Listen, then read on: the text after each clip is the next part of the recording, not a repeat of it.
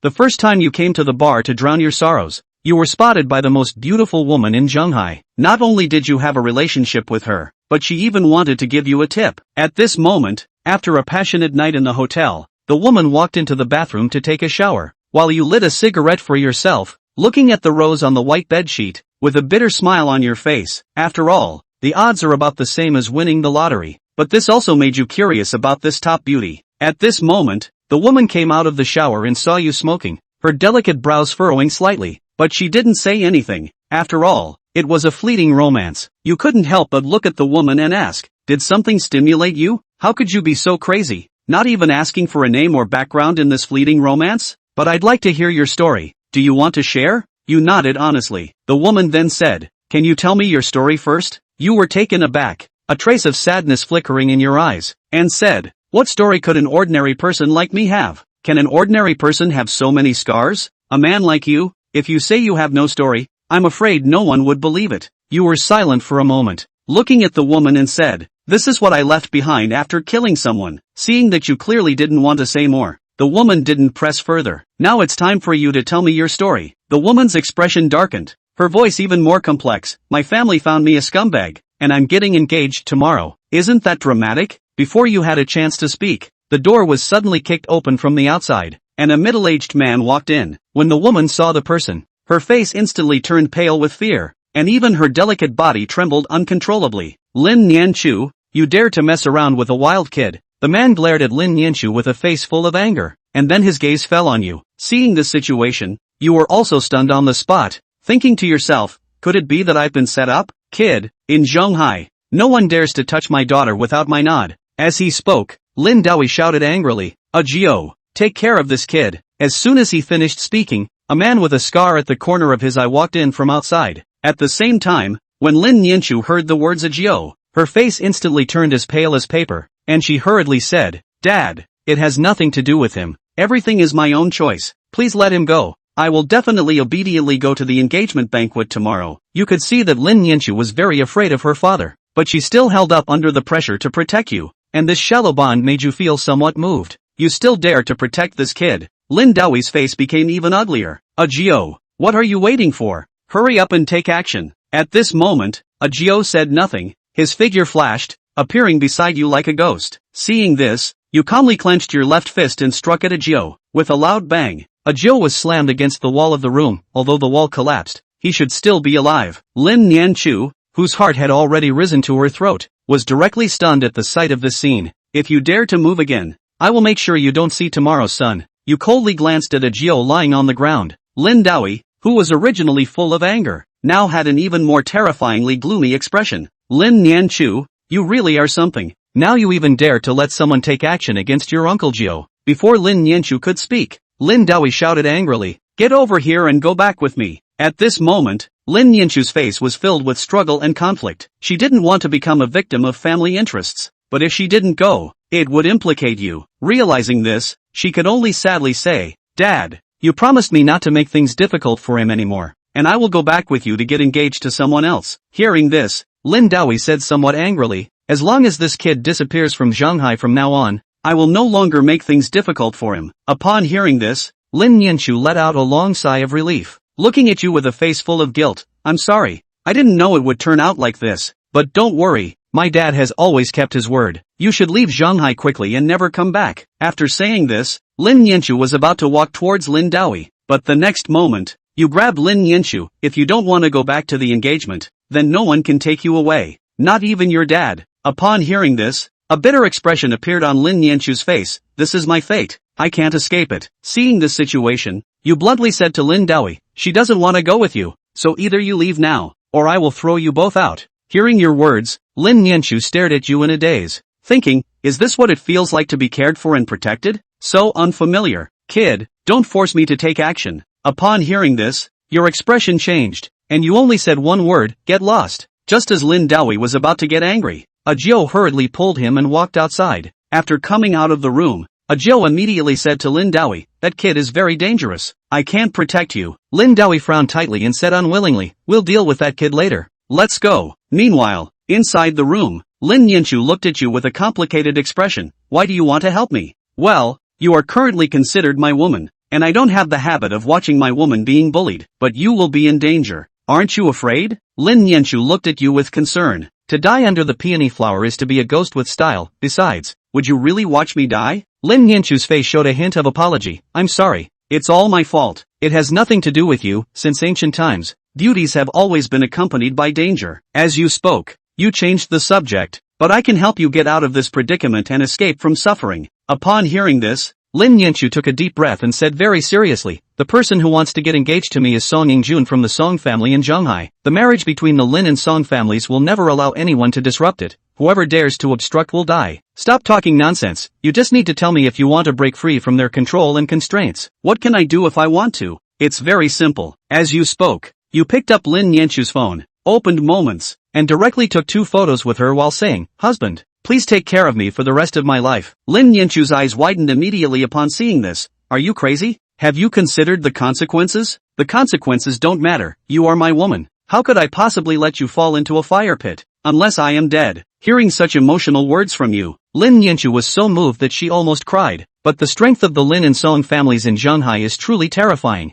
she said worriedly as she looked at you. Before Lin Yanchu could finish her sentence, you interrupted her. Quickly change your clothes. We are leaving. Lin Yanchu was taken aback, looking at you in confusion. Are you really waiting for the Song family to come after us? I'm not afraid of the Song family, but I also don't want to be disturbed at night. Besides, isn't it better to sleep with a beautiful woman like you than to fight and kill in the middle of the night? Immediately, Lin Yanchu changed her clothes, shot you a glare, and left with you. After coming out of the hotel, you glanced at a Xiaopeng S9 parked not far away, a cold glint flashing in your eyes. Inside the car, a Jiao trembled at the moment your gaze swept over. Sir, it seems he has noticed us. This is getting interesting, Lin Daoi said with a slight smile, the corner of his mouth lifting. Jiao, do you think the Song family can take this kid down? It's hard to say, Jiao replied uncertainly. This kid's skills are terrifying. He is definitely not an ordinary person. Lin Daoi also agreed with Jiao's analysis. Let's go. We should head back. Inform me immediately if there is any news about this kid.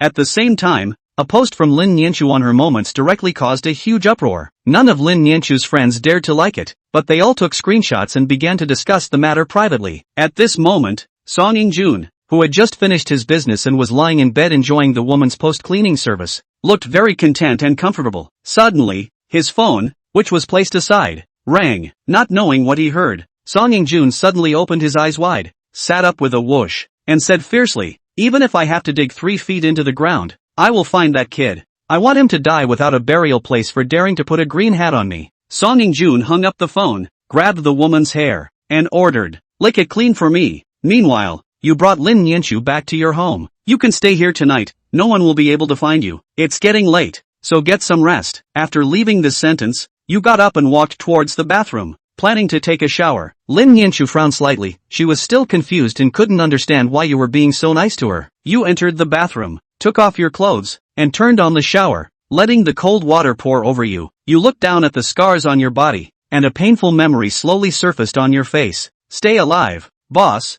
You must stay alive, and don't think about avenging us. The scenes from the past flashed in your mind, making the pain on your face even more pronounced. Don't believe them anymore. We are just their killing tools. Familiar faces flashed by, and the pain on your face grew more intense. Your fists slowly clenched together, and a bloodthirsty red light flickered in your eyes. Cold water slid down your body, and you seemed to return to that day of pouring rain, deeply trapped and unable to extricate yourself. Boss, if any of us can survive, we hope it's you. Suddenly, there was a loud bang. Qin Dongjun slammed his fist on top of the wall. Bastards, don't you mess around. We still have a chance. Outside, Lin Yanchu heard the commotion in the bathroom and frowned. What's wrong with him? With curiosity and concern, Lin Yanchu came to the bathroom door. Bang, bang, bang. Lin Yanchu knocked on the door of the room. What's wrong with you? Are you alright? At the moment, Qin Dongjun was completely deep in the past and didn't even hear Lin Yanchu knocking on the door. When Lin Yanchu saw that Qin Dongjun never responded, she began to feel a little worried in her heart. Something couldn't have happened to him, could it? Thinking of this, Lin Yanchu couldn't care less and directly started banging on the door. Her thin body slammed hard against the door. Even if it hurt a lot, she still gritted her teeth. Even she didn't know why she was worried about a man who only had a moment's pleasure. Under Lin Yanchu's unremitting efforts, the bathroom door was finally slammed open. Lin Yanchu had just opened her mouth when she was startled by the sight in front of her. her petite body trembling lightly without control. Chapter 4 PTSD Syndrome, Song Young-jun's Mania. At this moment, Shin Dong-jun's face was hideous, and his black-brown pupils had turned into a demonic and bizarre scarlet red at some point. Just by looking at each other, Lin Yanchu felt as if her heart was cut open by a knife, and all kinds of violence, solemnity, darkness, ferocity, and other dark sides were all stuffed into her heart along with Shin Dong-jun's gaze. At this moment, Lin Yanchu only felt that he was on an ancient battlefield. Looking around, it was desolate, and the ground was filled with thick blood and broken limbs. A thick aura of death enveloped her entire body, causing her to tremble. Lin Yanchu squirmed her throat with difficulty. She wanted to shout, but no matter how hard she tried, she couldn't make any sound. In the next moment, Shin Dong-jun was like a wild beast that had been startled, striking out almost instinctively. Snap! Shin Dong-jun's right hand deadlocked Lin Yanchu's neck, and a thick sense of suffocation instantly swam throughout his body. The aura of death spread out, and Lin Yanchu struggled reflexively. Shin Dong-jun, I am Lin Yanchu, I am. Lin Yanchu struggled frantically, but all to no avail. Shin Dong-jun was like a brutal and bloodthirsty beast, with only endless killing in his eyes. Instantly, Lin Yanchu fell into despair. She had thought that Shin Dong-jun could really help her get rid of the union and be able to get free. Now it seems to be nothing more than a waste of time. For a moment, Lin Yanchu slowly closed her eyes as 2 lines of tears slid down her cheeks. Maybe it's good to be dead. This way one will not have any worries. Just grandma's wish. Just when Lin Yanchu was ready to die, Shin Dong-jun suddenly let go of her and tore open Lin Yanchu's clothes. The sudden change caused Lin Yanchu to open her eyes violently. Just after opening his eyes, Shin Dong-jun walloped Lin Yanchu against the wall and kissed him frantically. Lin Yanchu was frozen in place. What the hell is wrong with him? Was it drugged? Lin Yanchu didn't know what it was like to be drugged, but from some of the knowledge she had learned, the way Shin Dong-jun looked right now was exactly like being drugged. But soon, Lin Yanchu dismissed this idea. Shin Dong-jun wasn't drugged. He was sick, most likely still PTSD, commonly known as post-war psychological syndrome. He was trying to vent. Lin Yanchu didn't resist and allowed Shin Dong-jun to violate her. As a doctor of psychology, she knows how scary PTSD can be once it relapses. She didn't know why Shin Dong-jun hadn't killed himself, but she knew that if she didn't let Shin Dong-jun vent ruthlessly, someone would definitely die. Time passed by minute. I don't know how long it took before everything returned to calm, and Shin Dong-jun quietly lay on the sofa and fell asleep. Lin Yanchu, on the other hand, stared at him with a complicated gaze. How exciting is the past of a man who was scarred and has PTSD. I really don't know whether to say I'm lucky or unlucky. Lin Yanchu murmured. A man who is 1 in a million can be met by me. On the following day, when the east turned fish belly white, Shin Dong-jun had already opened his eyes. Just as he opened his eyes, Shin Dong-jun smelled the aroma of a meal. You're awake. Lin Yanchu saw Shin Dong-jun sitting up and immediately spoke. Hurry up and go wash up for dinner. Lin Yanchu's face was calm, as if nothing had happened last night. Did I hurt you yesterday? Shin Dong-jun looked at Lin Yanchu's pinched red neck and asked with an apologetic face. You didn't do it on purpose either. Lin Yanchu said without a care in the world. But it's best to cure this disease of yours. You can't control the thought of killing every time. Shin Dong-jun frowned slightly. You know about my illness? I'm a doctor of psychology. Lin Yanchu said lightly. Having studied PTSD, your symptoms last night were very consistent with a PTSD relapse. If you don't mind, I can be your therapist and help you. Shin Dong-jun was slightly surprised. He hadn't really thought that Lin Yanchu was still a doctor of psychology. You're not afraid?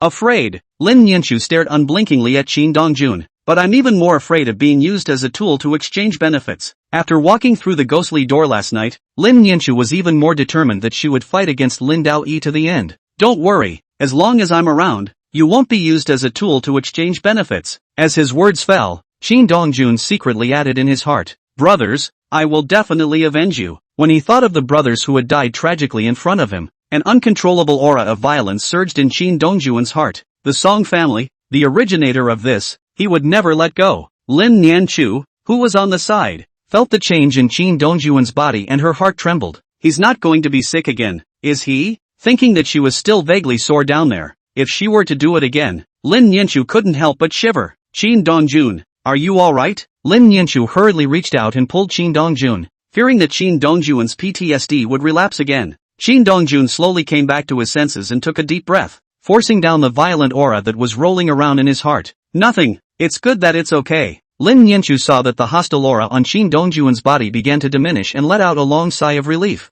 Hurry up and wash up for dinner. Lin Yanchu was curious about Shin Dong-jun's story, but she didn't ask. Although they had slept together, they didn't know each other well. It was unlikely that someone like Shin Dongjun would easily tell his story to himself. Lin Nianchu was not in a hurry. Currently she and Shin Dongjun were considered one. There would be plenty of time to dig in the future. She wanted to see how many secrets Shin Dongjun was harboring and what kind of past he had. Although Lin Nianchu was a $1,000 lady, she wasn't pampered and didn't dip her fingers in the water. She cooks colorful meals and looks good. Although the bed kung fu was almost, that is also because there is no experience. In the future, well-trained, absolutely enchanting on the bed, noble under the bed, in line with all the fantasies of a man's wife. Lin Nianchu ate elegantly, chewing slowly. Did your dad contact you? No. Lin Nianchu gently shook her head. But Song Yingjun is looking for you, said Lin Nianchu, looking up at Shin Dongjun. Have you figured out how to deal with it? Before, Lin Nianchu did worry that Shin Dongjun couldn't fight Song Yingjun, but after realizing that Shin Dongjun suffers from PTSD, Lin Nianchu stopped worrying. She knew that it was almost impossible for someone with this disease to be an ordinary person. What do you want to do? I think we should get a license first. Lin Nianchu stared at Shin Dongjun seriously. Only then will Song Yingjun have no way to marry me. You help me to be more logical, don't you think, my Mr. Shin? Lin Nianchu's straight gaze caused Shin Dongjun's gaze to dodge a little. All yours. After dinner, Lin Nianchu and Shin Dongjun had just gone downstairs when their cell phone suddenly rang. When Lin Nianchu saw the flashing caller ID on her cell phone, her eyebrows furrowed slightly, and she looked up at Shin Dongjun. We seem to be in trouble, said Lin Nianchu as she picked up the phone. Hello, Lin Nianchu, you finally answered the phone. Song Yingjun's cold and vicious words came out. Did you think I couldn't find you guys? Lin Nianchu's face changed slightly, and out of the corner of her eye, she instinctively looked around. The next moment, they only saw a dozen ferocious big men coming from the east and west directions, approaching towards them step by step. Chapter 5. If anything happens to him, I won't rest with you. When Lin Nianchu saw the phone call from Song Yingjun, he already guessed that Song Yingjun might have found them, but he didn't expect Song Yingjun to not only find them, but also to have already sent someone over. I've been so good to you. How dare you green me? Song Yingjun had always coveted Lin Nianchu's beauty, and in the face of other women, as long as he wanted them, he would get them, no matter what method he used. However, to Lin Nianchu, he appeared to be quite patient and never used any out of the ordinary means. After all, he was about to get engaged to Lin Nianchu, and with the Lin family's sake, there was no need to be redundant. Never thought that on the eve of the engagement, Lin Nianchu would dare to go to a room with another man and send a friend circle, making him a joke. Lin Nianchu, remember this, Song Yingjun warned viciously. In Zhonghai, you can only be mine. Whoever dares to touch you, I'll let them die. As Song Yingjun's words fell, the dozen or so ferocious hulks had already surrounded Shin Dongjun and the two of them. Kid, young Song's woman is not for you to touch. Dare to touch, take your life. As the words fell, these people directly struck out at Shin Dongjun. The moment these people made their move, Shin Dongjun had already taken the lead. Bang! A dull ringing sound came out, and the man who had just opened his mouth was like a broken paper kite, spitting out blood and flying backwards. In just a single glance, the leader was dead or alive, leaving the others who made the move all stunned. But then, I don't know who was the first to come back to his senses and burst out, "Kill him!" Meanwhile, Song Yingjun on the other side of the phone heard the voice, causing him to burst into unrestrained and maniacal laughter. Lin Nianchu, he was killed by you. Song Yingjun's voice gives off a sickly distortion. Did you think that if you weren't a virgin anymore, I wouldn't get engaged to you? I tell you, in your dreams, I will still be engaged to you, but I'm going to use you as an outlet. I'm going to turn you into a tail-wagging dog. Lin Nianchu was unmoved by Song Yingjun's foul language. She knew how perverted Song Yingjun was. It was just that Song Yingjun didn't know how strong Shin Dongjun was. At this moment, Shin Dongjun's face was filled with raw coldness, especially the gaze that flowed from those eyes, which was like a black hole that could swallow everything in the world. Suddenly, the corner of Shin Dongjun's mouth rose in an icy arc, and then he moved. Bang! Bang! As Shin Dongjun's figure flickered, someone would be like a sandbag, flying out backwards. At this moment, Shin Dongjun's figure seemed to be infinitely elongated and enlarged, like a mountain that covered the sky, causing their hearts to tremble, and their bodies to be so shaky that they were unable to stand still at all. Originally, they thought that with so many of them, packing up a single Shin Dongjun would not be as simple as crushing an ant. But right now, Shin Dongjun was like a lofty mountain in their eyes, weighing them down so much that they couldn't catch their breath and didn't even have the courage to make a move. Snap! As the slap fell, one of them was directly jerked away, and half of his face caved in for it. Without any tedious dialogues or complicated fights, the whole scene was like a climax screen cut out of a movie, presenting the final result directly in front of the eyes of the crowd. For a moment, those who were still standing panicked beyond measure as they tried to run, trying to stay away from the demon that was Chin Dong-jun. But Chin Dong-jun had no intention of letting them leave like that. Chin Dong-jun's figure flashed like a ghost, followed by a succession of muffled grunts. In the blink of an eye, however, all of these people collapsed to the ground, one by one. Although they were still breathing, they were in a miserable state. Lin Yanchu knew that Chin Dong-jun's past was extraordinary and guessed that Chin Dong-jun would definitely be able to solve these people. However, he did not expect these people to be unbeatable in front of Chin Dong-jun, especially when she thought of Chin Dong-jun's gaze just now when he made his move. Raw and cold and indifferent, Lin Yanchu couldn't help but shiver. She was a doctor of psychology, and she could see that the raw coldness and indifference in Chin Dong-jun's gaze was a disdain for life. It was as if in Chin Dong-jun's mind, life was like grass and weeds, not worth mentioning. The phone didn't hang up, did it? Lin Yanchu returned to her senses and instinctively shook her head. Chin Dong-jun was just about to ask for Lin Yanchu's cell phone when his heart suddenly tightened and a bad premonition steeply surged from his heart. Swish! In the next moment,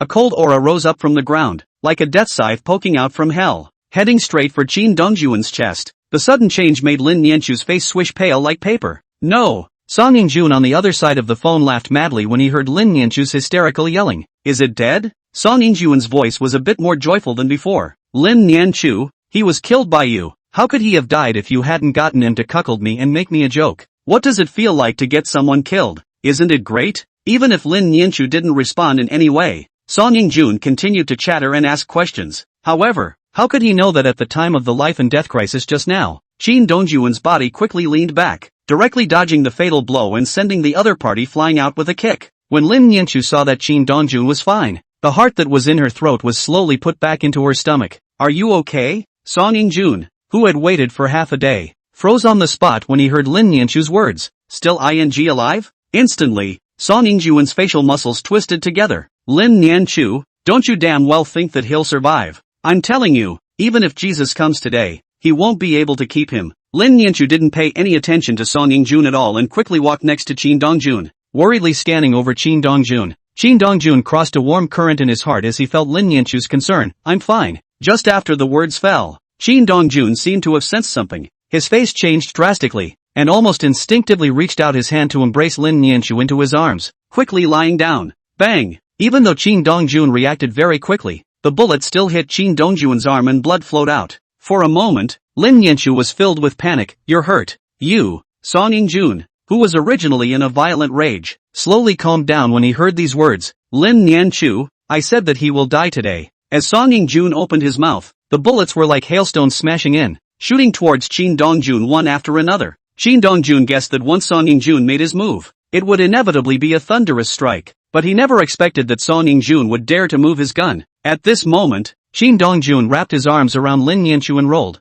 hiding directly behind the flower bed, making the gunman lose his target. You're still bleeding. Lin Yanchu's delicate face was filled with self-reproach. If it wasn't for her, Chin Dong-jun wouldn't have suffered this unwarranted disaster at all. At this moment, even though she knew that Chin Dong-jun was extraordinary, she began to regret implicating him. However, the thought that Chin Dong-jun had just spared himself from being injured in order to protect himself again filled her heart with endless warmth again, so much so that when she looked at Chin Dong-jun once again, there was already a wave of strange feelings in her heart. It's just a small injury, no harm done. Once Chin Dong-jun had experienced countless gunfire. Countless times one foot had stepped into the ghost gate. Today's scene was nothing compared to what he had experienced in the past. You hide here and don't move. I'll take care of them. Before the words fell, Chin Dong-jun disappeared in front of Lin Yanchu with a whoosh. For a while, Lin Yanchu's heart was filled with worry. After all, even the best kung fu is afraid of a chopper, let alone a bullet. Especially since Song In-jun on the other side of the phone was still pushing and pushing,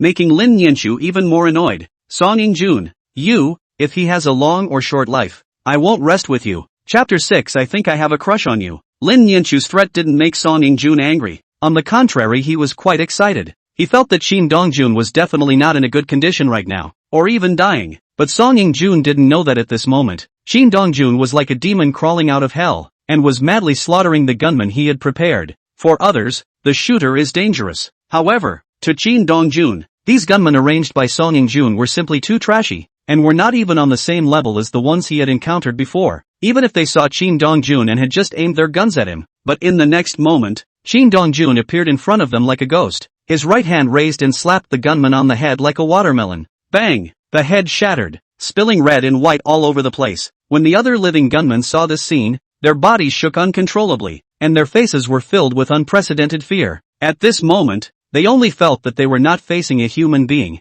but a devil crawling out of hell. They're scared. They want to run away. However, their feet were as heavy as lead, unusually heavy, and they could not move at all. So they could only watch as Chin Dongjun came and slapped their heads. Slaughter. It was a completely one-sided massacre, and no one could escape at all. In just 2 to 3 minutes, all the gunmen were killed and Chin Dongjun rejoined Lin Nianchu. Lin Nianchu, who was originally incredibly worried, saw Chin Dongjun appear in front of her once again, and a line of concern and excitement appeared on her face. How are you? Are you hurt? Previously, Chin Dongjun had been hit by a bullet in order to protect her. Just now, Chin Dongjun went to deal with the other gunman, causing Lin Nianchu's heart to be completely in her throat. After all, even the best kung fu is afraid of a chopper, let alone a bullet. Chin Dongjun looked at Lin Nianchu's concerned appearance and gently shook his head, his heart immediately followed by a warm feeling. It had been a long time since he'd experienced what it was like to be cared for by the opposite sex. At this moment, the phone hadn't hung up yet, and Song Yingjuan's face muscles twisted together on the spot as he heard Lin Nianchu's inquiry to Chin Dongjun, looking unusually hideous. Still alive? How is that possible? Is he an undead little strong man? Otherwise, how could I not be able to finish him off when I sent out so many people? It must be Lin Nianchu who was deceiving herself and deliberately provoking herself. Lin Nianchu, do you think that by saying this, I will believe that this bastard is still alive?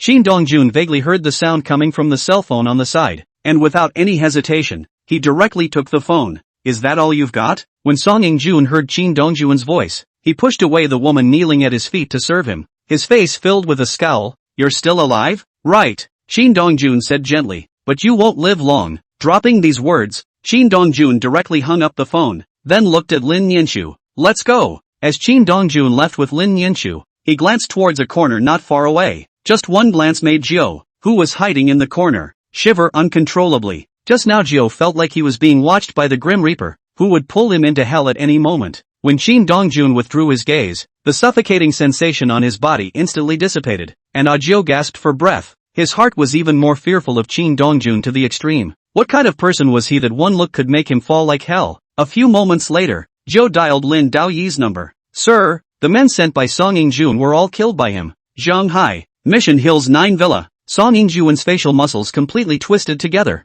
Little bastard, how dare you threaten me? I'm going to break you into pieces. Into pieces. Song Yingjun has been living in flowers and applause since he was a child, and as long as he wants it, there is nothing he can't get. Now that his fiancée had been taken away from him by someone else for one blood, and he himself had been threatened, it made Song Yingjun completely blow up. The next moment, Song Yingjun dialed a number. Make me the bastard who was with Lin Nianchu. Song Yingjun gritted his teeth. No matter what method I use, I'm going to let him die now. Saying that, Song Yingjun beckoned to the woman kneeling beside her and shivering, signaling for her to continue serving. Even though the woman's face was filled with terror, she obediently crawled to Song Yingjun and continued to serve. Feeling the warmth coming from his body, Song Yingjun's grimace slowly improved somewhat, but the next moment, as if Song Yingjun thought of something, his face not only became ugly again, but he also slapped the woman in the face. Do you think Lin Nianchu served that bastard like this last night? As soon as the words left his mouth, a blood-curdling picture of an aphrodisiac immediately surfaced in Song Yingjun's mind.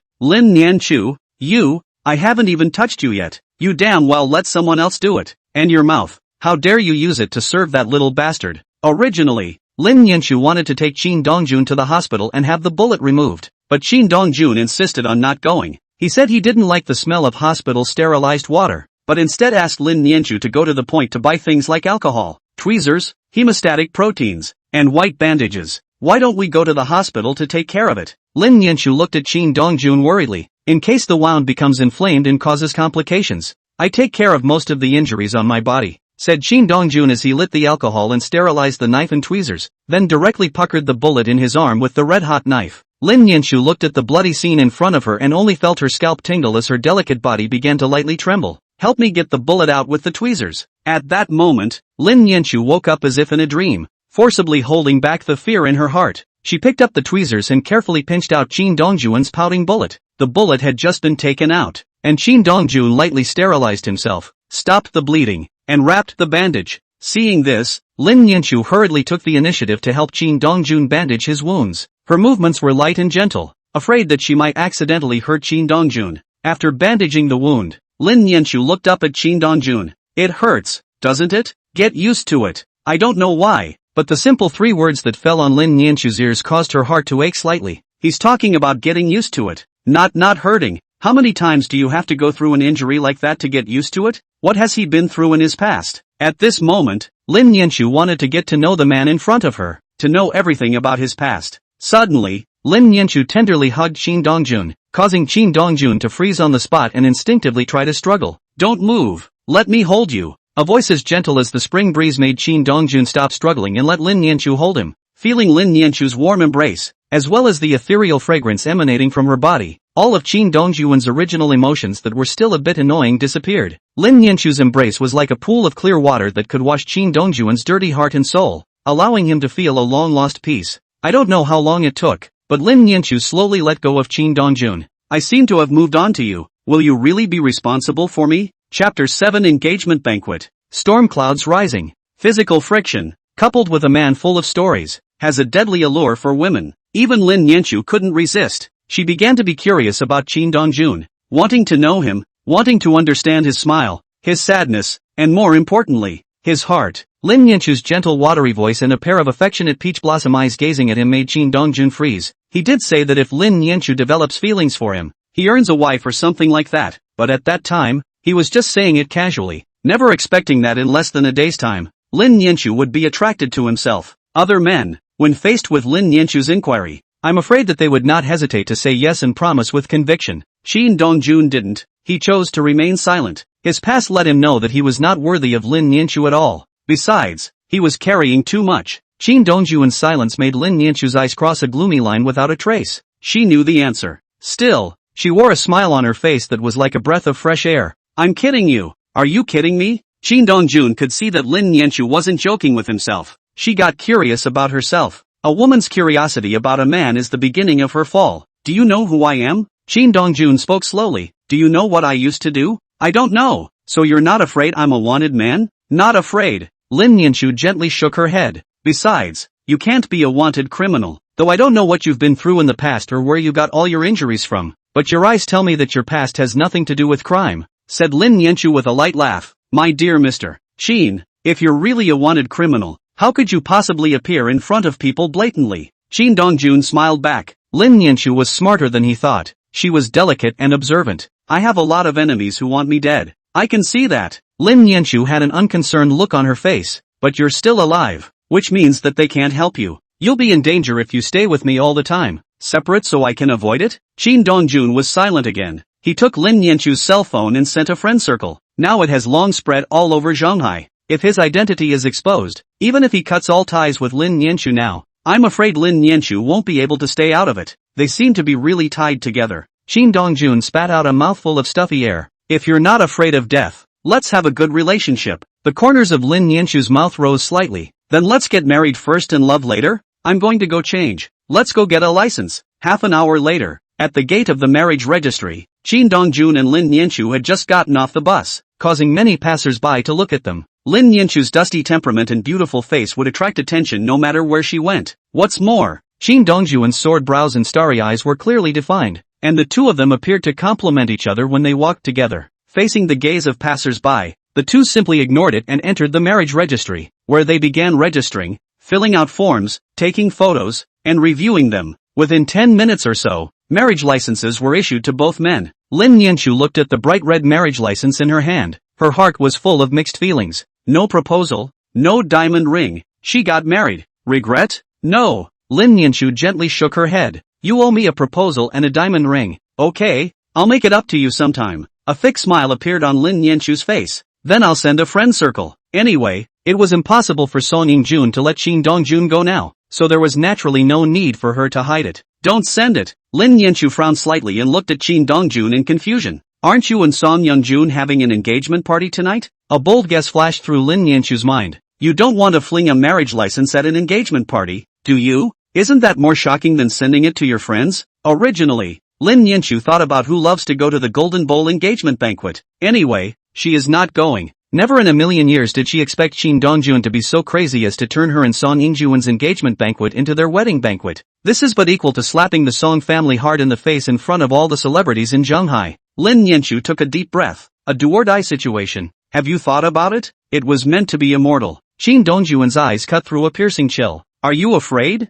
Lin Yanchu shook her head. I am a member of the Lin family. They would never dare to do anything to me. Lin Yanchu looked at Qin Dongjuan worriedly. It's you. They'll do anything to get you killed. Almost all of the celebrities from Shanghai are present at tonight's engagement party. Qin Dongjuan dared to take out the marriage license at the engagement banquet site. And the Song family definitely dared to kill the engagement banquet painfully. Just a clown. Qin Dongjuan rather contemptuously snorted lightly. As long as you're not afraid of involving the Lin family. Since you want to do that, I'll accompany you. The matter between her and Qin Dongjuan had become known all over Shanghai. She didn't mind making a bit more of a scene. Lin Yanchu's words had just fallen when the cell phone on her body rang. When Lin Yanchu saw that it was Lin Daoyi calling, her eyebrows knitted together in death. After a moment of contemplation, Lin Yanchu picked up the phone. You won't be absent tonight, will you? There was no father-daughter concern. Straight to the point. No way. That'll do. In 2 simple sentences, Lin Daoyi directly hung up the phone. He didn't bother to ask Lin Yanchu what she was doing or who she was with, as if everything didn't matter to him.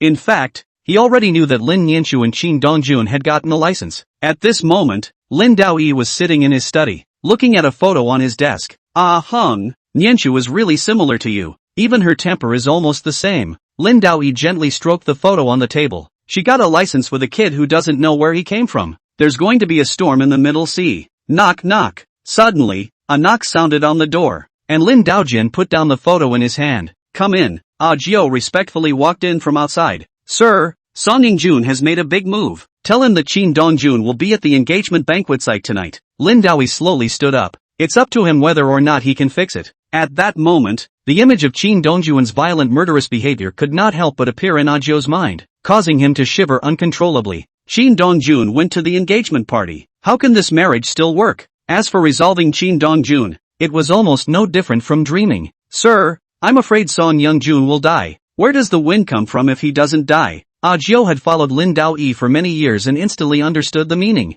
Help me inform the others. Don't take sides. Lin Daoyi's voice was very soft, but Jiao could feel the piercing coldness coming. Looking at Lin Daoyi's back, Jiao vaguely saw the blood-stained elegance of 30 years ago. Tonight, is there going to be a repeat? Chapter 8 will only be faithful to my husband, Qin Dongjun. 7 p.m. Hantaeing Sky Palace. Countless guests gathered together in groups of 3 or 5, whispering about the engagement banquet of the Song and Lin families this evening. After all, last night, Qin Dongjun took Lin Yanchu's cell phone and sent out a friend circle, which directly triggered Shanghai high society. The guests who came to the engagement banquet today wanted to see if this engagement banquet could be successful, and secondly, to give face to the 2 Song Lin families. At this moment, in a quiet box in Hantaeing Sky, Song Lian and Lin Daoyi were sitting looking at each other, the atmosphere slightly somber. Rin Doichi, are you sure your daughter can come? Song Lian frowned, even though Lin Daoyi repeatedly assured him that Lin Yanchu would definitely be there. But seeing that Lin Yanchu hadn't shown up yet as the time for the engagement banquet was getting closer and closer, it was inevitable that Song Lian was uneasy. Lin Yanchu's circle of friends has already caused the Song family to lose face, and if Lin Yanchu doesn't show up tonight, I'm afraid the Song family will be completely reduced to a joke. I'll call her now. Okay. Saying that, Lin Daoyi took out his cell phone and dialed Lin Yanchu's number. Where were you? Lin Daoyi and Lin Yanchu called as if there would never be any hush-hush. Coming up to the point. On the road. Don't be late. The guests are almost here. Dropping these words, Rindoichi hung up the phone.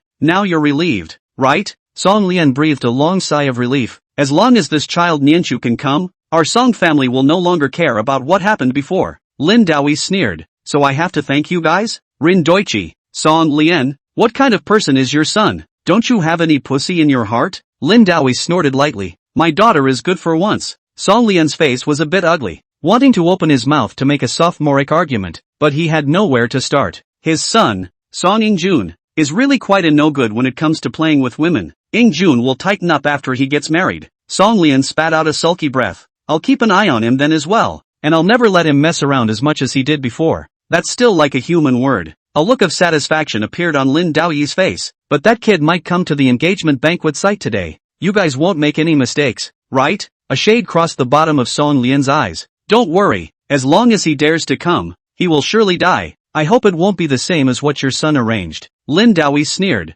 Being killed by others. Meanwhile, Lin Yanchu brought Qin Dongjun to the cloud-top heavenly palace. It's not too late for you to regret it. Lin Yanchu's brows carried a wave of worry. Although Qin Dongjun was powerful, the Song family was not to be messed with. And besides, this was the Song family's home turf. Once Qin Dongjun stepped into the cloud-top heavenly palace, there was no way back. I never do anything I regret. Lin Yanchu didn't say much as she stretched out her jade root-like arm to hold onto Qin Dongjun and walked into the cloud-top heavenly palace. Lin Yanchu herself was the protagonist of the day. Plus the fact that Lin Yanchu was wearing a long white dress, and had just appeared at the engagement banquet site, immediately attracting the attention of countless people. Countless guests saw that Lin Yanchu was actually holding Qin Dongjun, and the entire scene instantly exploded. The man beside Lin Yanchu seems to be the guy from her circle of friends. Damn, is this an engagement? Or a smash-up? For a while, countless people were talking, each with a playful smile on their faces. This engagement party today.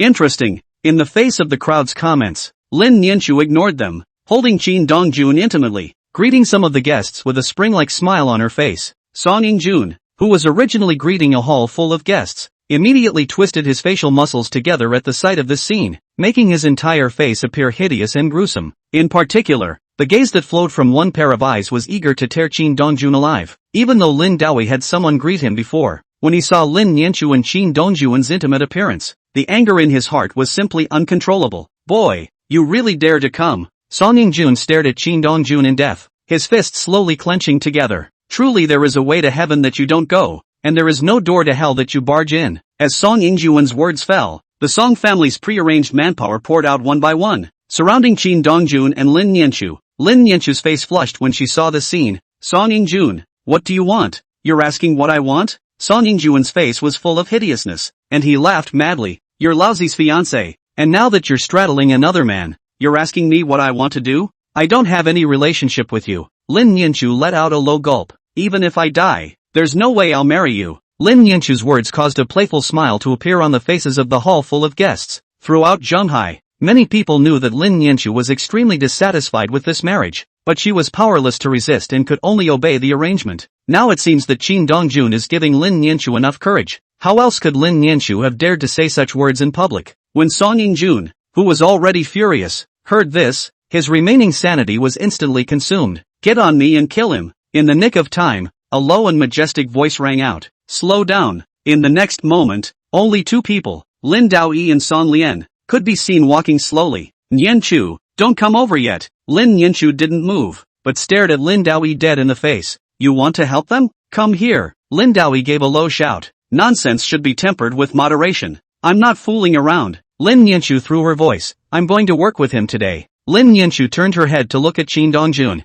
her eyes filled with watery tenderness. I, Lin Yanchu, will only be loyal to one person in my life, and that's my husband. Qin Dongjun, said Lin Yanchu directly took out 2 marriage licenses. Wow, the red marriage license, in this moment, looked dazzling. The moment countless guests saw the marriage license, they knew that today's engagement party was completely shattered. I'm afraid that there is no more possibility of marriage between the Song and Lin families. After all, Lin Yanchu's one circle of friends had already made the Song family a joke, and now at the engagement banquet site, Lin Yanchu directly took out her marriage license with Qin Dongjun. This was tantamount to slapping everyone in the Song family hard in the face and stomping the Song family's face down on the ground. When Song Lian's father and son saw the marriage license in Lin Yanchu's hand, their faces were as gloomy as water. Lin Daoi, you play with our Song family, don't you? Lin Daoi ignored Song Lian and instead looked at Qin Dongjun. Kid, you're not going to keep hiding behind my daughter and let her protect you, are you? You go to your father's place first. Qin Dongjun looked at Lin Yanchu tenderly. Don't distract me. Lin Yanchu didn't move. She quietly stood beside Qin Dongjun with the meaning of living and dying together. Trust me. Qin Dongjun spoke again. Go over first. Then you must be safe. Lin Yanchu knew that she would only be a burden if she stayed by Qin Dongjun's side, and would only make Qin Dongjun worried and distracted. Lin Yanchu had just arrived at Lin Daoi's side when Lin Daoi said to Song Lian, when you guys finish him off, I'll give your Song family a satisfactory explanation. Chapter 9 Mayday. Kill him. Whether it was Song Lian or Song Yingjun, or the rest of the Song family, they had long since become enraged. Now that Lin Yanchu had left from Qin Dongjun's side, they didn't have any worries. As for the matter of Lin Yanchu making them lose face, they would just settle the score with Lin Dao later. The beaters arranged by the Song family were just about to make their move when a cold chill suddenly flowed from Qin Dongjun's body. The angular face has also become pale, without joy or sorrow, as if emptying, and the pair of dark brown pupils have become deep and invisible, like a black hole that can swallow everything. When countless people felt the chill that flowed from Chin Dongjuan's body, two words could not help but pop up in their minds: death. That's right,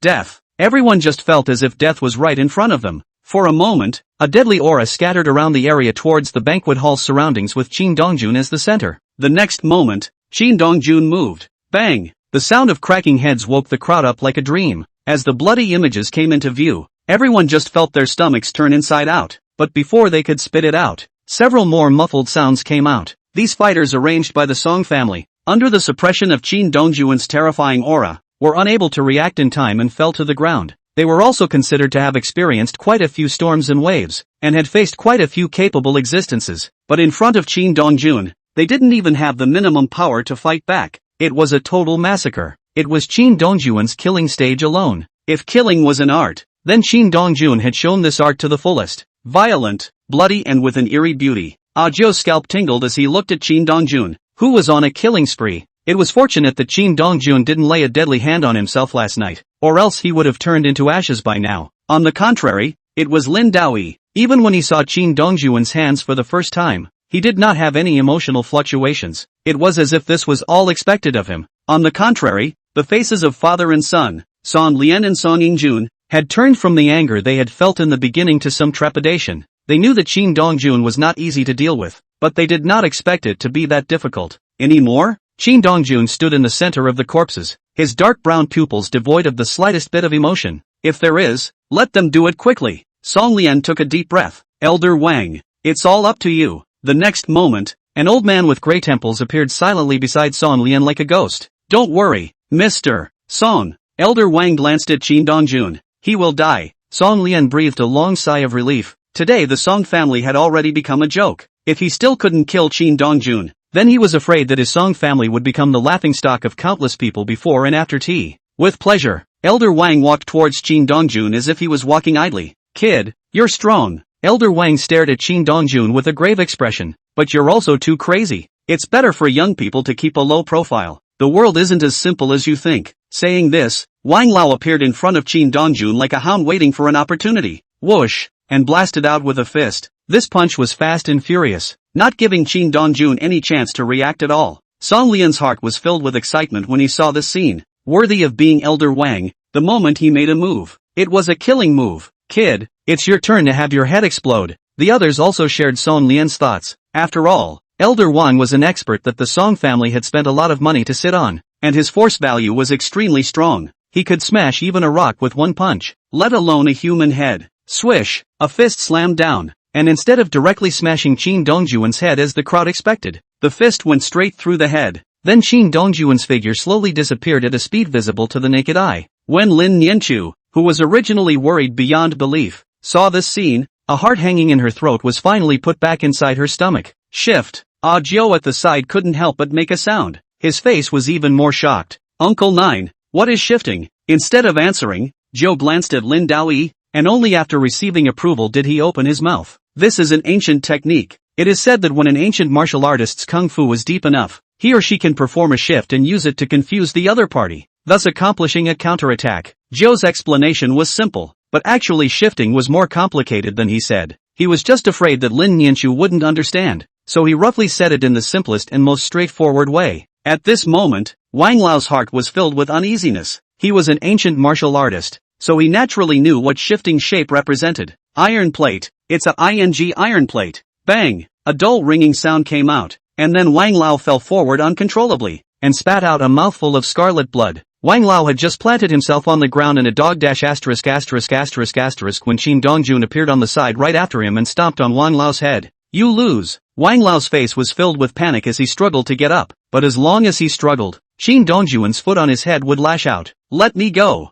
Elder Wang was terrified and begged for mercy. I'll never meddle in your affairs again. Chin Dongjun didn't say anything, but used his actual actions to tell Wang Lao about his decision. Bang! The head shattered like a watermelon, spilling red and white things all over the place, shocking to the eyes. After resolving Old Man Wang, Chin Dongjun immediately dropped his gaze on Song Yingjun. Remember what I told you? The not-so-light voice fell on Song Yingjun's ears like a death knell ringing in hell, causing him to shiver more than just a little. You don't mess with me. I told you, you won't live long. Saying that, Qin Dongjun took an arrow step and arrived in front of Song Yingjun with a swish, directly grabbing Song Yingjun's neck. At once, a thick feeling of suffocation hit Song Yingjun, causing him to instinctively struggle and call, "Dad, help me." Song Lian woke up as if from a dream and let out a low growl. "Kid, let go of my son." Song Lian recklessly rushed towards Qin Dongjun, trying to save Song Yingjun, but before he could touch Qin Dongjun, he was kicked out. "There is a price to pay for killing me. Understand?" As Qin Dongjun's right hand exerted force, Song Yingjun's breathing became more and more difficult. His lips were black and purple, and his eyes were still bulging outwards. Seeing this scene, Song Lian blithely ignored the injuries on his body and begged Lin Daoi for help. "Lin Daoi, I'm telling you, this is all the trouble your daughter has caused. If anything happens to my son, I'll make your daughter pay for her life." Lin Daoi frowned slightly. "Are you threatening me?" Kid, kill him." Lin Daoi chortled coldly. "I'll help you deal with the Song family." At that moment, Song Lian's face changed drastically, and he fell to his knees with a plop. He knew that he had just said the wrong thing and angered Lin Daoi. "Brother Lin, I was confused just now," Song Lian hurriedly explained. "Please, save my son." Song Lian was clear that Lin Daoi had the ability to save his son, and as for the other guests, there might be someone who could save Song Yingjun as well, but they might not help themselves. After all, it was more in their interest for the Song and Lin families to turn against each other and fight to the death. "I'll do anything you want me to do if you can save my son." Chapter 10. When you are a lady, you still set up a house of cards. If it were anyone else, they would have been quite proud to face Song Lian kneeling at their feet. After all, the Song family had been in power since Song Guangwei retired, and Song Lian had become the head of the Song family. But Lin Daoi wasn't the least bit proud of himself because he never took Song Lian seriously from the beginning to the end. The really difficult thing about the Song family was Song Guangwei, the oldest member of the Song family.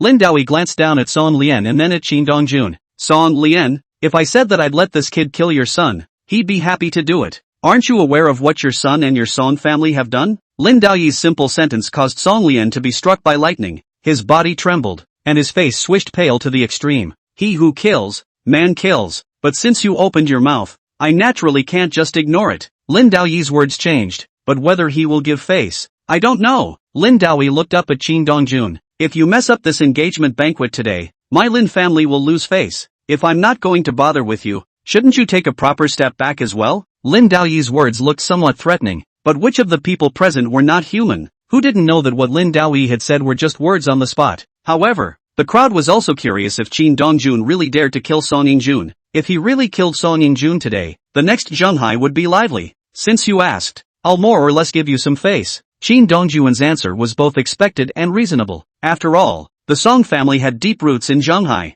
and offending the Song family to death would not do Qin Dongjun any good. Besides, Lin Daoi had yet to recognize Qin Dongjun's son-in-law status. A strong excitement immediately surged in the heart of Song Lian, who was originally desperate. However, the next moment, Qin Dongjun's words caused Song Lian to fall into an ice cave once again. "I'll leave him breathless." Qin Dongjun directly let go of Song Yingjun, then slammed his fist hard on Song Yingjun's chest. Bang! Song Yingjun was like a sandbag, spitting out blood and flying backwards. "Kid, you dare to kill my son." Song Lian's face was full of grimace as he made a move to seek out Qin Dongjun to fight for his life. "He didn't die." Lin Daoi suddenly spoke. "If you don't want your son to die for real, send him to the hospital quickly." Song Lian hears Lin Daoi's reminder and rushes to Song Yingjun's side, realizing that Song Yingjun is still breathing, and immediately has someone prepare a car to go to the hospital. As for the rest of the Song family, they also followed and left in disgrace. "Everyone, I'm sorry." Lin Daoi apologized as he saw all of Song's family members leave. "Originally,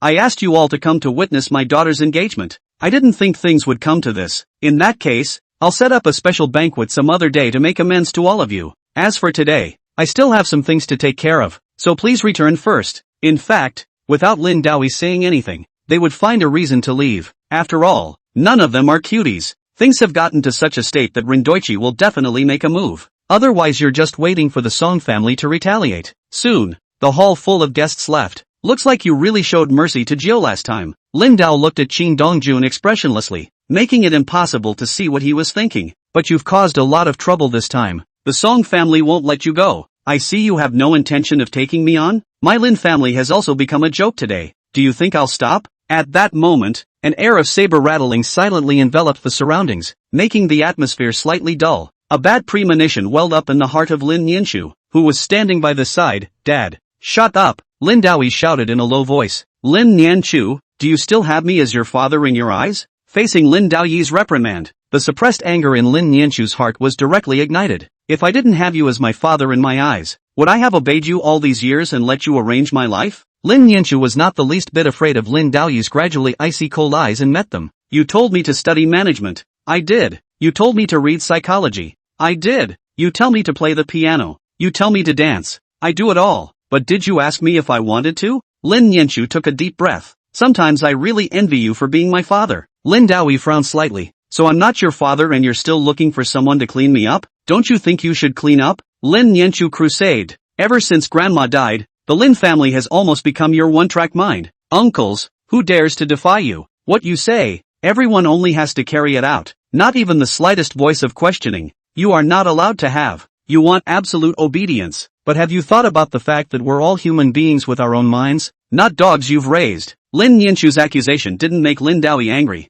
On the contrary, a thick smile appeared on his face. It seems like this kid has given you a lot of courage. How dare you talk to me like that now? In the next moment, the smile on Lin Daoyi's face froze and was replaced by endless coldness. Kid, you're very capable. Not even a day old and you managed to make my daughter accuse me. Lin Nianchu knew Lin Daoyi too well and knew that right now Lin Daoyi had already moved to knife people. In the next moment, Lin Nianchu hurriedly reached out her hand to protect Qin Dongjun behind her. What do you want? I'm telling you, if you hurt him, I'm not done with you. Lin Nianchu's threat was as pale as white paper to Qin Dongjun, with no lethality to speak of. He can't help me. Qin Dongjun reached out his hand and gently lowered Lin Nianchu's raised arm. Let's talk? Qin Dongjun's initiative to find Lin Daoyi for a chat made Lin Nianchu quite surprised, but it was Lin Daoyi who was calm and unperturbed, as if he had already guessed that Qin Dongjun would take the initiative to find himself. You're coming with me. Qin Dongjun was just about to follow Lin Daoyi when Lin Nianchu hurriedly pulled Qin Dongjun back and shook his head frantically, signaling Qin Dongjun not to follow him over. She was afraid that Lin Dao would hurt Qin Dongjun. Although Qin Dongjun's force value was terrifying, he couldn't help that Lin Daoyi had many means. Don't worry, I'm fine. Qin Dongjun patted Lin Nianchu's hand. This matter has to be resolved, doesn't it? Wait well for me. I'll be out soon. Dropping these words, Qin Dongjun quickly followed Lin Daoyi, while Lin Nianchu stood outside with a worried face. She wanted to follow her, but she knew Lin Daoyi's temperament too well for him to let her be beside him. In the room, Lin Daoyi sat on the sofa and went straight to the point. The Song family has a grudge against you, right? You're overthinking it. Qin Dongjun denied it. I don't know if you approached my daughter by accident or on purpose. Lin Daoyi stared at Qin Dongjun dead on, afraid that he would miss any change of emotion on Qin Dongjun's face, judging from the fact that you took a shot at the Song family alone. If you didn't have a grudge, I would never believe it. I'm not interested in knowing about your enmity with the Song family, but I'll warn you that Lin Nianchu is a daughter. Lin Daoyi's gaze flinched, and a coldness like a sharp sword erupted from his eyes. Do you know what you look like now? Qin Dongjun sneered. Being a lady and still wanting to set up a house of cards. Chapter 11 The End of Song Wanwei. Having been in the business world for a long time, such insulting words were not lethal at all to Lin Daoyi. He still did not change his face, without joy or sadness, and quietly looked at Qin Dongjun, waiting for his later words. You want to annex the Song family through marriage, am I right? What's the problem? Rindoichi admitted frankly. He's ambitious. That much is known throughout Shanghai. The Lin and Song families were joined in marriage, and everyone also knew that this was a game between Lin Daoyi and the Song family. Win and annex the other side. I'll take care of the Song family. You stay out of our business. Are you sure? Remember, stay out of our business, or I won't let you go when the time comes, even if you're her father, said Qin Dongjun as he picked up the goblet in front of Lin Daoyi and gave it a slight push. Click. The goblet shattered into a glass rapier. Don't take my word for it. Qin Dongjun took this glass sharp sword and stuck it directly on the coffee table. Lin Daoyi looked at Qin Dongjun's departing back and then at the sharp sword stuck on the coffee table. What a terrifying power. Lin Daoyi frowned and muttered. What the hell is this guy? Lin Daoyi started investigating Qin Dongjun last night and found nothing so far. It was as if Qin Dongjun had appeared out of thin air without any information at all. Or maybe Qin Dongjun's message is too clean. With that, Rindoichi slowly pulled out the glass rapier stuck on the coffee table. Interesting little guy. I'd like to see how much you can surprise me. Lin Nianchu saw Qin Dongjun come out from outside and hurriedly greeted him. How are you? Did my father give you a hard time? Lin Nianchu pulled Qin Dongjun to look up and down, fearing that Qin Dongjun would get hurt. Qin Dongjun could clearly feel that Lin Nianchu really cared about himself. No, we had a nice chat. Qin Dongjun made up a lie. He didn't want Lin Nianchu to think too much. He won't stick his nose into either of our affairs in the future. Really? Lin Nianchu looked at Qin Dongjun with some excitement, full of disbelief. although she resented what Lin Daoyi had done. In the end, Lin Daoyi was ultimately her father. It was her only blood relative in the world. Naturally, she also wanted Lin Daoyi to recognize Qin Dongjun's identity and bless herself. Of course it's true. Qin Dongjun looked at the happy Lin Yanchu. Your father is actually quite nice. From the expression on Lin Yanchu's face, Qin Dongjun knew that Lin Yanchu still cared about Lin Daoyi. So he went along with it and helped Lin Daoyi put in a good word. I know better than you what kind of person he is. Lin Yanchu hummed lightly, but since he no longer cares about the two of us it's fine. Come on, I'll take you to a big dinner. Lin Yanchu had just pulled Qin Dongjun away with a smile on his face when Lin Daoyi walked out from inside. Looking at the back of the two, the corner of Lin Daoyi's mouth rose slightly. It's been a long time since I've seen this girl so happy. Just what is this kid's purpose in approaching Yanchu, the First People's Hospital of Shanghai? Song Lian's face was full of grimaces as he growled at the specialists in the hospital. I'm telling you, no matter what you do, you're going to save my son, or else all of you go and bury him with you. All the experts were sweating coldly, and their bodies were trembling uncontrollably. They also wanted to save Song Yingjun, but now Song Yingjun's internal organs were nearly all shattered, and with only one breath left hanging, they really didn't have any way. Just as the crowd was silenced, an old man with white hair walked in from outside. I heard you yelling just as I arrived at the door. The old man reprimanded Song Lian with a grim look on his face. Where's the culmination I taught you before?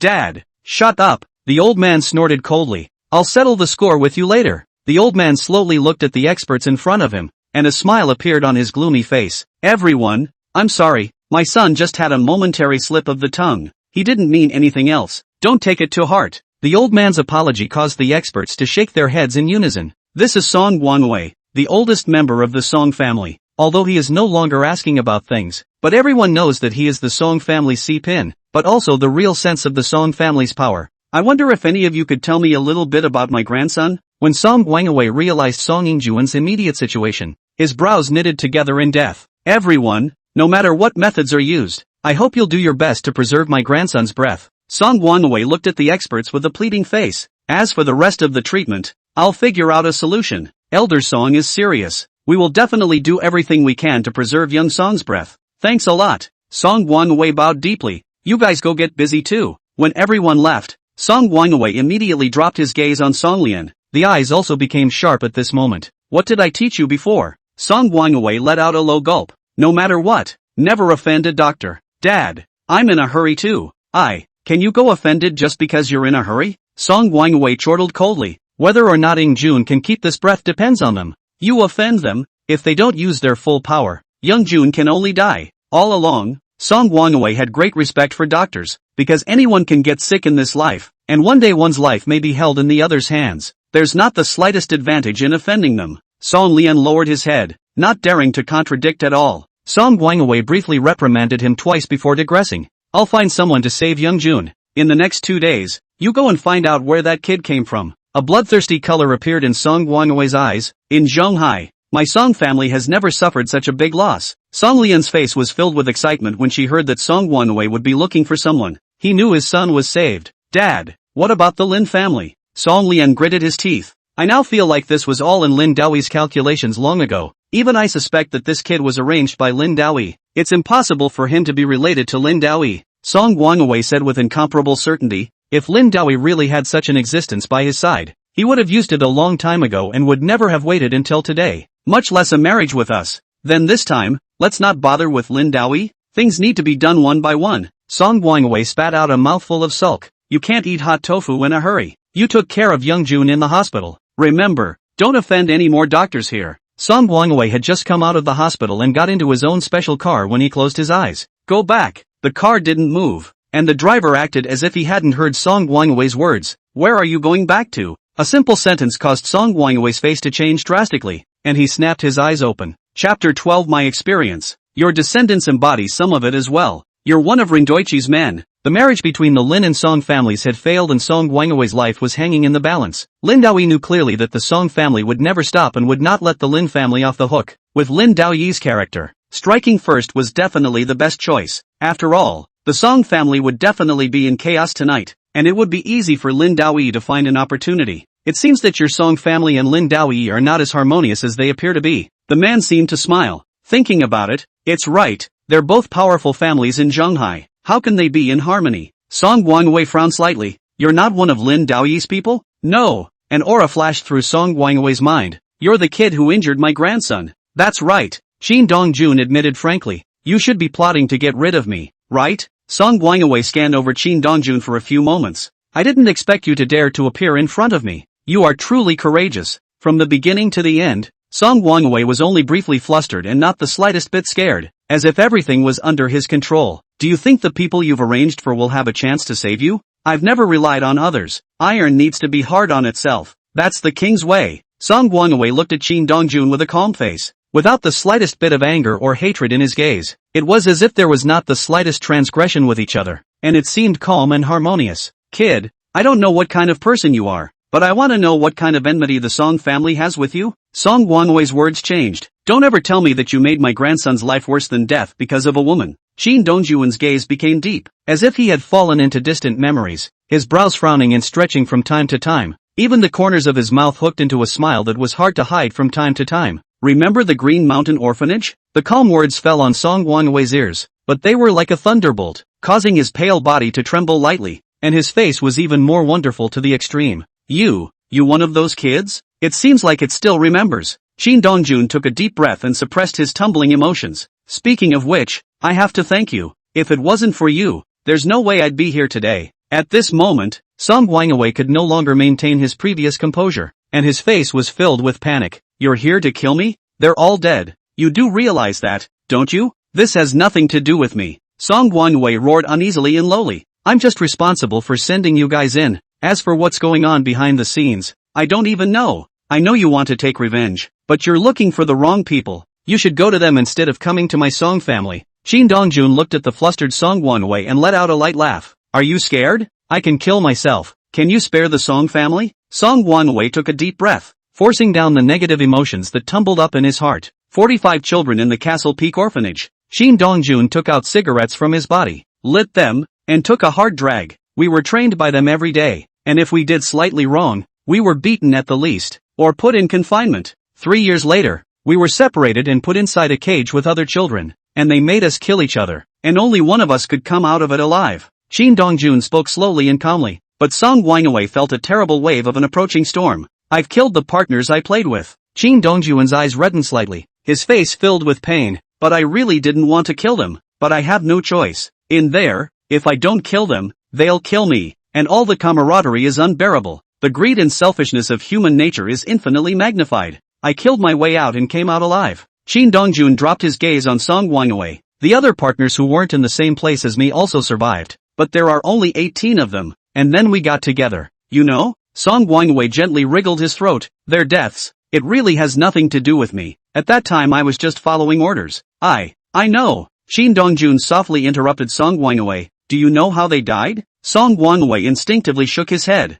They all died for me. A hideous smile appeared on Shin Dongjun's face. Died right in front of me. A simple sentence, but it made Song Guangwei feel like falling into an ice cave, and a coldness spread from head to toe. I promised them, but anyone who was involved in this matter, I will find them all one by one. Shin Dongjun's voice was suddenly cold. Let all of you go to hell to repent. However, I am a kind-hearted person, and all these years of killing have made me weary. Song Guangwei, who was originally nervous and uneasy, let out a long sigh of relief when he heard these words. As long as you can spare the Song family, I'm willing to do whatever you ask me to do. It wasn't that Song Guangwei didn't want to resist, but he knew better than anyone how terrifying Shin Dongjun was. I'm afraid there's not a single person in the whole of Zhenghai who can match it. Unless those people came, perhaps there would be a chance to seriously injure Shin Dongjun. But do they know about Shin Dongjun being alive? Your Song family has children too, right? Song Guangwei's face changed greatly. You, let them play the same game I played when I was a child. A devilish smile appeared on Shin Dongjun's face. Only one person can live. Swish. Song Guangwei was like a frosted eggplant,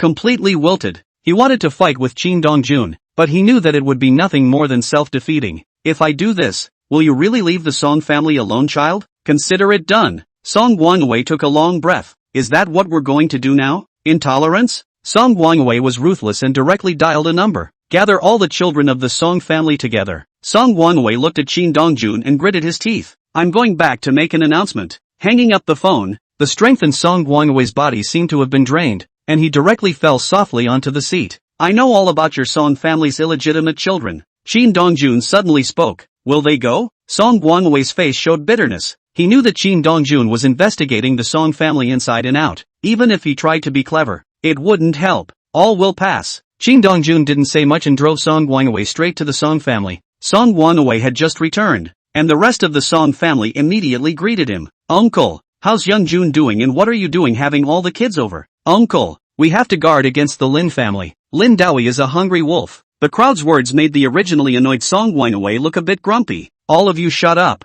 Song Guangwei let out a low gulp. There's nothing for you here. All of you get the hell down. At that moment, the crowd was silenced. You looked at me and I looked at you, not daring to say anything at all, and they turned around and left in a grayish manner. After everyone had left, Song Guangwei twisted his head toward the outside. He knew that Shin Dongjun was watching from outside. Chapter 13 A Chance Encounter in Front of the Mausoleum. On the following day, Song Guangwei, the Song family's oldest son, committed suicide, and forced all of the Song family's juniors to die before committing suicide, like a whirlwind that swept through the entire Zhonghai. For a while, countless people were talking. Is Song Guangwei crazy? Otherwise, if he was going to die, why did he drag all the juniors with him? When Lin Dawi received this news, the entire person was directly dumbstruck and frozen. After a long time, Lin Dawi came back to his senses. This kid, he's really ruthless, directly cutting off the Song family's future. When Ajio, who was on the side, heard these words, Shin Dongjun's figure immediately surfaced in his mind, and then he couldn't help but shiver coldly. Now the Song family is going to go completely crazy. Lin Dawi wore a smirk on his face. Jio, order them to retreat when they encounter the Song family. By the way, help me prepare. Let's go and mourn Song Guangwei. Meanwhile, Lin Yanchu was eating breakfast with Shin Dongjun and chatting about the Song family. Do you think Song Guangwei is crazy or not? Lin Yanchu looked cute as she frowned and thought. It has nothing to do with us. Shin Dongjun sullenly ate the breakfast made by Lin Yanchu. Lin Yanchu's cooking was really good, and Shin Dongjun felt like he was on his way to the peak of his life. Wake up to a delicious breakfast. The entire Song family will definitely go crazy this time. Lin Yanchu still spoke of the Song family. The Song family's juniors are all their hopes. There are some juniors who have poured their hearts and souls into countless endeavors. When Lin Yanchu saw that Shin Dongjun ignored her and kept burying her head in dry rice, she couldn't help but snort lightly. Say something. Shin Dongjun looked up at Lin Yanchu. Say what? I don't think Song Guangwei is crazy. He was forced by someone. Lin Yanchu assured with conviction. It's the only way he could keep the rest of the Song family alive. When Lin Yanchu said this, she stared straight at Shin Dongjun, making Shin Dongjun's heart a little hairy. She doesn't suspect herself, does she? But the woman's acumen is horrible. Your analysis makes sense. Shin Dongjun's face did not change as he chimed in. But right now, they don't have the time to pay attention to us. We'll have a clean slate. That's true. Lin Yanchu nodded approvingly. Do you have something later? What are your plans? I want to go to honor my grandmother. A wistful color appeared on Lin Yanchu's face. Tell her that I got married, so that she can feel at ease in the 9 springs. I'll go with you. Half an hour later, Lin Yanchu brought Shin Dongjun to the mausoleum where the old Taijun of the Lin family was buried. Lin Yanchu skillfully arranged the offerings and burned paper for the late old Taijun. Grandma, he is Shin Dongjun, my husband. Lin Yanchu lowers her head to burn the paper while introducing Shin Dongjun. Well, isn't that cool? Not only is he handsome, he's also very nice to me, so don't worry about me over there. I'm taken care of now too. Lin Yanchu burned the paper and shredded it, while Shin Dongjun stared at the photo on the tombstone with a frown on his face. The photo is so familiar. It seems like we met somewhere, but for a moment I couldn't think of anything.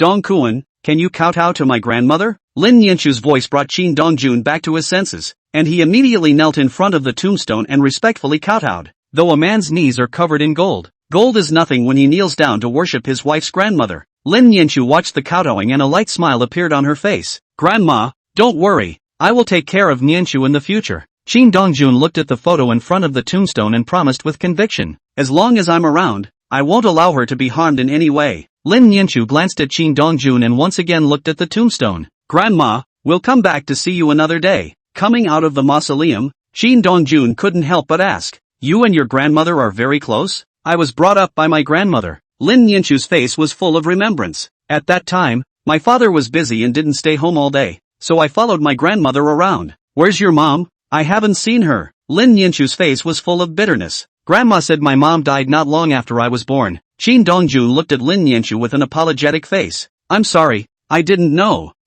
It's fine. Lin Yanchu gently shook her head. Even though I haven't seen my mom or felt a mother's love, my grandmother is very good to me. No matter what I want or what I want to do, my grandmother will always go along with it. said Lin Nianchu, turning her tone. What about you? When will you take me to see your parents? When she said these words, a wave of nervousness surged in Lin Nianchu's heart, and her slender white jade hands were then squeezed together. She was now married to Qin Dongjun, and currently, though she didn't know exactly what Qin Dongjun was from, but she had to meet Qin Dongjun's parents after all. I don't have parents. Lin Nianchu, who was originally nervous, froze, and then her brows furrowed together. Did you have a conflict with your family? I would like to have a conflict with them. Qin Dongjun let out a bitter laugh. But I don't. Do you not want to take me to them, or are you an orphan? Orphans. Originally, Lin Nianchu thought that Qin Dongjun didn't want to bring himself to meet them, never expecting the worst. I'm sorry, I didn't know. Lin Nianchu hurriedly apologized. I thought you were afraid that I would embarrass you, so you didn't want me to see them.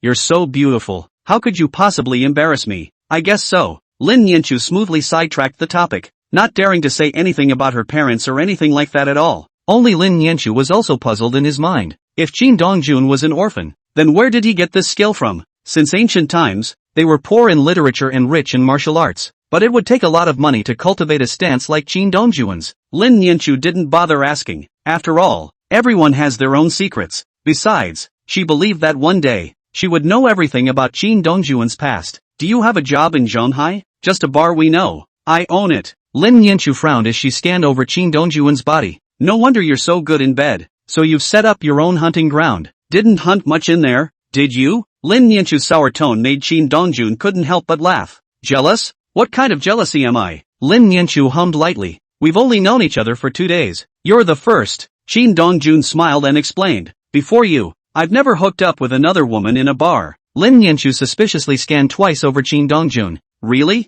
You shall not be deceived. Before Qin Dongjun could finish his sentence, Lin Nianchu's slender jade finger directly blocked Qin Dongjun's mouth. Don't say such words in the future. Qin Dongjun's heart warmed and he nodded. In the future, if you go to the bar again, you must take me with you. Lin Nianchu took Qin Dongjun's arm. There are too many vixens out there. I have to shield you from disaster. Just as Lin Nianchu's words fell, a pleasant voice came. Ms. Lin, what a coincidence. Mr. Qin, you're here too. Chapter 14. Gallop into office, only to see a woman in casual clothes slowly walking towards the two of them. Qin Dongjun, even though the woman was wearing loose casual clothes, the fullness of her chest was still clearly visible, especially when she took a step, but also slightly shaking, like a deep water bomb. The woman was about 1 meter 6'7" or so tall. Her long black hair was casually draped over her shoulders, and she was slightly powdered, making her already delicate features appear even more fair and moving. More importantly, the woman's age looked 27 or 88, having long since faded the youthfulness of a young girl, like a ripe peach that made people salivate. When Lin Nianchu saw the woman, her eyebrows frowned slightly. What a coincidence. I didn't expect to meet Miss Chu here. Is Miss Chu here to pick out a place for her long sleep? The simple greeting, filled with the smell of gunpowder, caused the heart of Qin Dongjun, who was on the side, to tighten, while at the same time coming up with an answer. The two of them don't fit, but it was normal to think about it. Lin Nianchu was like a fairy who had fallen from the mortal world, elegant, dignified and intellectual. Chu Xingman, on the other hand, was a typical imperial sister, exuding an air of maturity from the inside out. Miss Lin is married and her mouth is still so poisonous. Chu Xingman didn't bother with Lin Nianchu, but looked at Qin Dongjun. Mr. Qin, why don't you consider divorcing her? I talk better than her and no more. Chu Xingman winked at Qin Dongjun. I can also be sweet, salty, gentle, strong, soft, and domineering. Although Chu Xingman was beautiful, she was still the imperial sister that countless men dreamed of. In the face of her lure, it would be complete bull **** to say that there wasn't a slight impulse in Qin Dongjun's heart. After all, food and color are the same, but the impulse was only momentary. Chu Xingman, you are shameless. Lin Nianchu took Qin Dongjun's arm and swore sovereignty. He's my husband. Just stop dreaming. Chu Xingman laughed. As long as the two of you aren't buried in the same pit, Mr. Qin might just be your temp. Chu Xingman and Lin Nianchu verbally exchanged words not once. She knew that Lin Nianchu was going to hit back at herself next, so she directly brought the topic to Qin Dongjun. Mr. Qin, after such a big mess in the Song family, it looks like there's no time to settle scores with you right now. In truth, I'm afraid they've already made arrangements, so be careful. Of course, if there's anywhere you need my help, feel free to contact me. Chu Xingman took out her business card and handed it to Qin Dongjun. This is my private number. Not even your wife has it. Chu Xingman forced the business card into Qin Dongjun's hands and even gently tickled Qin Dongjun's palm with her fingers. With that, Chu Xingman did not wait for Qin Dongjun to react in any way and turned towards the mausoleum. Don't look at it, just go after her directly. Lin Yanchu saw that Qin Dongjun had been staring at Chu Xingman's back and lightly hummed, as long as you go after her, she will definitely be happy. The sour tone made Qin Dongjun let out a bitter laugh. Jealous? I'm not. If Qin Dongjun believed Lin Yanchu's words, he could go to hell. I'm not interested in her. I was just wondering what she meant by giving me a sign of affection when I didn't know her before either. You don't know her? Lin Yanchu had a line of surprise on her face. Qin Dongjun gently shook his head. Is she famous? She is the Chu family's eldest Miss Chu Xingman, Lin Yanchu said heavily, taking out all the males of the Chu family with her own strength and becoming the Chu family's internal successor. Throughout Zhenghai, countless people want to join the Chu family and be a husband to Chu Xingman. Even countless eunuchs in the mansion want to join the family. It doesn't seem easy, Qin Dongjun said with interest. It's not easy for a woman to become the next generation of the family's power holder. Even though women have improved their status quite a bit now, a woman would never be allowed to be in charge in a powerful family unless there were no males in the family. Be careful when dealing with her in the future. Chu Xingman eats people without spitting out bones, Lin Yanchu reminded. She must have seen your skill at the engagement banquet and wanted to recruit you. Even if the solicitation doesn't work, she has revealed her goodwill to you. Lin Yanchu greeted Chu Xingman not once or twice, and she knew that Chu Xingman always did things that she would rather draw on than offend. Even if you can't be a friend, you're not an enemy. What's more, Qin Dongjun's stance was still so terrifying that if he were an enemy, it would be better if he could just get rid of it. Otherwise, the consequences are endless. But you really don't have any thoughts about her? Lin Yanchu changed her tone. She's quite good looking. Her body and face are 1 in a million. Qin Dongjun's heart tightened. He knew the test was coming. No idea. Qin Dongjun immediately shook his head. I'm a man with a wife. Besides, my wife is even better looking than her. As a woman is pleasing to herself. Lin Yanchu's face slowly bloomed into a thick smile. Still count on you to talk. Let's go. I'll take you to the office. Just now, Lin Yanchu had already figured out that Qin Dongjun had to stay by his side. It wasn't that he was afraid that Qin Dongjun would go fooling around, but he was worried that the Song family would really make a move against Qin Dongjun. Although the Song family had been beaten by Qin Dongjun at the engagement banquet without a fight, becoming a laughingstock, but after all, the Song family was a powerful family. Even if Song Guangwei died, the Song family's heritage still existed. With Qin Dongjun and her together, the Song family would have to be wary if they really made a move. Unless the Song family was going to go to war with the Lin family completely. The matter of Lin Yanchu and Qin Dongjun's marriage had already spread throughout Zhenghai, and there were even discussions online. Lin Yanchu had just brought Qin Dongjun to the Haoyue group and immediately attracted countless stares, but Lin Yanchu didn't pay any attention to it at all, holding Qin Dongjun's arm and going straight to the president's office. Is he the one, our Mr. Lin flashed? Definitely, Mr. Lin is holding his arm, but our boss's dad is quite handsome. Instantly, the matter of Lin Yanchu bringing her boss father Qin Dongjun to work quickly spread throughout the entire Haoyue group. In the president's office, Lin Yanchu and Qin Dongjun sat on the sofa. What do you know? Lin Yanchu looked at Qin Dongjun curiously. I'll see what kind of job I can arrange for you. Qin Dongjun thought for a moment and finally held back 2 words. Murder. The corner of Lin Yanchu's mouth twitched. So you got a bar. How did you run it? There are professional managers. Lin Yanchu was a bit speechless. She really didn't expect Qin Dongjun to open a bar and become a shirker. If you really want me to work for you, I think security suits me best. Qin Dongjun said seriously. I can help you make your company's security the top in the world. Lin Yanchu didn't immediately agree and slightly pondered for a moment. Okay, then you're going to be the manager of the security department. Saying that, Lin Yanchu dialed her secretary Tong Yan's number and asked her to come over. Tong Yan just came in, making Qin Dongjun directly dumbfounded, looking at the other party with a face full of surprise and incredulity. Chapter 15 Old Acquaintances. Qin Dongjun was shocked, not because Tong Yan had a baby face and vertigo-inducing huge peaks. Rather, he knew the child's face. They had dealt with each other more than once. When Tong Yan saw Qin Dongjun sitting in his office, she frowned slightly but quickly stretched out and greeted Lin Yanchu respectfully. Mr. Lin, what are your orders for me? Tong Yan, he is Qin Dongjun, my husband. Lin Yanchu briefly introduced. You take him to go through the entry procedures. From now on he'll be the manager of the security department. Mr. Lin, what about the current manager of the security department?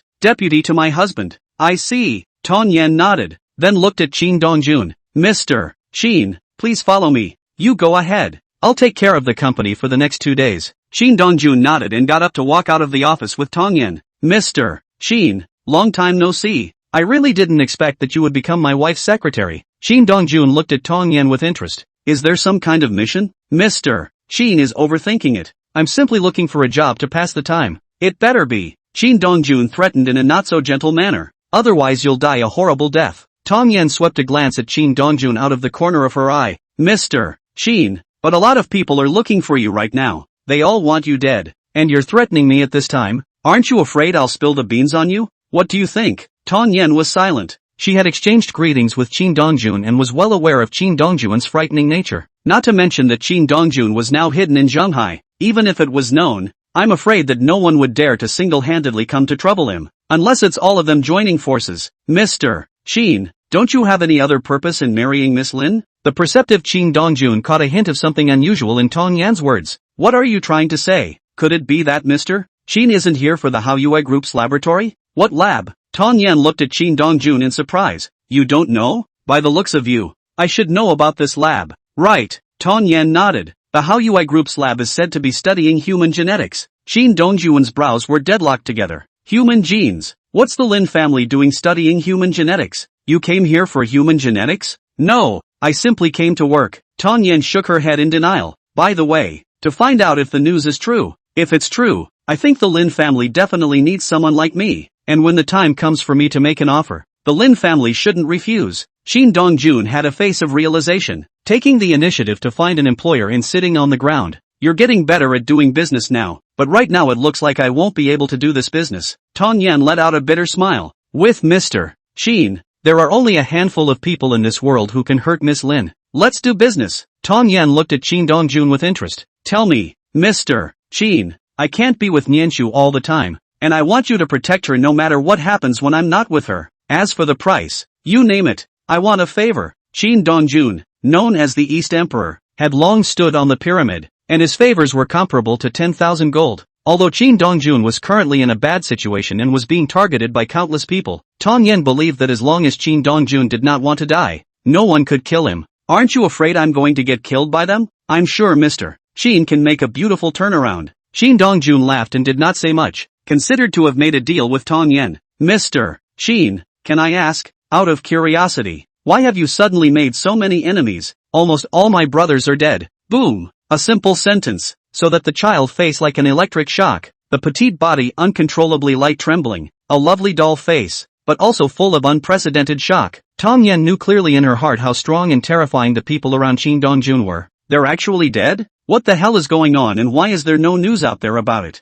Who is so capable of blocking such news? And who killed them all? Boyhood was in a cold sweat just thinking about it. Scared? Kind of. Childish squirmed his throat. To be able to take out your brother? The other party must be very scary. Right, Mr. Sheen, you appeared in Zhenghai this time. Are you preparing to recuperate and then take revenge? That's right. Shin Dongjun admitted frankly. You can put this news out, and when the time comes, someone will definitely approach you and offer you a large sum of money. It even puts you one step ahead. Childish shook his head like a rattle. I feel good to be alive. Although Shin Dongjun's brother was dead, Shin Dongjun was still alive, so it was conceivable that the other party could not help Shin Dongjun. She might be able to reach heaven in one step by revealing Shin Dongjun's matter, but at the same time, she would have to face Shin Dongjun's murderous attack. She didn't think that she could block Shin Dongjun. Tong Yen didn't dare to continue gossiping about Shin Dongjun. She was afraid of involving herself in the whirlpool and not being able to pull out. Tong Yen took Shin Dongjun to the security department after he finished the entry procedures. Secretary Tong, what are you doing here? The manager of the security department, Li Tao, was a middle-aged man,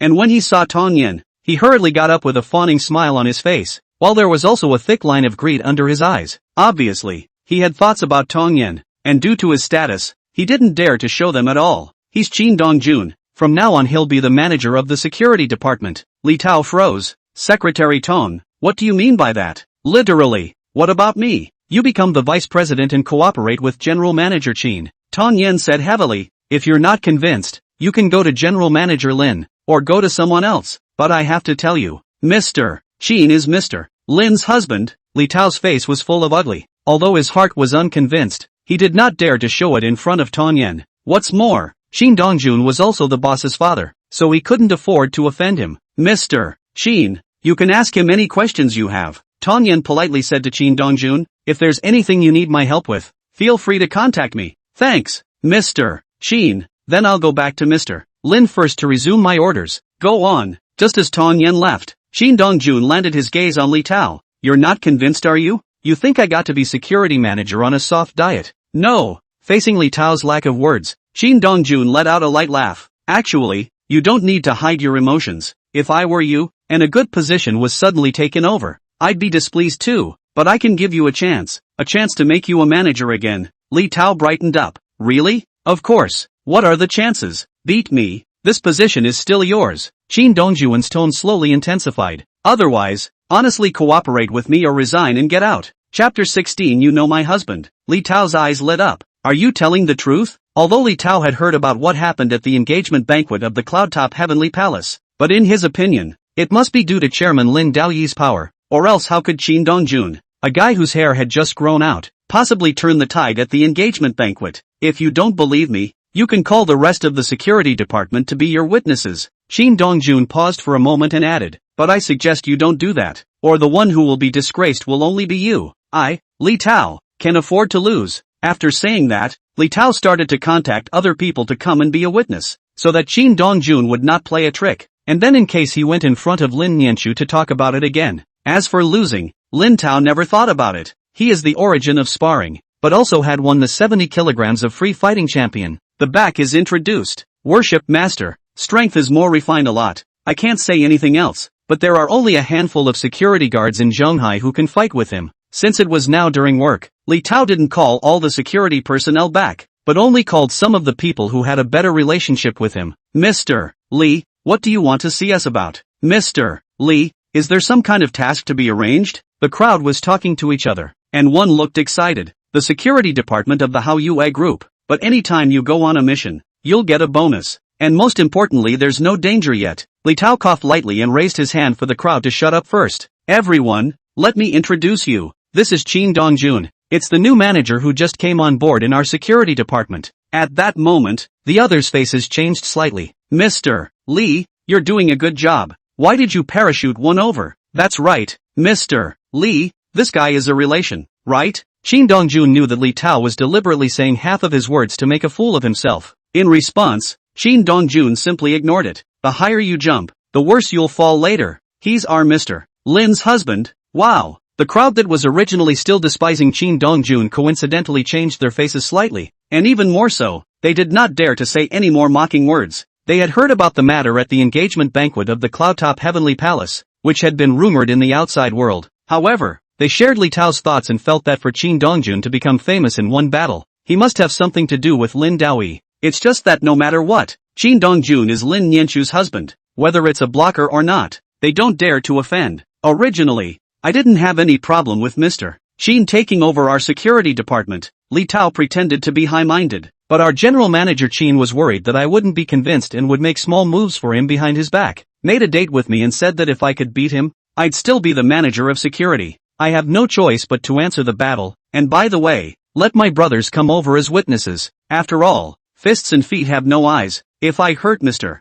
Shin, I'm afraid I won't be able to explain myself in front of Mr. Lin. With a look of realization on their faces, the crowd nodded their heads and expressed their willingness to be this witness. Finished, right? Shin Dongjun looked at Li Tao without any hesitation. Let's go outside. Li Tao had pretty much laid it out and didn't continue to rub it in. Okay. Shin Dongjun took the lead towards the outside. Li Tao led the men out of the house and looked at Shin Dongjun. Mr. Shin, if you regret now it's still not too late. You strike first. Shin Dongjun glanced lightly at Li Tao. Otherwise you won't even have a chance to make a move. Shin Dongjun's arrogance filled Li Tao's heart with rage, equally full of contempt. Still too young. Don't you know how important it is in martial arts to strike first? Since Mr. Shin is so confident, don't blame me for being unforgiving later. Just as the words fell, Li Tao arrived in front of Shin Dongjun with an arrow step, and his right fist blasted out. I have to say that Li Tao does have some strength. A fist slammed out, and a cracking sound was vaguely heard in the air. Seeing that Shin Dongjun did not have any reaction in the face of his punch, Li Tao thought that he was intimidated by his own aura, and his heart was delighted. In the next moment, Li Tao realized that Shin Dongjun was not intimidated, but did not bother to react. Snap! Shin Dongjun extended his right hand and easily grabbed Li Tao's fist. That's it? The light words were full of disdain and mockery. Instantly, Li Tao's face turned red. He tried to pull his hand back, but Shin Dongjun's fist was like a vice. No matter how hard he tried, he could not pull his hand back. In the next moment, Qin Dongjun grabbed Li Tao's fist and lightly tapped it. Click! A bone-breaking sound immediately rang out, followed by Qin Dongjun's right fist quickly blasting out once again. Bang! A punch landed on Li Tao's chest, and a terrifying force erupted out, directly sending him flying out. When the others saw this scene, the expressions on each of their faces were wonderful to the extreme. Spike? Li Tao was killed by Qin Dongjun in seconds? Could it be that Lin Daoi didn't intervene at all during the Cloudtop Heavenly Palace engagement banquet, and it was Qin Dongjun who relied on a pair of fists to fight his way out? Li Tao also did not expect. He paved so long. I wanted to play a good force, did not want to lose the body without skin. Aside from Qin Dongjun, no one had noticed that Tong Yan had been hiding in the corner. When Li Tao flew out backwards before leaving, Tong Yan returned to the president's office to find Lin Yanchu to resume her orders, and briefly recounted the matter of Qin Dongjun and Li Tao's move as well. I know about this matter. Lin Yanchu stared at Tong Yan with a calm face. Secretary Tong, do you know my husband? Tong Yan's heart tightened and she hurriedly shook her head to deny it. Mr. Lin, this is the first time I've seen Mr. Qin. Lin Yanchu let out a light laugh. Is that so? But you saw him then, and your brows furrowed together. Lin Yanchu could still be a doctor of psychology. She observed everything very carefully. At that time, the subtle change that Tong Yan saw on Qin Dongjun's face had been captured by Lin Yanchu, only she didn't point it out on the spot. According to psychology, only people who know each other have that micro-expression. At the same time, the two of you may still be more or less at odds, or you may be afraid of him. When my husband saw you then, he looked shocked, as if you weren't supposed to be here. The micro-expressions on both of your faces tell me that not only do you know each other, but you both know each other in some way. Tong Yan had come to Haoyue Group for half a year and knew that Lin Yanchu was smart and had a delicate mind. He just didn't expect his simple subtle changes to make Lin Yanchu analyze so many things. Mr. Lin, I do know Mr. Qin. Tong Yan knew that there was no point in continuing her denial. But Mr. Qin and I don't have any relationship. We've only met and dealt with each other a few times. I can guess. Lin Yanchu stared at Tong Yan curiously. I'm just curious as to what kind of person you are to show up here and shock my husband. Chapter 17. He is deep in darkness. How can I not be there? Lin Yanchu didn't know about Qin Dongjun's past, but she could tell that Qin Dongjun's past was stained with blood and carried a life from the scars that were intertwined on Qin Dongjun's body. Especially after seeing Qin Dongjun's hands, Lin Yanchu was even more certain that Qin Dongjun was afraid that he had walked out from a mountain of corpses and a sea of blood. It was preferred that such a man knew Tong Yan, which made Lin Yanchu have to be curious about Tong Yan. Miss Lin, you can ask Mr. Qin what I am. Tong Yan looked at Lin Yanchu in an unassuming manner. But don't worry, I came to Haoyue Group without any malice towards you, or even towards the entire Haoyue Group. On the contrary, you may need to use me later. Tong Yan's concealment was not a surprise to Lin Yanchu.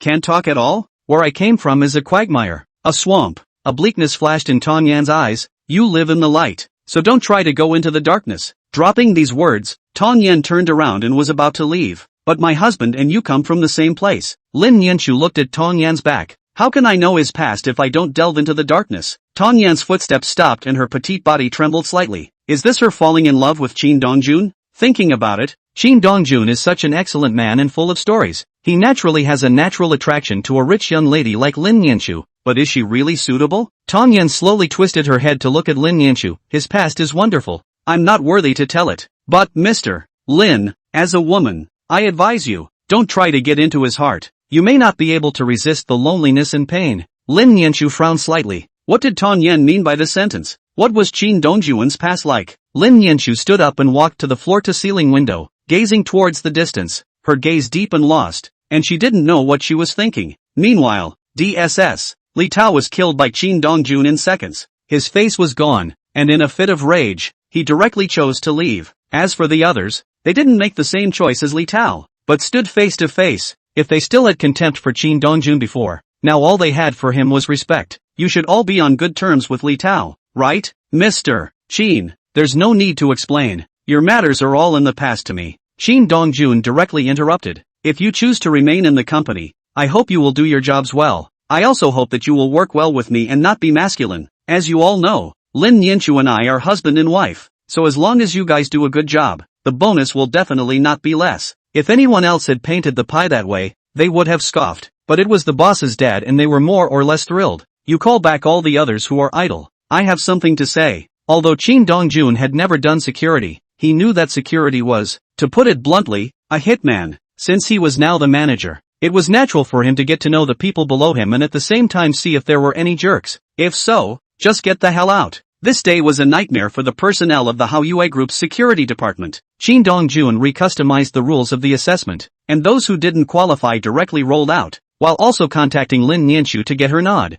Never in their wildest dreams did they think that one day the security guards would roll up. After work, Lin Nianchu came to find Shin Dong-jun. How's it going? Still getting used to it? Pretty good. That's fine. Lin Nianchu intimately and skillfully took Shin Dong-jun's arm. Let's go. I'll take you to eat. As for the reform of the security department, Lin Nianchu didn't even bother to ask. In Lin Nianchu's mind, the security department is only responsible for the company's security, dealing with some of the trouble that comes in maintaining order. If Shin Dong-jun wants to toss and turn, let him do so. But Lin Nianchu would never have imagined that Shin Dong-jun had created security for her that rivaled world-class security. Later on, many people even begged Lin Nianchu to open a security company to help them take care of company security. Lin Nianchu didn't take Shin Dong-jun to a seemingly high-class Western food, but found a fly bistro, which made Shin Dong-jun more or less surprised. Do you eat here often? Is it that in your mind? People like me should be drinking red wine and eating Western food? Shin Dong-jun smiled sarcastically. I don't like these things. Lin Nianchu glanced at the homemade stir-fry on the table.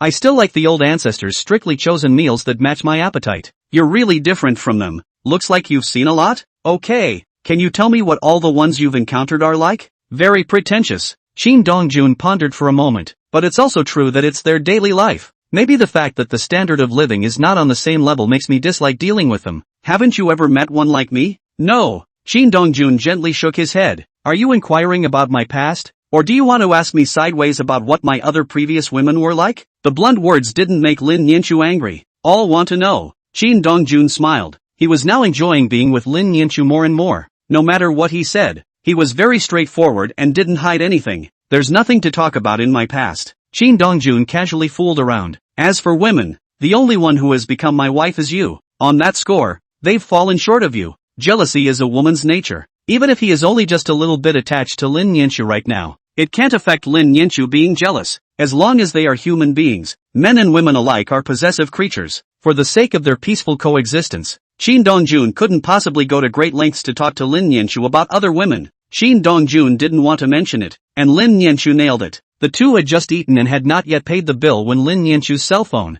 which was placed on the table, rang. When she saw that the caller ID was Lin Daoyi, Lin Nianchu frowned slightly. Hey, come to the house and have dinner with me. It was still the same as before, without any father-daughter pleasantries and greetings, coming up and opening the door, not caring if Lin Nianchu was willing or not. I just ate. Come back and watch me eat. Lin Daoyi used a commanding tone. Bring back the wild man you found as well. Without waiting for Lin Nianchu to refuse, Lin Daoyi had already hung up the phone. Lin Nianchu sighed softly. My dad's having a stroke and asked me to take you home for dinner. Need to buy some gifts? No need. Lin Nianchu shook her head. There's no such thing as a good banquet. Buying him a gift is a waste. Lin Nianchu finished the bill and took Shin Dong-jun straight to the Lin family. Although it was the first time he went to Lin's house, according to reason Shin Dong-jun was to buy some gifts, but Lin Nianchu had asked for it, so he didn't want to spend more money. Besides, the Lin family has nothing. Do they still lack his stuff? Looks like he's calling everyone here. Lin Nianchu looked at one of the parked cars. When you face my family's relatives later, you don't have to be polite with them, and you don't have to be afraid of me looking bad. Dislike directly to death. Chapter 18 What can you do when you're wild? When Lin Nianchu and Shin Dong-jun entered the house, they saw 5 or 6 people sitting at the dining room table, talking and laughing with Lin Daoyi. Lin Daoyi glanced at Lin Nianchu and Shin Dong-jun. Sit down. Before the two of them sat down,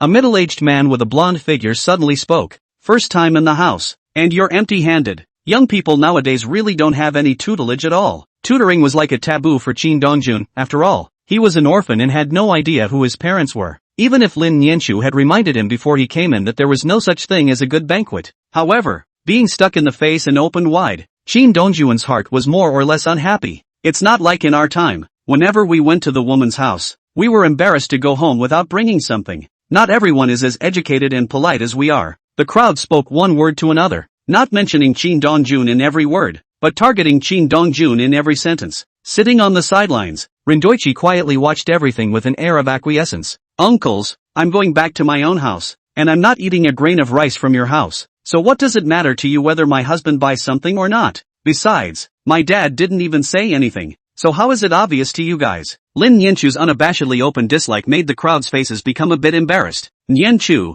We're just looking the other way and holding out for your father. That's right, there are some things that your father is not comfortable saying. Lin Nianchu sneered. Are you guys holding a grudge for my dad? Or do you have ulterior motives? Do you really think I don't know? Don't you all just see that you are disgruntled because I have ruined this union and shattered all the illusions in your hearts? But what can you do if you are disgruntled? Lin Nianchu's delicate face was filled with disdain. Even if I marry out, your son has no chance of inheriting the Lin family. Don't forget, before my grandmother died, she gave me all the shares in her name. All of them. Or do you guys think that when my dad is 100 years old, he won't give the assets in his hands to me, but to you outsiders? Nianchu, words have gone too far. Lin Daoi sank his face and shouted lowly. They can all be your uncles. They are all our Lin family's own people. Apologize to them. It's fine for me to apologize. Lin Nianchu took a deep breath and gathered her courage. I'll apologize to them if they apologize to Dongjun first. Lin Daoi frowned slightly and looked up at Qin Dongjun. Do you need to apologize? Need. Qin Dongjun knew that Lin Daoi was trying to make peace, but he didn't want to give Lin Daoi a chance to make peace. Then I'll apologize to you instead of them. Okay? Lin Daoi's nonchalant words carried a wave of anger. No way.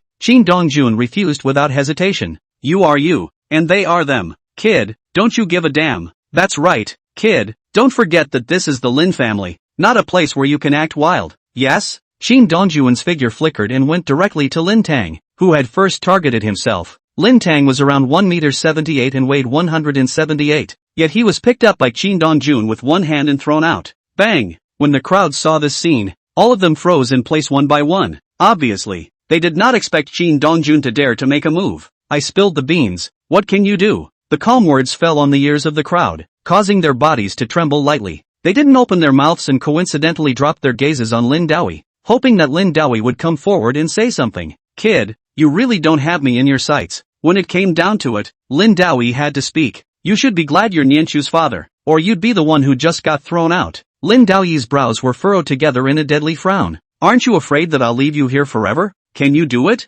Rindoichi was silent. To be honest, he really didn't have the certainty of injuring Qin Dongjun. Seeing this, Qin Dongjun pulled out a chair and sat down with a big swagger. With an "I'll wait for you to make your move" stance. For a while, the atmosphere became dull and weird, and the others who were originally clamoring were also surprisingly silent at this moment. Nianchu, you take him upstairs first. Lin Daoi did not choose to make a move in the end, but instead branched out from Qin Dongjun first. Qin Dongjun had just been taken away. Lin Daoi got up and walked over to Lin Tang's side, reaching out his hand to dust Lin Tang's stained body. Is everything alright? I'm fine. Lin Tang was flattered. But this kid is too arrogant. It's even if he doesn't put us in his eyes. I can't believe that I don't even have you in my sights. Snap. Lin Daoi directly slapped Lin Tang hard on his face. The other people who were originally prepared to agree with the voice were all startled by Lin Daoi's slap, and they were all silenced, not daring to open their mouths at all. Remember, no matter what, he is currently Nianchu's man. Lin Daoi spoke nonchalantly. If he doesn't put me in his eyes, that's our business. It's not your turn to say anything. This is the first and certainly the last time. Lin Tang and the others then realized that what they had done had crossed the line. But this kid is indeed arrogant. Lin Daoi exhaled a mouthful of turbid air. But I have to admit, he does have arrogant capital. But if any of you can be as arrogant as him and beat the Song family senseless at the engagement banquet, you can also be as arrogant as him. Of course, if your children can do that, I can even appoint a successor immediately. But you and your children, can you do it? The crowd bowed their heads, not daring to look at Lin Daoi at all. Lin Daoi looked at the crowd like errant elementary school students and let out a long sigh. It's getting late. You guys go back first. Dropping these words, Rindoichi headed upstairs. Lin Tang and the others looked at Lin Daoi's back. Each one of them had a gleam in the bottom of their eyes, and they didn't know what they were calculating in their hearts. Lin Daoi just went upstairs. Lin Nianchu, who was originally sitting on the sofa, got up by reflex. As for Qin Dongjun, he was still sitting on the sofa. Your words today are too much. Lin Daoi stared at Lin Nianchu and hammered nonchalantly. It's not conducive to family unity and development. Isn't this exactly what you want to see? Lin Nianchu held back the fear in his heart and locked eyes with Lin Daoi. They've always paid lip service to you and acted in defiance of you. Didn't you ask the two of us to come back just to let me be capricious for once? And in the meantime, use Dongjun's powerful force value to deter them and tell them not to make any small moves or else they'll die a horrible death? Living in the Lin family and learning by ear had made Lin Nianchu deeply knowledgeable about the discipline of calculations. Using you guys to deter them? Lin Daoi sneered. Is that all you can see? You're trying to use me to test their reactions, right? Qin Dongjun suddenly spoke. Or you want to see what they will do next? After all, I'm now in a sense, considered the Lin family's door-to-door son-in-law. All of their previous calculations will come to naught because of me. Learn from the wild man you found. Lin Daoyi coldly swept a glance at Lin Nianchu before looking at Qin Dongjun once again. If they wanted to kill you, what would you do? Chapter 19 Chu Xingman's Seduction. He who kills, man will always kill. Lin Daoyi looked at Qin Dongjun with a normal face. But they are all Nianchu's relatives. Aren't you afraid that Nianchu will be sad? I think as long as I don't kill you, she shouldn't be sad. Qin Dongjun twisted his head to look at Lin Nianchu. Lin Nianchu's heart trembled as he listened to the conversation between Lin Daoyi and Qin Dongjun. She had grown up living in the Lin family, so she could naturally hear the true meaning within the words. These two were plotting to get rid of some misguided members of the Lin family. Lin Daoyi didn't continue this topic. Some words could just be said to the point. If he said more, he would appear to be less of a human being. I've received news that Song Guangwei invited a medical expert before he died. Lin Daoyi's words changed. He should be able to cure Song Yingjun.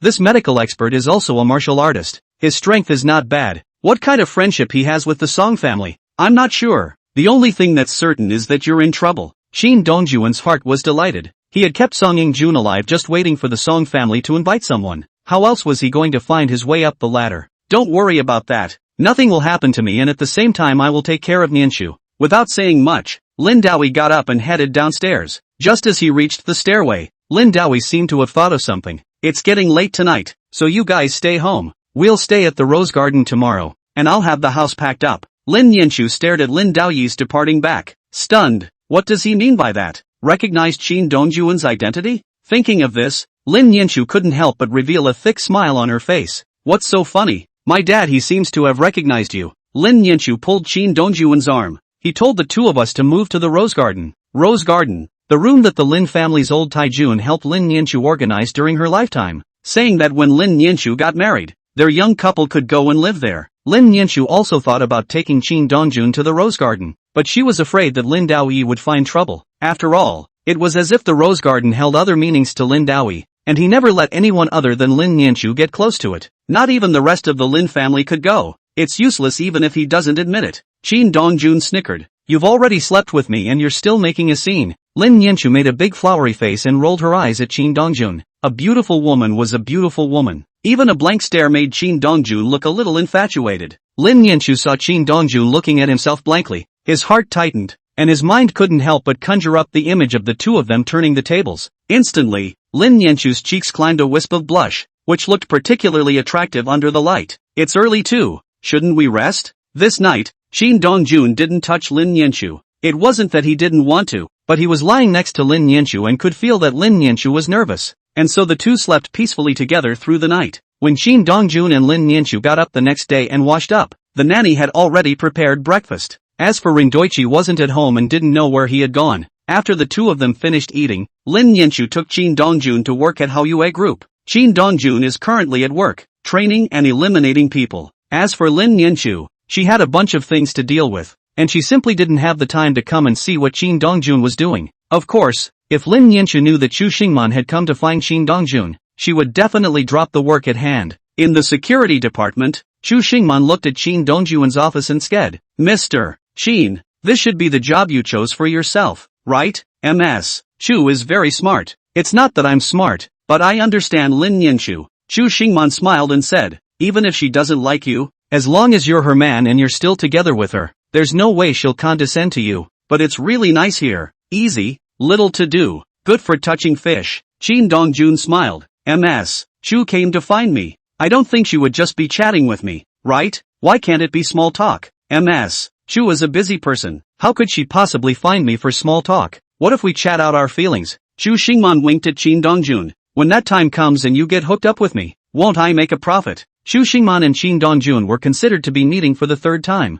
A woman's intuition told Chu Xingman that Qin Dongjun was not simple, and it was best to become friends with such a person. Of course, if it was possible to go further. It wasn't like Chu Xingman couldn't consider it. Is Miss Chu trying to seduce me? Mr. Qin, am I allowed to seduce? Aren't you afraid my wife will find out and come after you? Not afraid. Chu Xingman was unconcerned. Say something that is not afraid of offending Mr. Qin. If you're not Lin Nianchu's man, I really don't want to seduce. Qin Dongjun looked at Chu Xingman with interest. There's a story here. Of course there is. If Mr. Qin is interested, you can ask your wife. As Qin Dongjun and Chu Xingman were talking, Tong Yen came to Qin Dongjun. When she saw Chu Xingman bending over the desk, a touch of white on her chest and a deep gully exposed in front of Qin Dongjun's eyes, and spitting aroma at Qin Dongjun, it caused Tong Yen to freeze and her face to be filled with embarrassment. It seemed like a bad time to come by myself. Should I go out first? Tong Yen was a little embarrassed. I'll come back when you guys are done. But, Mr.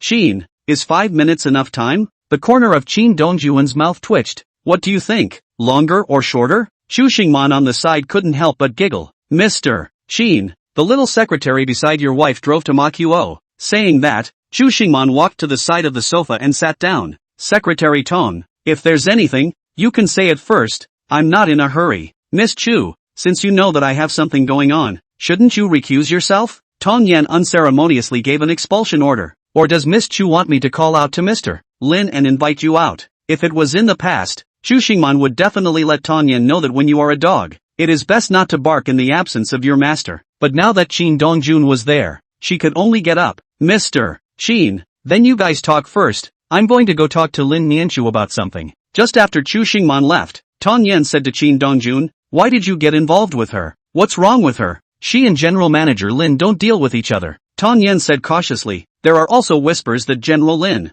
her mother died, and the Chu family had something to do with it. You'd better keep some distance from her, or else if Mr. Lin gets angry, it won't be easy to coax him. A line of surprise appeared on Qin Dongjun's face. He really didn't know that there was such a story. Do we know exactly why? Old stories are not good to figure out except for the people involved. Tong Yen said softly, but it's good to keep some distance, unless it's you and Mr. Lin just playing around. Tong Yen stared dead at Qin Dongjun, trying to analyze from the subtle expression on Qin Dongjun's face whether Qin Dongjun only wanted to play around with Lin Nianchu. What do you want from me? Qin Dongjun directly digressed. Zhong Tao is here. Tong Yen said word for word. He's currently at the First People's Hospital rescuing Song Yingjun. Once you show up, Zhong Tao will definitely recognize you, said Childish with a twist of words. Do you need me to do him for you? Chapter 20 Medicine King Valley. Betrayal. Qin Dongjun was a little surprised in his heart, but his face was calm and unperturbed, making it impossible for Tong Yen to tell what Qin Dongjun was thinking. You seem to be concerned about the Song family's moves? I'm paying attention because of you. In front of Qin Dongjun, Tong Yen didn't dare to lie. She knew that Qin Dongjun's eyes were so sharp that they could easily pierce through the heart. Being frank was the most correct choice to face Qin Dongjun.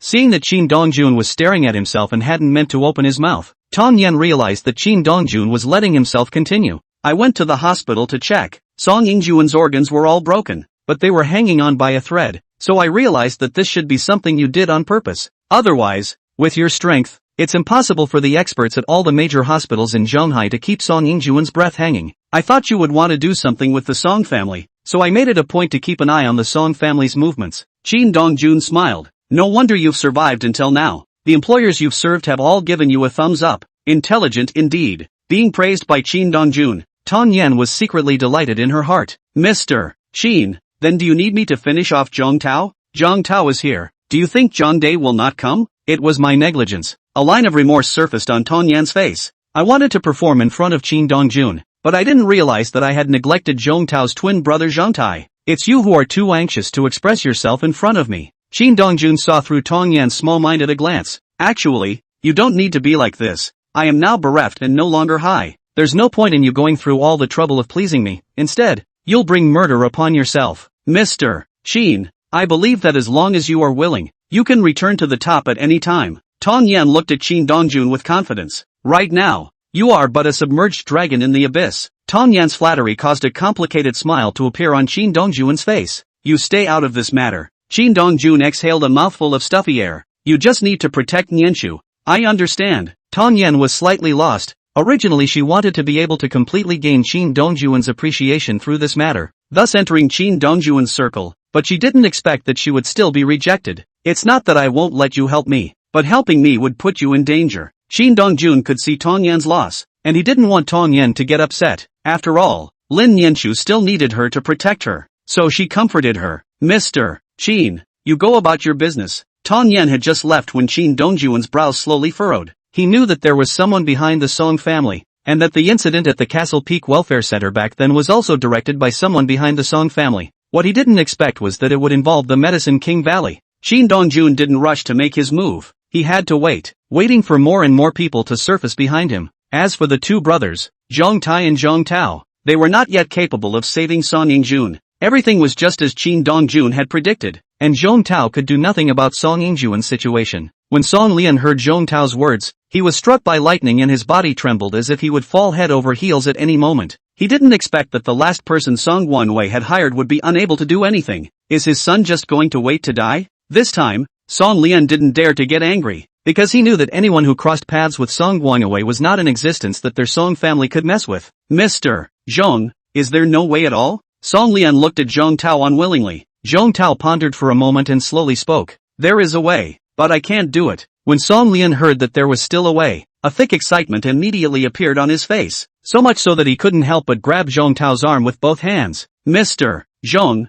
what else can be done? Invite my senior uncle to come out. Zhong Tao said heavily, but my senior uncle travels around in the clouds and his whereabouts are uncertain. So if you want to find him, you can only rely on luck. When Song Lian, who was originally excited, heard this, he wilted like an eggplant struck by frost. Is that the only way? I can only think of this. Zhong Tao let out a heavy sigh. If Elder Song is still alive, with his network of contacts, he might still be able to find others to save your son. An aura flashed through Song Lian's mind when he was originally desperate. He suddenly remembered that Song Wanwei had told him before he was born that in the future, if the Song family was in trouble in his absence, they could smash his desk, and someone would come to help at that time. Thank you Mr. Zhong for reminding me. Song Lian gratefully saluted Zhong Tao. I still hope you can help my son hang on to this breath for the next 2 days. I'll figure out the rest. It's all trivial. Mr. Zhong, I need to take care of something else right now, so I'll trouble you here. There you go. Song Lian had just left when Zhong Tao took out his cell phone and dialed his twin brother Zhong Tai's number. The phone had just been dialed, and before Zhong Tao could say anything,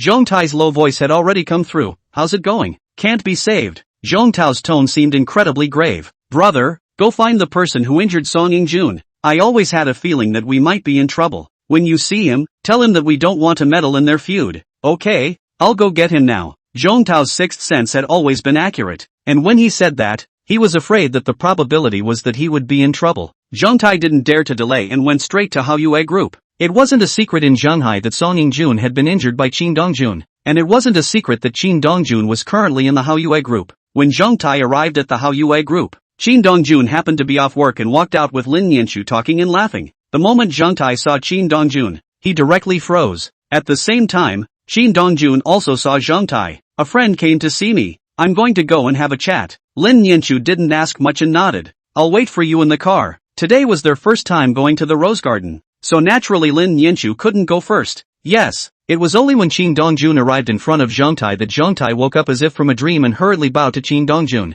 Sir. At this moment, Zhong Tai's forehead was covered in cold sweat, and he had vaguely guessed who Song Ying-jun had been injured by. Come to me? Sir, we wouldn't dare to make an enemy of you. Zhong Tai looked nervous. We will also never interfere in the Song family's feud. This time we have come, and we have been ordered to do so. I know. Qin Dongjun's simple sentence made Zhong Tai already certain that Song Ying-jun's 5 viscera and 6 bowels were shattered by Qin Dongjun's means. For a moment, Zhong Tai's heart was filled with gratitude. It was fortunate that he had taken the initiative to look for himself, or else he would be in big trouble when Qin Dongjun came to his door. He had seen with his own eyes that their Peking Valley Master was polite and courteous when faced with Qin Dongjun. Did your Valley Master send you here? The Valley Master doesn't know about this. Zhong Tai said truthfully. It was the third elder who told us to come. Wang Lin? Right. Is he coming? I don't know. Zhang Dai shook his head gently. But I can help you contact him. Contact him. A stern color appeared in Qin Dongjun's eyes. But don't reveal my news.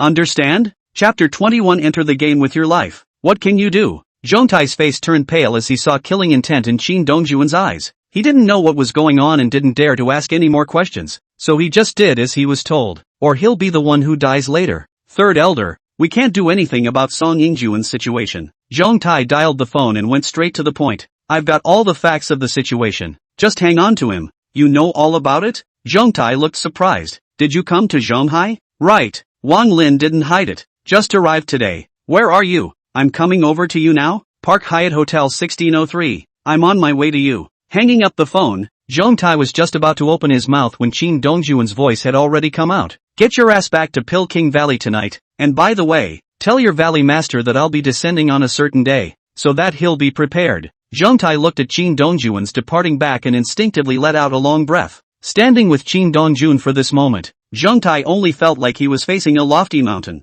Not only did it give him an extremely oppressive feeling, it also made him breathless. Pill King Valley wouldn't have messed with this master, right? Zhong Tai, however, clearly remembered the gesture of Qin Dongjun when he first visited the Pill King Valley. If Pill King Valley really messed with Qin Dongjun, he would have to run away quickly, or else his little life would be hard to protect. Qin Dongjun had just gotten in the car when Lin Nianchu asked symbolically, "Your friend left? He's got other things on his mind." When a man says this, no smart woman will continue to ask more questions. Obviously, Lin Nianchu is the smart woman. She drove Qin Dongjun straight to the Rose Garden Villa. Lin family old Taijun life prepared for Lin Nianchu Villa wedding room is very large. Qin Dongjun and Lin Nianchu two people live. More or less seem a little cold, but with the warm color theme decorating the room, it lightens the chill. This will be our home from now on. Lin Nianchu sat directly on the sofa and surveyed the surroundings. I also have my own haven. Home. Qin Dongjun had never thought about it before. The word was just too far away from him. I didn't realize that he could have what he once dreamed was unattainable. Lin Nianchu saw that Qin Dongjun was silent. Her eyebrows furrowed. Don't you like it here? No. Qin Dongjun gently shook his head. I just didn't think I would have my own home. Lin Nianchu then thought that Qin Dongjun was an orphan, and the scars on his body, I'm afraid, made it even more so that he never had the luxury of being able to have a home. In the next moment, Lin Nianchu slowly hugged Qin Dongjun. In the future, wherever there is me, is your home. It was not sweet words, but in Qin Dongjun's ears, it was better than thousands of sweet words. I will guard you. Qin Dongjun's voice was soft, but it was his promise. It's just that Lin Nianchu doesn't know the significance of these words yet, and later when she understands it, she will know what Qin Dongjun's promise stands for. I'll play you a tune. Lin Nianchu let go of Qin Dongjun, walked over to the piano and sat down, playing a song called Dream Wedding. The soft melodious tune seemed to bring Qin Dongjun into a wedding scene full of happiness. Just the slightest hint of sentimentality in this happiness. Perhaps this sentiment stems from the woman's parents, or perhaps it comes from the fact that the man and the woman used to fight, and now they are finally making things right. After the song was finished, Lin Nianchu turned her head to look at Qin Dongjun. How was it? It sounds great. Qin Dongjun praised from the bottom of his heart. I didn't expect you to be able to handle beats like 4 of 4, 3/4, and 12 out of 8 so well, especially the octaves in the latter climax. Qin Dongjun's eloquence left Lin Nianchu in awe. She thought she had just found a reckless man, but she didn't realize that Qin Dongjun knew how to play the piano. What kind of cheap husband did you get for yourself? You took piano lessons? Slightly. How modest. Qin Dongjun and Lin Nianchu were like young couples who were bonding and getting to know each other better. There was a lot of talking, but not too much sweet talk, preferring their every word to each other. They were able to delight each other physically and mentally. What do you want to eat tonight? We just moved here and we need to celebrate. I love anything you make. Lin Nianchu rolled her eyes. You're letting me cook alone? Lin Nianchu thought that Qin Dongjun might also be able to cook, so she thought of letting Qin Dongjun show his hand as well. Then we'll be together. Qin Dongjun said with a smile, but I have to go out and buy some food. You get ready at home, and if you lack anything, you call me. Then hurry up. Qin Dongjun came out of the Rose Garden and went straight to 1603 of the Park Hyatt Hotel. At this moment, Wang Lin was standing in front of the hotel's floor-to-ceiling windows, looking out at the street where cars flowed like water and horses were like dragons. Suddenly, the doorbell rang. Wang Lin turned around, came to the door, and directly opened the door to the room. When he saw Qin Dongjun, there was no surprise on his face, as if he had already guessed that Qin Dongjun would come to him. East Emperor, you're here. Wang Lin's face was calm and there was still a faint smile at the corner of his mouth. Please come in. It seems you know what I'm up to. I don't know. Wang Lin gently shook his head. Actually, I'm also curious. Since you're still alive, why are you hiding in Shanghai? My brothers are dead. I heard, Wang Lin said indifferently. But with your skills, with or without them, it doesn't seem to mean much to you, does it? Nothing more than a few more obedient dogs. If you want it, all you have to do is wave your hand and I think there will be countless people willing to work for you. Right? Qin Dongjun didn't want to have too much nonsense with Wang Lin and went straight to the point. Castle Peak Welfare Center. Are you involved? Wang Lin's brows furrowed. You're from the group of kids that came out of the Green Mountain Welfare Institution? Give me an account of those involved and I can give you an honorable death. Qin Dongjun sat on his butt on the sofa. I really didn't expect that the Castle Peak Orphanage would come out with a person like you. Wang Lin sighed and poured a glass of red wine for Qin Dongjun. Speaking of which, you should thank me. If it weren't for me, you'd only be a cow or a horse right now. Saying this, Wang Lin raised the wine cup in his hand, signaling for Qin Dongjun to drink a toast. Poisoned, right? The faint smile on Wang Lin's face immediately solidified. The Eastern Emperor. Alright, Qin Dongjun directly interrupted Wang Lin. From the moment I entered, I felt 3 or 5 killing intent. If you have guessed that I will come to you and have prepared everything, why should you continue to hide? Or do you guys think you can finish me off if I drink this drink? Said Shin Dongjun as he lifted his tall glass and drank it down. Snap! The next moment, an applause came from the suite inside. Worthy of being Lord East Emperor, knowing that the wine is poisoned, he still dares to drink it all in one go. It seems that Lord East Emperor is very confident in his body and strength. A line of surprise appeared on Shin Dongjun's face when he saw the person who walked out of the room inside. Chapter 22 Devil. You're a devil. The old man looked at the slightly surprised Shin Dongjun, a thick smile appearing on his withered face. Lord Donghuang, you seem surprised to see me. Unexpected indeed. Shin Dongjun had a frank face. I entered the game with my body, but I didn't expect the game you made to be so big. Even you, Poison King Sun Dust, have come out. Sun Chen, a hand of poisoning kung fu, out of the ordinary, killing invisibly, so that people cannot be defended. Shin Dongjun was truly surprised that Poison King Sun Dust would appear. Lord East Emperor, do you still think you can resist the poison inside the red wine now? Sun Chen and Shin Dongjun were considered old acquaintances and knew that unusual poisons had no effect on Shin Dongjun at all. This time, he had specially formulated a new poison to deal with Shin Dongjun. Shin Dongjun didn't answer Sun Duan's inquiry and asked instead, it seems that they don't know that I'm here yet, and that you ran here all by yourself, because Shin Dongjun drank the poisonous red wine.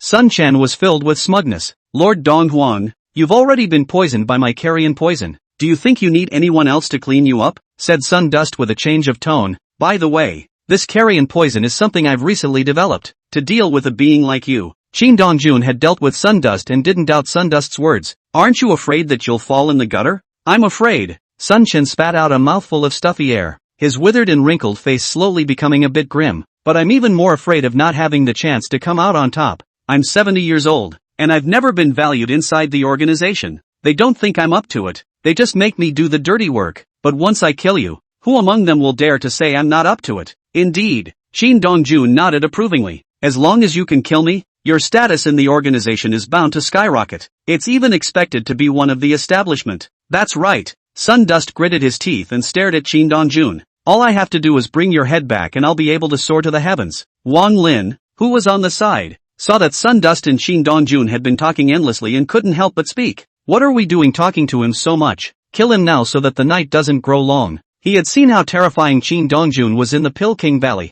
and he was afraid that if he didn't make a move now, he would be counter-killed by Shin Dongjun later. Sundown didn't think that Shin Dongjun could still make a move, and he looked very confident. Don't worry, he has been poisoned by my carrion poison and is already fish meat on the board. Sundust stared at Shin Dongjun dead in the face. But you're right, it's better to kill him quickly. Lord East Emperor, do you have any last words? Who let the Song family move the Castle Peak Orphanage? I would like to answer your question, but I'm not sure. Sundust gently shook his head. You don't need to ask me about your brothers either. Shin Dongjun hadn't intended to ask Sundust about the deaths of his brothers. After all, Sundust's position within the organization wasn't high, and there were many things he couldn't possibly know. Shin Dongjun let out a slight sigh. Since you don't know anything, there's no need for you to live. Hearing this, Sundust couldn't help but burst out laughing as if he had heard the biggest joke. Dong Huang, if you hadn't drunk the poisonous red wine, I indeed wouldn't dare to appear in front of you. But now, before Sundust had finished speaking, Shin Dongjun whooshed up and appeared in front of Sundust like a ghost without any warning. Snap! Without waiting for any reaction from Sundown, Shin Dongjun's right hand had already grabbed Sundown's throat. The strong sense of suffocation forced Sundust to swallow back the words that were on his lips. Meanwhile, Sundust's face was filled with horror as he stared at Shin Dongjun incredulously. Are you trying to ask me why I'm fine after obviously drinking the poison you gave me? Shin Dongjun contemptuously looked at Sun Duan, who was pinched in his hands. Before you came to me, didn't you ask them? Sundust was shocked in his heart as he tried to open his mouth. However, Shin Dongjun's right hand that was choking his throat had already exerted force, making it impossible for him to make any sound at all. Click! With the sound of bones breaking, Sundust's head directly drooped down. You can ask Hades for an answer. Shin Dongjun threw out Sundust's corpse directly as if he was throwing garbage, and then Shin Dongjun's figure shifted and disappeared in the same place. Bang! Bang! Immediately afterward, several dull thuds came out, only to see a body with its neck broken all thrown at Wang Lin's feet. Wang Lin looked at the corpses in front of him, as well as Shin Dongjun's ghostly flickering figure. His scalp tingled, and his body trembled uncontrollably. He knew that all of their calculations had all come to naught. The result that awaits him is death. In an instant, all the people hidden inside the house had their necks snapped by Shin Dongjun. Now it's just the two of us left. Qin Dongjuan's pupils appeared unusually cold, like machines without the slightest bit of emotion. Wang Lin stood in place, staring blankly at Qin Dongjun, his pale face filled with remorse. East Emperor, we have underestimated you after all. It is you who are too greedy, Qin Dongjun said nonchalantly. You only want to climb up the ladder and don't think about anything else at all. Wang Lin was silent. Qin Dongjun was right. If it wasn't for ambition, they would naturally report it. They wanted to express themselves, to be completely big, and they ended up in this situation. Tell me about the Castle Peak Orphanage and I can give you a decent death. Wang Lin didn't say anything and quietly looked at Qin Dongjun. He knew he would not escape death and did not beg for mercy, let alone open his mouth. At that moment, Qin Dongjun frowned slightly and was about to speak when Lin Yanchu called. Honey, what's wrong? Why aren't you back from grocery shopping? Lin Yanchu's gentle voice was like a stream flowing through Qin Dongjuan's heart, causing the killing intent in his body to fade quite a bit, and even his icy gaze had a few more feelings. Right back at it. Then hurry up, Lin Yanchu reminded. My dad is coming. Yes. Hanging up the phone, Qin Dongjun once again looked at Wang Lin. Won't talk, will you? Eastern Emperor, I know what you want, but you don't want to know a single word from me. I hope your bones are as hard as your mouth. In the next moment, Qin Dongjun directly made a move against Wang Lin. Even though Wang Lin knew that he was no match for Qin Dongjun, he didn't sit back and wait for death. He chose to fight back and try to survive. But the reality was cruel. He couldn't even block a single punch from Qin Dongjun before he was blown away. You're from the Medicine King Valley. You should know better than me. There are a total of 206 bones in a human being, and there are 500 to 4,000 ml of blood in a human body. And a loss of more than 30% of the blood will be life-threatening. Do you think people would die if they lost 15% of their blood and had 103 of their 206 bones cracked? A line of unprecedented fear appeared on Wang Lin's pale face. Devil, you're a devil. Wang Lin roared low in terror.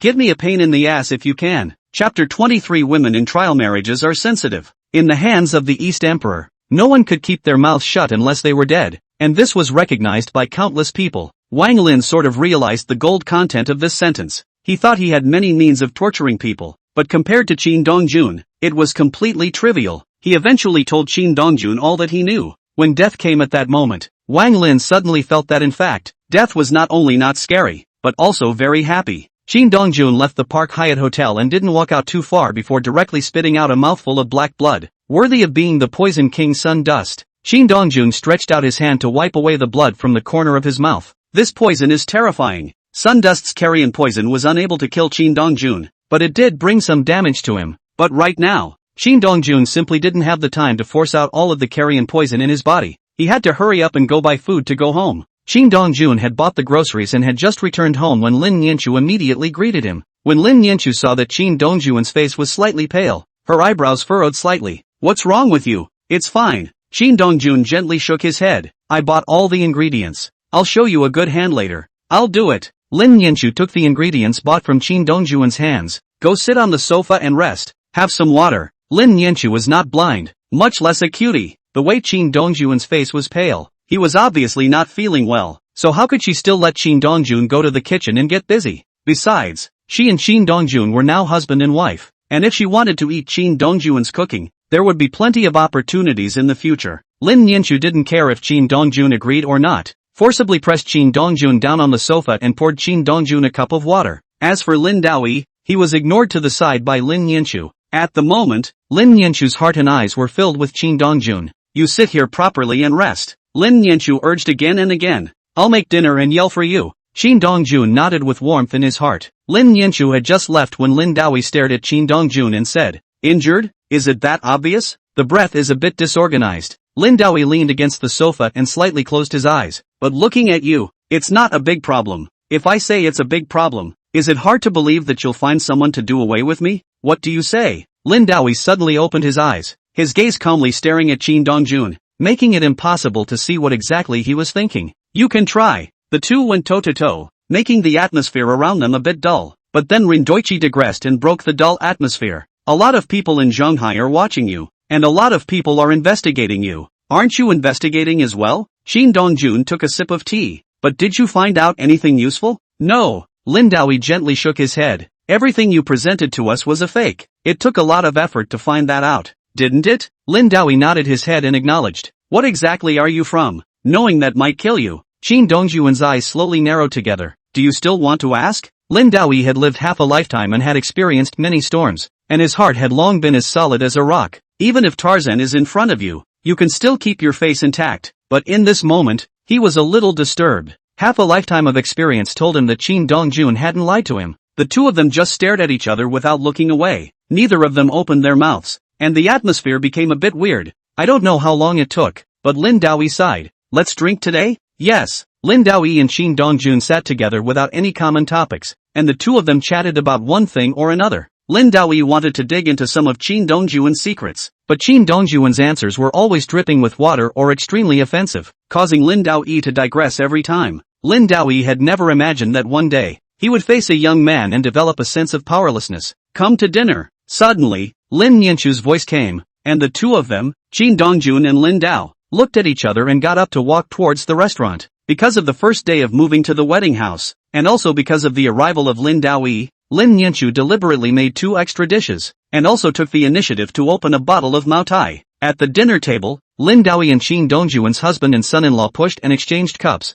appearing to be very harmonious. Even Lin Nianchu, the person involved, found it unbelievable. She knew Lin Daoyi too well and knew that this was not Lin Daoyi's temperament, unless there was something in between that she didn't know about. After drinking and eating, Lin Daoyi left. Just after sitting in the car, Ajio said to Lin Daoyi, "Sir, Qin Dongjun has gone to the Park Hyatt Hotel. He came out and several people died at the Park Hyatt." Previously, when Qin Dongjun had just come back, Lin Daoyi had realized that Qin Dongjun was not right, so he sent a message to Ajio, asking him to check it out. Has the word gotten out? I blocked it at the first opportunity. Lin Daoyi nodded in satisfaction. Do you know who the dead person was? There are 2 people who have lost their faces, as if Qin Dongjun is deliberately not letting anyone find out who they are. Interesting. Lin Daoyi twisted his head and glanced at the villa. Do away with all the people who know about this. As soon as the words fell out of his mouth, Lin Daoyi suddenly changed his words. Forget it, do some good for your children and grandchildren and send them all to Africa to dig for minerals. Inside the villa, Lin Nianchu stared unblinkingly at Qin Dongjun, making him feel like he was on pins and needles. What are you looking at me like that for? Qin Dongjun couldn't help but speak. Do I have flowers on my face? How did you manage to drink so much with my dad? I'm a good drinker. That's not what I'm talking about. Lin Nianchu glared fiercely at Qin Dongjun. He usually doesn't drink unless it's a drinking game that he can't push. It might be to see the wine you brought. Qin Dongjun continued to muddle through. Or maybe it's to congratulate us on moving into our new home. Lin Nianchu knew that Qin Dongjun wasn't being honest with himself, and she didn't pursue it any further. She knows that when a man won't tell you the truth, all you'll get from continuing to press the issue is lies and maybe even an argument. Besides, the matter between Qin Dongjun and Lin Daoyi was not something that was necessary for her to know. Qin Dongjun was afraid that Lin Nianchu would continue to pursue the issue and directly digressed. It's not too early. I'm a bit uncomfortable today and want to rest. You do look a bit ugly. Lin Nianchu cooperated. Do you need to go to the hospital? No need. Sleep and you'll be fine tomorrow. Qin Dongjun shook his head and refused. This many houses. Which one do I live in? Lin Nianchu's brows directly furrowed together. Qin Dongjun, what do you mean? We're married. Don't you want to share a room with me that badly? Or is it that you don't really want to marry me at all, but just pity me? If you're just pitying me, I don't need it. Chapter 24 Qin Dongjun. This time I'm going to break you into pieces. Qin Dongjun looked at Lin Nianchu with a face full of confusion. He never thought that Lin Nianchu would misunderstand his meaning. And even more so, he didn't think that Lin Nianchu's reaction would be so big. Qin Dongjun was just about to open his mouth to explain when Lin Nianchu's voice had already come out. Or did you take a liking to Chu Xingman after meeting her? Not only did Lin Nianchu's voice carry coldness, a layer of cold frost also surfaced on her face. No, Qin Dongjun hurriedly spoke. I didn't mean anything else. So what do you mean? I was afraid that you would think too much if you lived with me. Qin Dongjun said frankly. I'm afraid you'll think I'm trying to take advantage of you. After all, it was like a farce when we got married. We had no emotional foundation. Being able to sleep in the same bed with Lin Nianchu, Qin Dongjun was naturally happy. After all, Lin Nianchu is a great beauty. Who would want to sleep alone in an empty room when they can sleep with her in their arms? I don't want to embarrass you and make you think I'm threatening you with a marriage license. Didn't you sleep with me when you didn't have a marriage license and still didn't treat me like a human being at all? Even though Lin Nianchu already knew that she misunderstood Qin Dongjun, the pride of a small woman alone made her somewhat unwilling to bow her head. Qin Dongjun was speechless. He was indeed at a disadvantage above this matter. So we live together? Don't you like to sleep alone? You can sleep alone. Lin Nianchu hummed lightly. There are so many houses. You can stay wherever you want. Lin Yanchu got up and headed upstairs, while Chin Dongjun followed closely behind. He is not a little cutie. Knowing that if he didn't follow up at this time, he would really piss off Lin Yanchu. Lin Yanchu noticed that Chin Dongjun was following behind her. Her heart was slightly delighted, and the corners of her mouth were all a little upturned. Entering into the bedroom,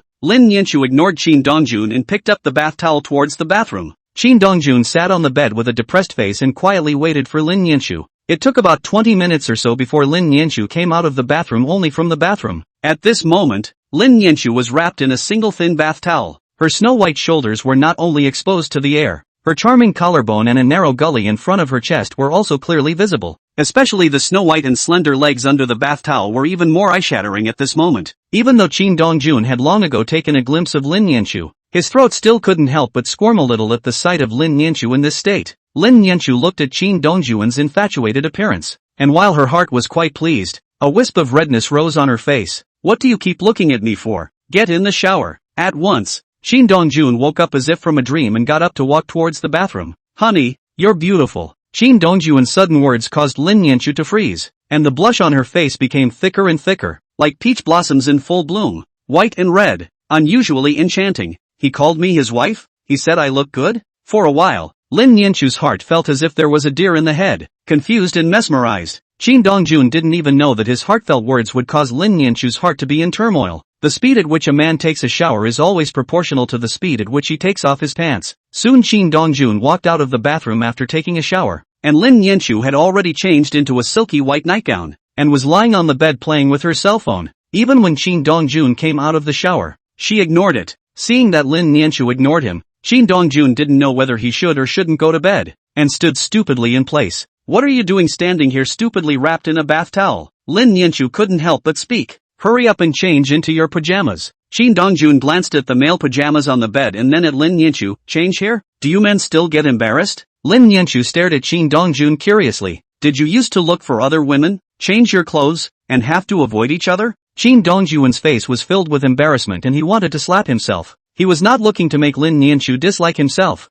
Besides, what part of himself hadn't Lin Yanchu seen? Plus he was a big man. What was there to be embarrassed about? Immediately, Chin Dongjun changed into his pajamas nimbly in front of Lin Yanchu, then lay down on the bed. Why didn't I realize before? You're so cute. Lin Yanchu laid on her side and looked at Chin Dongjun, her face full of curiosity. Yes? You tell me. Lin Yanchu asked rhetorically. You seem a bit nervous? No. Chin Dongjun denied on the spot. It's not like it's the first time we've slept together. What do I have to be nervous about? That's true. Lin Yanchu stared daggers at Chin Dongjun. Speaking of which, you're very strange. What do you mean? Yesterday at my house, you slept with me and you obviously had a huge physical reaction, but you didn't touch me. Today it's even about sleeping in a separate room from me. Are you really afraid you can't help it? It can be endured. Chin Dongjun said truthfully. I'm just afraid that you'll be burdened and pressurized. Lin Yanchu was furious. She now wanted to smash open Chin Dongjun's brain to see what was inside. Sleep. Lin Yanchu doesn't want to take care of Chin Dongjun at all now. This is an elm brain. He said it so obviously, but he didn't even understand. Chin Dongjun was puzzled. He hadn't said anything. Why did she seem to be angry again? Angry? Chin Dongjun reached out and gently touched Lin Yanchu. I'll apologize to you. Lin Yanchu's delicate body trembled slightly, slowly twisting her head to look at Chin Dongjun. You didn't make a mistake. Why are you apologizing to me? I seem to have spoken to upset you. A simple sentence made Lin Yanchu only feel her heart twitch, and her gaze towards Chin Dongjun became complicated. Why are you being so nice to me? You're my wife. Chin Dongjun replied without thinking. Isn't it natural for a man to be good to his wife? Am I waiting for another man to be nice to you if I'm not? In the next moment, Lin Yanchu sat up violently and hugged Chin Dongjun. The sudden change caused Chin Dongjun's body to become a little stiff, not knowing what to do at all. I'm sorry, I misunderstood you before. Lin Yanchu whispered softly. I shouldn't have been so grumpy, much less to doubt you. What did you misunderstand about me? You just had to sleep in a separate room from me. I'm the one who didn't express myself clearly, and it has nothing to do with you. Chin Dongjun's tolerance touched Lin Yanchu, and she knew that the cheap husband she found really cared about her. He didn't treat himself like a plaything. Kiss me. Chin Dongjun thought he had created an illusion and looked at Lin Yanchu in disbelief. What did you say? The next moment, Lin Yanchu took the initiative to kiss Chin Dongjun. For a moment the sky thundered and the most primitive desires began to climb rapidly. The bed shifted slightly, and a slight breeze tapped on the windowsill as a little raindrop fell. The Song family, Song Lian smashed Song Guangyue's desk and found a letter from it. When Song Lian opened the letter and took a look at it, he immediately looked up to the sky. "My son is saved," said Song Lian with a scowl on his face, his gaze even colder. "Qin Dongjun, I'm going to break you into pieces this time. And Lin Nianchu, I will make you my son's plaything." Chapter 25 I will kill. Women are like flowers, watered to look more attractive. Lin Nianchu is an example. A night of clouds and rain, to go to Wushan, so that her face white and red, like a blooming flower, at the same time on the body of the woman flavor, but also more than before. Lin Nianchu and Qin Dongjun had just appeared at the company today, and many people had noticed this. "Mr. Lin looks good today. Is this the magic of love?" It's true that women need men to nourish them. Some wistful girls, at this moment, begin to expect their Prince Charming to appear in front of them earlier, so that they too can enjoy the feeling of being nourished. Qin Dongjun came to the security department and didn't sit in his office to drink tea and pass the time. He wanted to create an ace security team for Lin Nianchu, so naturally he couldn't touch the fish. Qin Dongjun summoned the others and started training straight away. Qin Dongjun's training was hard and harsh, but not a single person cried out in pain. The security guards of the Hao Yue group were either veterans or came from martial arts schools. All of them had a certain base, and they could feel the changes that these 2 days had brought about in their bodies. While Qin Dongjun was training the crowd, Li Tao suddenly appeared. "Mr. Qin is training them." Li Tao glanced at the crowd before landing his gaze on Qin Dongjun. "What's the matter with you? Letter of war." Li Tao took out a post from his body and looked at Qin Dongjun with a lone face.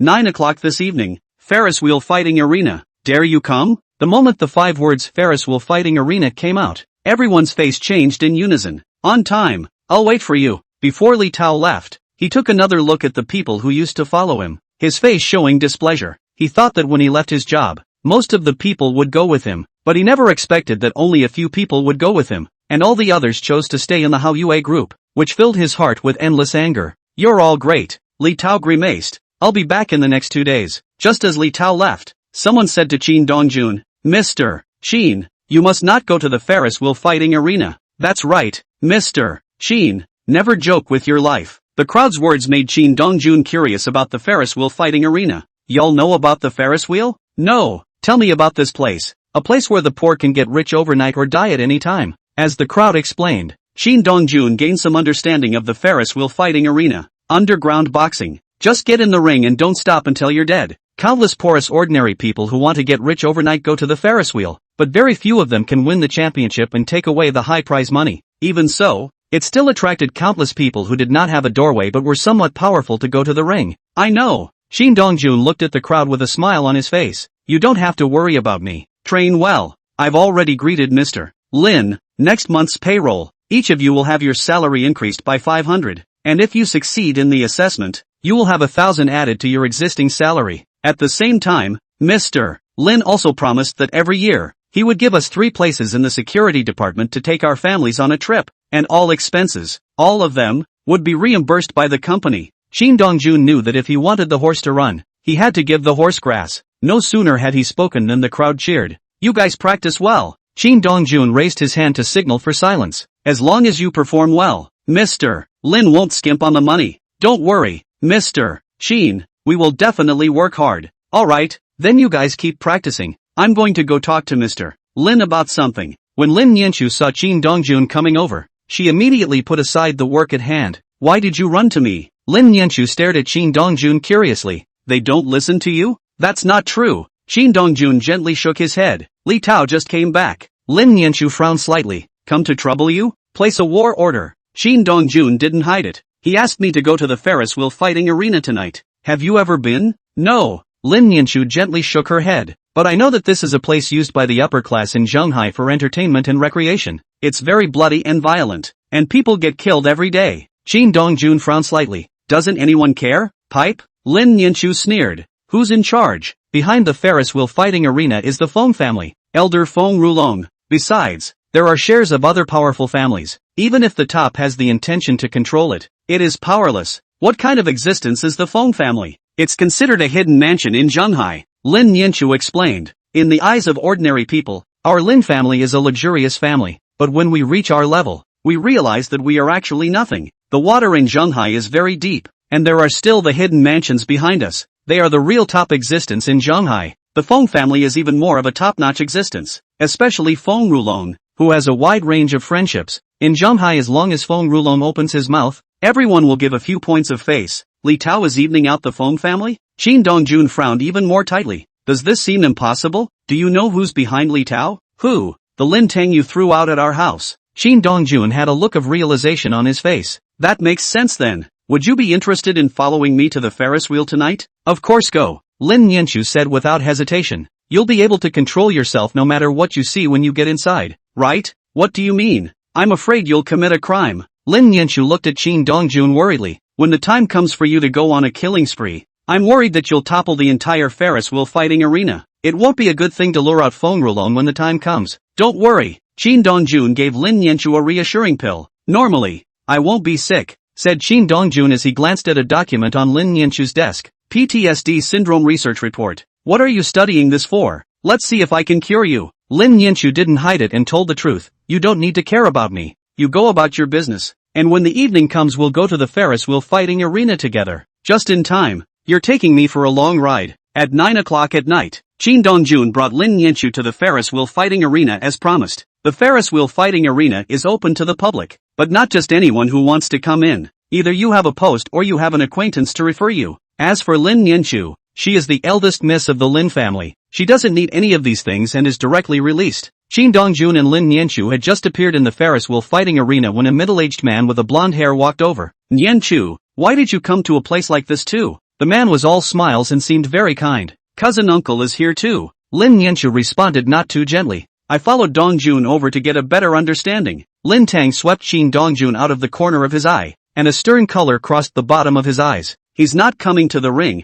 is he? I'll kill. Chapter 26 Qin Dongjun, why don't you roll up and die? Facing Qin Dongjun's arrogance, Lin Tang was not the least bit surprised. After all, at that time in the Lin family, he had already seen how crazy Qin Dongjun was. Lin Tang glanced at Qin Dongjun. Everyone who comes to the Ferris wheel fighting arena wants to kill and win the championship, but it all ended up in the ring. Lin Tang paused for a moment and continued. It's true that you're good with your hands, but the Ferris wheel fighting arena is stronger. For Nianchu's sake, a word of advice, just sit in the audience and watch the fun. It's best not to enter. Otherwise, you might be a corpse in the Ferris wheelhouse. If Lin Nianchu hadn't told Qin Dongjun that the person behind Li Tao was Lin Tang, Qin Dongjun might not have thought that Lin Tang was doing it for his own good. I would like to become a corpse here. Qin Dongjun stared deathly at Lin Tang. I wonder who can fulfill me. What a newborn calf. Lin Tang said with a calm face. I hope you can survive. Otherwise I'm afraid this niece of mine will have to find another man. Lin Tang's words with a curse caused Lin Nianchu to frown slightly, and just as he was about to open his mouth, a clear voice suddenly came out. Mr. Qin, what a coincidence. We meet again. Qin Dongjun looked sideways, only to see Chu Xingman walking slowly. Today, Chu Xingman walked in a long girdle-waisted dress, one shoulder-long dress, so that Chu Xingman's sexy collarbone exposed in the air, not to mention, chest peaks are even more upright, and even vaguely want to break free from the restraints, from which to jump out. Chu Xingman's appearance caused Lin Nianchu's brows to furrow together, and she reflexively pulled on Qin Dongjun's arm as if she was swearing sovereignty. Lin Nianchu's small movements were caught in Chu Xingman's eyes, causing the smile at the corner of her mouth to thicken a few points. Ms. Lin is also here. Chu Xingman took the initiative to greet Lin Nianchu. Don't you dislike this bloody place? My husband wanted to come and take a look, so I naturally had to follow. Lin Nianchu held Qin Dongjun's arm, a thick smile spreading on her face. Miss Chu, is this coming alone? It's pathetic to not even have someone to keep you company. Lin Nianchu's mockery caused Chu Xingman to let out a light laugh. But I can accompany Mr. Qin now.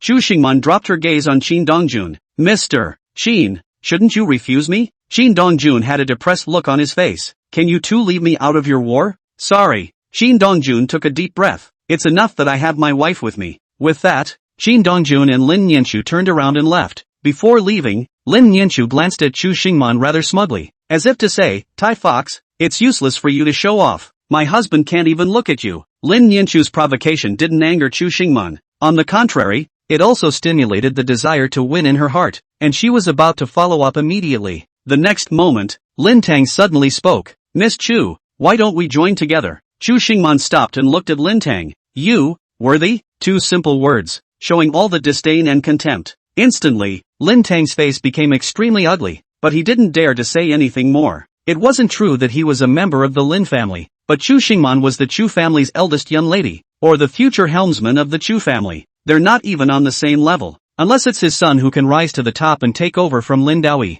Looking at Chu Xingman's departing back, Lin Tang's fists slowly clenched together, and the bottom of his eyes even flashed with gusts of bloodlust. Qin Dongjun, you must die. Previously, Lin Tang thought that once Lin Nianchu married Song Yingjun, everything in the Lin family would have nothing to do with Lin Nianchu, and as long as his son Lin Shuhong performed well enough, in all likelihood, he would be able to be designated as the heir by Lin Daoyi. Who had thought that a Qin Dongjun would come out halfway, stirring up the marriage between the Lin and Song families, and even becoming the Lin family's door-to-door son-in-law. In this way, Lin Nianchu would be qualified to inherit the Lin family. Mr. Lin, my family head has an invitation. Lin Tang slowly came back to his senses, took a deep breath, and quickly adjusted his emotions. Lead the way. The Ferris wheel fighting arena not only boasts open-air viewing galleries, but also private rooms. Lin Tang had just been brought to a private room when he saw Song Lian. Master Song, sit. Song Lian was no longer as disheveled as he had been before, and now he was in high spirits, as if the Song family hadn't suffered any blows at all. How is Yingjun's situation now? Lin Tang sat down with a token concern. After tonight, there will be no major problems, Song Lian said in high spirits. Maybe you'll even see him here later. Lin Tang was astonished beyond measure in his heart, but he still arched his hand to congratulate him. Congratulations Song family head, as long as Yingjun is fine, your Song family will continue to stand for 100 years in Zhonghai. Nice words that anyone likes to hear. Song Lian is no exception. Instantly, a thick smile spread across Song Lian's face. Before our Song family can continue to stand in Zhonghai for 100 years, we need to get rid of Qin Dongjun first. This is natural. Lin Tang nodded his head and chimed in. If he doesn't die, he's ultimately a danger to our hearts. Lin Tang and Song Lian colluded, not just for a day or two. Lin Tang wanted the Lin family, while the Song family wanted Lin Nianchu and the Lin family. They have a common interest for now, and as for afterward, to each his own. I'll have Li Tao arrange it. Lin Tang lit a cigarette for himself. Make sure he can't walk out of the Ferris wheel fighting arena.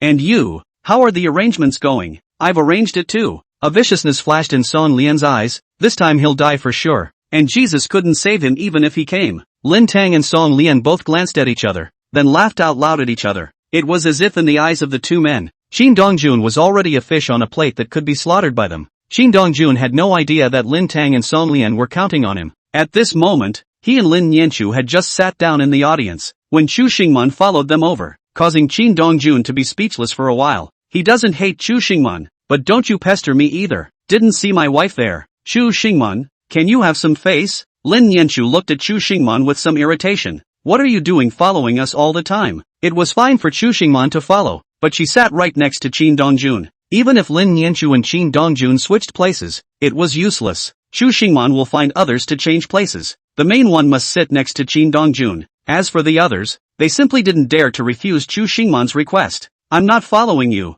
I'm following Mr. Qin. Chu Xingman was afraid that Qin Dongjun would open his mouth and added, I know Mr. Qin doesn't want me to sit next to him. But Mr. Qin, I feel safe just sitting next to you. Please don't kick me to the side, okay? Chu Xingman looked at Qin Dongjun prayerfully, her hands clenched and placed in front of her chest. Chu Xingman's appearance made any man's heart soften when he saw her, even Qin Dongjun, who was somewhat unable to bear to drive her away. However, when Qin Dongjun saw Lin Nianchu's eyes on the side that wanted to eat people, he had to be ruthless again. Qin Dongjun was just about to open his mouth when a thick voice from the ring resounded all around. Qin Dongjun, why don't you roll up and die? Chapter 27 teaches you how to be a human being. The fighting arena, which was originally still noisy, instantly quieted down with this low drink. But after a brief moment of silence, the crowd in the auditorium began a heated discussion. Is it so exciting that the first game of the day is a challenge? Damn, there's something to see today. There's no chance of getting rich now.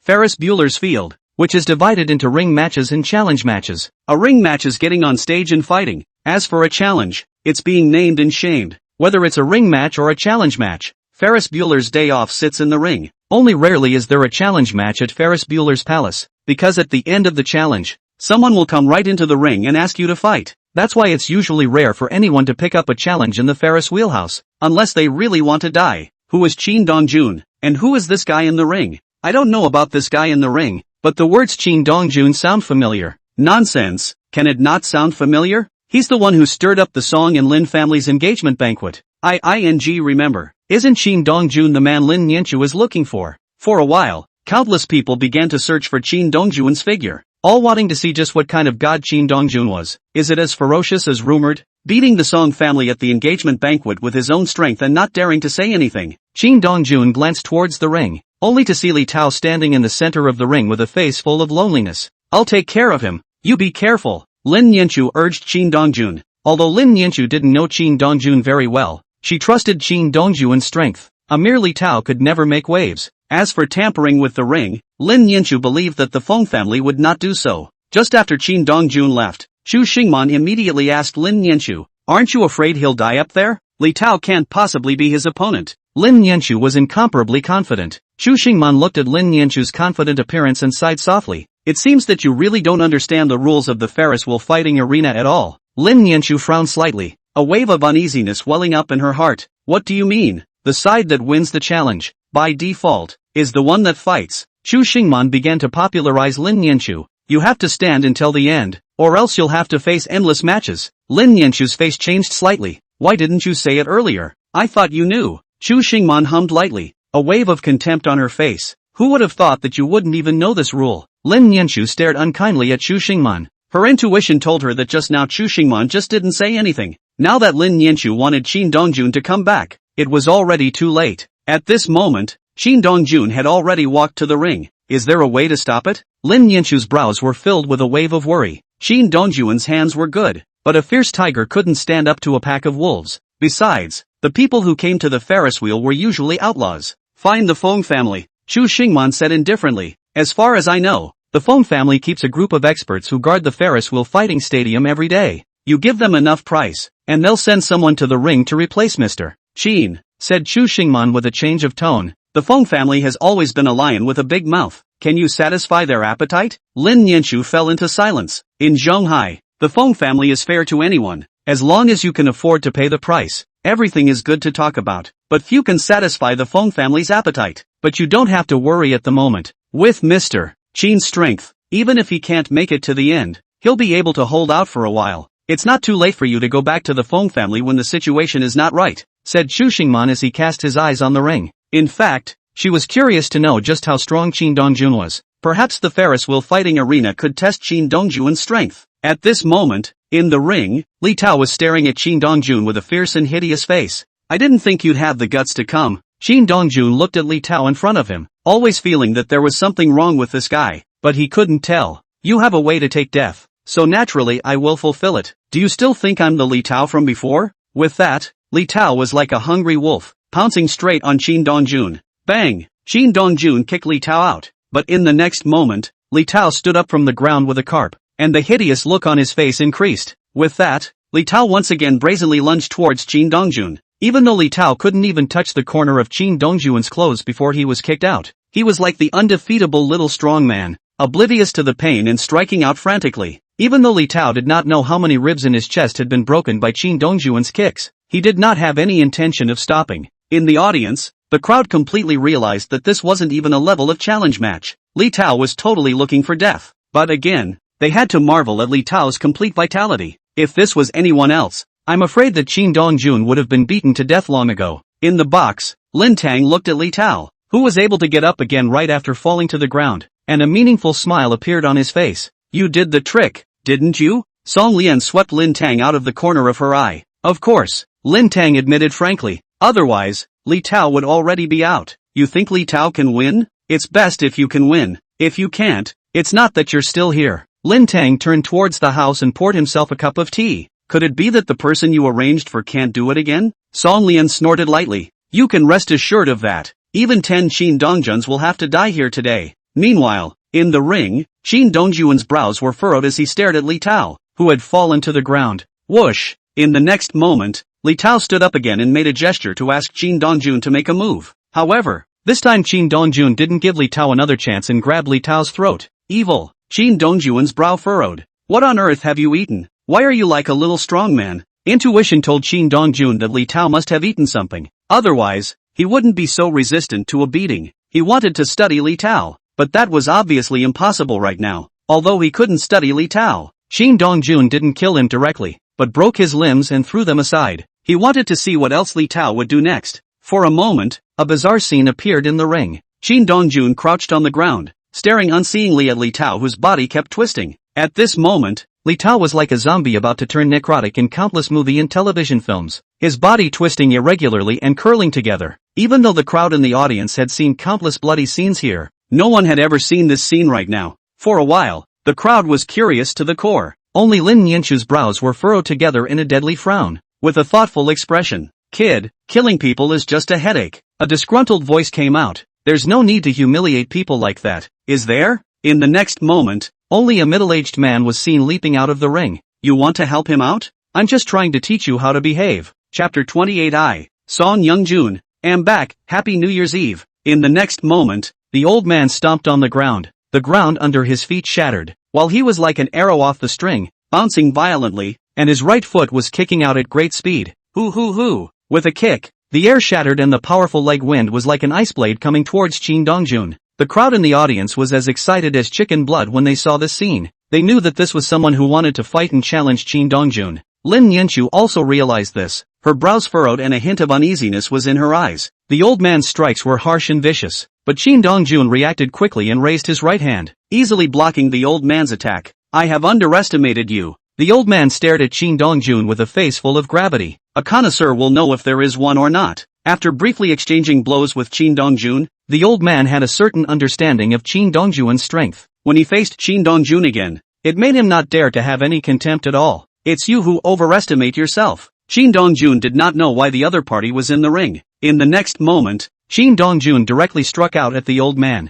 Qin Dongjun only wanted to observe Li Tao properly now and didn't want to be disturbed by anyone, so he struck out with a killing move. Bang! A fist fell. Even if the old man reacted at the first time, he was still blown away, and also spat out a mouthful of fishy red blood, his face even paler. For a moment, the old man only felt as if his internal organs had shifted. Abnormally painful. You're the one who came up here to get killed. With that, Qin Dongjun appeared in front of the old man with a whoosh and slapped his right hand on the old man's head. Bang! The head was like a watermelon, shattering on the spot and spilling red and white things all over the place. The crowd in the audience did not have the slightest bit of fear when they saw the scene. On the contrary, their faces were filled with excitement and madness, and they even all began to whistle and shout for Qin Dongjun. Qin Dongjun simply ignored the crowd as he once again walked over to Li Tao and carefully observed him. Li Tao, who had originally had his limbs broken, was actually able to slowly stand up at this moment, and the injuries on his body were getting better. What on earth have you eaten here? Qin Dongjun frowned deathly. The vitality is surprisingly so tenacious. Kill. Li Tao's face was full of grimace, his eyes red. I'm going to kill you. Li Tao's threat was like a blank sheet of paper to Qin Dongjun, pale and powerless. With that, without waiting for Li Tao to get up from the ground, Qin Dongjun once again wasted him and carefully observed him. Meanwhile, the Ferris wheel fighting arena. A quiet space. A young man sat on a couch, watching the scene in the ring with a frown on his face. He was also curious as to what was going on with Li Tao. Is this ING still a human being? It's all in this state, and it's still struggling. As the young man's words fell, the middle-aged man standing at the side followed suit and spoke. Young master, he may have taken some kind of special drug that caused him to become like this. Go find out what kind of drug it is that can make a person like this. I've already had people check, but there's no news so far. The middle-aged man immediately replied. But young master, this person was arranged by Lin Tang, and Lin Tang is now colluding with Song Lian, right inside the box. Are they trying to get rid of Qin Dongjun with the help of our MOTON fighting arena? The young man raised an eyebrow. It's possible. He also thinks too highly of us. The young man spat out a mouthful of sulk. Qin Dongjun's strength is obviously very dope. If our people go up there, they'll probably be killed in an explosion as well. You notify down. Before the young man could finish his words, the door of the room was suddenly knocked on, followed by a woman in a cheongsam walking in from outside. Young master, the Lin family's eldest miss, Lin Nianchu, is asking for an audience. The young man smiled. Then what are you waiting for? Hurry up and invite Miss Lin in. By the time Lin Nianchu came in, the young man had already made tea. Miss Lin, please sit down. The young man appeared polite, not at all hostile. Feng Xiao. Lin Nianchu didn't take a seat and stood respectfully to the side. I've always been a fast talker. You should know something about that. I came to see you this time because I was hoping you could get my husband out of the ring in one piece. Originally, Lin Nianchu had no intention of coming to beg, but now that more and more people were coming up to the stage, she was worried that Qin Dongjun wouldn't be able to block it. After all, there comes a time when one's strength runs out. Ms. Lin knows the demands of our Feng family, right? The conditions can be opened by Feng Xiao.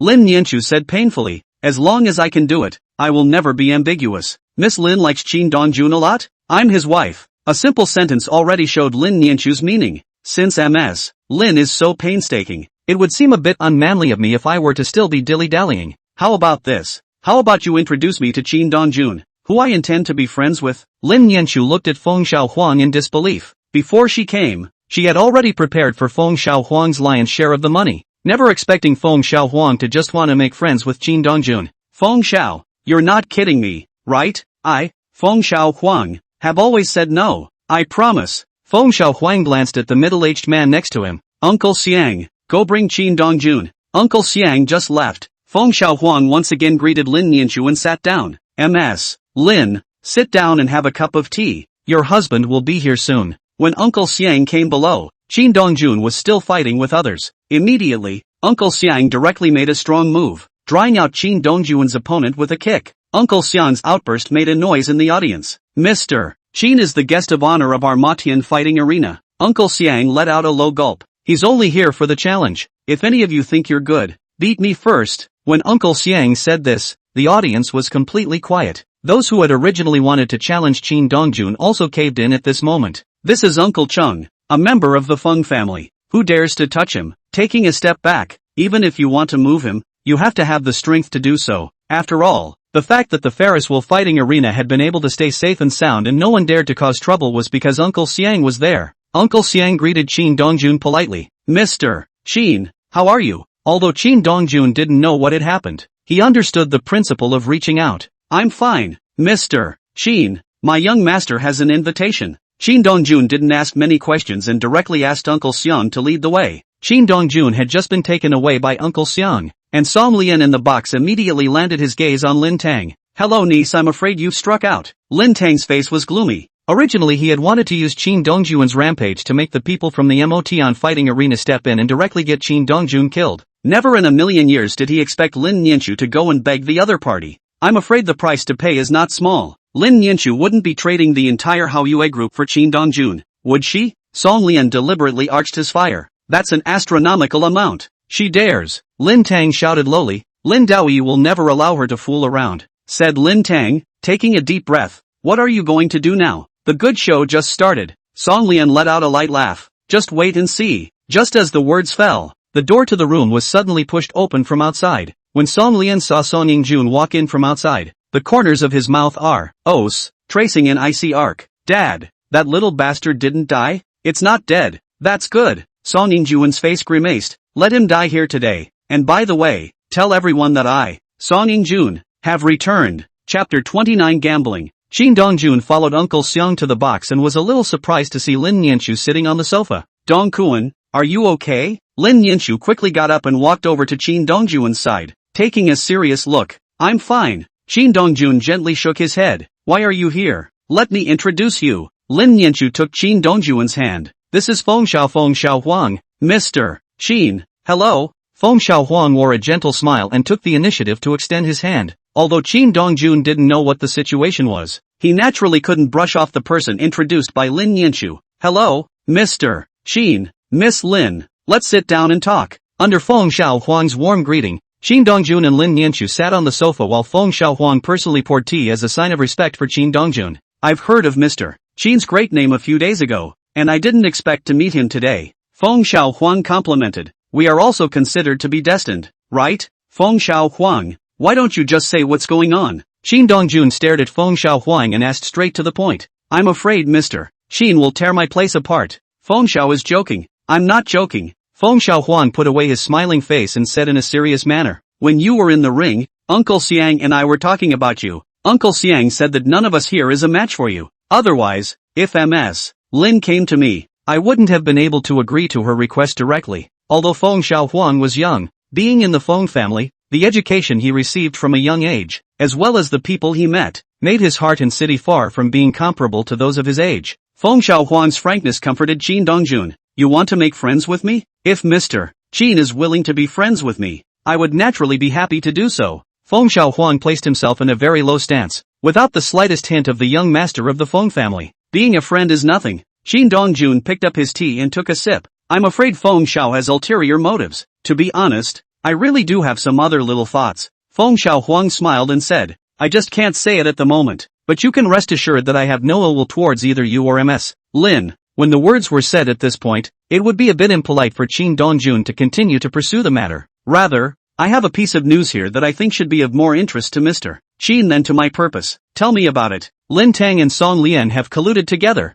Feng Xiaohuang didn't beat around the bush and came up to the point. The two of them are currently inside a box. I'm afraid they're discussing what to do with you. Qin Dongjun's face was filled with calmness, as if this was a normal thing. Seeing Qin Dongjun's indifference, Feng Xiaohuang added, Song Yingjun is here as well. The moment the three-word Song Yingjun came out, it caused Lin Yanchu, who had been silent next to him, to frown his eyebrows together in a deadly frown. Feng Xiao, you're not kidding, right? If Ms. Lin doesn't believe me, I can show you. Lin Yanchu didn't say anything, but looked at Qin Dongjun. The Song family has found someone high up. Qin Dongjun softly calmed Lin Yanchu, but you don't have to worry, they can't make any waves. It's just that Lin Tang is your clan uncle after all. If I really have to do it, can I kill him? The corner of Feng Xiaohuang's mouth twitched slightly. This was a really polite question. It was just a bit inappropriate. But anyone who wants you dead, even my own father, you can waste him. Ms. Lin, you're really this. Feng Xiaohuang gave Lin Yanchu a thumbs up.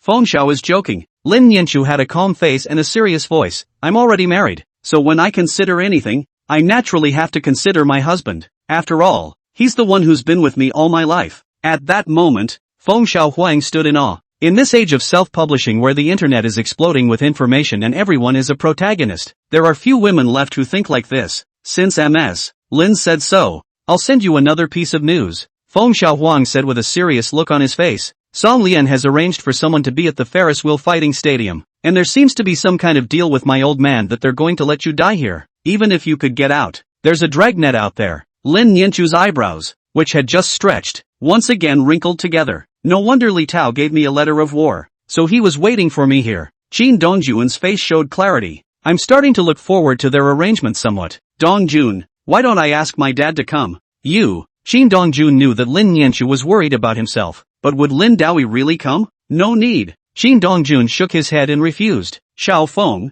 you should be able to protect my wife, right? Little things. I'll buy you a drink someday. At that moment, Feng Xiaohuang's eyebrows opened up as he knew that he was considered to have a little friendship with Qin Dongjun. What compartment are they in? Third from the bottom. Qin Dongjun did not say anything as he got up and walked towards the outside. Lin Yanchu knew what Qin Dongjun was going to do and wanted to open her mouth to stop him, but eventually she swallowed back the words that came to her lips. She knew there were some things that couldn't be solved by blocking them herself. Miss Lin, you actually don't have to worry about him. Feng Xiaohuang lowered his head to fiddle with the tea set. He's not as weak as you think. Taking a step back, if he can't get through this today, what about later? He's now in the spotlight of all the great families in Zhonghai. If someone wants to draw him in, naturally there will be someone who wants him dead. If he's still alive after today's events, I think those who have ulterior motives will have to weigh them up. I'm afraid, the Middle Sea seems to be calm, but in fact, the dark current is surging. The fact that the Song and Lin families wanted to join forces at that time had already unsettled quite a few people. And now,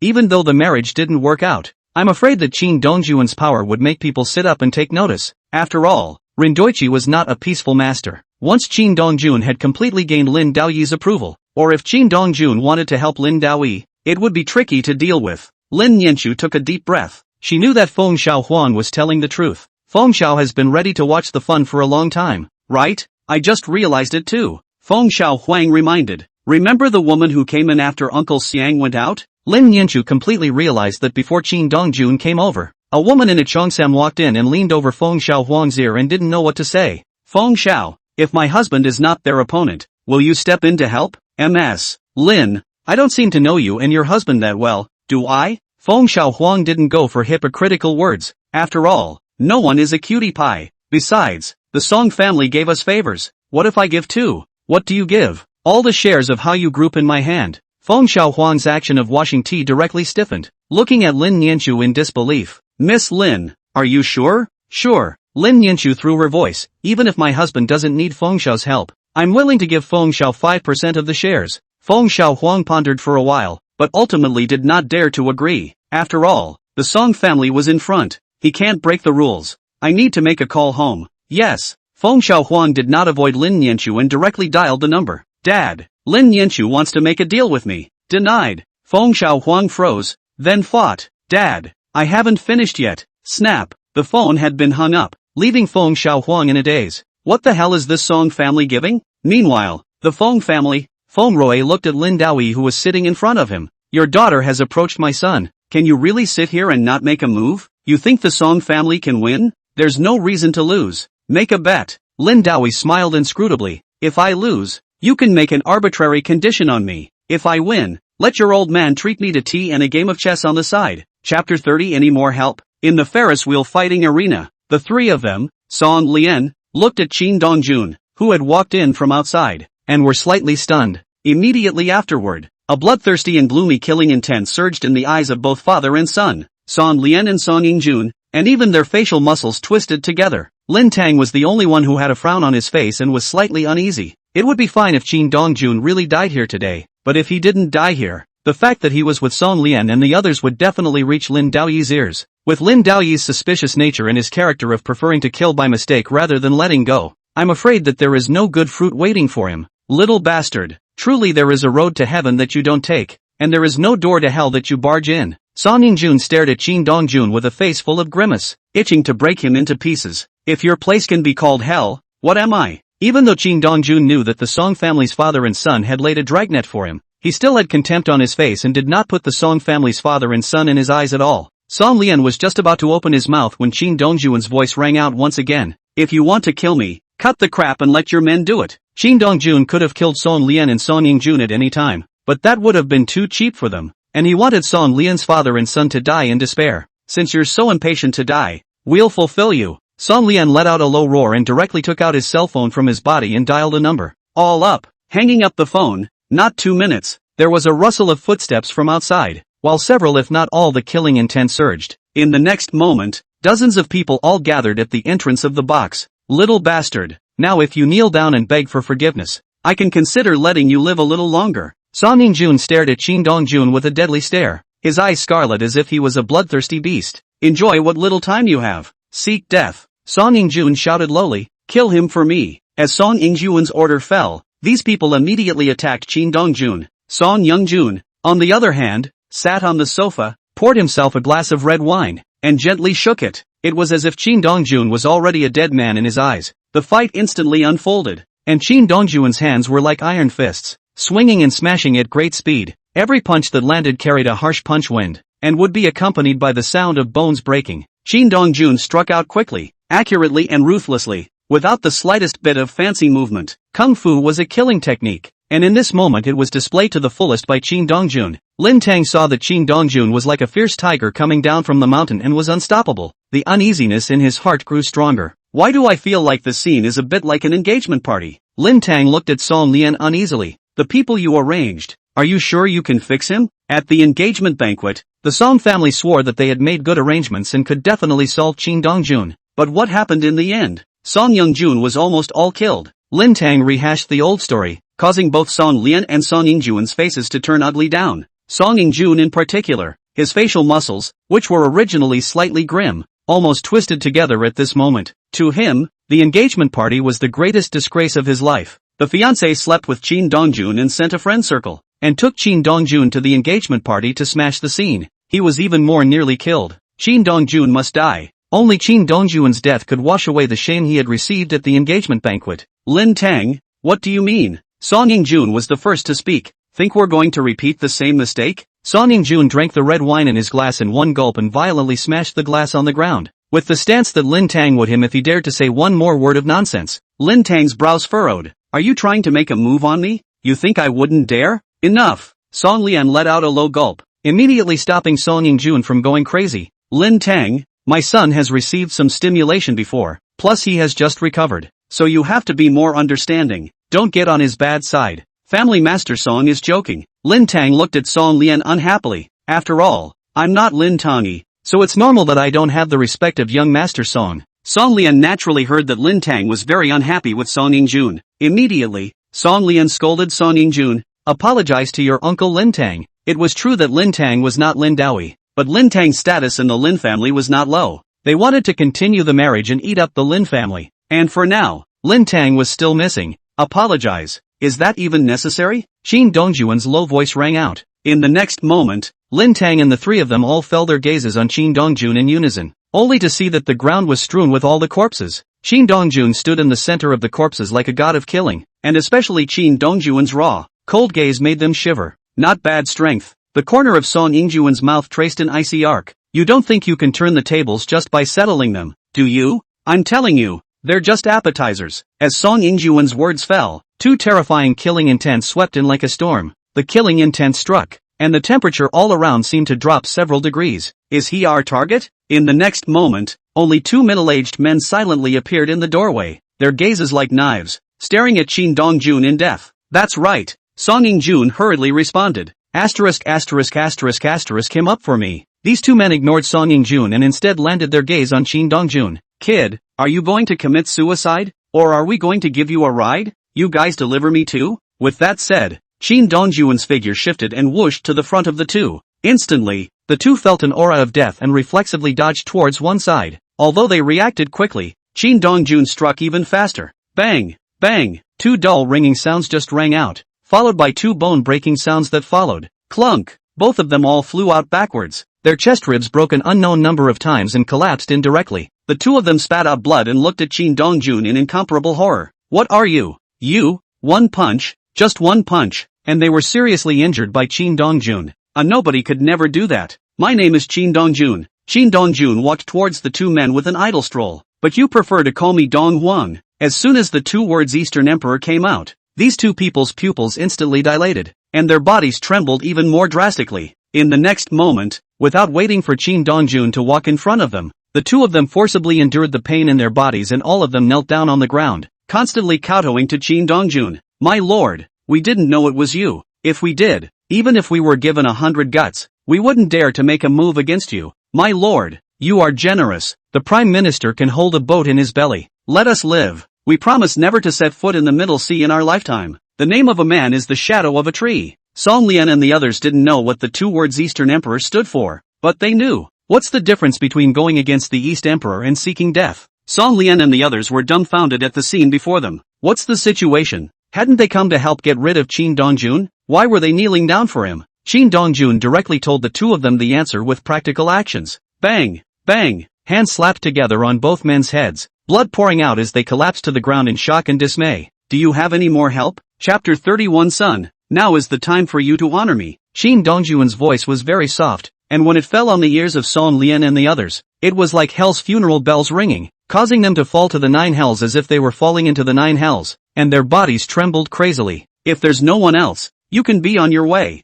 Yes, we still have people. Song Lian yelled frantically. Come out with us if you can. That's right. Song Yingjun hurriedly chimed in. If you have the guts to follow us out, let's see if we don't get you killed. Qin Dongjun knew that this was a provocation, but he still nodded his head in agreement. He wanted to make Song Lian and the others completely desperate. When Song Lian saw Qin Dongjun nod his head in agreement, a line of excitement appeared on his face. You're coming with us. Song Lian was afraid that Qin Dongjun would backtrack and would suddenly make a move against them here, and pulled Song Yingjun to run towards the outside at a rapid pace. As for Lin Tang, he was directly abandoned. Can you really fix them? Are you going to go out and collect your death? Or are you going to sit here and wait for me to come back? Can you tell me where Nianchu is? Lin Tang took a deep breath. I want to say goodbye to my niece. She is with Feng Xiaohuang. Qin Dongjun wasn't at all afraid of Lin Tang playing dirty tricks with him. You can go find Feng Xiaohuang, but remember to never run away, or else you'll know that death turns out to be a very luxurious thing. Qin Dongjun left, and Lin Tang went to find Feng Xiaohuang.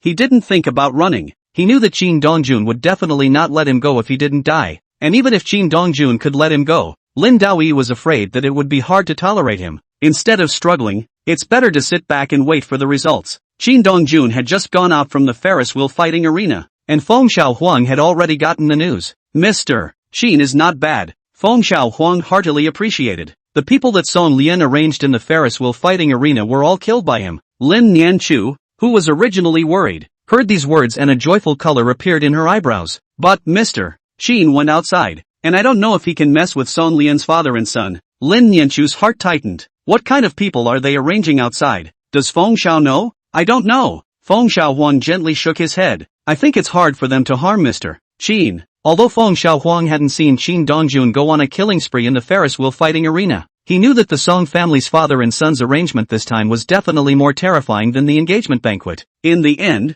they were still completely destroyed by Qin Dongjun, thus showing that Qin Dongjuan's strength was unfathomable. In fact, just as Feng Xiaohuang had guessed, Qin Dongjun had just come out of the Ferris wheel fighting arena when Song Lian's father and son wailed for someone to settle Qin Dongjun. As a result, Qin Dongjun had just come out of the Ferris wheel fighting arena. Countless bullets were like rain, frantically coming towards Qin Dongjun. Luckily, Qin Dongjun had prepared himself before, and coupled with Qin Dongjuan's agile stance, he was able to dodge it. The gunmen in the shadows were shocked to see that Qin Dongjun was like a monkey in the mountains and forests, dodging their bullets when he jumped irregularly. Especially seeing that Qin Dongjun was still moving towards them made them start to feel uneasy. Is this guy even human? With such a dense amount of bullets, he was able to dodge them and still move closer towards them. Suddenly, they realized that Qin Dongjun had disappeared. Having lost their target, all the gunmen became completely restless and looked around. Are you looking for me? The sudden sound of a voice caused the gunmen to freeze, followed by them almost instinctively looking behind them, only to see Qin Dongjun staring at them with a cold face, especially the icy curves outlined at the corners of Qin Dongjuan's mouth, which was like black humor. You! Bang! Bang! Bang! Several dull thuds came out, and all of these gunmen fell in a pool of blood. Qin Dongjun was like a hooker from hell, reaping a fresh life. Just after finishing off these gunmen, Qin Dongjun detected a very faint killing intent approaching towards him, causing him to frown slightly. You're going to get out yourself, or I'm going to have to invite you out. In the empty surroundings, apart from Qin Dongjuan's voice and the breeze blowing by, there was no more movement. You think I can't make you show yourself? Qin Dongjun raised his right foot and violently stepped down towards the ground. Bang! When a foot fell, it was as if 1,000 horses and armies were running, and the ground trembled with it. At the same time, a violent internal energy was like a tornado, sweeping out in all directions. Your Excellency is good. In the next moment, an old man in a long gray shirt was forced to appear before Qin Dongjuan's eyes. Not being a rat anymore? I'm just passing by and have no intention of making an enemy of Your Excellency. The old man looked at Qin Dongjun very politely. Please let me pass.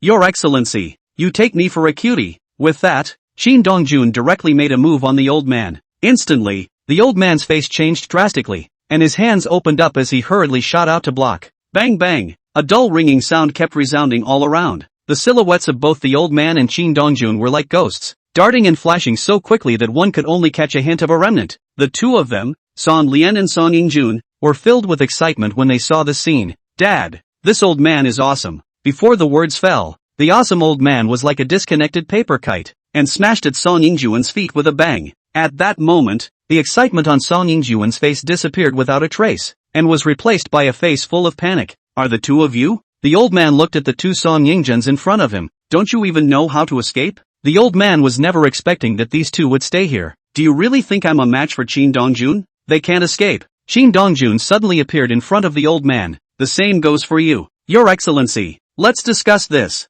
Whatever demands and conditions you have, just mention them. The old man took a deep breath, forcing down the qi and blood that was tumbling in his internal organs. As long as you can spare us. What are you? The Tontine gang. Before the old man could finish his sentence, Qin Dongjun appeared in front of the old man in a whoosh and landed an inch punch. Bang! The old man spat blood from his mouth and flew out backwards on the spot. You, for answering the question, I'll give you a quick death. With that said, Qin Dongjun twisted his head to look at the two Songlian. As for the old man, he died as soon as Qin Dongjun finished his words. Poof, poof. Both Song Lian and Song Yingjuan's legs went limp and they both knelt on the ground. Please spare us, we'll give you anything you want. Song Lian called out frantically to Qin Dongjun, hoping that Qin Dongjun would spare him. How did you find the old man? My family's old man left a letter, and I was contacted according to the top of the letter. Where's the letter? On me, said Song Lian as he hurriedly took out the letter and handed it to Qin Dongjun. Qin Dongjuan's face became ugly to the extreme after just one look,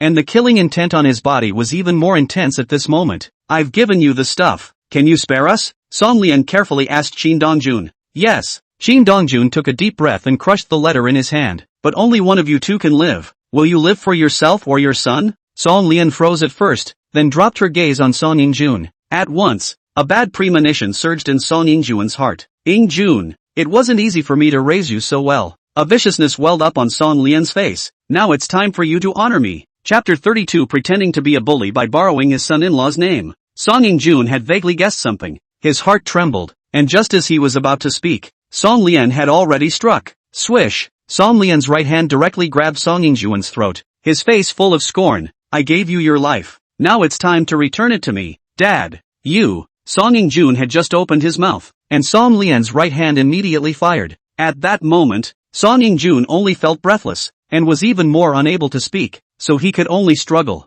Shin Dongjun calmly watched the scene in front of him as if he had long been used to it. A few moments later, Song Ingjun no longer had any movement. His lips were black and purple, his eyes were spitting outward, and he was obviously dead. I killed him. Am I free to go? Song Lian looked at Shin Dongjun with a face full of excitement. Shin Dongjun nodded. Let's go. Song Lian, as if pardoned, pulled out his legs and ran, but before he could run out 2 steps, Shin Dongjun flicked his right foot and appeared directly in front of Song Lian. Shin Dongjun's sudden appearance caused Song Lian's face to change drastically, and he was even more nervous to the extreme. You can't leave even if I give you a chance. Shin Dongjun sighed softly with a compassionate look. Since you can't get away, why don't you go and reunite with your son? Just as the words fell, Shin Dongjun's right fist had already blasted out. Bang! Song Lian's body flew backwards like a sandbag that had been knocked off its feet, while spitting out a mouthful of scarlet blood. Shin Dongjun didn't wait for Song Lian to smash into the ground before he turned around and walked into the Ferris wheel fighting arena. He was so confident in his strength that Song Lian would never survive. In fact, it was just as Shin Dongjun thought. Shin Dongjun's punch directly dried and shattered Song Lian's 5 organs and 6 bowels, allowing him to die as if he could no longer die. When Shin Dongjun returned to the Ferris wheel fighting arena and found Lin Nianchu was sitting with Feng Xiaohuang and Lin Tang. When Shin Dongjun walked in from outside, Lin Nianchu's hanging heart was finally put back into her stomach. Lin Tang, on the other hand, knew that his time had come, and his face showed bitterness and complexity. Looks like they're all dead. Lin Tang was the first to speak. You're going to kill me next, aren't you? Are you going on your own, or am I going to give you a ride? Lin Tang didn't answer, but twisted his head to look at Lin Nianchu, the meaning of which was self-evident. The next moment, Lin Nianchu stood up. Feng Xiao, can you show me around the Ferris wheel fighting arena? Of course. Feng Xiaohuang responded smoothly. Feng Xiaohuang and Lin Nianchu just came out of the room. MS. Lin, you're so kind-hearted. You can't even bear to watch your loved ones die in front of you. Born this way. Lin Nianchu sighed softly. I also want to be thin-skinned, but I can't. Feng Xiaohuang was dumbfounded. He was just joking. He didn't expect Lin Nianchu to be truly kind. In the box, Lin Tang lit a cigarette for himself. Can't you really let me live? Looking at the silent Shin Dongjun, Lin Tang already knew the answer. Can you tell me, before I die, what you're really about? The powerful and influential people of the capital circle will have to be courteous even when facing me. A simple sentence caused Lin Tang's heart to tremble, and a strange color crossed the bottom of his eyes. No wonder Lin Daoyi didn't do anything to you. Lin Tang spat out a mouthful of air, so he wanted to go back. Shin Dongjun frowned slightly. Lin Tang clearly had something in his words. After I die, will you spare my son? As long as he doesn't come after me, I don't mind keeping him alive. That's good. Lin Tang looked relieved. I don't need you to give me a ride. I'll walk by myself, said Lin Tang as he stood up, unwillingly but helplessly leaping down the stairs. Bang! The second floor by all accounts. Lin Tang didn't fall to his death, but Lin Tang knew he had to die. So when he jumped, he did so with his head to the ground, bleeding profusely, and died instantly. Shin Dongjun didn't bother to look because there were already cries of alarm from downstairs. Shin Dongjun had just come out of the box when he saw Lin Nianchu and Feng Xiaohuang in the corridor. All settled? Shin Dongjun nodded. You can let your father do it. At first, Shin Dongjun had promised Lin Daoyi that he would settle the Song family. Lin Nianchu was stunned at first, then realized that this might be a pact between the two of them. Shin Dongjun and Lin Dao. Lin Nianchu didn't ask more questions. She took out her cell phone and dialed Lin Daoyi's number. Dad, you can take on the Song family. Already doing it. Lin Nianchu's petite body trembled slightly. You know everything? Lin Daoyi didn't answer and directly hung up Lin Nianchu's phone. The Fengs. Lin Daoyi leisurely sipped his tea with a smug smile on his face. You lost. Feng Rui looked at Lin Daoyi in depression. How can you be so sure that Shin Dongjun can finish them off? He is my son-in-law. Lin Daoyi took a sip of tea. What kind of old husband doesn't trust his own son-in-law? Feng Rui didn't even believe in the punctuation of Lin Daoyi's words. I want your old man. I'm going to get him now. Feng Rui was willing to lose the bet and got up to go to the backyard to find Feng Rulong, the old master of the Feng family. Dad. Feng Rui respectfully stood in the doorway and gently knocked on the door. Are you asleep? Lost to Rindoichi? And old and low, but as threatening as it could be, a voice came out. Dad. You guessed it all. Feng Rui was a little self-conscious and embarrassed. I know better than you what kind of person Lin Daoyi is, Feng Rulong said indifferently. He has wanted to see me for not a day or two. Since you lost, let him come. When Feng Rui brought Lin Daoyi to the backyard, Feng Rulong had already opened the door and even made tea himself. Even if Feng Rulong was already over 70 years old, close to 80 years old, and his face was covered with age spots, looking like a candle in the wind that would go out at any time, Lin Daoyi did not dare to show the slightest disrespect. Elder Feng, please forgive me for taking the liberty of disturbing you. No harm done. A light smile appeared on Feng Rulong's withered and wrinkled face. Feng Rui, you make us tea, said Feng Rulong, once again aiming the topic at Lin Daoyi. What is it that you want to see me about? Just say it directly? Elder Feng, I investigated Qin Dongjun, but I never found out any useful information. You've always had a wide range of contacts. Do you know what he's really about? Eastern Emperor. Feng Rulong's face carried a line of scorn. You, Lin Daoyi, have suffered for half your life. You can fulfill your father's wish. Lin Daoyi wasn't sure what the Eastern Emperor stood for, but from Feng Rulong's words, he realized that Qin Dongjun was a submerged dragon. Is Elder Feng also scornful of him? Do you still want to eat my Feng family? Feng Rulong raised an eyebrow as a stern color surged from his seemingly cloudy gaze. Elder Feng is really joking. Your Feng family is the linchpin of Zhonghai. I would definitely not dare to have such thoughts. Lin Daoyi, it's true that you can rise to power with your son-in-law, but you should be clear about how big this world is. Feng Rulong's voice no longer sounded like it was gentle before. It appeared raw and cold. It's good to have ambition, but it's not good to have too much ambition. Elder Feng, do you dare say such things to my son-in-law? Chapter 33 Deep Confession. Even if I die, I'll stay with you. Lin Daoyi came out of Feng's house with a spring in his step and a smile on his face that he simply couldn't hide. However, in the Feng family, it was depressing, especially Feng Rulong. An old face was even darker to the extreme. Dad, is that Qin Dongjun that scary? Is Hades scary? Feng Rui's heart and mind trembled. You said he is the living Yama? That's right. Feng Rulong spat out a mouthful of stuffy air. When he stirred up the engagement banquet of the Lin and Song families, I've already started investigating him. You don't know who the Eastern Emperor is, much less what the words Eastern Emperor stand for. A fear slowly surfaced on Feng Rulong's face. Once you understand, you will know that he is not to be trifled with. Could it be that even our Feng family's hundreds of years of accumulation can't defeat him? All the powerful people in the capital circle are courteous to him. What are we? Feng Rulong let out a bitter laugh. The closer you get to the top of this world, the more you learn about it. There are some people who simply cannot be measured by common sense, let alone thinking of using a sea of people to get him killed. Qin Dongjun happens to be one of those people. Is he really that scary? His strength is unknown. Feng Rulong explains simply. Every appearance represents death and killing. The most important thing is that he has ruthless means. As long as you dare to offend him, the whole family will die, even if it's an ant's nest in your house. He'll take a piss and scald it. Qin Dongjun didn't even know that someone in Zhonghai would know about him, and at this moment, he and Lin Nianchu had already come out of the Ferris wheel fighting arena. The colorful neon lights on the streets are like graceful beauties that not only light up the city, but also seduce countless people. Feng Xiaohuang wants to draw you in, Lin Nianchu said slowly. If you can, you get in touch with him more. He's a man with a good reputation in the Middle Sea. Qin Dongjun was just about to open his mouth when Chu Xingman walked out of some nook or cranny. Mr. Qin. Lin Nianchu looked at the approaching Chu Xingman and frowned. Why is this woman like a ghost? She's a ghost. Something's wrong? Qin Dongjun inquired symbolically. It's still early. I'd like to treat you and Miss Lin to a late dinner. I wonder if Mr. Qin would appreciate it? Chu Xingman had previously guessed that Qin Dongjun was very strong, and having seen it again today, she realized that she had still underestimated Qin Dongjun. No time. Qin Dongjun refused without thinking. Qin Dongjun's refusal caused Lin Nianchu to show a smug look on her face as she took Qin Dongjun's arm and walked past Chu Xingman.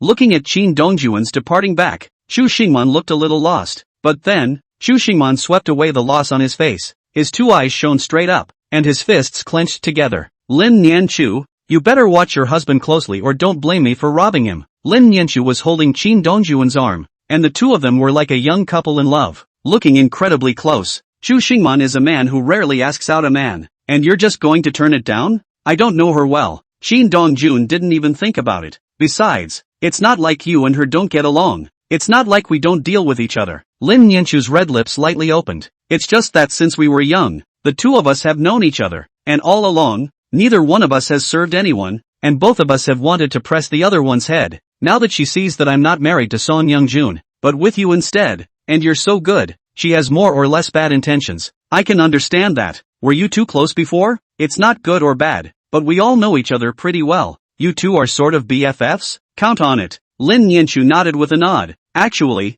you don't have much contact with Chu Xingman for a bit. The Chu family is not weak in Shanghai. If you can befriend the Chu family, together with me, and Feng Xiao Huang, there are only a handful of people in Shanghai who still dare to give you a hard time. Lin Yanchu is not a woman who completely loses her mind for love, and she knows clearly that she is not conducive to Qin Dongjuan's development in Shanghai by hogging him alone and not allowing him to have contact with the opposite sex. Perhaps Qin Dongjun didn't need to develop at all, but multiple friends were better than multiple enemies, right? Aren't you afraid she'll hook me up? Afraid? Lin Yanchu dropped her gaze on Qin Dongjun, whispering softly and showing the gentle side of a small woman. But I believe that you won't be seduced by her. Qin Dongjun laughed. It's nice to be believed. I've heard that your Lin family and the Chu family don't seem to be dealing with each other. It's true that there are some disagreements. My mom's death seems to have something to do with the Chu family. Lin Yanchu was unapologetic, so all these years, as long as my dad was involved in things, the Chu family would not give in, or even go out of their way to help. And you don't know exactly what happened?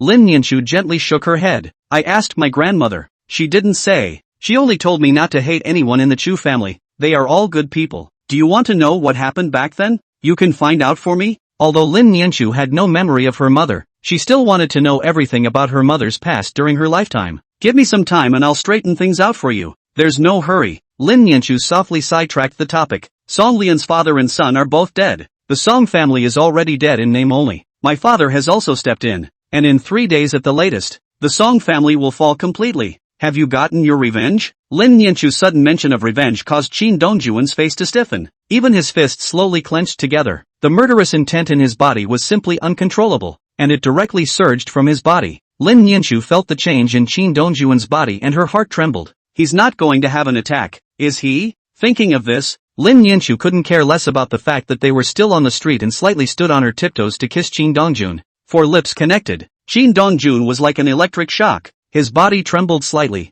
especially when he felt a softness sweeping through his mouth. It was unbelievable. Lin Yanchu's kisses were raw and without any technique, but Qin Dongjun knew that this was already Lin Yanchu's best kissing technique. After a long time, the two slowly separated, and Lin Yanchu's eyes flooded with spring. Are you alright? Thank you. Qin Dongjun gently shook his head. After killing someone today, the hostility didn't dissipate and I almost didn't control myself. It's also my fault for overlooking this. Lin Yanchu's face was full of self-reproach. Luckily you're fine. Otherwise I wouldn't dare to think about what would happen next. Qin Dongjun took a deep breath. I will try to control myself, but I haven't gotten my revenge yet. There are still people behind the Song family. Trouble? Trouble. Qin Dongjun said frankly. The slightest mishap will lead to death. It's fine. I'll accompany you. Lin Yanchu gazed deeply at Qin Dongjun. Even if I die, I won't let you be alone. The deep words were like a confession, causing Qin Dongjuan's heart to flow with warmth. With that, Qin Dongjun hugged Lin Yanchu. Don't worry,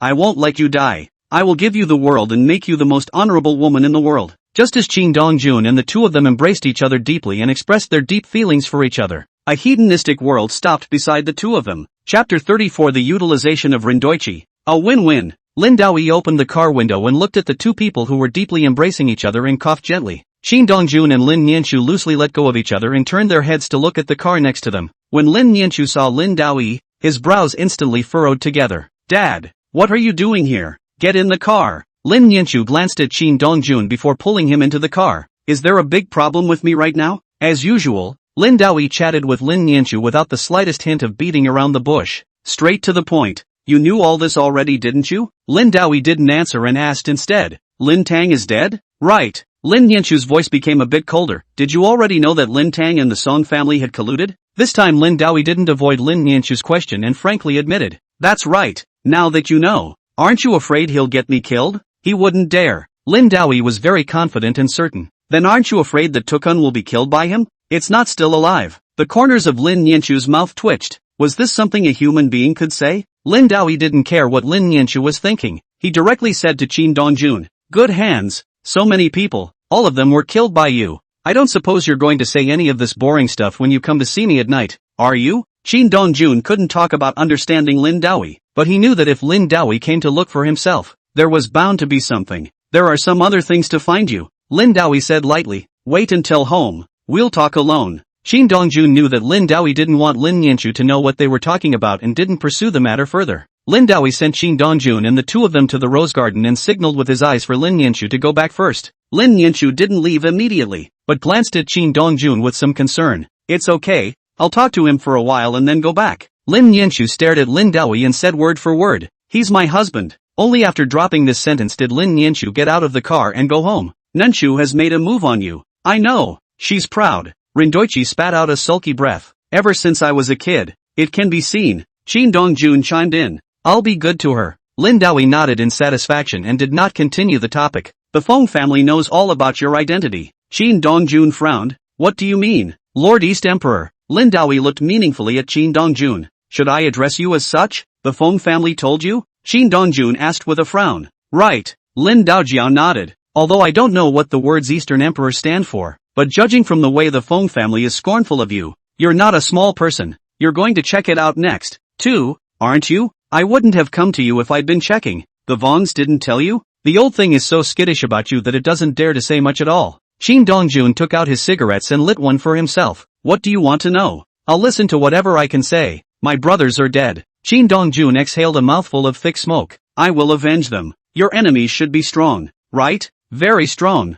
Qin Dongjun said heavily. "I'm afraid that everyone in the whole of Shanghai put together is no match for them." "Them?" Lin Daoyi directly captured the key information. "It seems you have more than one enemy. They are an organization." Qin Dongjun looked up at Lin Daoyi. "But I advise you not to pry. Do you know who they are?" "Don't know much. You're working your way up from Shanghai, and the Song family was the first, right?" Qin Dongjun didn't hide anything and nodded his head in acknowledgement. "Right. Let me know if there's anything I can do to help." Lin Daoyi said nonchalantly. "I don't want you to get my daughter killed." "Don't worry. She won't even die if you die." Qin Dongjun was incomparably confident. "There's also something I want to ask you." "You say?" "Lin Tang said you want to go back." Qin Dongjun stared at Lin Daoyi dead in the face. "I don't think your Lin family is local to Shanghai, right?" "No." An unwillingness crossed the bottom of Lin Dao's eyes. Even with a hint of hatred, "We're from the imperial capital." "A collateral line of the imperial capital Lin family?" "We're straight. The third house of the Lin family." A line of surprise appeared on Qin Dongjun's face.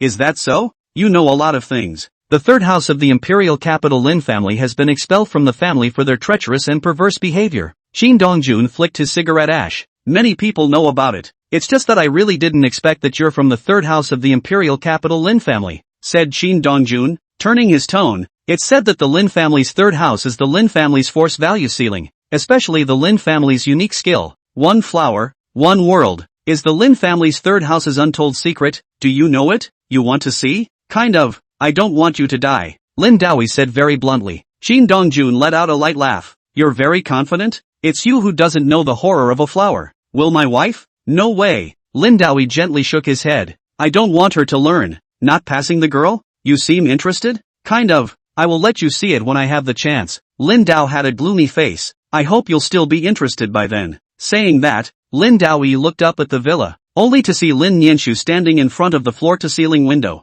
staring at them dead in the face. "Go back. Nianchu is waiting for you. You'd better not return to the imperial capital Lin family." Qin Dongjun looked towards the upper floors. "The imperial capital Lin family today is not what it used to be. Unless it's you who wants to die." Dropping these words, Qin Dongjun turned around and walked towards the upper floors. Lin Daoyi, on the other hand, had his brows furrowed together in a deadly frown. He didn't doubt Qin Dongjun's words, but just what had happened to the imperial capital Lin family? Even though Lin Daoyi had been paying attention to the imperial capital Lin family, the most central thing he didn't know at all. Qin Dongjun had just returned to the house when Lin Nianchu came down from upstairs. "Did my dad ask you to do something for him again?" "Why would you ask that? He is extremely profit-oriented," Lin Nianchu said forcefully. "If you didn't have any use and value to him, he simply wouldn't have been able to talk to you for so long. Don't think too much." Qin Dongjun reached out his hand and stroked Lin Nianchu's head with a gentle expression. "He just talked to me about the Feng family." "What happened to the Feng family?" "The Feng family knows quite a lot."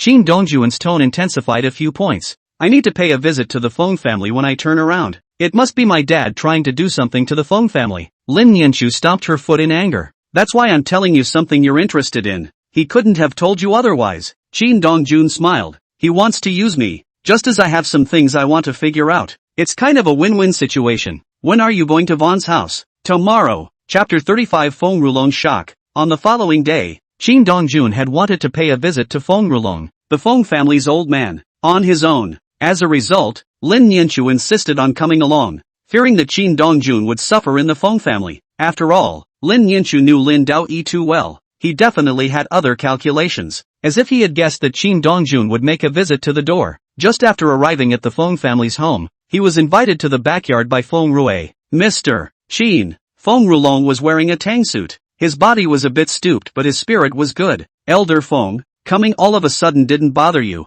did it? As the saying goes, a hand out is not a hand up, and before clarifying the situation, Qin Dongjun naturally would not lose his manners. Mr. Qin is joking. Feng Rulong appeared to be very respectful and polite to Qin Dongjun. It is an honor for my Feng family for you to come. Old man, I just made tea. Come and try it. Many thanks to Elder Feng. Qin Dongjun followed Feng Rulong and unceremoniously sat at the tea table while Lin Yanchu stood respectfully at the side. At this moment, Lin Yanchu's heart had already set off shock waves. She was Lin Daoyi's daughter and knew very well what Feng Rulong represented in Shanghai. Nowadays, he was surprisingly courteous to Qin Dongjun without the slightest bit of a stance. If she hadn't seen it with her own eyes, Lin Yanchu wouldn't have believed it. Miss Lin, also sit. Feng Rulong saw Lin Yanchu standing together and greeted her with a smile. Have a seat. Qin Dongjun chimed in. Taste Elder Feng's tea together. Lin Yanchu hesitated for a moment, but eventually sat next to Qin Dongjun. In Shanghai can let Feng Rulong personally make tea and pour tea. Cannot say there is no. Can only say a few. Even though Lin Yanchu sat on the side and drank the tea Feng Rulong made, she still had the feeling of dreaming. The tea is good. Qin Dongjun savored it. It's just slightly bitter, but there's a hint of sweetness in the bitterness. Isn't that how life is? Feng Rulong said smilingly. Born to cry first, a life of labor. Occasionally life carries a hint of sweetness. If I say that others are born into a life of labor, I believe it, but I don't believe it when you say it. Feng Lao. That is also due to the efforts of my ancestors. Feng Rulong was very modest, otherwise I would be a cow or horse, but I admire Mr. Qin the most. Fighting alone, whoever sees you, dares not to be courteous. Saying this, Feng Rulong turned his tone and joked to Lin Yanchu beside him. It's just that Miss Lin got there first and married Mr. Qin. Otherwise I would have tried everything to make Mr. Qin the son-in-law of my Feng family. Lin Yanchu could sense that Feng Rulong wasn't joking. He really looked at Qin Dongjun and wanted him to be his son-in-law. I'm also lucky. Lin Yanchu smiled and responded. Dongjun loves me very much. Xu Xingman hooked up with him 2 or 3 times and Dongjun ignored it. Even though Lin Yanchu knew that Feng Rulong was just poking fun at herself. For some reason, she just wanted to swear sovereignty. Even though she knew it was wrong, she still couldn't help herself. Ms. Lin doesn't need to be so nervous. Feng Rulong saw Lin Yanchu's mind. I just said that casually. If we really do this, your father shall not tear down my Feng family. Elder Feng is joking. My father wouldn't dare to disrespect you. Feng Rulong smiled and did not make an explanation, but instead dropped his gaze on Qin Dongjun. Mr. Qin, let's talk somewhere else and let Miss Lin drink tea here first? Qin Dongjun pondered slightly before nodding. I'll be back soon. Qin Dongjun tenderly said to Lin Yanchu. If there's anything, you just call out to me. I'm fine. You go talk to Elder Feng. Qin Dongjun had just left when Feng Xiaohuang walked in from outside. Ms. Lin, where did you find this husband from? My old man said early this morning that we have a distinguished guest coming to our door, so we must receive him well. Feng Xiaohuang sat on his but where Feng Rulong had just sat and poured himself a cup of tea. I thought who was coming at first, but it's you guys. Feng Xiaohuang just took a sip of tea and smashed his mouth. The old man even took out all his treasured tea leaves. It's really not easy. Feng Xiao, aren't you afraid of getting beaten up if you talk about your grandfather behind his back like that? It's not like you haven't been beaten up before. Feng Xiaohuang hemmed and hawed. Come on, tell me where your husband got it from? Bars. Feng Xiaohuang stared at Lin Yanchu with wide eyes, unable to believe. A one-night stand? Right. Feng Xiaohuang gave Lin Yanchu a thumbs up. You're really something, always a good girl, and for once you meet a great coaxing man. But does your husband have a sister? Feng Xiao wants to marry? It has to be. Feng Xiaohuang carefully glanced around. If I can be your brother-in-law, won't my position in the family be secure? In the study, Feng Rulong and Qin Dongjun were sitting facing each other. The two of them were talking and laughing. The atmosphere was quite pleasant. Elder Feng knows quite a bit. Ha, Mr. Qin, I really didn't think to inquire about you at that time. Feng Rulong was afraid that Qin Dongjun would think that he was investigating him, so he hurriedly explained. I just casually asked. I didn't mean anything else. I didn't tell anyone about you except for Lin Daoyi and my son Feng Rui. Qin Dongjun was convinced of Feng Rulong's words. After all, his identity, knowing more, could only lead to trouble for himself. Since Elder Feng knows my identity, he should know what I'm going to do, right? I've heard that all of Mr. Qin's brothers are dead, so I assume it's revenge? That's right. The Song family is your first stop. Feng Rulong said smoothly. I wonder if Mr. Qin can reveal who's next? Does Feng Lao want to be next? Feng Rulong's face changed drastically, realizing that he had asked a bit too much. He hastily shook his head. Mr. Sheen, I just wanted to see if there was anything you needed help with. If you need anything, just ask. Shin Dongjun looked at the nervous Feng Rulong and let out a light laugh. There's no need to be nervous, Elder Feng. I'm just joking with you. But speaking of which, I really do have something I need Elder Feng's help with. Feng Rulong took a long breath. Mr. Sheen, please speak. Castle Peak Orphanage. You know? Although Feng Rulong did not know why Shin Dongjun was asking about the Castle Peak Orphanage, he still said truthfully,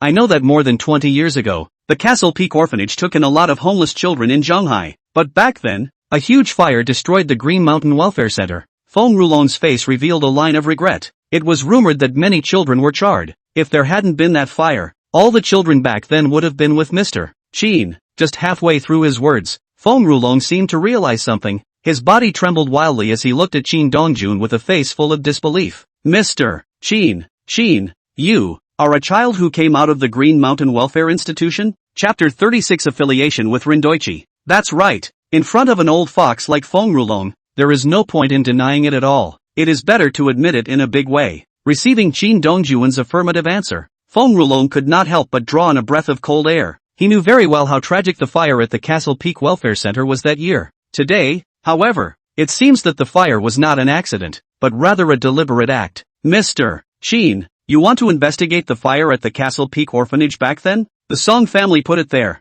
Shin Dongjun wore a faint smile on his face. What is the end of the Song family now? Elder Feng should be clear about it, right? Mr. Sheen, this matter has nothing to do with our Feng family. Feng Rulong hurriedly brushed it off, fearing that Shin Dongjun would make a move against their Feng family. Shin Dongjun took out a cigarette from his body and lit it. You seem nervous? Mr. Sheen, there's no need to be so nervous. If it really has nothing to do with your Feng family, I won't touch you. Shin Dongjun softly interrupted Feng Rulong's words. But a mere Song family shouldn't be able to do anything to make the Castle Peak Welfare Center disappear, right? When the Castle Peak Orphanage was the largest and most orphanage in Zhonghai, the director was a famous philanthropist in Zhonghai, attracting attention from all walks of life. Meanwhile, Castle Peak Orphanage has produced warlords who shine in certain industries. It was impossible to make the Castle Peak Orphanage disappear with just one Song family, not to mention taking all the children from the Castle Peak Orphanage. Mr. Sheen, why are you making things difficult for me? Feng Rulong's face revealed a line of bitterness. Lin Daoyi also knows who else is behind this. You can absolutely ask him. Shin Dongjun was a little surprised in his heart. Could it be that the Lin family had also been a part of it? Elder Feng, this is because he doesn't want to talk about it? Feng Rulong sighed softly. He knew that he had to say something today even if he didn't. Otherwise Shin Dongjun wouldn't leave. The Sun family. Elder Feng knows very well. After the fire at the Castle Peak Orphanage, the more I thought about it, the more I felt that something wasn't right. So I had people investigate. Feng Rulong didn't dare to hide anything. The Sun family was investigated right behind it. Back then, it wasn't just our Feng family that investigated this matter. Many families did, but in the end, all of them didn't dare to look further up the ladder. After all, the orphanage is nothing more than a tool for charitable enrichment for us. There's no way we're putting our lives on the line. Shin Dongjun frowned slightly. What do you mean? It seems like Mr. Sheen really doesn't know anything at all. Feng Rulong spat out a mouthful of stuffy air. Since I've said so much, why don't I just tell you everything? Lin Daoyi's wife died in the middle of this incident. Shin Dongjun's heart trembled. Are you sure? If Mr. Sheen doesn't believe me, he can go to Lin Daoyi for proof. Shin Dongjun lapsed into silence. Feng Rulong said with this, 9 times out of 10 it was true. Back then, the old Taijun of the Lin family was close to the director of the Castle Peak Orphanage, and often sent warmth to the children of the orphanage. Lin Daoyi's wife was influenced by the old Taijun, and also often went to the orphanage to help out and give something to the children. A fire burned the Castle Peak Orphanage to the ground, and not a single person survived, making everyone think that there's something fishy going on in this case. So they all investigated individually, and after I looked into the Sun family, I didn't go any further. But Rindoichi's wife never did not give up and always investigated. He was eventually injured and died in childbirth. Feng Rulong was filled with regret. At that time, Lin Daoyi was like a mad dog, biting people on sight. The Lin family has made countless enemies as a result, but Lin Daoyi didn't flinch or cower in the slightest, and was determined to avenge his wife's death, said Feng Rulong as his gaze slowly became deeper,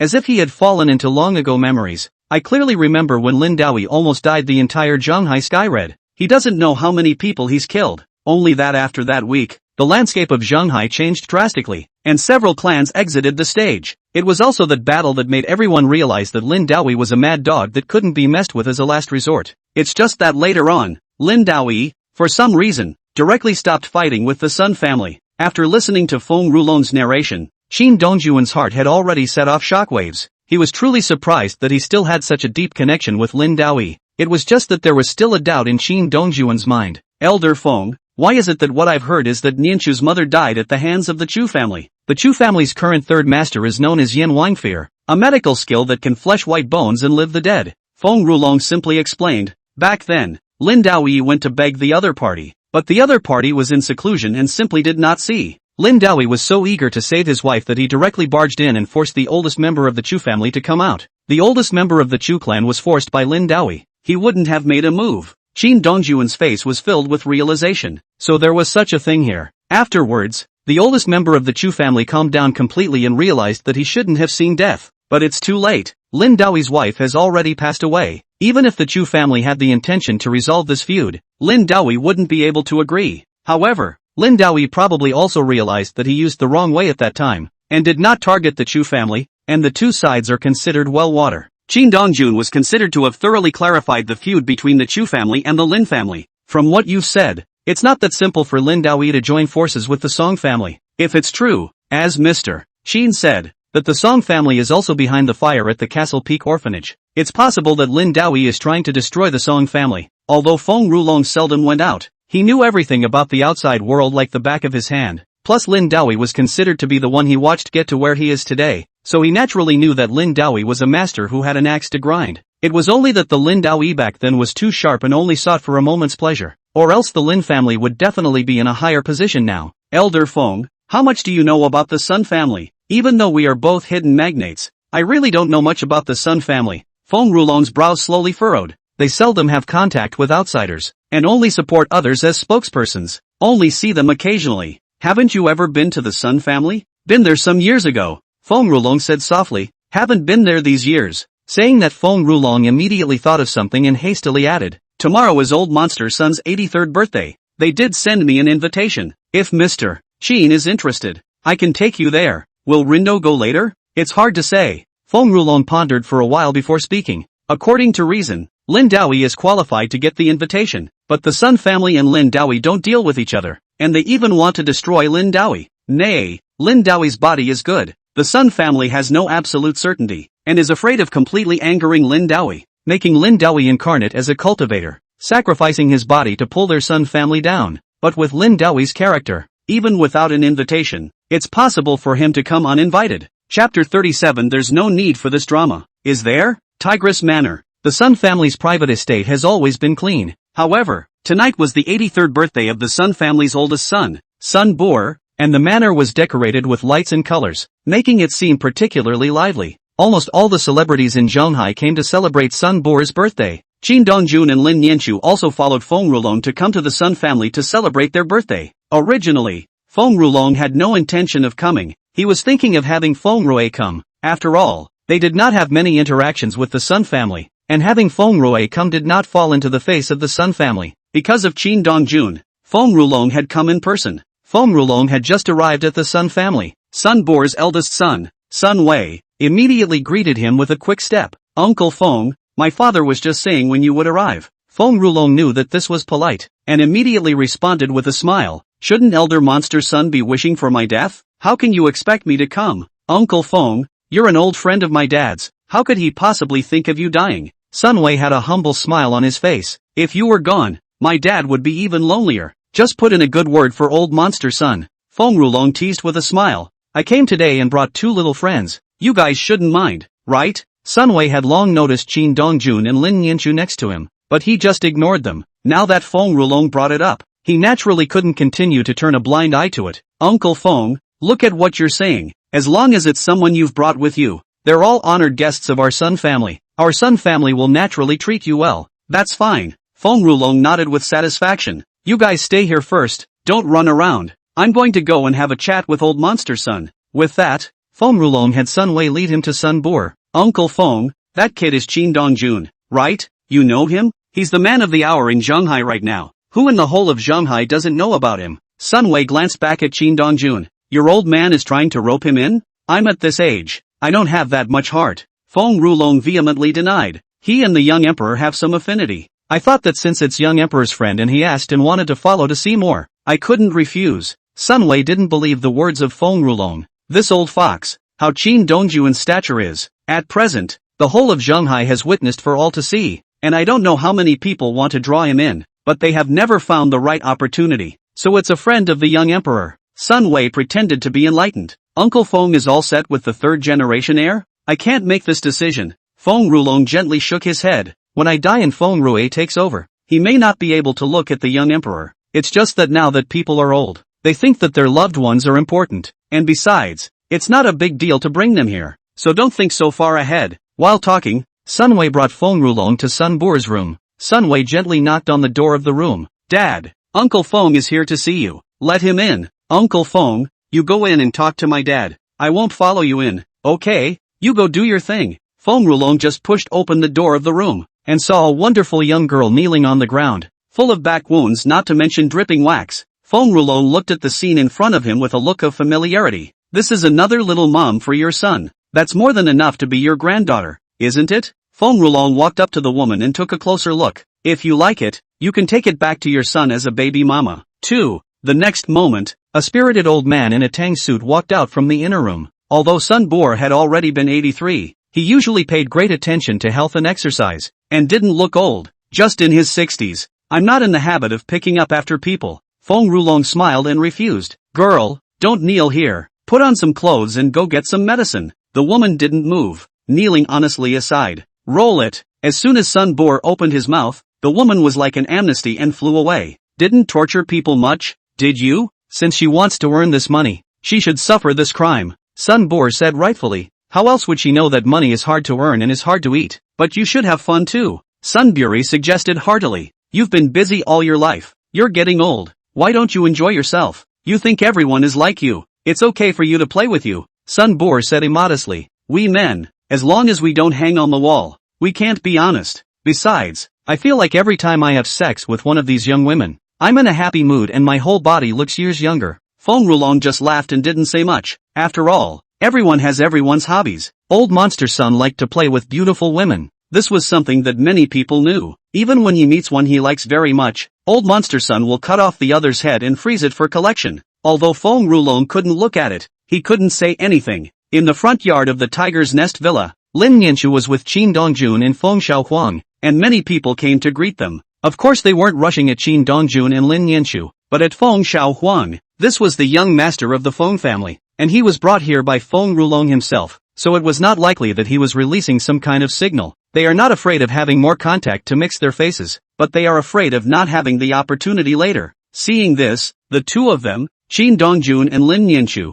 directly dodged to the side, not delaying Feng Xiaohuang from exchanging pleasantries with others at all. Feng Xiaohuang has made a name for himself today. Lin Nianchu looked at the laughing Feng Xiaohuang and said blessedly, I hope he can stabilize and not waste this opportunity. This place is full of calculations. How can it be stabilized? Qin Dongjun said frankly, just wait. Feng Xiaohuang will come to the two of us later to spit. Qin Dongjun was a man who had seen the world, and he had experienced such occasions before. It's clear that these people in front of us are all smiley faces, with one thing in their mouths and another behind their backs. That's how high society is. It's all about petty calculations in your heart. Lin Nianchu chimed in, but it's also the basis for gaining a foothold in high society. You can't even make a good little plan. Wait until you're eaten without even a bone left. Just as Lin Nianchu's words fell, a magnetic voice came from behind her. Miss Lin, I didn't expect to meet you here. Lin Nianchu frowned slightly, and just as she was about to turn her head, the other party had already walked in front of her. The man was about 30, wore glasses, and looked civilized. So it's Wu Xiao. Lin Nianchu stared coldly at Wu Wang.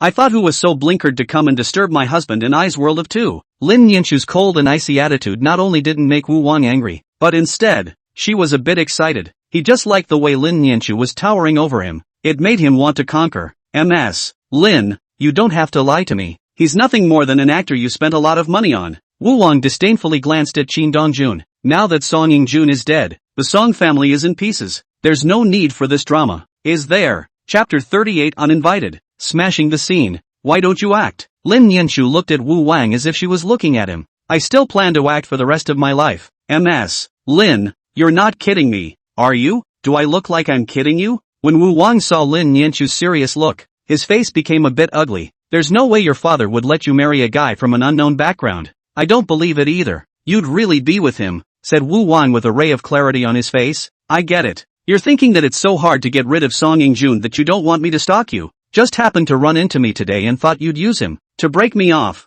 didn't you? Lin Nianchu was speechless for a while. Not scary, but afraid of being brainwashed. There's no way I'm going to give up. Wu Wang swore to Lin Nianchu, if you want to test me, just let me go. I can withstand any test. You'd better let the party and the country test you. Lin Nianchu was filled with helplessness. I don't have time to test you. Saying that, Lin Nianchu pulled up Qin Dongjun and was about to walk to the side. She didn't want to cross paths with Wu Wang too much. The guy was deadhead and it was useless to say anything. Miss Lin. Wu Wang hurriedly held out his hand to stop Lin Nianchu's way. Can I talk to him? Don't worry. I'm not Song Yingjun. I can't do threatening and cruel things. Before Lin Nianchu could say anything, Qin Dongjun opened his mouth to agree. Anyway, now that he was idle, he might as well see what Wu Wang wanted to talk to him. When Wu Wang saw that Qin Dongjun had agreed, he was delighted in his heart. Come on, let's go aside. Qin Dongjun followed Wu Wang to the side, and Wu Wang got straight to the point. How much did she pay you? I'll give you double. All of the Lin family's assets. You're kidding me.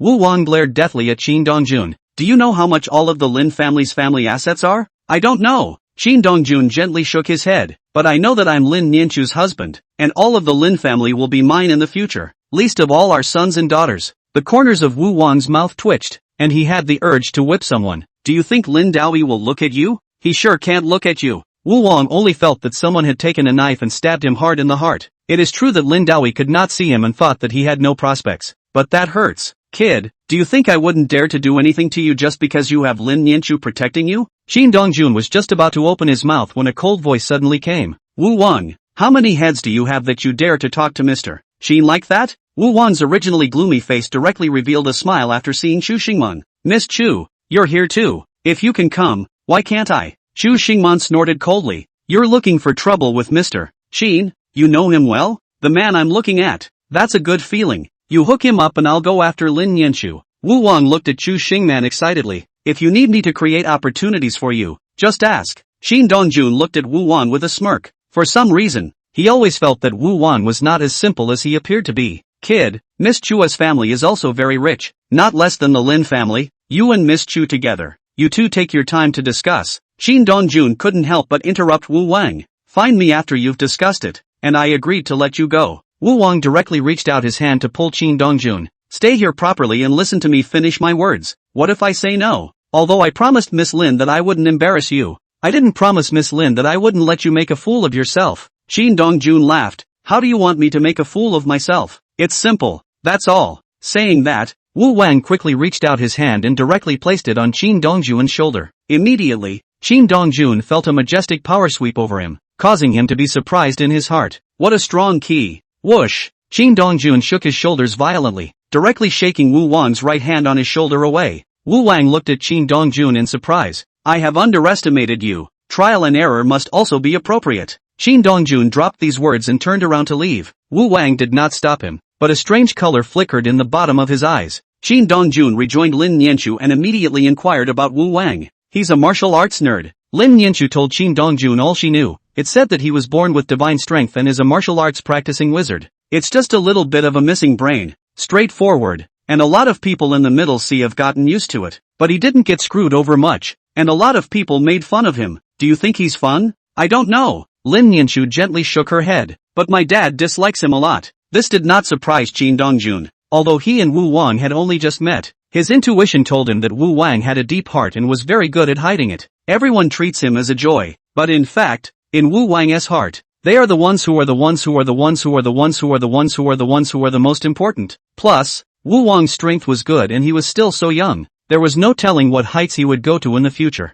It would be strange if Rindoichi liked such an uncontrollable person. You think there's something wrong with him? Qin Dongjun was just about to open his mouth when the old birthday boy Sun Bo and Feng Rulong appeared in front of the crowd with a smile on their faces. For a while, all of them rushed forward to congratulate Sun Bo. In the face of the crowd's congratulations, the corners of Sun Bo's mouth were grinning to the roots of his ears. Sun Bo was just about to take his seat when he suddenly saw Qin Dongjun, his brows directly furrowed together. Old monster Sun, What are you looking at? A newly emerged young man in Shanghai. You mean Qin Dongjun? Right. I brought it. Sun Bo's eyes narrowed slightly as he looked toward Feng Rulong. Old man Feng, you're here to smash my venue, aren't you? Feng Rulong was just about to open his mouth when a low and majestic voice rang out. Zhonghai Lin family's Lin Dawi respectfully wishes elder monster son a long life as long as the ageless pine of South Mountain. Hiss. All of them all gasped backward. What's Lin Doichi up to? Smashing the scene? Lin family congratulatory gift. Western bells. As this muffled thunderous voice fell,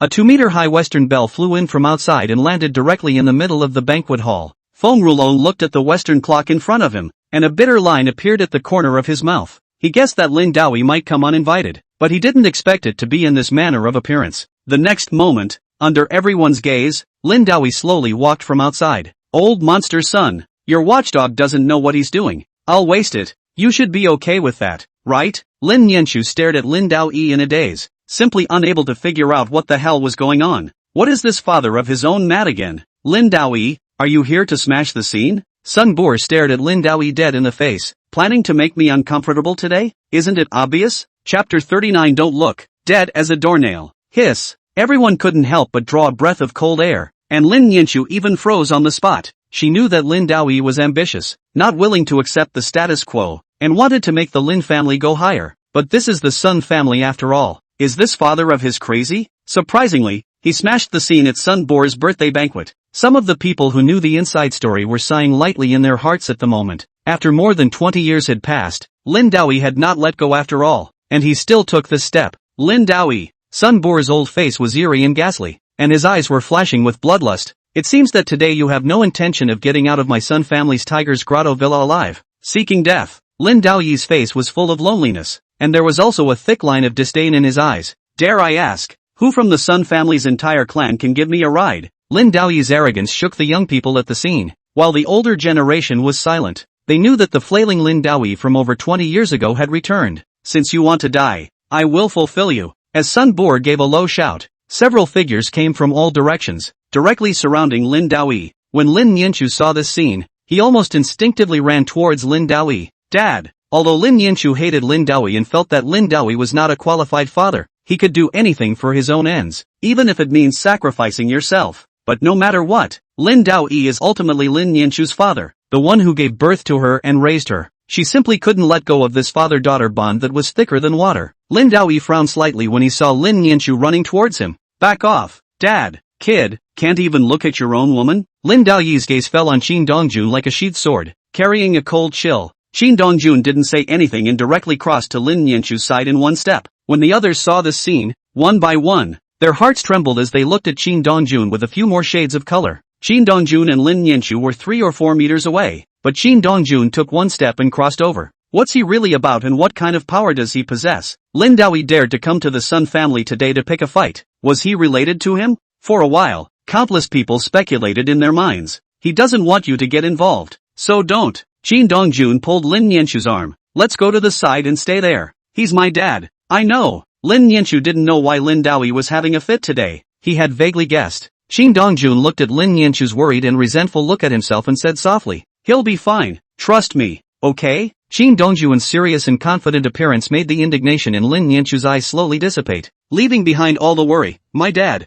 will he really be alright? If he's in danger, I'll be the first to step in. Under Qin Dongjun's comfort, Lin Nianshu then followed Qin Dongjun to the side. Lin Dawi let out a long breath when he saw this scene. With Qin Dongjun protecting Lin Nianshu, he didn't have any worries. Old monster son, today next year will be the anniversary of your death. In the next moment, Lin Dawi took the lead and went straight for Sun Bu'er. However, the experts bred by the Sun family stopped Lin Dawi at the first opportunity, not giving Lin Dawi any chance to harm Sun Bu'er. Sun Bu'er calmly looked at Lin Dawi and said to Feng Rulong beside him, Elder Feng, did you not expect this to happen again either? Feng Rulong's face was filled with bitter smiles. Until this moment, he didn't realize that he seemed to have been counted by Lin Dawi. It was me who was careless. Feng Rulong spat out a mouthful of sulk, underestimating Lin Dawi too much. You underestimated him. He underestimated me. A stern color crossed the bottom of Sun Bu'er's eyes. Today I will let Lin Dawi know that the hidden magnificent sect, with him alone, will never want to shake it. Feng Rulong twisted his head to look at Sun Bu'er. With his understanding of Sun Bu'er, since Sun Bu'er dared to say this, he must have made preparations. Could you still fix Qin Dongjun? his strength is indeed good, but trying to fight against my Sun family is completely looking for death. Feng Rulong froze. Good guy, want to be so confident, have you not investigated Qin Dongjun? A brat, what's there to investigate? Sun Bo's face was full of disdain. Even if there is someone behind him, my Sun family is not afraid. In Sun Bo's eyes, Qin Dongjun was nothing more than a martial arts genius that came out of some family, and was not worth mentioning at all. Feng Rulong did not tell Sun Bo about Qin Dongjun's identity. He wanted to see how Sun Bo would cry later. If you dare not take the Eastern Emperors seriously, you are afraid that you don't even know how to write the word death. At this moment, Lin Daoi struck out in a wide-open manner. Each move and each style was like a long wind breaking the waves. Lin Daoi's fierce and domineering moves hit the Sun family's people back one after another. And there was even someone who was blown away by Lin Daoi's punch, spitting out blood from his mouth and collapsing to the ground. Those young people who only knew that Lin Daoi had great skill but had never seen it before were even more shocked at this moment. What a dominating punch! Every move was a run for human life. Even though Lin Daoi has the upper hand now, Lin Yanchu is still worried. Will my father really be alright? Don't worry, this isn't his true strength. Qin Dongjun looked at Lin Daoi with interest. At this moment, Qin Dongjun was somewhat puzzled as to why at that time, when he and Lin Yanchu had just had sex and were found by Lin Daoi did not take action, but instead, he let Jiao take action. Now it seemed that Lin Daoi was stronger than Jiao by more than a star. Just as Qin Dongjun was pondering, all of these people from the Sun family were resolved on the ground by Lin Daoi. Whoosh! Lin Daoi bounced on the ground. His entire body was like a cheetah as he flew towards Sun Bu'er. Seeing that Lin Daoi's overhead kick was going to viciously kick on Sun Bu'er's body, Sun Wei fiercely stepped forward and directly blocked Lin Daoi's harsh and vicious kick. Lin Daoi, the Sun family is not a place where you can act wildly. Lin Daoi glanced at Sun Wei contemptuously. You weren't my opponent more than 20 years ago. Do you think you can clamor in front of me now? The rehashing of old events caused Sun Wei's face, which was originally filled with arrogance, to immediately become gloomy. 30 years east of the river, 30 years west of the river. Don't fool the young and weak. Saying that, Sun Wei took the lead to attack Lin Daoi. He wanted to get back the shame he had received from Lin Daoi for more than 20 years. With interest. What a way to find death. Seeing this scene, Qin Dongjun let out a slight sigh. I'm afraid old monster Sun won't be able to sit still now. Just as Qin Dongjun's words fell, Lin Daoi kicked Sun Wei hard in the chest. Bang! A mountainous force erupted out, and Sun Wei flew out backwards on the spot, ruthlessly smashing into the ground, spitting out more than a mouthful of blood. You just hit a private. Before the words were finished, Sun Wei's head, which had just been raised, once again collapsed, and the entire person never moved again. When Sun Bo saw this scene, he immediately let out a hysterical roar. My son, don't scare me? Lin Daoi watched Sun Bu'er run towards Sun Wei and slowly spoke. Don't look, too dead to die. You're next. Chapter 40 Lin Daoi's power over the Sun family. Sun Bo slowly put down Sun Wei, who he had just picked up, and looked at Lin Daoi with a scowl on his face. Lin Daoi, I'm going to break you into pieces. In an instant, killing intent rose from Sun Bo's body. Kill him for me at all costs. With Sun Bo's order, all of the Sun family experts hidden in the surroundings came out in unison. Dozens of killing intent burst out, and not only did Lin Daoi not have the slightest fear, he instead laughed out loud. Old monster Sun, you couldn't kill me more than 20 years ago, and it's even more impossible now. The killing intent on Lin Daoi's body also began to climb crazily at this moment. Let's settle new scores and old scores together today. Lin Daoi was like a downhill tiger, unafraid, yet Qin Dongjun was full of leisure as he watched the killing in front of him. At this moment, Qin Dongjun admired Lin Dao. For this strength, it was absolutely awesome. It was a complete fool's errand for these people from the Sun family to try to take down Lin Daoi. Everything was also as Qin Dongjun thought. Lin Daoi, who no longer hid his strength, was like Yama descending, killing Buddha and killing people. Lin Yanchu looked at the ferocious and cruel Lin Daoi and was filled with stupefaction. She knew that Lin Daoi was ambitious and ruthless, but she didn't expect Lin Daoi to kill without the slightest fear or softness. Not long after, all the experts sent out by Sun Bo were killed by Lin Daoi. Old monster Sun, is there more? Lin Daoi stared at Sun Bo with a face full of ice. I haven't had the pleasure of killing yet. As soon as Lin Daoi said this, the others only felt a rush of scalp numbness, and in a trance, they returned to the days that were dyed red with blood more than 20 years ago. More than 20 years ago, Lin Daoi was so arrogant. More than 20 years ago, Lin Daoi told everyone with his own strength that the hidden mansions could also be knocked out by a single punch in the face of absolute strength. Now Lin Daoi was even using his own strength to tell everyone that he, Lin Daoi, was the nemesis of the hidden magnificent sect of Zhanghai. Lin Daoi, die for me. Sun Bu'er personally struck out, heading straight for Lin Daoi's vitals. Although Lin Daoyi was still able to suppress Sun Bo at every turn, he didn't directly defeat Sun Bo, let alone seriously injure him. He and Sun Boji played a game of cat and mouse. Shin Dongjun knew that Lin Daoyi was trying to make Sun Bo completely despair, so that Sun Bo would die in despair. Sun Bo also realized this, causing his face to become even more hideous, but he wasn't discouraged in any way, knowing that if he could just hold on, reinforcements would soon arrive. Suddenly, Lin Daoyi stopped teasing Sun Bo and struck like a blistering wind,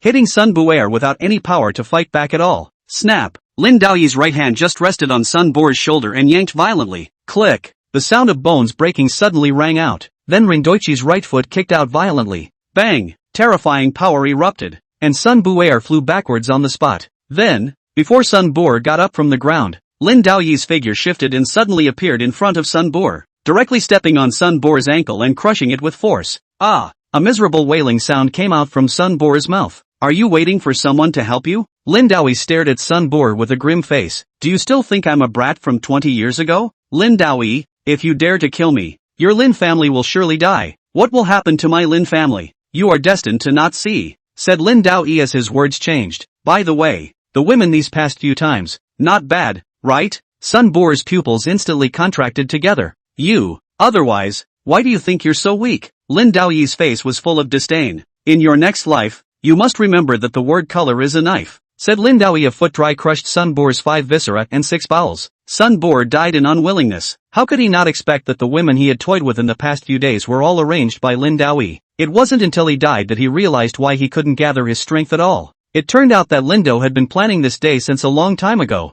Sorry everyone, for disturbing you. Lin Daoyi apologized as he arched his hand at the hall full of guests. My business is settled. You guys continue. The rest of the Sun family, I won't kill them today. I'll give you the chance to fight back. Lin Daoyi's voice changed. But I will only give you 7 days. In 7 days, prepare a coffin for my death. Dropping these words, Lin Daoyi glanced at Feng Rulong. Elder Feng, thank you for today. Feng Rulong's face darkened on the spot. He knew that Lin Daoyi was punking himself, but he couldn't explain it. After all, everyone knew that Qin Dongjun and Lin Nianshu were brought in by him, and Feng Rulong went to see Sun Bo. You're so calculating. Elder Feng is flattered. Lin Daoyi smiled modestly. I have other things to do, so I'll leave first. Saying this, Lin Daoyi glanced at Qin Dongjun and Lin Nianshu. Are you still not leaving and staying here to be besieged? Just not 2 steps out. Lin Daoyi glanced at Wu Wang, who was not far away. Don't be so deep-minded in the future, or you'll be the next one I kill. Wu Wang looked at Lin Daoyi's departing back and had mixed feelings in his heart. Just that one glance just now made Wu Wang only feel like he was facing a flooding beast,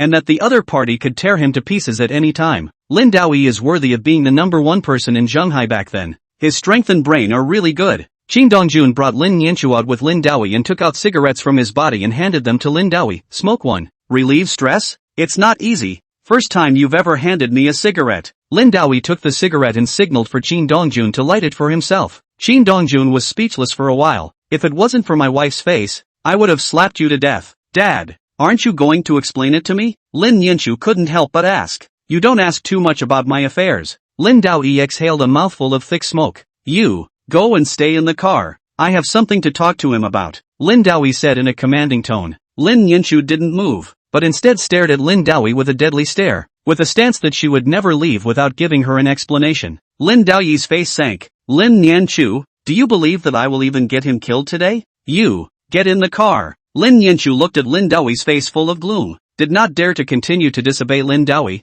obediently sat in the car. How long can you hide it? Qin Dongjun looked at Lin Nianshu, who was sitting in the car. She's not a child. She'll have to know many things sooner or later. Looks like Feng Rulong has told you quite a lot. Almost all of it. Qin Dongjun looked at Lin Daoyi in a complicated manner. You actually love your daughter. You're not trying to harm Song Youngjun by getting her engaged to him, but you have other intentions. Before you get married, you'll definitely let Song Youngjun die, right? Lin Daoyi didn't answer and directly digressed. Old monster's son died. Aren't you looking for me to settle the score? I'm not a cutie. Qin Dongjun took a hard drag on his cigarette. You didn't have to do that. Chapter 41. How have you not been used? A rare ray of appreciation appeared on Lin Daoyi's face. Worthy of being the Eastern Emperor. You saw through this little calculation of mine at a glance. Lin Daoyi broke Qin Dongjun's identity, and Qin Dongjun was not surprised. He knew that a large part of the reason why Lin Daoyi made a move against the Sun family today was because of his own identity. Have you thought about the consequences of doing this? The people behind the Sun family have always known me. Lin Daoyi didn't care. On the contrary, it's you.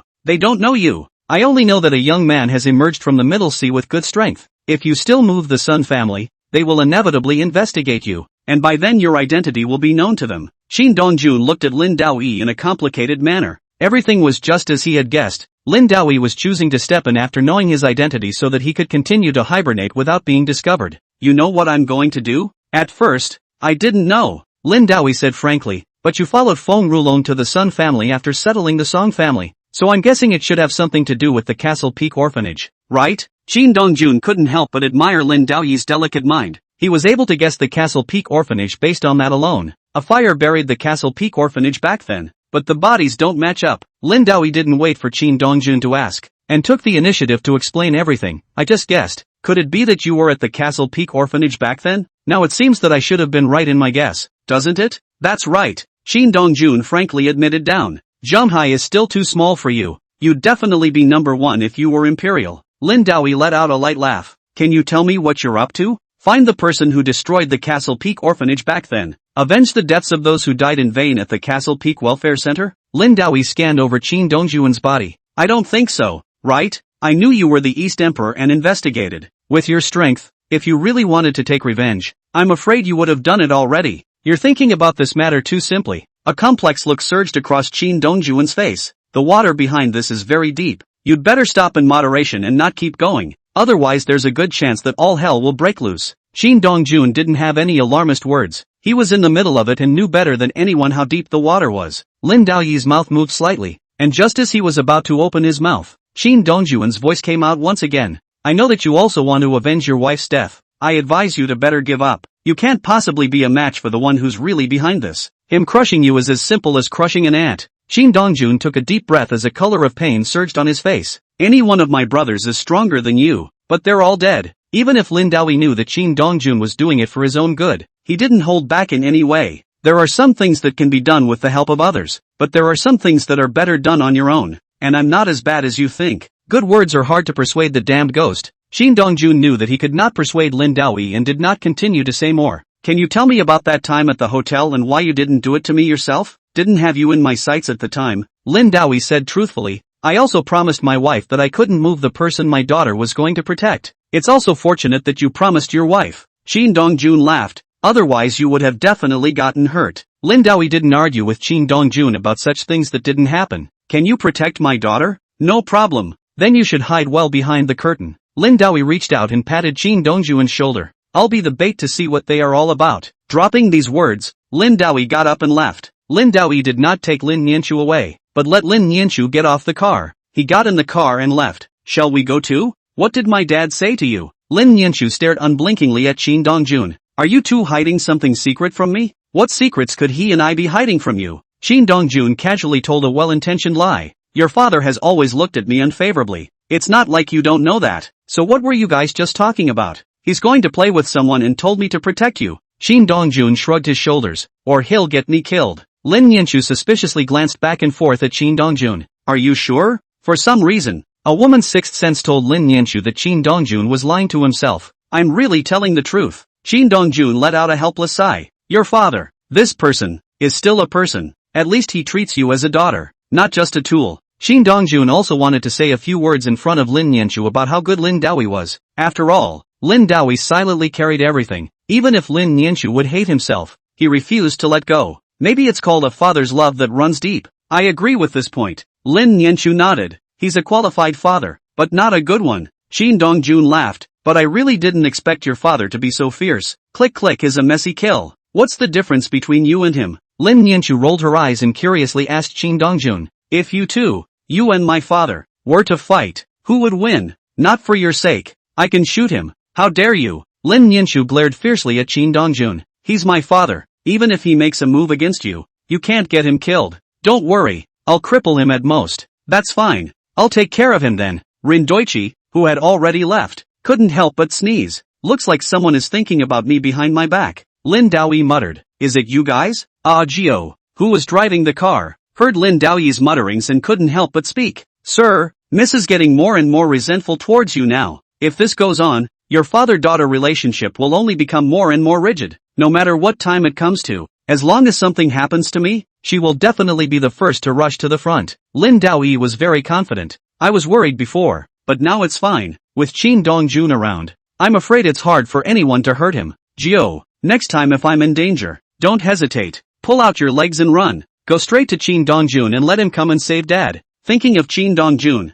a satisfied smile appeared on Lin Daoyi's face. Got an awesome son-in-law by mistake. It's awesome. Meanwhile, Qin Dongjun and Lin Nianchu were just about to take a taxi to go when Feng Rulong drove right by. Mr. Qin, let's talk. Elder Feng, you're on the pirate ship now. Qin Dongjun snickered. I'm afraid it's too late if you want to go down. Lin Daoyi is too cunning. 1,000 defenses failed to prevent it. Feng Rulong sighed. But, Mr. Qin, why haven't you been taken advantage of? Chapter 42 Little Brother Chenlu. Before, Lin Nianchu felt that the two of them, Qin Dongjun and Lin Dao, were hiding something from themselves. Nay, Qin Dongjun was dead set against admitting it, and now Feng Rulong's words made Lin Nianchu suspicious once again. Qin Dongjun knew that Lin Nianchu would definitely be skeptical, and directly skipped a sentence. Elder Feng, it's nothing for me, but you must go back and think about what to do next. I'd like to get off this ship of thieves, but it's no good. Feng Rulong was old and smart, so he naturally heard that Qin Dongjun didn't want to say these things in front of Lin Nianchu.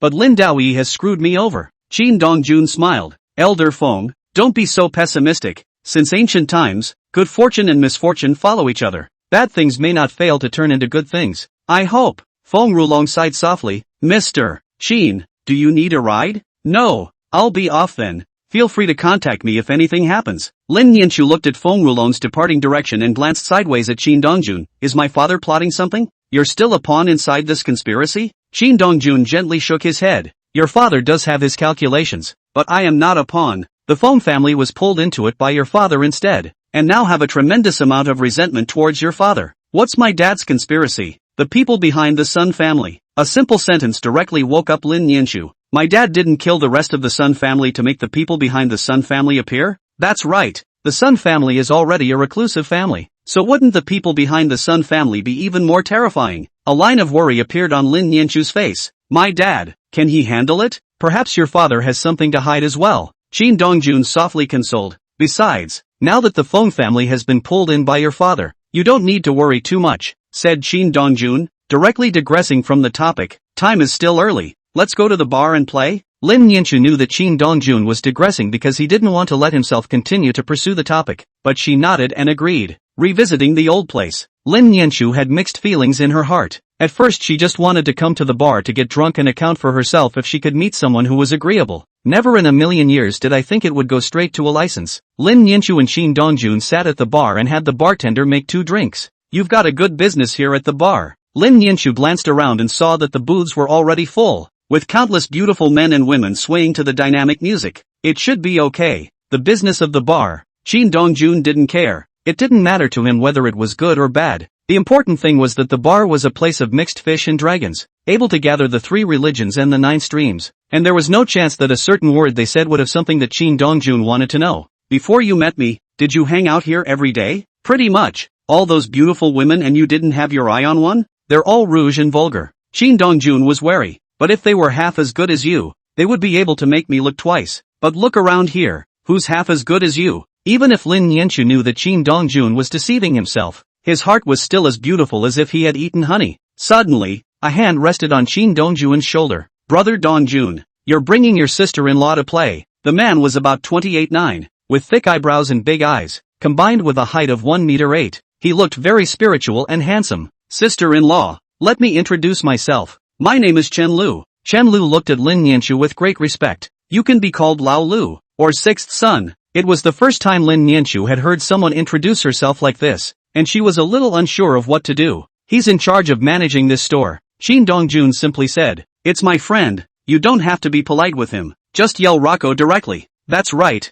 sister-in-law, you don't have to be polite with me. Chen Lu smiled and sat aside. Let's add a bubble. You can contact me anytime if there's anything. Whether it's drinking or ing, I'm fine with it. Lin Nianchu saw that Qin Dongjun didn't refuse and took out his cell phone to add contact information with Chen Lu. Why weren't you at the store the other day? Chen Lu hemmed and hawed, somewhat embarrassed. Sister-in-law is here, so don't ask such questions. It affects my image. You have no image sooner or later. Qin Dongjun lit a cigarette for himself. Going to promote Wei Wu's legacy in Jianan's bones again? That's right. Chen Lu asked the bartender to make himself a drink. But this time it's the very best. My back almost broke. And I wasn't going to come back if my body hadn't been able to take it. The revealing words didn't make Lin Nianchu embarrassed or feel anything. After all, when men are together, aren't they women? Just listening to Qin Dongjun, Chen Lu likes to hook up with people's daughters-in-law. Lin Nianchu couldn't help but measure Chen Lu. One had to admit that Chen Lu's skin was very good. Definitely the type that many noble women liked.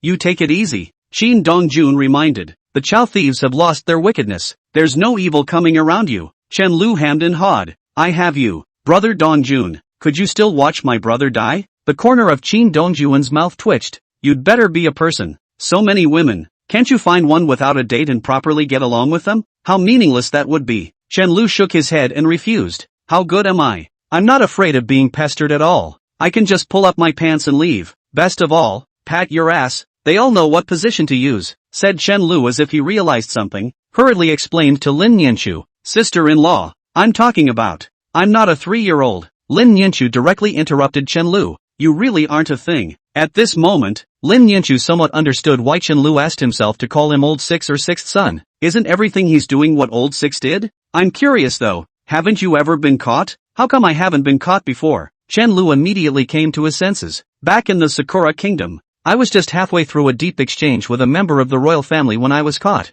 I wasn't wearing any pants at the time, so I just ran away. It's also fortunate that I ran fast, or else my little life would have been lost. Lin Nianchu looked at Chen Lu dumbfounded. What kind of person from the Sakura Kingdom's royal family had he hooked up with? Sister-in-law, you don't have to look at me so adoringly, Chen Lu said with some embarrassment. I'm also fighting for our country's honor. Before Lin Nianchu had a chance to speak, a very polite voice rang out. Beauty, our young master would like to invite you over for a drink. Lin Nianchu frowned slightly and was just about to refuse when Chen Lu's voice was the first to ring out. What kind of a thing is your young master? How dare he hit on my sister-in-law's idea? Said Chen Lu, shaking his hand and slapping it. An eye-catching dog, can't you see that lousy is sitting here? Chapter 43. Don't play dead. Let the people behind him come. The other party's face was instantly gloomy to the extreme, and his fists were even clenched tightly together. He didn't think anyone would dare to make a move on him inside a bar, although he, Wang Zhang, was not a big shot, just a lapdog.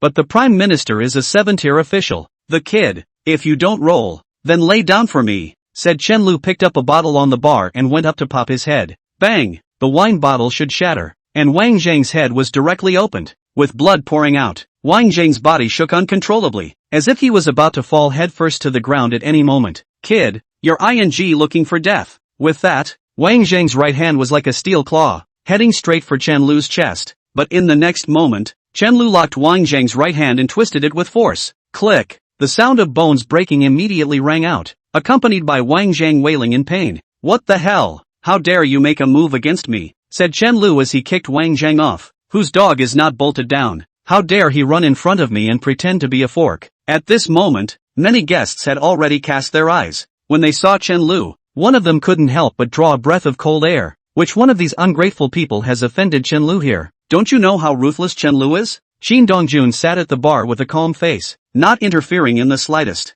As for Lin Nianchu, she looked at Chen Lu with an incredulous expression. Isn't this guy too overbearing and hard-hitting? Will it be alright? Lin Nianchu touched Qin Dongjun with her arm and asked worriedly. Don't worry. Qin Dongjun smiled and gave Lin Nianchu a reassuring look. He can handle it. Lin Nianchu took a long breath and didn't continue to ask more questions, chatting casually with Qin Dongjun. At the same time, a young man with an extraordinary temperament frowned as he walked over to Wang Zhang and helped him up from the ground. Okay, I'm fine. Wang Zhang gently shook his head. Junior Ji, he was too arrogant and didn't put us in his eyes at all. Go sit aside and rest for a while. Ji Yunlin landed his gaze on Chen Lu. Has your excellency struck too hard? That's when you haven't seen me more ruthless. Chen Lu stared at Ji Yunlin without the slightest bit of fear. Otherwise he'd already be dead by now. Ji Yunlin couldn't help but laugh. He had seen many arrogant people, but it was the first time he had encountered one as arrogant as Chen Lu. So, I should also thank you for being merciful? I count on you to be sensible. Chen Lu was full of loneliness. Take your men and get out.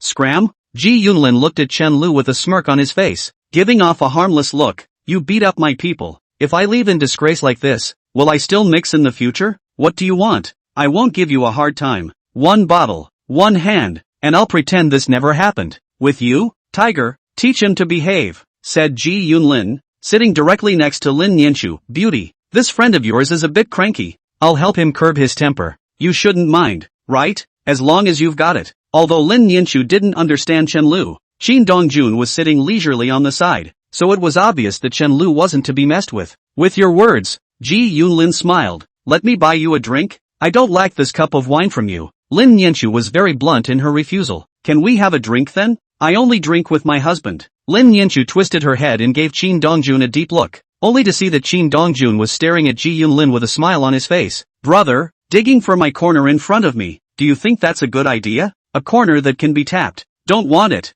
Ji Yunlin front hard. I'll help you test your love. Name your price. Pretty lady. Lin Nianchu's face immediately went cold. What price is your mom? Ji Yunlin's face changed slightly and a shade crossed his eyes. Beauty, don't go too far. What? You ask me, but I can't ask your mom? Lin Nianchu snorted coldly. What your mom's price is? What my aunt's price is? You. Ji Yunlin was just about to get angry when Lin Nianchu directly splashed her glass of wine on Ji Yunlin's face. It's true that you don't know what the hell you are when you put on human skin. Ji Yunlin reached out his hand to wipe the wine off his face. What a shameless face. Dare to say my sister-in-law is shameless. How many lives do you have? Chen Lu's voice suddenly rang out, followed by a hand shadow that flashed by its speed. The unprepared Ji Yunlin was slapped hard on the face by this slap. Instantly, 5 clearly visible fingerprints surfaced on Ji Yunlin's cheeks, and even the corners of his mouth were overflowing with traces of blood. Kid, you're looking for death. With that, Ji Yunlin was about to make a move on Chen Lu. However, he was clearly no match for Chen Lu,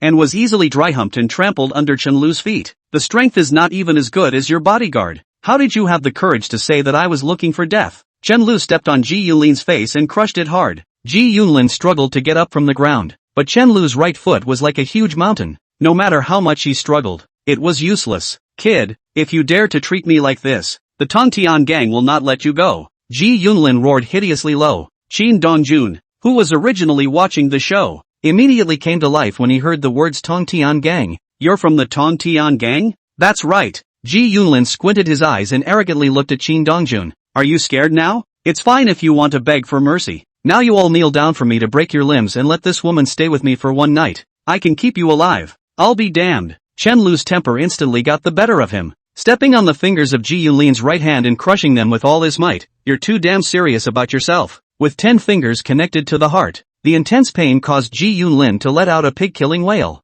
Don't play dead. Tell the people behind him to get out. Qin Dongjun ordered Chen to stay behind. Did you hear what my brother said? Now contact the people behind you immediately and come here in half an hour or I'll throw you in the river and feed you to the fish. With that, Chen Lu kicked Ji Yunlin out. When Lin Nianchu saw that Qin Dongjun was going to let the people from the Tongtian gang come over, she couldn't help but ask, do you have a grudge against them? Behind the Song family is the Tongtian gang. On top of this matter, Qin Dongjun couldn't hide it, and he didn't intend to hide it either. He couldn't possibly keep anything from Lin Nianchu. Lin Nianchu frowned slightly. The person who dealt with you last time in the Ferris wheel fighting arena, was he also from the Tongtian gang? That's right. Qin Dongjun nodded. I didn't expect them to have another person come. Qin Dongjun's brows slowly furrowed together. Behind the Song family was the Tongtian gang. What about the Sun family? Is it also the Tongtian gang? Sure about them? Chapter 44. Many people call me the Eastern Emperor. Star Tours Hotel. Luo Zhao's face instantly turned ugly when he received Ji Yunlin's call.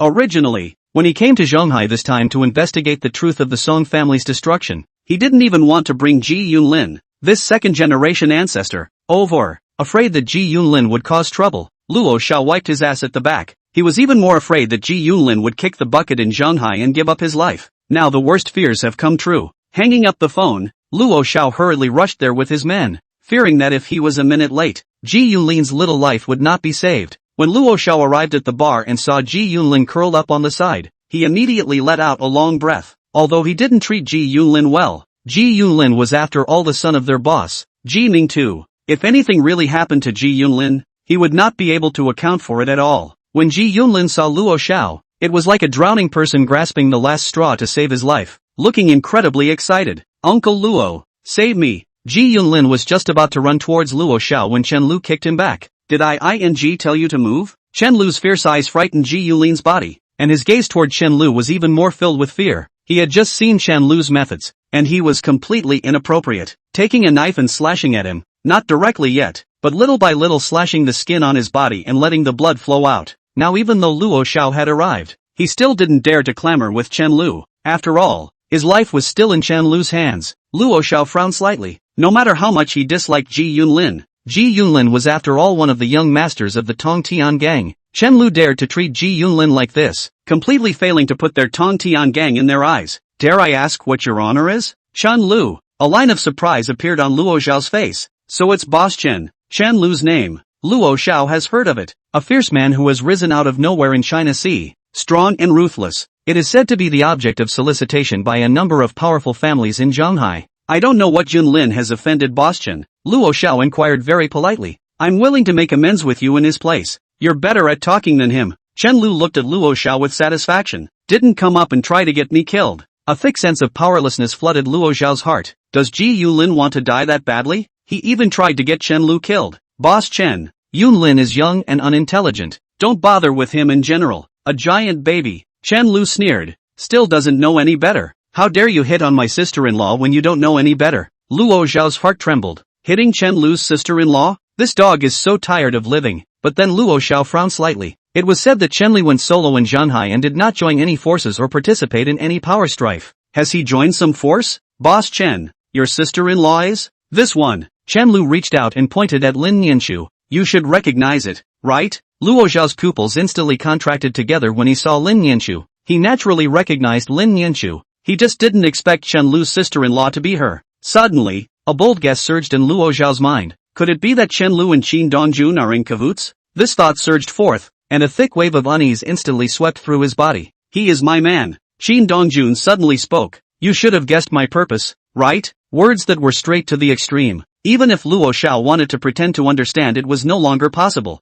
Luo Xiao took a deep breath and quickly adjusted his emotions. Mr. Qin, I've heard a lot about you. Luo Xiao knew that today's main event was Qin Dongjun, and it was useless to say any more to Chen Lu. You killed all of us in the Tongtian gang, didn't you? That's right. Qin Dongjun frankly admitted down. You guys came here for me this time, right? Right. Lying in front of a smart person is tantamount to making a fool of yourself, so you might as well lay it all out on the table in a big way. The Song family and my Tongtian gang have a deep connection, Luo Xiao said frankly. They have something to ask for, so naturally our Tongtian gang can't ignore it. Now that Mr. Qin has made the Song family disappear in Zhanghai, I want to find out what kind of enmity Mr. Qin has with the Song family, so I can go back and report back. Before he came to Zhanghai, Luo Xiao had thought about having a fight with Qin Dongjun, but now he didn't have any thoughts at all. He could guarantee that if he dared to make a move, once Qin Dongjun and Chen Lu joined forces, he would only be dead. The Song family is one of your Tongtian gang's forces in Zhanghai,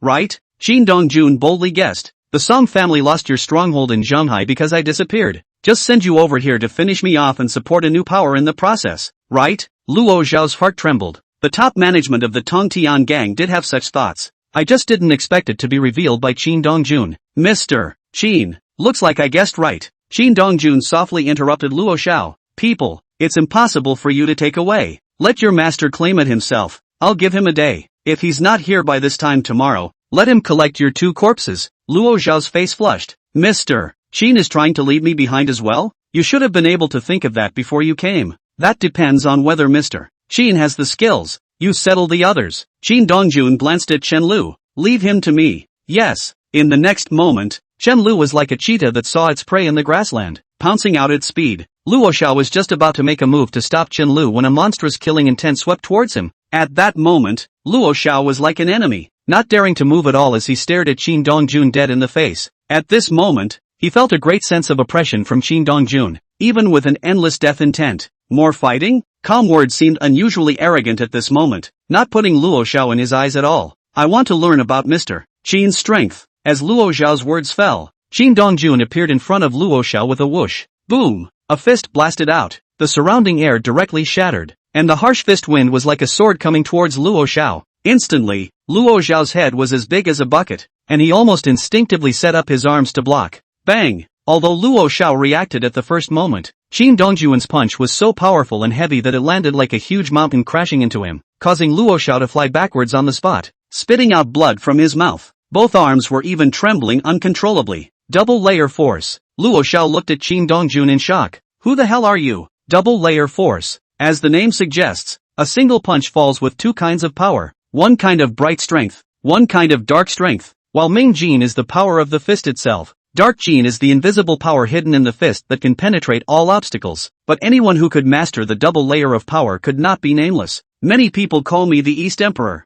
What? Luo Xiao's eyes widened as he looked at Qin Dongjun with a face full of incredulity. Never in his wildest dreams did he think that the Qin Dongjun in front of him was the East Emperor, the taboo of countless martial artists. Chapter 45 Kill These Grippers. The Eastern Emperor, known as the first person in the Dark World's martial arts. No one knew what his origin was, and everyone only knew that the East Emperor was at the top of his game when he debuted. The first battle of the East Emperor's rise to power shocked the world when he killed Yano Mizuhiro, the #1 expert in the Sakura Kingdom. At the same time, with a single wooden bar, he hanged all the forces of the Sakura country. The second battle subverted the world's #1 assassin organization, bloodshed. In the third battle, the first power of the Sunset Empire, the Sword in the Stone, bowed its head in submission. In every battle after that, the Eastern Emperor managed to shock the world. In particular, the 18 horsemen under the East Emperor's command were invincible and unstoppable. However, after the Eastern Emperor destroyed the Heavenly Palace, the Eastern Emperor disappeared from public view. Later, news came out that the East Emperor and the Heavenly Palace burned to the ground,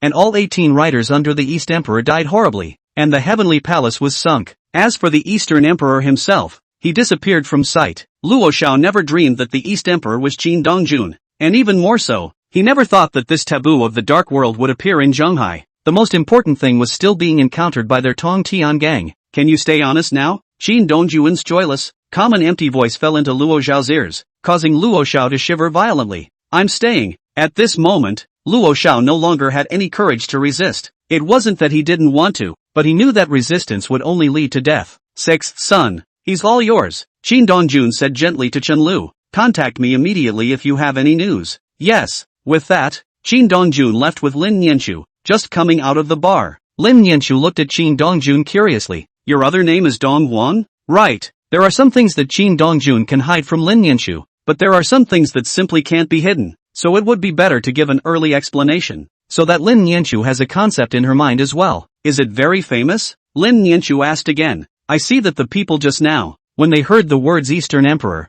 they lost any intention of resisting. No one who knows this name is not afraid. Qin Dongjun lit a cigarette for himself. The word Donghuang represents killing and extermination. Qin Dongjun's voice was very soft, but Lin Nianshu could hear a thick sense of heaviness with an aura of killing. Did you come up with the word Eastern Emperor? Or did someone else give it to you? Someone else? Then the person who named you is quite elaborate. A smile appeared on Lin Nianshu's face. Our heavenly god. They are indeed very particular in the area of naming. Qin Dongjun nodded approvingly. But in other areas, they are not at all particular. What do you mean? They use me as a sword in their hands. Qin Dongjun explained briefly. They asked me to help them root out dissidents, and they want to get rid of me. Lin Nianshu's heart trembled. Vaguely she guessed what Qin Dongjun wanted to do. However, Lin Nianshu didn't inquire about it, but comforted. It's normal. Since ancient times, when a cunning rabbit dies, a good dog is cooked. When a tall bird is exhausted, a good bow is hidden. They should have squeezed about as much value out of you as they could.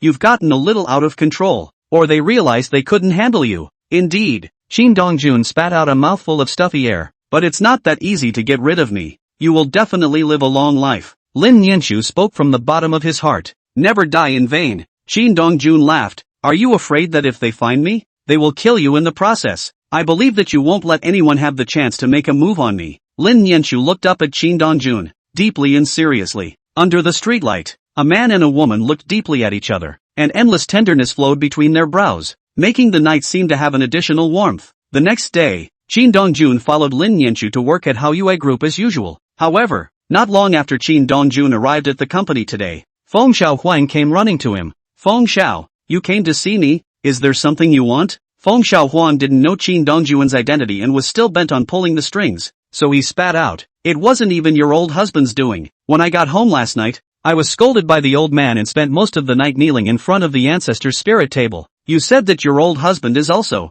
but he went to deal with Sun Boer yesterday. Isn't that getting me in trouble? Qin Dongjun smiled. It could be a coincidence. Coincidence my ass. Feng Xiao Huang cursed. Your old husband is a smart man. He must have planned this in advance. He knew you were going to be there, so he just went ahead and did it. After all, with you there, even if he couldn't beat you, you couldn't have stood by and done nothing. He's calculating quite well. But I'm out of luck, said Feng Xiao Huang with a change in tone. But your old husband is really fierce. So many people are no match for him. Click click is a burst of killing. I'm afraid you don't know, but from last night until now, countless people have been discussing your old husband. Qin Dongjun quietly listened to Feng Xiaohuang's ramblings. After a long time had passed, Feng Xiaohuang exhaled a mouthful of stuffy air. Did your old husband tell you what he's going to do next? No. Qin Dongjun gently shook his head. The two of us have a very stiff relationship. It's normal to be stiff. You slept with someone's daughter the first time you met her and posted it to your friends to make him lose face. It would be evil if you two were close, said Feng Xiaohuang,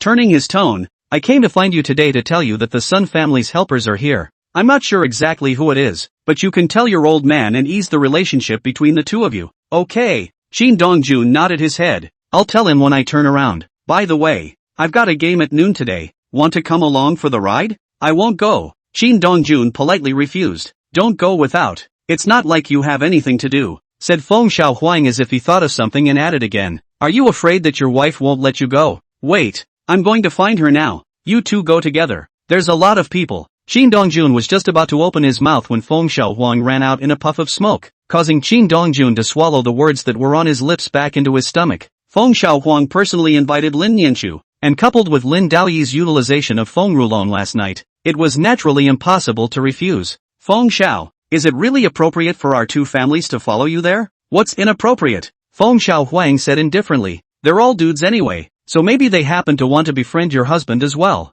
You should keep an eye on your husband when you follow him over there. I don't know how many women are trying to hit on him right now. Lin Nianchu let out a light laugh. Feng Xiao really knows how to joke. Dongjun is not money. How can so many people hit him? It's no fun for you to pretend with me. Feng Xiaohuang said indifferently. Today at noon. Don't forget to bring your husband, you two together. Just in time for your husband to kill these grifters. Chapter 46. The woman Wu Wang scorns. Maple Leaf Leisure Villa. A gathering place for the rich in Zhonghai. It has not only a golf course, but also a running track, a racing track, a shooting range and more. Lin Nianchu is also a senior member of Maple Leaf Leisure Center. After all, some business needs to be talked about in a place like this. Just as Lin Nianchu entered, a waiter immediately greeted her. The waitresses here are all young and beautiful women, wearing cheongsams that show off their dimpled bodies perfectly. Of course there were some handsome young men with a smart suit who looked like successful men. Miss Lin, Feng Xiao has ordered down that when you and Mr. Qin arrive, he asked me to take you to him.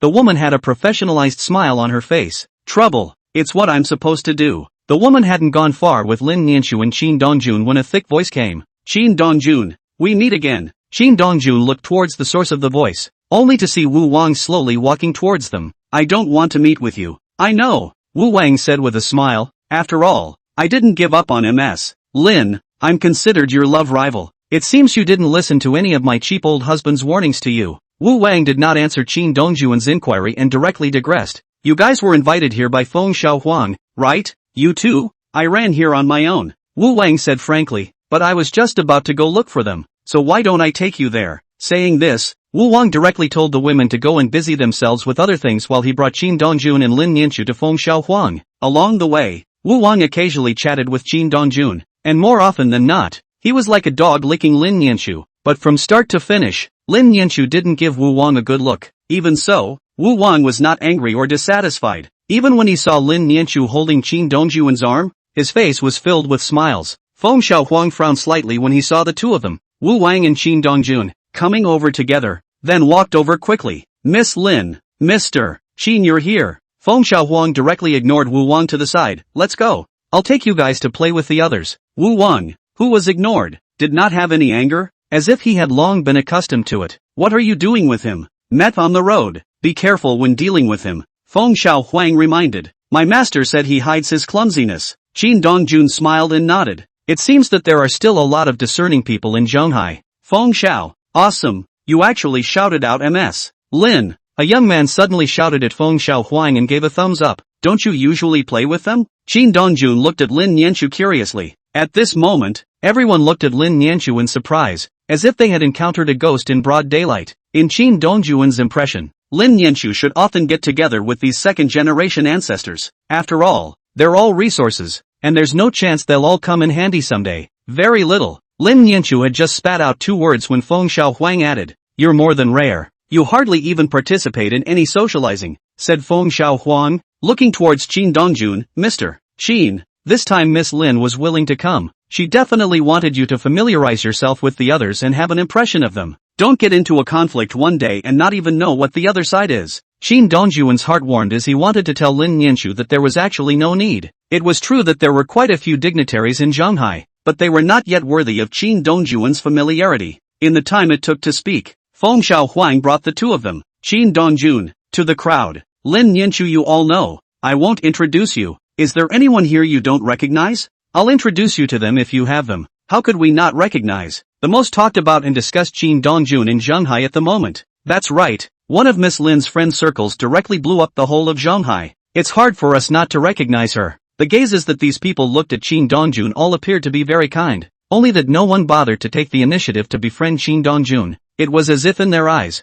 Shin Dongjun was a piker who was not worth befriending at all. In response to this, Shin Dongjun was also indifferent, as he had been forced to come here this time all because of Feng Xiaohuang. Although no one had made a move to befriend the Shin Dongjun, the face work was done one by one. After all, we all look up and see each other. It's not good to make it too ugly. After a couple of symbolic chats, the crowd did what they had to do. Ms. Lin, I heard you're a good golfer. Let's compare. A man of similar age to Shin Dongjun invited Lin Nianchu. Lin Nianchu frowned slightly. She didn't want to play golf with the other party, but she couldn't directly refuse because of the other party's status. Shin Dongjun, who was on the side, saw Lin Nianchu's entanglement at a glance and directly said, "You go, I have Feng Xiao with me. Besides, I want to sneak around here for a bit. Then you can call me if you need anything." Lin Nianchu had just left. Feng Xiaohuang introduced to Shin Dongjun. He is Chen Baishan's only son, Chen Pioneer. A bit lonely and eccentric, but he is an okay person. You don't have to worry about what he will do to your wife.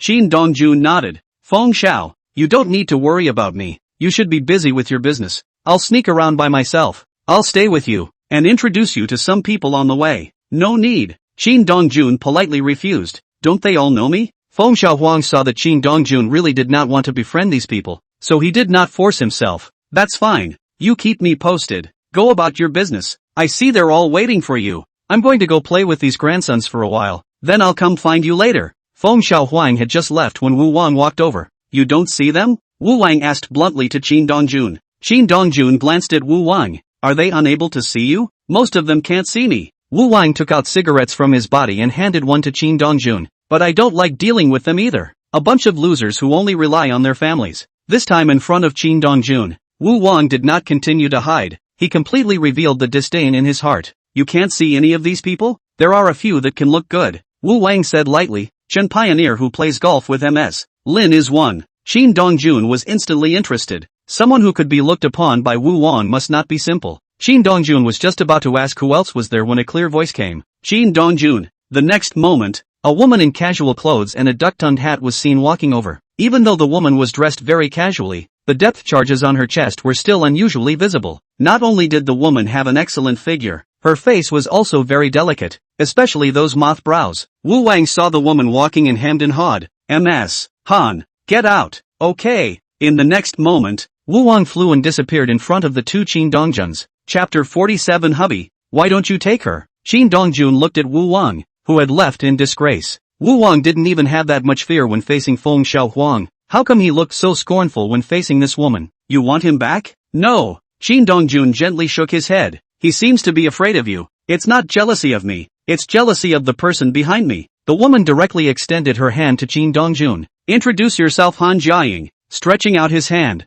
Shin Dongjun extended his hand to symbolically shake Han Jiaying's. What do you want with me? I want to worship you. The simple and straightforward words caused Shin Dongjun to freeze on the spot. What did you say? You'll be my master, won't you? Why did you ask me to be your master? You can fight. Han Jiaying got right to the point. You snatched Lin Nianchu from the Song and Lin families at their engagement banquet by yourself, and killed Song Lian and Song Yingjun at the Feng family's Ferris wheel fighting arena. Because of all this, you want to worship me? Intuition tells me that you're very strong. Han Jiaying said heavily. Although I don't know what you are, I know something about Lin Nianchu. No more about Rin Doichi. If you were really a generalized person, Lin Daoi would have fed you to the fishes a long time ago. The fact that you're still with Lin Nianchu now means that Lin Nianchu has developed feelings for you, and Lin Daoi also thinks you're good and worthy of him entrusting his daughter to you. Then you can't worship me for all that? Why not? I'm not as good as you think I am. My father said that if Lin Daoi didn't kill you, he must not have been able to, otherwise you would have hung up long ago. Han Jiaying stared at Shin Dongjun seriously. Take me as your disciple. You're not ashamed. And there are many more benefits to me being your disciple. Not interested. Listen to me first. Han Jiaying looked a bit anxious when she saw how dryly Qin Dongjun refused. I'll be your disciple, and there are many things I can do for you. You may not understand my family. I'll tell you this. Son, old monster in front of my father. All have to behave. Dare to stagger. Immediately teach him to be a man. A line of surprise appeared on Qin Dongjun's face. This girl is not simple. As long as I'm your disciple, many people in Zhenghai will definitely not dare to mess with you. Even if you slap them, they'll have to ask if your hand hurts. Qin Dongjun smiled. If your family is so powerful, why do you still want me to be your master? The others are ugly and I can't look at them. The corners of Qin Dongjun's mouth twitched, and he was genuinely surprised that Han Jiaying would say a reason like this. These big young masters and young ladies really do think differently from normal people. I really can't teach you. Qin Dongjun let out a slight sigh. You should hire another master. I don't. Han Jiaying hummed lightly. I've got my eye on you, and even if you reject me, I won't give up. I will visit you every day from now on, and I am sure you will see my sincerity. Qin Dongjun's head was spinning when he thought of Han Jiaying coming to pester him every day. Does your family know you're going to worship me? I know. Han Jiaying said truthfully, but my dad said that you might not be able to take me. Qin Dongjun completely didn't know what to say, feeling that this was something that had been permitted by the family. Just take me. I can understand things. I'll be your disciple. You'll have money and people in the future. Even if you and Lin Daoi really fight, my family and I will stand behind you and will beat up Lin Daoi together. Saying that, Han Jiaying reached out her hand and pulled Qin Dongjun's arm, starting the woman pampering mode. It wasn't clear whether Han Jiaying had done it intentionally or unintentionally, making Qin Dongjun's arm keep rubbing against the depth charge. A wave of softness swept over his entire body. If it were any other man, facing a woman taking her life and pampering her, and still feeling the softness, as well as the visual impact, I'm afraid that he would just say yes. But Qin Dongjun didn't. He really didn't want to take on an apprentice. It was too much trouble, not to mention the fact that the apprentice was a woman. Just as Han Jiaying was pampering Qin Dongjun, Lin Yanchu suddenly walked over. At this moment, Lin Yanchu frowned slightly. Han, Miss Lin, you're just in time. Saying that, Han Jiaying let go of Qin Dongjun and took Lin Yanchu by the arm. Help me beg your husband to let me be his disciple. Okay, from now on, you'll be my master's wife. Lin Yanchu froze on the spot. Just now, she had thought that Han Jiaying was trying to seduce Qin Dongjun, but she never thought that she was trying to worship her master. You want to worship him as a teacher? Lin Yanchu still asked again with some disbelief. That's right. Han Jiaying nodded heavily. Will you ask him to take me in? Lin Yanchu looked at Qin Dongjun, saw that Qin Dongjun's face was full of helplessness, and then looked at Han Jiaying's supplicating face, and began to regret coming over somewhat. There are many benefits for me to be his disciple. I won't lose out by taking me on. Han Jiaying saw Lin Yanchu's tangled face. You can also use me anytime you want. I'm begging you for a favor.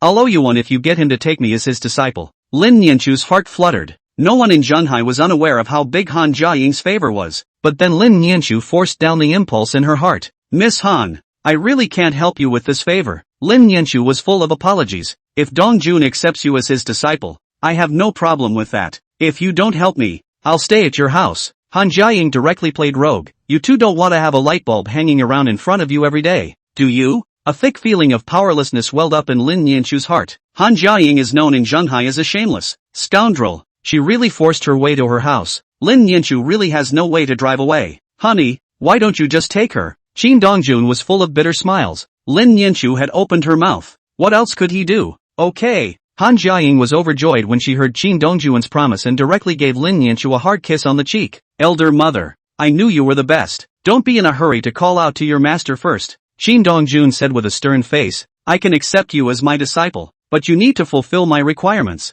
Until then, you can call me by my name, or call me Mr. Qin. I'll call you Brother Qin. Call her Sister Lin. Okay. Qin Dongjun didn't refuse. Go out with me tonight to do some errands. It's considered your first test. No problem. Han Jiaying agreed painfully. Brother Qin, is there anything else you need me to do for you? No. Sister Lin, what about you? Lin Yanchu, who was still in a state of confusion, slowly came back to her senses. I didn't either. But are you really going out with him at night? Vaguely Lin Yanchu had guessed what Qin Dongjun was going to take Han Jiaying to do. She was truly afraid that Han Jiaying wouldn't be able to handle the excitement and would freak out then. Of course, Han Jiaying said with conviction. But my dad said that as long as your husband can accept me as his disciple, he won't care about me anymore in the future. I will never frown even if I have to go up a mountain of knives or down a sea of fire tonight. I hope you won't be scared. Lin Nianchu wished from the bottom of her heart. I'm afraid it'll be hard for you to leave by then. Chapter 48 Awesome Car Skills. Han Jiaying didn't take Lin Nianchu's words to heart at all.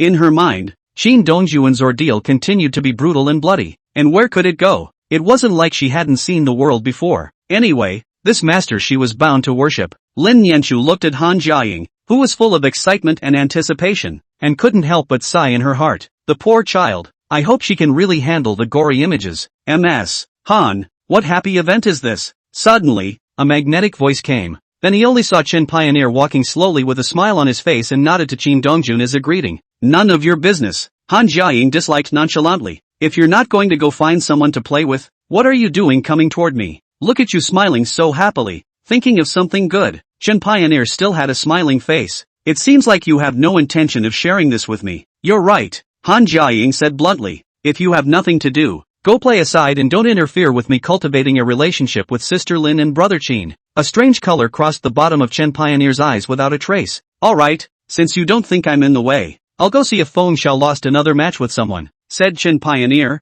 He couldn't help but laugh, and a line of anticipation appeared on his face. Do you think Feng Xiao will really run around the street in his pants if he loses again? Han Jiaying froze. Feng Xiao Huang went to play racing with someone again? Right, he is truly courageous. Han Jiaying's face was full of admiration. Losing all the time and not admitting defeat all the time. This courage is really admirable, said Han Jiaying, turning her head to look at Qin Dongjun. Brother Qin, let's go join in the fun, shall we? Qin Dongjun nodded. No matter what, he and Feng Xiaohuang were currently getting along quite well. Besides, he came here because of Feng Xiaohuang and went to see not much. When Qin Dongjun and his group arrived at the racetrack, they only saw Feng Xiaohuang acting like a shrew, pinching her waist and cursing at someone. It is said that people in the upper class are highly educated and civilized, but when you really get in touch with the upper class you'll realize that they curse dirty too. Come up here and greet someone's aunt and someone's mom. This is not Feng Xiaohuang opening his mouth to greet someone else's aunt. Even if Feng Xiaohuang fought 1 against 3, he still did not lose. Gentlemen who move their hands don't move their mouths. Han Jiaying suddenly spoke. The one who moves his mouth is a dog. Feng Xiaohuang and the others, who were originally still cursing the fight, stopped in unison when they heard Han Jiaying's words and turned their heads to look at them. Don't look at me you're gentlemen, directly do it Learn the dog for what? Go on, start the fight. Feng Xiaohuang and the others were filled with black lines. There was nothing for them to swear at the fight, but to make a move would really hit them in a hurry. When it comes time to scrap one, there's going to be a lot of trouble. What's the point of bickering like this when you guys don't even dare to make a move day in and day out? MS. Han, we don't want to argue either. It's Feng Xiaohuang, the dog who lost and didn't admit it. Who the hell am I to admit it? You guys are playing scoundrels for me. Feng Xiaohuang immediately retorted. But if you guys win for real this time, I'll admit it too. Trying to get me to take my pants off and go for a run down the street by fooling around. In your ing dreams, grass mud horse. Feng Xiaohuang, when did we play a scoundrel? That's right, Feng Xiaohuang, you're the one who doesn't have any teammates. And you're blaming us for losing. That's right, find a teammate if you can. Isn't it just a teammate? Do you really think I don't have one? Feng Xiaohuang pulled Qin Dongjun in a hurry. Mr. Qin is the helper I called out this time. I'm telling you Mr. Qin is the god of autumn named mountain racing, so he can you up like it's a game. Qin Dongjun was full of confusion. He just came to make a scene. Why did he even bring me into it? Instead, it was Han Jiaying who looked at Qin Dongjun with a face full of admiration. Brother Qin, you're still the god of autumn named mountain racing. Qin Dongjun looked at Feng Xiaohuang with extreme speechlessness. Feng Xiao, it's over. Big brother, help. Feng Xiaohuang muttered to Qin Dongjun in a low voice. I really can't lose this time, or else I'll be running wild in the streets with my pants on. Qin Dongjun was just about to open his mouth when Feng Xiaohuang's voice rang out once again. Based on my experience, if you're so good in a fight, your car skills must be dangling too. Help me to kill their honor. And in the future, no matter what comes up, you can just ask. Even if it's up a mountain of swords and down a sea of fire, I, Feng Xiaohuang, won't even bring a frown. Saying this, Feng Xiaohuang did not care if Qin Dongjun agreed or not, and directly made a date. Let's play another round. Come on, you think we're afraid of you? Qin Dongjun still wanted to refuse, but looking at the pitiful Feng Xiaohuang, he finally nodded his head and agreed. I'll go play with them for a bit. Qin Dongjun greeted Lin Nianchu. Stay safe. If he was playing racing anywhere else, Lin Nianchu would have blocked it. After all, racing is fraught with danger. But this is the Maple Leaf Recreation Center with excellent safety measures. Even if there is danger, it can be controlled in the first place. Feng Xiaohuang and Qin Dongjun had just sat on the racing car. Han Jiaying couldn't help but ask Lin Yanchu, "Sister Lin, is brother Qin's car skills really great?" "Shouldn't be bad." Although Lin Yanchu knew very little about Qin Dongjun's past, from the fact that Qin Dongjun suffered from PTSD syndrome, it was impossible for Qin Dongjun not to understand racing. Han Jiaying got an answer from Lin Yanchu,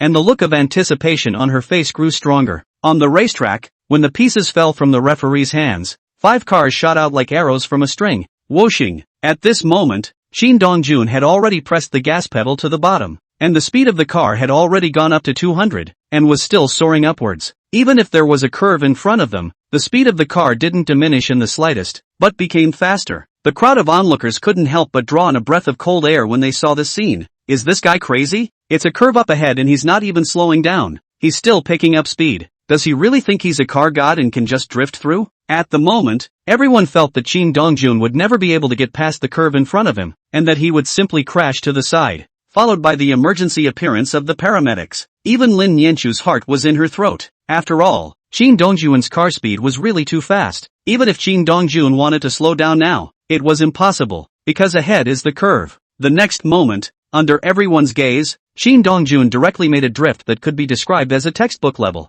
flashing past, flashing everyone's dog eyes. Asterisk asterisk asterisk asterisk. I saw something. Asterisk asterisk asterisk asterisk. I can't believe he's drifting at 256. Is this ing human? For a moment, everyone let out a gasp of shock, unable to believe the scene in front of them. Whoosh! Another perfect drift was presented in front of the crowd, deeply stimulating the eyeballs. Lin Yanchu looked at the scene in front of her as if she was relieved, and there was also a thick smile on her face. How many more surprises do you have in store for me? Qin Dongjun's overwhelming skill filled Feng Xiaohuang's nemesis Wei Xian with gloom. I must not lose. With a low roar, Wei Xian fiercely accelerated, also wanting to follow Qin Dongjun's example of drifting through the corner at high speed. However, he didn't have Qin Dongjun's skills, and directly crashed aside with a bang. Chapter 49 About the Battle, Chen Pioneer's Intentions. Wei Xian crashes and the fight doesn't stop there. The others continued to compete, only they had met Qin Dongjun and were destined to end in defeat. 3 laps into the race, Qin Dongjun won the race by nearly a lap in front.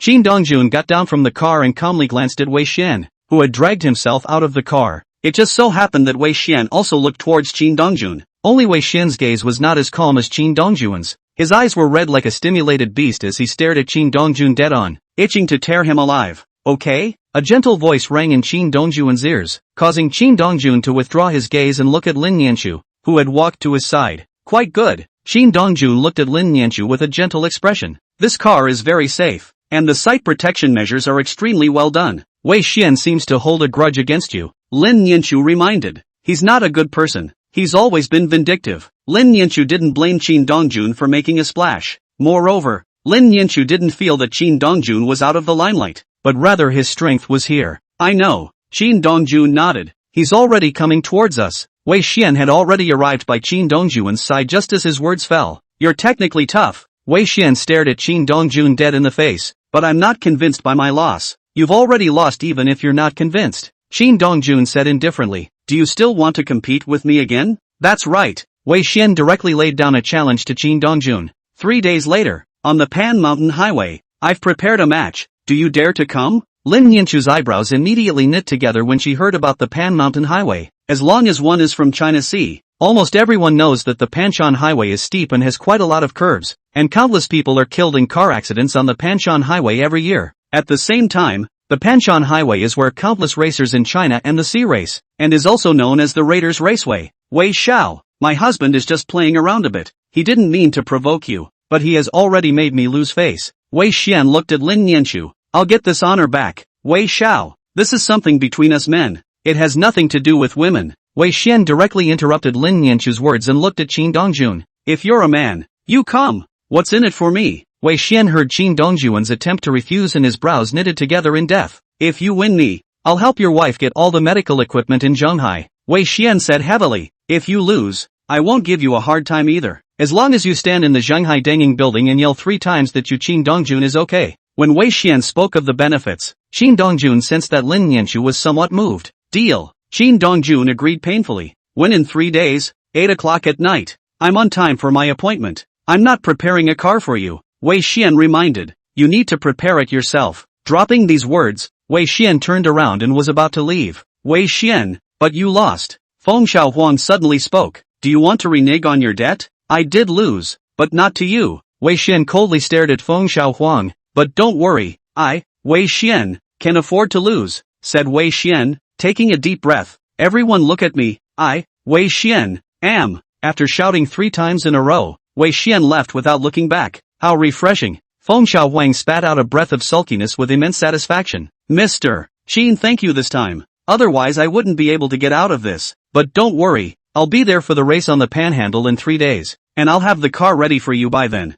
Xin Dongjun just smiled and didn't say anything more. Come on, let's go play something else. Immediately, Feng Xiaohuang led Qin Dongjun to other turns. This time, everyone's gazes towards Qin Dongjun carried a strange color. Even Wu Wan was like that. Feng Xiaohuang wanted to drag Qin Dongjun to play shooting, but Qin Dongjun wasn't interested at all and instead sat aside to let Feng Xiaohuang play. If you two want to play, go play too. Seeing Lin Nianchu and Han Jiaying's foolishness, Qin Dongjun said softly, I'll just sit here and wait for you. Sister Lin, let's go play. Saying that, Han Jiaying pulled up Lin Nianchu and went to play shooting. You shouldn't let Wei Xian lose face. Chen Pioneer suddenly came and sat beside Qin Dongjun, politely taking out cigarettes from his body and handing Qin Dongjun one. He certainly won't be done with you, even if he wins you at the Panhandle. And what if he loses? You're not that far from death. Chen Pioneer exhaled a mouthful of thick smoke. Don't think that just because you exterminated the Song family, you'll be able to cover the sky in Zhonghai with just your hands. The Wei family is terrifying,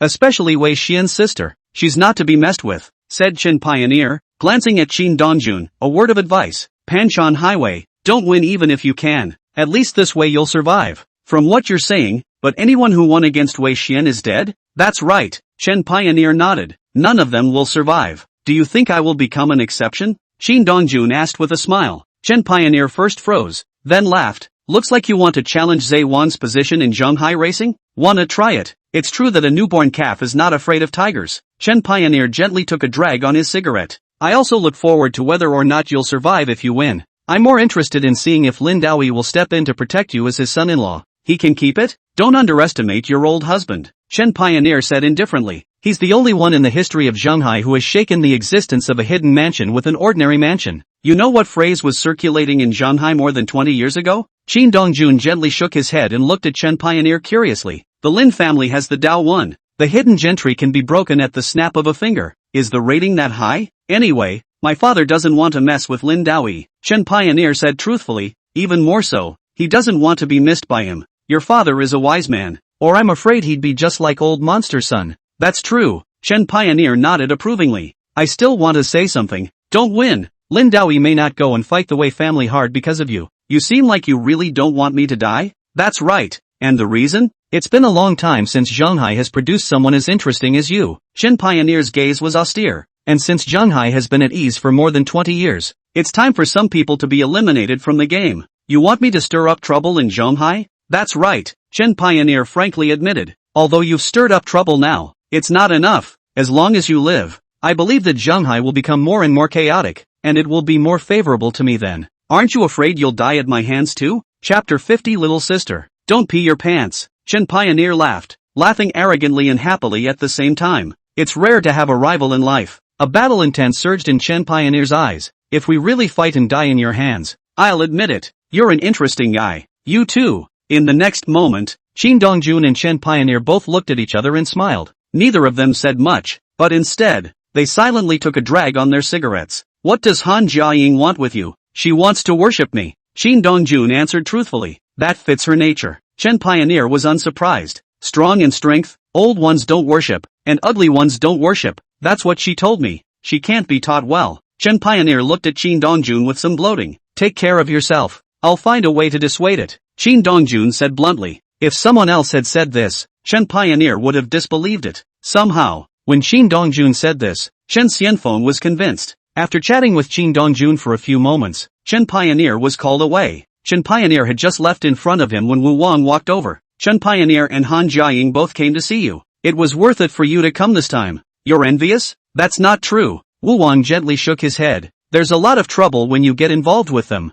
especially Pioneer Chen, the lord who eats people without spitting out bones. don't you? Wu Wang was dumbfounded. It's not a good thing for you to have offended Wei Xian. Wu Wang, like Chen Pioneer, mentioned Wei Xian to Qin Dongjun. Pioneer Chen just told me. It seems like he sees you as a rival. A strange color appeared in Wu Wang's eyes. It's really getting interesting. Looking forward to your collision with Pioneer Chen. You're not getting involved? If there's a chance, I'll get involved. Wu Wang let out a light laugh. If you die at that time, I will take care of Nianshu. Do you believe that I will kill you right now? A stern color crossed Qin Dongjun's eyes. Although your strength is good, I'm not Song Ningjun. Wu Wang stared at Qin Dongjun without any fear. Killing me is not that simple. At that moment, an air of saber rattling enveloped the surroundings. Seeing that Qin Dongjun was about to make a move against Wu Wang, Lin Nianshu suddenly returned. Wu Wang, what are you doing here again? It's fine, I'll have a casual chat with him. Wu Wang smiled sarcastically. Qin Dongjun, I'll be waiting for you.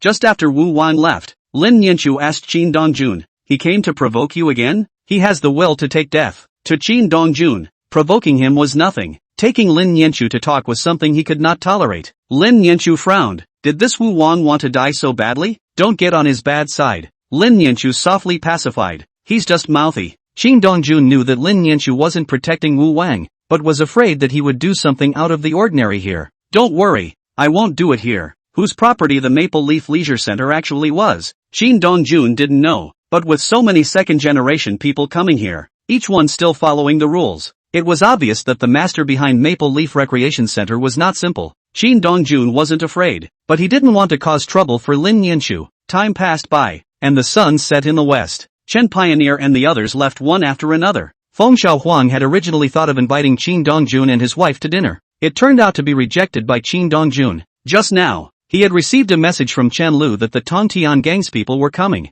I'm going to find Chen Lu. Are you going? Lin Nianshu knew what Qin Dongjun was going to do, and she also knew that if she followed over, not only would she not be able to help much, but she might also become a burden. So she directly shook her head to refuse. I'm not going. You take care of yourself. Lin Nianshu urged. I'll wait for you back at home. I'll be back early, said Qin Dongjun, looking toward Han Jiaying. Let's go together. Is the test about to begin? Right. Go! Han Jiaying is full of anticipation as she prepares to meet Qin Dongjun's test, but she doesn't know that this is the beginning of a deep dive into the swamp. Lin Nianshu knew she couldn't stop Han Jiaying, so she let Han Jiaying. She only hoped that Han Jiaying wouldn't have nightmares tonight. When Qin Dongjun brought Han Jiaying to the bar, Han Jiaying froze. Brother Qin, you're not taking me drinking, are you? Han Jiaying looked at Qin Dongjun warily. Or are you trying to get me drunk and then put me to sleep? Qin Dongjun was speechless for a while. Think of something good. It's clearly me who's at a disadvantage. Han Jiaying snorted lightly.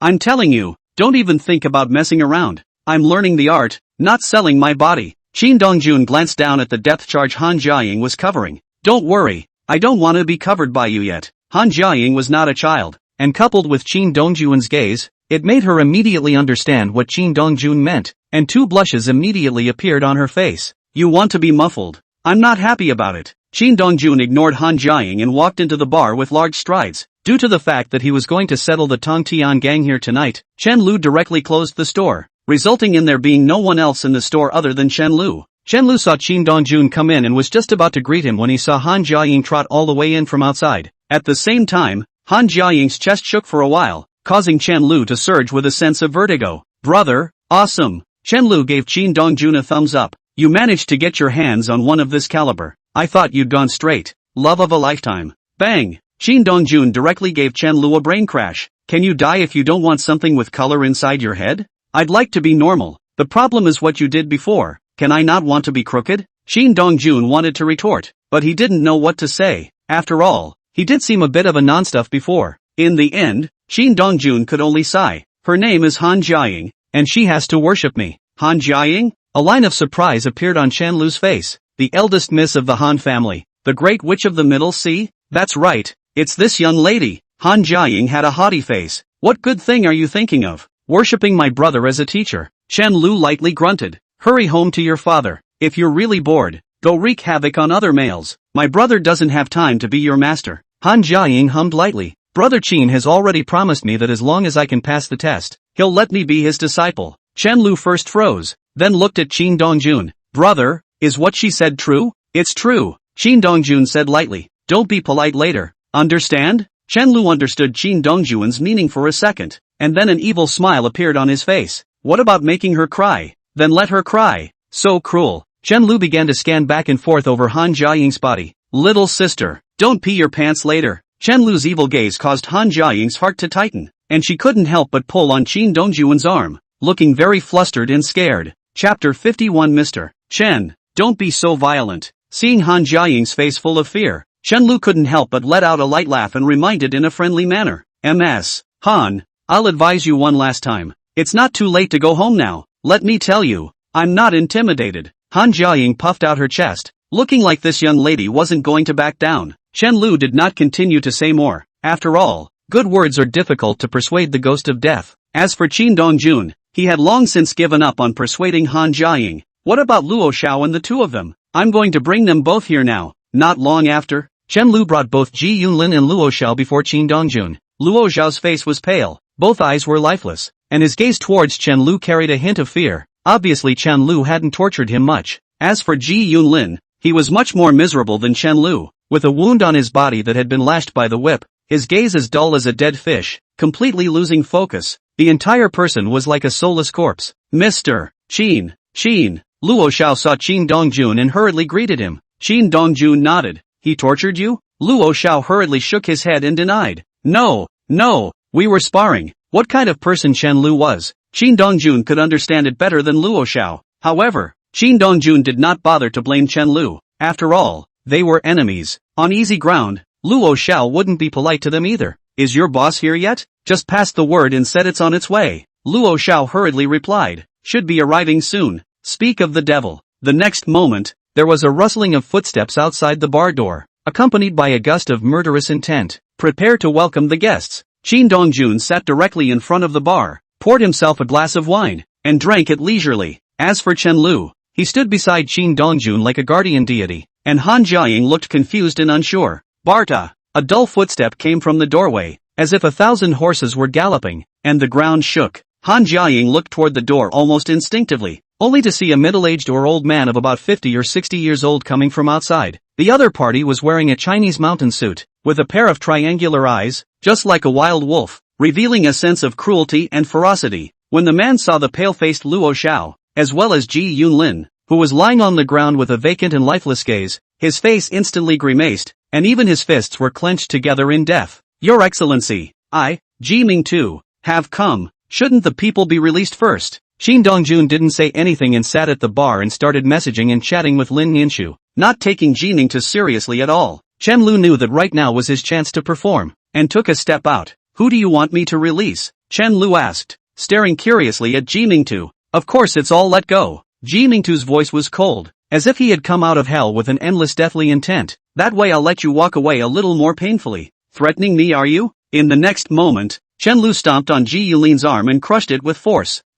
Ji Yunlin, who originally had a vacant and dull gaze, let out a miserable roar. At the same time the pain that drilled through his bones brought him slowly back to his senses. When Ji Yunlin saw Ji Mingtu, he immediately frantically begged for help. Dad, save me, save me. Ji Mingtu's heart was like a knife as he looked at Ji Yunlin's agonized appearance, and he couldn't wait to immediately move to kill Chen Lu. However, he knew that Ji Yunlin's life was pinched in Chen Lu's hands, and if he dared to mess around, Chen Lu would definitely kill him directly. Ji Mingtu took a deep breath and forced down the anger in his heart. What exactly do you want? Before Chen Lu had a chance to speak, Qin Dongjuan's voice suddenly came out. Kill! As Qin Dongjuan's words fell, Chen Lu kicked Ji Yunlin's head. No! Ji Mingtu let out a hysterical roar. Kid, I want you to die, said Ji Mingtu like a downhill tiger, pouncing towards Chen Lu. Han Jiaying looked at the red and white things spilling out on the ground, only to feel her stomach turn inside out, and then she couldn't help but bend over and vomit. Qin Dongjun took in Han Jiaying's change, but he didn't bother consoling. After all,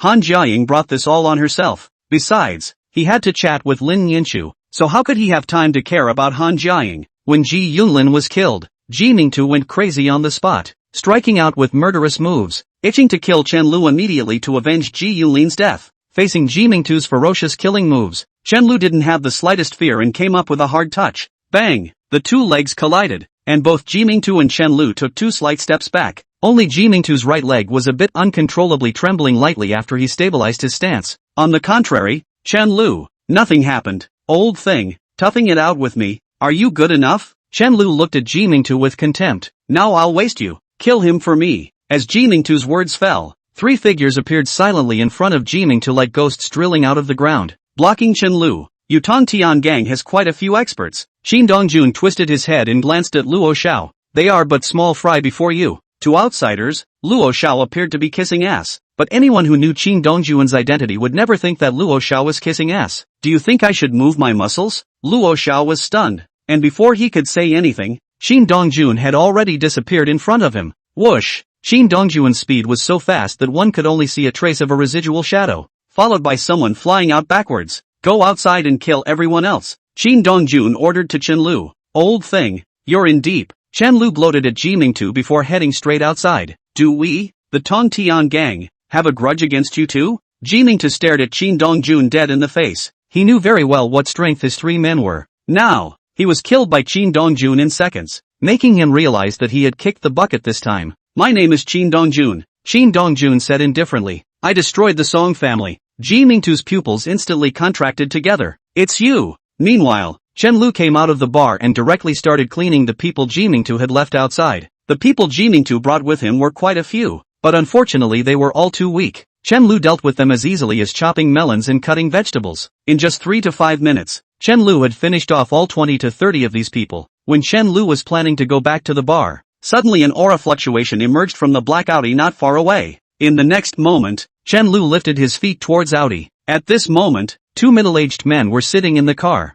Sir, he's found us. You just tried to make a move and your breath fluctuated. The man in the back row's eyes closed tightly. It's normal for him to notice. Chen Lu came to the Audi and was about to break the glass with a dry punch. The moment the fist was about to land on the car window, it slowly opened. Mr. Chen, don't be so violent. Come up and talk. Chapter 52 Death by 1,000 Cuts. Han Jiaying's Fear. Chen Lu looked at the man in the back seat, his face a little odd. Han Jingfeng. Chen Lu stared Han Jingfeng dead in the face. You're here for your daughter? Han Jingfeng, Han Jiaying's father and the helmsman of the Han family in Zhonghai. Sort of. Han Jingfeng had a kind smile on his face. How is my daughter? It's fine for now. Whether it will be fine later, I don't know. It's good to let her get a little stimulated. Han Jingfeng didn't ask too many questions and directly sidetracked the topic. Say hello to Mr. Xin for me. Why don't you go in yourself? I don't want to get beat up. Han Jingfeng said truthfully. I'd better wait outside. Just in time to help you guys clean up the mess out there so it doesn't make a huge impact. Han Jingfeng extended a friendly hand, and Chen Lu didn't turn it away. Okay, then you can wait here. Chen Lu had just left when the driver couldn't help but speak. Sir, he's very strong. Strong is right. Han Jingfeng said slowly. Old Fu, in the future, you don't want to be stupid when you see an expert. It's easy to get into trouble that way. Old Pei nodded with an embarrassed face. I'll try to control myself next time. Han Jingfeng sighed lightly. Expecting the old payer to be able to control his battle intent was tantamount to an iron tree blossoming. Meanwhile, when Chen Lu had just entered the bar, he saw Ji Mingtu collapsed on the ground, and Qin Dongjun was holding a knife that kept cutting Ji Mingtu's flesh. Qin Dongjun's movements were skillful, and each piece of meat cut from Ji Mingtu's body was as thin as a lamb roll. It was as if Qin Dongjun had often done this kind of thing before. Not long after, Qin Dongjun cut off all the flesh from one of Ji Mingtu's arms, and the white bones were stained with blood, which looked unusually oozing under the slightly dim light. You're back just in time, Qin Dongjun said to Chen Lu without lifting his head. Make sure Han Jiaying practices this craft of mine. If there are any deficiencies, you teach her by the way. When Han Jiaying, who was originally hiding at the side, heard this, her face instantly paled like paper and instinctively backed away. But Chen Lu didn't care if she was scared or not, and like carrying a chicken, he carried Han Jiaying to Ji Mingtu. Start your show. I don't dare. Han Jiaying's face was full of panic, and her body was even trembling non-stop. I'll teach you once by hand. Qin Dongjun suddenly stood up, encircled Han Jiaying from behind, and shoved the knife into Han Jiaying's hand. First, you have to cut a slit through him first. Then you use the knife to cut slowly inward, and you must move quickly, or the cut will not be flat. At this moment, Qin Dongjun was like a demon that crawled out of hell, making people tremble. You killed me, Ji Mingtu roared madly. At this moment, he was completely desperate and only wanted to die quickly. You're a test for my yet-to-be disciple. You can't die like that. Qin Dongjun grinned. Just hold on and hold on. When she cuts 300 pieces of flesh from your body, if you're still alive, I'll send you away. Devil, you're a devil. Ji Mingtu looked at Qin Dongjun in horror. He didn't know exactly what kind of pervert he had encountered, but he knew that he would be begging for his life next. Qin Dongjun blithely ignored Jimingtu, taking Han Jiaying's slender jade hand and cutting Jimingtu's flesh with a knife. Even though Han Jiaying's hands kept shaking and even struggled a bit, Qin Dongjun didn't let Han Jiaying go. After all, he and Chen Lu had told Han Jiaying to leave before. She was the one who had to insist on staying for the test. The knife slashed through his body, and Norimanto kept letting out wails from his mouth. After about 5 or 6 minutes or so, Qin Dongjun slowly let go of Han Jiaying. Try it yourself. If there's anything you don't know how to do, asked Chen Lu. With that, Qin Dongjun got up and walked over to the bar to pick up a bottle of liquor and was about to wash his hands. Luo Xiao saw this scene and hurriedly took the bottle. Mr. Qin, let me help you pour. Qin Dongjun glanced at Luo Xiao. Thank you. Qin Dongjun's politeness made Luo Xiao shiver uncontrollably.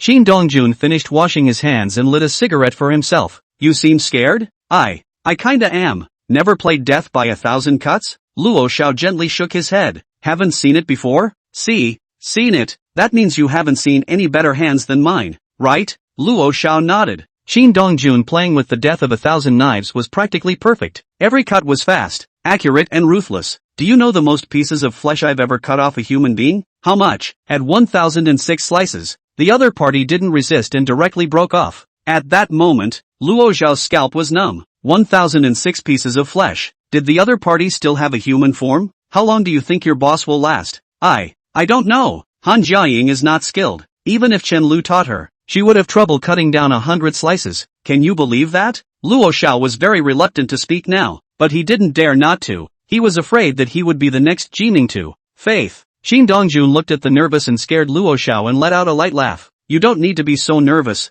I won't do this to you, said Qin Dongjun as he walked over to Han Jiaying once again. At this moment, Han Jiaying's gaze was dull. Her movements were even more raw and stiff, and each blade was almost always cut out under Chen Lu's hand. Forget it, this kind of craft can't be practiced in a day or two. Qin Dongjun looked at Han Jiaying, whose eyes were lifeless, and sighed softly. Let her rest first. At the moment, Han Jiaying was like a walking corpse, pulled aside by Chen Lu. Wanna die? Think. Answer me a few questions and I'll send you on your way now. Jimingtu nodded frantically with both eyes shining straight up. In the past, Jimingtu felt that death was horrible, but now he felt that death was a relief. Back then, when the Castle Peak orphanage was wiped out by a fire, what role did your Tongtian gang play in it? Jimingtu's pupils instantly contracted together. You were a child of the Castle Peak orphanage back then? Looks like you still don't want to die. Qin Dongjun twisted his head to look at Han Jiaying. Let her continue practicing.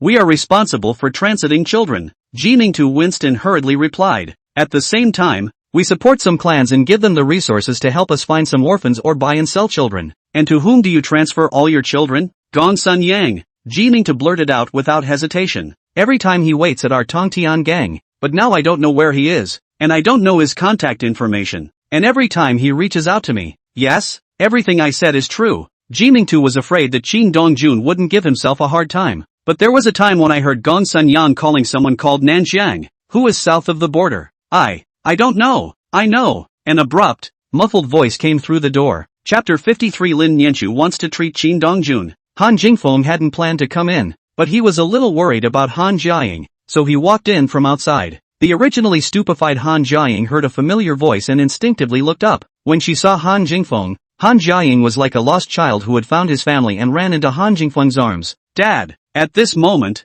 Han Jiaying's tears were like the mouth of a river breaking its banks, no longer controllable. It's okay. Han Jingfeng stretched out his hand and tenderly stroked Han Jiaying's head, his eyes full of doting love. Now you know how cruel and bloody martial artists are, right? Han Jiaying didn't say anything, lying in Han Jingfeng's arms whimpering and choking. Stop crying. Han Jingfeng gently pushed Han Jiaying away, reaching out to wipe the tears off his cheeks. If you cry again, you'll turn into a little flower cat. You go wait outside with your Uncle Fu first. I'll talk to Qin Dongjun. Han Jiaying nodded, not daring to look at Qin Dongjun as she trotted all the way towards the outside. She was afraid that Qin Dongjun would not let her go. And even more so, she was afraid that Qin Dongjun would let her cut Jimingtu's flesh again. After Han Jiaying left, Han Jingfeng opened the door and said to Qin Dongjun, Nanjiang is the Wei family's in-laws. The Wei family? That's right. Han Jingfeng nodded his head. Wei Xian his sister's eunuch. It's a small world. Originally, Qin Dongjun hadn't planned to do anything about Wei Xian, but now it seemed that he needed to use him to lure the southern border out.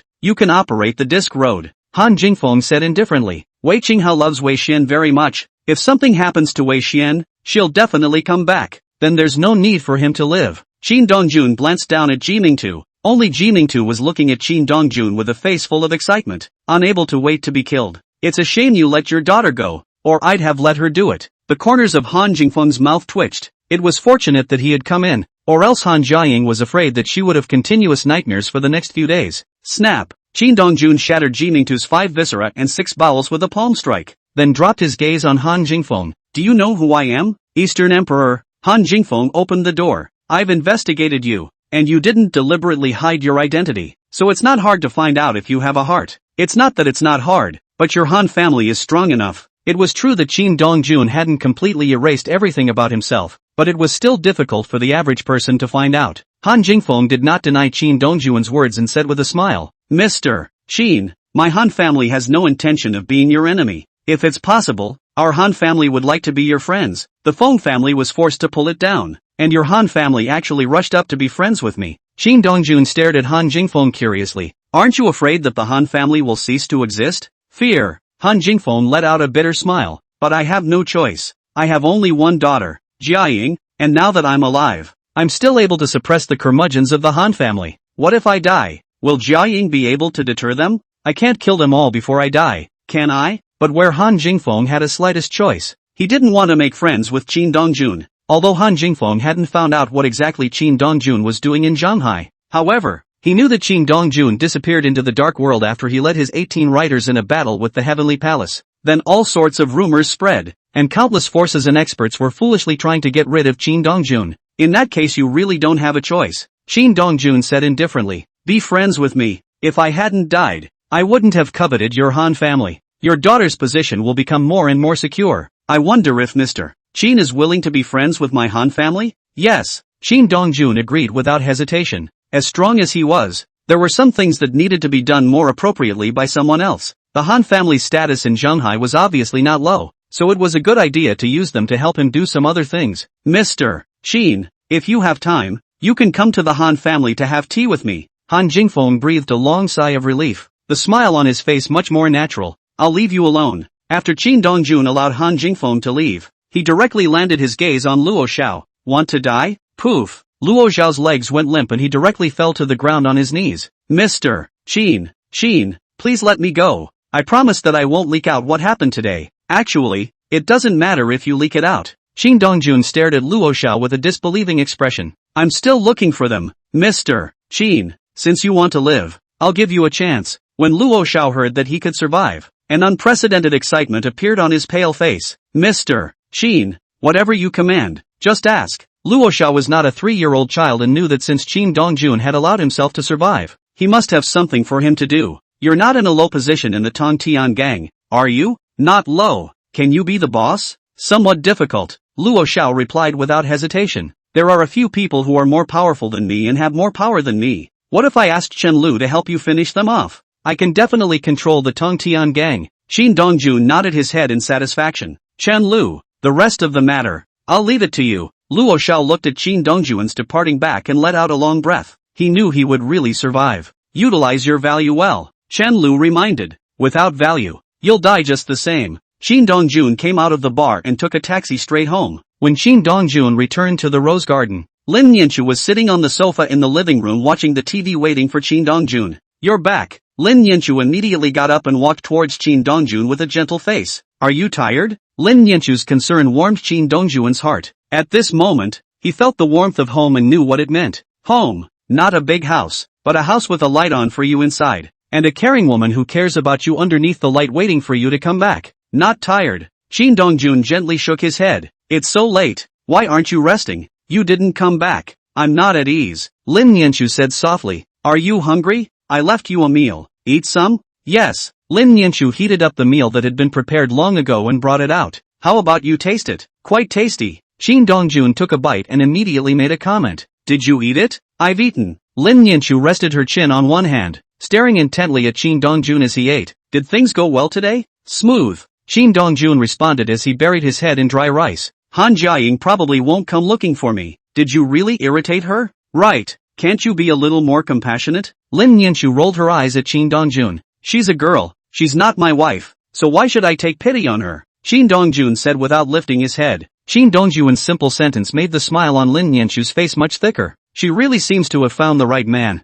Lin Nianchu didn't continue to ask what happened and digressed. I've researched a cure for PTSD syndrome in the past 2 days. Why don't we try it when you're done eating? Chapter 54 Lin Nianchu. Why don't you stab the sky to collapse? Forget it. Shin Dongjun didn't even think about it and directly refused to come down. If you want to treat PTSD syndrome, you need to let Lin Nianchu know something about his past. Shin Dongjun felt that his past was full of bloody violence. He didn't want Lin Nianchu to know about it. He was afraid that it would pollute Lin Nianchu. What's more, he was afraid that if he relapsed during the treatment, he wouldn't be able to control himself, thus hurting Lin Nianchu. Lin Nianchu's gaze was like a sharp knife, as if it could penetrate the heart. Are you afraid I'll know about your past? Or are you afraid you'll hurt me if you have a relapse while you're in treatment? Both. We are now husband and wife. Lin Nianchu's tone intensified a few points. We need to get to know each other well. Maybe your past is full of killing, but I'm no better than you. You have to know that the mall is like a battlefield, and as the president of the Hao Yue Group, do you know how many companies I've destroyed? How many people I've put out of work? And how many people I've driven to the rooftops and leapt off? Shin Dongjun fell into silence. Although he didn't know how to do business, he knew that as a businessman, there must not be a hint of softness, otherwise you can only get yourself into a place of no return. To put it bluntly, the two of us are actually the same kind of people. You are fighting with people for real, while I am playing conspiracy and young conspiracy with other people, and keep calculating the other party until the other party's family is broken. As far as you being afraid of hurting me, but you do realize that we're a couple. So if I'm afraid you're going to hurt me, I'm just going to leave you alone? We'll have children in the future. And if you're not cured and your illness returns later, what if it hurts our children? The word child made Shin Dongjun move slightly. Are we going to have kids? Shin Dongjun looked like he was muttering and asking Lin Nianchu. Of course there will be. Lin Nianchu said with incomparable certainty. Will you let me try? If things are not right, I will stop immediately. Lin Nianchu's face full of pleading caused the softest zone of Shin Dongjun's heart to feel as if it had been touched by something, and he couldn't help but nod his head. Shin Dongjun knew that if he didn't let Lin Nianchu try, she wouldn't give up. Seeing Shin Dongjun nod his head in agreement, Lin Nianchu let out a long breath of relief. After Shin Dongjun had eaten, Lin Nianchu and Shin Dongjun went upstairs to the study and closed the door to the room. Shin Dongjun followed Lin Nianchu's request and sat on the sofa, closing his eyes while Lin Nianchu turned on soothing and gentle music. Relax your whole body and mind. You fantasize that you are now in a blue sky with white clouds, and the breeze is blowing slowly from your side, like a parent's hand, gently caressing you. Lin Nianchu's voice was very light and soft, like heavenly music, and with the soft music, Shin Dongjun quickly relaxed his whole body and mind. With the passage of time, as well as Lin Nianchu's soft voice ringing in Shin Dongjun's ears, the corners of Shin Dongjun's mouth slowly sketched out a light smile. It was as if he was already in the illusory world that Lin Nianchu had woven. Yes, that's it. Relax. Completely relax. Lin Nianchu stared at Shin Dongjun dead on, not daring to blink at all for fear that she would miss any fluctuation in Shin Dong's emotions. You're playing with little kids. You're happy and carefree.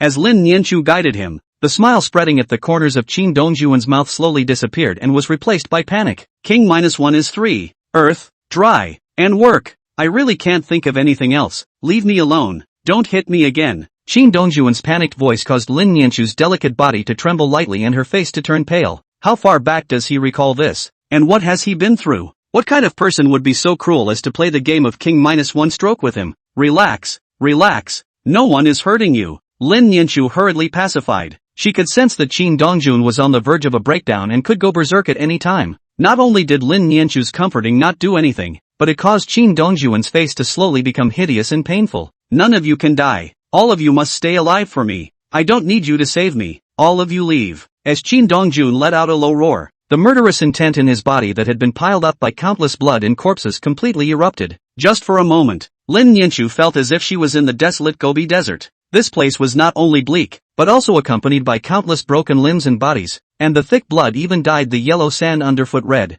For a moment, Lin Nianchu's heart ached slightly, as if someone was holding a knife and cutting around her chest. She hadn't experienced or seen Shin Dongjun's past, but watching Shin Dongjun's performance at this moment made Lin Nianchu realize, Shin Dongjun's past was dark, and he had never seen the light, much less known what the light actually was. My brothers are dead, so all of you too. With an explosive cry, Shin Dongjun violently opened his eyes. At this moment, Shin Dongjun's eyes were red, like a beast that chose to devour others, and a shocking murderous intent flowed from his body. Lin Nianchu noticed Shin Dongjun's change at the first moment and hurriedly kissed over. Originally, Lin Yanchu wanted to knock out Qin Dongjun, but she was afraid that she didn't have enough force. More than anything, he was afraid that he would hurt Qin Dongjun. Lin Yanchu had thought that this time could be the same as before. As long as she kissed up to Qin Dongjun would use herself as a tool for venting. However, things went against his wishes. Qin Dongjun pushed Lin Yanchu away, not to mention, and deadlocked Lin Yanchu's neck. All of them die for me. With that said,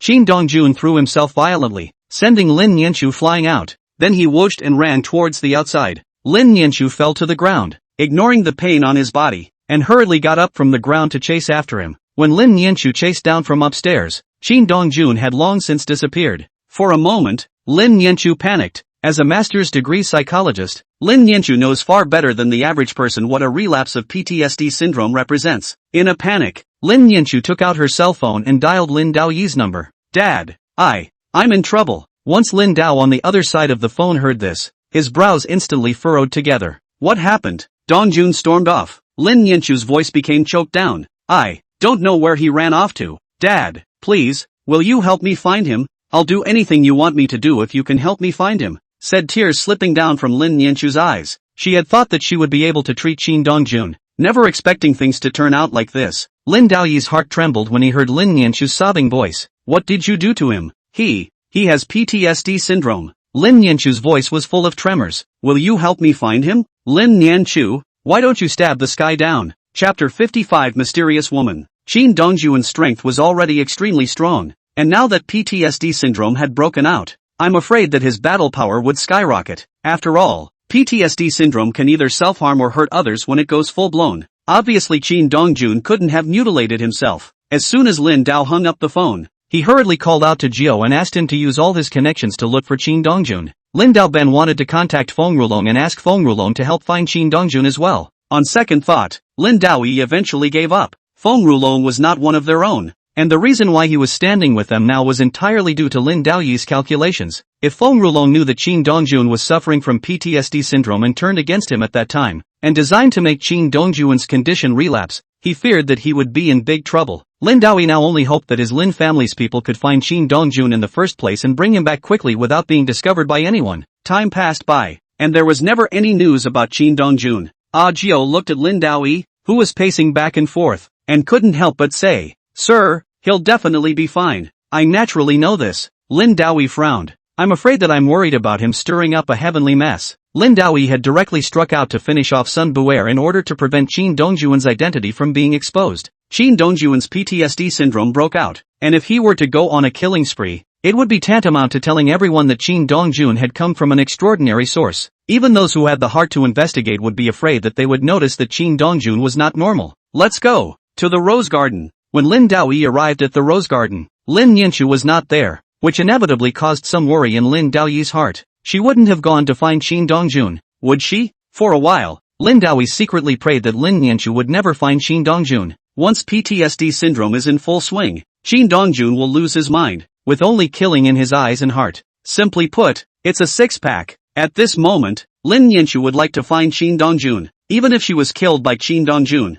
she would recognize it. She ran through the streets in a panic, looking for Qin Dongjun's figure, and her eyes were blurred with tears even earlier. Now she extremely regretted treating Qin Dongjun. If it wasn't for her repeated insistence, how could she have allowed Qin Dongjun's condition to relapse? Tokuan, where the hell are you? Lin Yanchu searched all night without finding Qin Dongjun. Lin Daoyi was the same. It was as if Qin Dongjun had completely disappeared into the world. No matter how much they searched, there was no trace of him. Even Lin Daoyi began to speculate whether Qin Dongjun had left Zhenghai. Otherwise the PTSD syndrome relapses and Qin Dongjun can't not hurt people. But so far, there are no rumors of anyone being killed. Dad, did something happen to him? Lin Yanchu had already cried with red eyes and her voice was even more hoarse. Lin Daoyi looked at Lin Yanchu's haggard appearance, and instead of choosing to comfort him, he chided. If something happened to him, it was also because of you. Thinks he can cure PTSD syndrome just because he studied a little psychology. If PTSD syndrome was really that treatable, it would have been completely conquered long ago, and it would still be your turn to help him. Every word from Lin Daoyi was like a heavy hammer hitting hard on Lin Yanchu's heart. You're not so young. Can you do things in the future with more maturity and stability? Don't be so self-righteous. Tears once again slipped past Lin Yanchu's eyes. She really regrets it. If time could start over again, she would never insist on treating Qin Dongjun. But there are not so many ifs in this world. there are only results and consequences. Lin Daoyi looked at Lin Yanqiu, who was silently shedding tears, swallowed the words that were on his lips back into his stomach, and turned around to walk towards the outside. Sir, the young lady is sad enough. You still, Gio. There are times when the heart must be hardened and hardened. Lin Daoyi directly interrupted Gio. Otherwise, when you make a big mistake later, it will be too late to regret. Even though Lin Daoyi said so, Gio still felt that Lin Daoyi's words were too heavy. Continue searching for Qin Dongjun, Lin Daoyi said heavily. If we can't find him in Zhenghai, expand to the neighboring cities. Qin Dongjun hadn't left Zhenghai,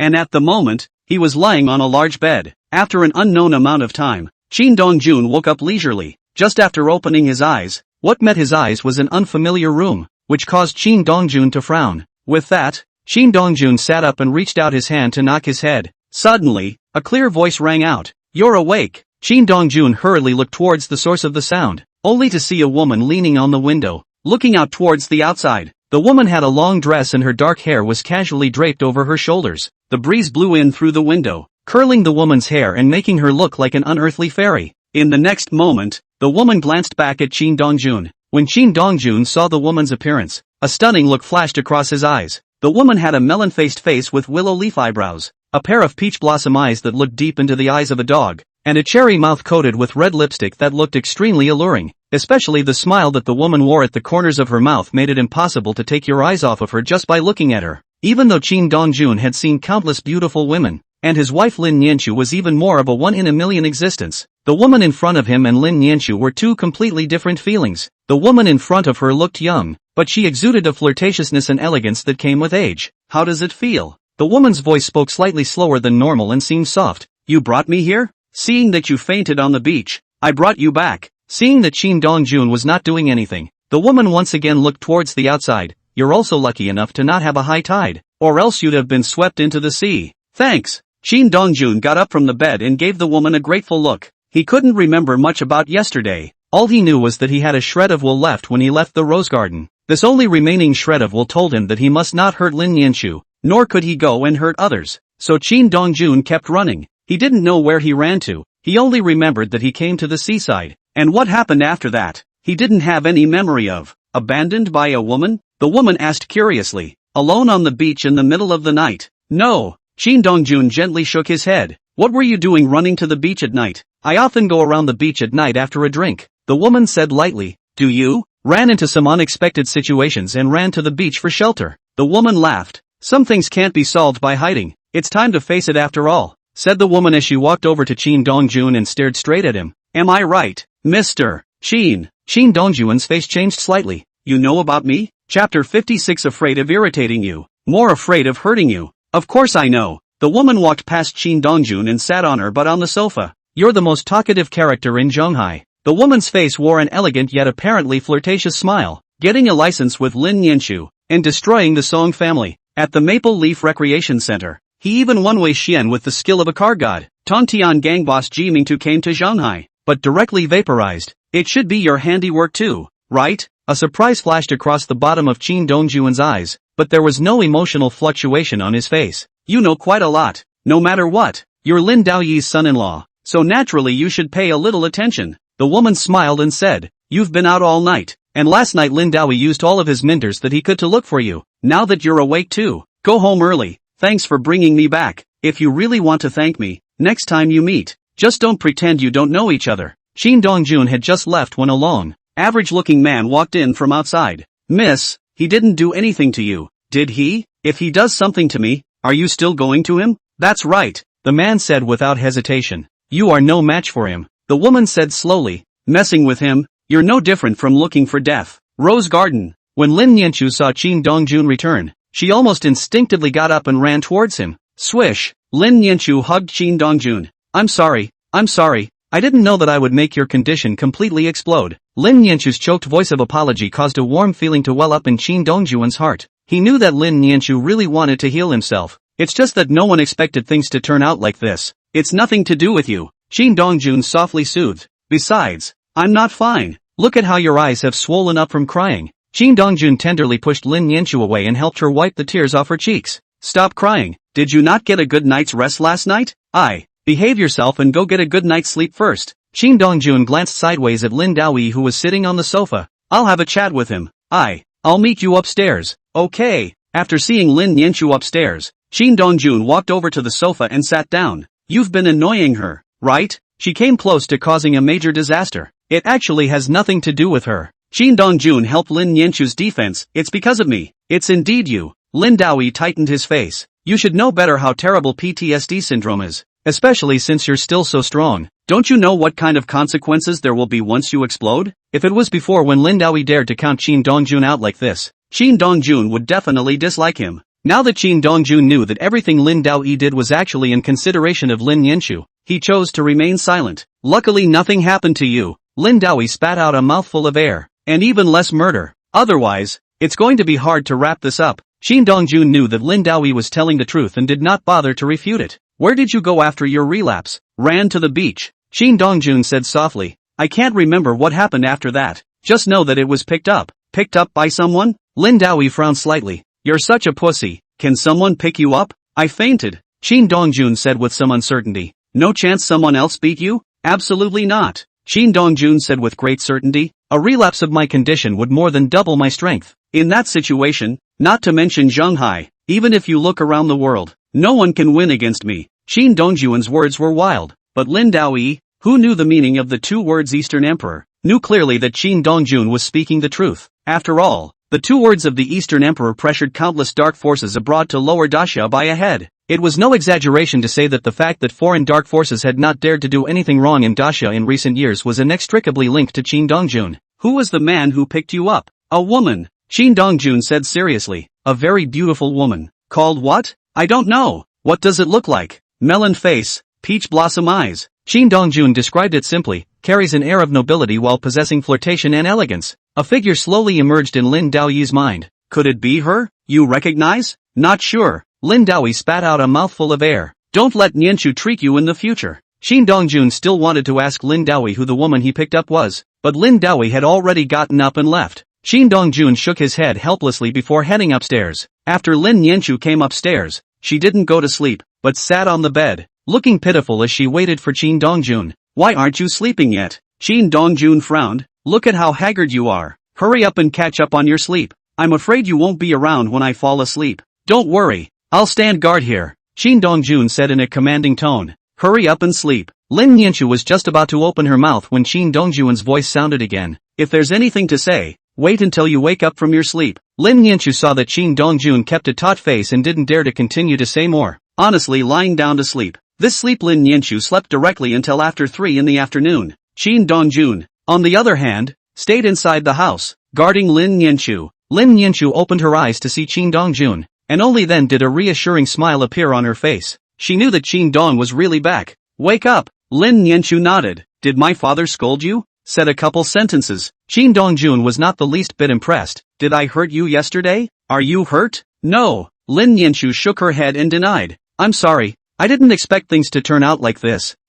It's all in the past. Shin Dongjun softly interrupted Lin Nianchu. Besides, you did it for my own good. Now Shin Dongjun felt that it would be good to let Lin Nianchu help him heal himself. At least Lin Nianchu wouldn't want to help cure herself anytime soon. In fact, when I was out of sorts, you should have just taken the bench and knocked me out. I'm afraid I'll irritate you. Lin Nianchu looked up at Shin Dongjun. Even more so. I'm afraid of hurting you. Shin Dongjun's heart trembled as he silently embraced Lin Nianchu into his arms. Don't be afraid to hurt me in the future. Just notice that I'm not right and just knock me out. Lin Nianchu was just about to open her mouth when the cell phone placed aside suddenly rang. I'll take a call. Lin Nianchu got up from Shin Dongjun's arms and picked up her cell phone to directly answer the call. Hey! The person on the other side of the phone didn't know what he said, causing Lin Nianchu's face to instantly turn ugly down. Chapter 57 How can a father's murder be passed over in a single word? Seeing Lin Nianchu hang up the phone, still frowning, Shin Dongjun couldn't help but ask, did something happen? Lin Chen is back.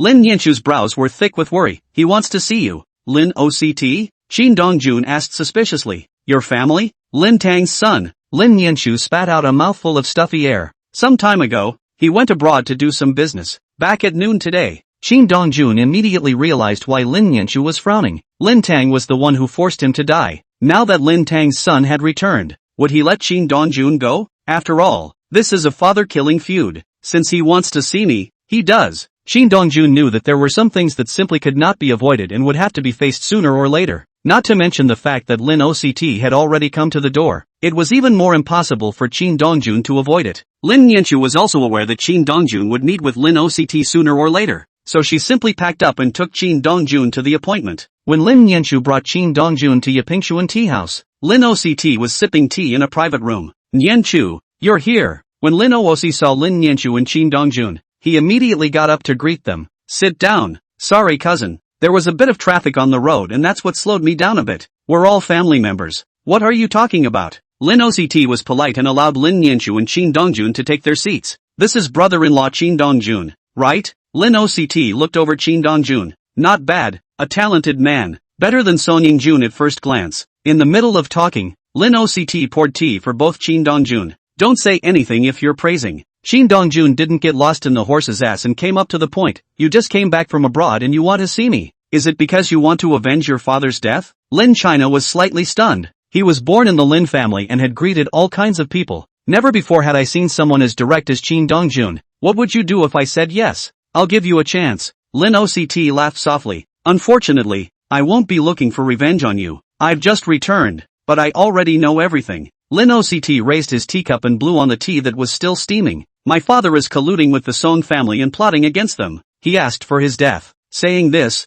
Lin Oct turned his voice to become full of killing intent. But he's my father after all. No matter what he did, he was ultimately forced to die by you. Shin Dongjun didn't retort and lowered his head to pick up his teacup. What do you want? I heard that you can fight. Lin Xiaoxiao said bluntly. Let's fight. If you win, it means I can't take revenge. If you lose, for Nianchu's sake, I won't kill you, but I'll take half your life. Okay. Shin Dongjun agreed without hesitation. Time and place. It's up to you to pick. If you make it back from the panhandle alive, I'm coming for you. It seems you're certain I won't survive? Lin Xiaoxiao smiled and didn't reply. Lin Nianchu saw that the atmosphere had become oppressive and directly changed the topic. Cousin, are you still doing well abroad? Not bad. Lin Ooc responded softly. Nianchu, you're really getting bold now. Even your father dared to disobey. Lin Nianchu was just about to open his mouth when Lin Oct's voice rang out again. But you did a really good job this time. It's true that Song Yingjun doesn't deserve you, and it's indeed condescending for you to marry him.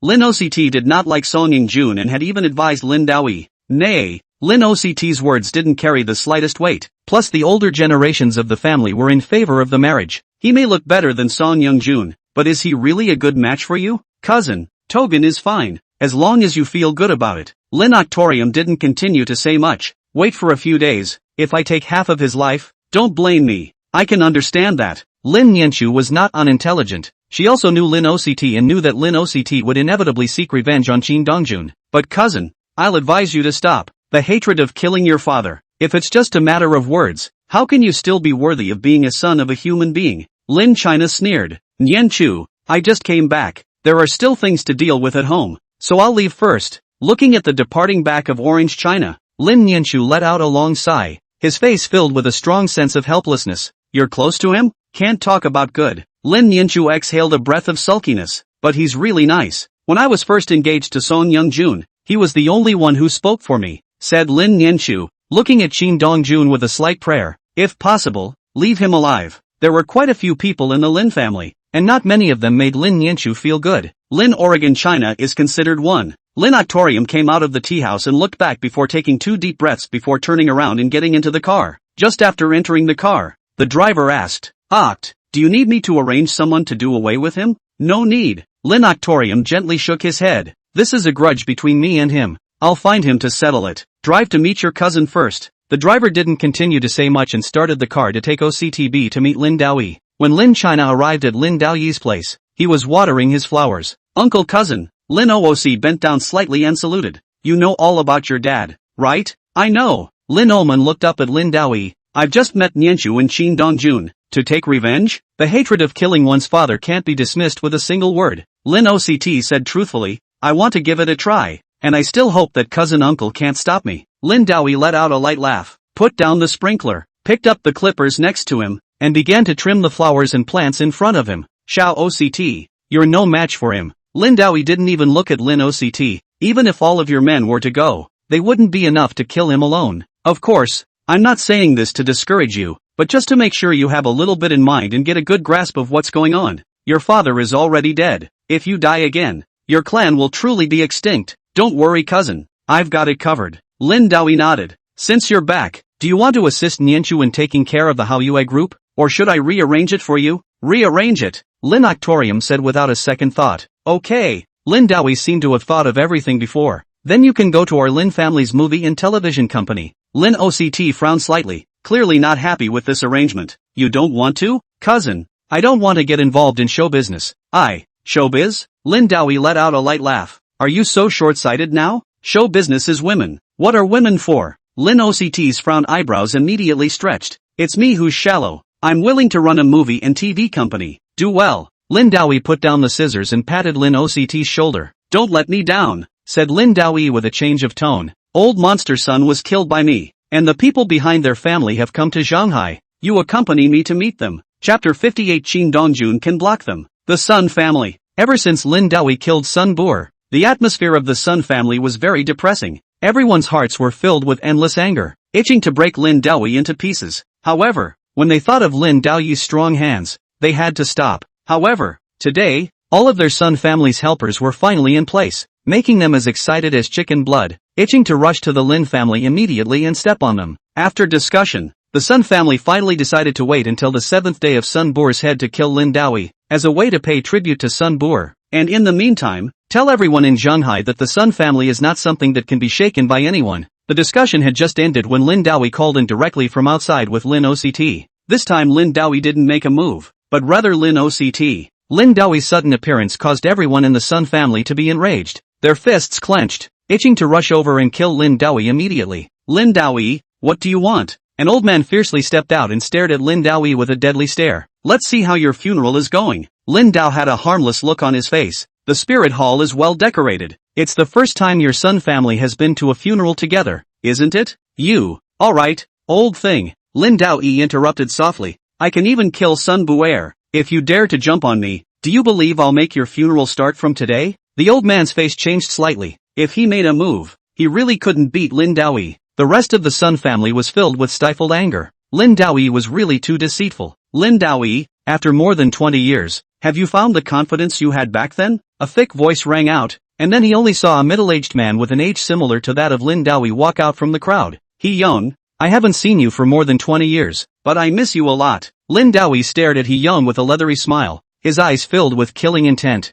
More than 20 years ago, He Young had appeared to block Lin Daoi. More than 20 years have passed, and he has reappeared in Shanghai. I miss you too, He Young asked curiously. Let's see how far you, the outcast of the Lin family, have gotten after more than 20 years. You have to try. Lin Daoi directly issued a challenge. Let's see if I can kill you. He Young's face changed slightly. Lin Daoi, He Young, back then, if you guys hadn't surrounded me with you, it would have been as easy for me to kill as slaughtering chickens and dogs. Lin Daoi was filled with disdain. Lin Daoi's mockery caused a surge of anger to well up in He Young's heart, and almost instinctively, he wanted to make a move. He Young, you're no match for him. A slightly aged voice rang out, causing He Young to unwillingly glance at Lin Daoi. Lin Daoi, after a goodbye of more than 20 years, you're still so arrogant. Immediately afterward, he only saw an old man with a withered figure, a hawkish nose, and triangular eyes, his face slightly gloomy. Elder Dong, after a long time of separation, you're still alive. The words without any respect to speak of did not make Elder Dong angry. On the contrary,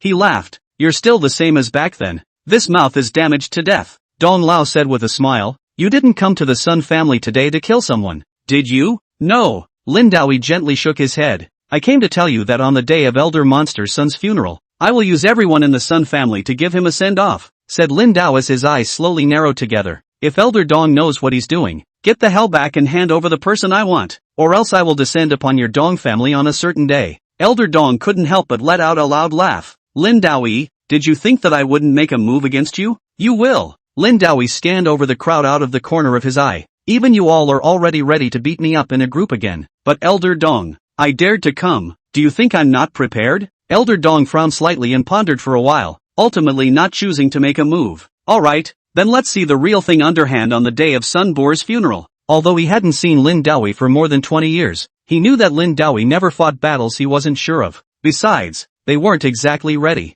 Prepare more coffins before they get eaten by stray dogs. Lin Dowie had just come out of the Sun family with OCT. When he asked Lin OCT, "Do you know why I came to the Sun family today more than necessary?" Lin Xiang shook his head gently. "Didn't your dad tell you anything about me?" "No. You're quite strict with your mouth." Lin Dowie let out a light laugh. "My wife was sort of killed by the Sun family." Lin Xiaoxiao's pupils contracted. His face filled with disbelief. The most widely circulated version of the death of Lin Dowie's wife in China and the sea is that it was a difficult birth. He didn't expect it to be related to the Sun family. "Back then, I was able to finish off the Sun family," Lin Dowie said lightly, "but you saw the old man just now. They blocked me and made me stop." Lin Dowie sighed slightly. "Back then, they clearly could have killed me. Do you know why they didn't?" "I don't know. My mother is still alive." Lin Daoyi's gaze was deep, as if he had fallen into long ago memories. "They don't dare to take my life. More than anything, I'm afraid that if I'm killed, our family will take the opportunity to find a reason to finish them off." "The family? You know the imperial capital Lin family, right?"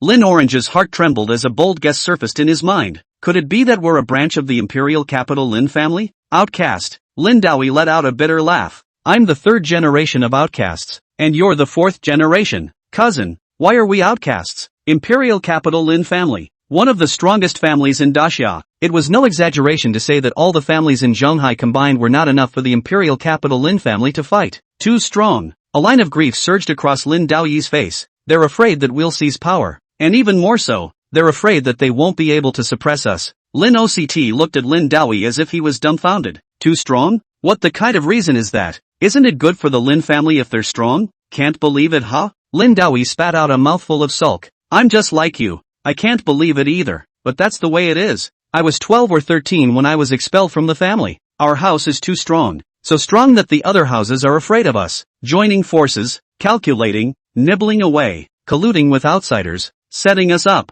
If we weren't strong enough, we wouldn't even have a chance of surviving, not to mention being castaways. Cousin wants to go back? What do you think? Kill back." A stern color flashed in Lin Oman's eyes. "Trample them all under your feet and let the world know that we are the orthodox ones. They're just turtling." Lin Daoyi's face showed a line of disappointment. "Is that the extent of your ambition? Uncle Cousin, do you want to reopen the family tree?" "Why not?" Lin Dao's eyes flashed with a gleam. "When our house is treated as an outcast, there can only be one Lin family in this world. That would be us." Lin Dowie said forcefully. "Destroying the Sun family is the first step. The next step is the Dong family." Lin Oman looked at Lin Dowie with a shocked face. He really didn't expect Lin Dowie to be so ambitious. "Uncle Cousin, if we strut around like this, the imperial capital Lin family will let us develop? Qin Dongjun can stop them." Lin Dowie said meaningfully. "Do you realize now how big the gap between you and Qin Dongjun is?" Chapter 59. Is Qin Dongjun scared? Lin Oregon China's body was trembling wildly, and his face was filled with incredulity. The imperial capital Lin family. He had heard of it and had heard something about how powerful the imperial capital Lin family was.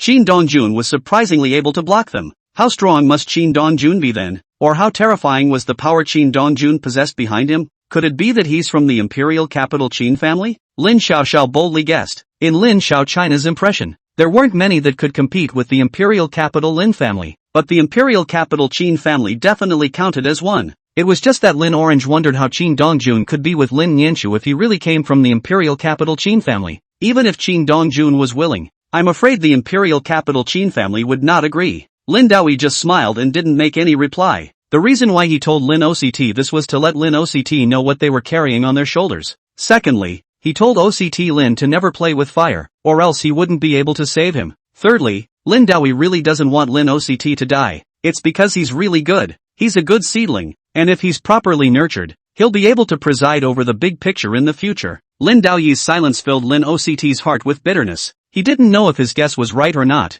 but he knew that if he wanted to take revenge, he feared that there was no hope in his life. A person who could rival the imperial capital Lin family, would he be able to kill them? Looking at the back of Lin Dowie as he walked towards the car, Lin Oosi took a deep breath as the powerlessness in his eyes slowly disappeared and was replaced by a sense of resilience. Qin Dongjun, no matter what kind of god you really are, the revenge of killing my father, I will never let it go without a word. Time flew by like a white horse, and in the blink of an eye, it was time for Qin Dongjun and Wei Xian to agree on a match. For the sake of this match, Wei Xian used the Wei family's energy to block off the Pan Mountain Highway early so as not to affect the next match. The Panshan Highway was blocked off, and even an ordinary person in Zhonghai knew that someone was definitely going to race here. So many ordinary people who love racing came to watch. In response, Wei Xian did not stop it, rather he wanted more people to come, because every time he wins a race and is worshipped by countless people, his vanity is greatly satisfied, especially looking at the adoring eyes. Wei Xian felt like he was the king. A little after 7 p.m.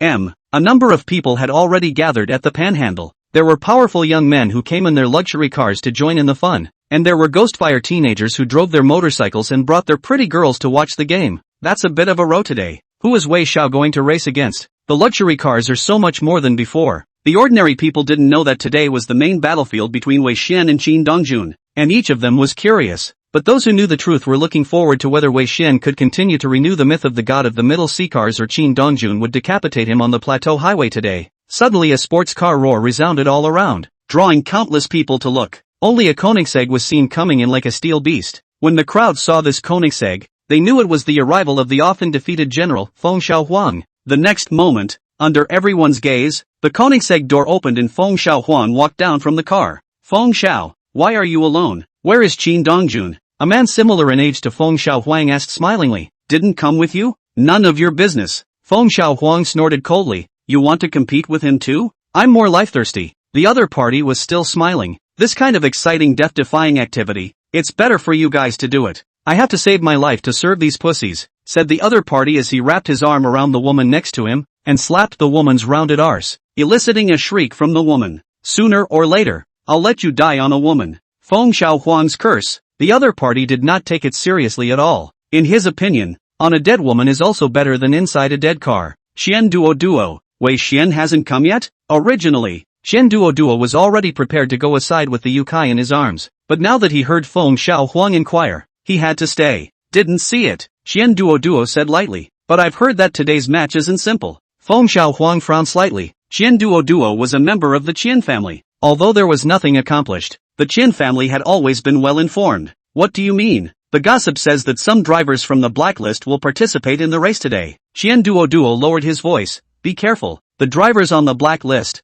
It's just that they don't participate in the race, but if they do participate in the race, they'll really slaughter the other racers like pigs and dogs. The black car list, as the name suggests, is a leaderboard for underground racing competitions and does not participate in any professional races. But not only are they not weak professionally, they may even be slightly better, because they play for their lives whenever they are in a race. They go out of their way to push their opponents to their deaths, thus triggering car wrecks. Did Wei Xian the son of a invite this? Feng Xiaohuang's face looked a little ugly. If the drivers on the black car list came, this race today was destined to kill quite a few people. After all, black car list racers are also known as racer butchers. I don't know. Xian Duo gently shook his head. As a brother, I'm reminding you, if you still go to your death, I won't stop you. But don't worry, if you die, even if you shatter into crumbs, I'll help you put together a complete body. Feng Xiaohuang's face darkened on the spot. Can't you say something auspicious? Big brother, that is a black car list. Professional racing driver people can play dead.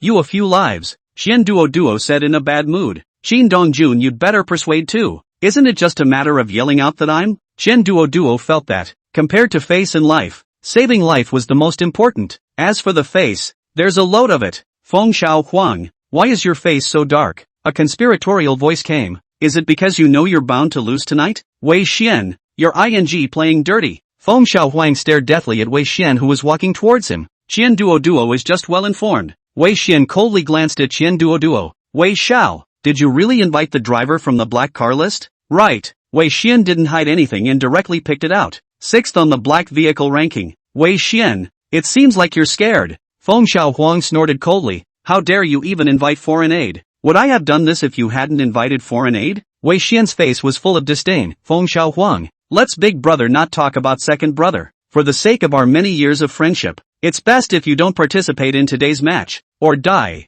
but it has nothing to do with me. Feng Xiaohuang lapsed into silence. He knew that Wei Xian really dared to let the black car ranking rider finish himself off during the race. Wei Xian looked at Feng Xiaohuang triumphantly. Where is Qin Dongjun? Is he too scared to come? Before Wei Xian's words fell, a deafening roar resounded all around. Chapter 60 Big Gamble. In the next moment, only a Hennessy venom appeared in the crowd's line of sight like a lightning bolt with a whoosh. When Wei Xian saw this Hennessy venom, his pupils instantly contracted together. The others let out a gasp of surprise, and their faces were even more filled with incredulity. There's only one Hennessy venom in Zhonghai, and it's still in the hands of Han Qiang, the first lady of the Han family. Could it be that Han Jiaying is coming to this game today? The crowd then quickly dismissed the idea. Although Han Jiaying owns Hennessy Venom, she doesn't play with race cars. It's entirely a collection, and she occasionally drives it out to blow up the streets. Wei Xian, if something happens to Han Jiaying if she participates in this match, do you think Han Jinghong will dismantle you? The corners of Feng Xiaohuang's mouth rose slightly.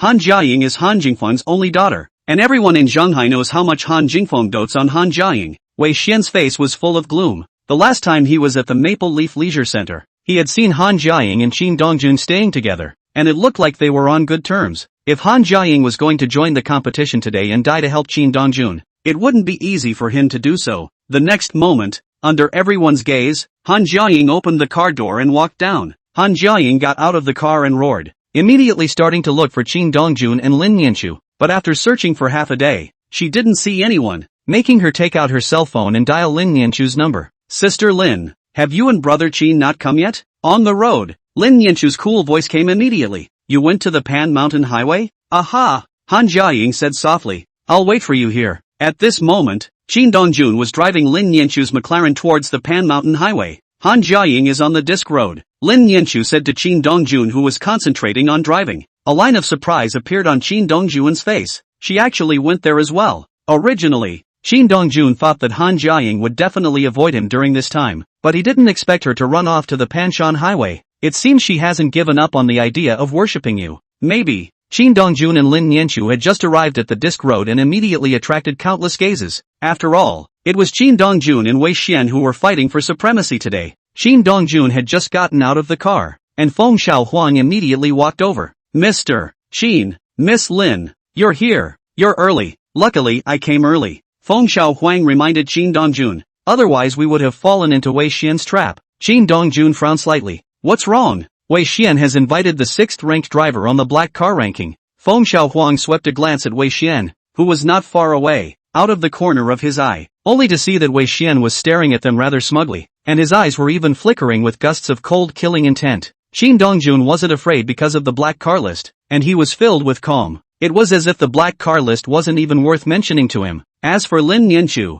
she didn't even know what the black car list stood for, so she didn't have any concept of it. You're not participating in today's match. Qin Dongjun glanced sideways at Feng Xiaohuang. I'll play with them. Mr. Qin, since you want to go on, how can I back down? Feng Xiaohuang said forcefully. It's just a matter of people dying and not dying. Just then, Wei Xian suddenly shouted to Qin Dongjun. Have you discussed this? Are you out of the game? Or do you continue? Continue. Qin Dongjun responded without cowardice. Are there any rules for the match? No rules. Wei Xian said heavily. There are only wins and losses, or a car wreck. Qin Dongjun nodded, indicating that he did not have any comments. When are you ready? Any time. Then let's start now. Wait. Han Jiaying suddenly opened her mouth, then said to Qin Dongjun, Brother Qin, you can drive my car. Qin Dongjun didn't say anything, staring calmly at Han Jiaying. Although Sister Lin's McLaren is also a top-of-the-line sports car, there is still a gap compared to my Hennessy Venom, and my car is modified to be more suitable for this race. If you drive Sister Lin's McLaren, no matter acceleration or speed in cornering, it's not as good as Wei Xian's Bugatti Veyron. Originally, Wei Xian was still worried about Han Jiaying taking part in the competition, but after hearing that Han Jiaying was going to lend her car to Qin Dongjun, he immediately let out a long sigh of relief. As long as Han Jiaying isn't in the game, he'll be able to let people charge without fear. No, Han Jiaying's car was certainly nice, but he couldn't use it yet. He really didn't have this kind of goods like Wei Xian in his eyes, and as for the 6th rider on the black car list, he didn't put it in his mind either. Mr. Qin, why don't you use the car I prepared for you? Feng Xiaohuang hurriedly spoke. Against him, McLaren is enough, said Qin Dongjun, glancing at Lin Yanchu. Wait, if someone opens the market, you buy me to win. As much money as there is, buy as much as there is, and then whoever dares to renege, I'll collect. Qin Dongjun knew that this kind of racing competition would surely have someone sitting on the fence. This is the kind of opportunity to get rich that he doesn't want to miss. Lin Yanchu froze. She didn't expect Qin Dongjun to be thinking about making money right now. You must be safe. Lin Yanchu admonished. It's okay to admit defeat if you can't. Actually, Lin Yanchu didn't want Qin Dongjun to compete. After all, it was a game of life. However, Lin Yanchu knew that even if Qin Dongjun did not participate in the competition, Wei Xian would not let him go. Don't worry, I'll be fine. Saying that, Qin Dongjun directly sat in the car and drove it to the starting position. Seeing this, Wei Xian immediately followed the car. The other riders in the race have all gotten in their cars at this moment and are waiting for the race to start. After Wei Xian sat in the car, he immediately picked up the walkie-talkie that had long been prepared in the car and said, "Simon, the target is McLaren. Are you okay with that?" Simon, number 6 on the black car list, known as Madman, has hunted down 36 world-class racers. Underground racing has been to 100 races and has only lost 9. No problem. Just are you sure? A slightly raw Dachau language came out. Okay. Receiving Simon's response, Wei Xian's face revealed a frenzy, and a bloodthirsty color surfaced in his eyes.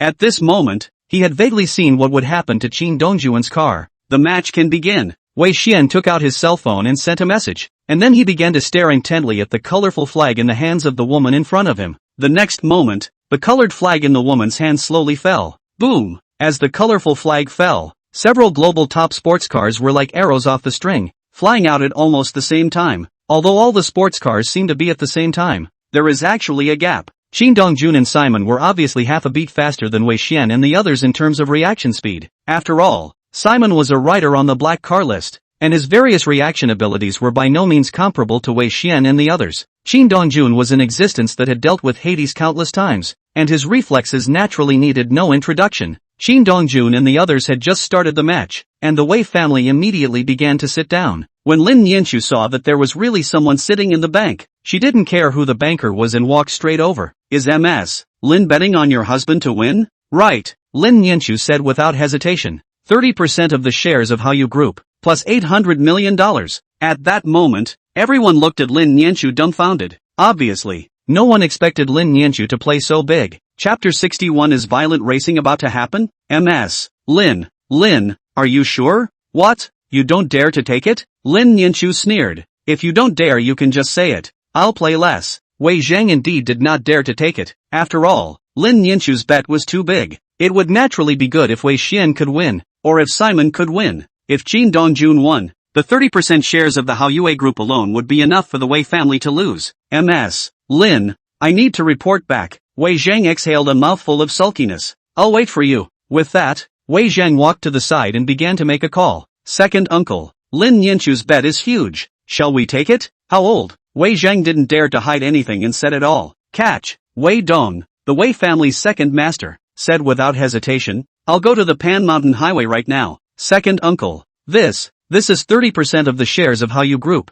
Once we lose, there is no way we can lose. Wei Dong interrupted Wei Zhang decisively. Simon, who is 6th on the black vehicle ranking, is one of ours. A mere Qin Dongjun. Do you think he can compare to Simon? I see. Wei Zhang hung up the phone, glanced at the saved recording of the call on his cell phone, and let out a long sigh of relief. Ms. Lin, sorry to keep you waiting. Wei Zhang looked at Lin Yanchu with an apologetic face. We'll take it, but I need to remind you that a loss must be honored. I, Lin Yanchu, can afford to lose. Lin Yanchu mocked back. It's you Wei family, you won't renege on your debt, right? If they dare to renege on the debt, I'll get it for you. Han Jiaying suddenly spoke up. I just recorded the video, but just to be on the safe side, I think I still need someone of weight from the Wei family to come over. After all, I haven't placed any bets yet. Wei Zhang froze. Ms. Han, are you going to buy Qin Dongjun to win as well? Not allowed to buy? No. Wei Zhang hurriedly shook his head in denial. Our family's second master will be here soon, so you guys can talk to him later.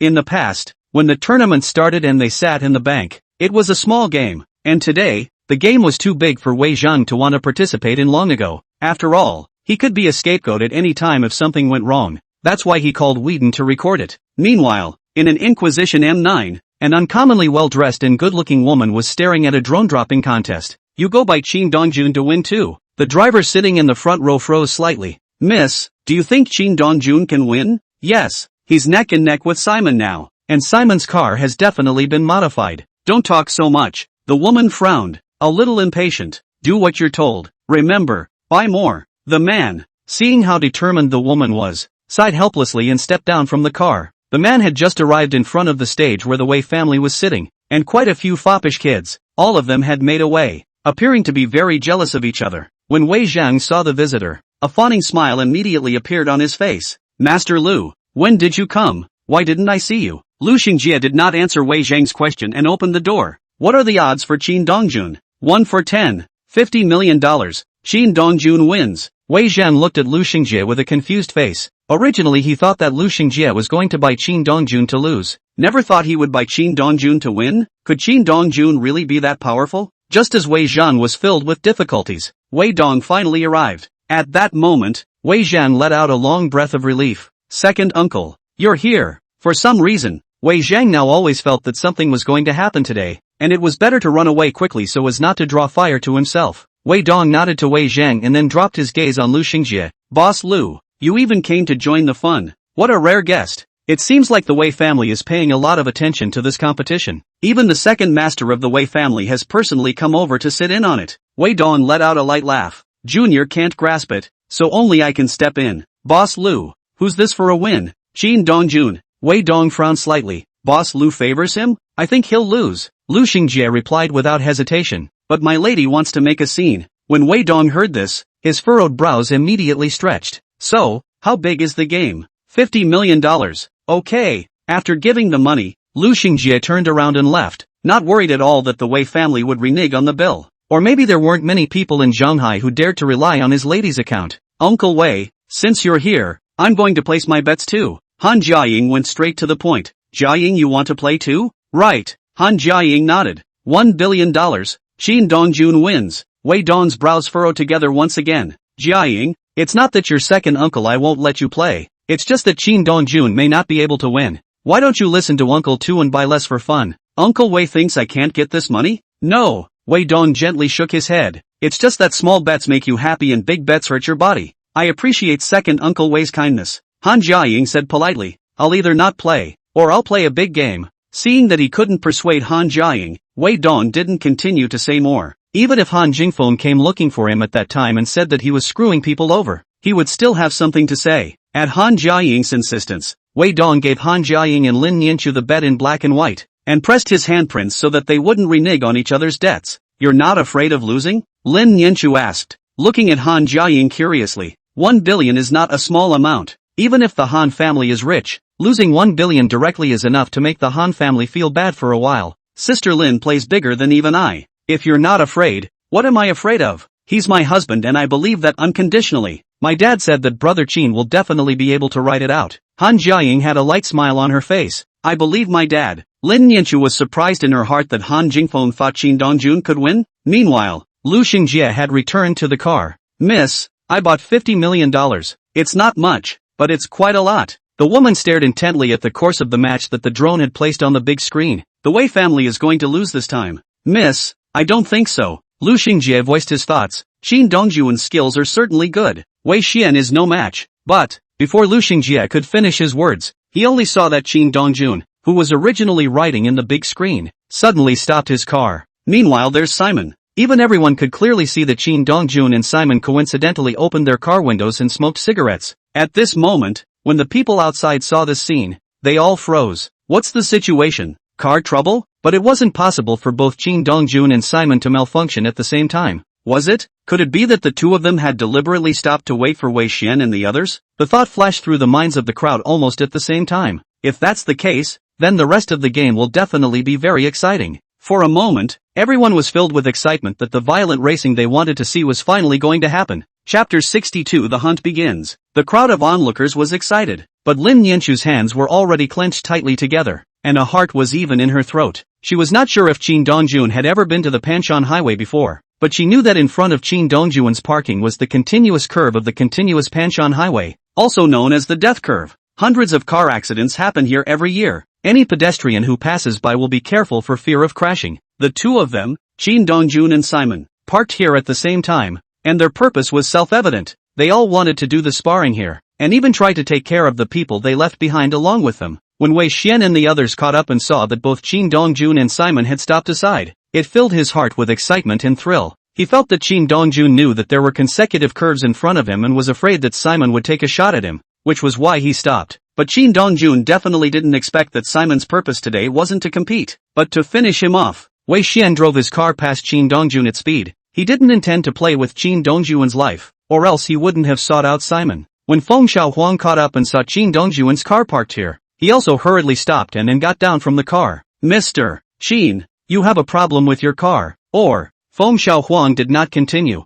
His gaze had fallen on Simon's car. The meaning was self-evident. Wait for you. Shin Dongjun flicked the cigarette that was about to burn out on his finger. Don't you die chasing after me, or you might fall in a pool of blood. Feng Xiaohuang was stunned. Could it be that Shin Dongjun was going to go on a killing spree in the curve ahead? Just as Feng Xiaohuang was confused, Shin Dongjun closed the window, kicked the gas, and flew out. Seeing this, Simon followed closely behind and bit Shin Dongjun to death. The crowd who saw the match through the big screen were excited to see Shin Dongjun and Simon move, each with both fists clenched as if they were pumped up with chicken blood. Soon, Shin Dongjun came to the continuous curve. Whoosh! A textbook drift by Shin Dongjun flashed past the first corner, followed by the second. Shin Dongjun didn't slow down and still flew by with a perfect drift. Compared to Shin Dongjun, Simon wasn't weak and deadlocked Shin Dongjun. When it looked like Simon was about to hit Shin Dongjun, a curve would appear in front of him, allowing Shin Dongjun to escape with his excellent drifting skills. At this moment, Wei Dong was also staring at the drone placement match with a heart in his throat. Ram it for me. Wei Dong's hands were clenched together in death, his face full of iron. Give the gas. Ram him. In this match today, their Wei family absolutely could not lose, or they absolutely could not let Shin Dongjun win. Otherwise the Wei family will face huge compensation. Perhaps Wei Dong's prayers had worked, or perhaps Simon had begun to power up, and with a thud he hit the rear of Shin Dongjun's car hard. Beautiful. Wei Dong was full of excitement. Keep bumping. Give me a hard bump. Get this dog. When Lin Nianchu saw this scene, a heart almost jumped out of her throat. Right now, Shin Dongjun's speed of their car was definitely more than 200, and now with this collision, Shin Dongjun's car was obviously a bit out of control. If it wasn't for Shin Dongjun's quick enough reaction speed, I'm afraid that the car would have been destroyed just now. Lin Nianchu was worried, but Shin Dongjun, who was driving, was full of leisure. Even when he was hit by Simon, Shin Dongjun did not panic in the slightest. Seeing that Simon was about to crash again, Shin Dongjun quickly hit the steering wheel and directly drifted, pulling some distance away from Simon at the curve. However, Simon clearly had no intention of letting Shin Dongjun go and came flying again. The corner of Shin Dongjun's mouth rose slightly as he saw Simon chasing after him in the rearview mirror. The hunt begins, said Shin Dongjun, slammed the gas, like lightning, and flew by. Simon was not willing to lag behind and followed closely behind, with an air of not stopping until Shin Dongjun was run over. When Wei Dong saw this scene, a cruel color slowly emerged on his face. That's it, bite him to death. Right, give me a death grip on him. There's our convoy in front of us. When we attack from the front and back, he'll die for sure. At this moment, Wei Dong had vaguely seen Shin Dongjun's car destroyed by the collision. Lin Nianchu also began to worry. She knew that the cars in front of her were all owned by the Wei family. Now that Shin Dongjun was being bitten to death by Simon, the situation was very unfavorable to him. Don't anything happen to you. Lin Nianchu murmured a prayer. Meanwhile, Shin Dongjun had already caught up with Wei Xian and the others, and as he saw his chance, he took the curve in front of him and made a perfect drift swing, directly forcing a car to the outside. Just then, Simon from the rear came in sharply.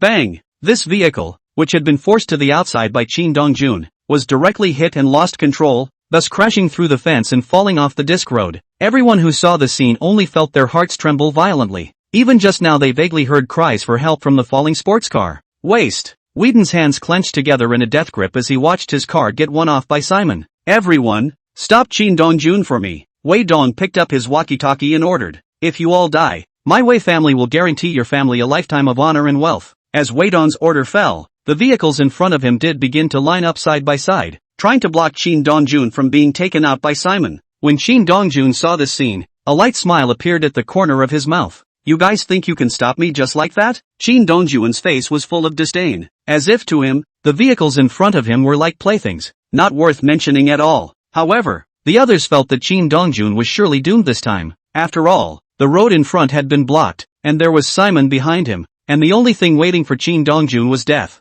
Unless Shin Dongjun could make the car sideways on the wall of a mountain highway as if it was inside a movie, he could leap over it in a single bound. But is it possible? The next moment Shin Dongjun used practical actions to tell them that anything was possible. Whoosh! At the curve ahead, Shin Dongjun violently hit the steering wheel, and the left wheel in front of him directly grabbed onto the wall, and then the whole car completely rose sideways. Zip! A spark flashed by, only to see Shin Dongjun directly overtake the two cars blocking the front, and the moment Shin Dongjun's car landed, it directly smashed on top of the front end of one of the cars. Bang! The tremendous force made the other party's car not scrapped, but also directly out of control. Shin Dongjun, on the other hand, slammed his foot on the gas and flew out without any repercussions.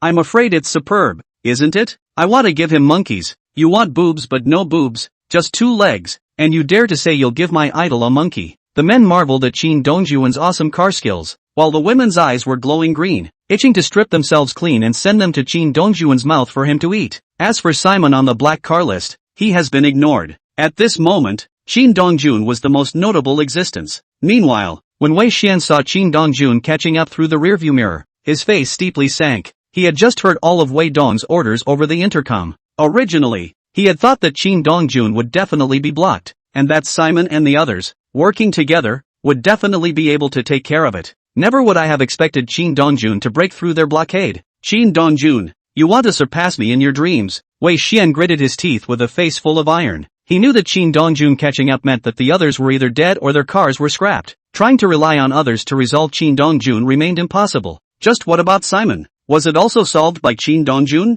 Just as this thought surged from his heart, a bad premonition surged in Wei Xian's heart. If that was the case, could one really block Shin Dongjun? Just as Wei Xian's thoughts were racing, he saw Simon's car in the rearview mirror. Simon was still around, so he still had a chance. After all, Simon is the 6th driver on the black car list. Seeing that there was still one last curve ahead and a straight line ahead, Wei Xian's heart was filled with excitement. His Bugatti Veyron running a straight line is definitely not comparable to a McLaren. Even if Shin Dongjuan's skills were better, he could never surpass himself. It would be great if Simon could take care of Shin Dongjun at the last turn, but it would be fine if he couldn't. The person who ends up winning the race is himself anyway. Ideals are plump, reality is bony. Seeing that they were about to reach the last corner, Shin Dong-jun and Simon both jerked up their speed at almost the same time. Whoosh! Whoosh! The two supercars flashed by like lightning. Zip! Shin Dong-jun quickly hit the steering wheel and directly overtook half of Wei Xian's body with a perfect drift, not to mention that he also forced Wei Xian's Bugatti Veyron next to the fence. Even the bodywork scraped against the fence, making an ear-splitting sound.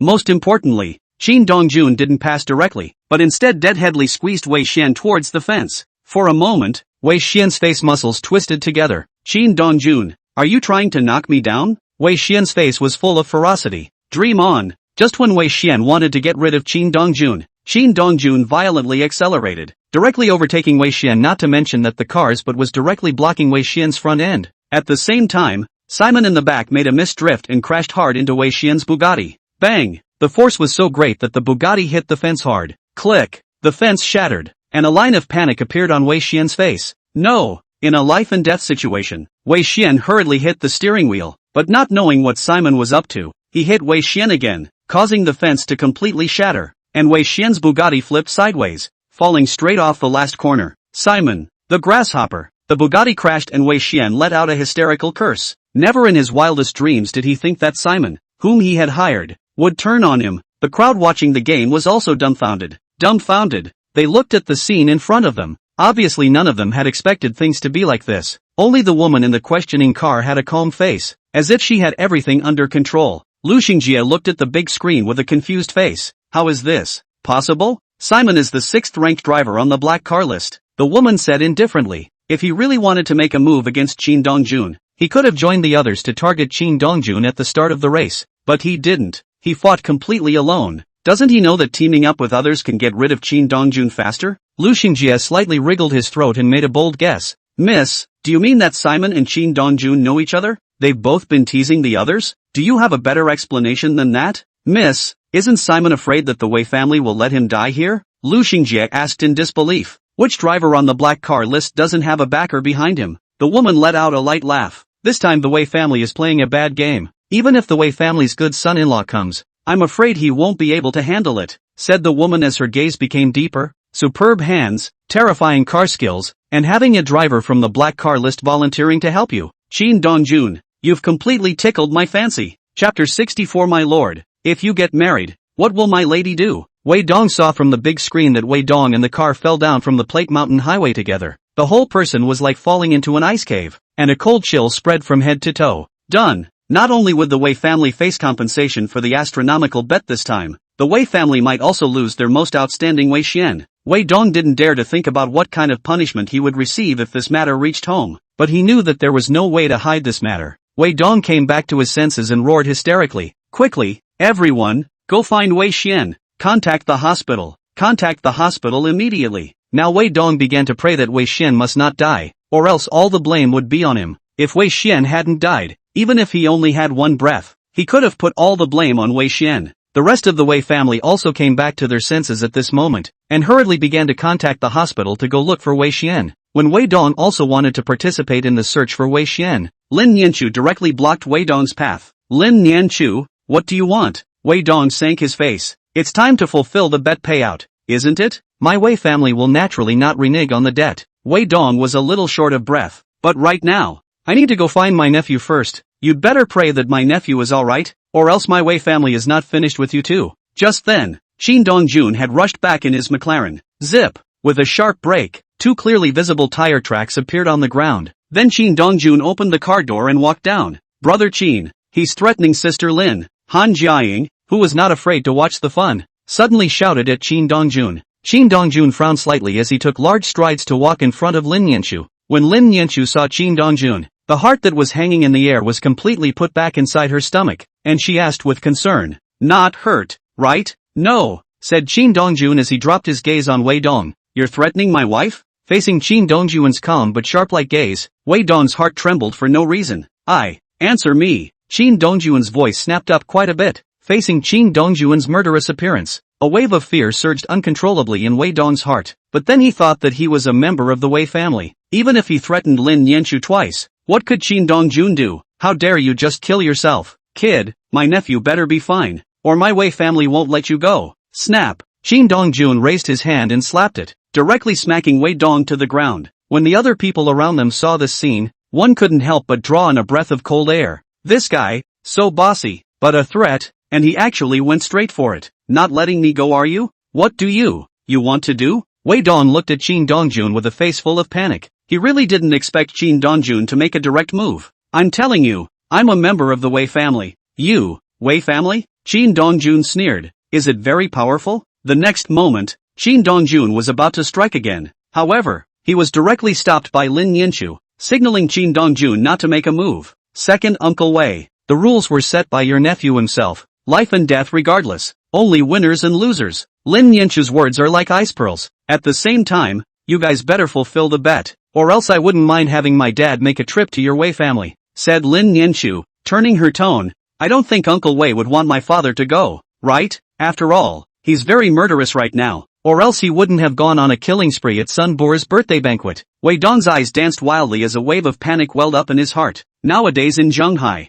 but anyone who knew about that incident more than 20 years ago, almost all of them were saying that Lin Daoyi, the sharp sword that had been hidden for more than 20 years, had already been unsheathed. He will dare to kill whoever dares to offend him next. If Lin Daoyi was really allowed to make a trip to the Wei family, with Lin Daoyi's strength, he might really be able to topple the Wei family. Lin Yanchu didn't say anything more and pulled up Shin Dong-jun and turned to leave. Seeing this, Han Jiaying also hurriedly followed. Shin Dong-jun drove Lin Yanchu towards the mountain. Neither of the two men in the car said anything, and the atmosphere seemed a little dull. I don't know how long it took, but Shin Dong-jun suddenly spoke. I'm sorry for making you worry. No playing with race cars in the future. Lin Yanchu's tone was very grave and resolute, without any room for negotiation. Even though she knew that Shin Dong-jun's driving skills were very good, she was still uneasy. The car itself is a car tiger that can kill you at any time, let alone racing. Good. Without the slightest hesitation, Shin Dong-jun directly agreed. Don't you want to ask me something? What you can say you will say yourself. Lin Yanchu sat up straight and looked at Shin Dong-jun. What I can't say,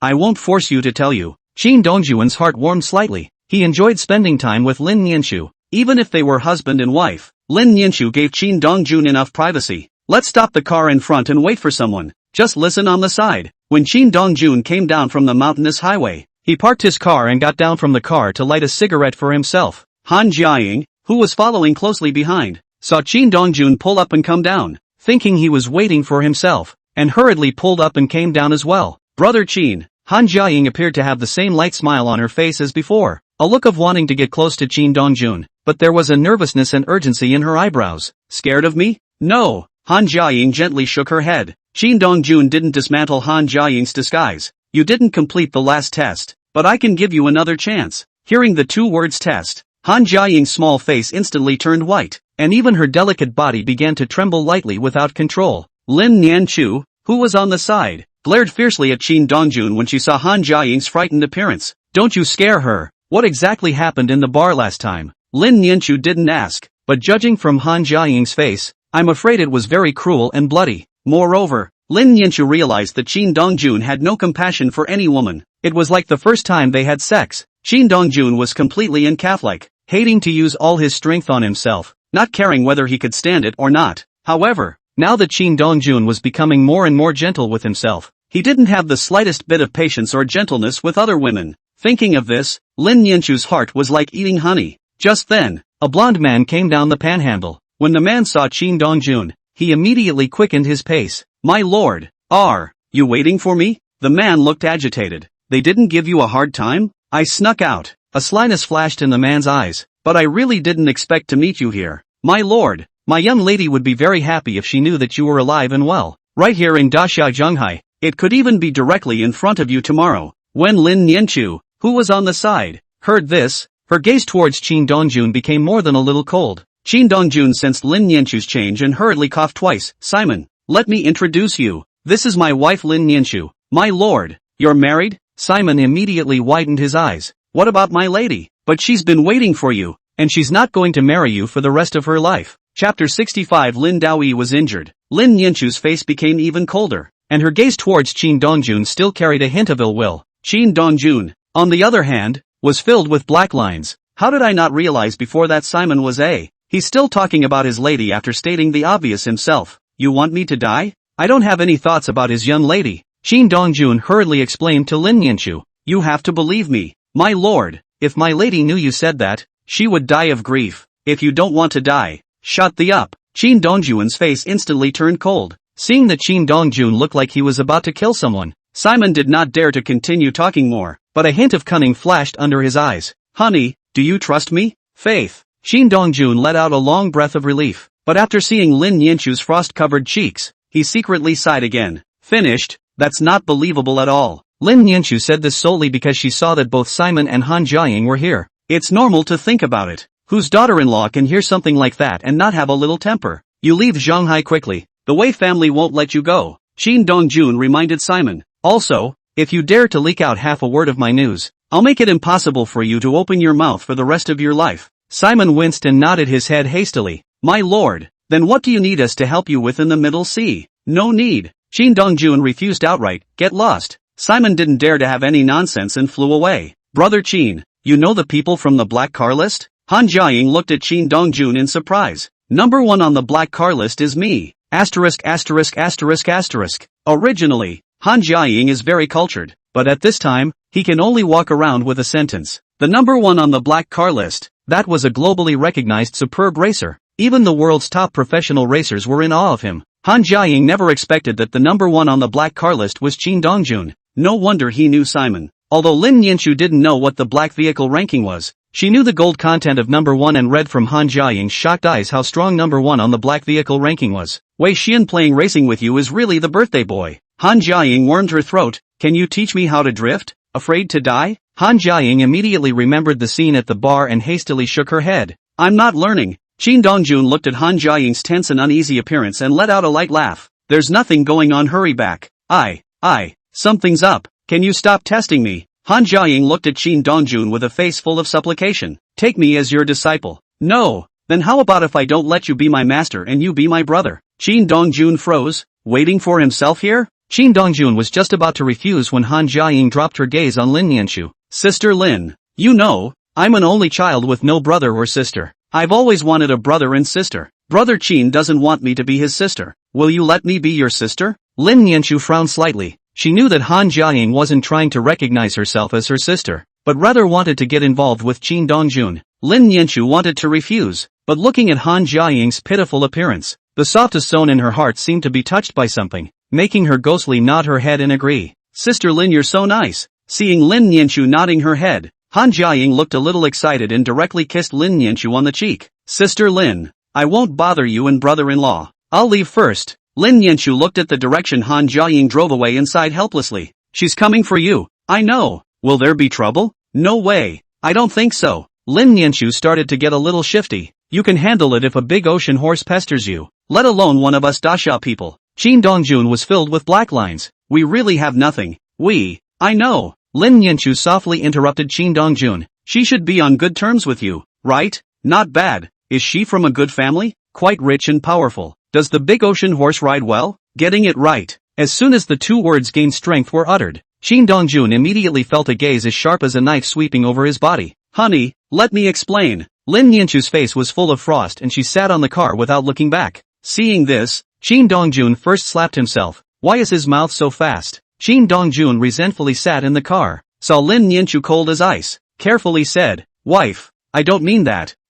You've never ridden? Shin Dongjun wanted to deny it, but Lin Yanchu's gaze, which seemed to penetrate people's hearts, made Shin Dongjun not dare to deny it. Seeing Shin Dongjun in silence, Lin Yanchu snorted coldly. Drive! Shin Dongjun didn't dare to continue talking more and drove quietly. After all, it's a lot of talk right now. At this moment, Shin Dongjun hated to directly get Simon killed. If it wasn't for the fact that he was afraid that this dog would die here or take the initiative to find himself, how could he have messed with Lin Yanchu? Driving back home, Lin Yanchu ignored Shin Dongjun and went straight upstairs. Entering the room, Lin Yanchu ignored Shin Dongjun and prepared to go wash up. Wife, I admit that I was quite scummy before. Shin Dongjun knew that if he didn't coax Lin Yanchu today, he wouldn't be able to get through this tomorrow. I can feel it in your technique. The corners of Shin Dongjun's mouth twitched. But I promise, I won't even in the future. I'll only be good to you alone. Will you stop being angry? Looking at Shin Dongjun's nervous and prayerful appearance, Lin Yanchu's heart was beautiful. but as soon as she remembered that Qin Dongjun was having an affair with another woman, the beauty in Lin Nianchu's heart turned into a sharp sword that plunged straight into her heart. Am I being a little unreasonable? Lin Nianchu's clueless inquiry caused Qin Dongjun to freeze.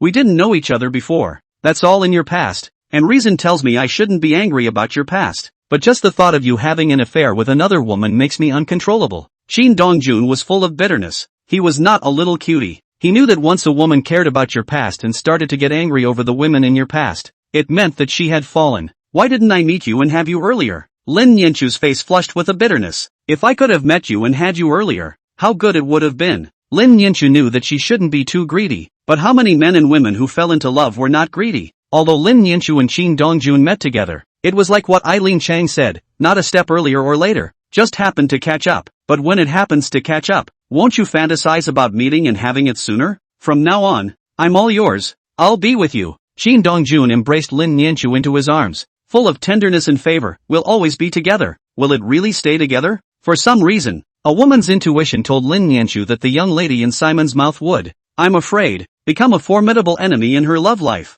Will, Qin Dongjun said with great certainty. Don't think nonsense. Lin Nianchu was just about to open her mouth when a car honk suddenly came from downstairs. Qin Dongjun frowned slightly. Who is it? Coming to disturb people in the middle of the night. Lin Nianchu got up from Qin Dongjun's arms and walked over to the window to look downward, only to see Orange China assisting Lin Daoi, whose face was pale and stained with blood, down from the car. Dad! The next moment, Lin Nianchu ran down the stairs in panic. Chapter 66. Whose son is Lin OCT actually? Qin Dongjun followed Lin Nianchu down from the upper floor, and when he saw Lin Daoyi's wretched and miserable appearance, his brows directly furrowed together. Although he hadn't fought with Lin Daoi, he had seen Lin Daoi's means of killing Sun Bo and knew that Lin Daoi had good strength. Who hurt him like that? Dad, how are you? Lin Nianchu ran to Lin Daoi's side, a helping hand. Full of panic and worry, I'm sending you to the hospital now. No need. Lin Daoi softly stopped Lin Nianchu. I'm not in any serious trouble. Lin Nianchu was still about to say something when Qin Dongjun's voice had already come out.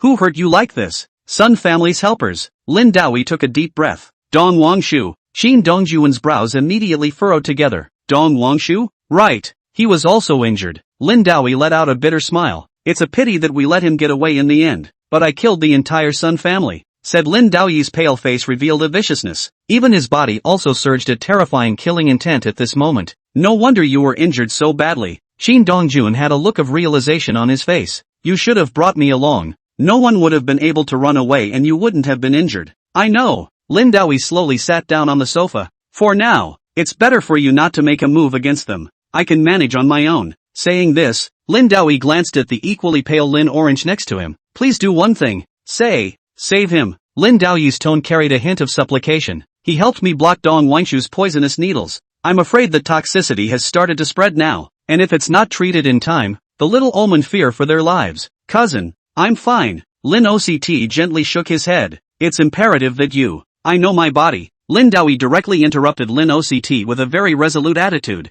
You're already at the point of running out of gas. If you are not treated in time, you will die. At the moment, Lin OCT's lips were black and purple, and his eyes showed endless exhaustion. If it wasn't for his strong willpower, Lin OCT would have collapsed. Lin Orange wanted to say something else, but after seeing Lin Daoyi's gradually turning cold pupils, he didn't continue to say much. Qin Dongjun, I know you can save him. Lin Daoi once again dropped his gaze on Qin Dongjun, right? Although Qin Dongjun didn't know what kind of poison Lin OCT was suffering from, he still nodded. Good, but before that, I need to seal your meridians. Qin Dongjun's tone seemed very forceful, otherwise something will happen to you. Lin Nianchu, who was on the side, heard Qin Dongjun's words, and her heart trembled. Dongjun, my father, don't worry, I can save. Qin Dongjun softly interrupted Lin Nianchu, but I need golden needles to seal the meridians, silver needles to lock the points and force the poison now. Just as Qin Dongjun's words fell, Jiao came in from outside in a panic. Mr. Qin, I've brought the gold and silver needles. At this moment, Jiao also looked tired, and it was obvious that he had participated in the great battle with the Sun family this evening. It's just that he wasn't as badly injured as Lin Daoi and Lin OCT. Qin Dongjun glanced at Lin Daoi with a slightly deeper meaning, and without saying anything more, after receiving the gold and silver needles, he asked Lin Nianchu to take out the alcohol at home and start sterilizing. After the gold and silver needles were all sterilized, Qin Dongjun didn't have any nonsense and immediately had Lin Daoi take off his shirt. then quickly stuck 6 gold needles and 7 silver needles on Lin Daoyi's body. Each needle was fast, accurate and stable, but as each needle fell, Lin Daoyi's brows furrowed together. Obviously the gold and silver needles fell, accompanied by a wave of pain. 13 life-snatching needles. Lin Dao's eyes flashed with a gleam. Qin Dongjun, I still underestimated you. Lin Daoyi knew that Qin Dongjun was extraordinary and must have practiced both medicine and martial arts. However, he did not expect Qin Dongjun to know the 13 life-snatching needles. The 13 life-snatching stitches are also known as the 13 life-preserving stitches. As long as there is a breath, the 13 life-snatching stitches will be able to hang on to that breath. Therefore all the people of the medical profession unanimously agreed that the 13 needles of life-snatching were snatching people from the king of hell. Only the requirements for performing the 13 life-snatching needles were extremely high. The person applying the needle needs to use the energy to move the needle, and must be completed in a single breath. But where there is a pause in the middle, or the energy is not consistent, the 13 life-snatching needles will become the 13 burial needles. Qin Dongjun didn't bother to pay attention to Lin Daoyi and directly landed his gaze on Lin Orange. Don't hold on for dear life. Fall down. As Qin Dongjun's words fell, Lin Oct only felt that his eyes were incredibly heavy. Bang! Lin China fell head over heels to the ground. He, not dead. Qin Dongjun directly interrupted Lin Daoyi's words and crouched down to take Lin Orange's pulse. Asterisk. Qin Dongjun's face changed slightly, and almost instinctively burst out a foul language. How did he hold out? Kill your heart, Lin Daoyi said truthfully, and kill your obsession. What a horrible mind. Qin Dongjun did not scorn Lin Ooc because of Lin Daoyi's words. On the contrary, his face was filled with appreciation. No wonder you asked me to save him. Qin Dongjun turned his head to look at Lin Daoyi. But is he really Lin Tang's son? Lin Daoyi frowned slightly and was about to open his mouth when Qin Dongjun's voice had already come again. Luckily he blocked it for you, otherwise you'd be at least half disabled. What kind of poison did he get? 9 pints of red. Lin Daoyi's pupils dilated violently. What did you say? The Dong family? You can't afford to mess with it. Qin Dongjun said calmly. Next time, you'd better call out to me. He blocked it for you this time, but next time it may not be so, said Qin Dongjun, turning his head to look at Lin Nianchu. Fill the bathtub with water. Although Lin Nianchu didn't know what kind of poison the 9-pin red was, but from the way Lin Daoyi was shocked, she knew that this poison must be very terrifying. With that, Lin Nianchu didn't hesitate for a second and hurriedly went to release the water. I'll write you a prescription and you go buy it, Qin Dongjun said to Ajio. Yes. Qin Dongjun found paper and a pen and quickly wrote down a few needed herbs and handed them to Ajio. I'll go ahead and give him acupuncture. Thanks a lot. Qin Dongjun carried Lin Oct and walked straight into the bathroom. Then let Lin Nianchu go out while he stripped Lin Oct down to just a big pair of pants and threw them into the bathtub. Throwing himself into the bathtub, Qin Dongjun held a silver needle and quickly stabbed it on top of Lin Oct's upper dantian. Whoosh! Qin Dongjun's speed in sticking needles was fast, so fast that it was dizzying. In just a matter of moments, all 26 silver needles were lodged on Lin Omen, while layers of sweat beads oozed out from Qin Dongjun's forehead, and his face was slightly pale and tired. Qin Dongjun had just come out of the bathroom when he saw Lin Nianchu nervously pacing back and forth in the doorway. Lin Nianchu just wanted to ask Qin Dongjun how he was doing, but after seeing Qin Dongjun's pale face, her heart slightly ached. Are you okay? It's fine. Qin Dongjun gently shook his head. Consumption is a bit high. I'll be fine after a nap. And don't worry about him. When the herbs arrive, give him a soak and he'll be fine tomorrow. With that, Qin Dongjun turned his words around. Let's go.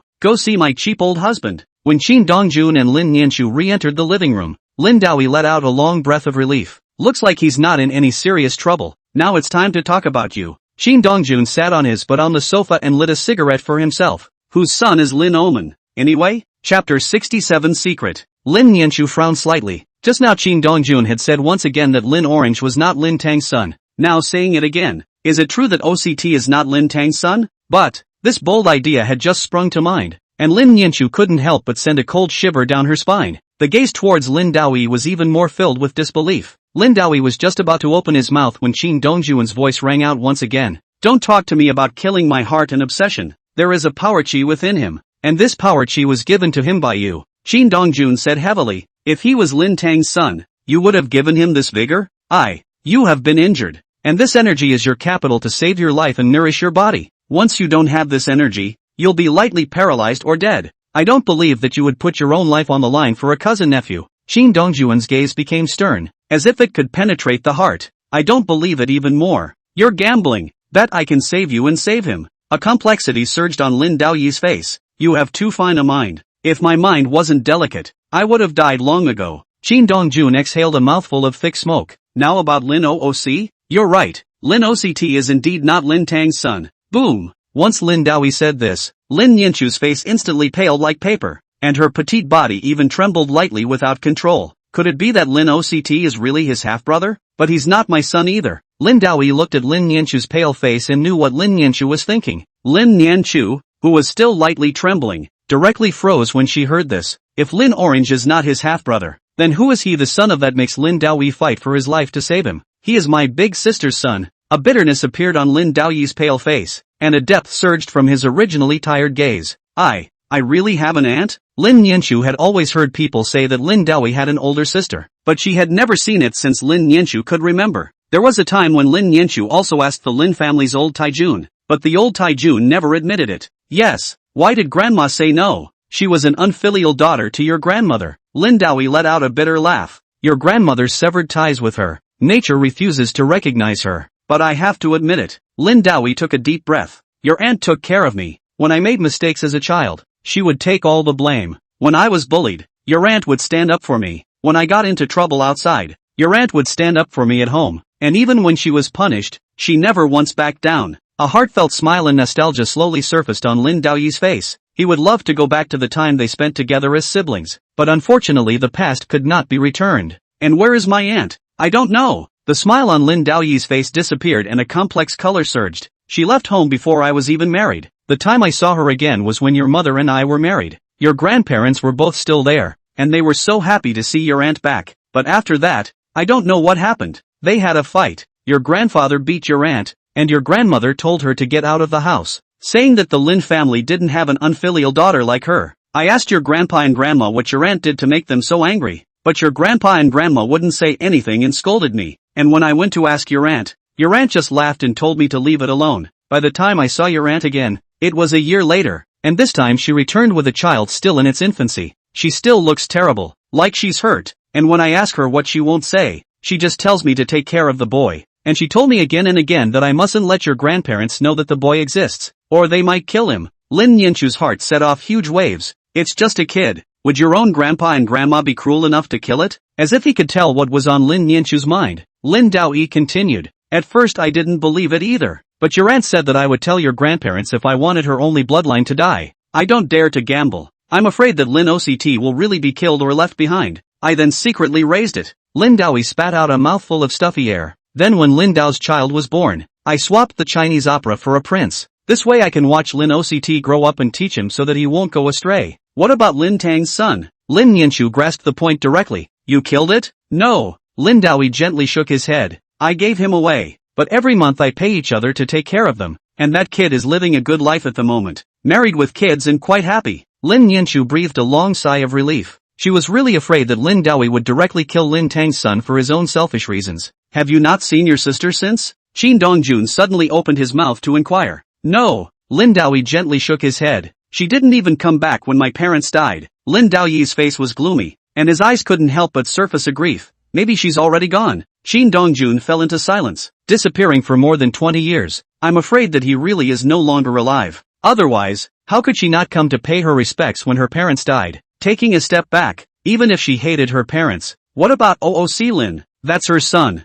Lin Daoi must have searched for the other party as well, but just couldn't find them from the beginning to the end. Shin Dongjun, don't kill him. Good. Shin Dongjun agreed painfully. But how long do you plan to hide it? For the rest of your life? Lin Daoi lapsed into silence. He wasn't sure how long he would keep it a secret, but he knew he couldn't tell Lin OCT at the moment. Forget it. You guys take your time to settle your own family matters. Shin Dongjun sighed softly. Now I'll treat you first. Just as Shin Dongjun was treating Lin Daoi, Jio bought the herbs and walked in from outside. Put these herbs in a pot and steam them for 15 minutes. Then dump them in the tub. Jio had yet to steam the herbs, and Shin Dongjun's side was already finished. You'll be fine after a few days of recuperation. Shin Dongjun said indifferently. It's best for you to refrain from moving your arms in these few days. Lin Daojiao nodded. OCT will have to trouble you more. You don't need to worry about him. Shin Dongjun said softly. You should worry about yourself. The Sun family was exterminated by you, and Dong Wangshu escaped, so he'll definitely go back and call out for people to come over.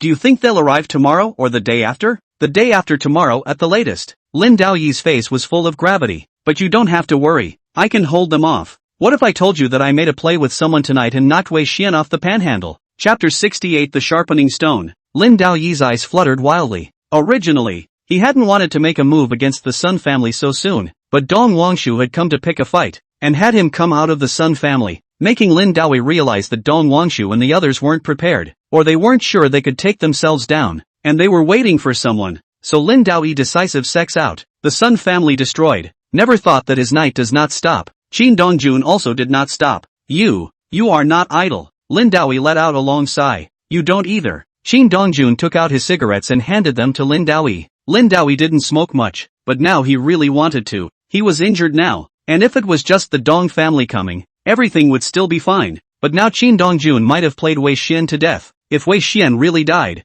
the Wei family would definitely be furious, and Wei Xian's big sister Wei Qinghe would definitely kill back. At that time, he would be surrounded by enemies on his back, and it would be impossible for him to block them. Unless he Rindoichi. You'd better not do it. The smoke that Lin Daoyi exhaled lingered on his face, making Lin Daoyi's face appear a little blurry, but those eyes flashed with ruthlessness and bloodlust. It was as if he had made some kind of decision. You got this? Don't push me. Lin Daoyi gritted his teeth. If you push me, even if the south border comes, he'll have to come with me even if I die. Qin Dongjun looked at Lin Daoyi in surprise. This cheap old man of his own still has a card up his sleeve. If they make a move against me, I can't help it. Qin Dongjun said indifferently. Kill if you can't help it. Qin Dongjun smiled. It seemed that this old husband of his had already prepared for the worst. There's something else I think it would be better for you to step in on. You say. Wei Xian and I started the racing competition. Nianchu bet 30% of the shares of the Haoyue Group and a few $100 million on it, and ended up winning.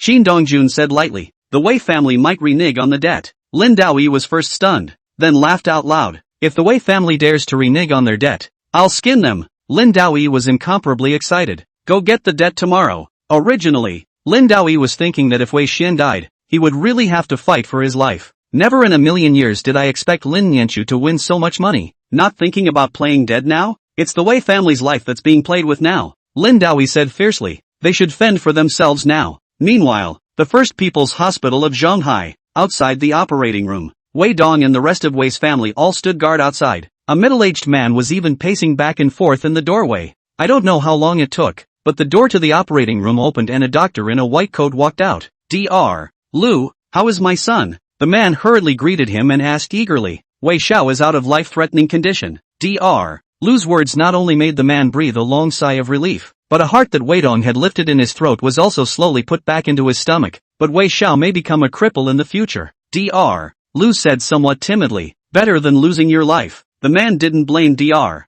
Lu. He knew the other man had done his best. If Mr. Wei can invite Master Chu-san here, there might be a possibility for young Wei to recover. And even if he can't recover completely, it won't affect his normal life. At most he won't be able to do strenuous and dangerous sports. Thanks to Dr. Lu for telling me. I'll find a way to ask him to do it. With that, Wei Crown instructed the man next to him. You send Dr. Lu back to rest. Dr. Lu just left. Wei Dong immediately walked up. Big brother, I go to the Wei family now. Can you please? Wei was sullen. Wei Dong was silent. Third Master Chu was notoriously eccentric, and he really might not be able to invite him. Moreover, this matter also involves Lin Nianchu. Even if the Wei family's old man personally visits the door, he may not be able to invite out. You should be thankful that Wei Xian is fine. Wei Coronet said heavily. If he were to have a short or long life, you'd be at the end of your rope. Wei Dong only felt a cold wind blowing behind him, making him shiver uncontrollably. He knew that Wei Coronet wasn't joking with him. If Wei Xian really died, he would have to shed his skin even if he didn't die. Wei Dong didn't defend himself and stood with his head bowed, like a schoolboy who had made a mistake. Did you find that Simon guy? No, Wei Dong timidly said. At that time, we were only focused on finding Wei Xian. We didn't even know when he left. Find. Wei Coronet had a fierce face. Taking money from my Wei family, and you still dare to harm my son. I'm going to make his life hell. But big brother, the forces behind Simon, an offshore force is just that. Wei Crown snorted coldly. Even if they came to Shanghai, could they still make any waves? Without saying much, Wei Dong immediately increased his manpower to look for Simon. Why don't you go? I have one more thing. Say. With that, Wei Dong briefly told Lin Nianchu and Han Jiaying about buying Qin Dongjuan's win. What did you say? Wei Crown looked at Wei Dong dumbfounded. 1 for 10? Big brother, I didn't know things would be like this. I had thought we had Simon, and the other racers were all our people. You piece of. Wei Crown raised his hand and slapped Wei Dong hard across the face. Get the hell back to the old man. Wei Crown stared angrily at Wei Dong. Let's see what we'll do tomorrow. Wei Coronet could think that tomorrow, the two of them, Han Jingfeng and Lin Dao, would definitely visit the Wei family to ask for money. If the Wei family gives, the Wei family is gone. If he didn't give it, there was no chance that Han Jingfeng would join forces with Lin Daoi to make a direct move against the Wei family. Even if he guards a good in-laws, I'm afraid there's no trick. After all, a willingness to bet is a willingness to lose. The following day, the Rose Garden. Lin Xiang looked at Qin Dongjun with a complicated face. Originally, Qin Dongjun was his father's murderer, but now Qin Dongjun had transformed into his savior, which caused his heart to be filled with tangles and struggles. No need to get tangled up. Saving you is saving you. Killing your father is killing your father. Qin Dongjun saw Lin OCT's entanglement at a glance. If you want to take revenge, I'll be waiting for you anytime. But right now, I have to go and do other things, so you can just rest here. With that, Qin Dongjun looked at Lin Daoi. Let's go? You and Nianshu go wait for me outside first. I'll have a word with OCT. When Qin Dongjun and the two of them went out, Lin Daoi immediately said to Lin Shen, still think you can kill him? Lin OCT opened his mouth and eventually only uttered one word. You can't help him at all at the moment. If you really want to take revenge, then strengthen yourself properly. Lin Daoi admonished in a serious tone. At the moment, fighting with him is nothing more than a self-inflicted humiliation. Cousin, I know. Rest well here. We're going to take care of something. As soon as Lin Daoi came out of the house, Qin Dongjun directly said, you want me to be his whetstone? Chapter 69. He had to leave a leg behind. Last night, Qin Dongjun had already guessed that Lin Daoi wanted to cultivate Lin OCT. And even more so, he wanted himself to be Lin OCT's millstone. After all, if OCT didn't die, it was impossible for Qin Dongjun to directly kill OCT. At the same time, Lin Daoi will surely keep hammering and cautioning OCT so that OCT will not go too far. I know it's a bit of a big deal to make you the millstone of OCT Lin. Lin Daoi looked at Qin Dongjun expressionlessly. But I don't feel comfortable with anyone else besides you. It's not impossible to let me be his whetstone. Qin Dongjun said indifferently. The prerequisite is that this sword of his has to be qualified to be placed on this stone of mine. Don't worry, I'll make him eligible. Qin Dongjun didn't continue to say more and directly sat on the car. While Lin Nianshu was filled with complexity, Lin Daoi didn't share a car with Qin Dongjun and the others. He wasn't used to it. And likewise I'm afraid that Qin Dongjun's young couple wasn't used to it either. Dongjun, you don't need to pay so much attention to my father. Lin Nianshu had an apologetic look on her face. You just need to be good at what you do. You don't need to help him exercise anyone. You think I'm a little disgusted with what your dad did? Lin Nianshu nodded. She and Qin Dongjun talked a lot last night, but it was all about the trivia of the Lin family and what Lin Daoi had done. Don't think so much. Qin Dongjun glanced at Lin Nianshu and once again looked ahead, concentrating on driving. Lin OOC can indeed be cultivated, and I'm helping your dad work him out. For you too. Me? Lin Nianshu looked at Qin Dongjun with some doubt. Your father clearly has no intention of releasing the power to the rest of the Lin family. Qin Dongjun said gently. Even if Lin Orange is your aunt's son, he hasn't thought of releasing power. What he wants is a sword held in your hands. A steel sword that can help you consolidate the Lin family's position and face all foreign enemies. Lin Nianshu fell into silence. She didn't know exactly what Lin Daoi thought, but she knew that Lin Daoi didn't trust anyone else in the Lin family. Lin Daoi moreover did not want the onlookers to get their hands on what he had in his hands, but Lin Nianshu could. Do you think that your father didn't intend to give you everything in the Lin family either? I don't know. He will give it to you. Qin Dongjun looked serious, because you are his only daughter. Even if Lin OCT is his nephew and he has other sons and nephews, none of them will call your dad dad. They may get some of it, but most of it will be in your hands. I actually don't want these things. Lin Nianshu spat out a breath of air. It's exhausting. Lin Nianshu is in the Lin family and is already a jungle without going out. Here is a place of deceit. Hook and line. Everyone has a smile on their face. A sense of each other are relatives. Blood is thicker than water. But what kind of face was underneath that smile? Lin Nianshu didn't know. Home is already a jungle. And go out and eat people, not spit out the bones of them all. More cruel. More need to walk on thin ice. She doesn't want her home to be a jungle. And she doesn't want it to be a jungle when she goes out. Qin Dongjun knew that Lin Nianshu meant what she said. But some things are doomed from birth. And you can't just avoid them if you want to. But I also know that if I don't fight for these things, they will treat me as a thorn in their side. Lin Nianshu let out a bitter smile. If I want to preserve myself, I can only go and fight. If you don't want to fight, let's not. Qin Dongjun softly pacified. If they dare to make a move against you, I'll take care of them. No, I have to fight. Lin Yanchu took a deep breath. The helplessness and fatigue on her body swept away. Even her eyes began to blossom with a brilliant light. I can't be your burden. Lin Yanchu did not want to fight or grab, but when she thought of Qin Dongjuan's skill and mysterious origin, Lin Yanchu knew that she had to keep moving up the ladder. It's the only way to keep yourself from becoming a drag. At the same time,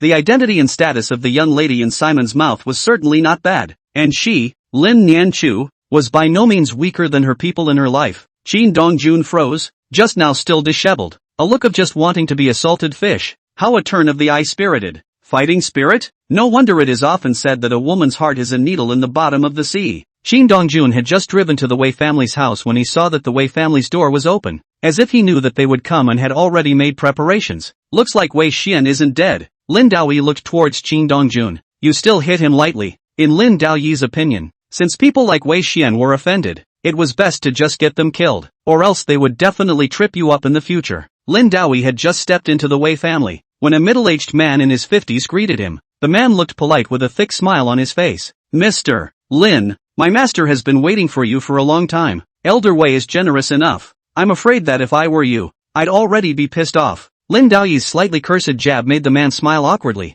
not daring to pick it up at all. Led by the man, Qin Dongjun and the others arrived at the Wei family's pond, only to see an old man feeding the fish. Elder Wei, so elegant. As soon as Lin Dao saw the old man, he was the first to speak. To think that you're still in the mood to feed the fish. Wei Yuan scattered all the fish food in his hands into the pond and twisted his head to look at Lin Daoyi. Feed it bigger so that it can go into the pot. Lin Daoyi didn't choose to play dumb with Wei Yuan. The Wei family is indeed big enough that one pot can no longer be stewed. Once Lin Dao opened the door, Wei Yuan naturally could not continue to beat around the bush. If my Wei family loses, we admit it, Wei Yuan said painfully, but our Wei family can't get that much money at the moment. The Wei family has a company and shares. Lin Daoyi smilingly stared at Wei Yuan. It's not a big deal if I really can't take a loss. It has to be today? It's fine if you don't want it today. Lin Daoyi stared at Wei Yuan, who had a frown on his face. You heard that I exterminated the Sun family, right? I heard. Wei Yuan nodded. More than 20 years of stoicism, and when he strikes, he dyes blood. Lin Daoyi, aren't you afraid of repeating the same mistake? Fear. Lin Daoyi looked at Wei Yuan with a leathery smile. After all, my parents are gone, and no one is protecting me, and I'm even more of a human father, the head of a family, and there are a lot of people who need me to shelter them. That's why I won't do anything drastic today. Lin Daoyi's tone slowly intensified. Dong Wanshu has run away, and tomorrow at the latest, the Dong family's people will surely arrive. If your Wei family helps me, I can give you some debt relief. Wei Yuan's brows furrowed. You've played a good game. This isn't an abacus sent by your Wei family. I can't help it if I don't fight it. Wei Yuan snorted coldly. Lin Daoyi, do you know that my grandson is now a cripple? Surprisingly not dead? Lin Daoyi pretended to be surprised. Your grandson's life is tough enough. Talk him down. Don't play racing if you're crippled. It's easy to die. Wei Yuan took a deep breath and forced down his anger. Don't worry, I will definitely persuade him. But this brat must also leave behind a leg. Wei Yuan extended his finger towards Qin Dongjun. Otherwise, you don't expect me to help you deal with the Dong family. Chapter 70. Who dares to make a fool of my Wei family? Lin Daoyi was dumbfounded and turned to look at Qin Dongjun. Do you think he's senile? It could be Alzheimer's. I think so. Lin Daoyi nodded approvingly. Otherwise it wouldn't be whimsical. Rin Doichi, Wei Yuan, old me talking to you nicely gave you face, didn't it? Lin Daoyi's face sank as he let out a low gulp. If I could take out the Sun family yesterday, I can take out your Wei family today. Believe it? Wei Yuan was not intimidated by Lin Daoyi. Instead, he snorted coldly. Lin Daoyi, if you hadn't destroyed the Sun family yesterday, I might have believed your words, but now, I don't believe it. Wei Yuan's voice became cold. The Sun family and the Dong family have also injured you, right? A sick tiger. And you still want to flaunt your power in my Wei family. Do you really think my Wei family is dirt? Just as Wei Yuan's words fell, a low and majestic voice rang out. Then can I destroy your Wei family? Instantly, Wei Yuan's face changed drastically, almost instinctively looking towards the source of the voice. They only saw Han Jingfeng walking towards them with Han Jiaying in tow. Brother Lin. Han Jingfeng greeted Lin Daoyi politely. Brother Han, you've come to ask for money too? Your good son-in-law made my Han family win $10 billion, so I naturally had to come and get the bill. Han Jingfeng smiled and said, when I get the bill back, I'll treat you all to dinner. Thank you for making me rich, said Han Jingfeng, turning his tone. It's just that you don't seem to be going well. It did not go well. Change me. Han Jingfeng looked at Wei Yuan with a grin. Old man Wei, are you going to give the money directly, Or am I going to make a move to demolish your Wei family? Wei Yuan's face was a shade of green and white. He dared to clamor with Lin Daoi because Lin Daoi had just had a battle last night. But Han Jingfeng didn't. And the Han family is even standing on the pyramid of Shanghai. Han Jingfeng, give me 3 days and I'll give you $10 billion with both hands. Wei Yuan pledged with conviction. No way. Han Jingfeng shook his head and refused. $10 billion I want today. Are you trying to drive my Wei family to death? It's only natural to repay debts. Han Jingfeng said heavily. If your Wei family doesn't have the money, the assets will come in. Today this $10 billion, you have to give it or I'll take it myself. My patience is limited. Han Jingfeng interrupted Wei Yuan in a cold voice. And don't you threaten me with your granddaughter-in-law. This will only speed up the collapse of your Wei family. Lin Daoi looked at the previous in front of him with a smile, while Qin Dongjun took a stick directly from the side and led Han Jiaying and Lin Nianchu to catch fish in the pond. Today, Qin Dongjun came to the Wei family because he was afraid that the Wei family would make a move. After all, Lin Daoyi's injuries had not healed. Now that Han Jingfeng is here, let the two of them fight the Wei family. Wow, brother Qin, you're awesome. Han Jiaying let out a gasp. The zapping is so accurate. When Wei Yuan saw that Qin Dongjun was catching the fish he had raised, a face darkened even more completely. They are not taking the Wei family seriously at all. You two have agreed to target my Wei family, right? I'm not that bored. Han Jingfeng denied it outright. Old man Wei, you should thank your grandson. Lin Daoi said indifferently. You said your grandson. What's the point of playing racing for good reason? And what's the point of your Wei family sitting in the bank? This is great. The grandson is crippled. And the Wei family is even in debt. If this were my grandson, I'd absolutely strangle him. Brother Lin has a point. Han Jingfeng said approvingly. Loser. With that said, Han Jingfeng suggested to Wei Yuan. Old man Wei, you might as well listen to Brother Lin's advice and just strangle Wei Xian after paying back the money, lest the Wei family let him wreak havoc on their family in the future. Wei Yuan had lived his entire life, so he could naturally tell that the two of them, Han Jingfeng and Lin Dao, were eating up their Wei family as they sang together. Most importantly, there was nothing he could do yet. He had already contacted his granddaughter Wei Qinghe, but Wei Qinghe would have to arrive in the afternoon at the earliest. If the two of them, Han Jingfeng and Lin Dao, made a move now, their Wei family would simply disappear. Seek help from others? It's not like Wei Yuan didn't do it, but it was rejected and also took from him that racing won $500 million, $10 billion and I'll give you the equivalent. Wei Yuan gritted his teeth. But after I give you the money, you leave immediately. Okay. Han Jingfeng agreed painfully. Wei Yuan didn't dare to hesitate any longer and directly prepared the transfer of contracts for the companies under the Wei family. Han Jingfeng's face was filled with smiles when he received $10 billion worth of shares. Elder Wei, you get busy first. Wei Yuan let out a long sigh of relief as he watched Han Jingfeng about to leave. But the next moment, Lin Daoyi's words almost didn't make Wei Yuan spit out blood. Brother Han, please stay. Brother Lin has something else? I'll give you half the profit, and help me with the bill. Okay. Han Jingfeng agreed without thinking. Old man Wei, look at Han Jingfeng, don't bully me too much. Even if Wei Yuan was really confused in his old age, he could see at this moment that Han Jingfeng had no intention of leaving from the start, and that he and Lin Daoi were in cahoots. If you don't pay, I'll get my hands on it and take it myself. Han Jingfeng's eyes slowly narrowed together. Looks like you're really not going to give it. With that, Han Jingfeng made a direct move on Wei Yuan. Wei Yuan was startled in his heart and almost instinctively dodged towards one side. Click! The wood-paved floor crumbled right into pieces. You go deal with the others. This old man is not easy to deal with. Qin Dongjun leapt out of the pond in one leap. Mr. Qin, be careful then. Leave no one alive. Han Jingfeng nodded, then took out his cell phone and dialed a number. Chickens and dogs. At this moment, Wei Yuan was considered to completely understand that Han Jingfeng and Lin Daoi weren't in the same gang. And Qin Dongjun was. You, old thing, you do have good hands. Qin Dongjun directly interrupted Wei Yuan. But it's a pity that you met me. Kid, you made a setup to harm our Wei family? Wrong. Qin Dongjun gently shook his head. It was Wei Xian who failed to set up a scheme to harm me, causing your Wei family to suffer. But I hadn't planned to do anything to your Wei family. But it's a pity that you and the southern border are in-laws. Wei Yuan's pupils shrunk. Your goal is the southern border?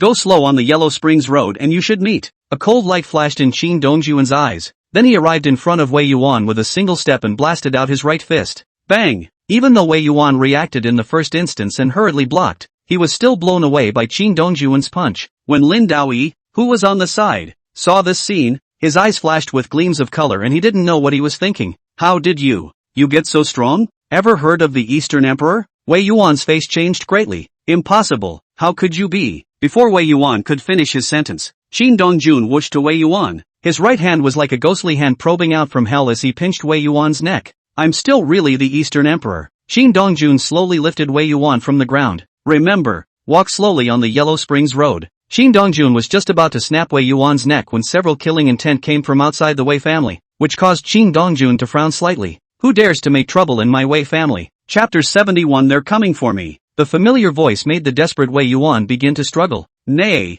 Qin Dongjun's right hand was like a vice. No matter how much Wei Yuan struggled, it was to no avail. In the next moment, he only saw a woman in her early 30s, full of his wife's mature flavor, killing her way in from the outside with her people. Wei Yuan became even more agitated when he saw the woman, and he wanted to say something, but he was being pinched by Qin Dongjun, so he couldn't make any sound at all. Seeing how excited you are, she should be your granddaughter Wei Qinghe. As soon as Qin Dongjun's words fell, Wei Qinghe shouted lowly at Qin Dongjun, let go of my grandfather, and I'll give you a whole body. Yes. Qin Dongjun threw Wei Yuan directly over like a piece of trash. However, the moment he threw it out, Qin Dongjun slapped his palm on Wei Yuan's back, and the overbearing power Qi madly destroyed Wei Yuan's organs and bowels with a devastating momentum. Bang! Wei Yuan ruthlessly smashed into Wei Qinghe's feet. His mouth opened and a mouthful of scarlet blood sprayed out from it. Grandpa! Wei Qinghe let out a hysterical roar and hurriedly held Wei Yuan in his arms. Come on, come on! Wei Yuan hadn't finished speaking and had already broken off. Grandpa!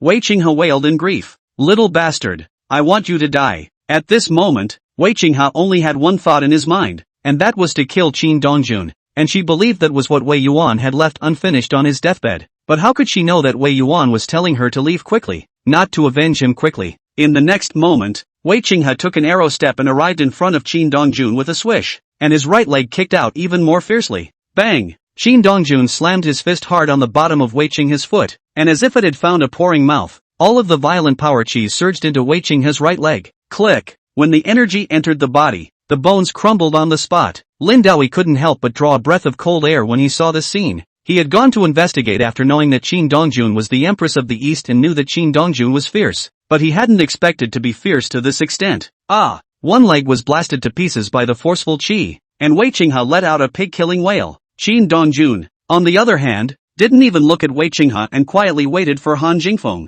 It didn't take long for Han Jingfeng, who had a trace of blood on his body, to walk over. Mr. Qin, there isn't a single leak. You did what you did today, Qin Dongjun said indifferently. Understand? Don't worry, I know what to say. Use her to lure the southern border over to me. Qin Dongjun glanced at the ruined Wei Qinghe. No problem. Qin Dongjun didn't continue to say more and directly took Lin Yanchu away. As for Lin Daoi, he definitely wasn't happy to go with him. At the same time, Han Jiaying hurriedly followed Qin Dongjun away. It's too bloody here. She doesn't want to stay here. Brother Lin, you have a good fortune. Han Jingfeng looked at Lin Daoi enviously. With a son-in-law like that, not only will your Lin family be able to stand for 100 years, even he can help you kill your way back to the imperial capital. Want a son-in-law like that? Dream on. Unfortunately, I won't give it to you. The corners of Han Jingfeng's mouth twitched as he had the urge to punch Lin Daoi. Lin Daoi looked at Han Jingfeng with a smile. But I really didn't think that you would work for him. What kind of person Han Jingfeng is?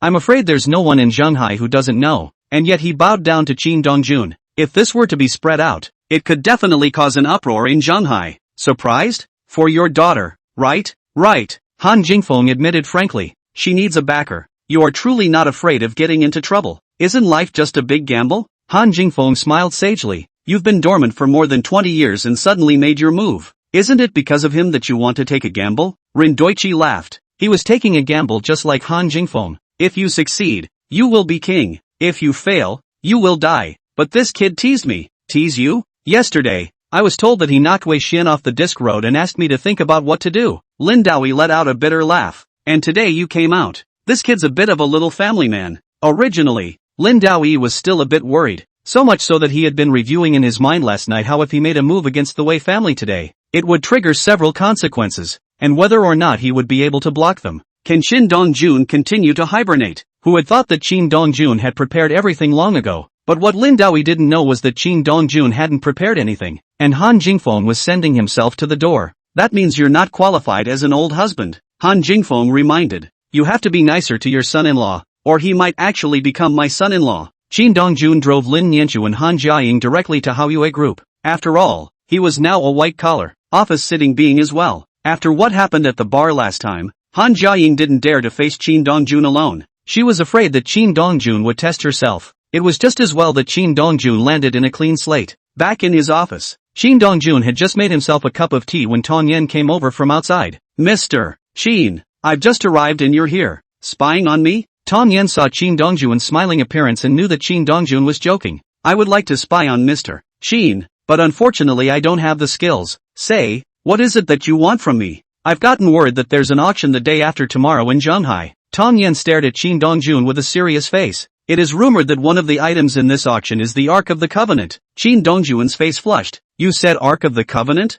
That's right. For a moment, Qin Dongjun's heart set off monstrous waves. The Ark of the Covenant is a holy relic of two religions, the two pieces of the Ten Commandments code that the prophet Moses received from the Lord on Mount Sinai. Legend has it that where the Ark of the Covenant was, the gods were. Most importantly, the Ark of the Covenant was rumored to be able to communicate with God and thus gain superhuman abilities and strength. How did this thing show up? I don't know. Tong Yen gently shook her head. All the major powers have now set their eyes on the Ark of the Covenant. Before you were there, deterring the major forces outside the country. After you disappeared, although they still had scruples, but this time the Ark of the Covenant appeared in our place. They couldn't sit still at all, and many of them are already on their way here. Not to mention that Qin Dongjun hadn't disappeared. Even if Qin Dongjun was still active in the public eye and the Ark of the Covenant appeared in Zhanghai, all the major foreign powers would stop at nothing to seize it. After all, it's said to be something that communicates with God. Can you find out who owned the Ark of the Covenant? Can't find out. Tong Yen gently shook her head. I'm afraid that only if you personally intervene. The Great Tang Auction House will give some face and reveal something. Datang Auction House? Qin Dongjun's brows creased together in a deadly frown. They can indeed guarantee the safety of the Ark of the Covenant. That's right. No one dares to take this kind of order except them. Tong Yen said heavily. Mr. Qin, if some of the forces outside the country come, you'll definitely meet some old friends. If you don't want to meet them, don't you think this auction isn't aimed at me? Chapter 72. Using his body as bait to lure the small fry into the game. The Ark of the Covenant was a Western thing, not a Daxia. With the ability of the Datang Auction House, the Ark of the Covenant can be secured even in the West. Preferring to open an auction in Daxia. So many cities in Daxia and it happened to be held in Zhanghai. The fact that so many coincidences touched together made Qin Dongjun suspect that his identity had been exposed and that someone was targeting him. Or maybe someone didn't want him to hide. The odds are that it's coming at you, Tong Yen said without thinking. If you want to dodge it, you can dodge it too. If you can hide the first day, you can't hide the 15th. Qin Dongjun spat out a mouthful of stuffy air. You should be able to inquire about where the head of the Datang Auction House has landed, right? They are currently living in the 4th house in Hudong No. 38, Fengxiang Street. Qin Dongjun glanced at Tong Yen with a slightly deeper meaning and didn't say much. Protect Nianchu. Qin Dongjun knew that he might have been exposed now, or even that someone had deliberately lured him to Fengxiang Street, but he had no choice. He had no choice but to go, or else there was a pair of eyes on him behind his back that made him uneasy. Qin Dongjun followed the address given by Tong Yen and easily found the place. The door to the room was open just as he knocked. My lord, you're here. The old man who opened the door had respect written all over his face. Looks like you guys have been waiting for me. My lord, please, without any nonsense. Qin Dongjun followed the old man into the house. Just after entering into the house, a light sandalwood fragrance came to his nose, which was refreshing to the mind. Should I call you East Emperor? Or Mr. Qin? An elegant and melodious voice came from behind a nearby screen.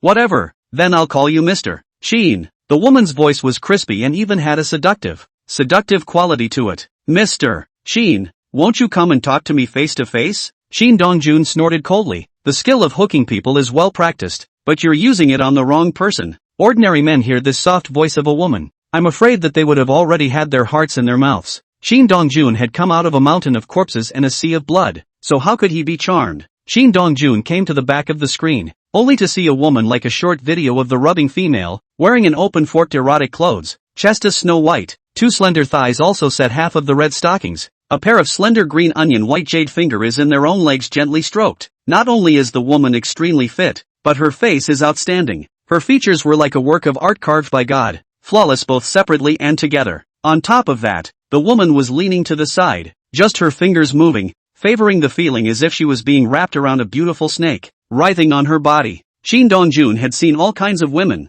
but to say charm, the woman in front of him was definitely number one. Qin Dongjun took a deep breath and suppressed his somewhat manic heart. What are you trying to do by deliberately luring me here? The woman did not answer Qin Dongjuan's words, but poured a cup of tea for him. Mr. Qin, we didn't do anything, the woman said indifferently. You're the one who found your way up here. If you, the Great Tang Auction House, don't leak the news yourselves, can others know where you live? The woman let out a light laugh. Mr. Qin doesn't need to be angry. The information was indeed leaked out by ourselves, but we couldn't do anything about it. After all, it's uncomfortable to be threatened and used as a gun. Saying this, the woman walked over to Qin Dongjuan's side and stretched out her jade root-like arm to hold Qin Dongjuan down and sit on the side while she directly wrapped her arms around Qin Dongjuan and sat on her lap. The Ark of the Covenant thing is true. The woman spat hot air at Qin Dongjuan. All the major powers have already moved in, and Daxia can't hold back so many people. They can only maintain order, and we don't want Daxia to be in chaos. After all, it's our home too. If it were any other man and the woman looked like this, I'm afraid she would have been held down a long time ago. But Qin Dongjuan didn't. It's not that the woman isn't seductive, it's that she's too seductive and so Thai. It made Qin Dongjuan not dare to underestimate the other party at all. If you don't get off of me, you're going to suffer. Believe me? The woman rolled her eyes at Qin Dongjuan. Mr. Qin, I'm such a dainty beauty sitting in your arms. It's fine if you're indifferent. At least touch two of them. Saying that, the woman took Qin Dongjuan's hand and stroked it on her leg. Get out. Qin Dongjuan pushed the woman away. If you want to chat, then chat properly. Don't think that I don't know that you're coated in ecstasy, but anytime I get a little deeper into contact with you, I go down. The woman giggled, her breasts jiggling and shaking. Worthy of being the Eastern Emperor. The woman looked at Qin Dongjuan with a face of admiration. With 18 riders, he dares to kill the Heavenly Palace, and ultimately survived. You want to piss me off? No. The woman saw Qin Dongjuan's eyes narrow together and hurriedly denied.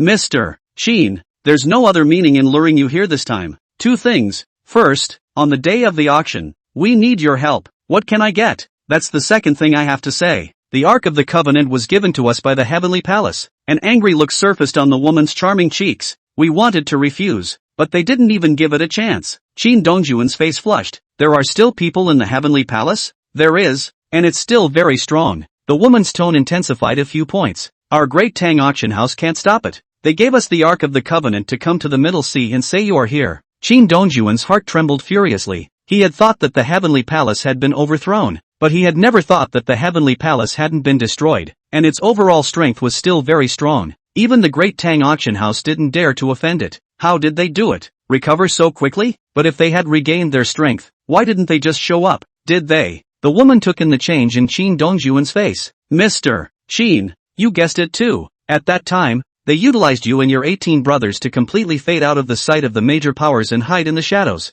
As for what they want to do, I don't know, but I'm sure what they want is definitely not small. Your Datong wants to work with me? Right. The woman nodded. I'm San Yang from the Great Tang Auction House. Mr. Qin should know more or less, right? So you are San Yang. Qin Dongjuan took a deep breath and suppressed the anger in his heart. The young master of the Great Tang Auction House. That's right. How do you expect me to trust you guys? You can only bet. Qin Dongjuan did not say anything and began to weigh the pros and cons in his mind. I don't know how long it took, but Qin Dongjuan slowly exhaled a mouthful of stuffy air. I want all the current information of the Heavenly Palace. Sorry, we can't provide that. The woman let out a bitter laugh. They're in deep hiding right now, but you can use yourself as bait to lure them in. The woman offered. The day after tomorrow is the chance. Does Mr. Qin dare to use his body as bait to lure the curmudgeons into the game? Chapter 73. If you can't even keep your wife, you don't need this life. Qin Dongjuan looked up at Li Xuanji with an indifferent expression. Do I have a choice? This was a young conspiracy, and even if he knew that there was a pit in front of him, Qin Dongjuan had to take a leap of faith and jump in. Otherwise, he wouldn't be able to determine if the Heavenly Palace was resurrected, or if it had never been destroyed by him in the first place. If the Heavenly Palace still existed, then the Heavenly Palace was using them to completely hide and was going to do something behind the scenes. Li Xuanji let out a light smile. I hope I can work well with Mr. Qin. Qin Dongjuan didn't answer and digressed. Since the Ark of the Covenant is in your hands, you should know what the Ark of the Covenant really does, right? Li Xuanji was just about to open her mouth when Qin Dongjuan's voice rang out once again. Don't tell me that the Ark of the Covenant can communicate with God and gain extraordinary abilities and powers. I really don't know. Li Xuanji gently shook her head. You know our rules. When something comes into our hands, we only guarantee the authenticity. Other than that, we won't try and use it, much less use it, or our Great Tang Auction House will be discredited. Because of an Ark of the Covenant, it's not worth it to shoot our entire Great Tang Auction House. Qin Dongjuan fell into silence. The Datang auction house was one of the most confidential and secure auction houses in the world.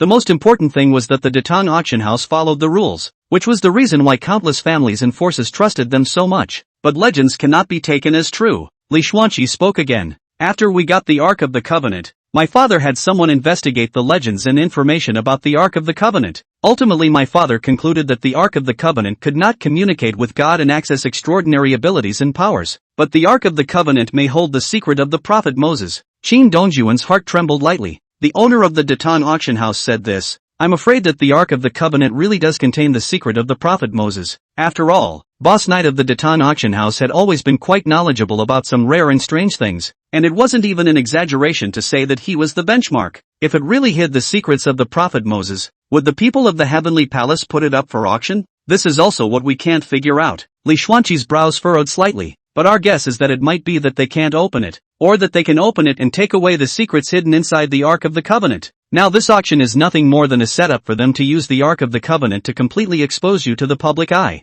Meanwhile, when the Ark of the Covenant is auctioned off, they get a large sum of money and then silently open the Ark of the Covenant to get the secret that the prophet Moses hid inside the Ark of the Covenant. Qin Dongjun frowned as he had dealt with the heavenly palace many times. He felt that what Li Xuanqi had analyzed was very likely. Mr. Qin, I think with your strength, you should be able to shake the Ark of the Covenant as well, right? Said Li Xuanqi with a twist of words, provided that you don't seal yourself. Qin Dongjuan's pupils contracted slightly. You guys know a lot. Li Xuanqi smiled. After all, you're also our regular patron, and even more so, our guest of honor. It's natural for us to know you better. Something peeks through and kills. Qin Dongjuan's voice was cold, and even the slightest hint of coldness began to emerge from his body. Don't worry, Mr. Qin, we'll grasp the scale and won't cross the line. Li Xuanjie felt the killing intent on Qin Dongjuan's body and hurriedly assured him. Qin Dongjun did not say a word as he drained his cup of tea and got up to leave. Don't play these little tricks next time, Qin Dongjun said without looking back. This is the first time, and the next time, I will directly break your neck. Li Xuanji looked at Qin Dongjuan's departing back, the corners of her mouth rising slightly. East Emperor, it's really as terrifying as rumored. The old man who had opened the door for Qin Dongjun walked in from outside just as Li Xuanji's words fell. Miss, he sensed poison inside the tea? Definitely, Li Xuanji said indifferently, but he still drank it. He's trying to tell you that poison means nothing to him. The old man frowned. Keep playing with fire and he'll kill. That's right. Li Xuanqi spat out a mouthful of air. What do you think he's running to Zhonghai for anyway? The Song family was exterminated by him, and Lin Daoi, who had been in hiding for over 20 years, even made a sudden move to exterminate the Sun family. Miss, I just got news that the Wei family is also gone, and the whereabouts of Wei Xian in the hospital is unknown. A line of surprise appeared on Li Xuanqi's delicate face. He did it too. Han Jingfeng, did he have enough to eat? Li Xuanqi's brows were furrowed together in a deadly frown. Or does this matter have something to do with him as well? Even if Li Xuanqi racked her brain,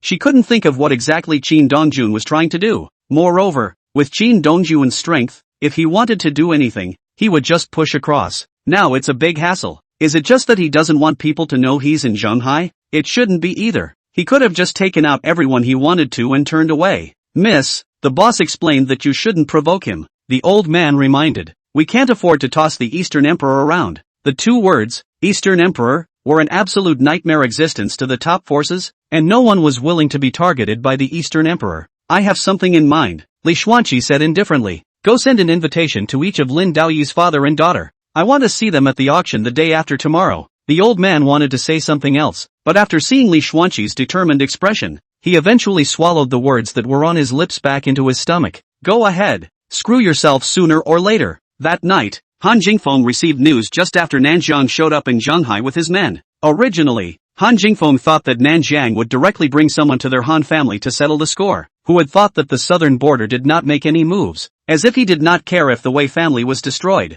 At this moment, Nanjiang was in the hotel, staring at his son, Nan Junyi, with a gloomy face. Dad, why don't you go save Qinghe? Nan Junyi stared at Nanjiang with a face full of anger. She's in the hands of the Han family. I don't know what kind of torture she'll be subjected to. Are you having a problem with me? Qinghe is your daughter-in-law, the mother of your grandson, Nan Junyi said heavily. Now that the Wei family has been destroyed, you've come to Zhonghai and you're still indifferent. So what are you doing here? Watching the action? Nan Junyi's fists were clenched together. If the man in front of him wasn't his old man, he wouldn't have dared to make a direct move. I have my own arrangements, so tell me instead, What is your arrangement? Can't tell you for now. I see that you just don't want to save the people. Don't want to help the Wei family take revenge. Nan Junyi gritted his teeth and said, a mere Han family. A Han Jingfeng scares you like this? No matter what Nan Junyi said, Nan Jiang had no intention of going to the Han family to ask for someone right now. Okay, if you won't save it, I will. Nanjian's face flushed. If you dare to leave this door, I'll break both your legs. I don't care if I can't keep my wife, let alone my legs, or even my life. Chapter 74 Nan Family's Future. Qin Dongjuan's Arrangement. In the next moment, Nan Jiang whooshed and appeared in front of Nan Junyi, his right fist swiftly smashing out. Nan Junyi reacted at the first opportunity and quickly blocked. Bang! Nan Junyi uncontrollably retreated a few steps, and there was even a qi and blood rolling in his internal organs. Nan Junyi stabilized his figure and stared at Nan Jiang with a gloomy and angry face. Either you beat me to death today, Nan Junyi gritted his teeth, or I will go save Qinghe. Even if Nan Junyi knew that Nan Jiang had already shown him mercy just now, it was never possible to make him give up to save Wei Qinghe. After all, it was his wife, the mother of his children, and he would never leave it alone. Now is not the time. Nanjiang's face was ugly. You can only send yourself to death by going over there. I'll die with Qinghe even if I die. At once, the Southland was furious at how he had given birth to a love-brained contraption. I hope you'll still be able to sit down when the time comes for white hair.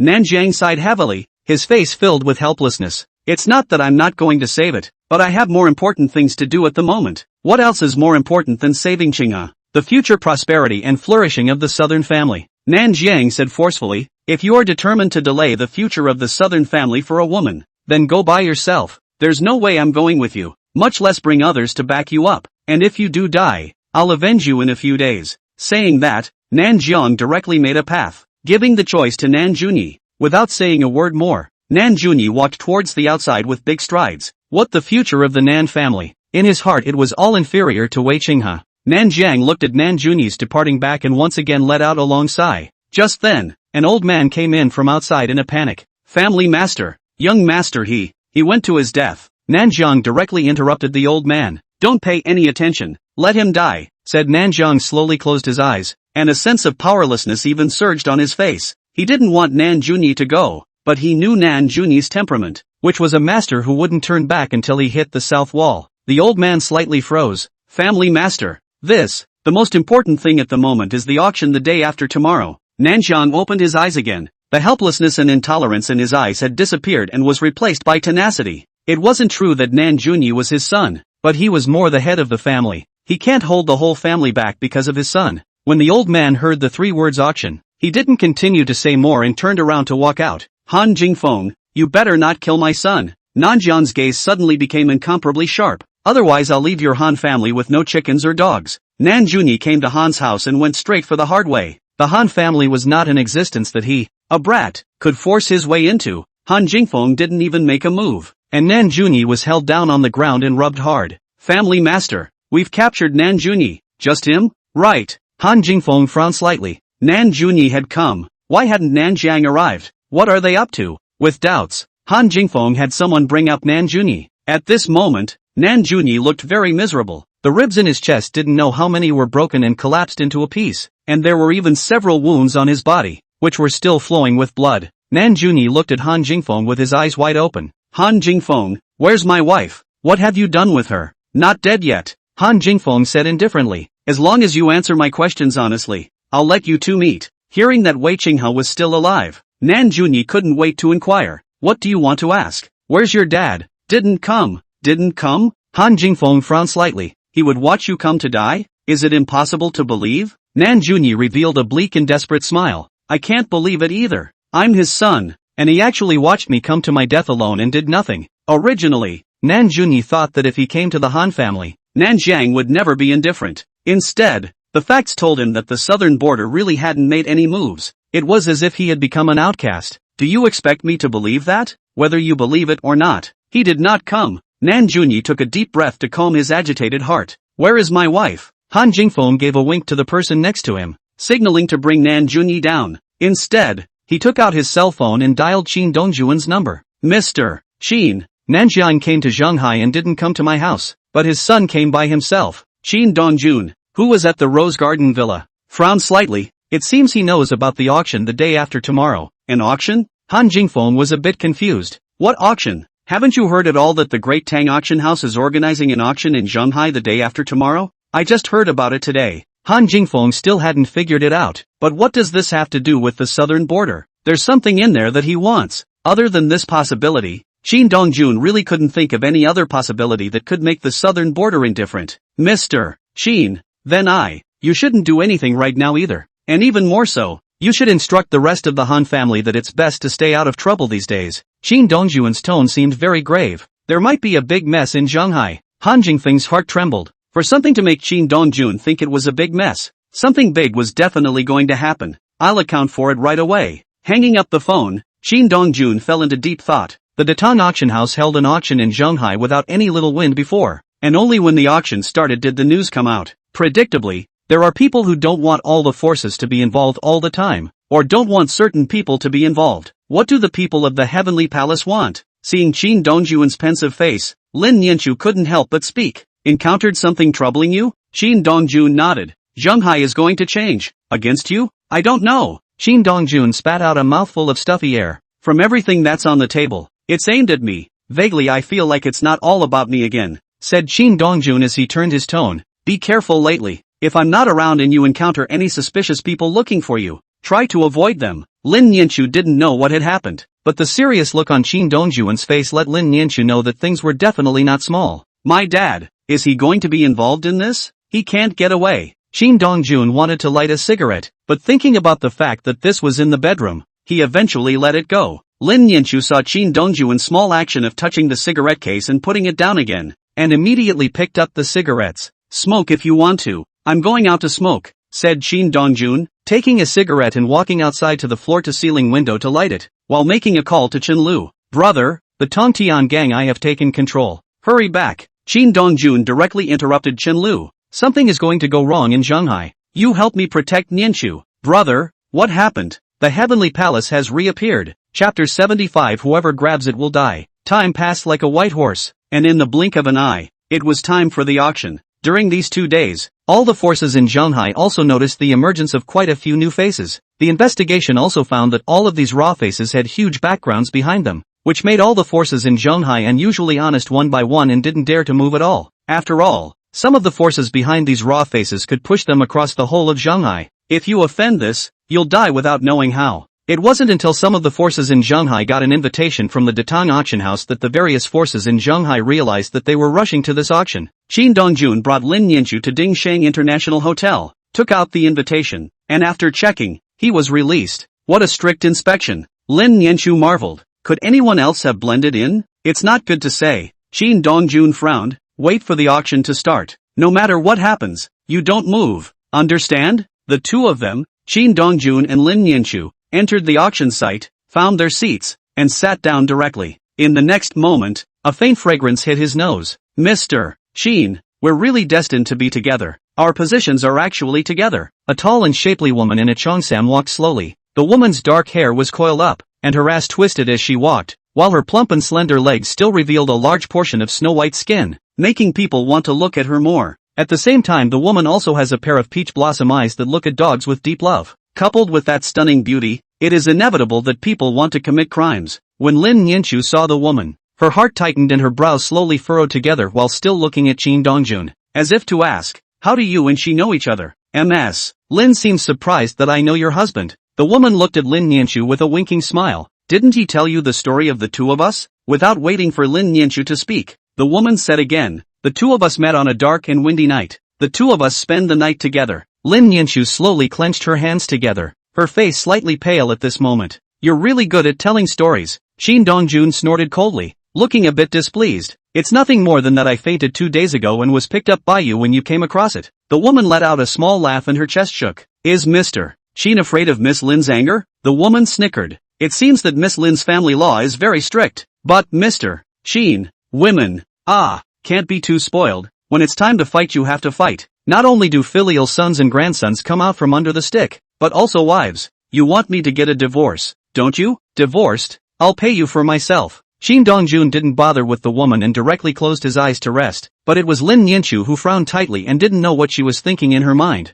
Sister Lin, you're here. Suddenly, Han Jiaying's clear voice came. Jiaying, you're by yourself. Where's Uncle Han? he met Uncle Lin, and the two were chatting outside, so I came in first to find you. Saying that, Han Jiaying wanted to switch seats with the person next to Lin Yanqiu. Ms. Han, you can't change your seat in the Great Tang auction. Oh, or you'll die, the woman kindly reminded. When Han Jiaying saw the woman next to Qin Dongjun, her brows furrowed together in a deadly frown. I want you to mind me. She didn't lie to you. Qin Dongjun suddenly spoke. Go back to wherever your location is. Don't change it. Ah. Han Jiaying let out an exclamation of surprise, originally thinking that the other party was lying to her. Now that Qin Dongjun had said so, it was obviously impossible for it to be false. Jiaying, you'd better go back to your own position. Lin Yanqiu slowly spoke. Let's wait for the auction to end before we leave together. Fine. Han Jiaying glanced warily at the woman next to Qin Dongjun. Sister Lin, you have to watch my brother Qin. Don't let him get hooked, said Han Jiaying, glaring fiercely at the woman. Don't move your mind, or we're not done. In the face of Han Jiaying's threat, the woman just smiled blandly, not taking it to heart in the slightest. Mr. Qin's charm isn't small. The Han family's eldest miss has thoughts about you. That's not as good as you. To have a woman be wary of you to this extent. Qin Dongjun said slowly, tell me how you did it. A dead husband, a widow, and naturally a lot of right and wrong at the door. Ms. Tantai is really good at joking. Lin Yanqiu took over. Who in the whole of Shanghai dares to say what's right and wrong in front of your door? Tantai Mingyue, the most powerful widow in Shanghai. Bar none. She relied on her body to rise to the top, married Su Mubai, the kingpin of a generation in Shanghai, killed Su Mubai by unknown means, and pocketed all of Su Mubai's property and power during his lifetime. She was a legend among the women of Shanghai, and countless Shanghai women dreamed of becoming the second Tantai Mingyue. Behind their backs they don't say much, Tantai Mingyue said indifferently, but I don't care.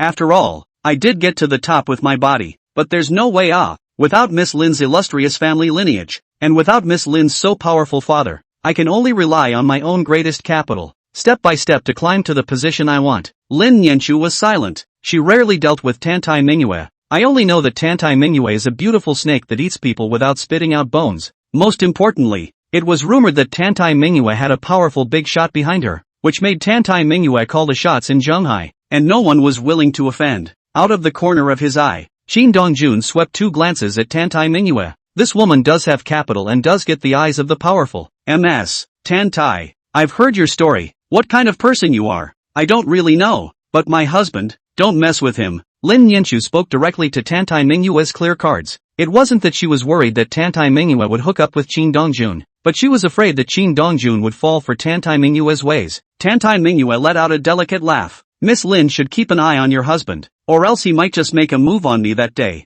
Lin Yanqiu was furious and didn't know what to say. She couldn't be as shameless as Tantai Mingyue. You're almost done. Qin Dongjun couldn't help but speak. Don't look for trouble. Tantai Mingyue didn't continue to provoke Lin Yanqiu, but lowered her voice and said, is the Ark of the Covenant true or false? You're well informed enough. Although Qin Dongjun did not answer directly, she had already gotten an answer. Would you rob it? You're going to rob it? I want to try. Tantai Mingyue's eyes flashed with a brilliant light. Of course, it would be best if I could shoot it. Can you keep it on camera? What will it cost me to get you out of the way? Qin Dongjun looked at Tantai Mingyue twice with a slightly deeper meaning. Don't hit on me. Looks like you're going to grab it too? Seeing as you've helped me once, let me remind you that without heavenly skills, whoever gets the Ark of the Covenant will die. Qin Dongjun's tone intensified a few points. Whoever robs it will also die. Chapter 76 Lighting Heavenly Lanterns. Sudden changes happen. There is no telling how many foreign powers have come to the Middle Sea, and all still have their eyes on the Ark of the Covenant. With the people of Shanghai,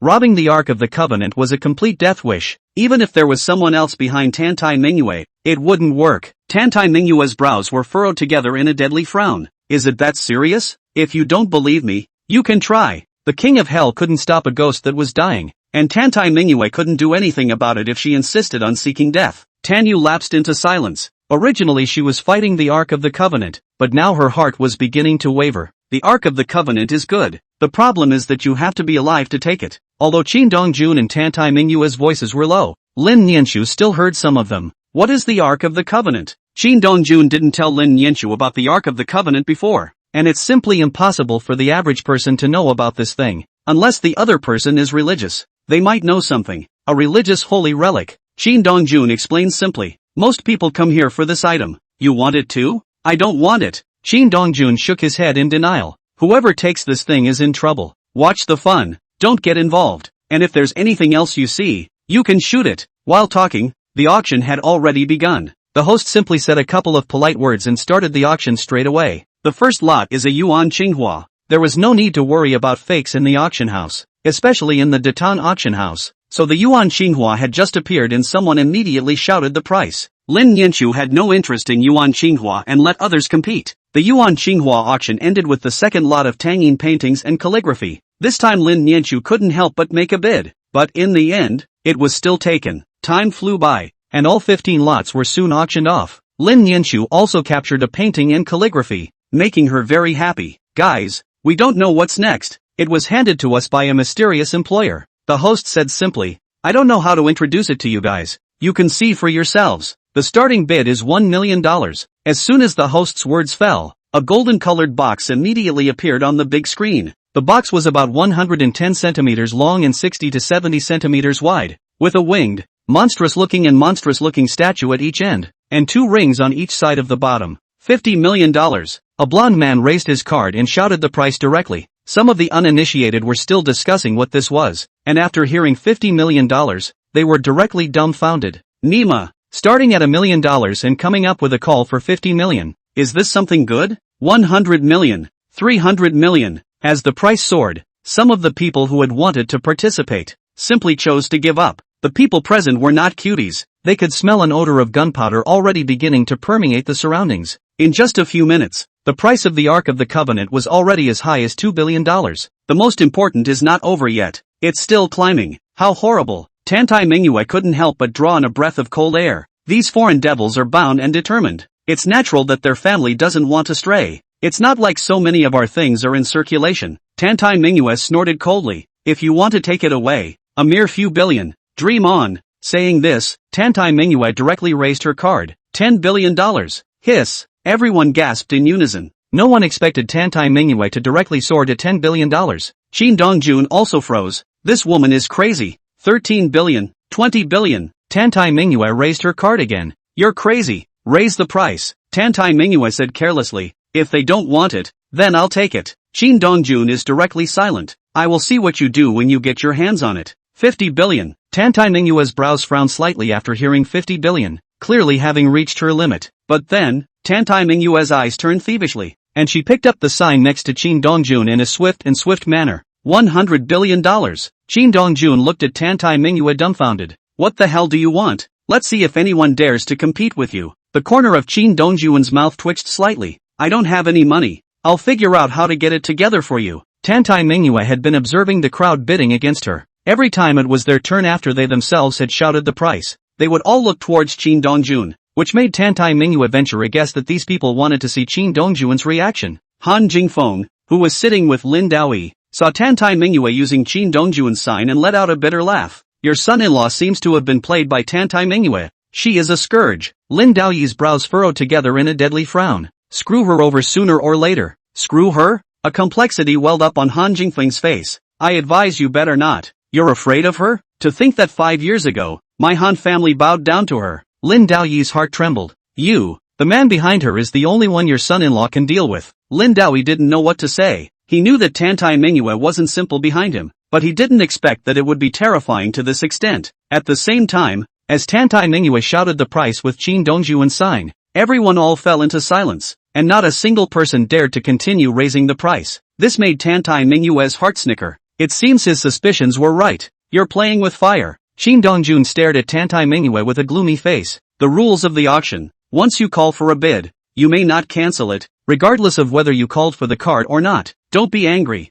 I'll compensate you properly. As soon as Tantai Mingyue's words fell, a blonde woman directly got up and lit the sky lantern. The woman's blonde hair is like a waterfall, casually draped over her shoulders. Her beautiful willow eyebrows are like a crescent moon. Her nose is high and straight, and her lips are thin but with a fatal temptation. Her figure was even more perfect, with firm peaks, a willow waist, perky plump buttocks, long slender legs, and tight clothes outlining a beautiful curve that made people dizzy. Asterisk is lighting the sky lanterns. What the hell is this? It's $100 billion and there are still people lighting sky lanterns. When Qin Dongjun saw the woman, his brows dyed together. I can't believe she's here. You recognize? If you want to die, you can continue to make a fool of yourself. Shin Dongjun coldly glanced at Tantai Minghua. The sky lanterns have been lit, and no matter who it is, the woman will be dead on her feet. Tantai Minghua saw Shin Dongjun's gloomy face and realized that this woman was afraid that she was not only a big deal, but also very difficult to deal with. And the other party had already lit the sky lantern. If she continued to follow,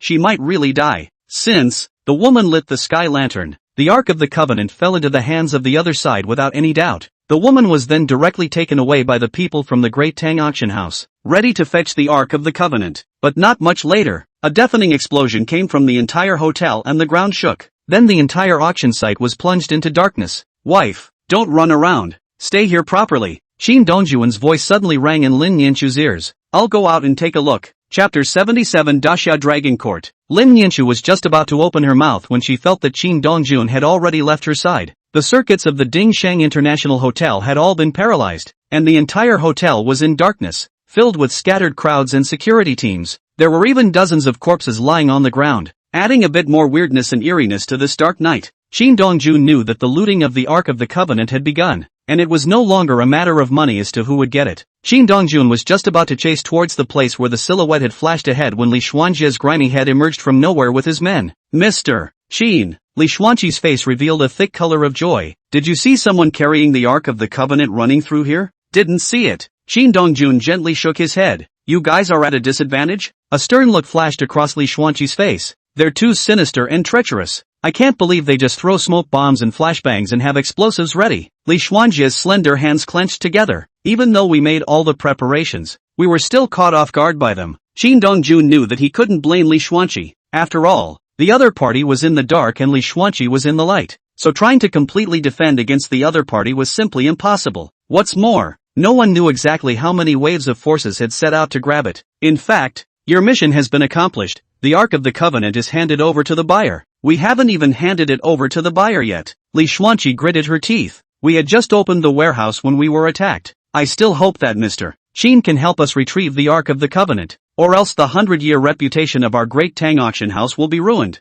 You guys think too highly of me. Shin Dongjun had just come out from inside when he felt several terrifying aura fluctuations. Apparently there were quite a few experts hidden in the dark. Trying to help Li Xuanqi regain the Ark of the Covenant was not normally difficult. Mr. Shin. Just as Li Xuanqi opened her mouth, she was interrupted by Shin Dongjun. Let's go after them first and take a look. Saying that, Shin Dongjun was like an arrow off the string, chasing towards the direction where the silhouette had just flickered. Seeing this, Li Xuanqi and the others also hurriedly followed after them. At this moment, deep in an unknown mountain forest in Zhanghai, 4 men in black cloaks, carrying the Ark of the Covenant, like ghosts, were hurrying towards the front. Ha ha, the Datan Auction House and Monica, I'm afraid that they can't dream that we will make a move. They probably didn't even see us before the Ark of the Covenant was in our hands. John, we must not be careless. The only man off to the side who wasn't carrying the Ark of the Covenant looked around warily. We need to get out of here fast. Otherwise they'll catch up soon. And our people saw the East Emperor at the auction site.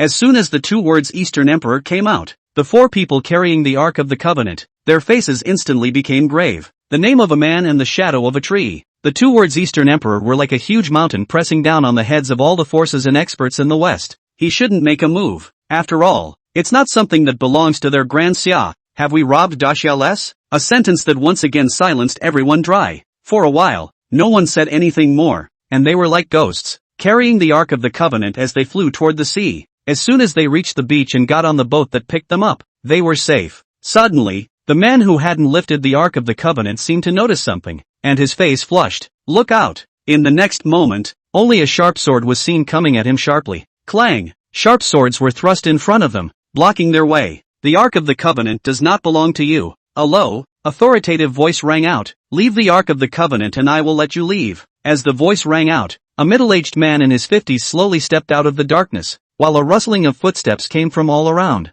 The Great Summer Dragon Court. The man who did not carry the coffin stared dead at the middle-aged man in front of him. You want the Ark of the Covenant too? No. The man gently shook his head. We just want to return things to their rightful owners. We don't want to start trouble in Daxia. The Ark of the Covenant appeared in Daxia, and when the top management of Daxia knew about it, they immediately sent out the Dragon Court to put up defenses so that it wouldn't fall into the hands of others. And then there would be religions looking for trouble from Daxia. Shubik, although you have good strength, this is Daxia, the man said again. I advise you to let them put down the Ark of the Covenant and leave. Otherwise, Daxia will become the place to bury your bones. When Shubik heard this, he let out a cold smile. Since you know me, then you should know that there's no way I'm going to give you the Ark of the Covenant, said Shubik as he took a direct shot at the man. Whoosh! Shubik's hands stretched out from under his black cloak, and two iron claws made of steel strapped to his arms were like life-threatening scythes as they raced toward the man's neck. Snap! The man gently tiptoed on his right foot, and his figure floated down super thick, directly distancing himself from Shubik. Toast to the world.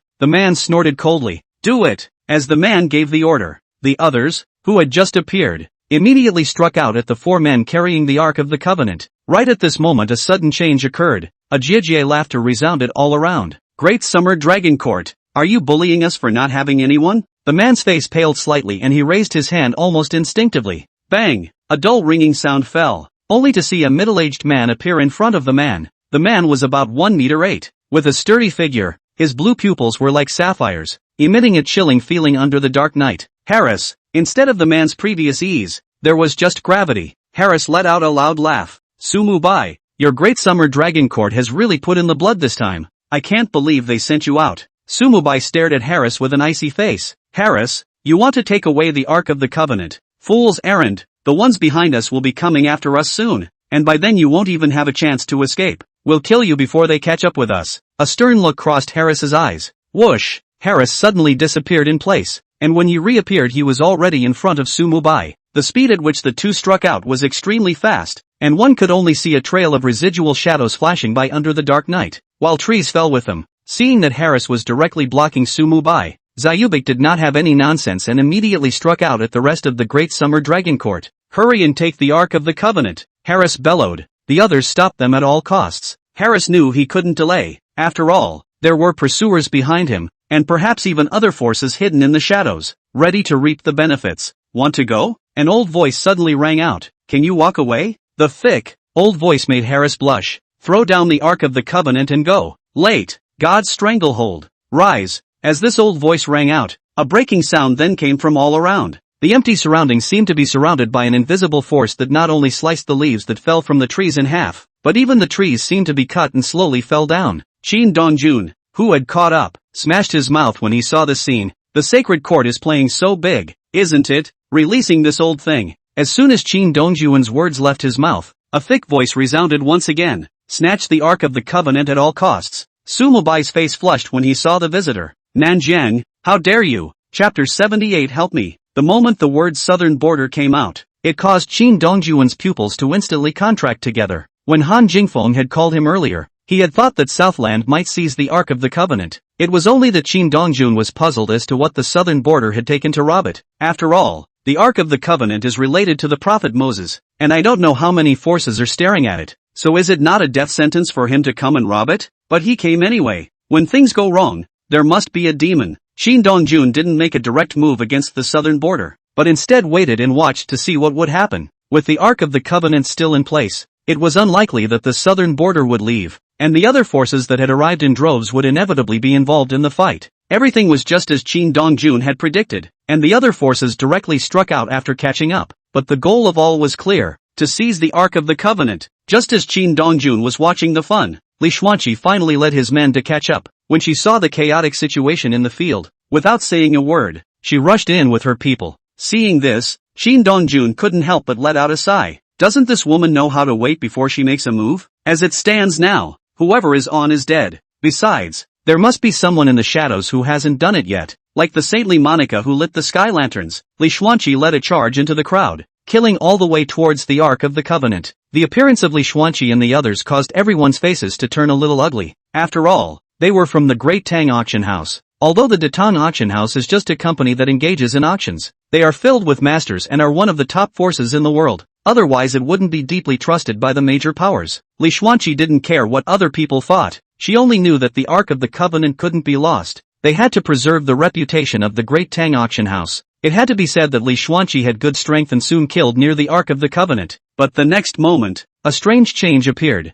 Whoosh! Several silver needles came towards Li Xuanjia with a deadly aura. At that moment, Li Xuanqi's face changed drastically, and she dodged almost instinctively. Who? Li Xuanqi, you want to retake the Ark of the Covenant for Monica, don't you? Only a woman in a red dress with blonde hair had sat on the Ark of the Covenant at some point. The woman's too long. Plump legs dangled down so that one couldn't help but want to caress them. In particular, the chest was wide open and the mountains formed a gully that wanted people to test the depths. Li Xuanqi's face became unusually heavy when she saw the woman. Dev. Li Xuanqi stared at the woman dead in the face. You guys are really bloodthirsty enough to send you out. Dev, also known as Siren, great reputation in the dark world, and she comes from a blood family. It's the highly favored little princess of the blood clan, and unusual forces simply don't dare to offend. Even the top forces were unwilling to offend, except for the Western Holy Court, of course, who were mortal enemies with the Bloods. After all, we, the Blood Clan, will take this, Dev said furiously.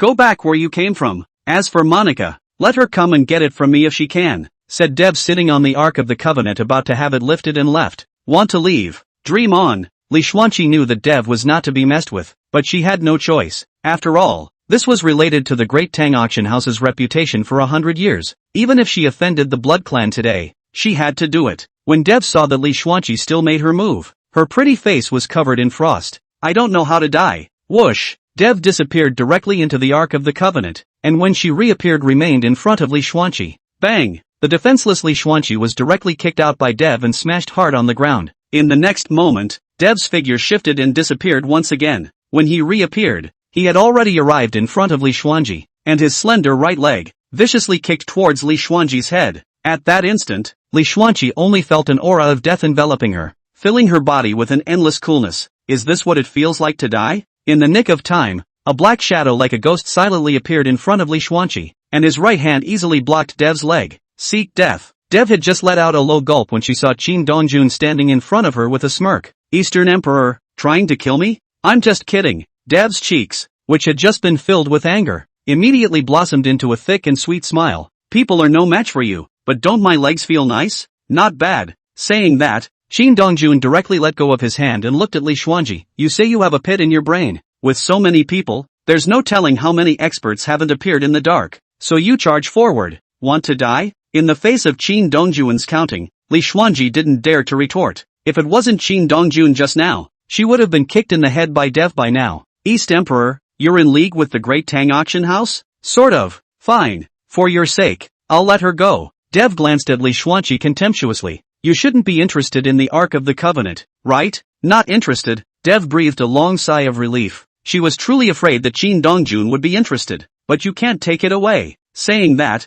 Qin Dongjun took an arrow step and arrived directly in front of the Ark of the Covenant. If you don't want to die, put down the Ark of the Covenant. The Blood Clan, who had originally lifted the Ark of the Covenant, saw Qin Dongjun appear in front of him and hurriedly put down the Ark of the Covenant, pulling out his legs and running. They knew very well how terrifying Qin Dongjun was. There were indeed quite a few experts present, but if Qin Dongjun went on a killing spree, no one would want to leave. Qin Dongjun walked over to the Ark of the Covenant, took a look at it, and then directly sat on his butt. Why are you guys not fighting anymore? Qin Dongjun looked at the halted crowd with a depressed expression. Keep fighting. Dong Huang, you want to make a date? Don't want it. Qin Dongjun said indifferently. I'm just doing a favor. With that, Qin Dongjun let out a low gulp. Monica, are you going to roll out on your own? Or am I going to make a move to invite you out? Just as Qin Dongjun's voice fell, Monica floated down from a tree. Dong Huang, what a surprise. You're actually still alive. Monica stared at Qin Dongjun dead in the face. What's more,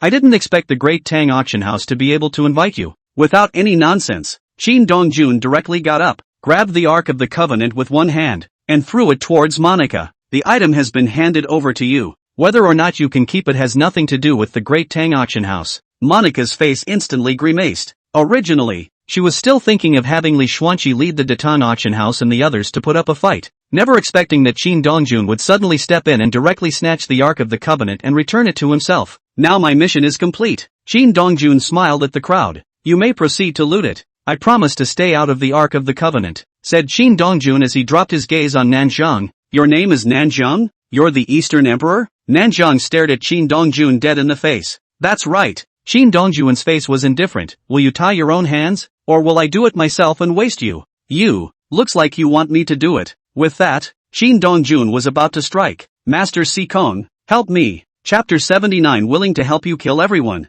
Amat Ba. A thick, loud and compassionate voice rang out. East Emperor Cultivator, put down the butcher's knife and become a Buddha. Qin Dongjun looked at the monk who was walking slowly, his brows furrowed. You Jialan Temple's traitor Sikong? they just don't recognize my Dao. Sikong said lightly, talk about traitors. Qin Dongjun did not break bread with Sikong. After all, he was not a monk of the Jilun temple. You're going to protect him? That's right. Seeing Empty nodded. East Emperor Cultivator. You're also a Dasha person. Now that we are all trying to find ways to keep the Ark of the Covenant, how can you do this to one of your own? It's not your turn to tell me what to do. Qin Dongjun sneered. Be smart and get out of the way. Otherwise I don't mind helping Jialan Temple get rid of you. A traitor. Eastern Emperor Scholar. Your killing heart is too heavy. Seeing the Sky said in a nonchalant manner, let the poor monk help you dissolve the hostility in your heart. As soon as the words fell, the Buddha beads in Sikong's hand flew out at great speed, while he was also like an arrow off the string, rushing towards Qin Dongjun.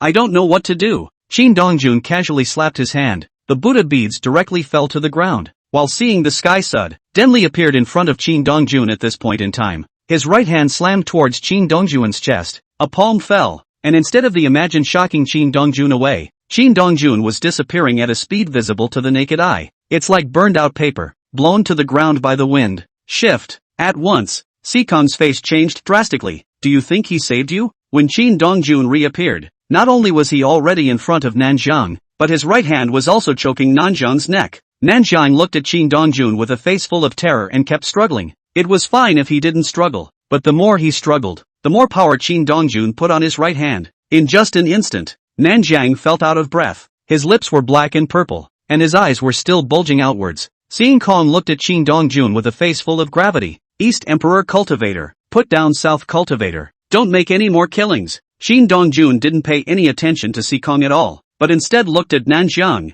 Don't be afraid. Answer me a few questions and I won't kill you. With that, Qin Dongjun let go of his hand and put Nanjiang down. After freeing himself from his bonds, south of the border gasped for air. He didn't run, and he didn't make a move. It's not that I don't want to, but I don't dare. This was the Eastern Emperor, a man who had shaken the dark world. What do you want to ask? Qin Dongjun lowered his voice. Who did you send all the children from the Castle Peak orphanage to in the first place? Nanjiang's pupils contracted, looking at Qin Dongjun with a face full of unbelief. You, answer my question and I'll let you live. It's the Sky Dragon. Before South Border could finish his sentence, several darts came in sharply. Qin Dongjun's face flushed. Shatter. Qin Dongjun swung out his right hand, and a terrifying forceful chi was like a wave that directly shattered all of these darts. In the next moment, a black shadow whooshed in front of Qin Dongjun, followed by a flash of cold light. Qin Dongjun's face changed slightly as he staggered his feet and dodged away just in time. Pust. Just then, a dull ringing sound came out, only to see that a knife had been thrust into Nanjiang's chest. He hasn't done anything to you yet, and you're about to spit. A gust of coldness flickered in the man in black's eyes. You're afraid that he'll kill you, but you're not afraid that I'll kill you? Qin Dongjun's face instantly grimaced when he saw Nanjiang being stabbed in the chest. Eastern Emperor, you want to investigate further? Dream on. The man settled Nanjiang and directly landed his gaze on Qin Dongjun. You're destined to not get a single result. Said man let out a loud laugh. You will die. The word death had just fallen, and Qin Dongjun had already arrived in front of the man. Bang! A hard punch slammed into the man, and the explosive force directly blew the opponent out. Pust! The man spat out a mouthful of scarlet blood, but struggled to get up from the ground. Dong Emperor, what can you do if you kill me? The man stared defiantly at Qin Dongjun. Now that your identity is exposed, everyone will be watching you. A lot of people won't let you go without your 18 riders. When the 18 riders under Qin Dongjun, each of them were valiant and strong, coupled with Qin Dongjun, any force would have to retreat. But now that the 18 riders were dead, even if Qin Dongjun still made people tremble with fear, he was by no means as scary as he was before. Qin Dongjun did not utter a word as he took one step towards the other party. East Emperor, kill me. You don't have that chance. The man bit right through the poison hidden in his teeth and died on the spot. For a moment, Qin Dongjun's face became even colder, and his hands were clenched together in death. And just at this moment, a strange fluctuation of aura caused Qin Dongjun's face to change drastically. Who? With that, Qin Dongjun went straight to the Ark of the Covenant, because that strange fluctuation of breath just now came from around the Ark of the Covenant. Qin Dongjun had just arrived next to the Ark of the Covenant, only to see the Ark of the Covenant suddenly float up, followed by cracks appearing at a speed visible to the naked eye. Bang! The Ark of the Covenant shattered on the spot, spilling out pieces that fell right at Qin Dongjun's feet, and the moment the Ark of the Covenant shattered, a terrifying energy fluctuation surged around it, but it passed in an instant. East Emperor, you dare to destroy our holy relics? An angry voice suddenly rang out. I want you to die. Asterisk asterisk asterisk asterisk. Shin Dongjuan's right foot kicked out violently. Bang! The opponent directly flew out backwards, spitting blood from his mouth, and he didn't know whether he was alive or dead. East Emperor. Monica stared at Dongjun Shin with a face full of anger. I need an explanation? An explanation? Shin Dongjun snorted coldly. Is it because you want me to personally make a trip to your sacred court? You, brainless. Shin Dongjuan's brows furrowed as his eyes kept scanning around. Who in the world was hiding in the shadows and managed to just steal everything in the Ark of the Covenant? East Emperor, someone's making a play. Dev suddenly spoke up. Or against you. I know. Shin Dongjun spat out a mouthful of stuffy air. The Ark of the Covenant has been destroyed, so if you guys wanna fight, go ahead. I'll go first. Stop. Monica directly blocked Shin Dongjuan's path. You must give me an explanation. Do you think I won't kill you? Now Shin Dongjun was annoyed. The fact that Nanjian was killed, the clues were cut off, and he was planted to destroy the Ark of the Covenant,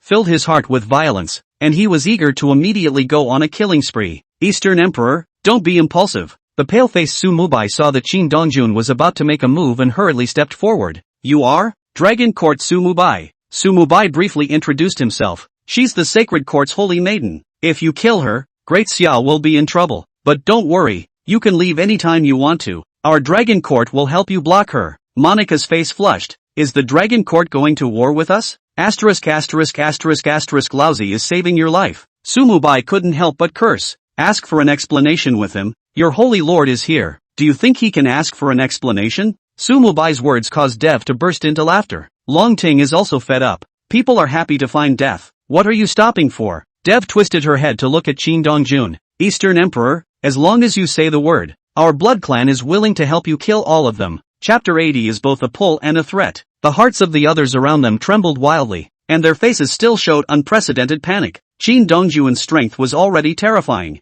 One person could almost destroy all of them in a group. If Dev helped Shin Dongjun, then none of them would be able to get out alive. For a while, everyone's hearts were tense to the extreme, fearing that Shin Dongjun would nod his head. Shin Dongjun looked at Dev with raw coldness. Your abacus beads popped up on my face. Dev let out a petulant laugh. East Emperor, they don't see eye to eye with you anyway. You living is a nightmare for them. They will never let you go if given the chance, so it would be better to take this opportunity to get rid of them all. Shin Dongjun didn't say anything, as if he was pondering whether or not to cooperate with Dev. East Emperor, your 18 riders are gone. We, the Blood Clan, are willing to be your vanguard and sweep everything away for you. Dev seduced again. As long as you nod, we can prove it right now. Dev's proposal slightly moved Shin Dongjun, but it's just a heartbeat. What are you trying to do? Don't drag me into it. Shin Dongjun turned around and left, causing the crowd to breathe a long sigh of relief. Seeing this, Li Xuanqi hurriedly led her people to follow. She didn't want to stay here at all now. It was too damn scary. The holy maiden of the sacred court, the little princess of the blood race, and the other forces, if they really had to fight, this number of them would not be enough. Du looked at Shin Dongjuan's departing back and a disappointment appeared in her eyes. How she wished that Shin Dongjun could just nod his head, so that the blood clan could be bound together with Shin Dongjun. By the time the matter here leaked out, the sacred court would definitely be at loggerheads with Shin Dongjun. The pressure on their bloods would plummet. Favorably, Shin Dongjun was not up to it. Mr. Shin, what the hell just happened? Li Xuanqi caught up with Shin Dongjun and couldn't help but ask, how did the Ark of the Covenant suddenly shatter? And what about the fact that when the Ark of the Covenant shattered, I felt a huge wave of energy? Someone is hiding in the shadows. Shin Dongjun said indifferently. That energy fluctuation is the power contained in the Ark of the Covenant. Now it has been taken by the other side. Li Xuanqi looked at Shin Dongjun dumbfounded. There really is mysterious energy in the Ark of the Covenant. Ha, right. Before, Shin Dongjun was still a bit skeptical, but the moment the Ark of the Covenant shattered just now, he was already sure. Just who the hell was it that managed to collect this overflowing energy? Shin Dongjun couldn't think of anything even if he wanted to. Then wouldn't the other party be terrifying, destroying the Ark of the Covenant and stealing this energy without even seeing anyone? Mr. Shin, can you do it? Yes. The corners of Li Xuanqi's mouth twitched. She was indeed a pervert. No wonder everyone in the dark world is so scared of you that they don't even want to talk about it. Just that the person in the dark could also do it. Wouldn't it mean that the other party wasn't weak to Shin Dongjun? Who the hell is that? Go back and tell your old man not to take on this kind of strange and weird stuff in the future. Shin Dongjun reminded. Otherwise you're not that far from disappearing. Could the same thing as the Ark of the Covenant still be present? Intuition tells me there will be. The Ark of the Covenant might just be the beginning, after all. It's not enough to mobilize all the forces and make a complete mess of the major powers with just one Ark of the Covenant. Can the Heavenly Palace still take out this ancient and mysterious thing? Li Xuanqi frowned. Where did they find it? Hell no. Qin Dongjun also couldn't figure it out. According to reason, these ancient and mysterious things had long disappeared into the river of history and shouldn't have appeared. The Ark of the Covenant was favored. When Qin Dongjun and the others returned to the International Dingsheng Hotel, the place had already returned to normal and the bodies had been disposed of. Lin Yanqiu stood at the entrance of the auction site, staring blankly towards the distance. Qin Dongjun suddenly left, and Lin Yanqiu vaguely guessed something. Now that Qin Dongjun had left for more than 2 hours without returning, it filled Lin Yanqiu's heart with worry. It was then that she saw the person who had left her hanging. Lin Yanqiu quickly ran over, her worried eyes constantly scanning over Qin Dongjun. No injuries, right? No. Qin Dongjun gently shook his head with a gentle smile on his face. Why are you waiting for me outside? Didn't I tell you to wait inside? It's stuffy in there. I came out to get some air. Qin Dongjun knew that Lin Yanqiu was worried about herself, but the woman was just too thin-skinned to say so. Suddenly, Qin Dongjun saw Lin Daoyi not far away. I'm going to have a word with your father. Yes, Miss Lin loves Mr. Qin very much. Li Xiangui stared at Lin Yanqiu with a gossipy face. Can you tell me how you made Mr. Qin fall in love with you? Just now, Lin Yanqiu only cared about Qin Dongjun and didn't even notice Li Xuanji. You are? The young proprietor of the Great Tang Auction House. Li Xuanji. Li Xuanjia briefly introduced, currently considered a friend of Mr. Qin. For some reason, when Lin Yanqiu heard that Li Xuanji was Qin Dongjun's friend, her heart was slightly uncomfortable, even wary. Meanwhile, Qin Dongjun had already lit a cigarette for himself. You've been here the whole time? I was going to go and join in the fun, but I don't feel comfortable with her. Lin Daoyi glanced at Lin Yanqiu. It's good that you didn't go to join in the fun. Qin Dongjun exhaled a mouthful of thick smoke. Be quiet lately and don't make any moves. If you need me to step in, contact me directly, said Qin Dongjun as if he had thought of something. My identity has been exposed. Lin Daoyi's brows were furrowed together in a deadly frown. He had done so much before just to let Qin Dongjun continue to hibernate so that he could do his own thing. It also serves as a sharp sword in his hand. What happened? This auction was originally targeting me. Qin Dongjun's face was grave. Someone doesn't want me to hide. Who? Heavenly Palace. Qin Dongjun said word for word. Ever heard of it? No. You'll know if you go and check it out. Qin Dongjun took a deep breath. Remember, if you meet someone from the Heavenly Palace, you should just wimp out, even if it means betraying me. Lin Daoyi was just about to open his mouth when Longting Sumubai brought people over from a short distance away, still heading straight for Qin Dongjun. Mr. Qin. Sumubai greeted Qin Dongjun with respect and politeness. Can we talk? Yes. Qin Dongjun agreed painfully. You go back first. I'll take care of Nianqiu. With that, Qin Dongjun led Sumubai towards the side. Say, what is it? Mr. Qin, Dragon Court would like you to join. Sumubai didn't have any nonsense and directly solicited Qin Dongjun. If you're willing to join us. Not interested. Qin Dongjun directly interrupted Sumubai. Mr. Qin, you should be looking into the Green Mountain orphanage fire of more than 20 years ago, right? Sumubai lowered his voice. If you're willing to join the Dragon Court, the Dragon Court will tell you everything it knows. All of it. Qin Dongjun frowned slightly. Threatening me? Mr. Qin, you should also be well aware that with your current ability alone, it's not normally difficult to find out about this matter. And we've gotten word that the Heavenly Palace has reappeared. Sumubai said heavily. You've caused them to suffer heavy losses. Do you think they'll let you go? You're strong enough that you're not afraid of them. But what about a mess? Lin, Chapter 81 Go to bed. Sumubai did not directly threaten Qin Dongjun, but instead threatened him in a different way. Tell him, if you don't join our Dragon Court, not only will you not be able to cope with the Heavenly Palace, Lin Yanqiu may also be in danger. Qin Dongjun's gaze slowly chilled, and a heart-stopping killing intent surged out from his body. At that moment, Sumubai's face changed slightly. Eastern Emperor, I know that you let the Seeing Sky Monk go in the end because you wanted him to lure out the people behind you, but what if he had been killed too? All your leads would have been pretty much cut off. There is no harm in cooperating with us. Sumubai's tone intensified a few points. Our Dragon Court won't boss you around. You're a completely independent individual. We'll only look for you when we're dealing with the Heavenly Palace. Sumubai felt Qin Dongjun's killing intent and knew that he had angered him.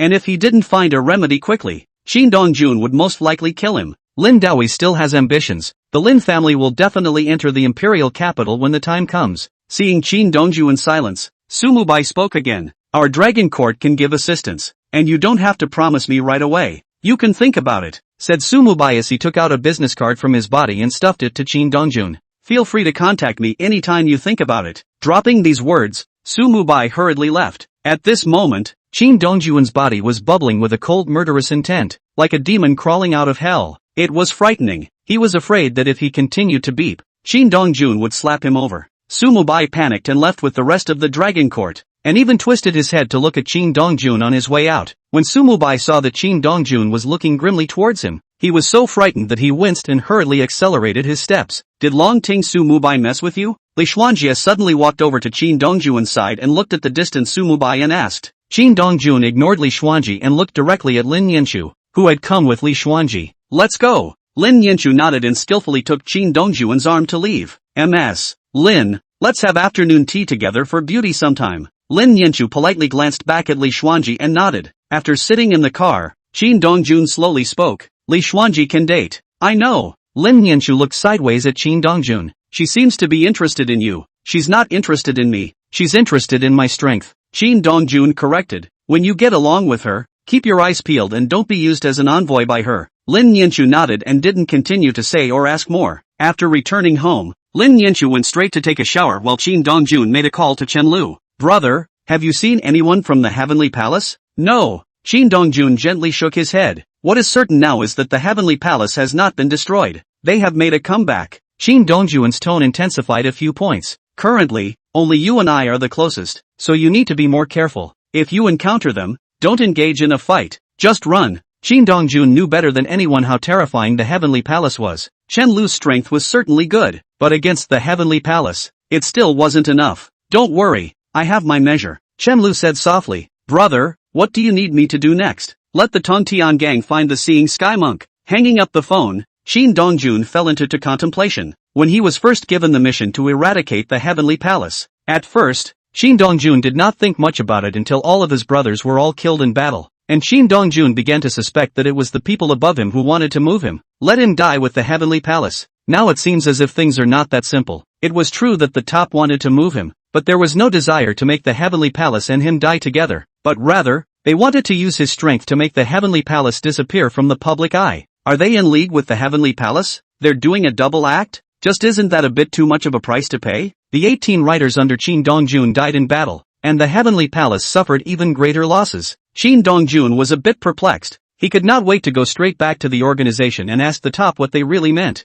But in the end, Qin Dongjun gave in. He knew that he had gotten out of the organization because the 18 riders had traded their lives for it. If the 18 horsemen were alive in heaven, they would never wish for Qin Dongjun to return. But now that his identity had been exposed, even if he didn't go back, wouldn't they find him? Thinking of this, a thick bitterness welled up on Qin Dongjun's face. Just as Qin Dongjun was imagining things, Lin Yanchu walked out wrapped in a bath towel and wiping her hair. Having trouble with something? The soft voice pulled Qin Dongjun back to reality. It's not really trouble. Qin Dongjun spat out a mouthful of stuffy air. It's just that I suddenly realized that I was being counted on from start to finish, and I feel a little uncomfortable in my heart. Think about it. Lin Yanchu sat beside Qin Dongjun and softly comforted. Where there are people, there are rivers and lakes and fights and deceit. Even if you're careful, it's inevitable that you'll fall into a hole that someone else has dug for you. I've been counted on before, the same way I've counted on others. I'm fine. Qin Dongjun knew that Lin Yanchu was worried about herself and said softly, you should hurry up and go blow dry your hair. You blow for me.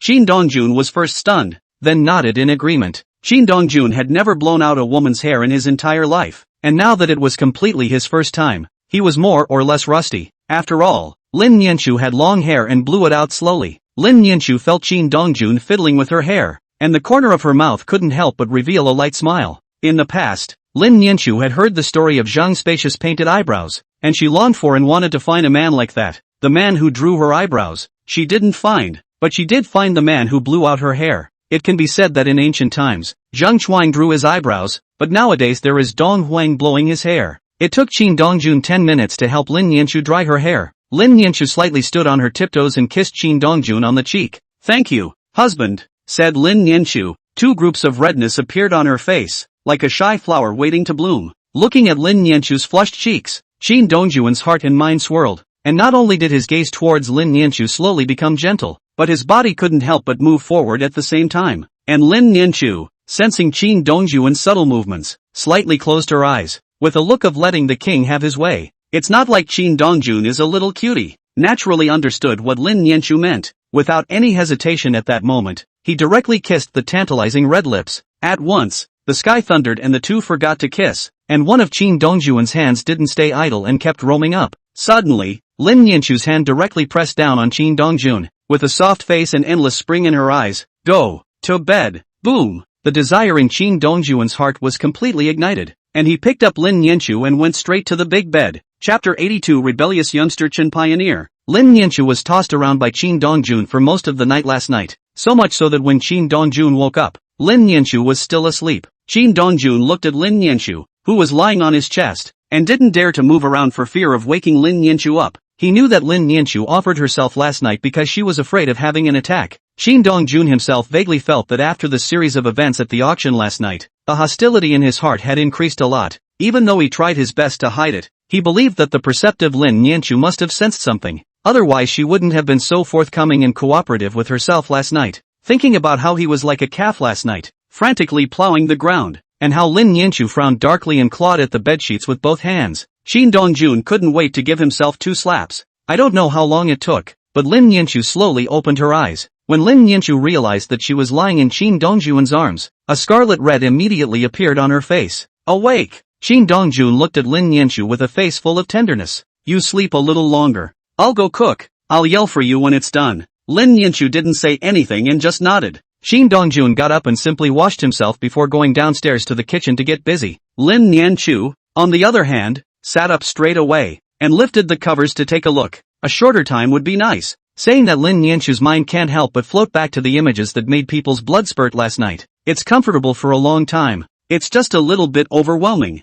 Qin Dongjun had just finished cooking when Lin Nianchu walked down from upstairs. It's just that Lin Nianchu's walking posture is slightly awkward today. You're down just in time. Hurry up and come over for dinner. Lin Nianchu looked at the rich breakfast and looked at Qin Dongjun curiously. You really know how to cook. You taste how it tastes first. Lin Nianchu picked up a spoon and took a sip of the soup Qin Dongjun made, then gave Qin Dongjun a thumbs up. This soup is great, said Lin Nianchu as she took another bite of the dish. The dish is also delicious. Being praised by Lin Nianchu, a soothing smile appeared on Qin Dongjun's face. Eat as much as you like. When you said you could cook before, I thought you were lying to me or that your cooking was average. Lin Nianchu ate while saying, I didn't expect you to cook so well. How did you practice? Just do it more often. I don't believe it. Lin Nianchu hummed lightly. My dad can cook too, but he's just terrible at it. Maybe it has something to do with talent. It's possible. This meal was definitely the best breakfast Lin Nianchu had had in recent years. Can you cook more often in the future? Lin Nianchu looked at Qin Dongjun with a face full of supplication. Yes. Qin Dongjun stared deeply at Lin Nianchu. If you like it, I'll make it for you for the rest of your life. Good. Lin Nianchu smiled sweetly. You can't lie to me. I won't lie to you. Qin Dongjun promised with conviction. But you also have to promise me that you won't aggravate yourself so much next time. Lin Nianchu faintly froze. I didn't condescend myself. Last night, you were sensing that something was wrong with me. You're talking about this. Lin Nianchu said unconcernedly. I did notice it, but I did think about it too. You're my husband. It's your duty, and there's a law against going against a woman's will. Qin Dongjun never thought that not being able to go against a woman's will would be used by Lin Nianchu in this place. He knew that Lin Nianchu didn't want to put too much pressure and guilt on himself. Thank you. We're married. Are you sure you want to say thank you to me? It's my fault. Qin Dongjun hurriedly apologized. Let's go to work now. Yes. Since Lin Nianchu was tossed around by Qin Dongjun last night, her walking posture was slightly awkward. So much so that certain employees of the Hao Yue group saw Lin Nianchu's walking posture and immediately began to discuss it with the others. Our boss's dad is great. Mr. Lin's walking posture is off. Boss daddy's battle value is so enviable. Why don't we go to the boss's dad and ask what we can do to make a woman change her walk? The men were looking for Qin Dongjun to learn from his experience, while the women wanted to feel just how strong Qin Dongjun, the boss father's battle value was. Qin Dongjun didn't even know that Lin Nianchu's walking posture could cause a stir in the Hao Yue group. At this moment, he was checking the results of the security department's training in the past few days. Although Qin Dongjun didn't bother to supervise, he had to admit that these people really hadn't been lazy, and they had all improved greatly compared to before. Qin Dongjun wasn't the kind of leader who talked a lot of nonsense, and he told everyone to continue to stick to their training, so he simply adjourned the meeting. Qin Dongjun returned to the office and just drank a cup of tea when the receptionist suddenly called. Mr. Qin, Chen Pioneer Chen Xiao is looking for you. Qin Dongjun frowned slightly when he heard the 3 words Chen Pioneer. What did he come to see him for? Bring him here. Soon Chen Pioneer was brought to Qin Dongjuan's office by the receptionist. There are so many good places in the Hao Yue group. But, Mr. Qin even ran to the security department, which is all lords. Chen Pioneer looked like he had come to his own territory, not waiting for Qin Dongjun to open his mouth, and sat his butt on the sofa. What department do you think I should be in? Of course it's the sales department. Chen Pioneer grinned as he stared at Qin Dongjun. There are a lot of beautiful women in the sales department of the Hao Yue group, especially Yu Qinga, the boss of the sales department. That's a beauty. You have a thing for her? Interesting my ass. Chen Pioneer sighed softly. People don't give a damn about me. Qin Dongjun looked at Chen Pioneer in surprise. There are still women who don't give a damn about you? Don't you take me for Song Yingjun? Chen Pioneer laughed. I'm a person who likes you to do what you want. I don't like to force people. It's boring, like ing a corpse, said Chen Pioneer with a hefty smile. Besides, men like women who are hot at both ends, and a hot head is going to come to mess with the hair. Chen Pioneer, this is not lying to Qin Dongjun. He may not be good in other aspects of his character, but in the aspect of women, really let a person cannot pick any faults. I'll set you up sometime.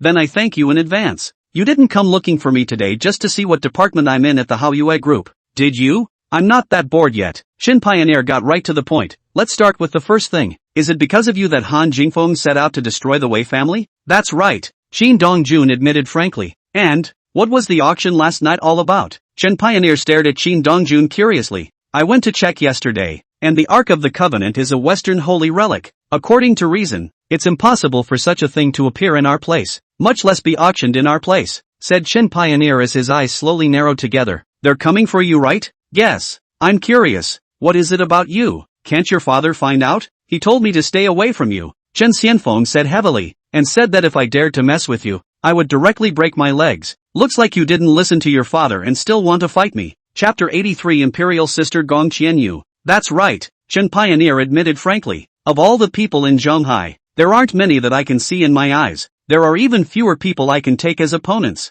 You're totally looking for excitement? What's the use of being young if you're not looking for a little excitement? The words are true. Qin Dongjun nodded. But the excitement you seek will kill you. To be able to fight someone like you, even if I die, I feel that I have not come to this world in vain. Qin Dongjun looked at the combative Chen Pioneer and was speechless for a while. How did he not realize that it was a dead brain when he had contact with Chen Pioneer before? If the Ark of the Covenant had not appeared, Qin Dongjun would not have minded accompanying Chen Pioneer for a bit of fun. Right now he is really unavailable. Then why don't you move towards the outside? Qin Dongjun asked curiously. It's pointless for you and I to fight in Zhonghai. It's kind of a harbor. If you're capable, go outside and play with the other great young men and see which of you is stronger and which is weaker. You don't want to fight me? There are a bit too many things to take care of you, Qin Dongjun said truthfully. Besides, you're really too weak. It's easy for me to play you to death. Why don't you go ahead and develop a little, and then you can find me. How far do I need to go to qualify as your opponent? The ability to step on the top dude in the imperial capital.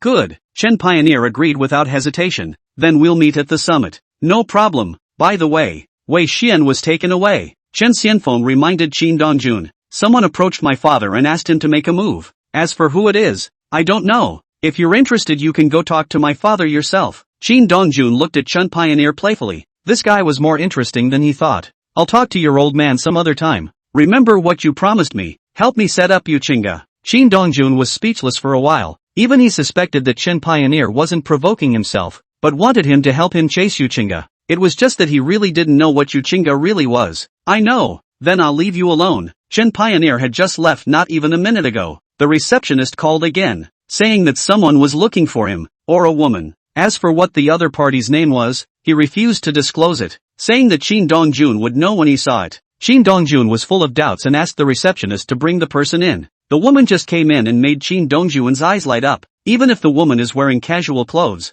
the fullness of the chest is still calling out. A pair of phoenix eyes as bright as the white moon, but the gaze that comes out with a stranger do not enter the coldness. Plump breasts, long legs, slender waist, without the slightest sense of greenness all over the body, just like a ripe peach. Royalty, or extreme royalty. You are? Gong Qianyu. Gong Qianyu stared expressionlessly at Qin Dongjun. From the Phoenix Palace, Qin Dongjun's face immediately turned odd. The Dragon Court and the Phoenix Palace are the two official organizations of the Great Xia, and the Dragon Court is mostly men with only a small number of women, while the Phoenix Palace is clear of women. Yesterday, Long Ting had just appeared, and Su Mubai had even approached himself, and today, the people from the Phoenix Palace were looking for him again. Are they all on to themselves? You guys wanted to see me about something? Mr. Shin, we would like you to join our Phoenix Palace. You're not kidding, right? Shin Dongjun stared at Gong Qianyu with a face full of incredulity. Doesn't your Phoenix Palace not want men? You're different. That's different for me.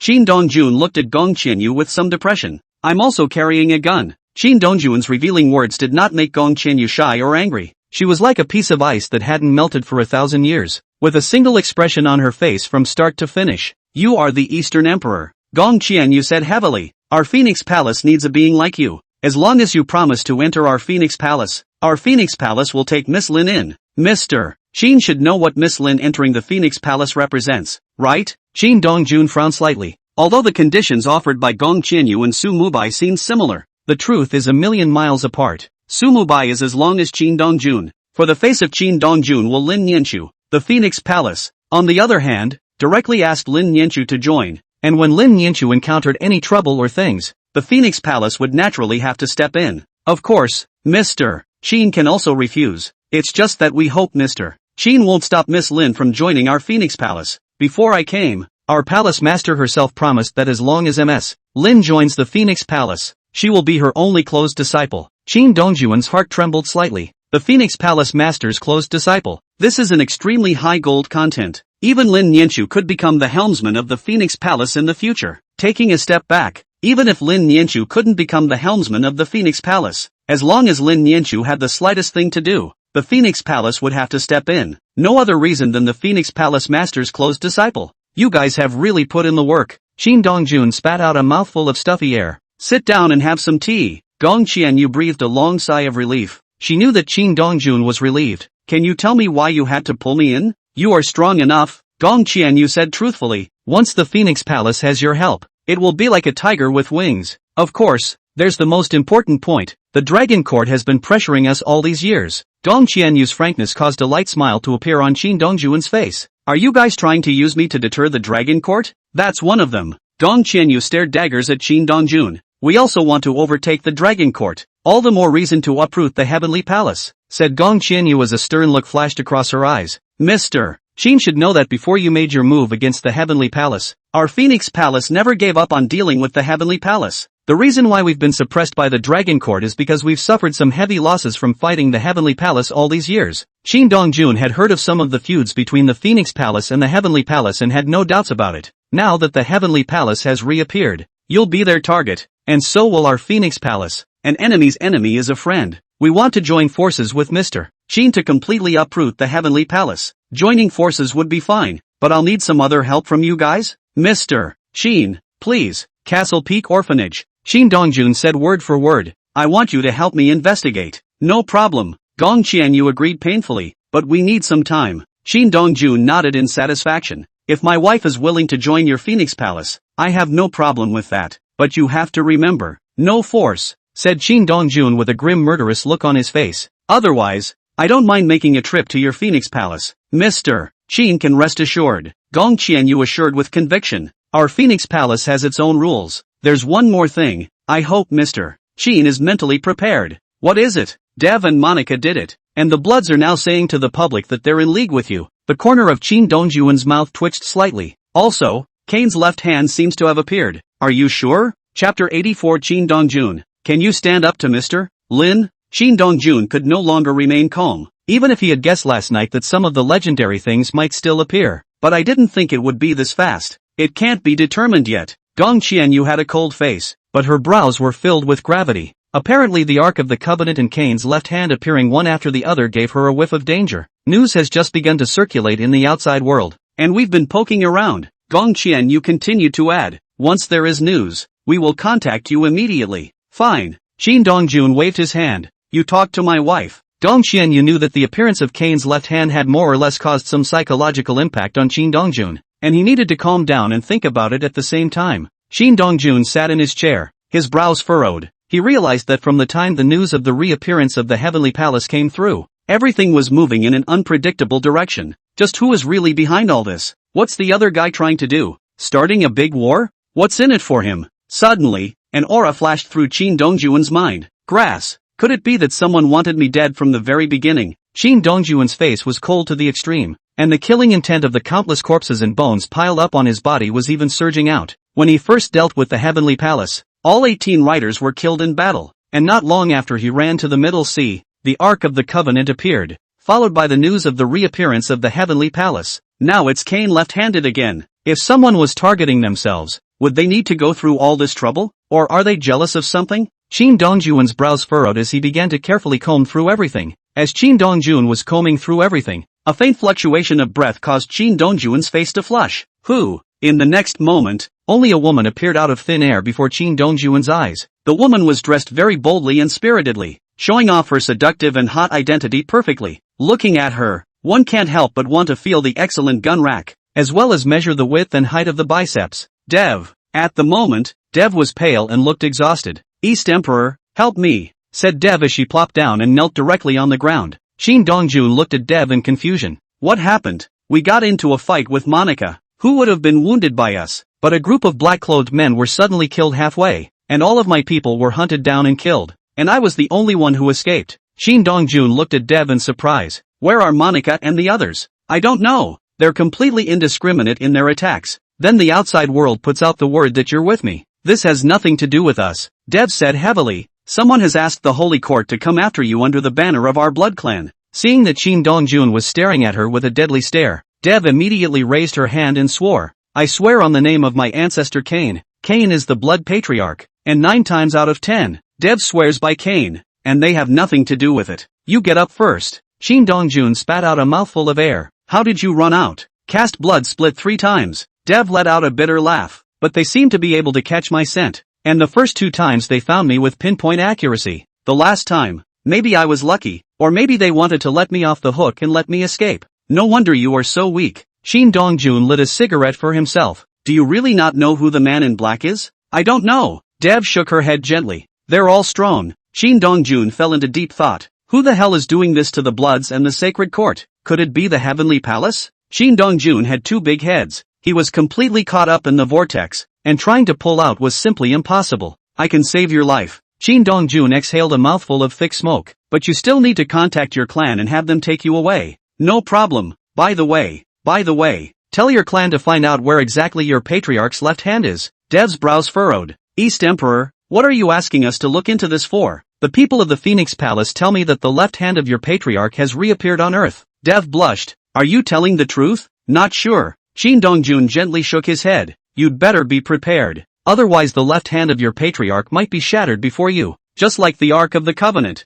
Thanks for informing me. Dev looked at Qin Dongjuan gratefully. I will contact my father now, said Dev, looking at Qin Dongjuan with some embarrassment. Can you lend me your cell phone for a bit? I ruined mine when I got into a fight. Without any nonsense. Qin Dongjuan unlocked the phone and threw it to Dev. Dev didn't avoid calling Qin Dongjuan and dialed the number across the Atlantic in front of him. Instead of speaking in Daxia, Dev communicated in English. Although Qin Dongjuan couldn't hear what was being said on the other side of the phone, the way Dev was shocked in what she said made Qin Dongjuan certain of one thing. Cain's left hand is really present. Hanging up the phone, Dev returned the phone to Qin Dongjuan. East Emperor, Cain's left hand has appeared. Or is it you? Daxia. This result was expected by Qin Dongjuan. My father speculated that someone might be trying to start a war between East and West with our Western holy relics. My father wants you to help us get back our ancestors' left hand. Dev looked at Qin Dongjuan prayerfully. No matter what you ask for, we can oblige you. Fearing that Qin Dongjuan would refuse, Dev added, I will be your subordinate as a gift. It makes sense and is unexpected that the Bloods would have Dev as a giveaway. After all, Cain's left hand is said to hold the secrets of the world. Even if this legend is false, Cain's left hand surely contains great energy. You haven't played with a blood woman yet,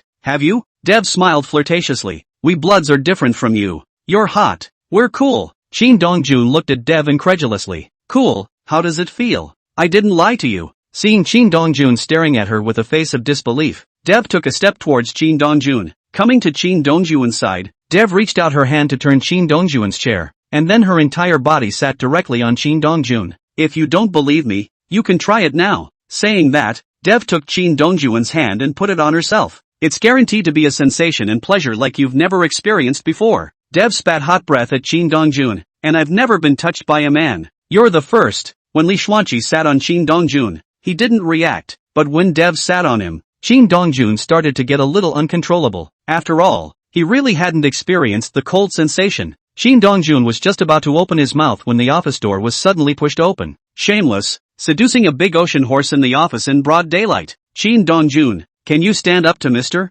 Lin? Chapter 85. Do you think I'm an airhead? The woman was wearing an OL professional suit. Her black, waterfall-like hair was coiled up, and a melon face was slightly powdered, making her look exceptionally bright. She also wore a pair of rimless glasses that made her look like a strong woman who had stepped out of countless movies and TV shows, especially since her face was as frosty as ice right now. She was staring at Shin Dongjun with a death glare, itching to thwart him. Shin Dongjun frowned slightly as he looked at the woman who suddenly pushed the door in. Do you have any manners? Dev spoke up suddenly. Don't you know to knock? Polite? The woman snorted coldly. Depends on to whom. A shameless woman like you doesn't deserve my manners. The woman's words filled with humiliation didn't make Dev angry. Instead she let out a light laugh. If you're Lin Nianchu, there's nothing wrong with you saying that. Too bad you're not. And here you are accusing me? How come you didn't succeed in hooking up with Mr. Shin yourself, and when you see me sitting on Mr. Shin, you feel uncomfortable and jealous? The woman's chest heaved. You, alright. Shin Dongjun pushed Dev away from his body. May I ask who you are? Yen Ruyu. Yen Ruyu said with a cold face, manager of the public relations department of the Hao Yue group. Mr. Lin asked you to accompany me out. Dropping these words, Yen Ruyu didn't care if Shin Dongjun would follow her. She turned around and walked towards the outside. You find a place to hide first. Shin Dongjun looked at Dev and said softly, don't be found by them, and contact me anytime you're in danger, said Shin Dongjun as he picked up a pen and paper and wrote down a number and handed it to Dev. Aren't you going to experience the difference we bloods make? Somewhat reluctantly, Dev continued to seduce. Bloods aren't just cool, they can be hot. It can make you thoroughly enjoy the ice and fire. Shin Dongjun would be lying if he said he wasn't curious, but he knew that the word color was a knife, and once he did have sex with Dev, he was afraid that he would be completely haunted by the bloods. It's better to keep your distance. You might want to think about where to hide first. Shin Dongjun had just come out of his office when he saw Yen Ruyu standing not far away just waiting for him. Just as Shin Dongjun was about to go over, Yen Ruyu lifted her feet and left. At that moment, Shin Dongjun let out a bitter smile and hurriedly followed with quick steps.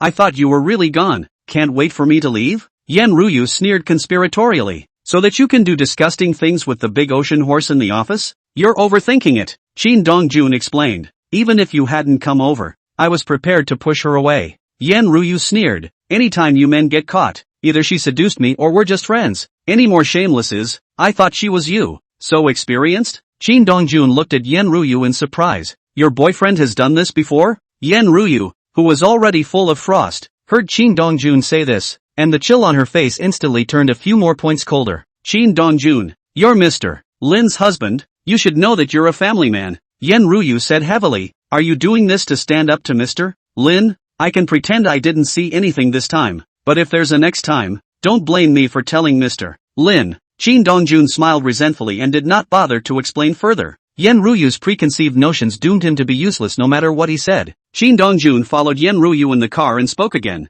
Can you tell me what we're going to do? Negotiate. Yen Ruyu said simply. When we get to the place, you don't need to say much, just keep an eye on me. Shin Dongjun looked at Yen Ruyu suspiciously, with an air of waiting for her to continue. Nay, Yen Ruyu had no intention of continuing to speak. Solely, Shin Dongjun stopped asking. He could tell that Yen Ruyu didn't want to talk to him at all right now, and there was no need for him to put a hot face on a cold ass. Yen Ruyu drove Shin Dongjun to a restaurant, parked the car and led Shin Dongjun inside. Ms. Yen, you're here. When the waitress saw Yen Ruyu, a professional smile appeared on her face. Chang Xiao is already waiting for you in the box. Let me take you there. Yen Ruyu didn't utter a word, giving off an air of superiority. The waiter brought Yen Ruyu to the door of a box on the second floor and knocked politely on the door a few times. Chang Xiao, Miss Yen is here. Come in. The attendant gently pushed open the door to the room and made a gesture of invitation. Jade, you're here. A very ordinary-looking young man with a nice temperament in the box rose to greet him. Sit down. Said man pulled out a chair next to his own. However, Yen Ruyu didn't sit over there, but sat across from the man. Chang Shua, I don't have that much time to play with you. Yen Ruyu stared at Chang Shua with an icy face. What exactly do you want? Just say it. As if Chang Shua had long been accustomed to Yen Ruyu's appearance, he let out a light laugh.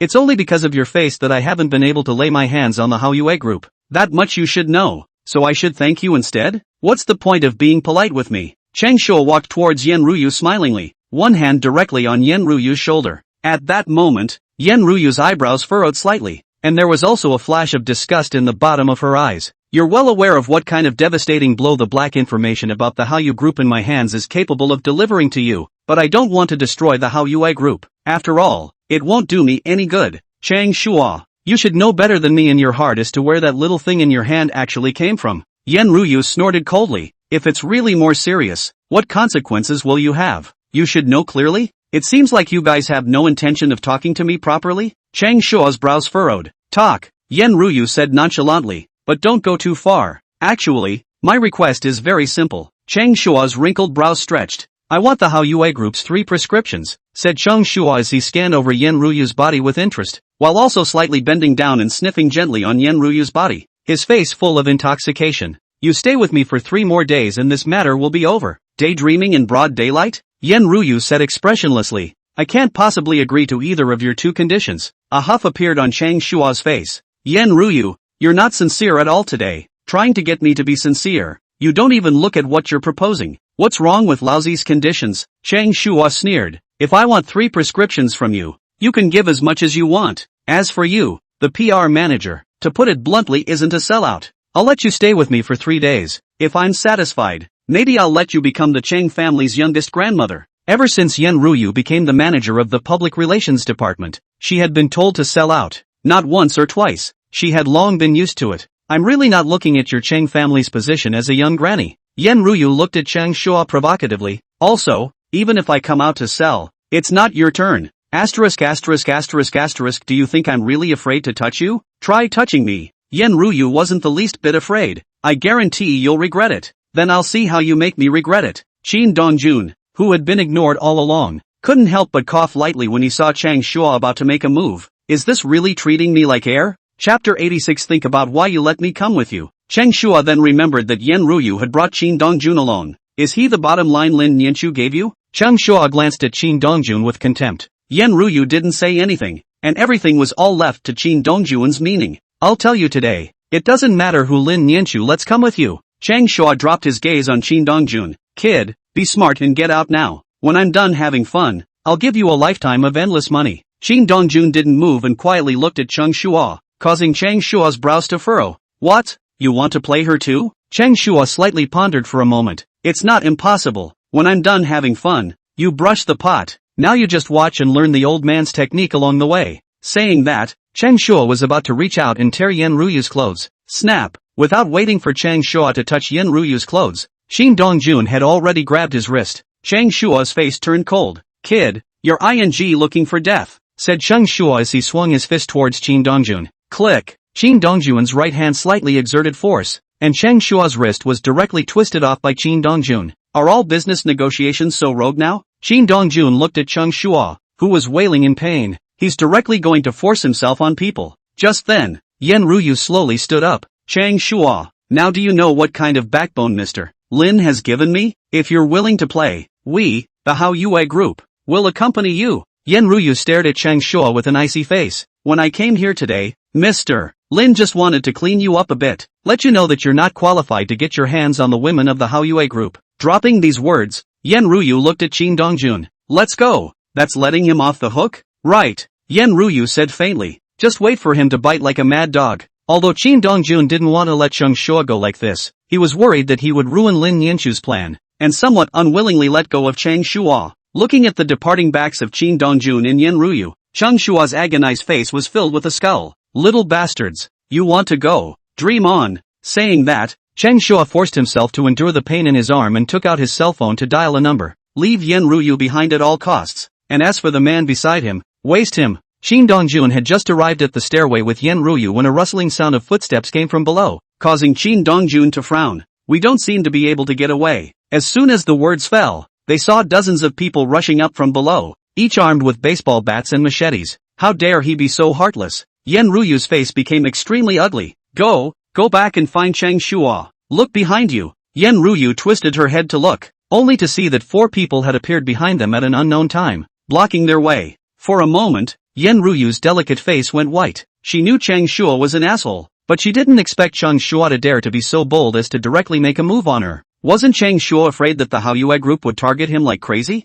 Yen Ryu, teaching me a lesson is it? Chang Shua walked over with a gloomy face. Are you qualified? Chang Shua, aren't you afraid that the Hao Yue group and you won't stop until death? Chang Shua couldn't help but laugh like he had heard the biggest joke in the world. Immortality? Chang Shua's laughter came to an abrupt end as he said grimly, do you think you're Lin Nianchu? And still immortalized with me? If it was Lin Nianchu himself, Chang Shua would never dare. Yan Ruyu was different, just a PR manager. He didn't believe that Lin Nianchu would really fight to the death with himself for a manager. Yan Ruyu had been crawling around for so many years, so she naturally heard what Chang Shua meant beyond his words. For a moment, a forlorn look appeared on Yan Ruyu's face. Chang Shua, you let him go. I'll stay with you. Qin Dongjun looked at Yan Ruyu in surprise. He didn't think that at this point in time, Yan Ruyu would even think of helping himself out. Let him go? Chang Shua gritted his teeth and said, then I didn't break my hand for nothing. If you walk over here honestly now, you won't be in danger yet. Otherwise if they start fighting,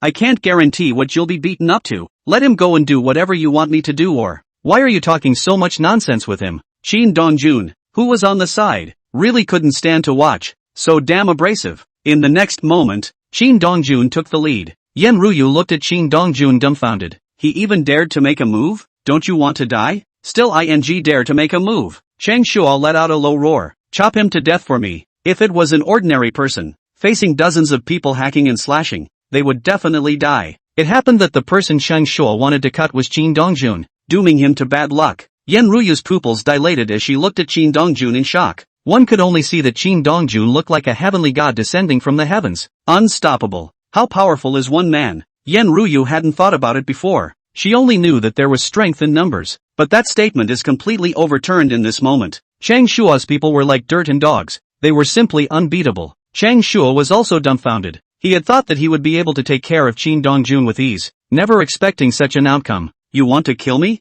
Qin Dongjun settled everyone and turned to look at Chang Shua. Just one glance made Chang Shua feel like falling into an ice cave. At this moment, Chang Shua only felt like he was being stared at by a flooding beast, and at any moment, he could be swallowed in one gulp. Barta! Barta! Qin Dongjun walked towards Chang Shua step by step, his dull footsteps sounding like the funeral bells of hell ringing out, ruthlessly striking Chang Shua's heart. Gulp! Chang Shua couldn't help but swallow his saliva. Snap! Qin Dongjun arrived in front of Chang Shua. His right hand was drawn out, and Chang Shua directly flew out backwards, ruthlessly smashing into the wall next to him. With this slap, even if Qin Dongjun withdrew his force, half of Chang Shua's face directly swelled up. You can't kill me. Chang Shua was not blinded by Qin Dongjun's slap. Instead he was awake to the extreme. If you kill me, the Chang family will not let you go. Facing Chang Shua's threat, Qin Dongjun did not care. Call your father and tell him to get his ass over here. Qin Dongjun said coldly. I want to see how he won't let me go. Chang Shua hit a jolt, looking at Qin Dongjun with a face full of incredulity. You sure? Looks like you'd like to die now? I'll fight now. Chang Shua was afraid that Qin Dongjun would suddenly change his mind and took out his cell phone from his body and dialed his old man Chang Hu's number. Dad, help me. People from the Hao Yue group are trying to kill me. And just at this time, Yan Ruyu snapped back from her shock. We can't let him call. Don't worry. Qin Dongjun took out a cigarette and lit it. Jumping clown, can't make any waves. Do you know who Chang Shua's father is? It doesn't matter who it is. Qin Dongjun directly interrupted Yan Ruyu. Think about why my wife asked me to come with you and not someone else. Chapter 87 Hubby, you're not mad, are you? Chang Hu, as one of the three giants of the underground world in Zhonghai, never dreamed that one day someone would dare to touch his son. Lin Daoyi, do you really think you're invincible? In Chang Hu's opinion, it must be Lin Daoyi's authorization. Otherwise Hao Yue group would never dare to move Chang Shua. Immediately Chang Hu called to shake people and went straight to the hotel. He wanted to see if Lin Daoyi wanted to completely poke the sky of Zhonghai. Seeing Chang Hu's sullen face, Chang Hu's driver couldn't help but ask, Master Tiger, what's going on here? Lin Daoyi wants to touch my son. Chang Hu's voice was filled with coldness. What are your chances of winning against him? 50%. Enough. A murderous intent surged on Chang Hu's face. Let's send Lin Daoyi on his way today. In the hotel, Yan Ruyu had completely come back to her senses and realized that Lin Nianchu had asked Qin Dongjun to come, fearing that he was trying to clean up Chang Shua. It was just that Chang Shua's old man was Chang Hu. Could Qin Dongjun really deal with that? Yan Ruyu wanted to open her mouth to ask, but she held back when she saw that Qin Dongjun was half squatting his body to ask about Chang Shua's affairs. Although she didn't bother to ask Qin Dongjun, Yan Ruyu sent a message over to Lin Nianchu. After all, Qin Dongjun was Lin Nianchu's husband. She couldn't afford to take the blame if something happened. In the Hao Yue group, Lin Yanchu didn't have any worries when she saw the text message from Yen Ruyu. She had seen Qin Dongjuan's stance more than once, and Changhu's difficulty in trying to move Qin Dongjuan was not normal. Even if she wasn't worried, Lin Yanchu still chose to go over and take a look. There were some things that Qin Dongjuan was suited to handle, and there were other things that would require her to personally step in. Before Lin Yanchu arrived, Changhu had already arrived and had people surround the restaurant at the first opportunity. "Let me see. Who in the Hao Yue group wants to kill my son?" The cold and muffled voice caused Yen Ruyu to uncontrollably shiver. Instead, it was Qin Dongjun who was filled with calm. However, Qin Dongjun didn't respond, but instead stepped on Chang Shua with one foot. When Chang Shua saw Changhu leading the men up, he hurriedly shouted, "Dad, save me!" The chill on Changhu's face worsened as he saw Chang Shua being stepped on, even as his hands were clenched together in death. "I thought it was Lin Daoyi." Changhu stared at Qin Dongjun dead in the face. "So it's Mr. Qin." Qin Dongjun is now the man of the hour in Zhonghai, and it's impossible for Changhu not to recognize him. "I wonder what Mr. Qin means by this?" "Your son threatened my wife's company," Qin Dongjun said indifferently, and tried to misbehave with Ms. Yen. "What do you say to this matter? I want to know if this is Mr.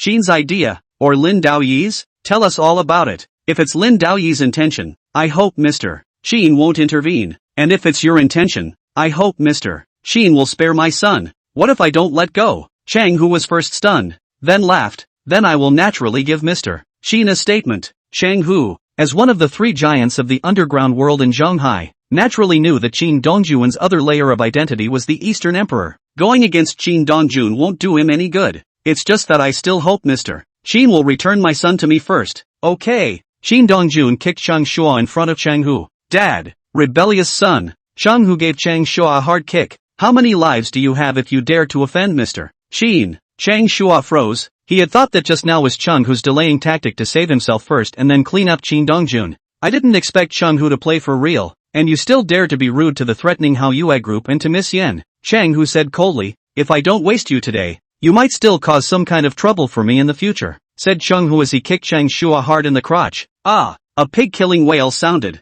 followed by a piece of scarlet blood staining Chang Shua's crotch. Yen Ruyu looked at the scene in front of her. It was like a dream. Everything was so unreal. "Mr. Qin, is this explanation satisfactory?" Qin Dongjun looked at Chang Hu expressionlessly. "A ruthless man, as long as Mr. Qin is satisfied." Chang Hu said expressionlessly, "Can I take my son and leave now?" "No." As this crisp voice came, Lin Yanchu slowly walked up from downstairs. Chang Hu saw Lin Yanchu, and his brows dyed together. "Ms. Lin, what do you mean? You guys threatened me back then. Are you just going to let it go?" Lin Yanchu said in a nonchalant manner. "Master Tiger, there's no such rule, is there? So what do you want?" "I want all the resources of everything about medical care under your command." Lin Yanchu opened his mouth with a lion's mouth. "Of course Master Tiger can refuse, but what my husband would do, I don't know." Lin Yanchu, rabbits bite when they're anxious. Chang Hu clenched his fists together in death. He could lose Chang Hu as a son. After all, he had other sons. However, if they gave up the medical market in Zhonghai, it would be the same as directly giving Lin Yanchu a steady stream of income. "You wouldn't dare," Lin Yanchu said with great certainty, "unless you want to die." The blunt threat caused Chang Hu's face to flicker with uncertainty. He did dare not. After all, Qin Dongjun was the Eastern Emperor, and once he let Qin Dongjun make a move,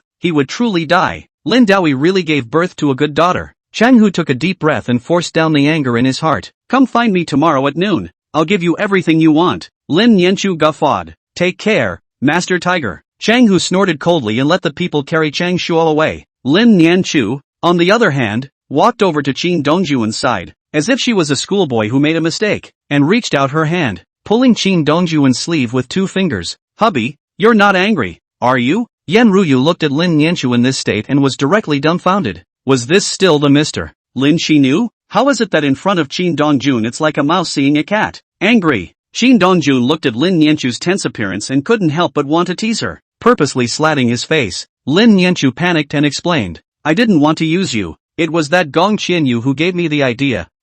What I'm angry about is why you didn't tell me before." Qin Dongjun directly interrupted Lin Yanchu. "I'm your husband. You're in trouble and you don't think of letting me help you out. Instead, you let someone else give you ideas before you think of me. You tell me if I should be angry." Lin Yanchu smiled sarcastically. "I was wrong. When I encounter things in the future, I'll look for you and let you help me out. Don't be angry, okay?" said Lin Yanchu, pulling up Qin Dongjuan's arm and started pampering him. Yen Ruyu on the side was completely numb. This is Lin Nianchu, the strong woman who kills and kills in the mall. How did she become like this? Is it true that falling in love really changes? But why didn't you change? Because you met a scumbag? But Qin Dongjun isn't good either. Yes, Mr. Lin didn't know that Qin Dongjun was hooking up with other women behind her back. Definitely. Qin Dongjun couldn't have imagined how countless things Yen Ruyu brainstormed in an instant. Where is Gong Qianyu? Qin Dongjun asked curiously. Gone? Didn't leave. Lin Nianchu gently shook her head. There's a foreign woman in the company. Said he wants to see you.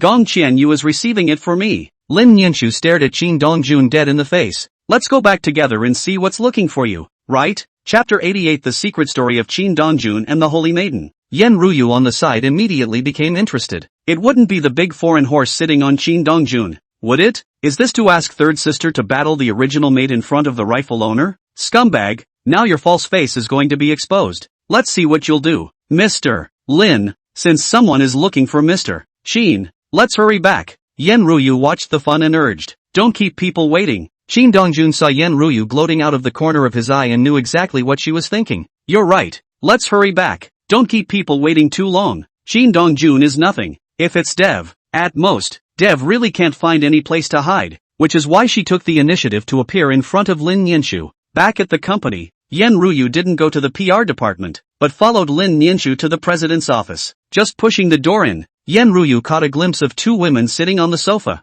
Originally Yen Ruyu thought that the blonde woman would be Dev, but she never expected it to be otherwise. 2. Yen Ruyu reflexively opened her mouth. What 2? Lin Nianchu looked at Yen Ruyu in confusion. It's nothing. Yen Ruyu hurriedly changed her words. Mr. Lin, you should receive the guests first. I'll catch you later. Yen Ruyu glanced meaningfully at Qin Dongjun as she left, as if to say, kidney for you to play waste, scum. Qin Dongjun was speechless for a while. It was obvious that Yen Ruyu had a big preconception about him now. Monica. Qin Dongjun stared at Monica curiously. You're not dead. Disappointed? A bit. Qin Dongjun nodded. There's no way for the game to continue if you don't die. Monica knew that the game Qin Dongjun was talking about was that someone was trying to stir up strife between the sacred court and him. They didn't intend to let me go, and have been chasing me the whole time. Monica said heavily, if it wasn't for the people from the Dragon Court helping me out, I wouldn't have been able to come here. Where's Dev? Monica's words changed. Did she come to see you? You think she's still alive? The purest blood race that still possesses a blood doppelganger. It's very difficult to kill her.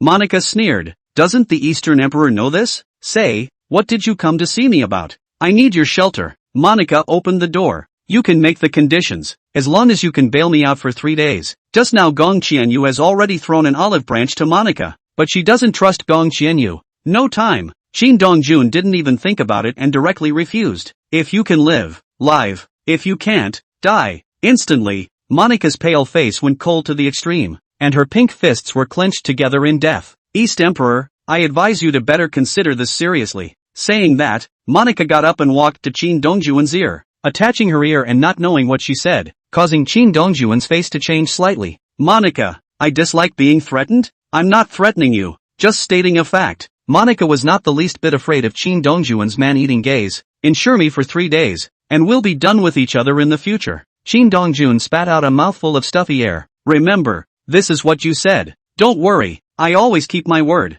Originally, Gong Qianyu had planned to wait for Qin Dongjun to completely reject Monica before throwing out the olive branch herself. I didn't expect Qin Dongjun to change his mind and promise Monica. Mr. Qin, she's being watched right now. I'm afraid there's a lot of trouble if you agree. Gong Qianyu wants to keep fighting for Qin Dongjun to reject Monica. I know, Qin Dongjun said helplessly, but since I've already agreed, I naturally won't change my mind, and you don't have to worry about me. I don't do anything I'm not sure of. Having said that, Gong Qianyu could not afford to continue saying anything. Mr. Qin, if there's anything you need, you can contact me anytime. Gong Qianyu chooses to retreat. I'll be in Shanghai during this period of time, said Gong Qianyu looking towards Lin Nianchu. Nianchu, you can also look for me if you have something. Thank you Sister Miyagi. Then I'll leave you to it. Qin Dongjun didn't go to see Gong Qianyu off. Instead Lin Nianchu sent her outside. You can disappear from here now too. Eastern Emperor, what do you mean? I have to talk to my wife. Qin Dongjun said indifferently.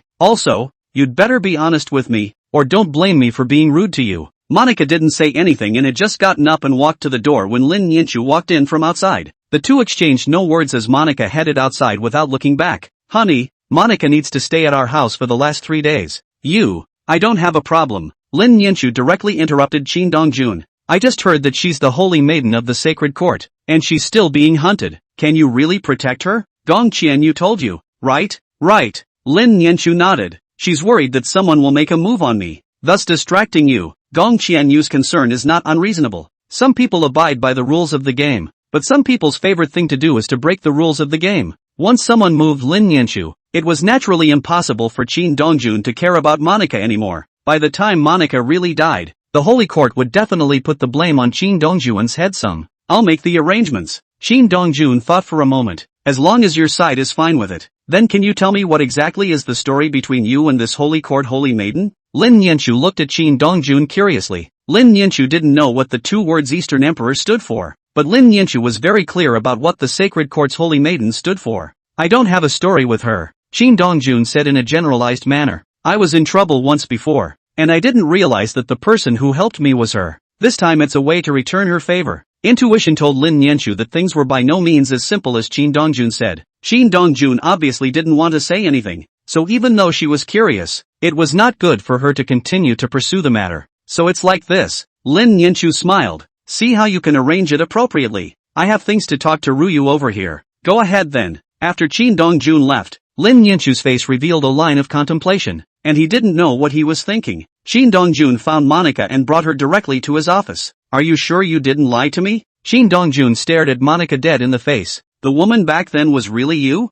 What do you think? Monica gritted her teeth and stared at Qin Dongjun. I can't wait to break you into pieces right now. At this moment, Monica couldn't help but have the image of the heavenly palace being overthrown in her mind, and herself going over to see what was going on. If time could be rewound, she would never have gone over, so that she would not have met the crazy Qin Dongjun and would not have been Qin Dongjun. Your holy lord doesn't know about this, does he? Do you think he'd still be standing in front of you if he knew? Monica said angrily. Would the holy court not declare war on you? Qin Dongjun smiled sarcastically. If one day the sacred court realizes that you have lost your virginity and wants to move you, you can come to me. Before Qin Dongjun could finish his sentence, the door to the office bathroom was suddenly pushed open. Oh bugger, the Holy Virgin of the Holy Court is being ridden? Chapter 89. Hide it. It will be useful tomorrow. Dev walked out of the bathroom with a surprised look on her face, and her slightly playful gaze kept sweeping back and forth over Monica. When Monica saw Dev, a face instantly chilled to the bone, and without saying a word,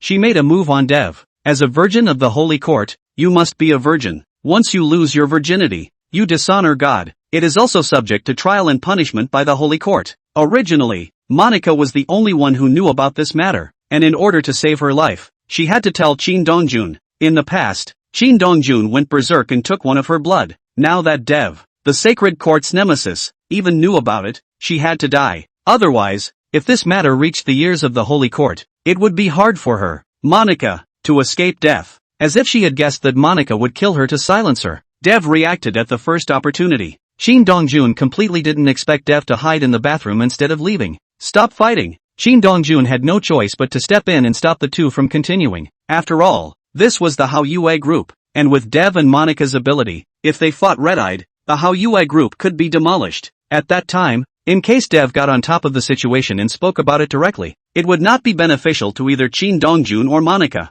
Dong Huang, how many times do you mean? Monica stared at Qin Dongjun with a face full of ice. Now that both of you are being watched, if you continue to fight, you'll definitely let the people in the shadows find you. If you both want to die, continue. If not, be honest. With that, Qin Dongjun turned his tone. Dev, you swear by the name of Cain that this matter will never be revealed to a second person. Even if Qin Dongjun didn't say anything, it was impossible for Dev to publicize it all over the world. By the time the sacred court knew it was her who had publicized it, they would surely do whatever they could to bring her to death. After all, the face of the holy court was at stake. I swear in the name of the patriarch Cain that if I tell a second person about this, let me not die. Monica grunted coldly when she heard Dev swear an oath, the killing intent on her body slowly dissipating. But Dev's next words caused Monica's murderous intent, which hadn't completely disappeared, to climb again. How about the Holy Court Holy Maiden writing? Dev looked at Qin Dongjun with a face full of curiosity. Is it cool? Qin Dongjun's face instantly darkened. Cool or not he doesn't know. After all, I was in a bad state and only remember one such thing. You seek death. Monica is once again about to make a move on Dev.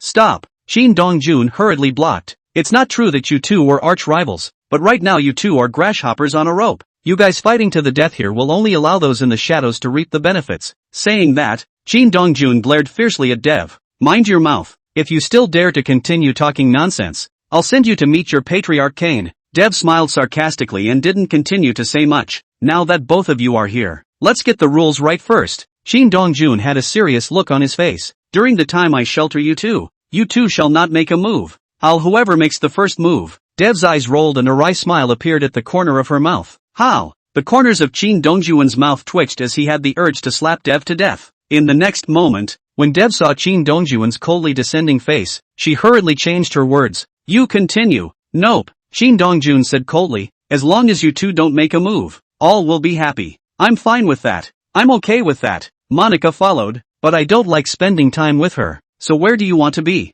Next to your wife. Shin Dongjun frowned slightly as his gaze kept scanning back and forth over Monica. Having been stared at by Shin Dongjun, Monica looked a little flustered. You better put away your little tricks. I do have other things on my mind. Monica knew that she couldn't fool Shin Dongjun and said frankly, but it's also good for your wife if I'm with her. I'm the holy maiden of the sacred court. If someone really makes a move, I can at least intercept the other party for a moment and a half. Even if I can't stop it, the other party will only target me and may not hurt your wife. You still want to use the Phoenix Palace, don't you? The little plan in her heart was demolished by Shin Dongjun, and Monica was not the slightest bit embarrassed. I do have that in mind. After all, I need more security. Monica, keep your mouth shut. Don't say anything you shouldn't. Shin Dongjun threatened in a not-so-gentle manner. Otherwise I'll make you go to God. Monica ignored Shin Dongjun's threat and turned around to head out, and she tugged it up. Dev grunted softly and hugged. It wasn't the same as wooing under you in the first place. 3 black lines surfaced on Shin Dongjun's forehead. But you're awesome.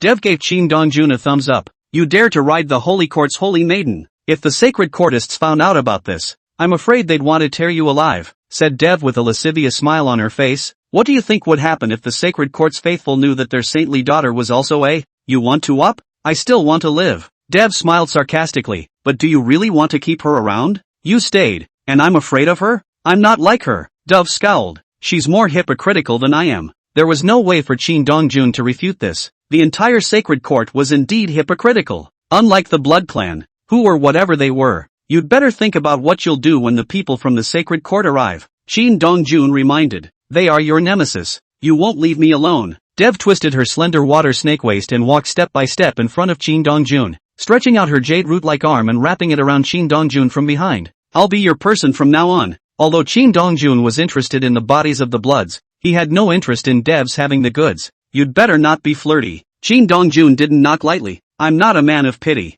Dev sighed helplessly. This is boring. Can I stay at your house? Can't. Shin Dongjun refused without hesitation. Dev's brow furrowed. Why? I'm afraid you're not being honest. I promise to be honest. Dev promised with conviction. And I can protect your wife. No need. Shin Dongjun refused again. Hide it yourself. As the saying goes, 1 sheep is also a herd, and 2 sheep are also a herd. The problem is that Dev dares to make a whole thing out of it and Monica doesn't. As the holy virgin of the sacred court, her every word and action needed to be watched, whereas Dev had no inhibitions and did as she pleased, not caring at all about the eyes of the world. Du saw that Shin Dongjun had ironed out his heart and didn't continue to force himself, but his eyes rolled around thievishly and he didn't know what kind of ghost idea he was playing again. Don't move your mind. Shin Dongjun took in Dev's subtle expression. I'll let you hide. I'll have a big use for you tomorrow. Chapter 90 The Dragon Court. What is it? After work, Shin Dongjun and Lin Nianchu had just returned home with Monica when they saw Sumubai and a young man standing at the door. Mr. Shin. Sumubai greeted Shin Dongjun politely.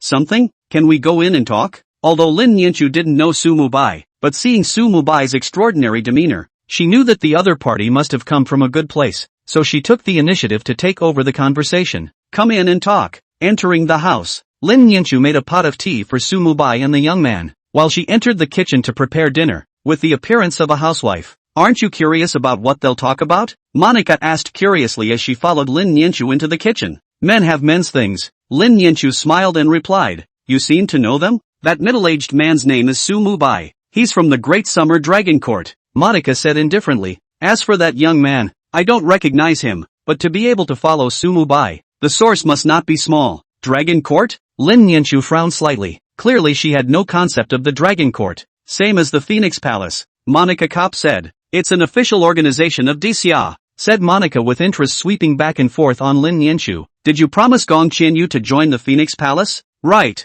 Lin Nianchu didn't hide it. What's the problem? No wonder they came. Monica glanced thoughtfully outside. They're going to crash. I'm afraid. Maybe even do it. Lin Nianchu's brows deadened together. Because of the Phoenix Palace? That's right. Monica nodded. The Dragon Court and Phoenix Palace are both official organizations of your Grand Xiao, but they don't get along. And the Dragon Court has even suppressed the Phoenix Palace over the years. Now that you've joined the Phoenix Palace, it's the same as the Eastern Emperor joining the Phoenix Palace in disguise. No one has been able to get a glimpse of just how strong the Eastern Emperor is so far. Monica's face became a little stony. All along she had also been curious about how strong Qin Dongjun was. Once Monica had asked the Holy Lord of the Holy Court, and the Holy Lord had simply said 4 words, unfathomable. Moreover, the people who had fought with Qin Dongjun had all died, which made Qin Dongjun seem even more mysterious and powerful. The Eastern Emperor joined the Phoenix Palace because of you. So once something happens to the Phoenix Palace, it's impossible for him to sit back and watch. In that case, I'm afraid it will be unrealistic for the Dragon Court to continue suppressing the Phoenix Palace. Lin Nianchu's brows were furrowed together in a deadly frown. I'm quitting the Phoenix Palace now. It doesn't make any sense anymore. Monica looked at Lin Nianchu with some envy. Gong Qianyu must have talked to the Eastern Emperor and gotten his tacit approval. Otherwise Gong Qianyu would never have dared to hit you over the head. Lin Nianchu fell into silence. She didn't expect that her joining the Phoenix Palace would cause Qin Dongjun to be targeted by the Dragon Court. Actually, you don't have to worry about him. Monica glanced at Su Mubai contemptuously. If Long Ting knows what he's doing, it's categorically impossible for him to really flip out with the Eastern Emperor. Just as Monica's words fell, the young man next to Su Mubai slammed the table. Qin Dongjun, don't give your face away. The young man stared at Qin Dongjun with an ice-cold face. If the Dragon Court wants to move you, there are plenty of ways to do so. Do you really think you're invincible? Qin Dongjun's eyes lifted slightly as he glanced at the other party, turning his head to Su Mubai and asking, is this what your Dragon Court means? Su Mubai was just about to open his mouth when the young man's voice came again. Qin Dongjun, Uncle Su is only being polite to you because he cherishes his talent. The young man looked at Qin Dongjun in a lonely and arrogant manner. But you gave your face away. When Su Mubai saw Qin Dongjun's face gradually turning cold, a bad feeling welled up in his heart. Shut up! Not only did Su Mubai's chiding not shut the other party up, but it became more and more rampant. Uncle Su, what are you afraid of him for? It's not true that he's the Eastern Emperor, but we're from the Dragon Court. If he dares to touch us, it's the same as making enemies of the Dragon Court. What's more, I don't think he's really as powerful as the rumors. This moment of the newborn calf not being afraid of tigers was completely interpreted by the young man. Su Mubai's face was full of embarrassment, and it was clear that things had gone beyond what he had thought. It even becomes uncontrollable. Qin Dongjun, you'd better join our Dragon Court, or only death awaits you. Qin Dongjun smiled. The smile was contemptuous and cold at the same time. I'd like to see how you Dragon Court let me die. Mr. Qin, Uncle Su, since he insists on seeking death,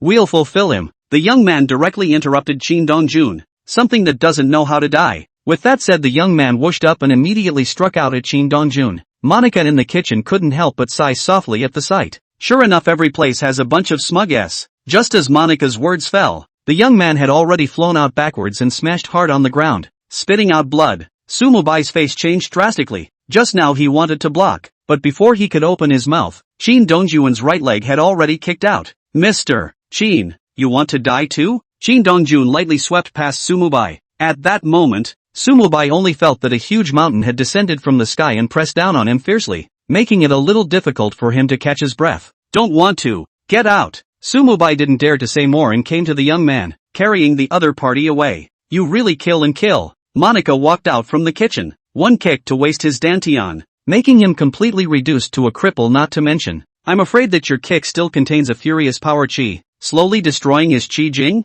Nice eye candy. Your Dxia's ancient martial arts are so terrifying, and so hard to defend against. Monica stared at Qin Dongjun curiously. What kind of existence could have taught a pervert like you? What kind of presence? Monica could never have imagined how much he, Qin Dongjun, had suffered to get to where he was today, and how he had climbed up step by step. Monica knew that Qin Dongjun wouldn't answer herself, so she changed her tone. You've offended the Dragon Court today. They'll definitely ask for a statement from you. As the Holy Virgin of the Sacred Court, Monica naturally knew the ways of these great powers. Even if you know that you are the one who is in the wrong, you need to save face and find a way out. Just will Qin Dongjun give steps? Su Mubai carried the young man out of the house, put him in the car, and immediately helped him check up. Shin Dongjun, you are really ruthless. Sumubai's face was filled with gloom. To go so far as to directly cut off Xiaoyu's path of martial arts. Looking at Wang Yu, who had fallen into a coma, Sumubai picked up his cell phone and dialed a number. Elder brother Su, Xiaoyu didn't cause you any trouble, did he? A thick and laughing voice was the first to come out. He has offended the Eastern Emperor. Sumubai said word for word, the Dantian is wasted, and there is also a terrifying power chi in his body that is destroying his Xiaoyu's strange meridians and veins. You'd better hurry up and come to Zhonghai. Maybe you can still see Xiaoyu one last time. What? The other party's voice rose sharply. The Eastern Emperor? He dares to touch my son? Sumubai, what the hell are you doing? Don't you know to protect Xiaoyu? Chapter 91 Poisoning. Revenge. After eating, Monica entered to the room, and Lin Yanchu finally couldn't help but say to Qin Dongjun, if it's possible, Long Ting is looking for them, so you'll give them a leg up. Lin Yanchu and Qin Dongjun had been spending time together for a while, and already had a certain understanding of Qin Dongjun. If Long Ting talked to Qin Dongjun properly, Qin Dongjun would give them steps. I am afraid that the dragon court is as strong as a dragon, and when the time comes, they will directly take action at the drop of a hat. Lin Yanchu was not aware of the dragon court, but for it to be an official organization, it was obviously not to be underestimated. If she could, Lin Yanchu didn't want Qin Dongjun to tear his face off with them. Alright, I'll listen to you on all counts. Qin Dongjun agreed with a smile. You don't listen to me either. Lin Yanchu blankly glanced at Qin Dongjun in a somewhat depressed manner. If they bully you and you're really sure about it, I won't stop you from flipping off them. I have a sense of proportion. Qin Dongjun nodded. I thought you would not ask anything. I don't know much about you, and I know even less about these forces. A line of bitterness appeared on Lin Yanchu's face. What I can say and what I shouldn't say, I don't know. I'm afraid if I say too much, I'll cloud your judgment. In case I annoy you, I'll lose out. Lin Yanchu wasn't one of those women who didn't pretend to understand and tried to stick their nose into everything. She knows that there are specialties in the arts, and even more so, she knows that as a woman, her hand should not be stretched so far when it comes to men's affairs. No way. Qin Dongjun gently shook his head. Regardless of what force or who the other party is, all you need to know is that I am not afraid of them. Qin Dongjun didn't talk big. He was now without his 18 riders. It remains difficult to move him. Who exactly did you say told the Dragon Court about the Phoenix Palace? Lin Yanchu's words changed. Could it be that there are traitors within the Phoenix Palace? Feng Gong had just approached her at noon, and Sumubai brought someone over at night. Apparently someone had given the news to the Dragon Court. Traitors have existed since ancient times.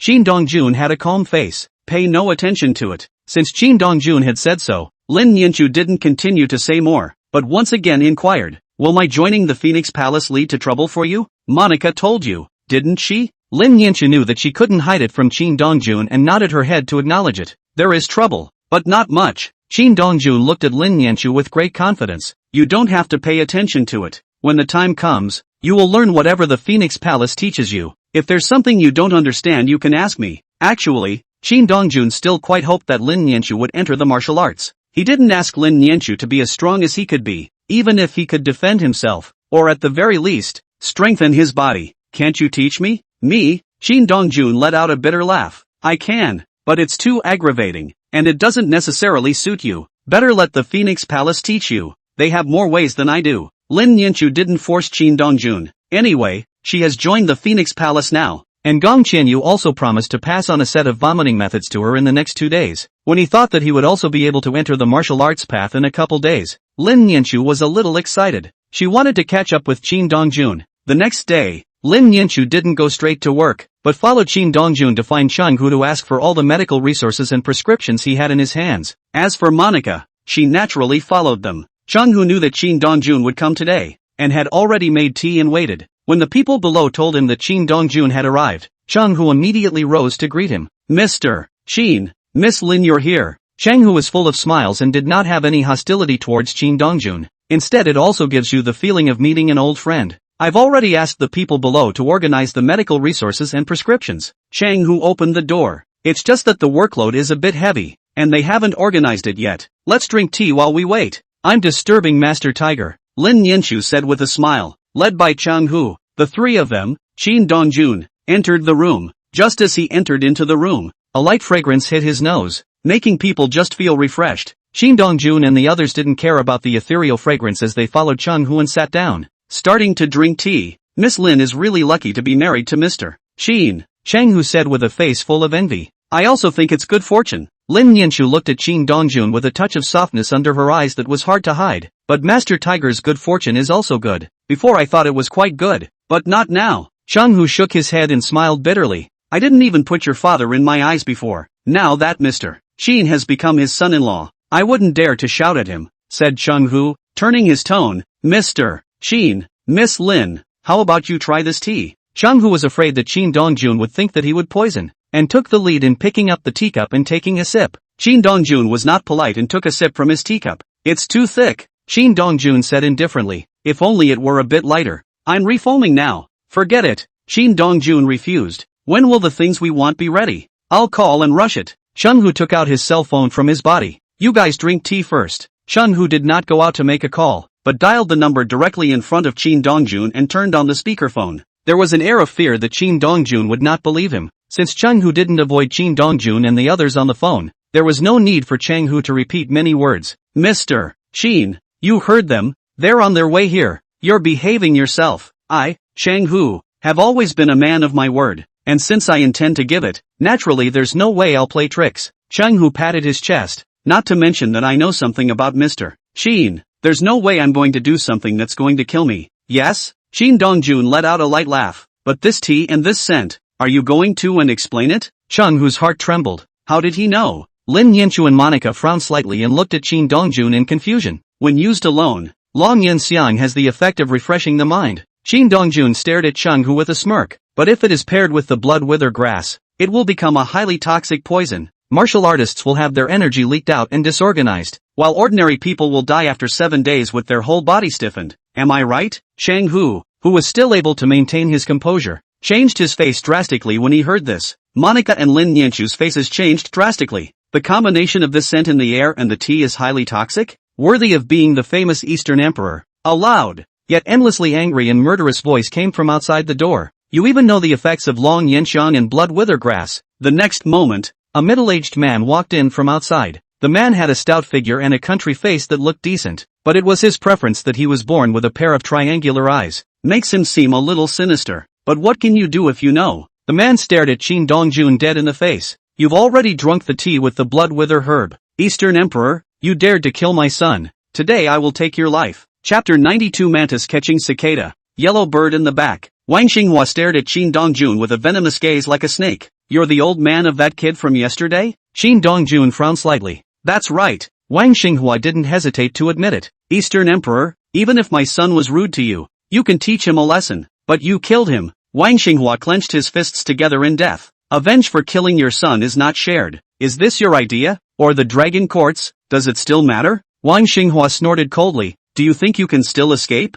I want to be understanding. Then ask Hades. With that said, Wang Xinghua took a step out. His right hand was like a steel claw, grabbing towards Qin Dongjun's chest. He wanted to rip out Qin Dongjun's heart and crush it. Qin Dongjun sat in place without changing his face and had no intention of making a move at all. When Wang Xinghua saw that Qin Dongjun didn't even struggle, the killing intent in his heart increased. He knew that Qin Dongjun was not unwilling to struggle, but was powerless to do so. As long as Qin Dongjun dared to make a move right now, the power chi in his body would be like the mouth of a drowned river, pouring out in a torrent. This was why Wang Xinghua dared to take a shot at Qin Dongjun. Seeing that Wang Xinghua's right hand like a steel claw was about to land on Qin Dongjun's body, a beautiful figure was like a piao drilling out of the ground, directly blocking Wang Xinghua's blazing attack. By great use, you mean to help you against the dragon court? Dev repelled Wang Xinghua and twisted her head to look at Qin Dongjun. Right, Qin Dongjun said indifferently. Block him. You can cure the poison? You tell me. Dev immediately understood what Qin Dongjun meant. You're so bad.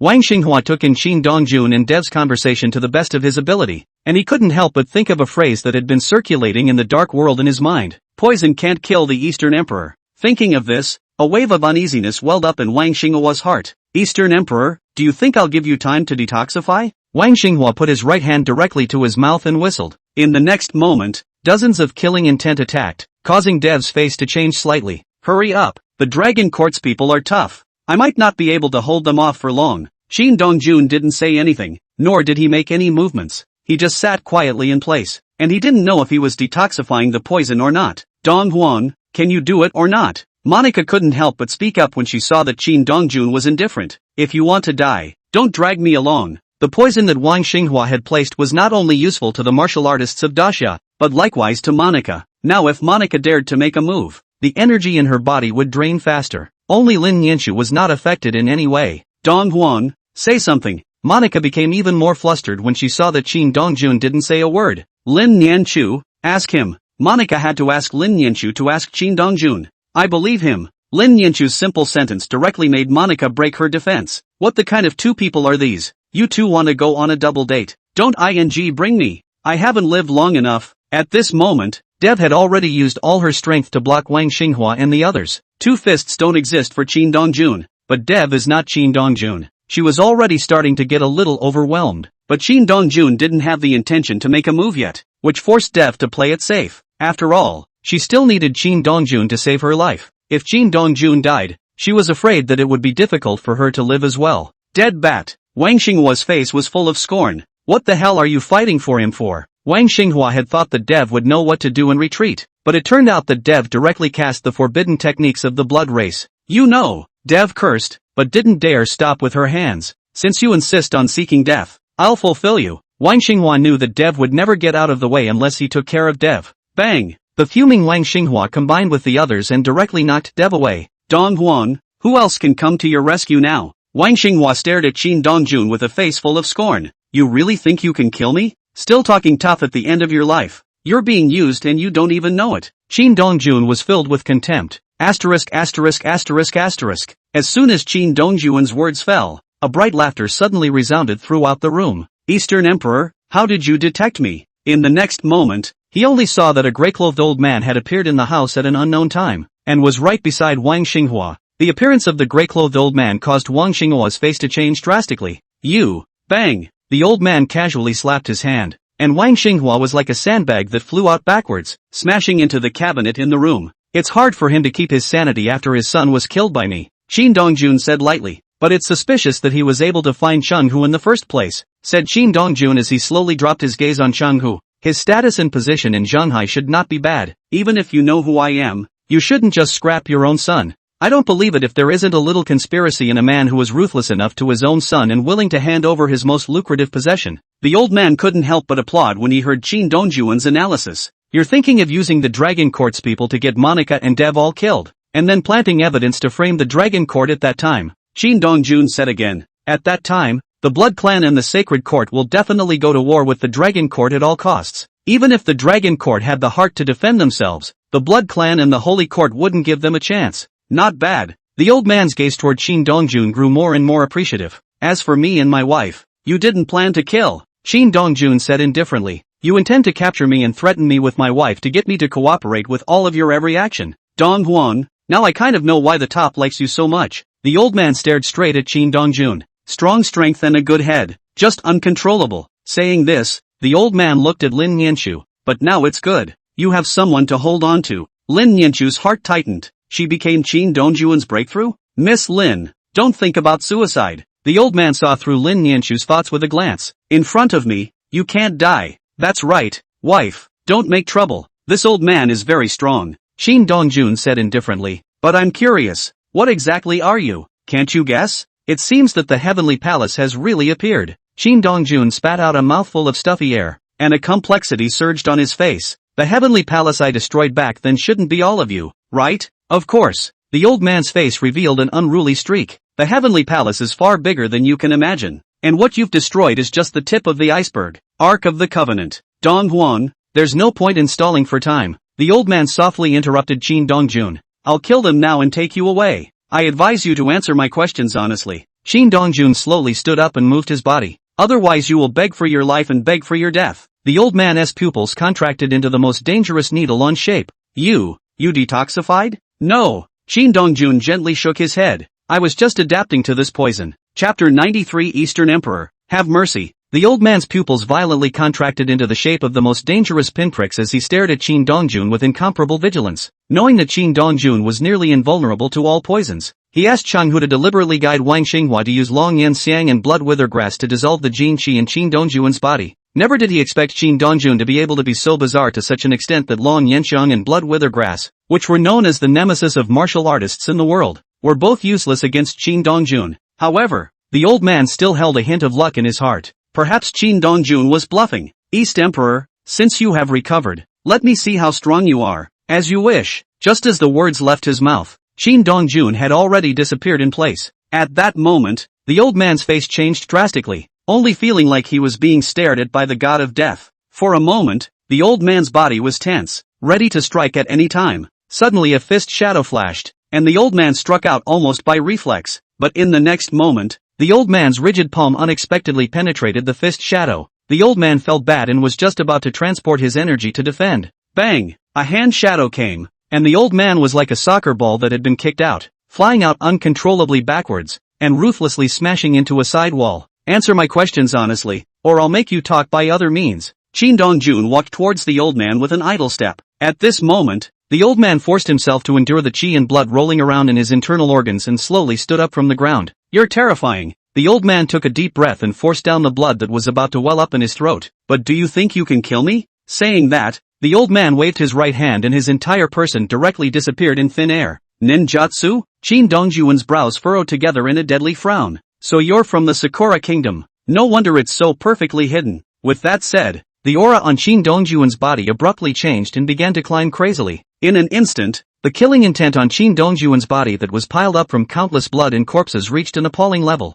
Too bad it's me you met. Qin Dongjun raised his right foot and violently stepped down towards the ground. Bang! A foot fell, like a tiger's roar, and like 1,000 horses galloping, making the ground seem to tremble. Pust! The old man who had utilized his ninjutsu to try and escape was forced out by Qin Dongjun under the sweep of this terrifying forceful aura, and spat out a mouthful of scarlet blood. More running? Qin Dongjun's figure shifted and appeared in front of the old man with a whoosh, his right foot kicking out violently. Bang! The old man was directly kicked back inside by Qin Dongjun. The old man looked at Qin Dongjun with a face full of horror. Your master is here and may be able to compete with me. You can't. Qin Dongjun softly interrupted the old man. Now I ask you to answer. Dare to hesitate for a second, and I'll kill you by 1,000 cuts. A ferocity appeared on Qin Dongjun's face, and a violent aura emanated from his body at this moment, making him look like a demon that had crawled out of hell. Monica and Dev were hunted down. Was it your heavenly palace that did this? Yes. The old man didn't dare to have the slightest hesitation. He knew that Qin Dongjun really dared to cut himself into 1,000 pieces. The two of them,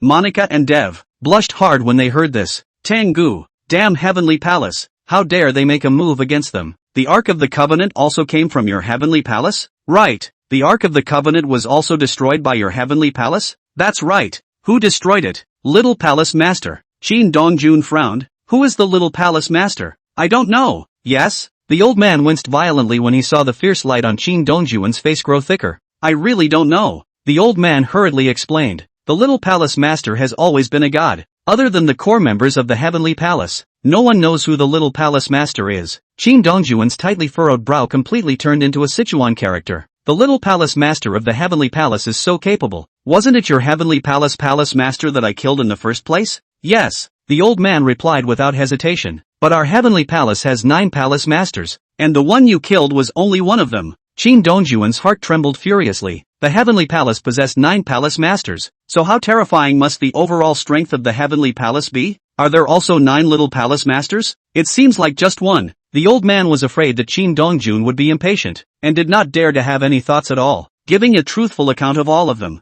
Qin Dongjun did not ask again, realizing that the old man in front of him was not the core of the Heavenly Palace and knew limited things. After a moment of silence, Qin Dongjun slowly spoke again. Don't I ask a question? You say one. The old man knew that Qin Dongjun was trying to get himself to give up everything he knew, but if he said it, would he live? Qin Dongjun seemed to have read the old man's thoughts. You'll die just the same whether you say it or not. I'll naturally go to the Heavenly Palace when I know more. After all, you know very well that I'm immortal with them. When I fight them, either I die or they do. If I die, you'll get your revenge, and if they die, you'll have someone to keep you company on your way to hell, or I'll let you feel what I can do. Means 2 words out. The old man, all over the body cold, cannot help but hit a cold shiver. There was a rumor in the dark world that no one could keep their mouth shut at the hands of the Eastern Emperor unless they were dead. There are a total of more than 30 of us in Zhonghai this time. The old man knew that his bones weren't hard enough, so he simply set it all in his head. In case the young palace master could kill Qin Dongjun, his great revenge would be avenged. If he couldn't kill them, Qin Dongjun would be able to find some people to give him company. Eastern Emperor, I've told you everything I know. The old man spat out a mouthful of air, Can you give me a decent death? Shin Dongjun did not utter a word as he slapped his palm on the old man's head and sent him on his way. Now it's your turn. Shin Dongjun twisted his head to look at Wang Xinghua. Wang Xinghua's heart was already filled with fear just now after seeing Shin Dongjun's terrifying stance. Now that Shin Dongjun had landed his gaze on him, it made him tremble uncontrollably. Dong Huang, don't mess around. Wang Xinghua said hurriedly, I'm a member of the Dragon Court. If you kill me, the Dragon Court will not be done with you. I killed your son. Do you think I care about one more of you? He offended you and deserved to die. I was blinded. Hearing Wang Xinghua's words, Shin Dongjun thought of the father and son duo of Song Lian and Song Yingjun. At that time, they were also fatherly and filial, but at the moment of life and death, the ugliness of human nature was completely exposed. You powerful people are so inferior to ordinary people. Ordinary people can give their lives for their children, but these powerful people only want to save their own lives. Wang Xinghua first froze, then looked at Shin Dongjun in confusion. What do you mean? Shin Dongjun did not reply to Wang Xinghua, arriving in front of him with a single step. His right hand was raised and was about to slap down on Wang Xinghua's head. No! Wang Xinghua's face changed drastically as he let out a low roar of unwillingness. East Emperor, have mercy. Chapter 94. Let me take a bite and be my first. Even when Shin Dongjun heard those words, he did not stop. Bang! As a palm fell, the heavenly aura of Wang Xinghua's head was shattered, and scarlet blood slowly flowed down. To his death. Wang Xinghua stared at his eyes with a deathly look. At the moment of death, Wang Xinghua heard someone telling Shin Dongjun to show mercy,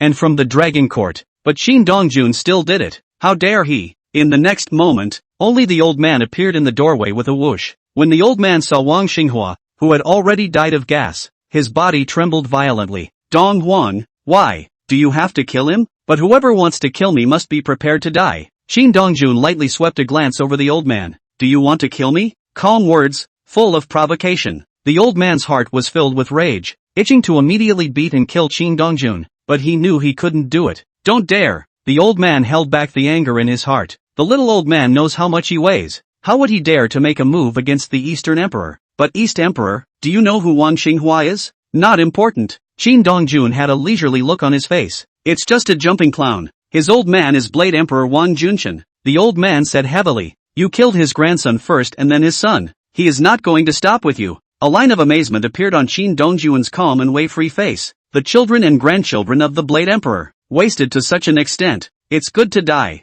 Otherwise it would also be degrading to the name of the Sword Emperor. Knife Emperor Wang Junshin. Shin Dongjun has heard of. A knife method out of the ordinary, rigid and incomparable. It is the idol of countless knife playing. Your words, I will definitely bring them to the Blade Emperor. The old man gritted his teeth and said. Shin Dongjun blithely did not take this to heart. Wang Junshin is strong, but he's not weak. If Wang Junshin did not know how to die, he did not mind sending Wang Junshin on his way, so that the three of them, master and grandson, could be reunited in Hades. The old man was just about to leave with Wang Xinghua's corpse, as well as the others, when Shin Dongjun's voice suddenly rang out. You can take his body with you, but they can't. The old man's heart tightened. What do you want? They struck. Shin Dongjun said nonchalantly. All must die. Don't you dare. Next, Shin Dongjun directly used his actual actions to tell the old man whether he dared or not. Whoosh, whoosh. Shin Dongjun's figure was like a ghost, making it impossible to capture. But with every flash of the figure, a fresh life leaves this world.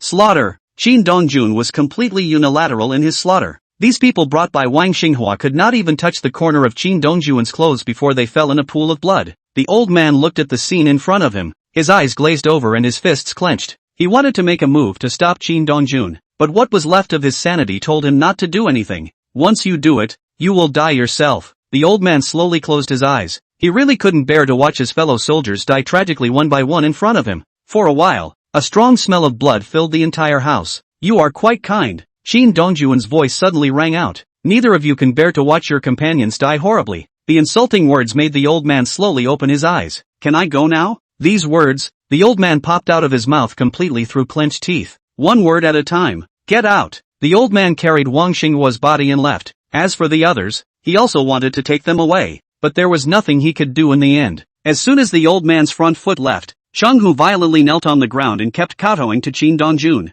Mr. Shin, I was forced by them. I really didn't intend to poison you. Chenghu's plea for mercy. Shin Dongjun did not listen to it at all, and directly kicked it to death. You both heard that, right? Shin Dongjun looked at Dev and Monica. The little palace of the heavenly palace wants to move you. I must uproot the heavenly palace. Dev gritted her teeth. How dare you touch Auntie me? Monica didn't say anything, but her thoughts were the same as Dev's. This was exactly what Shin Dong-jun wanted to see. He was ultimately weak on his own, and besides, there were 9 palace masters in the heavenly palace. He'd gotten 1 killed, but there were 8 more. Monica, you heard about the Ark of the Covenant, right? Don't worry, I will explain it to the Holy Lord. Monica took a deep breath and forcefully suppressed the anger in her heart. Eastern Emperor, now you're going to detoxify me, right? No way, said Shin Dong-jun. Walked to Lin Yanchu's side, then directly crushed a teacup and cut his finger. Honey, open your mouth. Lin Yanchu froze and looked at Shin Dong-jun in uncertainty. Drink some of my blood and you'll be fine.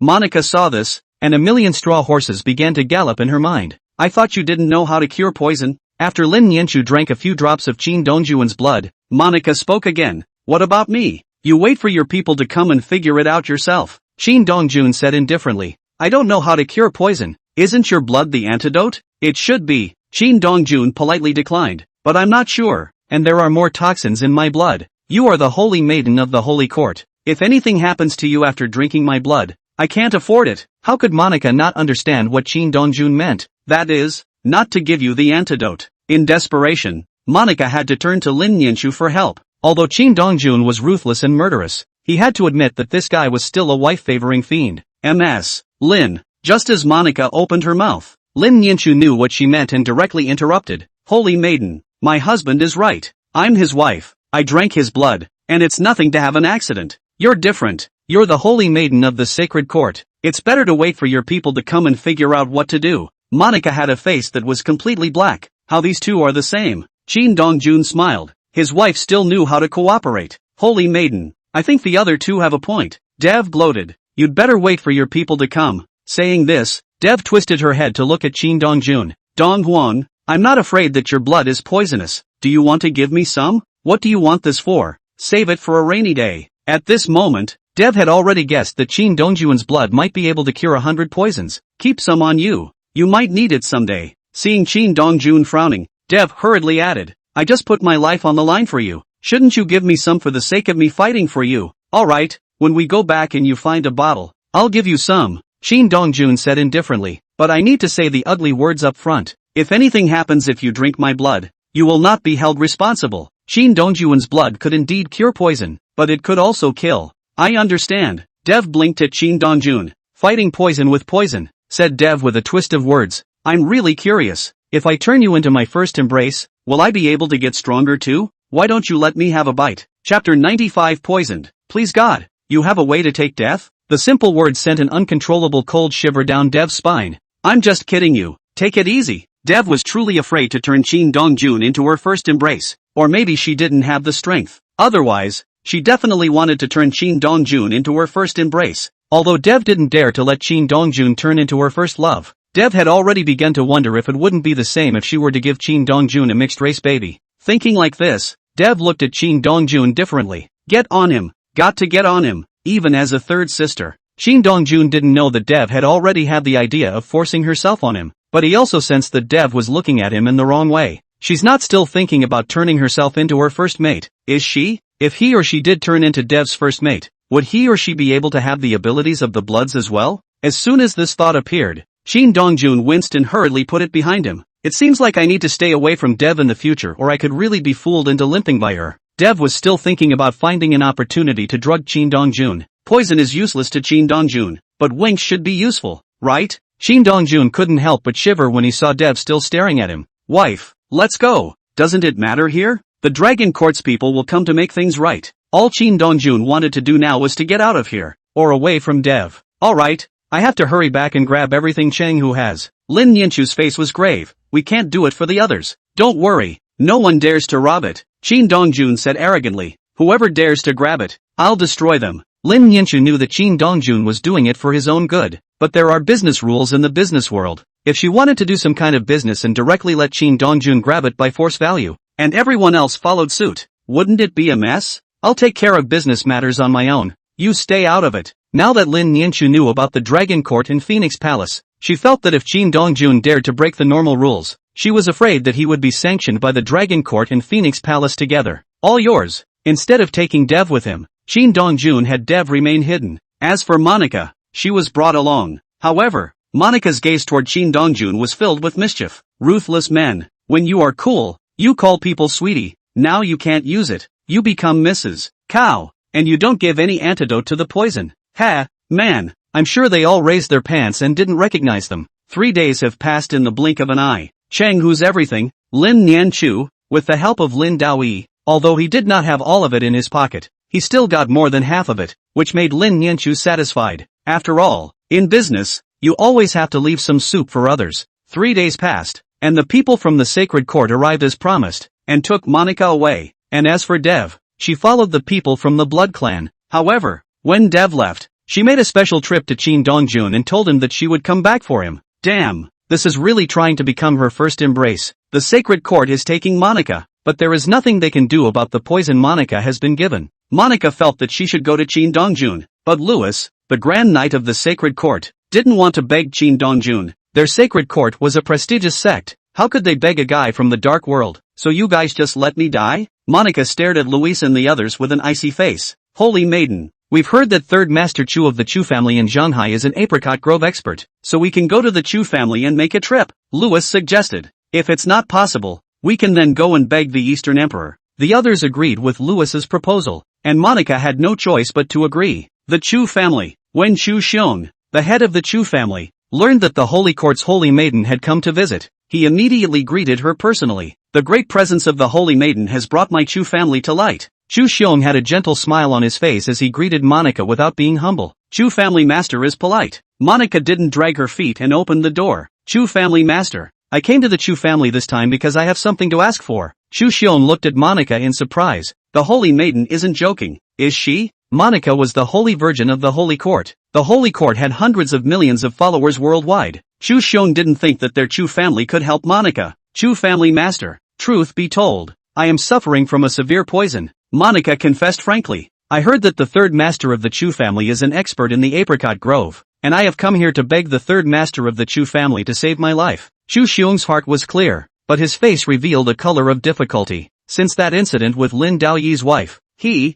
the oldest of the Chu family, has become even weirder and sometimes godly. Chu family master, our sacred court has personally come. Are you not giving face? Monika's face instantly went cold. Last time, I just met a dragon court. How come I met my own today? Don't they know that begging requires a begging attitude? Chu Xiong's face also became a bit unsightly, but he didn't dare to say anything. After all, these people came from the holy court, and they couldn't afford to offend them. Shut the up, Monika bellowed. Unruly thing. Saying that, Monika looked at Chu Xiong with an apologetic face. Chu family master, I'm sorry, the men under your command don't know any better, so don't get on their bad side. Monika was interested in the daxia culture and didn't study it much because she had been injected into a stream of liquid in her body by Chin Dongjun by mistake, so she could be called a daxia general. Monika apologizing was something Chu Xiong didn't expect, which made him couldn't help but look at Monika twice more. As expected of a holy virgin of the holy court, she's just polite. The holy maiden is overstating things, Chu Xiong said smilingly. It's not that I don't agree, rather, I can't persuade him. If the holy maiden can get him to fight, I'm naturally happy to see it. Monika's heart rejoiced. I still ask family master Chu to clarify. My family's oldest three has a somewhat strange temper. Chu Xiong sighed softly. All day long, he's godly. I'm afraid that he'll run afoul of the holy maiden. No harm done. Monika was unconcerned. Please also lead the way. Chu family master, please. Chu Xiong directly took Monika to the Chu family's west courtyard. The Chu family's west courtyard was not large, only 3 houses, and the 2 sides were filled with all kinds of herbs. Just after arriving at the west courtyard, Chu Xiong saw the Chu family's third oldest member, Chu Boyo, squatting on the side, fiddling with the herbs that had been planted. Lao San. Chu Boyo looked up at Chu Xiong. Get lost. Chu Xiong's face was filled with bitter smiles. Although he was the elder brother, Chu Boyo did not respect him at all, making him helpless as well. Lao San, this is the Holy Virgin of the Sacred Court. She is suffering from severe poison.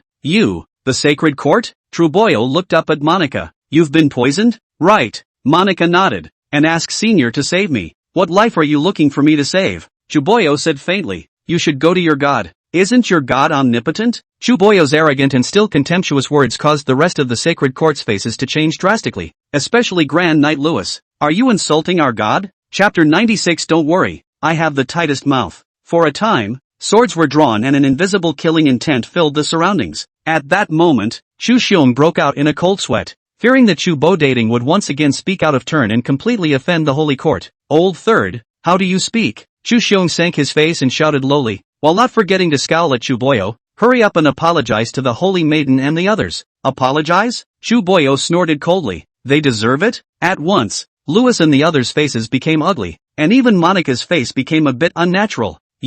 How would you like to compete with me? Chu Boyo's body shook as a majestic and terrifying aura erupted from his body. Who will come first? Louis was just about to take a step forward when Monica's voice suddenly rang out. Elder, we have no intention of making a move against you. Monica hurriedly spoke, fearing that things would go in an uncontrollable direction. It's just that Senior's words more or less carry some insults. Monica stared at Chu Boyo dead in the face. Dare I ask Senior, did our sacred court offend you before? No. Then the Seniors. You think I'm wrong? Chu Boyo interrupted Monica directly. You have always advocated that people are born guilty. Now that you are poisoned, it is also original sin that is washing away your sins. Don't you dare say otherwise? Monica opened her mouth, wanting to argue, but not knowing how. If she denied it, she would be denying what the sacred court had been teaching for thousands of years. Most importantly, she was a saintly maiden. She must not do this. In that case, much disturbance. Monica bowed. We take our leave. You little girl knows the rules. A look of satisfaction appeared on Chu Boyo's face. It's not like them. All of them are sharp-tongued and look impolite. Tell them to get out and you stay. Monica was slightly stunned. Originally she had given up. Never thought that Chu Boyo would let her stay. Is this what Dasha said, a village in the dark? I haven't fertilized these herbs yet. So help me. Yes, said Monica as she gave Louis and the others a wink, signaling for them to leave. Louis was just about to speak when Monica's voice came out. Want to change the saints so bad? A simple sentence made Louis and the others break out in a cold sweat. The Holy Maiden is a very special existence in the Holy Court, and is also the real power. If they dare to go against Monica's words, they are to be punished by God. And even more so, they are not allowed by the Holy Court, unless the saintly woman does something that is detrimental to the Holy Court. Right now Monica could do nothing but let them go. Holy Maiden, then we will leave first. If there is anything you can contact us at any time. Monica ignored Louis and followed Chu Boyo's honest fertilization. After most of the day had passed, Chu Boyo saw that Monica didn't have the slightest dissatisfaction or complaint, so he turned to Monica and asked, what kind of poison was it? Long yen siang and blood-withered grass. This is someone trying to take your life. Chu Boyo was full of calmness. Is it your nemesis, the Blood Clan? Who did this? Dragon Court. Asterisk. Chu Boyo instinctively burst out. Are they that shameless? Elder isn't afraid that they'll hear this and come after you? What? They can do it and I can't say anything? Chu Boyo hummed lightly. But you're the holy daughter of the Holy Court. Should the Dragon Court not be that stupid? Monica didn't hold back and told the whole story. I told you that Long Ting wasn't such an asshole. Chu Boyo looked enlightened. Come, I'll show you. Monica's heart rejoiced, and she hurriedly stretched out her hand for Chu Boyo to take her pulse. Is the Holy Court so cheerful now? Chu Boyo looked at Monica with an odd expression on his face. Senior, what do you mean by that? Anyone who isn't a virgin can be a saint? Monica's heart trembled, and a line of panic appeared on her face for no reason. Previously, she had felt that Daxia Chinese medicine had been touted a bit too much. How could one pulse know everything about your body? Now she knew that it wasn't a ing brag. It was the truth. Looks like the Holy Court is still the same as before. A light smile appeared on Chu Boyo's face. The Holy Maiden must be a virgin. The Holy Court doesn't know about your loss of virginity, does it? Seniors, don't worry, I have the tightest mouth. For some reason, Chu Boyo's words not only didn't put Monica at ease, but instead caused her to panic even more. Where is your little lover boy from? Seniors, don't worry, I have the tightest mouth. Chu Boyo swore to guarantee. You talk to me, I'll give you the antidote. Monica sighed helplessly. It's your Daxia. My Daxia sons and daughters are just awesome. Chu Boyo had a look of pride on his face. To be able to ride the Holy Court's Holy Maiden, ridden at the Sacred Court? The blunt words caused a shyness to appear on Monica's face. Senior, off topic. Satisfy my curiosity. No, undisputed stuff. Chu Boyo snorted coldly. Why don't you ride at the Holy Court? What an accomplished thing to have kneeling worshippers below, and the Virgin wailing and crying above. No argument. What an argument. At this moment, Chu Boyo was like an old father who hated iron and began to chant about Qin Dongjun. Qin Dongjun, who was in the Hao Yue group, couldn't help but sneeze. Who's cursing me? Qin Dongjun rubbed his nose and prepared to go find Lin Yanchu, but just at this time, someone from the security department came to find Qin Dongjun. Mr. Qin, I'm afraid there's something I need you to deal with personally. You guys can't handle it? It's not that we can't handle it, but we don't know how to handle it. The man looked embarrassed. It's General Yen, her father, who's making noise at the door. Mr. Yen is also there. We simply don't know what to do. Yen Ruyu? Right. I'll go check it out. Although Yen Ruyu couldn't wait for Lin Nianchu to see through Qin Dongjuan's scummy face and get a direct divorce. But Qin Dongjun couldn't just ignore this matter. After all, it's bad for the company's image to make noise at the door. Qin Dongjun came to the doorway, only to see a middle-aged man pointing at Yen Ruyu with a 7 pearly wolves belt and cursing. If it wasn't for the brothers from the security department stopping them, it was expected that the other party would have already smacked Yen Ruyu hard with the 7 wolves. You heartless thing. I raised you with a handful of. You've got the power now. You don't care about my old man, and you want someone to beat me up, don't you? Yen Ruyu, aren't you afraid that the heavens will strike? Yen Ruyu's face was pale, staring blankly at the man in front of her, her heart filled with a sense of powerlessness. What the hell are you going to do to leave me alone? Is this human language you speak? The man stared angrily at Yen Ruyu. When you were little, you ate and drank from your old man, impoverished me, and grudged your mom, your grandparents. Why don't you think about leaving them alone? Qin Dongjun just watched from the side for a minute or two before he couldn't watch any longer. What the hell kind of father is this? How can you blame everything on Yen Ruyu? I tell you, if I had known you were a scourge in the first place, I would have beaten you up for anything. If you do hit me, I'm still relieved. You unfilial daughter, I'll beat you to death today. Saying that, the man flung up the 7 wolves and was about to whip Yen Ruyu. Seeing this, the other security members rushed to protect Yen Ruyu. All get out of the way. Let him fight. Kill me once and for all. Yen Yu hissed as tears fell like rain. What? You still want your father to pay for your life? Qin Dongjun suddenly spoke. If you really want to die, just find a crooked neck tree and hang it. It's not as if your father is going to pay for your life, said Qin Dongjun, looking at the man.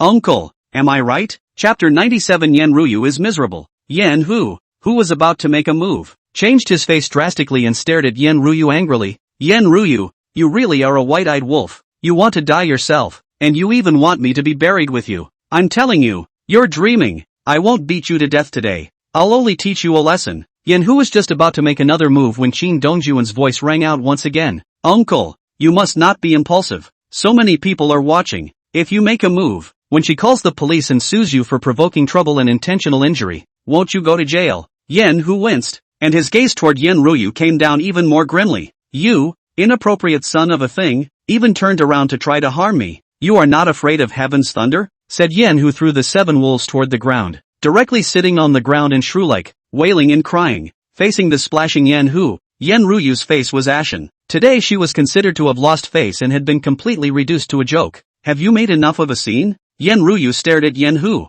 Still not ashamed enough today? Yen Hu didn't pay any attention to Yen Ruyu at all. Sitting on the ground and slapping his hands on the ground, he began to count Yen Ruyu's 10 sins. Seeing this, Qin Dongjun let out a slight sigh. Originally, he wanted to let Yen Hu know what to do, but he didn't expect this old Biden to be so shameless. How about a shot at death? Just as soon as this idea appeared, it was snuffed out by Qin Dongjun. No matter what, Yen Hu was Yen Ruyu's father. If Yen Ruyu really didn't care about Yen Hu, with Yen Ruyu's current status, wouldn't she still be unable to handle it? Uncle, why don't you go in with me first? Qin Dongjun slowly spoke. Whatever suffering you have, give it to me and I'll make up your mind. Yen Hu immediately stopped cursing and looked up at Qin Dongjun. Are you telling the truth? Of course it's true. Qin Dongjun swore his assurance. You're her leader? Sort of. Qin Dongjun said indifferently. If you don't believe me you can ask the others. That's right.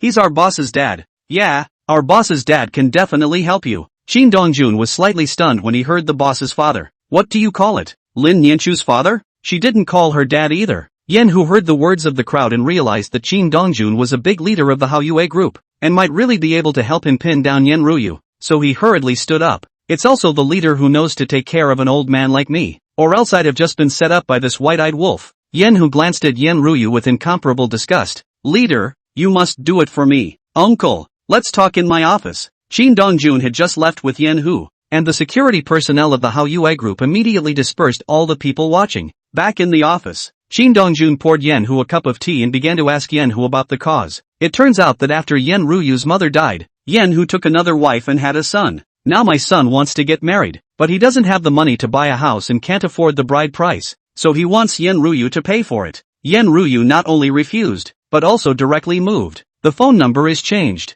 Under no circumstances, Yen Hu, which came to Hallyu Group to find Yen Ryu. Leader, do you think she's a white-eyed wolf? Yen Hu said angrily, I raised her so well, and now I'm asking her to come up with some money for her brother. Isn't that the right thing to do? Shin Dongjuan's heart was filled with cold laughter. I can't wait to give Yen Hu a beating straight away. But in the end, he held back, or Yen Hu might have continued to make a scene. I thought it was something. Just this? Leaders think it's normal too, don't they? Too normal. Shin Dongjun followed Yen Hu's words. As an older sister, what's wrong with helping out your younger brother when you're doing so well? That's right. Yen Hu nodded his head with excitement as if he had found his soulmate. But everyone else says I suck my daughter's blood. Why don't they think about how hard it was for me to bring up Yen Ryu in a handful of s? Yen Hu spoke at length, making Shin Dongjuan's head spin. Uncle, like this, you listen to me back first. Shin Dongjun said indifferently. Wait for me to go and talk to her, and let her take the initiative to find you tomorrow. Leader, you can't lie to me? It's not like I can run away. So if Yen Ryu doesn't go looking for you tomorrow, you come looking for me. Yen Hu thought about it and agreed immediately. Shin Dongjun sent Yen Hu out of the company and was just about to go find Yen Ryu when Lin Nianchu called and asked him to come over. Honey, what's wrong? You sent Ryu's father away? Shin Dongjun nodded. He was just sent away, but the matter with his family is not easy to resolve. Lin Nianchu sighed lightly. You're right, it's really not a good solution. Ryu has been helping out the family all these years, and even the house is rented by now. A line of surprise appeared on Shin Dongjuan's face. How much Yen Ryu's salary was, Shin Dongjun didn't know, but he was certain that Yen Ryu could definitely afford a house, and it had to be a full payment. Didn't expect it, did you? Lin Nianchu let out a bitter laugh, and a line of pity still showed on her face. Her car is also owned by the company. I blanch. Shin Dongjun completely numb. Yen Ryu mixed so miserable? Everyone thought that Ryu must be rich as the PR manager with her $1 million annual income. Actually, she really doesn't have any money.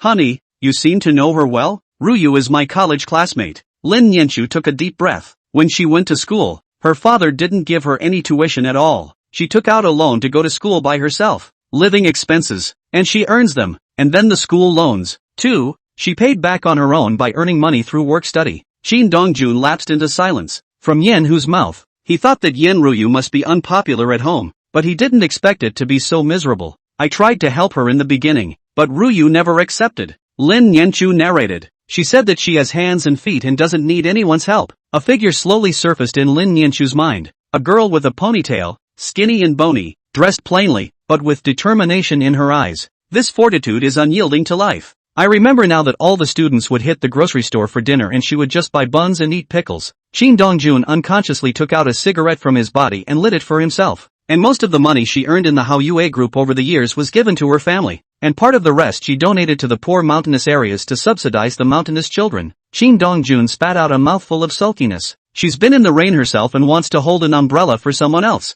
Yeah, she got wet and wanted to hold an umbrella for others. Lin Nianchu laughed bitterly, but her life is already a mess, yet she still wants to help others, and when others tried to help her, she refused. She can't be ruthless. Lin Nianchu took a deep breath. She couldn't part with the affection that had been abandoned long ago. She says it's her dad. Even if she's an asshole, it's still her dad. Help her if you can. Chapter 98. If you go out and sell it, you'll have to pay me, too. Shin Dongjuan's mood was very heavy when he came out from Lin Nianchu's place. He didn't expect Yen Ryu to be foolishly filial to this extent. With a heavy heart, Shin Dongjun found Yen Ryu. Yen Ryu was not the least bit surprised by Shin Dongjuan's arrival. Thank you for today. Yen Ryu's face was still a bit pale, and her eyes were even more empty and lifeless. Obviously not completely back in the game. However, Yen Ryu knew that if it wasn't for Shin Dongjun today, it was impossible for Yen Hu to be sent away, and he would only make more and more trouble. Your father wants money. Shin Dongjun got right to the point. Your brother's $280,000 dowry,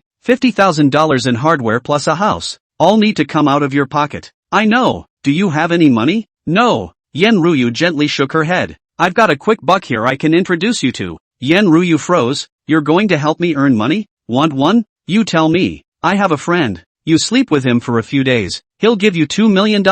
Yen Ryu's face sank. Shin Dongjun, what do you mean? You can refuse. Shin Dongjun directly ignored Yen Ryu's gloomy look. But you're fired. Yen Ryu froze. This is Mr. Lin's decision. Shin Dongjun interrupted Yen Ryu in a cold voice. Being the manager of the public relations department, yet you let your own family members come to the company to cause trouble, affecting the company's image. If it is further rumored that the manager of Hallyu Group's public relations department bullied his old father, Hallyu Group will face a public relations crisis. As the PR manager, you should be well aware of what the competition will do once something like this comes up, right? Discontent and anger disappeared from Yen Ryu's face, and a thick sense of powerlessness surged across her pale face. Mr. Lin said that you are her classmate, and that you haven't done much for the company in the past few years, so leave the job yourself. Yen Ryu clenched her hands together tightly, her shell teeth even biting her lips. Can you not fire me? Can you handle the house? You can't. Shin Dongjun directly interrupted Yen Ryu. If you could, your father wouldn't have come here to make a scene today. But don't worry, if you leave your job and look for work again, if someone comes to do the due diligence, no one in the Hallyu Group will say a bad word about you. It's just that I don't know if your next boss will be as tolerant of you as Mr. Lin, and if the other guy is a guy with your looks, I think the other guy will definitely have thoughts about you, but being submerged is also quite good. There's a lot of room for upward mobility. If you can be like Tantai Manhwa, you'll also become the idol of countless young women in Shanghai. Women should know how to utilize their own resources. Of course, if you can't find the right one, you can contact me. I know a lot of rich people. I can introduce you to them, and I guarantee the price will make you happy. Shin Dongjun, is it fun to humiliate me? Yen Ryu stared at Shin Dongjun with fire-breathing eyes. I don't mean to humiliate you. I'm just stating a fact to you. Shin Dongjun said slowly. Alright, I'll give you an hour. Hand in your resignation letter. Pack up and go.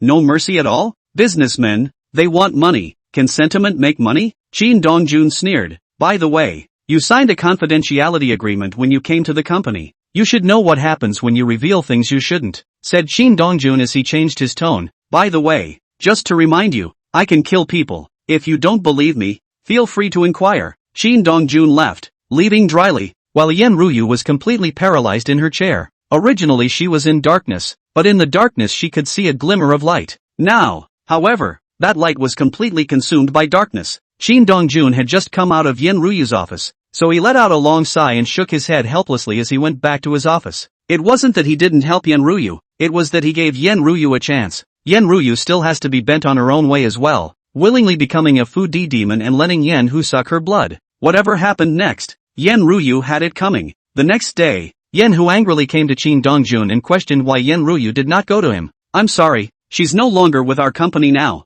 Shin Dongjun was not as polite as he was yesterday, straining his face. What do you mean? She's been expelled. Shin Dongjun said indifferently. Yen Hu was first stunned, then asked, on what grounds? Yesterday, you came to our company to make a scene, causing our company's image to be tarnished. Shin Dongjun said in a nonchalant manner, as the person in question, and even more so, the company's PR manager. She naturally has to take full responsibility, but our company is benevolent, and for the sake of her dedication over the past few years, we didn't ask her for company damages. Yen Hu was dumbfounded. How could he not expect that his coming to Yen Ryu yesterday would cause Yen Ryu to lose her job? But on second thought, it's okay to be unemployed. With Yen Ryu's skills, she can surely find a job easily. If you want to find her, I can give you her current address. Yes, Yen Hu got Yen Ryu's address and went directly to find Yen Ryu. But Yen Ryu was not at home at all. But Yen Hu didn't leave. He waited at the door, not believing that Yen Ryu wouldn't come back. At the moment, Yen Ryu was applying for jobs non-stop, but none of the companies wanted her. They say that she has too many broken things at home and is afraid that Yen Hu will come and make trouble and affect the image of the company. One day down,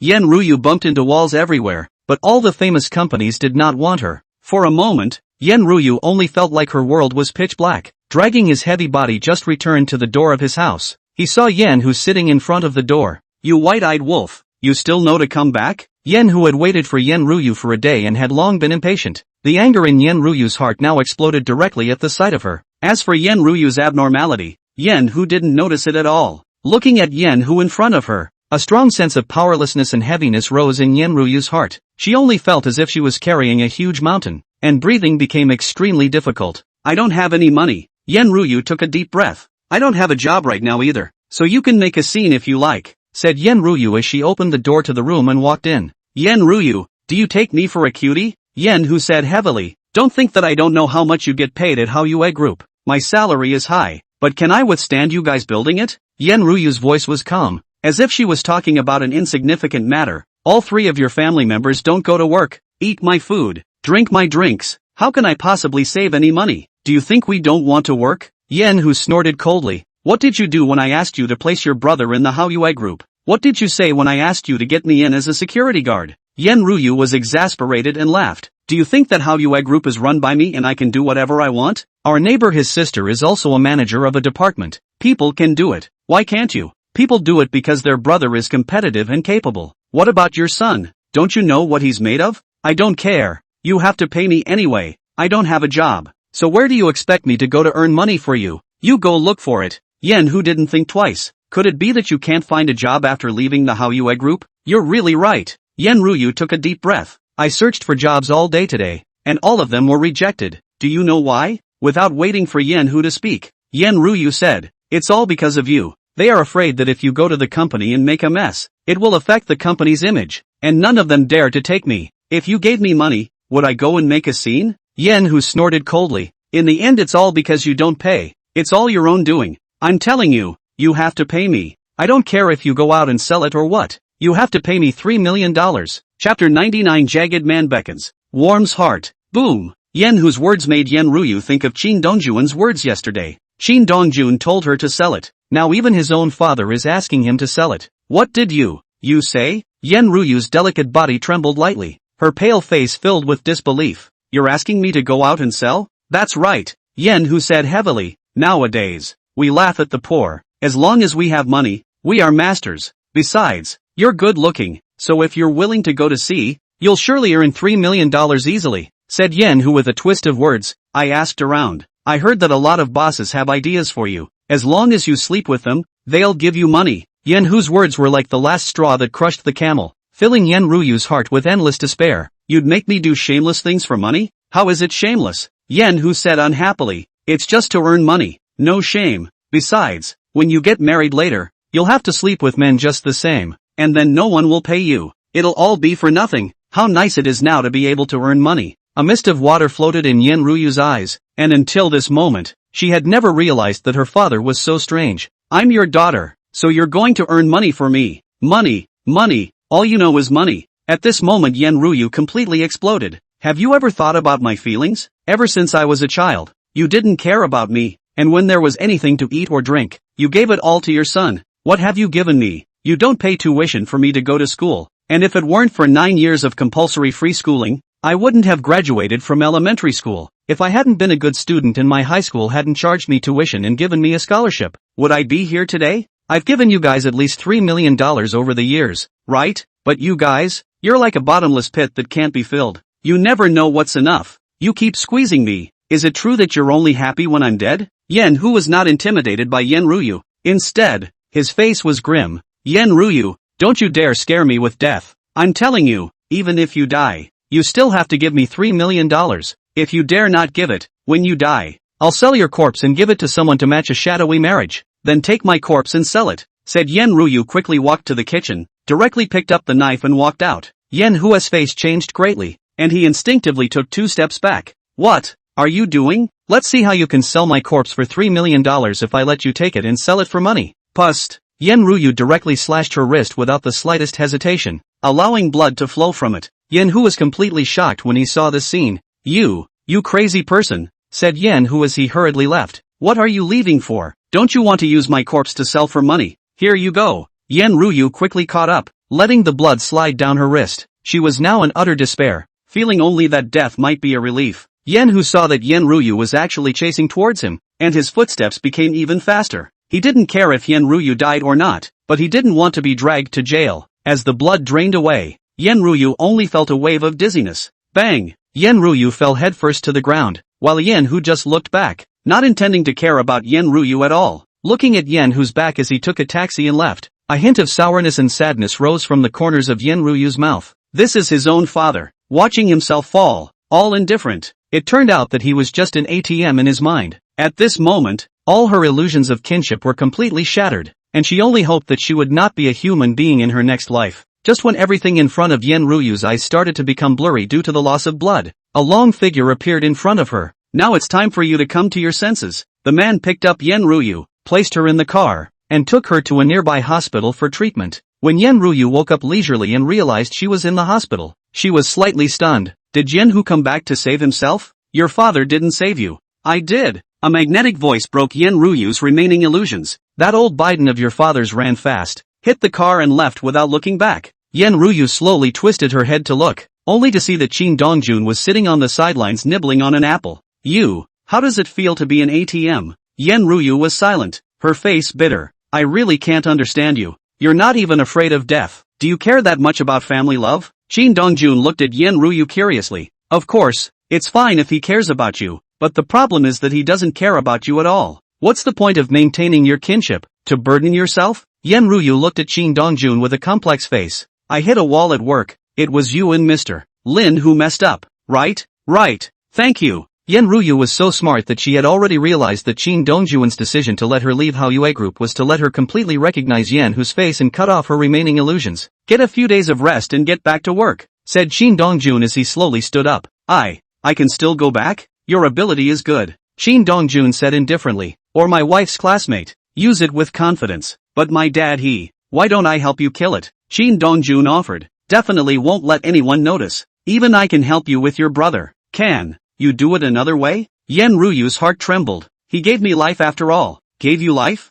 Qin Dongjun let out a light laugh and bent down to pick up a piece of paper placed on the table. See for yourself. Yen Ruyu suspiciously took the paper, glanced at it, and froze directly on the spot. Paternity report excludes paternity with Yen Hu. Really? Qin Dongjun slowly spoke. I was thinking when I saw Yen Hu, even if a father wants to squeeze his daughter again, he can't possibly not have any bottom line. So I kept the cigarette but he smoked off and did a paternity test for you. If you don't believe me, you can make another one yourself. I believe it. Yen Ruyu hurriedly replied. Thank you. Do you want them alive now? No matter what, it's still considered a father and daughter. Yen Ruyu took a deep breath. It's better to leave them alive. Just don't let me see them again. A line of satisfaction appeared on Qin Dongjun's face. You've finally come to your senses. Qin Dongjun, no matter what, I have to thank you. Yen Ruyu looked at Qin Dongjun gratefully. Count me as owing you a favor. If you have any use for me in the future, just ask. Qin Dongjun smiled, not caring, and turned to leave. This guy is quite good if he doesn't become a scum. Yen Ruyu looked at Qin Dongjun's back and murmured, but scummy guys do attract people's favor and warm their hearts. Chapter 100 Chen Baishan's Secret. Settling the matter of Yen Ruyu, Qin Dongjun's heart was beautiful. As for Yen Hu, Qin Dongjun didn't take it seriously at all and directly called Chen Lu to fix it. However, Qin Dongjun had also explained that he would leave Yen Hu and his family alive. Chen Lu did not know why Qin Dongjun wanted to move a plain old man, but Qin Dongjun explained the matter. Dry and finished, Qin Dongjun called Lin Nianshu and told her it was done, so she didn't have to worry about Yen Ruyu anymore. After making the call, Qin Dongjun felt that he should go and talk to Chen Badian. After all, Chen Pioneer had said before that Wei Xian was able to disappear from the hospital because of Chen Baishan's hand. Chen Badian was already over 60 years old, but he didn't look old at all. Only his body was a bit fat. When he learned that Qin Dongjun had paid a visit, Chen Baishan's brows furrowed together in death. Instead, it was Chen Pioneer who was a bit excited. This guy is finally here. Chen Badian didn't dare to offend Qin Dongjun, nor did he dare to ignore it and greeted him personally. Mr. Qin, your great presence has truly brought my Chen family to life. Chen Badian had a spring-like smile on his face, coming here uninvited. It's good that Elder Chen doesn't blame me. Stretching his hand, Chen Badian was polite. So naturally, Qin Dongjun could not come up and be aggressive. Chen Badian warmly welcomed Qin Dongjun to the house and had tea served. Chen Badian had wanted to politely familiarize himself with Qin Dongjun, but it turned out that Qin Dongjun came up and opened the door, blocking all the words Chen Badian had thought of. Elder Chen, where is Wei Xian? Chen Baishan's heart snapped. When he did this before, he was afraid that Qin Dongjun would know about it, but he didn't expect that he would end up being known by Qin Dongjun. Just how did Qin Dongjun know? One is obviously doing it very stealthily. Dad, don't hide anything, just say what you have. Chen Pioneer suddenly spoke. I told him about Wei Xian. The corners of Chen Baishan's mouth twitched. He never dreamed that Chen Pioneer would snitch. Isn't this kid going to fight with Qin Dongjun? How to turn around and sell the old man out? Chen Badian let out a bitter smile. Mr. Qin, I can't help it. If I don't do it, my Chen family will be gone. Elder Chen isn't afraid that I'll leave the Chen family without it? Fear. Chen Badian sighed long and hard. But I can only gamble. But I never thought that this rebellious son would tell you about it. Where is Wei Xian? I don't know. Chen Badian gently shook his head. I'm only responsible for bringing him out of the hospital and handing him over to the others. Who made you do it? I don't recognize it. Chen Badian frowned. He's wearing a mask, and his voice has been disguised. It's a bit hoarse. That night he punched through our Chen family all by himself, and if I didn't do it, he would have just killed me, said Chen Badian as if he thought of something. His voice turned. By the way, He said that if you come, let me tell you a word. What's the word? How many words did the king reduce a stroke to come up with? Shin Dongjuan's body trembled slightly, and his fists were even clenched together in death. Are you sure? That's what he said. Chen Badian felt the killing intent emanating from Shin Dongjuan's body and only felt his breathing become turbulent. What else did it say? Not much else. You can't get in touch? Can't get in touch. Chen Badian gently shook his head. He appeared out of nowhere and is still very strong. Mr. Shin, our Chen family really doesn't intend to make an enemy of you. There really isn't any way I know. Shin Dongjun spat out a mouthful of stuffy air. If there's any news of Wei Xian, tell me at the first opportunity. Shin Dongjun left in a hurry after dropping these words, while Chen Badian was filled with confusion. That's it? But it was good to be gone, or else he would really blame the Chun family, and I'm afraid the Chun family would really be finished. Chen Pioneer, you want me to die, don't you? Chen Badian fiercely dropped his gaze on Chen Pioneer. Isn't this not dead? Chen Pioneer said playfully. Dad, you should actually thank me. It's better for me to take the initiative to tell Shin Dongjun than for Shin Dongjun to hear it from someone else later, right? Chen Badian thought about it for a moment, and that was also the reasoning. Dad, what exactly is Shin Dongjun's origin? An existence that our Chen family cannot afford to offend. Chen Badian took a deep breath, his eyes filled with scorn. You'd better dismiss your thoughts and not think of continuing to fight with him, otherwise I'm really going to go gray. Don't worry, I have my measure. Chen Pioneer looked at Chen Badian with a smile. Dad, I'm going out. You stay home by yourself. Chen Badian nodded and allowed Chen Vanguard to leave. As long as Chen Pioneer didn't offend Shin Dongjun and the rest of Zhonghai, Chen Badian really didn't care. After making sure that Chen Vanguard had left as well, Chen Badian got up and went back to his study, picking up the Wolf Dao book that was placed on the bookshelf. Click! A crisp ringing sound came out, and the bookshelf was like a door that opened directly. Without any hesitation, Chen Badian drilled into it. The space behind the bookshelves was large, 50 or 60 square feet, and although the decor was average, it had all the furniture it needed. Chen Badian just came in and saw a young man sitting on the sofa reading a book. If Shin Dongjun was here, he would definitely be able to recognize this man as the Wei Xian he was looking for. Shin Dongjun is here. Chen Badian stared at Wei Xian and said nonchalantly, but I sent him away. Why did you save me? Wei Xian had asked this question more than once, but Chen Badian had never answered it. Do you want revenge? I want to,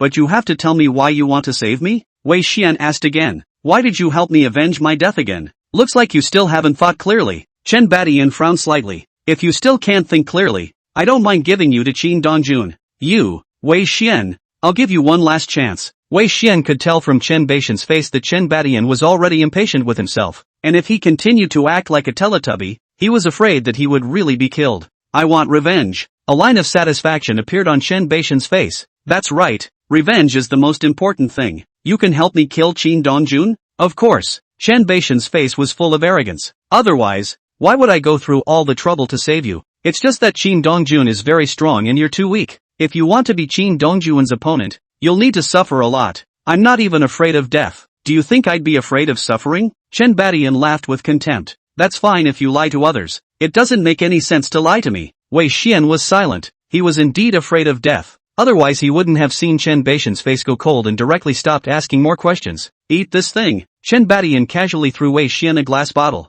This is something that can make you stronger. Chen Badian softly interrupted Wei Xian. Eat this, and as long as you can carry it off, you'll be able to rocket upwards. Can't carry it, die. Of course, if you don't eat, you die. Chapter 101. He's dead, so you can be honest. Shin Dongjun hadn't left too far from the Chen family when his cell phone suddenly made a buzzing vibration. Shin Dongjun took out his cell phone and saw that it was a text message. Wei Xian is in the Chen family. The 5 brief words caused Shin Dongjun's pupils to instantly contract together. Wei Xian was surprisingly in the Chen family, and Chen Badian had deceived himself. For a moment a bold guess sprang up in Shin Dongjun's mind. Could Chen Badian be one of them? How else would he know the word king minus one stroke? This idea had just sprung up, and madness took root in Shin Dongjun's mind. But soon Shin Dongjun calmed down. Chen Badian was one of them. Then who was this person who sent himself a message? Shin Dongjun dialed over the number, but found that it was turned off. It was clear that the other party did not want to communicate with Shin Dongjun. Shin Dongjun didn't know who the person who sent him a message was, let alone what the other party wanted. But there was no way he would let Wei Xian go. After all, if you don't get rid of the grass, it will grow again in the spring. Not to mention that Chen Badian might be related to them. Immediately, Shin Dongjun turned around and retraced his steps back to the Chen clan. This time Shin Dongjun didn't enter the Chen family's house openly. but parked his car in an inconspicuous place and climbed over the wall. The security of the Chen family was very tight, with a guard at every 3 steps and a sentry at every 5. However, Qin Dongjun was the Eastern Emperor, and even if the Chen family had tight security, Qin Dongjun would be able to easily dodge through without alerting anyone. Although Qin Dongjun was able to dodge past the officers in charge of security patrols, where was Wei Shen? Qin Dongjun started searching aimlessly. Suddenly, a majestic and terrifying aura came from the southeast, causing Qin Dongjun's pupils to instantly contract together. At this moment, the secret room, Wei Shen's face was full of grimace, looking unusually pained, and the veins on his arms were even streaked. In particular, the aura emanating from his body was terrifying to the extreme. If Wei Shen wasn't currently chained with iron chains, I'm afraid that he would have directly made a move against Chen Badian, who was standing in front of him. Chen Badian looked at Wei Shen, who was baring his teeth at him, with a calm face, occasionally looking up at the clock hanging on the wall. It won't explode, right? Chen Badian looked at Wei Shen's agonized appearance and muttered, "Just explode, it's an experiment anyway." Chen Badian stared deathly at Wei Shen, taking in the changes in Wei Shen. Seeing that Wei Shen had lasted past 10 minutes and that his breath was beginning to gradually stabilize, and the grimace on his face was beginning to recede, causing a line of excitement to appear on Chen Baishan's face. Is it going to be a done deal? Bang! Suddenly, the door to the chamber directly exploded. The sudden change caused the excitement on Chen Baishan's face to immediately disappear, replaced by an unprecedented gravity, because he sensed a cold killing intent from behind him. Chen Badian was just about to turn his head when an icy voice suddenly rang out. "Chen Badian, Chen Lao, you're playing very skillfully under the lights." At that moment, Chen Badian's face changed greatly. "Qin Dongjun, how did you come back again?" Chen Badian turned around and looked at Qin Dongjun, who was close at hand, and could no longer maintain his composure. "If I didn't come back, how could I have seen this scene?" Qin Dongjun glanced at Wei Shen. "You really are one of them. This experiment, you guys haven't given up on it until now." Chen Badian knew that it was pointless to deny it now. "Qin Dongjun, this skill of yours was given to you by the organization," Chen Badian said heavily. "I asked you to destroy the Heavenly Palace, but you disappeared. The organization remembered your merits over the years and didn't send anyone to take you back. But don't you know no better?" Hearing this, Qin Dongjun couldn't help but laugh. "From what you're saying, I still have to thank you?" "That's right," Chen Badian said forcefully. "If it wasn't for the organization, you'd just be an orphan. Even if you're lucky, you're still just a cow and horse struggling for 3 meals a day. How could you possibly have the status you have now? And how could you possibly marry Lin Nianchu? Now leave immediately and I can pretend you never came." Don't look at Chen Baishan's face full of calmness, but in reality, he was panicking internally. Qin Dongjun was the most successful experiment within their organization, and the only one with a perfect body. The biased Qin Dongjun was uncontrollable, and Qin Dongjun was too much of his own. Even if they brainwashed Qin Dongjun, it would be useless. Qin Dongjun's willpower was almost indestructible. "The Song family and the Southland are your pawns, right?" "That's right," Chen Badian replied without hesitation. "Qin Dongjun, the matter of the Castle Peak orphanage can end here. If you dare to pursue this further, the higher-ups won't spare you. Also, don't forget that the Heavenly Palace has reappeared, and they won't let you off the hook if you kill one of their palace masters. While we still consider you as one of us and are not trying to liquidate you, you'd better not mess with us. Do you guys not want to liquidate me? Or can't you?" Chen Badian was speechless. Of course they wanted to get rid of Qin Dongjun. After all, Qin Dongjun was an unstable factor. Moreover, Qin Dongjun had been investigating the Castle Peak orphanage, just to look upwards and settle the score with them. After a short silence, Chen Badian spoke again. "I know you have complaints and grievances against the top, but Qin Dongjun, don't forget that you got where you are today all because of us. I know you're stalling for time." Qin Dongjun glanced at Wei Shen, whose eyes were red. "You're waiting for him to adapt. Let him take a shot at me. But do you think this kind of trash will be a match for me?" The thoughts in his mind were spoken by Qin Dongjun, causing Chen Badian to panic. You don't have to be nervous. I won't make a move now," Qin Dongjun said indifferently. "I'll wait for him to completely absorb it and then make my move." Chen Badian breathed a long sigh of relief. As long as Qin Dongjun didn't make a move now, everything was fine. "While there's still time, why don't you help me out?" "I don't know much." "Then say what you know." Qin Dongjun took out a cigarette and lit it. "For example, are you and the Heavenly Palace in cahoots?" "No," Chen Badian denied without hesitation. "Having you destroy the Heavenly Palace was a reward received from above, and the reward was extremely generous. Who placed the bounty? Do you think I, the head of a city, could possibly know that?" Qin Dongjun was slightly disappointed, but it was also acceptable. After all, Chen Badian was not a core person from above. How could he know the most central secrets? saving Wei Xian is what they want from above? It was my own intention, Chen Badian said truthfully. Your appearance in Shanghai has made Shanghai very unstable. I need an expert to help me stabilize the situation, or at least not be too passive. Who's in charge above you? I don't know. Chen Badian directly refused to answer Qin Dongjun's question. Qin Dongjun, it's better for you to leave quickly, or else, he's absorbing too slowly. I'll help him out. Qin Dongjun directly interrupted Chen Badian. This way he dies so that you can honestly answer my question. Chapter 102 You fed successfully? Shanghai, an upscale beauty club. When Lu Xingjie saw Tantai Mingyue walk out of the suite, he immediately stood up from the sofa. Miss, has Qin Dongjun come out of the Chen family? Not yet. Lu Xingjie looked at Tantai Mingyue in confusion. Why did you ask me to tell him that Wei Xian is in the Chen clan? Sell him a favor. But he doesn't know it's us. The doubt on Lu Xingjie's face grew thicker. In his mind, selling someone a favor had to require them to know who they were. On the contrary, Tantai Mingyue concealed her identity and did not intend to let Qin Dongjun know at all. Tantai Mingyue let out a light laugh.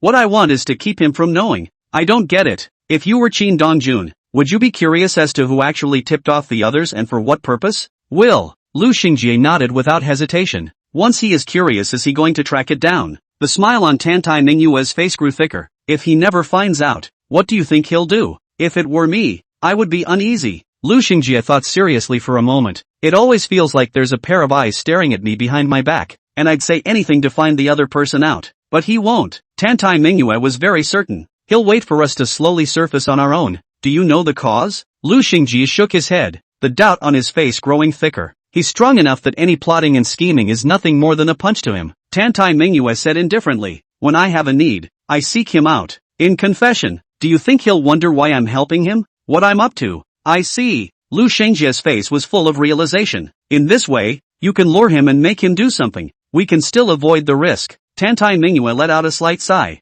Lu Xingjie was good at everything, but his brain turned too slowly. He only saw the very surface. Isn't that right, miss? Right. Tantai Mingyue didn't continue to explain. Keep a dead eye on the Chen family and see if Qin Dongjun will kill Chen Badian. Don't worry, I'll have someone keep an eye on it, and I'll let you know as soon as there's any news. The Chan family. Wei Xian completely regained his calmness and sanity after going through Qin Dongjun's help, and also directly crumbled the iron chains that were locking him up. Qin Dongjun, you really aren't afraid of death. Chen Badian couldn't help but laugh out loud when he saw Wei Xian staring at Qin Dongjun in death. Wei Xian, your chance for revenge has arrived. Saying that, Chen Badian directly pulled up a chair and sat aside, sitting and watching Wei Xian explode and kill Qin Dongjun. At this moment, Wei Xian felt that his body was filled with strength, and even his ruined leg was completely restored. Qin Dongjun, I'm sending you on your way now. Wei Xian didn't know what exactly Chen Badian was going to do, and he didn't care. Anyway, he was strong enough now, and when he resolved Qin Dongjun,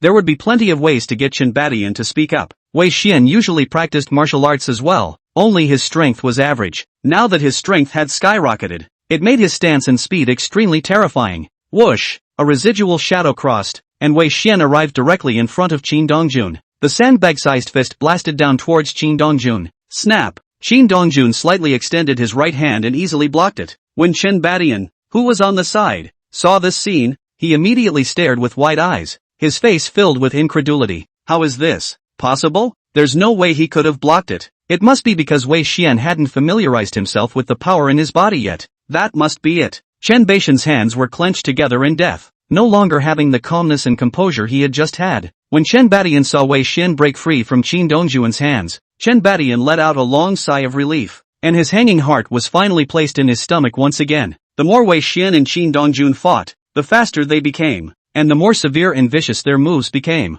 Adapting. Ha! Qin Dongjun forced Wei Xian back with a punch and did not hurry to strike. What do you mean? Now that you've adapted, die. On the side, Chen Baixian's face sank. Could it be that Qin Dongjun had just been feeding the trick, allowing Wei Xian to adapt to this power before killing him? No way. Qin Dongjun is definitely blowing awesome. Trying to kill me. Before the words were finished, Qin Dongjun had already reached his side. Pust. One could only see Qin Dongjun's 5 fingers of his right hand tense up like a sharp steel blade, directly poking through Wei Xian's chest. The intense pain caused Wei Xian to let out a miserable wail. In the next moment, Qin Dongjun's right hand violently yanked out of Wei Xian's chest. Bang! Wei Xian fell to the ground with a loud thud, staring at Qin Dongjun with wide eyes until his death, as if asking, why am I not your opponent? Chen Badian slipped off his chair with a poof when he saw the heart that Qin Dongjun was holding in his right hand. he couldn't believe it, and had to believe that Wei Xian was really dead, and his heart had been ripped out by Qin Dongjun. Qin Dongjun threw the heart in his hand directly in front of Chen Badian before crouching down and using the clothes on Wei Xian's body to wipe away the blood on his right hand.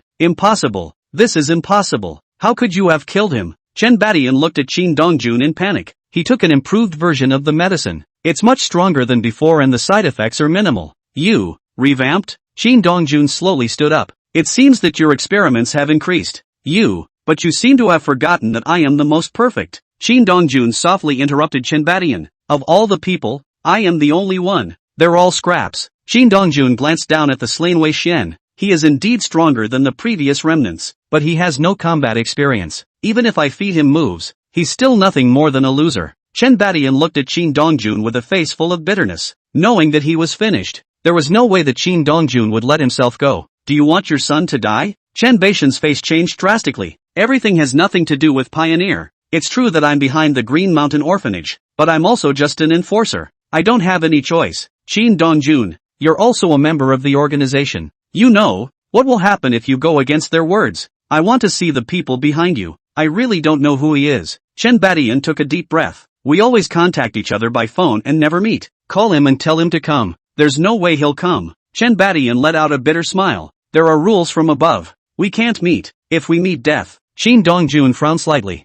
I really didn't lie to you when someone didn't believe it and met up and down and both were killed. I suspect they've planted people around us. I just don't know who. If you don't believe me, I can call right now. Saying that, Chen Badian quickly took out his cell phone and dialed a number that only he knew. 15 seconds later, the phone connected and a low voice came through. Calling at this hour. Did you feed successfully? Chapter 103 Yan Ruyu Meeting. It worked. Chen Badian turned on the speakerphone and looked nervously at Qin Dongjun. Do you want to come and take a look? It's perfect this time. You want to die, don't drag me along. The other party's voice suddenly went cold. Chen Badian looked up at Qin Dongjun as if to say, see, I didn't lie to you. Just kidding with you. Don't make such jokes in the future. The other party snorted coldly. If the higher-ups find out, both of us will have to die. How did you do it though? I failed again. There was chagrin and resignation in the other's voice. I don't know. It just worked sparingly. An old fox like Chen Badian didn't need Qin Dongjun to teach him at all, knowing what he should say and what he shouldn't say, but it seems to be unstable.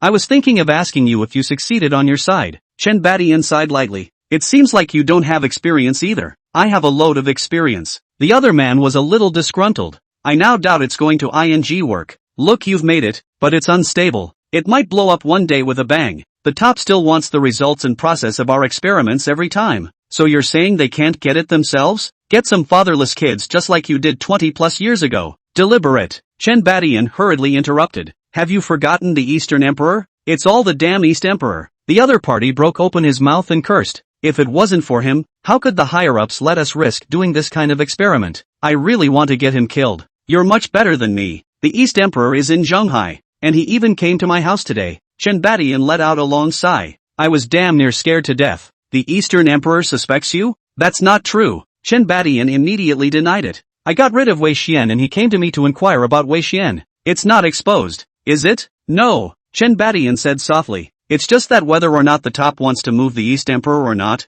I'm on pins and needles every day that he's in the East China Sea. The meaning from above is not to move him at the moment. Let him go fight with the Heavenly Palace first. The other party did not hide it. You hibernate well. Once the above wants to move Qin Dongjun, I'll contact you the first time. Okay. Chen Badian was a bit dissatisfied. Help me talk to the top. I'm too scary here. It's really not possible. Let me change places. I'll pass on your words, so don't get your hopes up. The other party reminded. Where the Eastern Emperor is present, it's unlikely that others will exchange with you. Anyway, thanks. After hanging up the phone, Chen Badian immediately said to Qin Dongjun, you've heard it all. We really can't meet, much less reveal who each other are. What city is he in? I don't know. Chen Badian let out a bitter smile. He's my superior. He knows where I am, but he doesn't know who I am, and I don't know anything about him. Snap. Qin Dongjun directly slapped Chen Badian in the face. Still hiding it this time? You've told him Wei Xian. He won't know who you are. Chen Baixian's heart trembled, never expecting Qin Dongjun's heart to be so fine, guessing everything based on that. He already knows you were exposed, right? Originally, Chen Badian was still thinking that it would be best if he could fool Qin Dongjun, and if he could not fool him, he could only die. As things stood, Chen Badian did not continue to deceive. That's right. Chen Badian spat out a mouthful of stuffy air. He already knows that something has happened on my side. The top will soon adjust its strategy accordingly. Dong Jun Qin, my Lord East Emperor, why do you think you have to check upwards? Chen Badian asked in a puzzled manner. You're one of us. You're still considered a core member. You should know better than me that it's nearly impossible to find the top and get them all. Qin Dongjun knew that Chen Badian was telling the truth. Trying to find everyone up there is a huge undertaking, but he wasn't in a hurry. He had all the time and patience in the world. If you continue to listen well, perhaps one day in the future you can go even higher. But you're partial to investigating the Castle Peak orphanage. Do you know how many more people died trying to cut off all the clues?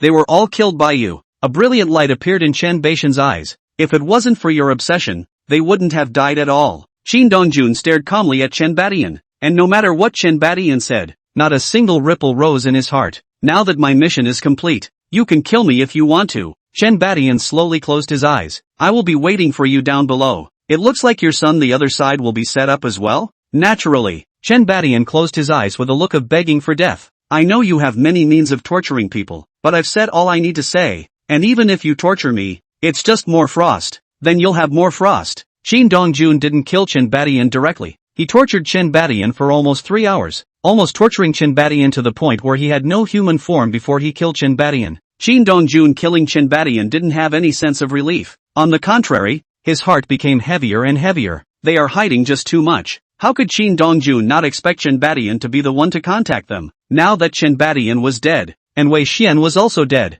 all the clues were almost interrupted. Right now, Qin Dongjun only hoped that Monk Sikong didn't die, or else he would really lose all the clues. When Qin Dongjun came out of the house, the Chen family security personnel were all stunned. Didn't Qin Dongjun leave? How did you get out of there again? No one bothered to ask. After all, they had seen how respectful and polite Chen Badian had faced Qin Dongjun before. It wasn't until the day after Qin Dongjun left that the Chen family security personnel realized that Chen Badian was dead. The news of Chen Baishan's murder was like a whirlwind that swept across Shanghai. For a while, countless clans began to get restless. The Song family, Sun family, and Wei family had been destroyed one after another, and now even Chen Badian was dead. The Sun family was destroyed by Lin Daoyi. The Wei family was said to have been destroyed by Han Jingfeng, but the Song family was actually brought down by Qin Dongjun, and even when Chen Badian was killed, there was a small rumor that it was Qin Dongjuan's doing. Countless people felt an oppressive aura of stormy weather and black clouds pressing down on the city. The sky is about to change in the Middle Sea,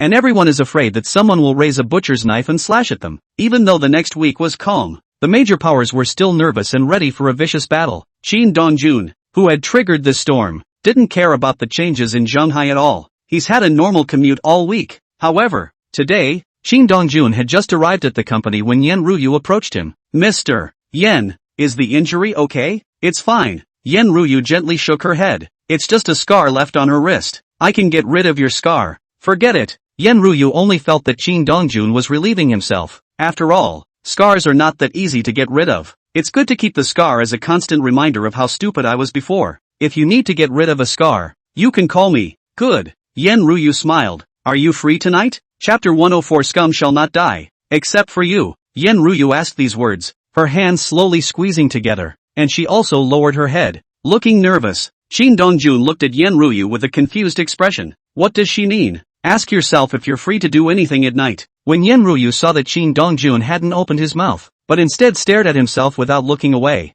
her heart felt as if there was a deer in the head, making her even more nervous. You, don't misunderstand. I just want to invite you for a meal. Yen Ruyu tried her best to control herself, but her voice still carried a tremor that was hard to hide. If it weren't for you, I'm afraid I'd still be sucking blood from them without realizing it, much less seeing their faces clearly. Qin Dongjun's face was filled with realization. Turns out it was to thank himself. Qin Dongjun was just about to open his mouth when Yen Ruyu's voice sounded again. If you don't have the time then forget it. Yen Ruyu said this on her lips, but her eyes were filled with anticipation. Qin Dongjun, who had wanted to refuse, saw Yen Ruyu's expectant eyes and nodded his head in agreement. At once, Yen Ruyu's heart was filled with joy. Wait for work. I'll contact you. Dropping these words, Yen Ruyu flew away from Qin Dongjun's office. Qin Dongjun looked at Yen Ruyu's departing back and shook his head helplessly. Originally, Qin Dongjun wanted to bring Lin Nianchu along to dinner, but Lin Nianchu refused. Lin Nianchu and Yen Ruyu were classmates and up and down. The most important thing was that Lin Nianchu knew too many things about Yen Ruyu, who was an extremely strong woman. If she followed over, Yen Ruyu was afraid that she would be formal. Besides, Lin Nianchu had other things to do today. Qin Dongjun didn't force Lin Nianchu, and after work, he went to dinner with Yan Ruyu by himself. Yan Ruyu didn't take Qin Dongjun to any big restaurant, but went to a fly tavern. It was just after 6 o'clock, and there weren't many people eating, only 2 tables of customers, which made it seem a bit cold. Yan Ruyu and Qin Dongjun had just casually found a table to sit down when a woman over 50 years old walked over with a pen and paper. "You guys." The woman had just opened her mouth, and after seeing that it was Yan Ruyu, a look of joy appeared on her face. "Ruyu, but you haven't been here for a while." The woman merely glanced at Yan Ruyu before landing her gaze on Qin Dongjun. "Is this your new boyfriend? It looks stronger than the one before." The woman was satisfied as she scanned over Qin Dongjun's body. Yan Ruyu directly made a big face. "Auntie Ling, he's not my boyfriend, he's my colleague." "I understand." Auntie Ling scowled at Yan Ruyu.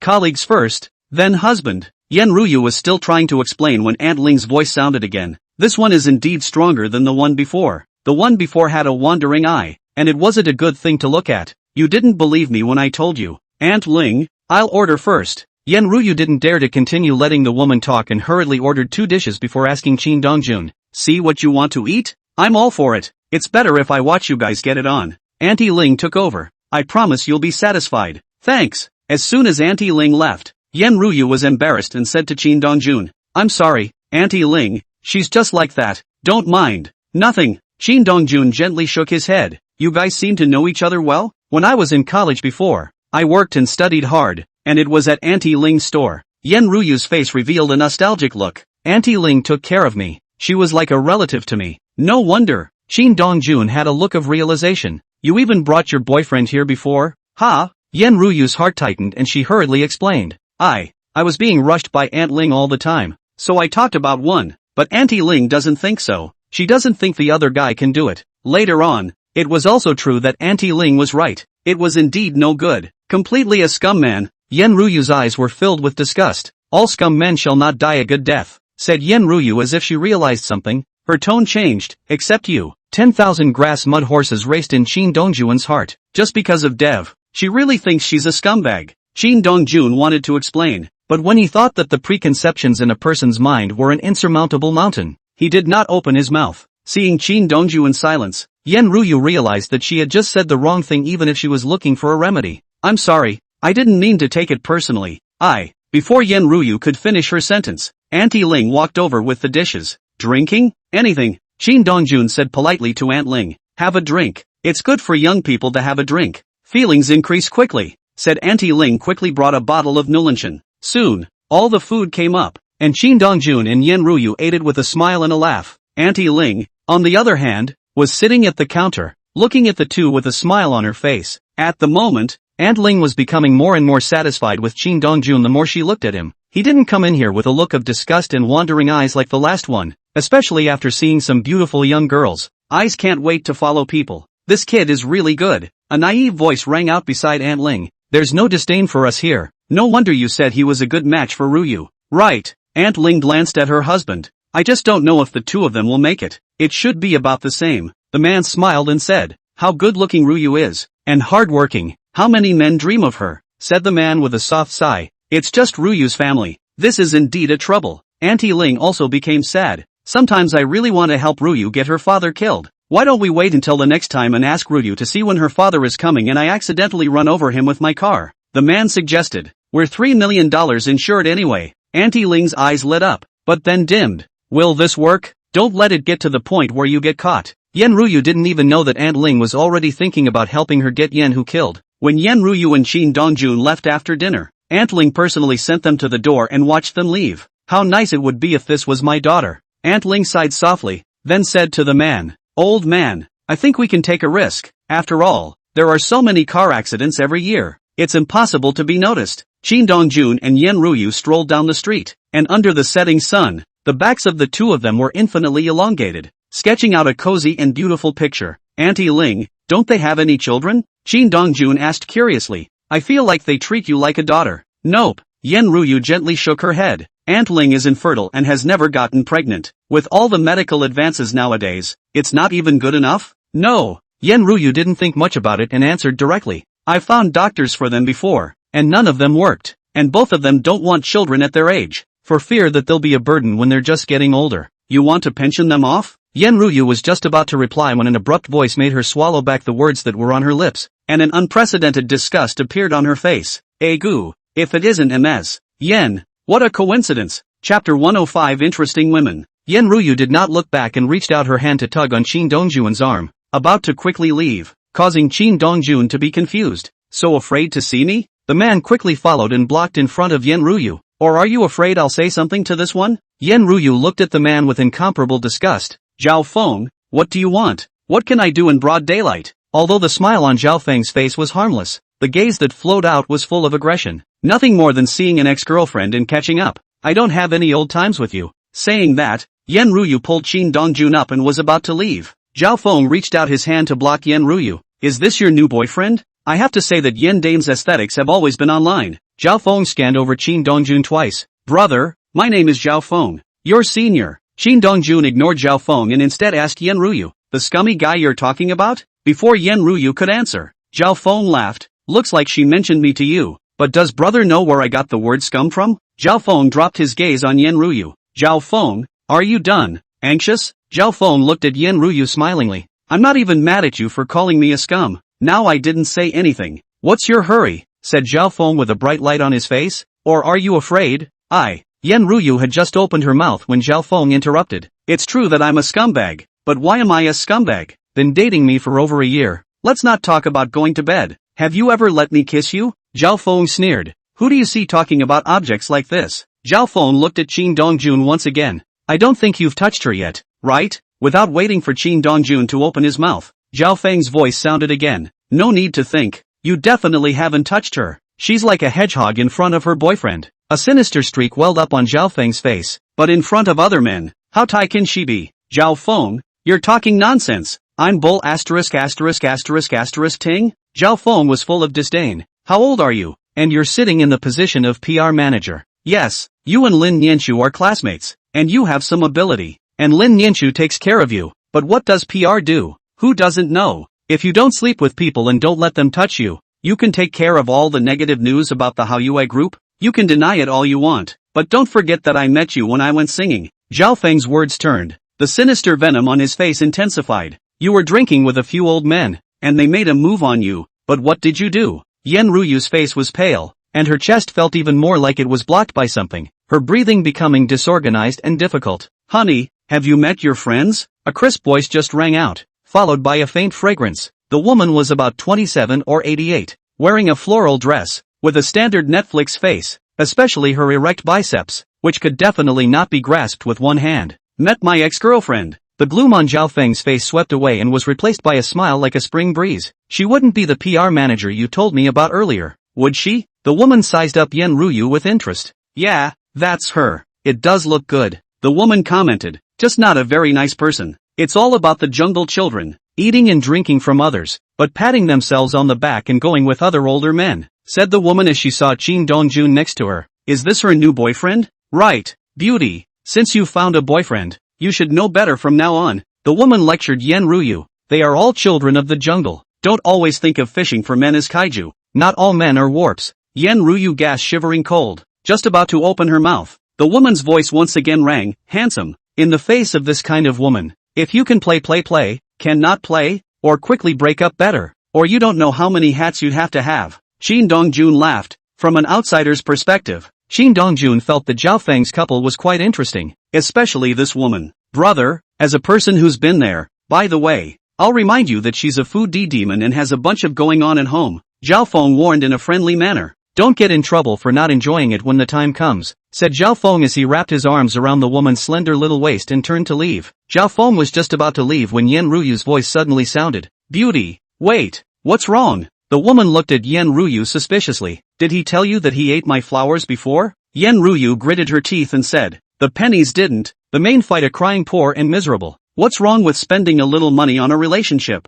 The woman looked at Yen Ryu in disbelief. Sister, what era is this? And to think that talking to someone is looking for a meal ticket. How difficult it is for men nowadays. Just graduated from college. They have to be cows and horses. And they have to earn money to buy houses and cars for the bride price. Yen Ryu was frantic. She wanted to retort, but she couldn't find any points to retort. If you're looking for a meal ticket, I can introduce you, the woman said lightly. Just older than you. No chance of being your father. Do you want one? Keep it to yourself. Yen Ruyu snorted coldly and pulled Qin Dongjun up to leave. The woman looked at Yen Ruyu's exasperated appearance and looked at Zhao Feng in disbelief. Honey, why doesn't she know what's good for her? I thought she's your ex-girlfriend. Her family's condition is still average. I'll introduce her to a rich man and help the poor. She's always been a dog that bites Lu Dongbin and doesn't know what's good for her. Zhao Feng smiled and said, Go, I'll take you to a very delicious roadside stall. Really? The woman's eyes glazed over. I'm not going to lie to you. Qin Dongjun looked at the exasperated Yen Ruyu and couldn't help but laugh. You're at least a PR manager,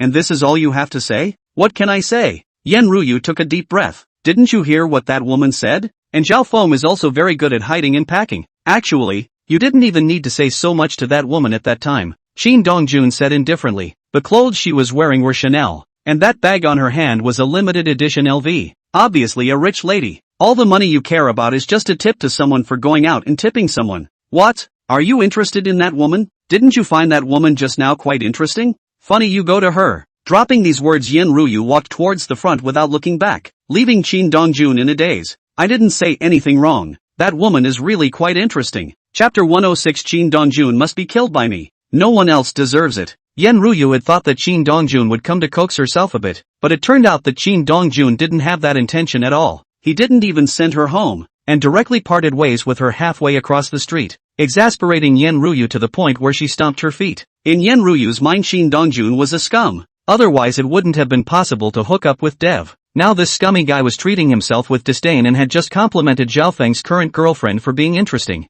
Yen Ruyu began to doubt her charm and looks and figure. How else could Qin Dongjun do this to himself? Could it be because he worked at Haoyue Group and was classmates with Lin Nianchu? It must be like this. Otherwise how could Qin Dongjun, this scum, not have any thoughts about himself? Thinking like this, Yen Ruyu was not only much more comfortable, but also had a light smile on her face. Yen Ruyu's brainstorming was something that Qin Dongjun was destined to never know. After he separated from Yen Ruyu, he went straight home. When he returned home, Lin Nianchu was still working in his study. Why are you back so early? Lin Nianchu looked at Qin Dongjun in surprise. Lin Nianchu thought that Qin Dongjun and Yen Ruyu would go to dinner together, and when they finished eating there was no chance that they would go to a bar or karaoke. Wan did not expect that before 9 o'clock. Qin Dongjun came back. Don't want me back? No. Lin Nianchu gently shook her head. I thought you and Ruyu would go out after dinner. What's so funny? Qin Dongjun said indifferently. Meeting her ex-boyfriend, Zhao Feng? You know him? No. Lin Nianchu nodded. I've seen it twice before.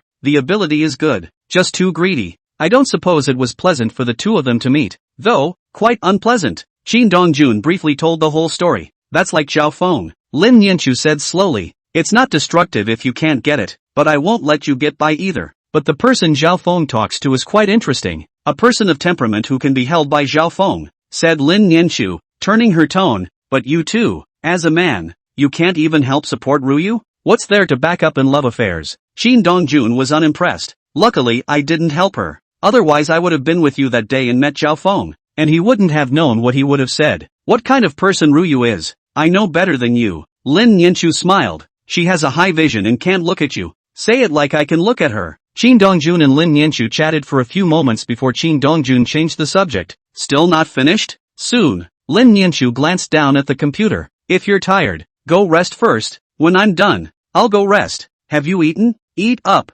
Alright then, you get busy. I won't bother you. Qin Dongjun came out of the study and went back to his room to take a shower, ready to lie on his bed and play with his cell phone. But just after coming out of the bathroom, Qin Dongjun's cell phone, which was placed on the bed, suddenly rang. Qin Dongjun picked up his cell phone and frowned slightly when he saw that it was an unfamiliar number. Who calls themselves at night? With doubt Qin Dongjun picked up the phone. Hey, Qin Dongjun, long time no see. There was an undisguised murderous intent in the hoarse voice. Pioneer Chen? Qin Dongjun asked with some uncertainty. I thought you'd forgotten about me. I really didn't expect you to call me. Qin Dongjun was surprised when he said, it seems you are safe now. Of course. Chen Pioneer gritted his teeth and said, I really never thought that one day I would be like a lost dog, escaping from Shanghai. What's even more ridiculous is that I did all this. Chen Pioneer's voice was filled with remorse. If he hadn't told Qin Dongjun that Wei Xian was the one who had rescued his father, it would have been impossible for Qin Dongjun to find the Chen family. It was also impossible for his father, Chen Badian,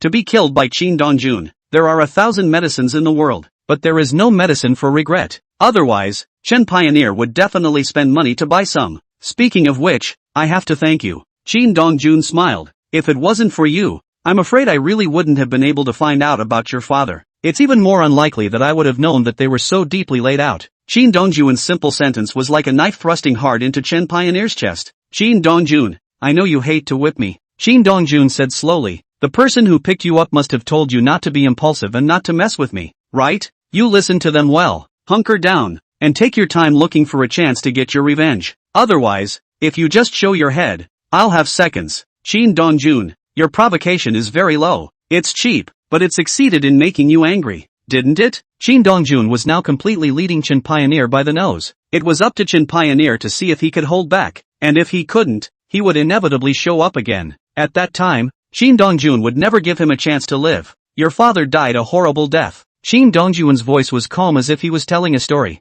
I tortured him for 2 or 3 hours. By the time he died, he couldn't make a single sound, said Qin Dongjun as he changed his tone. You should have seen how he died, right? Qin Dongjun, Chen Pioneer roared hysterically. I will kill you. Kill you. Do you want to see the image of your father being tortured by me? Qin Dongjun was filled with calmness, as if Chen Pioneer's threat was a blank sheet of paper to him, devoid of any lethality. I recorded a little video. I can send it to you if you want to see it. Just as Qin Dongjun finished his words, a thumping sound came out of the phone, followed by the phone being hung up. At the same time, in an underground chamber, Chen Pioneer was like a wild beast that had gone berserk, smashing wildly. You weren't allowed to contact Qin Dongjun, but you didn't listen. A ghostly sigh rang out. Impotent rage now? I want to kill him. Chen Pioneer's eyes were red, like a bloodthirsty beast. Tell me how I can kill him. Chen Pioneer's fists were clenched together in death, and his arms were rippling with veins. The man sitting on the sofa looked at Chen Pioneer's appearance and slowly spoke.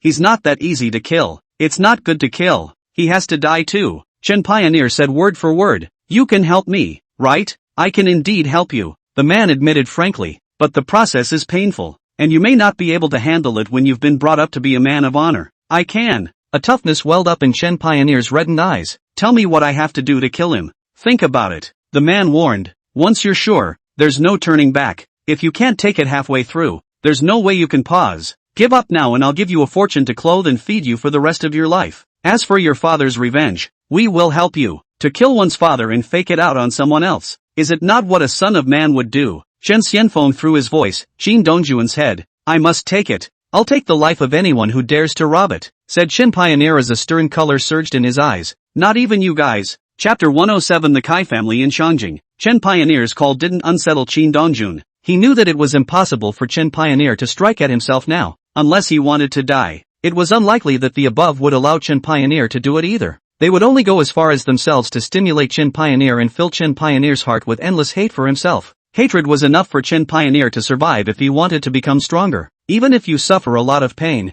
suffer a lot, you must survive. Otherwise revenge would only be an empty word, regardless of what experiments they would do on Pioneer Chen, or how strong Pioneer Chen would become again after he survived. Qin Dongjun didn't care at all. Or perhaps Qin Dongjun hoped that Chen Xianfeng would become stronger and be able to fight with himself. Only then will they surface completely. Otherwise they'll just be like moles, hiding in the dark and coming out to bite you every now and then. The next day, Qin Dongjun and Lin Nianchu had just left the house to go to work when they happened to encounter Han Jiaying coming to find them. Sister Lin. A thick smile immediately appeared on Han Jiaying's face. Luckily I came early, or else I would have had to go to the company to find you guys. Is it something to come to us specifically? My dad is looking for brother Qin. Han Jiaying looked at Qin Dongjun. It seems like he has time to talk to you and ask you to make a trip. Go! Lin Nianchu said directly to Qin Dongjun. I'll go to the company by myself. I'll accompany you. Han Jiaying took Lin Nianchu's arm. Sister Lin, my dad wants me to learn business from you. You won't not teach, right?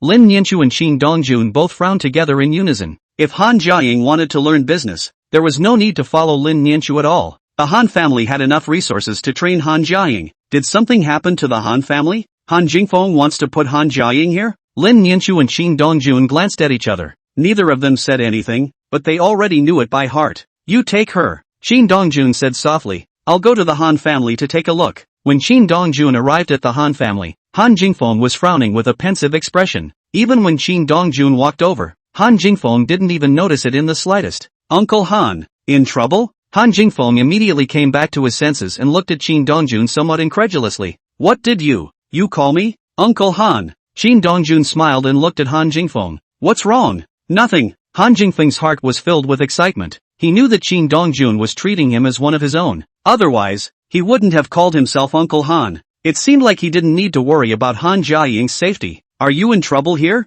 Guess what? You let Jiaying learn business from my wife and manage the company. It must be because your Han family is in trouble. Not bad. Han Jingfeng spat out a mouthful of stuffy air, a line of sadness on his face. Someone came to my house last night to propose marriage. You are not satisfied with the marriage? Right. Han Jingfeng said heavily, but it's hard for me to resist, but they told me to send Jiaying there today, or the Han family chickens and dogs will not be left behind. Dare to say that. The other side is not small. The Shangjing Kai family. Han Jingfeng's fists slowly clenched together, but his face was filled with a thick sense of helplessness. Our Han clan and them aren't even the same size. If they really move our Han family, we'll barely be able to fight. What kind of existence is the Shangjing Kai family? One of the 8 great families of Shangjing. Han Jingfeng spat out a mouthful of stuffy air. It's also the top mansion along the delta, and can be ranked in the top 10 amongst the many families in the delta, said Han Jingfeng, turning his tone. Within the hidden magnificent sect, they can also be ranked in the top 10. The Han family was an awesome,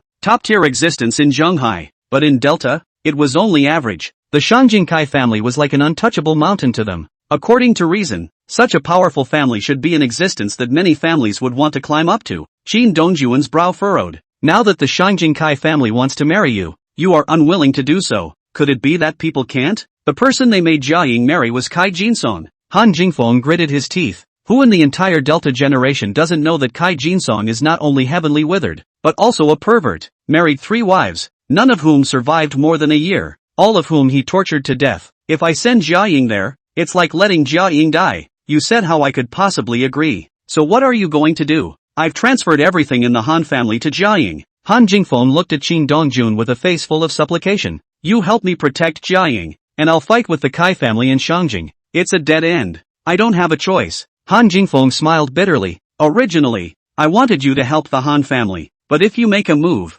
the Shangjing Kai family will definitely take it out on the Lin family. You're not afraid of them, but not the Lin family. Even Lin Daoi can't fight. In the face of Han Jingfeng's true feelings, Qin Dongjun said in relief, Uncle Han, there's no need to be so pessimistic. Shangjing Kai family, I'll help you out.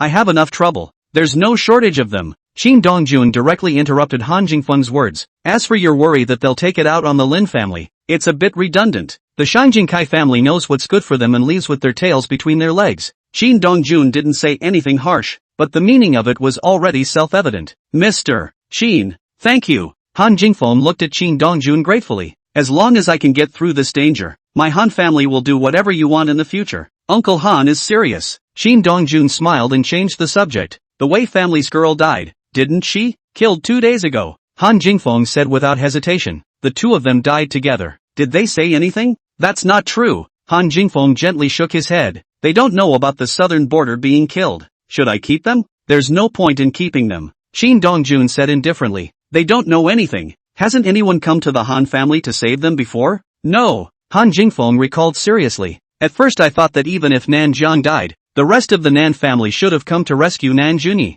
Turns out they didn't show up, and I asked around later, and it seems like the Nan family is fighting for power right now. Han Jingfeng opened his mouth, looking like he wanted to speak. Are you trying to ask why you don't go and destroy the southern family? Right. Han Jingfeng nodded. When the Nan family stabilizes internally, they might seek revenge on you. I'm waiting for them to come to me. Currently, many of the clues had been broken, and Qin Dongjun placed all of his hopes entirely on Monk Sikong. Hopefully, the seeing empty monk would show up at the southern family and join forces with certain people to kill them at that time. Mr. Qin, I suggest that you should not raise a tiger. Han Jingfeng cautiously reminded. A lot of people are staring at you right now, plus what you did before. If you help us offend the Shangjing Kai family today, if they all join forces, they are not to be underestimated. Chapter 108 Kai Jinsong sees hope. Even if Han Jingfeng knew that Qin Dongjun was the Eastern Emperor, he also knew something about Qin Dongjun, but it was only known, not really conceptualized. So much so that he felt that after the internal stabilization of the southern family, along with the other forces and the Kai family in Shangjing,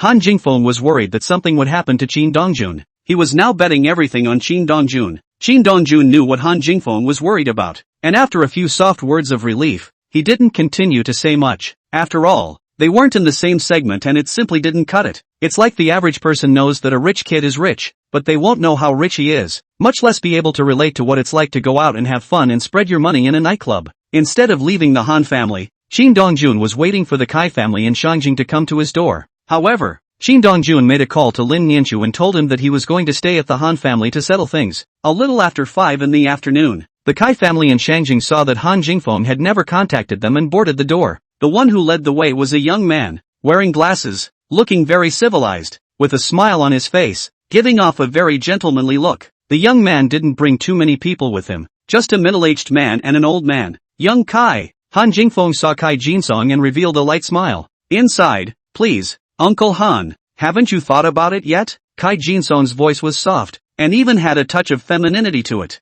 This femininity is not artifice, like a castrated eunuch. Of course, it could also have something to do with his heavenly atrophy. Kai Xiao, I've thought it over carefully. My daughter is stubborn and unruly. She really doesn't deserve you. Uncle Han is joking. Kai Jinsong pretended not to understand. Jiaying is quite good. Definitely a good match for me. Kai Xiao, you don't know Jiaying. That's why I'm marrying her and going home to get to know her slowly. Kai Jinsong made a double entendre. Is Uncle Han worried that she won't survive a year in my house? No. Han Jingfeng shook his head in denial. I'm just afraid that Jiaying won't be able to do some things right and will make Kai Xiao angry. No harm done. Kai Jinsong continued to feign confusion. It's inevitable that there will be friction when two people live their lives. 10,000 grass mud horses raced in Han Jingfeng's heart. He had refused several times in a row, and Kai Jinsong had always played dumb to himself. Kai Xiao, Jiaying can't marry you. Han Jingfeng knew that if he hadn't picked his words out yet, Kai Jinsong could keep playing dumb. Kai Jinsong frowned slightly. Uncle Han,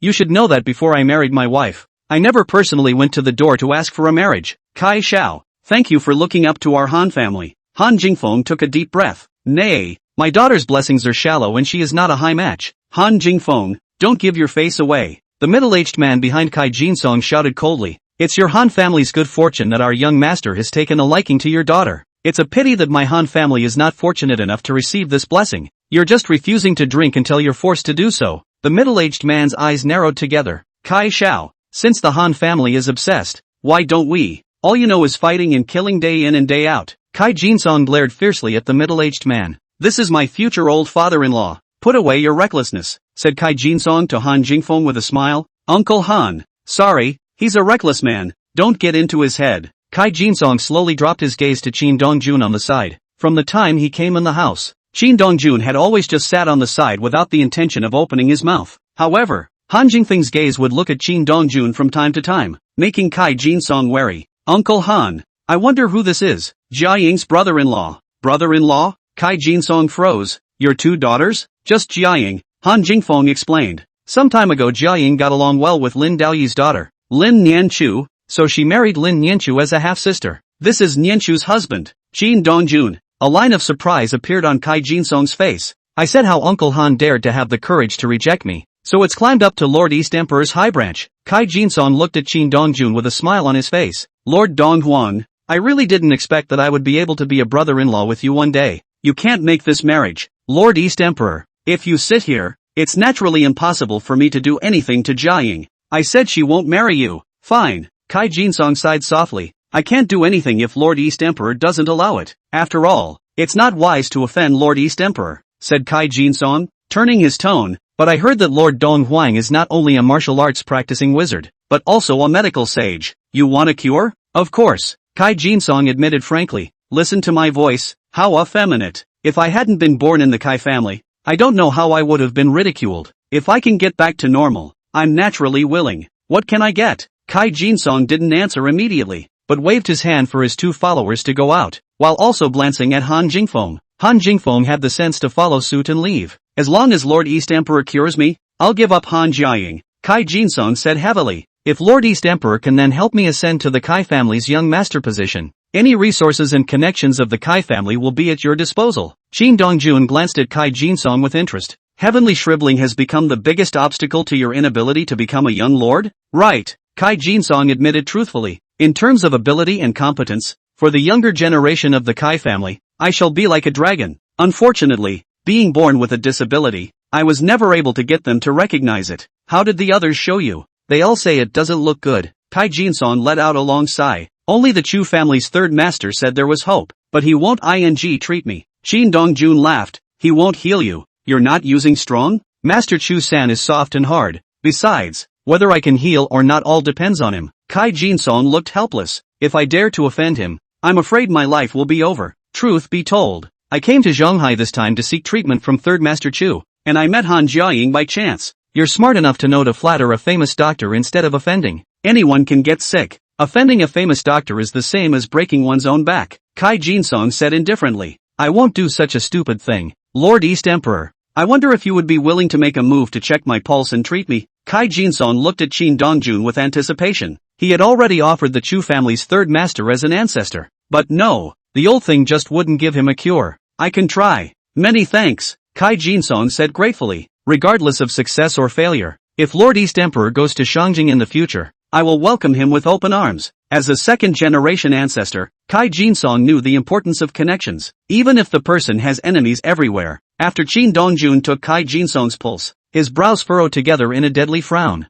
You're not a heavenly atrophy. You were poisoned when you were a child, weren't you? Asterisk. Kai Jin-song directly burst out in foul language. Your words sound just like Master Chu-san. No wonder he didn't treat you. Qin Dongjun stared at Kai Jin-song with deep interest. He doesn't want to get involved in your Kai family's infighting, and he's even more afraid that the person who poisoned you will make a move against their Chu family, isn't he? Chapter 109 Acting. The Shangjing Kai family, not only is one of the 8 great families in Shangjing, but also ranked in the top 10 among many families in Delta, so it can be imagined that the Shangjing Kai family is bound to have a thriving population and many capable people. Otherwise it would be impossible to create the prosperous Kai family. The Chu family is isolated in a corner. In the Central Sea is indeed a formidable and bombastic existence, but looking at the entire delta, the Chu family is but a grain of sand, naturally not daring to participate in the stakes of the young generation of the Kai family in Shangjing. Lord East Emperor shouldn't be afraid, right? Kai Jin-song looked relaxed and calm, but he was actually full of tension inside. He searched for famous doctors, but the only one who diagnosed his condition was the third master of the Chu family, but he did not dare to treat him. Although Qin Dongjun was the Eastern Emperor, Qin Dongjun did not have many enemies. He was really afraid that Qin Dongjun wouldn't want to wade through this mess. Your Shangjing Kai family, I don't take it seriously at all. Qin Dongjun glanced at Kai Jin-song with a slightly deeper meaning. But your Kai family's muddy water, I don't want to wade through it. When Kai Jin-song heard this, he could no longer maintain his composure. Lord East Emperor, I'm afraid you've looked for quite a few famous doctors, right? Qin Dongjun softly interrupted Kai Jin-song. You've even searched for people from the Medicine King Valley, right? Looked, they said it couldn't be cured? Right. Kai Jin-song let out a bitter laugh. I knew they were lying to me. The third master of the Chu family in Zhonghai was able to diagnose my condition and still have a way to treat it. But the renowned Medicine King Valley says it can't be treated. It's a complete fool's errand. I can't do anything about it knowing that they're fooling me. Kai Jin-song's face was filled with bitterness. Pill King Valley can't be offended. And I can't afford to be offended. Indeed. Qin Dongjun nodded approvingly. Pill King Valley is the reigning head of Chinese medicine, and is friendly with all the major powers. Even the powerful families of the imperial capital don't dare to offend them easily, let alone your mere Kai family, said Qin Dongjun, turning his tone. Have you ever wondered why they refuse to treat you? Naturally, it's my beloved family and friends who are blocking me from this, Kai Jin-song said without hesitation. They poisoned me as a child and crippled me whole. How could they let me heal? A line of approval appeared on Qin Dongjun's face. It is true that most of the children of the big families have good brains, but only a few don't have brains and lack of strings. I suppose you have your suspicions, don't you? Naturally, there is, Kai Jin-song told him frankly. Unfortunately, I have no proof. Taking a step back, even if I had proof, it wouldn't help. The bitterness and helplessness on Kai Jin-song's face grew thicker. A big family is not the same as an ordinary family. They do everything with the word profit. As long as it's not in the family's interest, even if I'm the family head's own son, it's useless. Not to mention I'm not the only son of the head of the family. Being in a powerful family,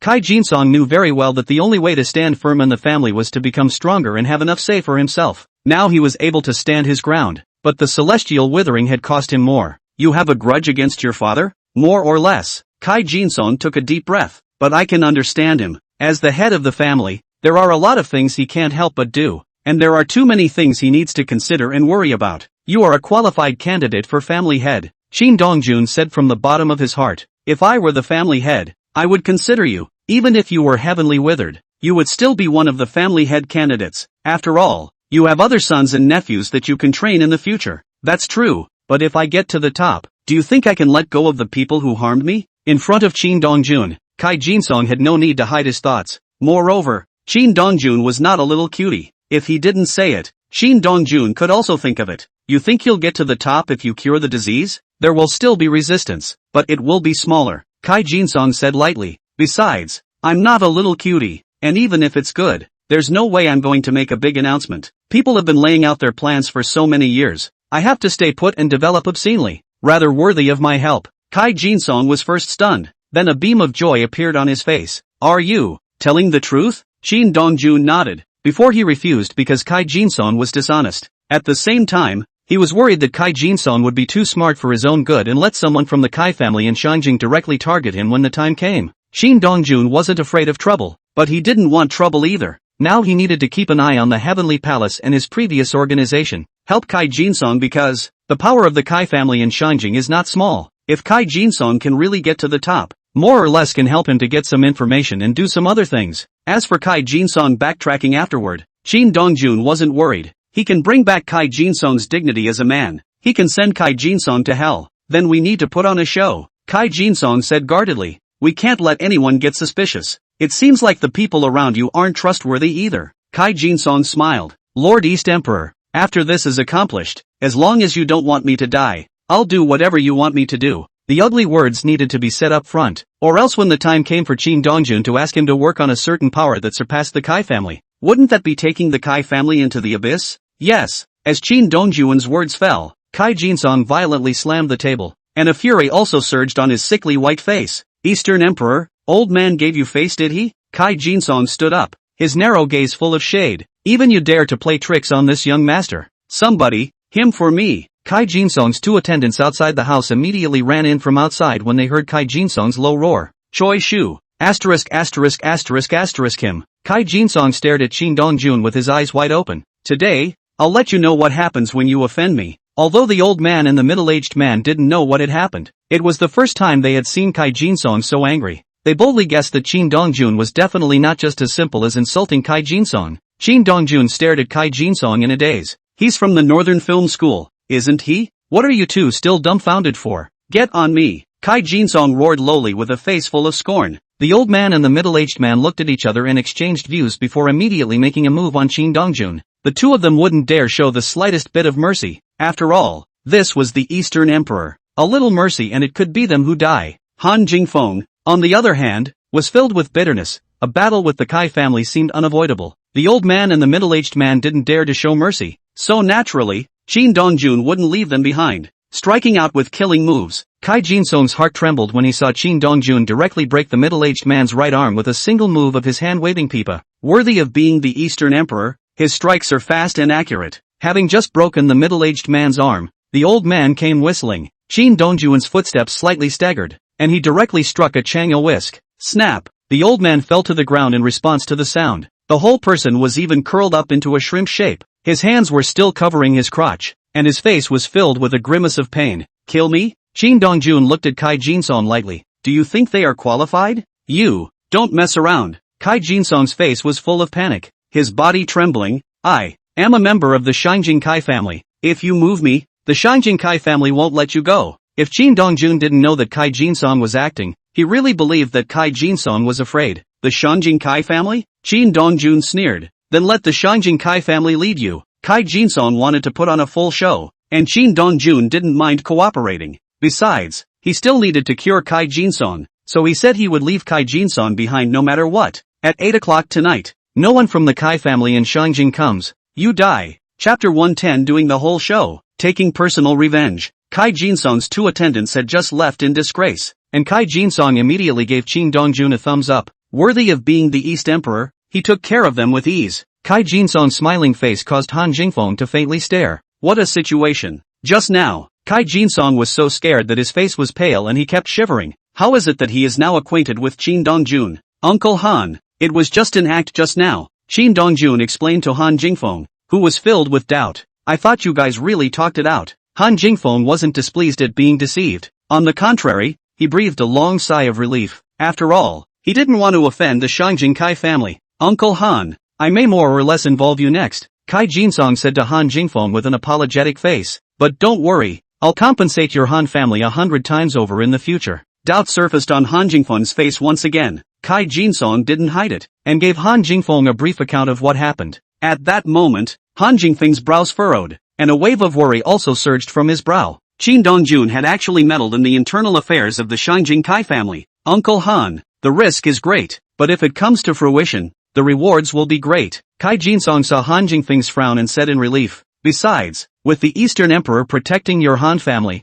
our Kai family won't go too far. When Han Jingfeng thought about it, it was definitely better to completely offend the Kai family than now. In case Kai Jinsong succeeded in his rise to power, his Han family would be like climbing up to the Kai family. I know what to do. Han Jingfeng spat out a mouthful of stuffy air. Mr. Qin, since you want to treat young Kai, you might as well go to my Han family's backyard. Uncle Han, then please take us there. Han Jingfeng took Kai Jinsong and Qin Dongjun to the backyard, and he didn't stay behind. Tonight the Shangjing Kai family was bound to come. He more or less needed to make some preparations so that he wouldn't let them see the cracks. Lord East Emperor, how do I need to cooperate with you? Kai Jinsong looked at Lord Qin Dongjun with anticipation. He was poisoned as a child, unable to do anything, and behind his back he was made a laughingstock. Now he finally saw hope, filling his heart with excitement. Acupuncture, Qin Dongjun said indifferently. It's a pity there's no woman. Otherwise, with the addition of a woman's stimulation, the effect should be better. Is it okay to watch a movie? That works too.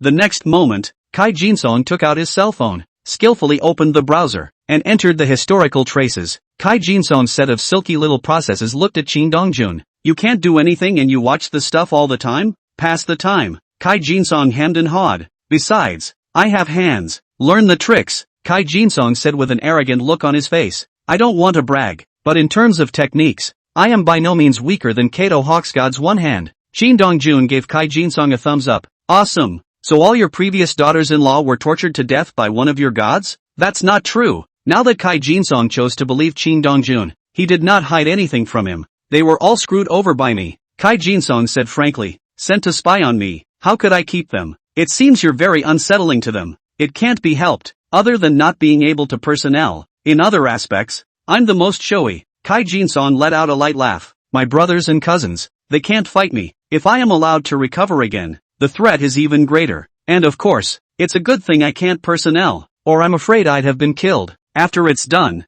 you can take it easy, Qin Dongjun reminded. Otherwise you might get shaded to death. With that, Qin Dongjun turned his tone. Now take off your clothes first. Without any hesitation, Kai Jinsong immediately took off the clothes on his body. When there was still a pair of pants left, Kai Jinsong looked up at Qin Dongjun. Still taking them off? No need, Qin Dongjun said indifferently. Sit back and watch your piece. Kai Jinsong immediately started playing the video, while Qin Dongjun was not affected at all and started giving Kai Jinsong acupuncture. As the 6 silver needles went down, Kai Jinsong only felt a hot current sweeping through his limbs and bones, and was incredibly comfortable. When Qin Dongjun stuck the 7th silver needle down, Kai Jinsong unexpectedly felt something. It was weak, but it filled Kai Jinsong with excitement. He had never felt this way since he could remember. Is this what men call a reaction? The voice coming from the cell phone made Kai Jinsong breathe heavily, but it had no effect on Qin Dongjun. Qin Dongjun stabbed the needle quickly, accurately and ruthlessly, completely in one go. Wait for 30 minutes and I'll pull out the needle for you.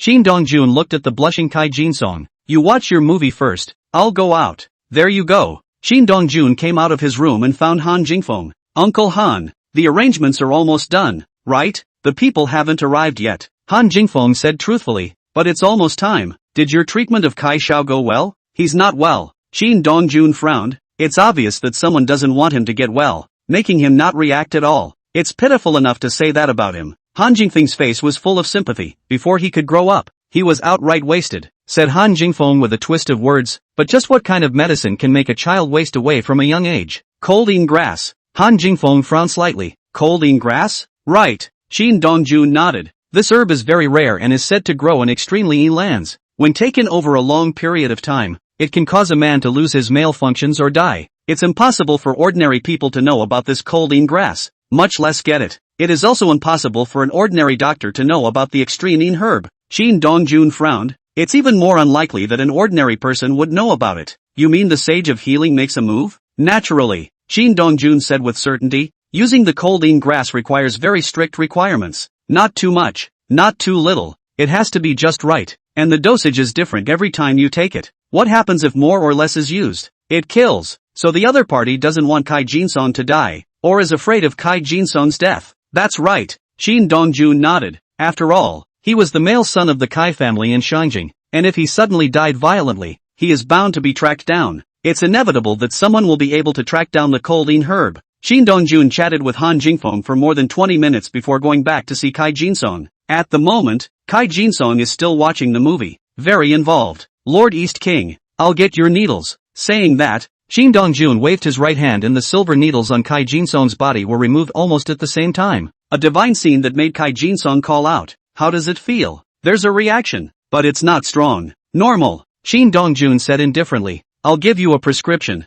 In a month's time, you'll find a way to make a trip to me and I'll help you with acupuncture again. Yes, but right now you're going to have to suffer. Kai Jin-sung immediately understood what Shin Dong-jun meant. Come on, beat it up any way you want. Instead of making a move, Shin Dong-jun called out to Han Jingfeng, Uncle Han, thank you for your hard work. Han Jingfeng hemmed and hawed at Kai Jin-sung. Kai Xiao, I'm sorry. Bang, bang, asterisk asterisk asterisk asterisk gently, gently. Han Jingfeng, didn't I just hit on your daughter's idea? Are you as far as to take personal revenge? Asterisk asterisk asterisk asterisk. It hurts. Chapter 111 I will liquidate them when I get to the top. In the Kai family in Shangjing, Kai Fuxing's face was blue to the core when he learned that his son, Kai Jin-sung, had been left behind in Shanghai by Shin Dong-jun. He really didn't want to provoke Shin Dong-jun. It wasn't true that the Shangjing Kai family was in existence that made countless people look up to them, but Shin Dong-jun was in existence that made countless people jealous. If Shin Dong-jun was truly determined to deal with their Kai family, Kai Fuxing didn't think that the Kai family would be able to block it. After all, Shin Dong-jun was an existence that could even sink the heavenly palace, an existence that made countless overseas dark forces fearful. He didn't want to deal with Shin Dong-jun, much less have friction. Now he had to make another trip to Shanghai, or his son Kai Jin-sung might not really be able to come back. Immediately, Kai Fuxing led the way to the Han family in Shanghai. Kai Fuxing had just left when Kai Jiangyu, the second oldest member of the Kai family, got the news. Offended Eastern Emperor Shin Dong-jun? Kai Jiangyu was filled with surprise. Is the information reliable? The Grand Master has already taken someone to Shanghai. I'm afraid I can't be wrong. Kai Jiangyu immediately laughed. Kai Jin-sung, you said you're usually such a smart person, but you're stupid enough to offend the Eastern Emperor. What an ignorance. Second Master, should we contact the East Emperor? A murderous intent surged in the middle-aged man's eyes. Let's see what price he wants to be able to do away with Kai Jin-sung. We can't take the price the Eastern Emperor is asking for, Kai Jiangyu said indifferently. Besides, the Eastern Emperor is a smart man, so as long as we make the call, we're bound to be able to guess that the Kai family is in a fight. He won't come wading in, so it's better to watch the show. Kai Jiangyu was trying to use Shin Dong-jun's hand to straighten out Kai Jin-sung, but reason told him that he must not do so. Moreover, Kai Jin-sung had offended Shin Dong-jun this time, and even if Shin Dong-jun could spare him, it was estimated that he would have to shed his skin. At that time, if Shin Dong-jun questioned the Kai family, he could completely strike within the family. Always keep an eye on this point Jin-sung's news, Kai Jiangyu said smilingly. After all, that's my own nephew. I'll have to check on him once he gets back, said Kai Jiangyu, who couldn't help but laugh out loud. Not only did Kai Jiangyu gloat up in the Kai family, but everyone else gloated as well. Only Kai Jin-sung's old mother, with a sad face, only hoped that Kai Jin-sung would come back alive. Kai Fuxing came to Shanghai and hoofed it toward the Han family. When Kai Fuxing arrived at Han's house, the two of them, Shin Dong-jun and Han Jingfeng, were in the midst of exchanging cups. Kai Jin-sung sat on the ground with a bruised nose, looking miserable. Dad, Kai Jin-sung looked incredibly excited to see Kai Fuxing arrive, and instinctively was about to get up and run towards Kai Fuxing. Did I tell you to move? Shin Dong-jun's calm words fell, causing Kai Jin-sung's body to stiffen down,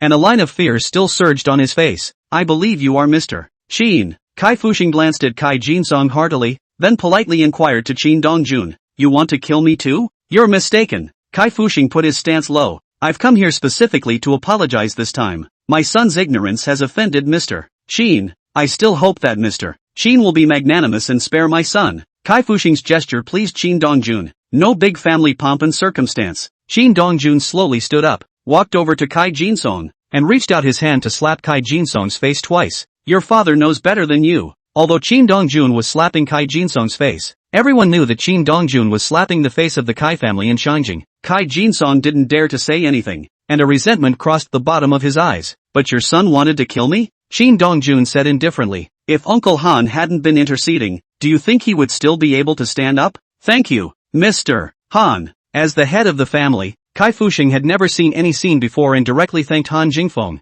I, Kai Fusheng, will remember this favor, Mr. Kai is joking. Han Jingfeng responded hastily. Alright, Qin Dongjun spoke again. It's not impossible for you to let your son go. Feel free to mention any requests Mr. Qin has. Tell him to be honest and stop hitting on Jiaying. Qin Dongjun's voice became cold. Otherwise, I don't mind making a trip to Shanjing. Also this time, the Han family has been frightened. You need to pay for the moral damages. No problem. Without thinking, Kai Fusheng directly agreed. It's not much to ask for one of your son's hands when he's got a murderous streak against me, is it? Kai Fusheng was just about to open his mouth when Qin Dongjun quickly broke Kai Jinsong's left arm. The pain of broken bones caused Kai Jinsong to let out an agonizing wail. Instantly, Kai Fusheng's face turned ugly down, but he didn't dare to express any dissatisfaction. Adverse son, why don't you quickly thank Mr. Qin for his mercy? Thanks. Get out. Kai Jinsong was like an amnesty and walked quickly to Kai Fusheng's side. Mr. Qin, then I won't bother you much. Kai Fusheng bowed slightly. I will definitely do what I promised. If you want to retaliate, come at me directly. If you dare to go to anyone else, I will sink your Kai family. The blunt threat caused Kai Fusheng's face to instantly darken, but he didn't say anything and turned around to lead his men away. Mr. Qin, isn't that a bit much? Han Jingfeng looked at the departing backs of Kai Fusheng and the others. He's a smart man, not easy to fool. Qin Dongjun spat out a mouthful of stuffy air. We'll see Kai Jinsong perform on his own next. Kai Fusheng brought Kai Jinsong out of Han's house and was just about to slap Kai Jinsong, but after seeing Kai Jinsong's miserable appearance, he ultimately did not go down on his hands. You say you, normally such a steady person, how could you offend Qin Dongjun? I didn't come to beg Master Chu San to cure me. He didn't agree. I was skulking around in Zhonghai and met Han Jingfeng's daughter, Kai Jinsong said aggrievedly. I also didn't expect Han Jingfeng's daughter and Qin Dongjun to know each other. Dad, we can't endure this matter. Kai Jinsong gritted his teeth and said, I haven't suffered such a great shame. What else do you want? Kai Fusheng let out a low gulp. He's the Eastern Emperor. All of us in the Kai family bundled together are not enough for him to kill. We have money. We can get someone. You shut up. Kai Fusheng coldly interrupted Kai Jinsong. Don't mess with Qin Dongjun. If I find out that you dare to sneak to Zhonghai to find trouble with him, I'll break both your legs. And your illness. Kai Fusheng let out a long sigh. I will find a way to help you heal. Because of Kai Jinsong's illness, it makes Kai Fusheng feel guilty about him. He knew his son was being victimized, but there was nothing he could do about it. For the sake of family stability, he had to turn a blind eye. But it turns out that Kai Jinsong is the best of many young people. I'll figure out my own way to deal with my illness, but I can't swallow this breath. Kai Jinsong gritted his teeth and said, Dad, just tell me if you're going to him or not. You need to calm down now. Kai Fusheng had a cold face. Now let's get you to the hospital first. Dad, do you know, just this thing today, when you go back, how many people will impeach you? Kai Fusheng chided. Just your second uncle, your third uncle, and your great aunt. Do you think they can let you off the hook? Jinsong, it's not easy for you to get where you are today. If you fall from this position, do you know what the consequences will be? Screwed over by them? Kai Jinsong sneered. Hasn't the Kai family always been so indifferent? By the way, it seems like you stepped on my little uncle's corpse to get to the top, right? Snap! Kai Fusheng threw out his hand and slapped Kai Jinsong hard in the face. Enough! Doing it and still not letting people talk about it? Kai Jinsong was slapped, but the smile on his face instead grew even thicker. The Kai family is indifferent to human feelings. If I can ascend to your position, I will settle with all of them. Kai Jinsong said coldly. After all, I'm also a Kai family member, and I've inherited the Kai family's six-parent, cold-blooded character. Chapter 112 Brainwashed Jolene came after me. Kai Jinsong hadn't contacted Qin Dongjun since he left Zhonghai. Of course, this was expected by Qin Dongjun. From Kai Fusheng's attitude, it was clear that the Shangjing Kai family did not want to make an enemy of him. Besides, Kai Jinsong isn't missing an arm or a leg. It was better to be humiliated a bit than to lose your life. Originally, Qin Dongjun thought that Han Jiaying would go back after settling the Kai family in Shangjing. But who would have thought that Han Jiaying wouldn't go? He said that he wanted to follow Lin Nianchu to learn how to do business properly, and that he couldn't learn real skills in his own home. To top it off, Han Jiaying also moved all of her things to the Rose Garden. Just let her stay? Qin Dongjun looked depressed as he watched the scene of Han Jiaying directing people to unload things. Stay, Lin Nianchu said faintly. I've promised her. Besides, our home is so big, it's a bit cold with just the two of us, and Jiaying living here can still be more popular. You don't seem to want her to stay? Of course I don't want to. Qin Dongjun blurted out without thinking. The two of us are having a good time in the world, and suddenly there's someone else. It's awkward. Lin Nianchu smiled. When she lives for a while, I'll find a way to let her go. Qin Dongjuan's eyes lit up. Really? Don't worry, I'll definitely find a way to make her go. Lin Nianchu softly assured. If she doesn't leave, the two of us will go out for a trip, okay? You can spare the company? During the time Qin Dongjun and Lin Nianchu had been together, he could sense that Lin Nianchu was a complete workaholic. I can work until midnight every day and I don't know what I'm working on. I'll arrange everything ahead of time. And besides, even if I'm out and about, I can telecommute. That's fine. Qin Dongjun agreed painfully. Don't you forget. When Han Jiaying finished moving her things, Qin Dongjun drove the two of them to work with Lin Nianchu. Along the way, Han Jiaying chattered non-stop, making Qin Dongjun quite helpless. Even Qin Dongjun was beginning to wonder if he should take Han Jiaying on another trip to the bar to scare her. If Han Jiaying knew what Qin Dongjun was thinking, I'm afraid she would fly away. The last ordeal was a nightmare for Han Jiaying, and she never wanted to go through it again in her life. Arriving at the company, Qin Dongjun assessed the security personnel and went back to his office to rest. As a security manager,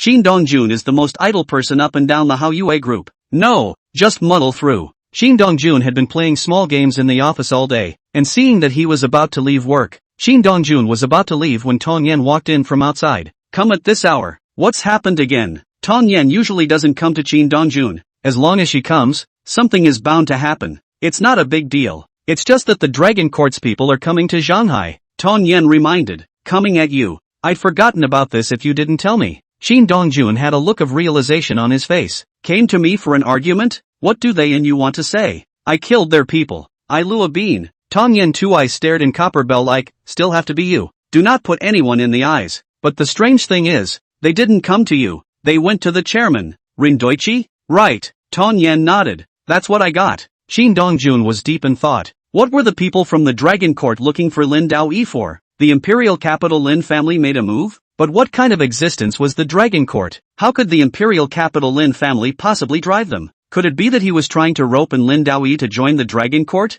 No matter what, Lin Daoyi was his old father-in-law. Once Lin Daoyi joined the Dragon Court, if he encountered any trouble or danger, how could Qin Dongjun stand by and watch? It's just that they've got the wrong idea. I'm afraid. How could someone as meticulous and shrewd as Lin Daoyi agree to join the Dragon Court? You're quite capable, even spying on the movements of the Dragon Court. As long as the money is there, there's nothing that can't be done. Tong Yan had a proud look on her face. But if I do things for you, don't you have to give me funding? Do I look like a rich man to you? You would have no money? Tong Yan laughed. Who would believe you if you said that? How much money Qin Dongjun actually had, Tong Yan didn't know. But she was certain that Qin Dongjun was definitely one of the richest people in this world. After all, he had led the 18 horsemen to exterminate quite a few of them in the first place, and their wealth naturally fell into the hands of Qin Dongjun. Come back to me when you're broke. Right, by the way, I have another message for you. Tong Yan didn't continue to ask Qin Dongjun for money and directly digressed. Xiao Lin came to Shanghai, arrived last night. Qin Dongjun immediately stared with wide eyes. Who did you say came? Jolene, childish repeated. You wouldn't dream of knowing where she is now. Qin Dongjun's heart trembled. You mustn't tell me that she came to the company? Tong Yan snapped her fingers. That's right, she's at the company and is still talking business with Mr. Lin. Qin Dongjun was instantly messed up. Dear Lord Donghuan, you're on your own. Childish gloated and left. Xiao Lin was Qin Dongjun's suitor, and a brain-dead suitor at that. Something that was well known to countless people in the dark world. Now that Qin Dongjun had married Lin Nianchu, it would be complete bull **** for Xiao Lin to say that she wasn't angry. Now, well, Xiao Lin came directly to East Sea and appeared in front of Lin Nianchu. Her purpose was self-evident. Grass. Qin Dongjun cursed. This crazy woman. How dare she? Qin Dongjun couldn't wait to immediately go over to see the situation, but reason told him not to go. At the moment, he had no idea if Jolene and Lin Nianchu had said anything or not. If he hadn't said anything, wouldn't he just go over there now without a fight? Finally, Qin Dongjun stayed up until he got off work and came to the parking lot to wait for Lin Nianchu. But after waiting for half a day, Lin Nianchu didn't come down. But Han Jiaying did. Brother Qin, Sister Lin told me to tell you that she's going to go have dinner with Xiao Lin and asked you to take me home. Do you know where they go to eat? I know. Then why don't you go? Don't want to go and don't dare to go. Why? The two of them talk sheepishly, laugh and go toe-to-toe, and I'm afraid they'll put me on the hook. When she thought of Lin Nianchu and Xiao Lin both smiling and talking in the office, yet every word was clipped, Han Jiaying's head was 2 sizes too big. Qin Dongjun's heart tightened. Since you know where to eat, let's go over there as well. What for? What if your sister Lin gets bullied? Han Jiaying didn't think much about it and instantly slapped her head. I'm so stupid. Why didn't I think of that? That Xiao Lin even brought 2 bodyguards with her. If she really bullied Sister Lin would definitely be no match. With that, after Han Jiaying told Qin Dongjun that the place to eat was at the Red Dove restaurant, Qin Dongjun kicked the gas pedal and sped off. Chapter 113 Two Women Crossing Hairs. Qin Dongjun brought Han Jiaying to the Red Dove restaurant. Instead of choosing to let Han Jiaying help himself to explore the situation first, Qin Dongjun directly brought Han Jiaying inside. Just after entering the restaurant, Qin Dongjun and Han Jiaying both saw Lin Yanchu and a woman sitting by the window at a glance. The woman had a waterfall of silver hair that looked extra winking, a pair of azure-colored eyes like sapphires, and her features were more like a work of art carved out by God, whether separated or combined together. They were as bright as stars. Slender white-pink neck with a necklace fell right in the chest gully. As the woman laughed softly, her chest slightly trembled, but also the pendant on the necklace was perfectly hidden. The setting sun's rays spilled through the window onto the woman's silver hair, making her look regal and elegant, drawing gazes from countless people in the restaurant. Granted, with the addition of technology and makeup, beautiful women are common, but it's not often that beautiful women from East and West want to sit together. What's more, Lin Yanchu had perfected the sensibility of an Oriental woman, while Xiao Lin had perfected the hotness of a Western woman, so it was inevitable that people would want to go and compare them in their minds. Of course, more than anything else, he wanted to take them both all and enjoy the flush. When Qin Dongjun and Han Jiaying arrived, they immediately walked over with large strides. Lin Yanchu saw Qin Dongjun and Han Jiaying, and a surprise crossed the bottom of her eyes. Honey, what are you doing here? Lin Yanchu elegantly stood up and reached out her hand to take Qin Dongjun's arm. Let me introduce you to Jolene from Lighthouse Country. Xiao Lin was not surprised by Qin Dongjun's sudden appearance. Instead, the corners of her mouth rose slightly, revealing a slightly wry smile. Ms. Jolene. Qin Dongjun. I know. Xiao Lin directly interrupted Lin Yanchu's introduction, and fell to extend her hand. Long time no see, Qin. Qin Dongjun had just stretched out his hand to shake hands with Xiao Lin when Xiao Lin used her little thumb to tickle Qin Dongjun's palm. Qin Dongjun was afraid that Lin Yanchu would see something and hurriedly withdrew his hand. At once the smile at the corner of Jolene's mouth grew. After being married, you're even more subtle than before. Qin Dongjun was just about to open his mouth when Lin Yanchu's voice had already sounded. You guys know each other? Of course, Jolene said matter-of-factly. We've known each other for years. We're kind of old friends. Han Jiaying, who had followed her over, was filled with surprise. She didn't expect Qin Dongjun to know Xiao Lin, and looking at the two of them, they seemed to be familiar with each other. Even Han Jiaying could tell that Qin Dongjun and Xiao Lin's relationship was not ordinary, and naturally Lin Yanchu could as well. Only Lin Yanchu didn't inquire about it, but said with a smile, since Miss Xiao Lin and my husband know each other, let's eat together. Of course. Xiao Lin stared straight at Qin Dongjun. Originally, I was thinking of contacting Qin after visiting Ms. Lin. I didn't expect Qin to show up of his own accord, said Jolene with a twist of words. Have you been following me? A simple sentence with many provocative implications. You're overthinking it. Qin Dongjun flatly denied. I'm not worried about my wife. Miss Lin is really lucky to be married to Qin. Xiao Lin looked at Lin Yanchu with an envious face. Does Ms. Jolene want to marry my husband too? Lin Yanchu frowned slightly. Vaguely she could already be sure that Xiao Lin was the big miss that Simon was talking about. Of course, perhaps it was a different upbringing. Jolene admitted down frankly. My dream is to marry Qin. You're quite appealing. Lin Yanchu looked up at Qin Dongjun, although the gaze was as gentle as ever. For some reason, Qin Dongjun was like an on. She's sick in the head. Qin Dongjun glared at Xiao Lin without any good humor. If you can't talk properly, you can just get out of the way. Being scolded by Qin Dongjun, Xiao Lin wasn't angry at all and remained smiling. Han Jiaying looked at the scene in front of her and tried to escape. At the moment, she could already smell a smell of gunpowder. She was afraid that the fireworks would spread to herself, but she was also afraid that Lin Yanchu would suffer. Solely Han Jiaying's heart crossed, she directly sat down and accompanied Lin Yanchu. Originally, Han Jiaying thought that she would be staging some kind of dog-blooded drama of two women competing for a husband later on. As it turned out, nothing happened and the meal was peaceful. Even Lin Yanchu was able to talk business with Xiao Lin, looking at Han Jiaying in a daze. Ms. Lin, to be honest, your Haoyue group is not qualified to cooperate with us. Xiao Lin didn't look like she was being cheeky before. She looked extremely serious. Lin Yanchu knew that Xiao Lin didn't mean any humiliation and was telling the truth. I know. Lin Yanchu frankly admitted to being inferior to the company behind Xiao Lin. Miss Xiao Lin approached me and took the initiative to talk to me about cooperation.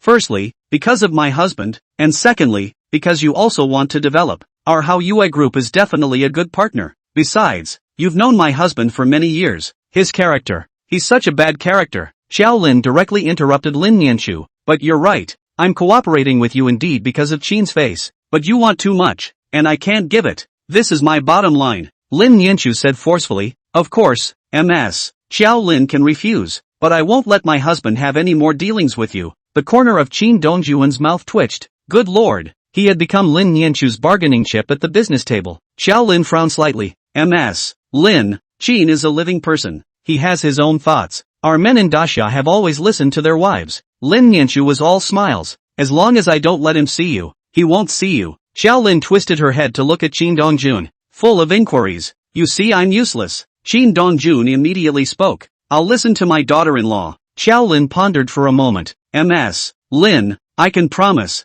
but you also have to promise me a condition. You say, I just came to Shanghai. I'm not familiar with the place. I need Qin to be my tour guide. No problem. Lin Nianchu agreed painfully. Even if Ms. Xiao Lin doesn't mention it, I'll still do it. After all, you and my husband are friends, and I'm afraid you haven't seen each other in a long time. Now that you're in Shanghai, let my husband be your tour guide, just so you can catch up too. I'll arrange for someone to come to your company tomorrow to sign the contract. Have fun working together. Xiao Lin and Lin Nianchu briefly shook hands and considered the cooperation finalized. After the meal, without waiting for Xiao Lin to open her mouth, Lin Nianchu took the initiative to instruct Qin Dongjun. Hubby, you send Ms. Xiao Lin to the hotel. Qin Dongjun froze and looked at Lin Nianchu in confusion. What the hell is this? Han Jiaying was even more confused. Xiao Lin looked like she was here to steal a man from Lin Nianchu, and Lin Nianchu even took the initiative to create an opportunity for them to be alone. Isn't this pushing Qin Dongjun out? Xiao Lin looked at Lin Nianchu in surprise. Ms. Lin, good tactics. Chapter 114. Can you tell us your story? Qin Dongjun and Xiao Lin had just left when Han Jiaying couldn't help but ask, Sister Lin, how could you let Brother Qin send Xiao Lin off? Isn't this a sheep in a tiger's mouth? He's not like that. Lin Nianchu's face was full of confidence, but then Lin Nianchu's brows furrowed together. Xiao Lin is indeed a strong opponent. This woman is too willing to give up. The cooperation with Xiao Lin. Originally Lin Nianchu just took Qin Dongjun to test Xiao Lin's attitude. Never in a million years would I have thought that Jolene would not hesitate to choose to compromise and give up great profits to her. Then you still do. If you know yourself and know your enemy, you can win 100 battles. Lin Nianchu spat out a mouthful of sulk. She must have investigated me beforehand and has some knowledge about me, but I know nothing about her. I can only go out on a limb. After all, I can't give up my child for a wolf. I can't give up my husband. I can't fight off a female hooligan. Sister Lin, you have an idea? Of course. Lin Nianchu smiled mysteriously. Dare to hit my man's idea. I'll take her money, and it's even more unlikely that I'll let her move her person.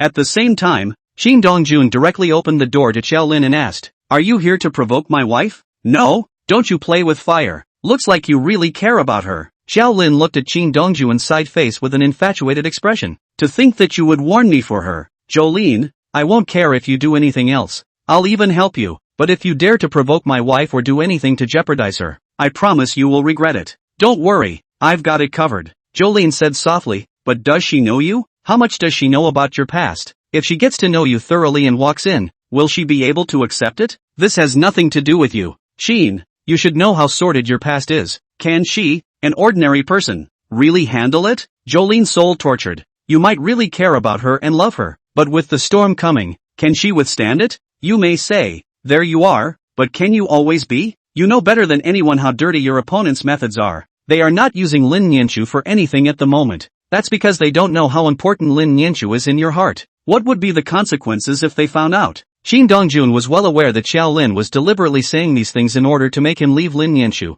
However, Qin Dongjun's heart still rippled. I'm the only one who's perfect for you, Jolene said heavily. Whether it's people, or money, I can give it to you. The entire family behind me will support you as well. Xiao Lin, we are not suitable. Qin Dongjun spat out a mouthful of sulk. It wasn't appropriate before, and it's even more impossible to be appropriate now. Jolene wasn't discouraged by Qin Dongjun's refusal. It wasn't the first time, after all, and she'd gotten used to it. One day you'll realize there's no one better than me. Xiao Lin knew that she couldn't continue, or else she might attract Qin Dongjun's displeasure. So Xiao Lin directly digressed. But I have to admit, you have a good eye. Lin Nianchu is a talent, right? A bright smile appeared on Qin Dongjun's face, and Lin Nianchu's figure even appeared in his mind. Using you, to test my bottom line, Jolene said lightly, to see how attached I really am to you. What do you mean? We were just talking business. And not only was he using you as a bargaining chip, but he was also using you to test my boundaries at the same time, Jolene explained. To see how much I can back down for you. Before, Shin Dongjun simply thought that Lin Nianchu was trying to use herself and Xiaolin to cooperate and develop the Haoyue group, but never thought that there was a deeper meaning. But she was even more brilliant in offering to let you drive me back to the hotel. What's so brilliant about that? I'm afraid if I offer, you'll refuse? Right. If Lin Nianchu goes along with what I say, it will make people think that she's just doing it for show, but by offering, she's not just making a show of it. She's telling me that even if she gives me someone, I'm not going to get it, and at the same time, you'll feel guilty. A slow smile appeared on Jolene's face. When you drop me off at the hotel and I invite you to sit down, you're sure to decline and just want to get back in a hurry, right? Shin Dongjun slowly woke up. Do you women all have so much heart? Usually when men and money are involved, there are a lot of hard eyes. Xiaolin laughed and said, Lin Nianchu is my lifelong archenemy. It will be difficult to take you from her. Then you mustn't give up. Shin Dongjun said smoothly, turn around and I'll introduce you to others. Or you can tell me who you've got your eye on and I'll tie it up for you. Looking at you, Shin Dongjun sighed helplessly, and was himself whimsical. If Jolene would really be dead to herself, she would have died long ago. So how could she still be in this situation today? Shin Dongjun sent Xiaolin to the hotel, and Xiaolin did not invite Shin Dongjun to sit upstairs. She already knew the outcome. There was no need to speak again. Xiaolin looked in Shin Dongjun's faraway direction with infatuation in her eyes. I won't give up on you. When Shin Dongjun returned home, Han Jiaying was eating snacks and watching TV. Brother Qin, it's still Sister Lin who understands you. Coming back at about the same time as she said, where's Nenchu? Work in the study. Han Jiaying looked at Shin Dongjun curiously and asked, Brother Qin, did you and Xiaolin really have an affair? What nonsense? Shin Dongjun said without a trace of humor. My relationship with her is like a Yangchen Beiju. So you melt when you see her? Shin Dongjun's face completely darkened. Watch your TV properly. Dropping this sentence, Shin Dongjun walked towards the upper floor, while Han Jiaying admired Lin Nianchu to the extreme in her heart at this moment. Worthy of being Sister Lin,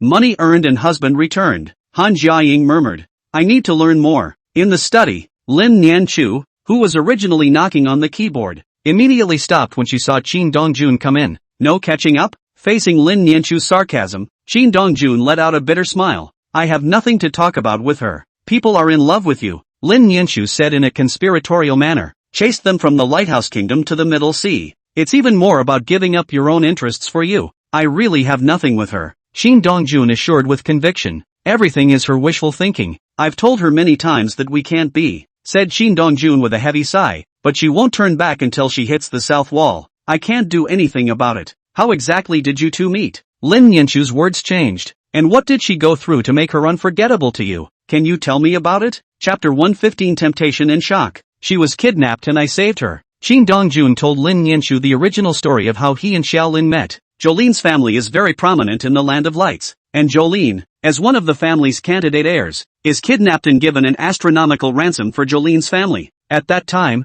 Shin Dongjun had just made a small name for himself in the dark world, and was leading the 18 horsemen to deal with some of the forces in the dark world. After saving Xiaolin by mistake, Shin Dongjun and the 18 riders were besieged. Xiaolin then followed Shin Dongjun as they broke out, sort of sharing the pain. Afterwards, in order to thank Shin Dongjun, Xiaolin's family even extended a friendly hand and befriended Shin Dongjun, and had even helped him with a number of things. After Shin Dongjun's fame shook the heavens and became a taboo in the dark world, Xiaolin's family became Shin Dongjun's friend completely because they were one of the first forces to befriend him. Xiaolin was even extraordinarily attached to him, and even confessed her love for Shin Dongjun more than once, which was ultimately rejected by Shin Dongjun mercilessly. The hero rescuing a woman is certainly a cliché, but I have to say that any woman would fall for it. Lin Nianchu gave a very pertinent comment. Shin Dongjun directly ignored Lin Nianchu's comment and swore to assure, that's all she and I have done, and although there was contact in between, nothing happened to us. She hasn't seduced you? Tempted me, Shin Dongjun said truthfully, but I was strong-willed and never gave her a chance. Lin Nianchu suspiciously scanned back and forth over Shin Dongjun. Really? Of course it's true. Actually, it's fine if you guys have a little something, Lin Nianchu said lightly. After all, we didn't know each other at that time. Shin Dongjun let out a long breath. It's really nothing. I believe you. A smile appeared on Lin Nianchu's face. I don't care how the two of you were before, but now you're my husband. You have to be measured in everything you do, okay? No. Why don't you go rest or play with Jia Ying first? I still have some work to do over here. Just after Shin Dongjun left, Lin Nianchu dropped her gaze on the computer screen. On the computer screen was a chat box. Lin Yanchu is asking his friends abroad about Jolene. The other party told Lin Yanchu that Xiao Lin not only has a prominent identity, but is also a professor of psychology in the Lighthouse State, specializing in PTSD syndrome, and is extremely famous in the industry. You should be Dongjuan's psychotherapist. Lin Yanchu's brows were furrowed together in a deadly frown. It doesn't matter how deep the two of you were bound before. He's my man now, and I'm not going to give you any chances. The next day, Lin Yanchu asked Qin Dongjun to act as a tour guide for Xiao Lin as promised. Originally, Han Jiaying wanted to go over to help Lin Yanchu spy on the two Qin Dongjuns, but Lin Yanchu refused. Lin Yanchu told Han Jiaying, "What is theirs after all. How can others snatch it away from them?" Han Jiaying didn't agree with Lin Yanchu. In Han Jiaying's opinion, men are only honest when they are hanging on the wall. There are honest men, but it comes down to a lack of money. And how many of the rich ones are honest? Sister Lin, I think it's better to watch them. Lin Yanchu knew what Han Jiaying was worried about and smiled. Jiaying, the two of them have known each other for years. If anything did happen, it would have happened long ago. That's why we have to watch, lest Brother Qin can't resist the temptation to revisit his old haunts. No, Lin Yanchu said with certainty, at the moment he won't do it. Sister Lin, don't think too much. Let's go to the office. Han Jiaying had a preoccupied look on her face, and it was clear that she was still uneasy. After all, Jolene was perfect in both body and face. Can Qin Dongjun really resist the temptation of Xiao Lin? When Qin Dongjun arrived at the hotel, Xiao Lin hadn't cleaned up yet and let Qin Dongjun come up. Originally, Qin Dongjun didn't want to come up, but Xiao Lin told him that she hadn't eaten breakfast yet and wanted Qin Dongjun to accompany her to have breakfast at the hotel. There was no choice but for Qin Dongjun to go upstairs. When she arrived in Jolene's room, Jolene was wearing a fiery red nightgown that left large swaths of milky skin exposed. The most important thing was that Xiao Lin didn't wear anything inside, and Qin Dongjun could completely take in all the beauty. Other men would have been salivating when they saw Jolene dressed like this. Qin Dongjun, however, was indifferent. No other way. I've seen it so many times that I've become numb to it. Your wife is quite relieved that you didn't let Han Jiaying follow you. Xiao Lin snickered. Is she really not afraid of something happening between the two of us? Said Xiao Lin as her jade root-like arm rested on Qin Dongjuan's shoulder. The hot air that Xiao Lin exhaled from her mouth blew on Qin Dongjuan's face, and there was a tingling sensation, even as Qin Dongjuan's body changed a little. You're so boring. Qin Dongjun pushed Xiao Lin away and sat directly on the sofa. How long do you plan to stay? You want me to leave now? Where there is me, there is danger. Qin Dongjun lit a cigarette for himself. It's not safe for you to stay here. You're concerned about me? I am afraid that if you die, your family and I will turn against each other. Qin Dongjun said without a trace of anger. Do you know how many people are staring at me right now? Of course, Jolene said with a smile. That's why I'm here to help you. You might as well not help me. Being rejected, Xiao Lin wasn't angry. Elegantly sitting next to Qin Dongjun, I forgot to ask you yesterday. How is your illness now? Okay, I'll check it out for you. Forget it. Qin Dongjun hastily refused. I can control it now. There's no need for you to check. Looking at Qin Dongjuan's nervous appearance, a smug smile appeared on Xiao Lin's face. Are you afraid that I will release the evil in your heart? You will not be able to control yourself and use me as an object of venting. Jolene, Shin, I love being the one you vent to. Grass. Qin Dongjun opened Xiao Lin's hand. Can you stop being such a... I'm only to you. 10,000 grass mud horses raced in Qin Dongjuan's heart. In the past, he didn't understand the meaning of a woman chasing a man through a veil. Until after he met Xiao Lin,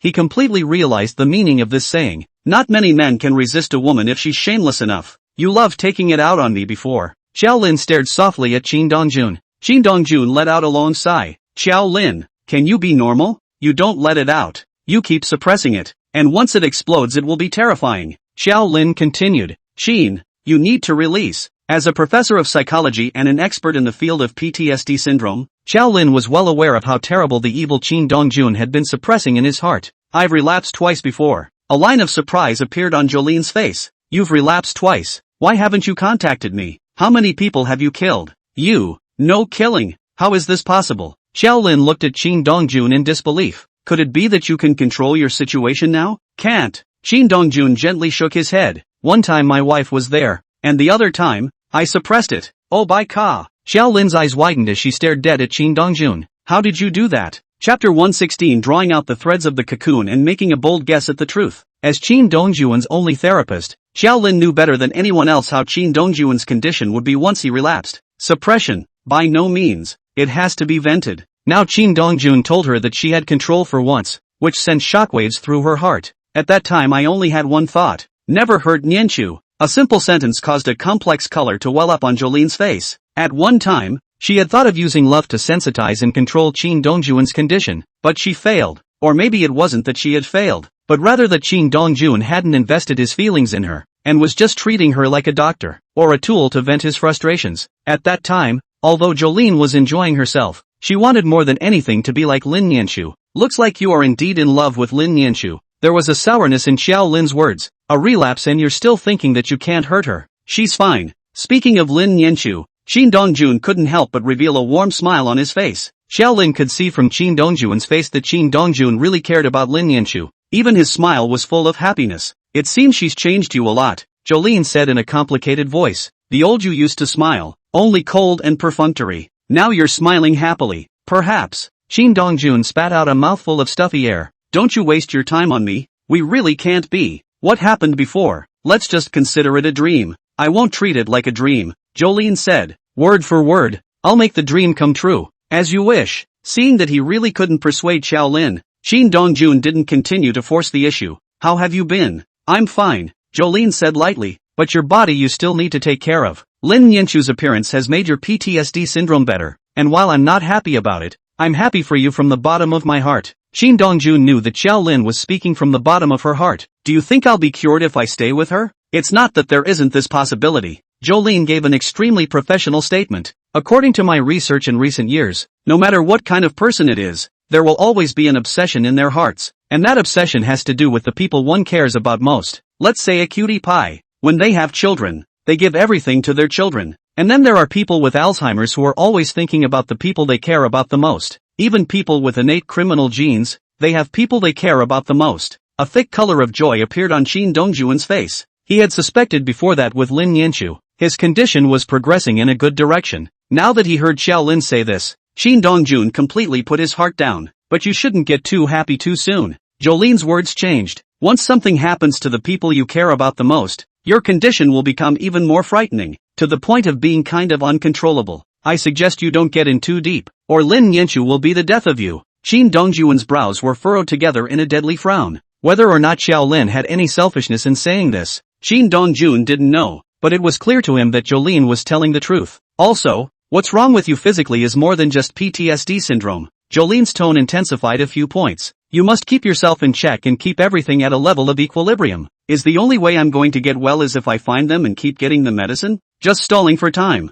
Xiao Lin revealed a line of worry between her eyebrows. But you don't have to worry too much. Your life might really be held in Lin Nianchu's hands. What do you mean? According to our investigation, we learned that the Lin family was researching a drug decades ago. Xiao Lin's expression was serious, and her tone was also aggravated by a few points. According to what was revealed, this drug can slow down cell reduction, and can even allow cells to increase. With Xiao Lin's words, Qin Dongjun recalled what Tong Yan had said the first time he met her at the Haoyue group. I assume you had that in mind when you teamed up with her? Right, Jolene said heavily. Now that Lin Nianchu is in charge, how far they've gotten, I don't know, but they are limited in their abilities after all, and I wanted to get involved. Only she certainly wouldn't believe it or give me the chance. You want me to go talk to her? We have a win-win cooperation. What she lacks, I may be able to provide, Jolene said with a face full of gravity. At the same time, our family can give maximum security. You should be well aware that this thing she's working on is a bit anti-human, and once it succeeds, it'll set off a chain reaction of sorts. You'll never be able to shock everyone.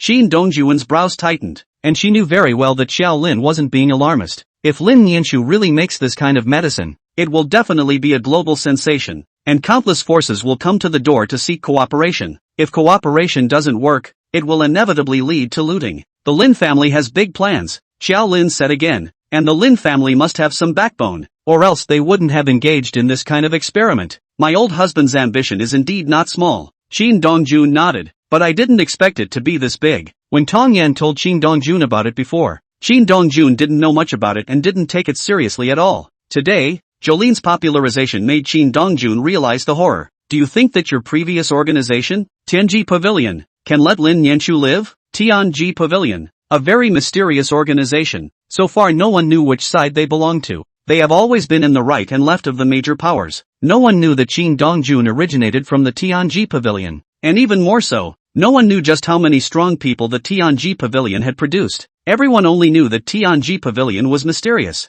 There was nothing they didn't know and nothing they couldn't do. Even the Great Xia Dragon Court and Phoenix Palace had both cooperated with the Heavenly Hall, as had countless forces overseas. Even Qin Dongjun, who originated from the Tianji Pavilion, had never glimpsed the full picture of the Tianji Pavilion. It was just that Qin Dongjun had always been puzzled as to why Tianji Pavilion didn't choose to dominate when it was obviously very strong and could even become the #1 force in the world. Afraid of a siege? But Tianji Pavilion was full of experts, and besieging them was tantamount to looking for death. You are not afraid of the Tianji Pavilion and can deal with them, plus you are the only perfect body. They will never move you before they cultivate a second perfect body. Xiao Lin had seen how terrifying Qin Dongjun was when he went all out, and Tianji Pavilion definitely knew better than him. This was also the reason why Tianji Pavilion had not moved Qin Dongjun. Lin Nianchu is not you. Qin Dongjun once again lit a cigarette for himself. What a headache. I've been looking for them all this time, and as a result, the Heavenly Palace popped out. Have you thought about it? If the Heavenly Palace appears at this time,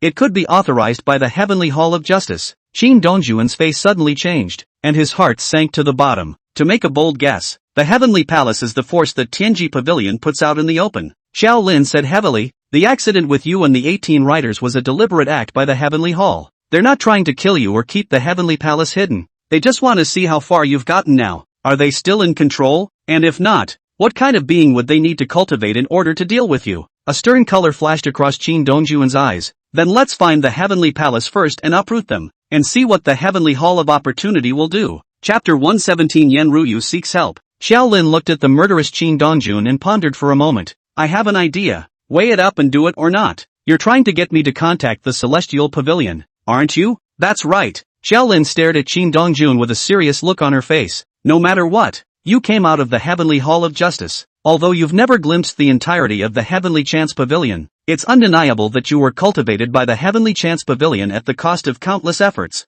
They never took any action against you. For one thing, because they were afraid of your strength, afraid that once they made a move against you, even if they took it down, they would still lose a lot. The second is that they're waiting for you to reach out to them and admit your mistake to them. What Xiao Lin said, Qin Dongjun thought of. However, if he were to contact the Heavenly Hall, it would be somewhat difficult for him to do so. After all, the 18 riders were all dead, and he only had hate for Tianji Pavilion, even if he had been trained by the Heavenly Hall of Fortune. Likewise, Qin Dongjun had suffered a great deal. I know you don't want to contact them, but think about it, is there a faster way to find the Heavenly Palace other than this? They know I must be bluffing. As long as they don't want to touch you at the moment, what's the point of knowing? Jolene said heavily, should they just go to war with you? The 18 horsemen are gone, but you've accumulated quite a few connections over the years. I'm sure the Heavenly Hall of Fortune knows this very well, and they will never go to war with you until it's absolutely necessary. Unless it's another you they've cultivated to minimize the damage when they clean you up.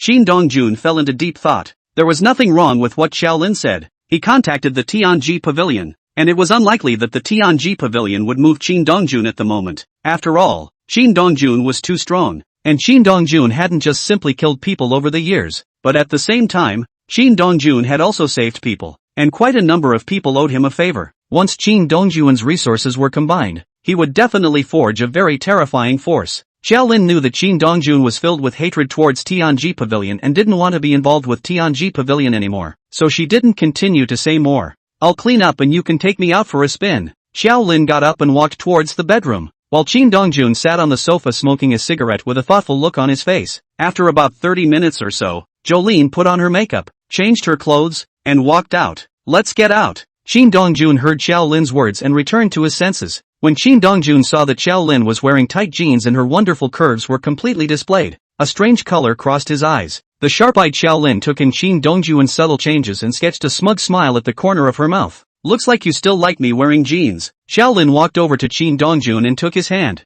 Aren't your legs long and thin, and your ass is very perky? Want to relive the resilience? Qin Dongjun immediately shook off Xiao Lin. Behave yourself. Jolene rolled her eyes. Obviously I like it. What a decent guy to act like. If you can't help it, you can tell me later. I can serve you in the car too. An evil fire welled up in Qin Dongjun's heart, and he knew he couldn't continue to stay in the room with Xiao Lin. Otherwise Jolene would have done everything in her power to seduce herself. If you can't hold it, there's no telling what kind of mess you could make. Xiao Lin didn't eat breakfast, and she had said this before solely because she wanted to trick Qin Dongjun into coming up. Qin Dongjun drove Xiao Lin to the snack street in Shanghai. It wasn't Qin Dongjun who wanted to go. It was Xiao Lin who wanted to try the food in Shanghai. Don't look at Jolene as a foreigner, but she is also a Daxia pass. She knows that the real food in Daxia is not in the high-class restaurants, but in the food street full of people. Since Shanghai is a tourist city, even in the daytime, the snack street is still full of people. Xiao Lin and Qin Dongjun had just appeared in the snack street and immediately attracted countless gazes.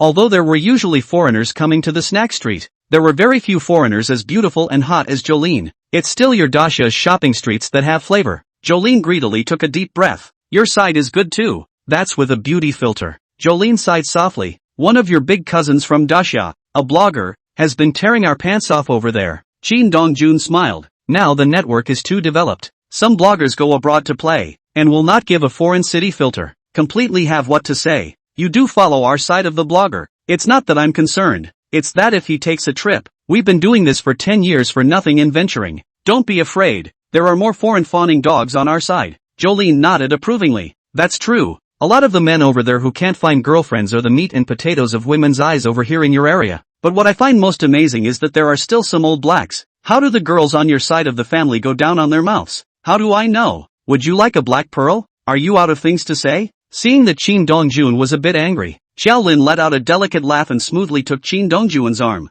At that moment, Qin Dongjun frowned slightly and tried to draw his arm away. I won't do anything excessive, but you let me snuggle, Xiao Lin threatened. Or else I'll tell Lin Nianchu all about what happened between us. If you're threatening me, then snuggle up. Qin, it seems that Lin Nianchu has indeed changed you a lot. The smile on Xiao Lin's face grew thicker. What's all the good food over here? Introduce me to it. Xiao Lin loved Daxia's food, and whenever Qin Dongjun introduced it, Xiao Lin would buy a portion. Even if Qin Dongjun didn't introduce it, Xiao Lin would buy it, but in return, it wasn't good. Qin Dongjun accompanied Xiao Lin for half a day and really didn't want to shop anymore. Too tired. It's more exhausting than him looking for a fight. Why don't you go back to the hotel and rest? Xiao Lin was a smart woman and knew that Qin Dongjun didn't want to continue shopping with her. So she said, take me to Hao Yue Group. Qin Dongjun was wary. What do you want? Won't go and provoke your relationship with Lin Nianchu. Xiao Lin swore her assurance. I will only rob you from her openly and honestly. I won't use underhanded means. A flash of pride welled up on Jolene's face. Not to be denigrated or questioned by anyone.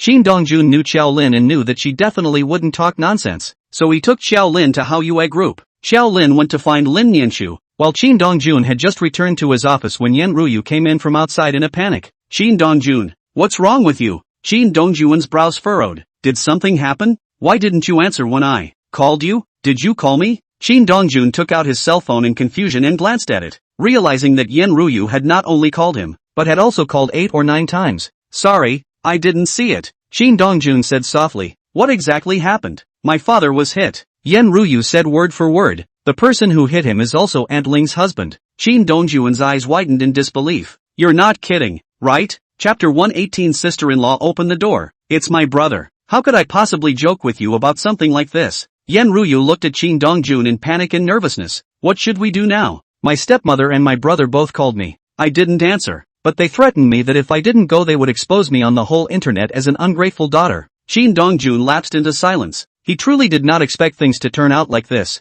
Originally, he had thought that by settling Yan Ruyu's life would be peaceful, but he never expected such a thing to happen. How is Yan Hu? Is he dead? I don't know. Where are Auntie Ling and the others? Auntie Ling is fine. The one driving was her husband, who is now in custody. Saying this, Yan Ruyu grabbed Qin Dongjun's hand, her face full of supplication. Will you help me save Auntie Ling and the others? Why don't you take me to see how your dad is doing first? Yes. Yan Ruyu pulled Qin Dongjun away quickly. However, this scene was seen by the rest of the company, and for a while countless people were shocked. Asterisk. Did I read it right? Mr. Yan took the boss's father's hand and left? What? Mr. Yan hooked up with the boss's dad? I'll go. Mr. Yan even became the boss dad's third sister. Rumors spread like a whirlwind in the Hao Yue group, spreading rapidly. Tong Yan was also stunned when she found out the news. You're so dishonest, even touching Mr. Lin's classmates. Tong Yan let out a slight sigh, still not hiding it. Immediately, Tong Yan contacted the heads of each department and told them to restrain the people below them, and whoever dared to continue the rumor would be fired. After doing all these things, Tong Yan's face revealed a smug look. It still has to be me, or else this family would have to be broken up. Qin Dongjun had no idea that Yan Ruyu had dragged him out of the company, causing rumors to fly. Even though Tong Yan curbed it the first time, The staff still discussed it in green bubble and it intensified. When Shin Dong-jun followed Yen Ruyu to the hospital, Yen, who happened to roll out of the operating room, although his life is saved, he may be a vegetable for the rest of his life. Yen Ruyu's stepmother, Wang Yen, and her son, Yen Jinlong, showed a thick line of disgust on their faces when they heard about becoming vegetative. It's better to die. You can still lose some money if you die. Wang Yen was filled with disgust. Yen Ruyu, your father is like this. You'll take care of him from now on. With that, Wang Yen looked at Yen Jinlong. Let's go. Let's go to the police and make them pay for it. You guys can't leave. Yen Ruyu reached out to block Wang Yen. Now that he's like this, you guys are just going to leave him here unattended. It's not with you. Wang Yen directly interrupted Yen Ruyu. Besides, he's like this. What's the use of staying here? Yen Jinlong nodded with deep approval. That's right. We need to hurry up and make the person who hit the person pay. That way I'll have the money to buy a house and get a dowry. Yen Ruyu shivered with anger when she heard this. Over the years, Yen, who had treated her as an inappropriate person, but had treated Yen Jinlong extremely well. Whatever Yen Jinlong wanted, Yen Hu would do his best to fulfill it. Unable to satisfy, he came to wreak havoc on Yen Ruyu. It was no exaggeration to say that Yen Hu had given Yen Ruyu all his favor and all his suffering. Is this from a man who is a son?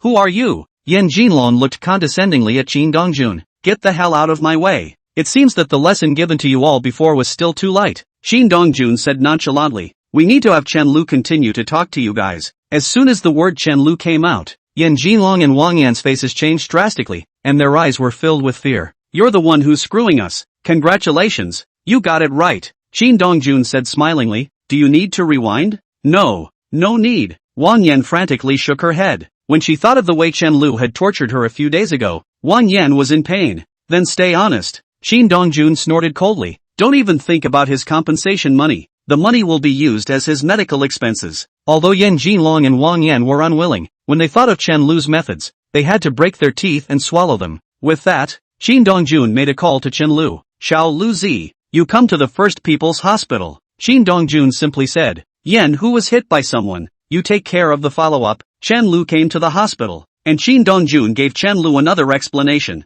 However, while Shin Dong-jun was giving his account, Chen Lu's gaze kept sweeping back and forth over Yen Ruyu's body. Brother, it's fine, not inferior to sister-in-law's extreme, said Chen Lu with a light sigh. Although the youthfulness of a girl has been shed, and more of a woman's maturity has been added, there is still less of a sense of a wife. If only there was more wife sense. Perfect. Shin Dong-jun's face darkened on the spot. Can you be decent? Chen Lu hemmed and hawed. Brother, don't worry, your woman, even if she has a sense of wifehood, that's still my sister-in-law. I won't do that kind of thing. Sister-in-law, open the door. I'm my brother's thing. Asterisk asterisk asterisk asterisk off. Shin Dong-jun kicked Chen Lu. She's the PR manager of our company and is your sister-in-law's classmate. Brother, I have to say you're really good at eating the nest. I'm ing. Brother, don't worry, I'll take care of little sister-in-law. Chen Lu quickly stepped back. Guaranteed to satisfy you. Chen Lu came to Yen Ruyu's side with a face. Little sister-in-law, how are you? My name is Chen Lu.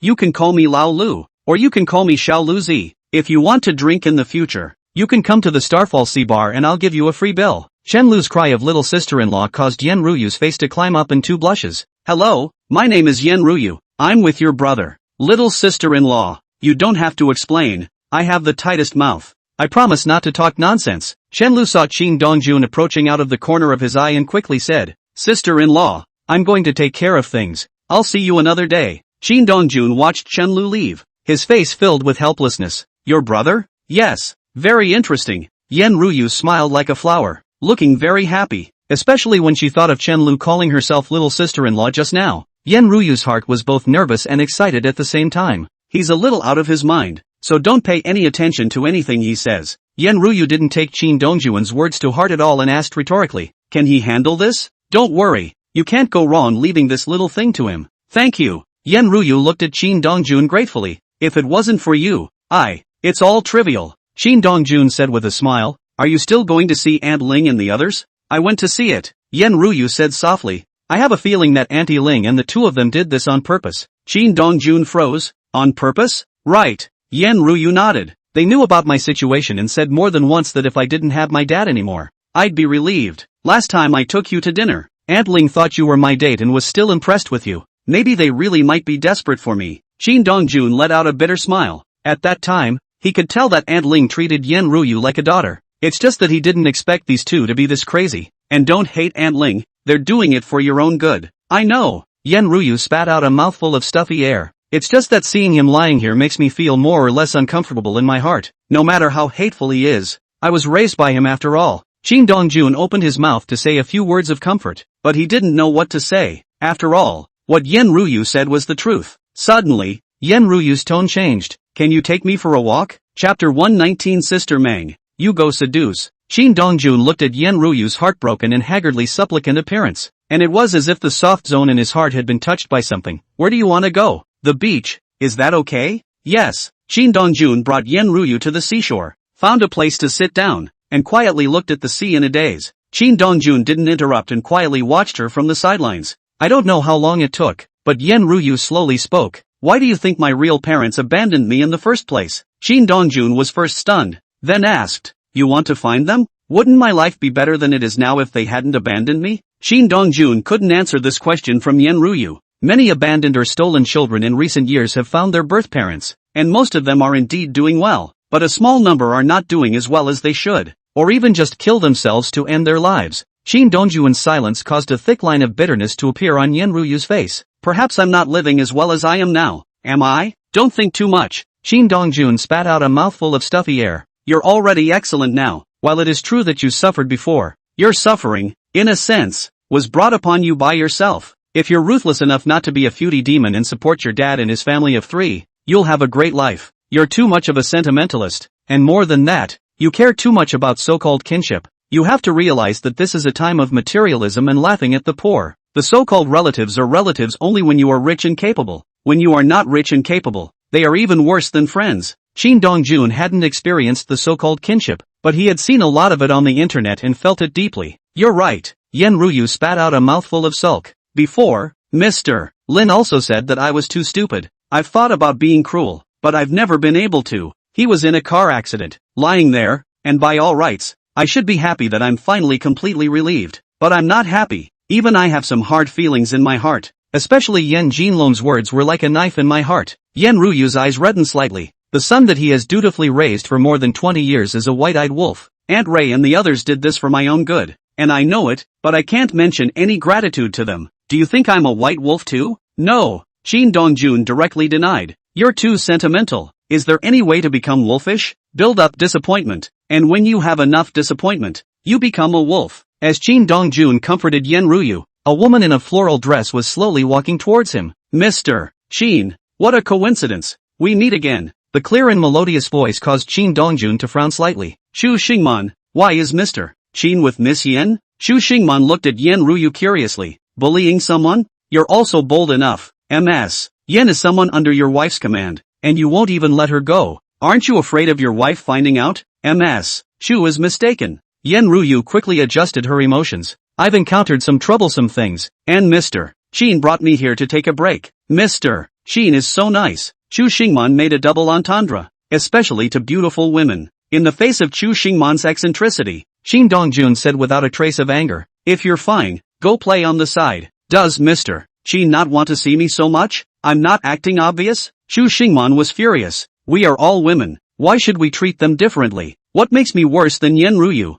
Yen Ryu sensed that something was wrong and immediately opened her mouth to round off the conversation. Miss Chu came to the beach to play, accompanying a friend over. Chu Xingman used the slope to get off the donkey. If Ms. Yen encounters any trouble and needs my help, just ask. Thanks to Ms. Chu, it's been resolved now. Yen Ryu thanked. It's just that I'm a little uncomfortable in my heart. Yen Ryu was just about to open her mouth when a sweet voice came. Sister Man, is this your friend? The next moment, the very coolly dressed woman stared as if she had encountered a ghost in broad daylight. You guys know Mamoru? Chu Xingman looked at Qian Yuanfang with some surprise. You guys know each other? She's my boyfriend's ex-girlfriend. Qian Yuanfang said simply. Isn't this her new boyfriend? Saying this, Qian Yuanfang asked Shin Dongjun curiously. Did you get any meat? A feeling of powerlessness flooded Shin Dongjun's heart. Sister, you can't do this. I told you last time. They are all children of the Jianghu. Don't be so unintelligent. Qian Yuanfang fought for Shin Dongjun. If you're fishing for people like this, the warped beak will definitely run away. Chu Xingman then realized that Qian Yuanfang thought Shin Dongjun and Yen Ryu were in a relationship.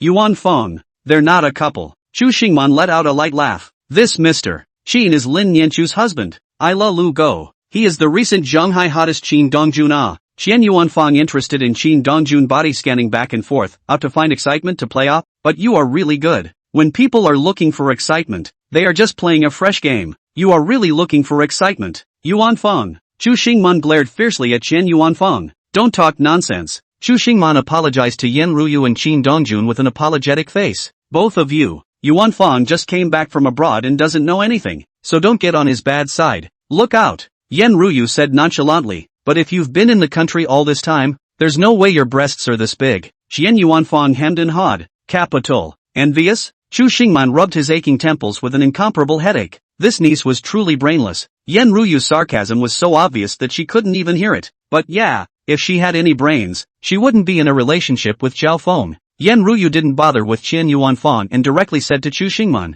Miss Chu, we have things to do so we'll leave first. Okay, then let's make an appointment some other time. What for some other day? Since we are all friends, let's play together. Qian Yuanfang immediately extended an invitation. Forget it, I'm afraid of losing my wits. Dropping these words, Yan Ruyu and Qin Dongjun turned around and left, leaving Qian Yuanfang in a daze. Mammy, is she saying I have no brain? Auntie, you finally realized. Asterisk asterisk asterisk asterisk. A line of anger surfaced on Qian Yuanfang's face. I'm going to find her and ask her why I have no brain. Is there anyone smarter than me in the whole world and dare to say I don't have a brain? Chu Xingman hurriedly pulled Qian Yuanfang back. Alright, just stop looking for trouble. If you make Qin Dongjun angry, your father can skin you. Is my father so afraid of him? There aren't many in Shanghai who aren't afraid of him. Then I'm going to be friends with him. Qian Yuanfang had a thoughtful look on his face. When that time comes, my father can scold me and I'll take him back to beat up my father. You really are the inverted Big Dipper. Sister Vine, isn't he horny? What do you want? Send him beautiful women. Qian Yuanfang said without hesitation. Whether it's domestic or foreign, I can find them for him, said Qian Yuanfang with his eyes thievingly scanning over Chu Xingman's body. Sister Vine, why don't you go seduce him for a bit? Chapter 120 The King minus a stroke game. Qin Dongjun didn't hide the matter of Yan Ruyu from Lin Nianchu and told Lin Nianchu about it when he returned home. For this reason Lin Nianchu sighed. If you hadn't told me, I would have thought people were kidding me. I thought it was a joke too, but it happened. Brother Qin, Sister Lin, do you think there's a possibility? Han Jiaying had a brainwave. That Aunt Ling couple was specially left behind by Yan Ruyu's real parents to take care of her. Yan Ruyu's parents were dignitaries. They just had no choice but to throw Yan Ruyu away. You watch too much TV. Sister Lin, I do watch a lot of TV. But think about it, Aunt Ling and her husband and wife are infertile and still have no children. Didn't any other female college students go to Auntie Ling and her husband and wife's store part-time in the first place? Although I've never been to Aunt Ling's and their husband and wife store, I heard from Brother Qin that the store isn't big. It's a fly tavern, and it's reasonably impossible for this kind of husband and wife store to recruit people. Qin Dongjun and Lin Nianchu fell into silence. It's not true that Han Qiang has a big brain, but it's not out of the realm of possibility. Sister Lin, if she's really the daughter of a dignitary, you're considered Yan Ruyu's benefactor. Han Jiaying was incomparably excited. You'll be the guest of honor at that time. No, I have to get my dad to help me find it, said Han Jiaying, taking out her cell phone and dialing Han Jingfeng's number. Do you think it's possible? I think this kind of dog blood drama is almost impossible. Qin Dongjun seriously analyzed. Think about it, since they can keep people, how could they let Yan Ruyu suffer so much? Besides, how much trouble and helplessness could keep them from coming to recognize Yan Ruyu now? It's indeed a bit unconventional. Lin Nianchu frowned. Jiaying wants to be lively, let her be lively. In case Ruyu wants to find her real parents, we can just tell her then, said Lin Nianchu with a twist of words. Do you want to find it? Qin Dongjun directly froze, not saying anything for half a day. I'll help you if you want. Forget it. Qin Dongjun gently shook his head. If I find them and know that they are heartlessly abandoning me, what am I going to do by seeing them? Pension them? People not only talk about going back to their roots, but also about where they came from. To others, this might be obsession. Qin Dongjun spat out a mouthful of stuffy air. But I don't have this kind of obsession. I have a good life now, with a beautiful, gentle and understanding wife like you. Qin Dongjun tenderly looked at Lin Nianchu. I don't want to break the life in front of me. Lin Nianchu was just asking Qin Dongjun about Yan Ruyu in passing, and if Qin Dongjun really wanted to find it, she would help. Qin Dongjun didn't want to look for it. She didn't force it. I might be busy these days. I might not be able to take care of your emotions. It's fine. Qin Dongjun interrupted Lin Nianchu with a smile. You should be busy with your business. If there's anything you need my help with, you remember to tell me. But can you get someone else to accompany Qiao Lin? Qin Dongjun let out a long sigh. I really don't want to have contact with her. A beautiful woman that big. And you don't like it? Come on. Shin Dongjun said without a good mood. She's got a bunch of going on, and it's tiring to accompany her shopping. What if you stay with me? Of course I'm not tired of spending time with my wife. Lin Nianshu smiled with satisfaction. Xiao Lin took the initiative today and won't let you be her tour guide. Ah. Shin Dongjun looked at Lin Nianshu in surprise. Really? Right. Lin Nianshu nodded. She seems to have other things to do. Do you know what's going on? Shin Dongjun gently shook his head. She didn't say, but it has nothing to do with us either. Jolene must have an expert following her around. And whatever she went to do, it couldn't be dangerous. There was no way Jolene would put herself in danger either, unless the matter has something to do with himself. Thinking of this, Shin Dongjun's heart trembled. This crazy woman wouldn't really go and get something related to herself, right? Lin Nianshu saw Shin Dongjun's brows slowly furrow together. What's wrong? Thought of something. Shin Dongjun slowly stood up. I'll make a call. The next moment, Shin Dongjun's cell phone rang. Originally,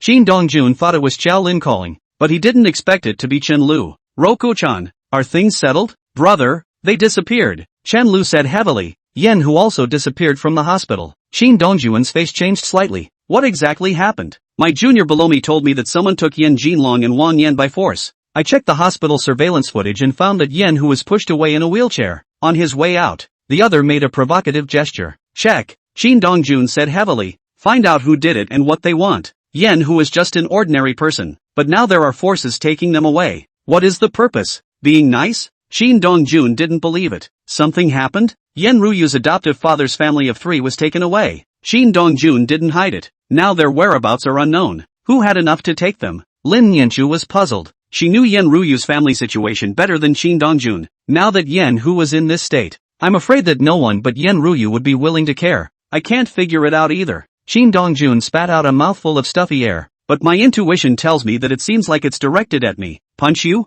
Meanwhile, a private club in Shanghai that is not open to the public. In a quiet, but very well-decorated box. Yen Jinlong and Wang Yen both stood aside, trembling more than a little, their gazes looking towards the dark corners from time to time. You don't have to be nervous. I mean you no harm. A magnetic voice came out from the corner. With the help of the slightly dim light in the box, you could vaguely see a man sitting in the corner. If I wanted to kill you guys, you couldn't be here. What do you want to do? A splash of riches for you, the man said slowly. Want one? Want. Yen Jinlong nodded frantically, greed in his eyes. What do you need us to do? Yen Jinlong may be a white-eyed wolf, but he's no cutie pie. He knew there was no such thing as a free lunch. Help me trick Yen Ruyu out, the man said indifferently. At that time, this $10 million will be yours. As soon as the man's words fell, someone immediately took a box and placed it in front of Yen Jinlong and Wang Yen. When the box was opened and they saw the money inside, their eyes glazed over. We help you cheat out Yen Ruyu, and you give us this money? Of course it's not that simple, the man said lightly. Don't you guys want to kill Chen Lu? Ah! A line of panic appeared on Yen Jinlong's face. I have a way to make you guys stronger, the man said with incomparable confidence. If you mother and son join forces, Chen Lu won't be your match. Really? If you don't believe me, you can go now, but this money will not be given to you. We believe. Okay, you guys go down and get some rest, and if you need anything, you can tell them. Yen Jinlong and Wang Yen have just been taken away. The man in the corner couldn't help but laugh. My child, you should miss the game of Wang minus a stroke. Chapter 121. You didn't say anything. I thought it was. Chen Lu used every means to find out who took Yen Hu's family of 3 away and where they were taken. Even when Shin Dongjun asked Han Jingfeng to help, he didn't find anyone. It was as if the 3 of them disappeared into thin air without leaving a trace. Shin Dongjun knew that he couldn't hide it from Yen Ruyu, and when he came to the company the next day, he took the initiative to find Yen Ruyu and tell her about it. Taken away? Yen Ruyu couldn't believe it as she looked at Shin Dongjun. It wasn't by your brother deliberately saying that, was it? Actually, Yen Ruyu wasn't to blame for thinking this way. Yen, who was just an ordinary person who didn't know any dignitaries at all and didn't have any powerful relatives. How could it have been taken? No. Shin Dongjun shook his head and denied. If Chen Lu wanted to get them killed, he could just create an accident. There's no need to go through all the trouble. Yen Ruyu fell into silence. What Shin Dongjun said was not wrong, but who in the world took Yen Hu's family of 3 away? And what is the purpose of the other side? After a short period of silence, Yen Ruyu exhaled a breath of air. Could it be that it's coming at me? But I haven't offended anyone? Yen Ruyu's eyebrows were tightly furrowed together. Someone is craving my body? But there's no need to do that. Is there? Or maybe it's coming at me. Punch you? Yen Ruyu's slightly powdered face was filled with surprise. You don't have anything to do with them. How could it come at you? This was what Shin Dong-jun couldn't figure out, and his intuition told Shin Dong-jun that it was coming at him. Was it because Yen Ryu was close to herself? The other party thought they could use Yen Hu's family of 3 to force Shin Dong-jun? Instantly, Yen Ryu also thought of this and looked up at Shin Dong-jun. Did I even get you into trouble? I don't know. Shin Dong-jun spat out a mouthful of stuffy air. But since they were taken away, it's impossible for them to remain absent. Over the next few days, if anyone calls you and asks you to do anything, you contact me first. Regardless of who the other party really was and what they were going to do, there was no way he could keep raising the Yen Hu family of 3, especially since Yen Hu was still a vegetable. Yen Ryu nodded her head in agreement without thinking. Shin Dong-jun exhorted Yen Ryu a few more times before leaving. Shin Dong-jun came out of Yen Ryu's office and was seen by the other employees, and a new round of gossip started again inside the Green Bubble Group. Back in the office, Shin Dong-jun called Tong Yen and asked her to come over. After all, Tong Yen was well informed, so perhaps she could find out something. What kind of things do you need me to do for you? Tong Yen inquired as she opened the door. Shin Dong-jun did not politely talk to Tong Yen and directly briefly told Tong Yen about Yen Hu's family. You didn't hook up with Yen Ryu, ah? Shin Dong-jun froze. What are you thinking? Tong Yen smiled sarcastically. I thought you two were sneaking around behind your back to get together. The company rumors were flying around yesterday, and if I hadn't stopped them in time, they would have reached Mr. Lin's ears by now. Who passed it on? I don't know. Tong Yen gently shook her head. But you guys aren't together, so who cares what anyone rumors? You asked me to come here today because you want me to help you find out about Yen Hu's family, who took them away, and where they are now. Right. Although Shin Dong-jun didn't know where Tong Yen's information channels originated from, Tong Yen did have 2 skills in the area of prying for information. No problem. Tong Yen agreed readily. I don't guarantee that I can find out for you. Shin Dong-jun was just about to open his mouth when the cell phone on his body rang. Taking out his cell phone, Shin Dong-jun saw that it was a call from Lin Dawi and frowned slightly, waving his hand at Tong Yen, signaling her to go back to her work. Tong Yen came out of Shin Dong-jun's office and lightly grunted. Is he treating me like a dog? Waving his hand and I'm here. Waving his hand and I have to leave. Shin Dong-jun was destined to hear Tong Yan's whining outside, and now he had picked up the phone. Come to the Purple Bamboo Xian. Lin Dawi spoke to Shin Dong-jun. Just like Lin Yanchu, there was no politeness, there was just no refusal. Shin Dong-jun wasn't Lin Yanchu. He naturally wouldn't spoil Lin Dawi. Just tell me what's going on. I'm busy over here. Dragon Court. Be right there. Although Shin Dong-jun didn't know exactly what had happened, as soon as Lin Dao mentioned the Dragon Court, it could never be a small matter. Purple Bamboo Xian, one of the most upscale tea houses in Shanghai, but all the guests who come here to drink tea are not dignitaries. Purple Bamboo Xian's waitresses and tea masters are all hand-picked out. Each one is a one-in-a-million beauty, especially when the cheongsam is worn on them. It makes them look like a lady of the house, gentle as jade. Do you have an appointment, sir? A woman in a cheongsam with a delicate face walked up with a professionalized smile on her face and asked. Lin Dawi sent me. Mr. Lin has been waiting for you for a long time. The woman looked at Shin Dong-jun with a smile on her face. I'll take you there now. The woman brought Shin Dong-jun to the door of the box, gently knocked on the door, and waited for nearly 20 to 30 seconds before she pushed the door open. Shin Dong-jun had just come in when he saw Lin Dawi sitting in front of the window with his head bowed down, drinking tea, while opposite Lin Dawi was sitting a man of similar age to him,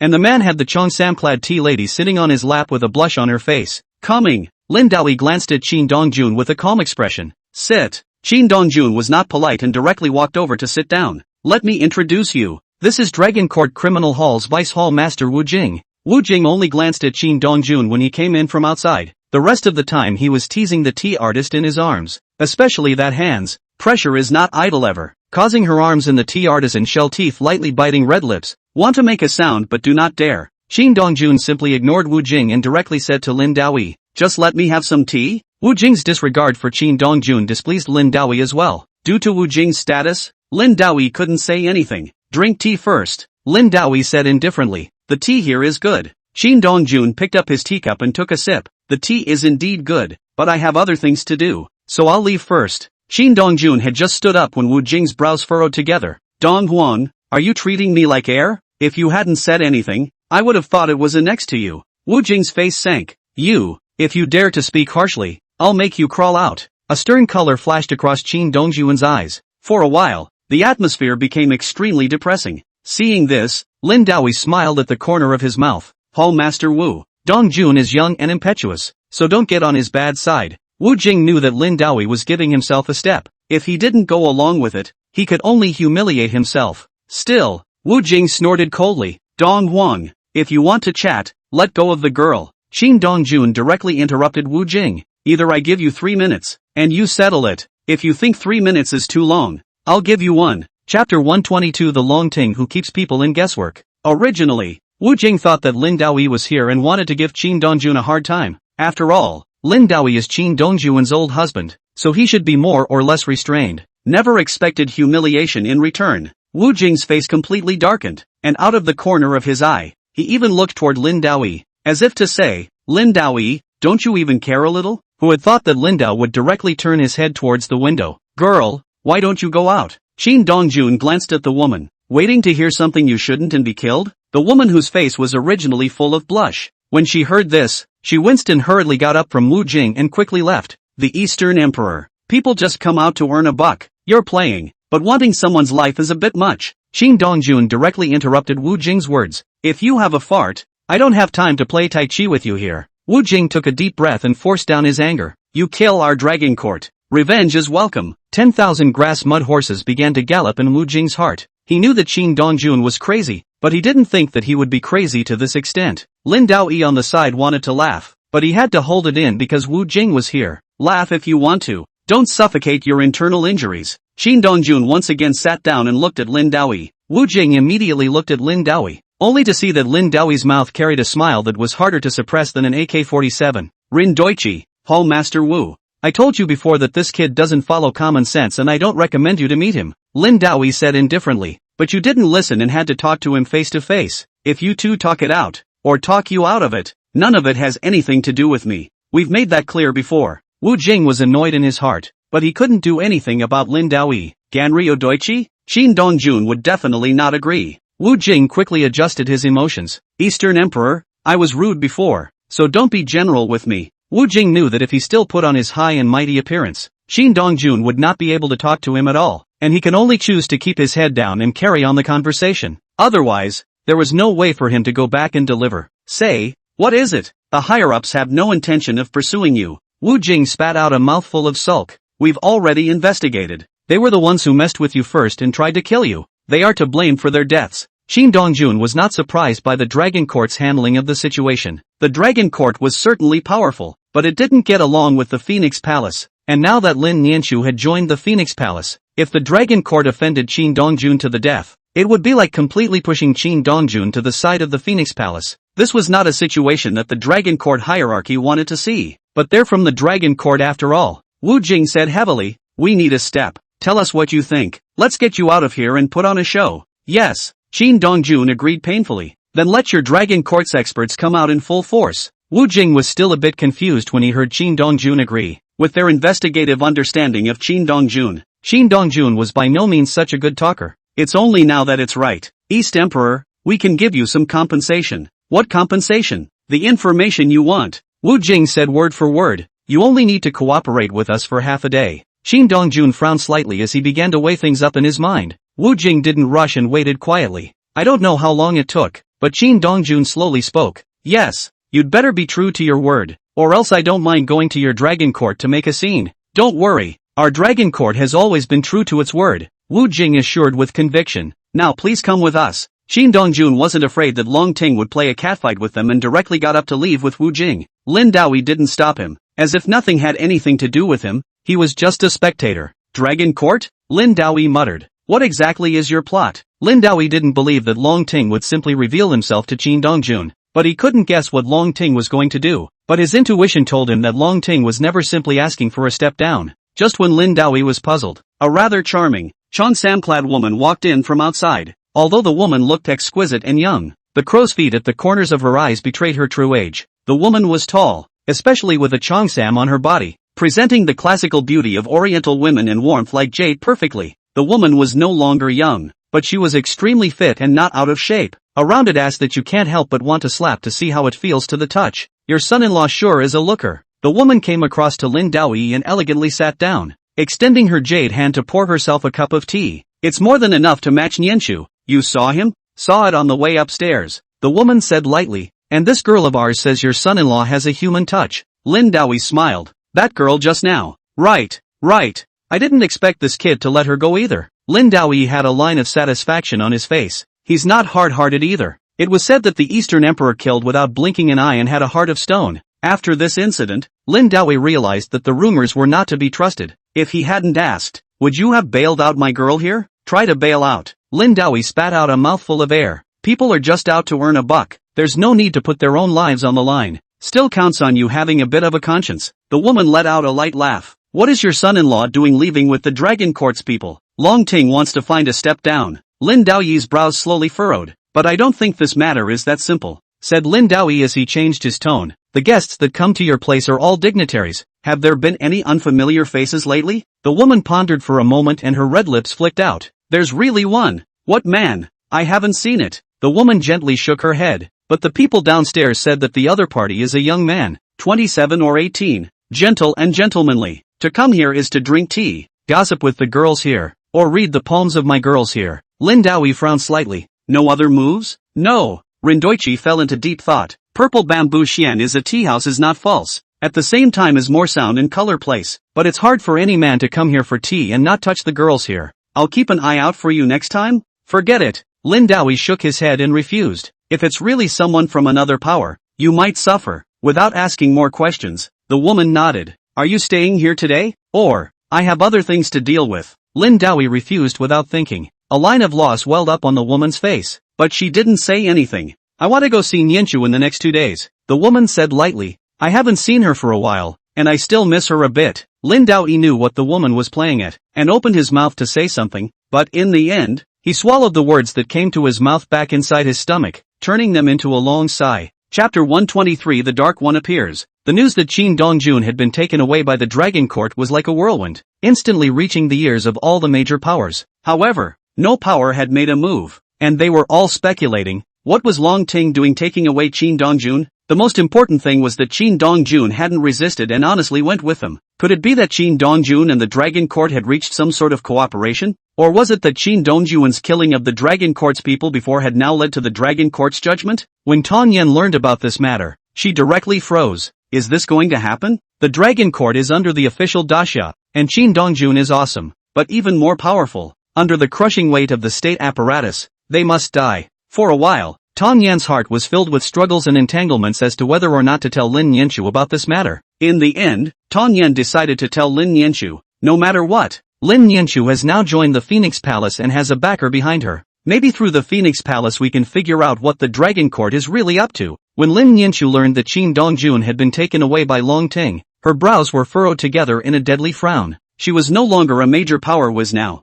She knew what the Dragon Court stood for. Immediately, Lin Nianchu called Gong Qianyu to inquire. Originally, Gong Qianyu thought that Lin Nianchu knew what had happened, but she didn't expect that Lin Nianchu didn't know either. What are they going to do? Long Ting? Nianchu, don't be anxious. I will contact the above immediately now. Gong Qianyu hears a wave of anxiety in Lin Nianchu's voice, and softly consoles, when I have news from my side, I will contact you immediately. Trouble you, sister. Hanging up the phone, Gong Qianyu directly contacted the Phoenix Palace executives and asked them to find out what the Dragon Court was up to, surprisingly taking away Qin Dongjun at this time. At the same time, Qin Dongjun was brought to a very quiet and small room. Instead of a room, an interrogation room would be more appropriate. The furnishings here were exactly the same as the interrogation room in the police station, and the place where Qin Dongjun sat was still a special seat for suspects and prisoners. Qin Dongjun, at 12 o'clock tonight, we will let you leave. You should have no problem with that, right? Not going through the motions? Wu Jing gently shook his head. There's no need. Everyone knows what's going on. As I said before, having you come here is simply to go through the motions so that the other forces won't think that my Dragon Court is easy to bully. Qin Dongjun felt that something was wrong, but he couldn't say what exactly was wrong, so he could only be at peace with himself. I'll go get you the information you want, Wu Jing said slowly. It's just as well that you're bored here. You can take a look. Wu Jing had just left, and Qin Dongjun began to wonder what the Dragon Court was up to. Allowing Qin Dongjun to rack his brains, he couldn't come up with an explanation. Meanwhile, Wu Jing came out of the interrogation room and took out his cell phone to edit a text message to send out. You can act. After sending this message, Wu Jing quickly deleted it. Then a grim smile appeared on his face. About 10 minutes or so later, Wu Jing walked in from outside with a file bag. You can take a look at it first, and if you have any doubts, I can answer them. Qin Dongjun took the document bag, opened it, and carefully browsed through it. This document is not only about the Castle Peak Welfare Institute, but also other welfare institutions that have suffered similar things. For a moment,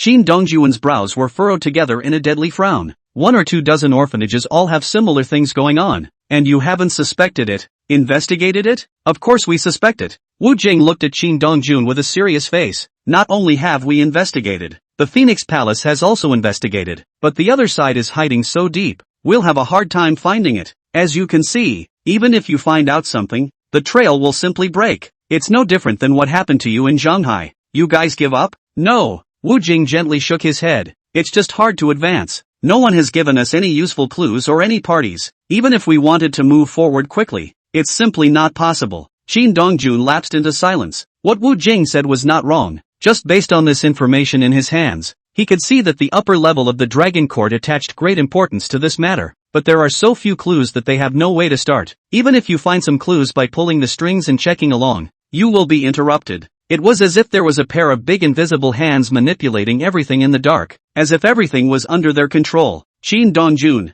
we've made our guesses as well. You should have walked out of the Castle Peak orphanage, right? That's right. Even though Wu Jing and the others had long guessed the answer, when they heard Qin Dongjun admit it with their own ears, Wu Jing was more or less surprised in his heart. No wonder you've been looking into this matter. Wu Jing's face was full of realization. It's just that we're curious as to what you're looking into this matter for. Find whoever's behind this and kill the other guy? None of your business. It's true that it has nothing to do with us. It's just that you were captured by them and became the East Emperor. So obviously you were cultivated by them. Wu Jing asked curiously. Because of what happened in the Heavenly Palace, all 18 of your riders died tragically, and you fell out with them? Qin Dongjun didn't answer Wu Jing at all, but instead fell into deep thought. His relationship with the Tianji Pavilion was simply unknown to the outside world. So much so that countless people were curious as to what kind of power Qin Dongjun had cultivated as a demon. Originally, Wu Jing was still thinking of peeking around, but it turned out that Qin Dongjun began to rest his eyes with his eyes closed, leaving him with no moves at all. After all, you can't beat it. We're also trying to get to the bottom of this and bring out this evil force. Qin Dongjun,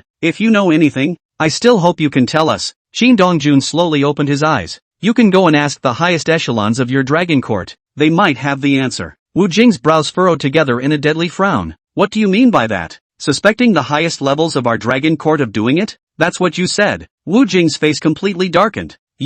Alright, if you don't have anything to do, get out. Qin Dongjun directly gave his expulsion order. Just remember to let me out at the right time. Of course, I can call out myself. Facing the arrogant Qin Dongjun, Wu Jing snorted coldly and without saying anything more, he turned around and walked towards the outside. Meanwhile, in an unknown clubhouse in Shanghai, a man sat in a corner of the quiet, slightly darkened room. Since he was facing the wall, only his back could be seen. Yan Ruyu will come, right? It will come, Yan Jinlong assured with conviction. I just called her and she promised. Then the two of you, mother and son, should also go and seek revenge on Chenlu. Can we really beat Chenlu? Of course, the other party said with incomparable certainty. I guarantee that I will let you kill Chenlu. A line of excitement appeared on the faces of both Yan Jinlong and Wang Yan. But we're weak now. It's impossible for us to be his opponents. You'll be strong in no time. Just as the other party's words fell, Yan Jinlong and Wang Yan both only felt a sharp pain on their necks. With that,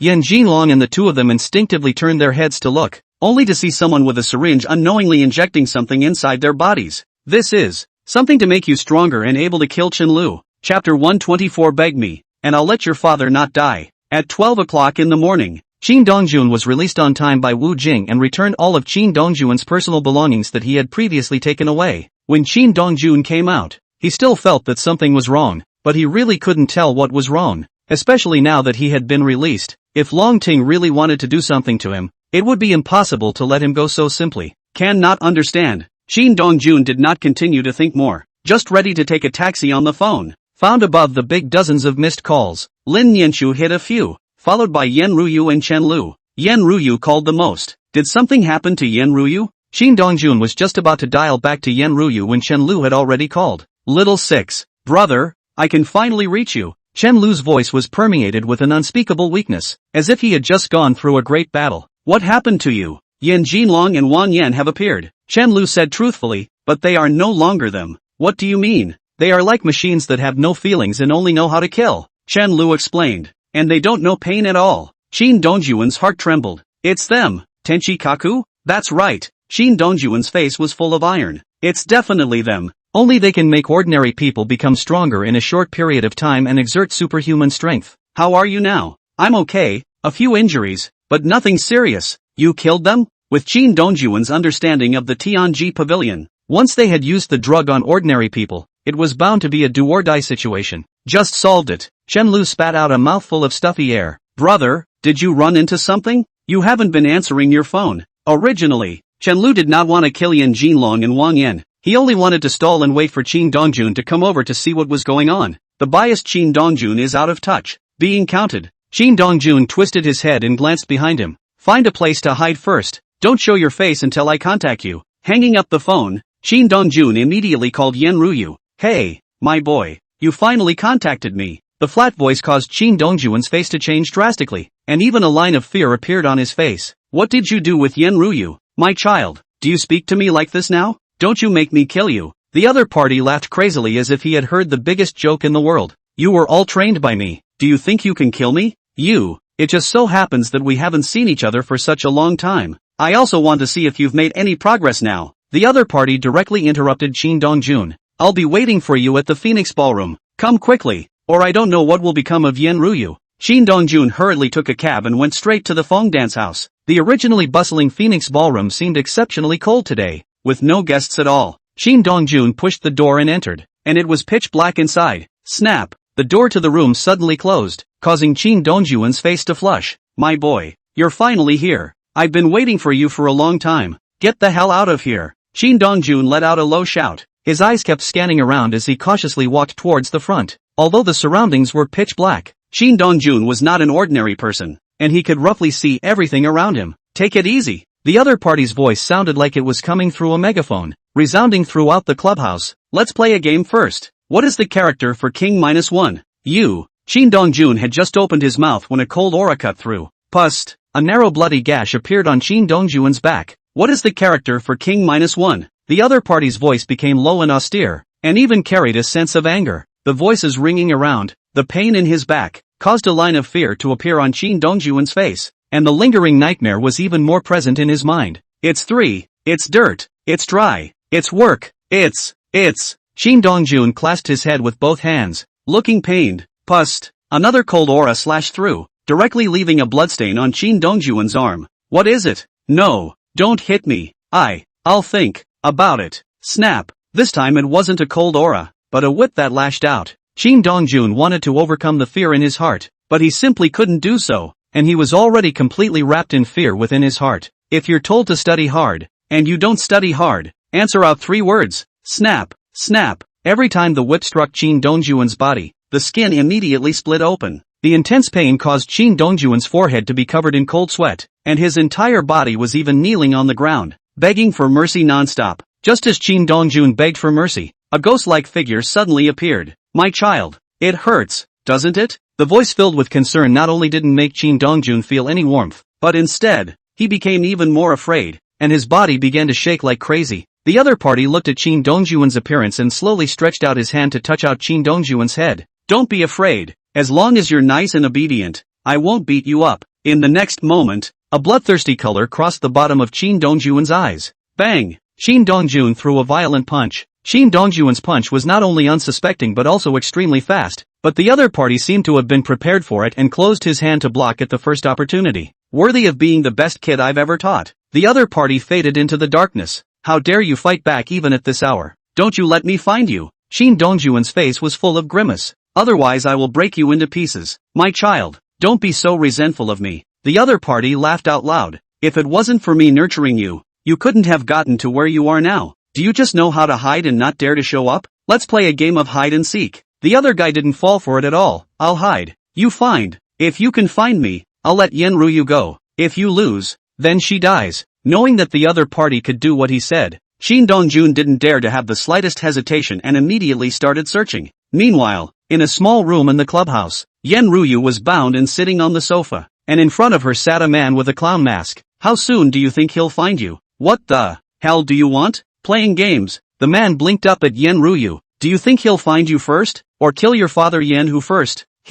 Look at the big screen. The man lightly pressed the remote control in his hand. and Yen Hu's figure immediately appeared on the screen. Yen Hu, who was originally unconscious, had completely awakened, and his eyes were crimson without the slightest bit of emotion. Yen Ruyu's eyes widened when she saw this scene. You, amazing, isn't it? The man laughed out loud. There's more magic to come later. He will die at the hands of Qin Dongjun, and you will watch with your own eyes how miserably your father died, said the man, laughing madly. Of course, you can beg me. I won't let your father die. Chapter 125. My child, you can't escape me. Yen Ruyu's heart was indeed filled with resentment towards Yen Hu, but if she were to let her watch Yen Hu die in front of her, she still couldn't be cruel after all. After all, that's who raised her. Without Yen Hu, she might have starved to death long ago. What the hell are you doing? Yen Ruyu yelled lowly as she stared at the clown-masked man dead in the face. It looks like you don't want him to die. The man looked at Yen Ruyu playfully. If you beg me, I can let him live. I can not only keep him alive, I can keep him alive.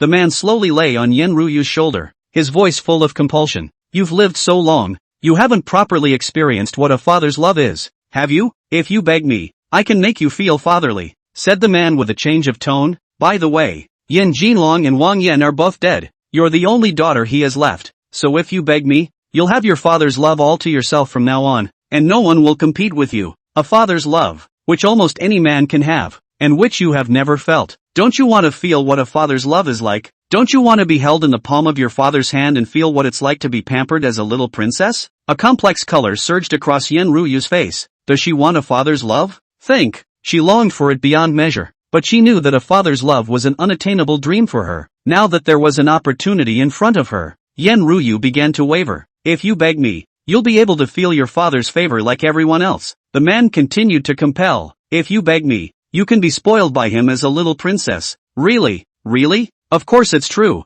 The man looked at Yen Ruyu very seriously. As long as you beg me, I can help you realize it. I beg you to help me. The man immediately let out a loud laugh when he heard Yen Ruyu's words. Sure enough, as long as one is a human being, one cannot cut off one's 7 emotions and 6 desires. Since you begged me, I'll naturally help you do it, the man said in a nonchalant manner. In a week, Yen Hu will be back by your side. He'll make a very competent father, one who will only dote on you and fight tooth and nail for you. But for now, you have a big show to keep me company. Saying that, the man once again pressed the remote control in his hand, and the picture on top of the screen directly switched to Qin Dongjun. At this moment, Qin Dongjun was like a downhill tiger that was killing. No one could stop Qin Dongjun. He was like a god of war, God blocking God and Buddha blocking Buddha. When Yen Ruyu saw this scene, her pupils instantly contracted together, and her delicate body was still trembling lightly without control. See, if you don't beg me, your father will be just like them. The man's voice rang out again. He can blow your father's head off with a single punch, and shatter dozens of bones in your father's body with a single punch.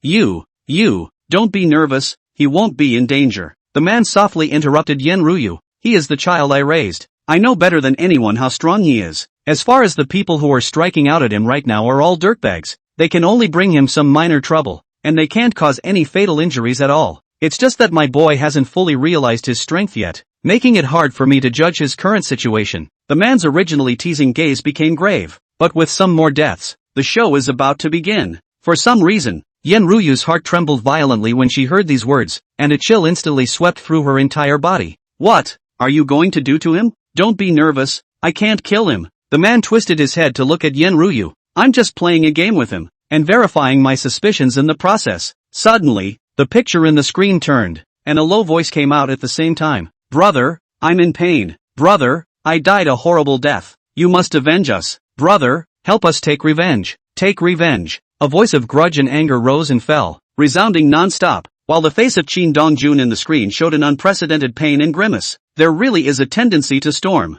An expectant line appeared on the man's face. Storm out. Let me see just how amazing your destructive power is now. Just then, the man suddenly picked up the microphone that had been placed aside and prepared long ago. Qin Dongjun, what is the character for King -1 stroke? A low and sullen voice resounded throughout the clubhouse, and Qin Dongjun almost instinctively winced. It's 3, dirt, dry, work, 1 more deduction. It's 2 and 10. At this moment, Yen Ruyu could clearly see through the large screen that Qin Dongjun's face was filled with fear, and even his entire body was crouching on the ground, holding his head with both hands. Rubbish, flip-flopping on those words. Snap, a whip was drawn out and viciously struck Qin Dongjun's body. A narrow bloody gash appeared on Qin Dongjun's back. It was as if Chin Dongjun did not feel the pain. Instead, the fear on his face became even more intense. Yen Ruyu tried to open her mouth to cry out, but the man simply taped her mouth shut. At this moment, Chin Dongjun was curled up in the corner. And not only was there someone in his ears asking him what the word Wang -1 stroke was, but there was also the voice of the once 18 horseman that kept ringing in his ears, causing him to be flustered and scared.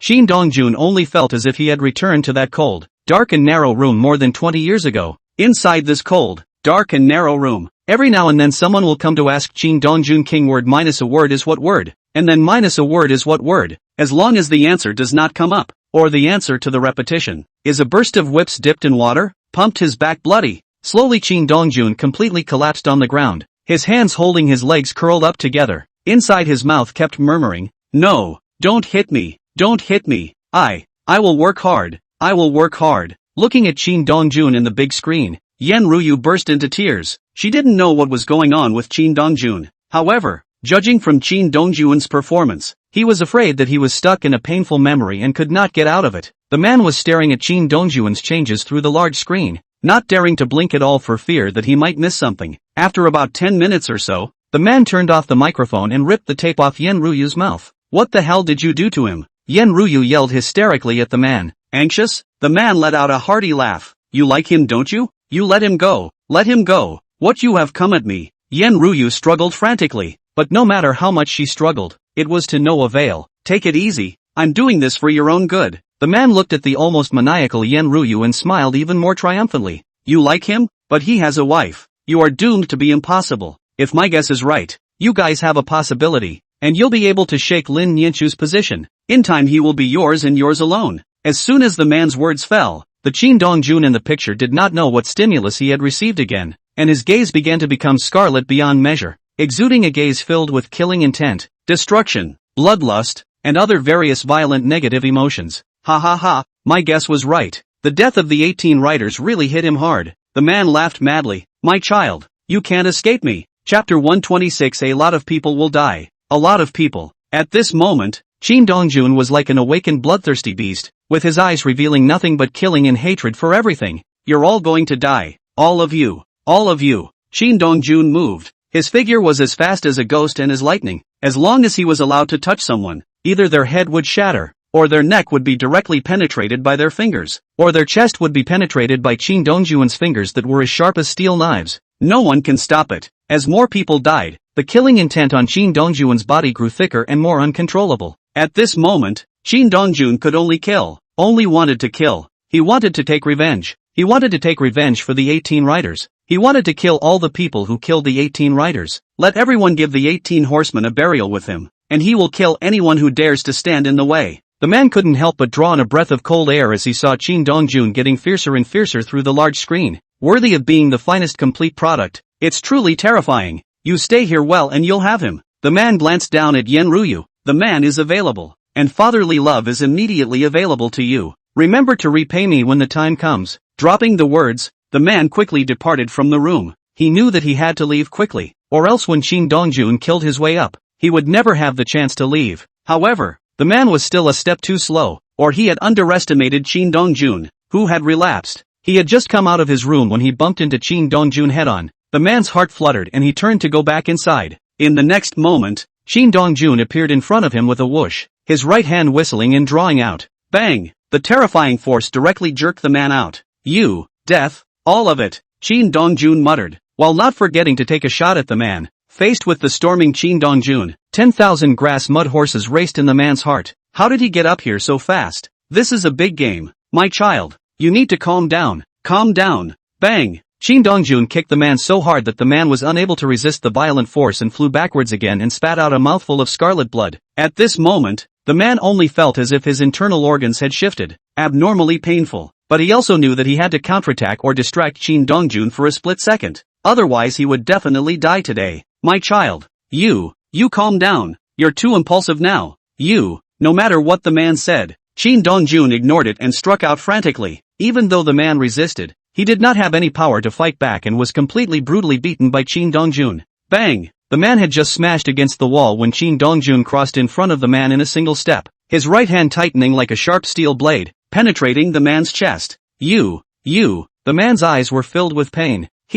They were right. I shouldn't have come to you. Heavenly palace harmed me. Shin Dongjun violently drew back his bloodstained right hand, and without looking back, he began to sweep. As long as Shin Dongjun encountered someone, none of them could survive. At this moment, the clubhouse was like an inferno on earth, with corpses and thick blood everywhere. Finally Shin Dongjun arrived at the room where Yen Ruyu was. When Yen Ruyu saw Shin Dongjun, a ray of joy appeared on her pale face. Shin Dongjun. But in the next moment, Yen Ruyu realized that Shin Dongjun was not right. Shin Dongjun's gaze toward her was full of strangeness and even unusually cold. It was as if it was like looking at a stranger, or more accurately, at a dead person. Whoosh! Shin Dongjun stretched out his hand and pinched Yen Ruyu's neck. Shin Dongjun, I am Yen Ruyu, you.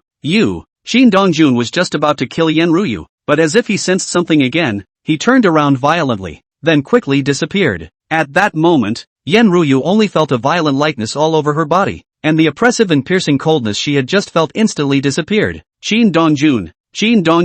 Yen Ruyu began to shout. She didn't know why Shin Dongjun suddenly let go of herself and proceeded to leap out like a mad dog, but her intuition told her that it must be Shin Dongjun's instincts that had sensed something. Otherwise, Shin Dongjun would have absolutely killed himself just now. Yen Ruyu tried to break free of the ropes on her body, but no matter what, she couldn't. But luckily Yen Ruyu wasn't tied to the chair. She was only trapped by the rope and was still able to stand up. So Yen Ruyu hopped towards the outside, but there were corpses everywhere, and being tied up, she quickly tripped over the corpses on the ground. When Yen Ruyu saw the bodies around her, she let out a scream of terror. She tried to escape, but she was tied up so tightly that she couldn't run. Terrified, Yen Ruyu could only roll out. For a while, Yen Ruyu's body was stained with blood, and a corpse, which made her even more panicked and scared to the extreme. But the desire to survive made her endure her fear, and without fear of pain, she rolled down the upstairs stairs and then squirmed forward a little bit like a maggot. She doesn't want to die. She wants to live. She also wanted to find Shin Dongjun and see what was going on with him. It was not known whether the door of the clubhouse was opened by Shin Dongjun or by whoever,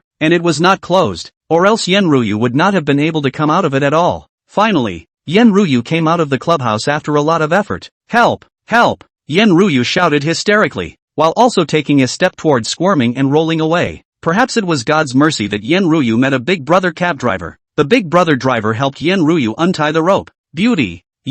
What's wrong with you? Call the police! Call the police! Yen Ruyu's face was pale as she pulled the driver. Quickly help me call the police! Although the driver didn't know what had happened, Yen Ruyu's blood-covered, yet incomparably wretched and miserable appearance made him realize that something big must have happened. After the Big Brother driver helped Yen Ruyu call the police, he stayed with Yen Ruyu and kept comforting her, but it was of no use at all. As Yen Ruyu kept trembling lightly, her eyes looking towards the clubhouse from time to time, she wanted to go in, but she was afraid. She was afraid that someone inside would kill her, and she was also afraid that Shin Dongjun was still inside and wouldn't be able to recognize her and would kill her as well. I'll use your cell phone. Yes. Yen Ruyu took her cell phone and immediately dialed Lin Nianchu's number. Mr. Lin, you hurry up and come to the Phoenix Ballroom. Ruyu, what's wrong? Come on, Shin Dongjun is here too. He doesn't seem to recognize me anymore, and he almost killed me. Lin Nianchu, who had been worrying about Shin Dongjun,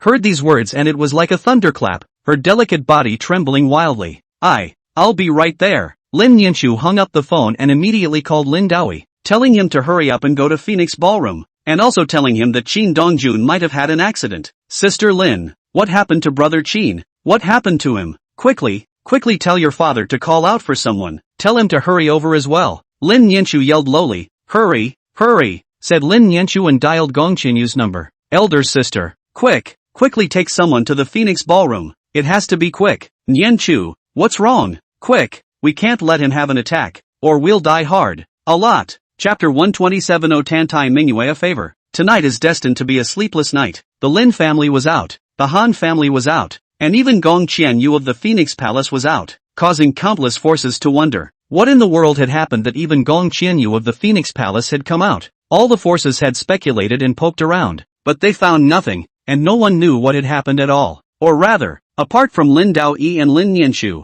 the father and daughter, who guessed that Shin Dongjun might be suffering from a relapse of PTSD syndrome. No one else knew. Even Yen Ruyu, who was a party to the incident, didn't know what was going on. How did the good old Shin Dongjun seem to have changed into a different person? Even she didn't recognize him. Lin Daoi and the others searched the Phoenix Ballroom, and there was no Chin Dong-jun at all in it, except for the corpse. It was as if Chin Dong-jun had disappeared without a trace. Dad, is he was taken? Lin Yanchu nervously grabbed Lin Daoyi's arm. Yen Ruyu said that the clown-masked man is coming for Dong-jun. Calm down, Lin Daoyi said in a deep voice. Do not disorganize yourself. Dad, he is exceedingly strong. In that situation, it is impossible for someone to capture him, Lin Daoyi said with incomparable certainty, unless the other party's strength far exceeds his. As a martial artist, Lin Daoshi knew how easy it was to kill someone, but how difficult it was to capture them, especially someone like Chin Dong-jun. There are only two possibilities for him to let Yen Ruyu go. 1.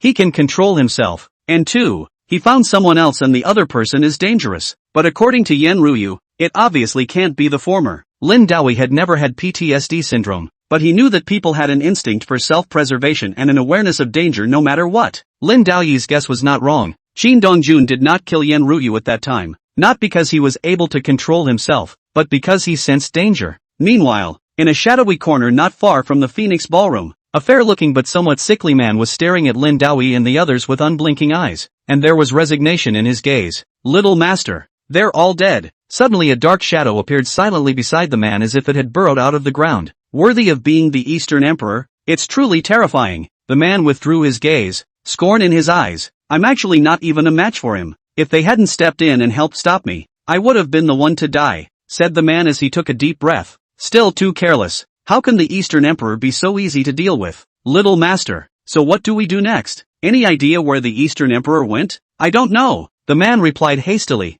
Our men are afraid to follow. Unfortunately, it was that close. The man sighed slightly. I don't believe I can fail next time. No one knows that I laid the groundwork for what happened today. Do they? Have sent someone to kill Wu Jing. That's good. A line of satisfaction appeared on the man's face. Let them go to the dogs, said the man with a change of tone. Yen who save well. I still have great use for it. The man dropped his gaze on Yen Ruyu once again. Be a good pawn for me. No. Chin Dong-jun woke up with a jolt and sat up straight away. And what came into his eyes were unfamiliar yet familiar images. The hallowed Eastern Emperor would even have nightmares. A soft voice reached Chin Dong-jun's ears, causing him to frown slightly. Tantai Mingyue, you ran into trouble last night? Tantai Mingyue sat in front of the window, sipping her coffee, without looking back, covered in blood, still delirious, always shouting kill, revenge, you're wrong, don't hit you. Chin Dong-jun's brows were furrowed together in a deadly frown. Can you tell me what's wrong? Can't. Tantai Mingyue let out a light laugh. Since you can't say it,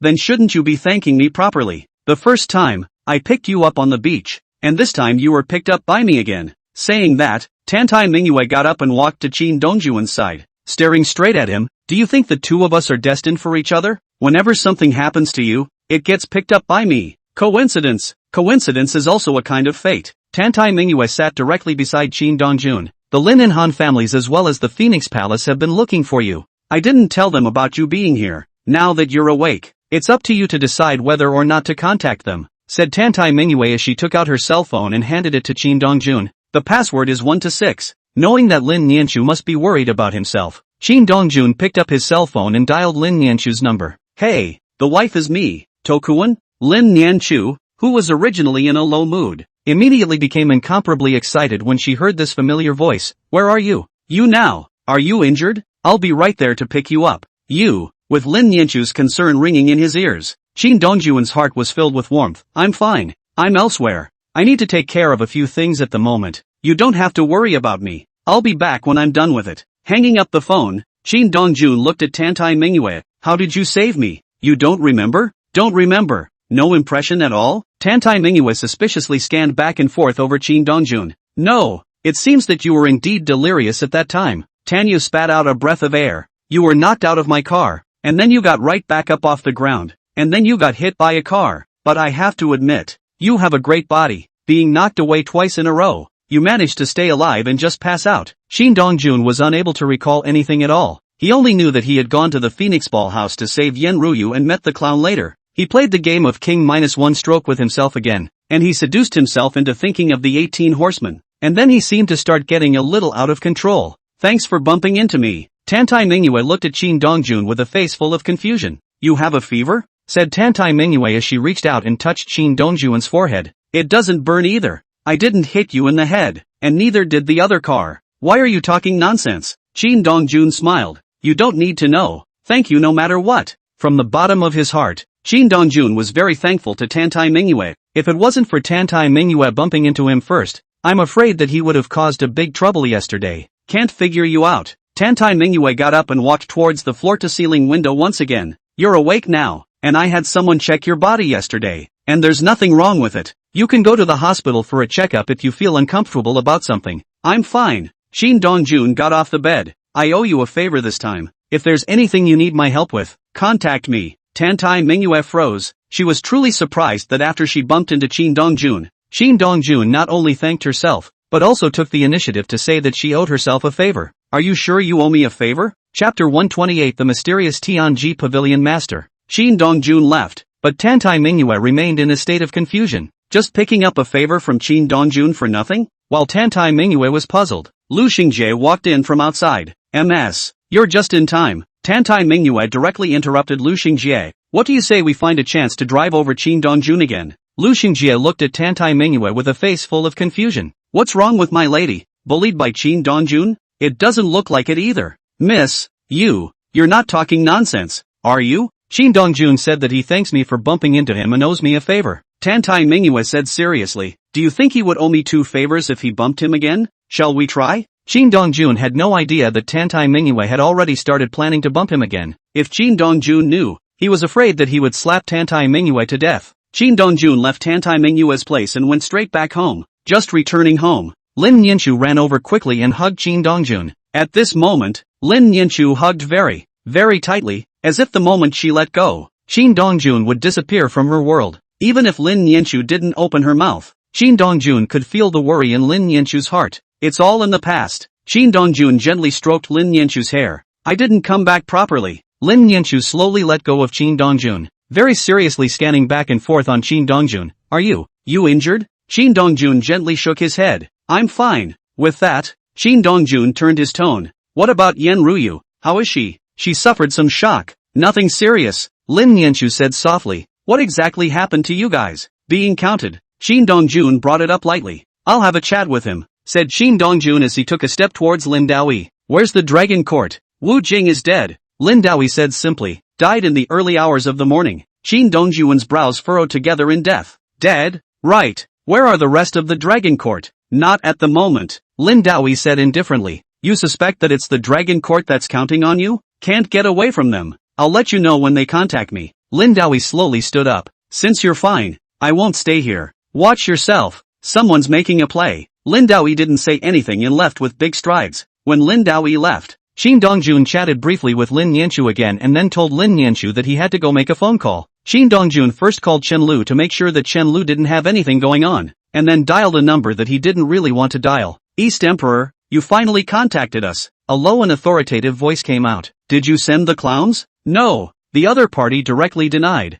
We know all about what happened in Zhonghai, but the clown wasn't sent there by us. If we really wanted to make a move on you, there's no way we'd let the Joker get to you. Shin Dongjun fell into silence. With his understanding of the Tianji Pavilion, it was also impossible for the Tianji Pavilion to do something so stupid. It's someone trying to stir up strife between you and us with a clown. Do we need others to stir up our strife? At least for now. We don't want to go to war with you on all fronts, the other party said nonchalantly. At the same time, we're still waiting for you to come back. Shin Dongjun lapsed into silence as he believed the other party's words. If he himself went back to the Tianji Pavilion, the entire Tianji Pavilion would certainly be overjoyed. Eastern Emperor, I know what you're looking into and what you're trying to do, but you should know that everything you currently have is from us. If we can give it to you, we can destroy it. The reason why we haven't made a move on you until now is because we're waiting for you to come back. And if you continue to be insistent, we'll never be able to keep you. It's fine if you want me to go back. Shin Dongjun spat out a mouthful of stuffy air. You need to promise me 3 things.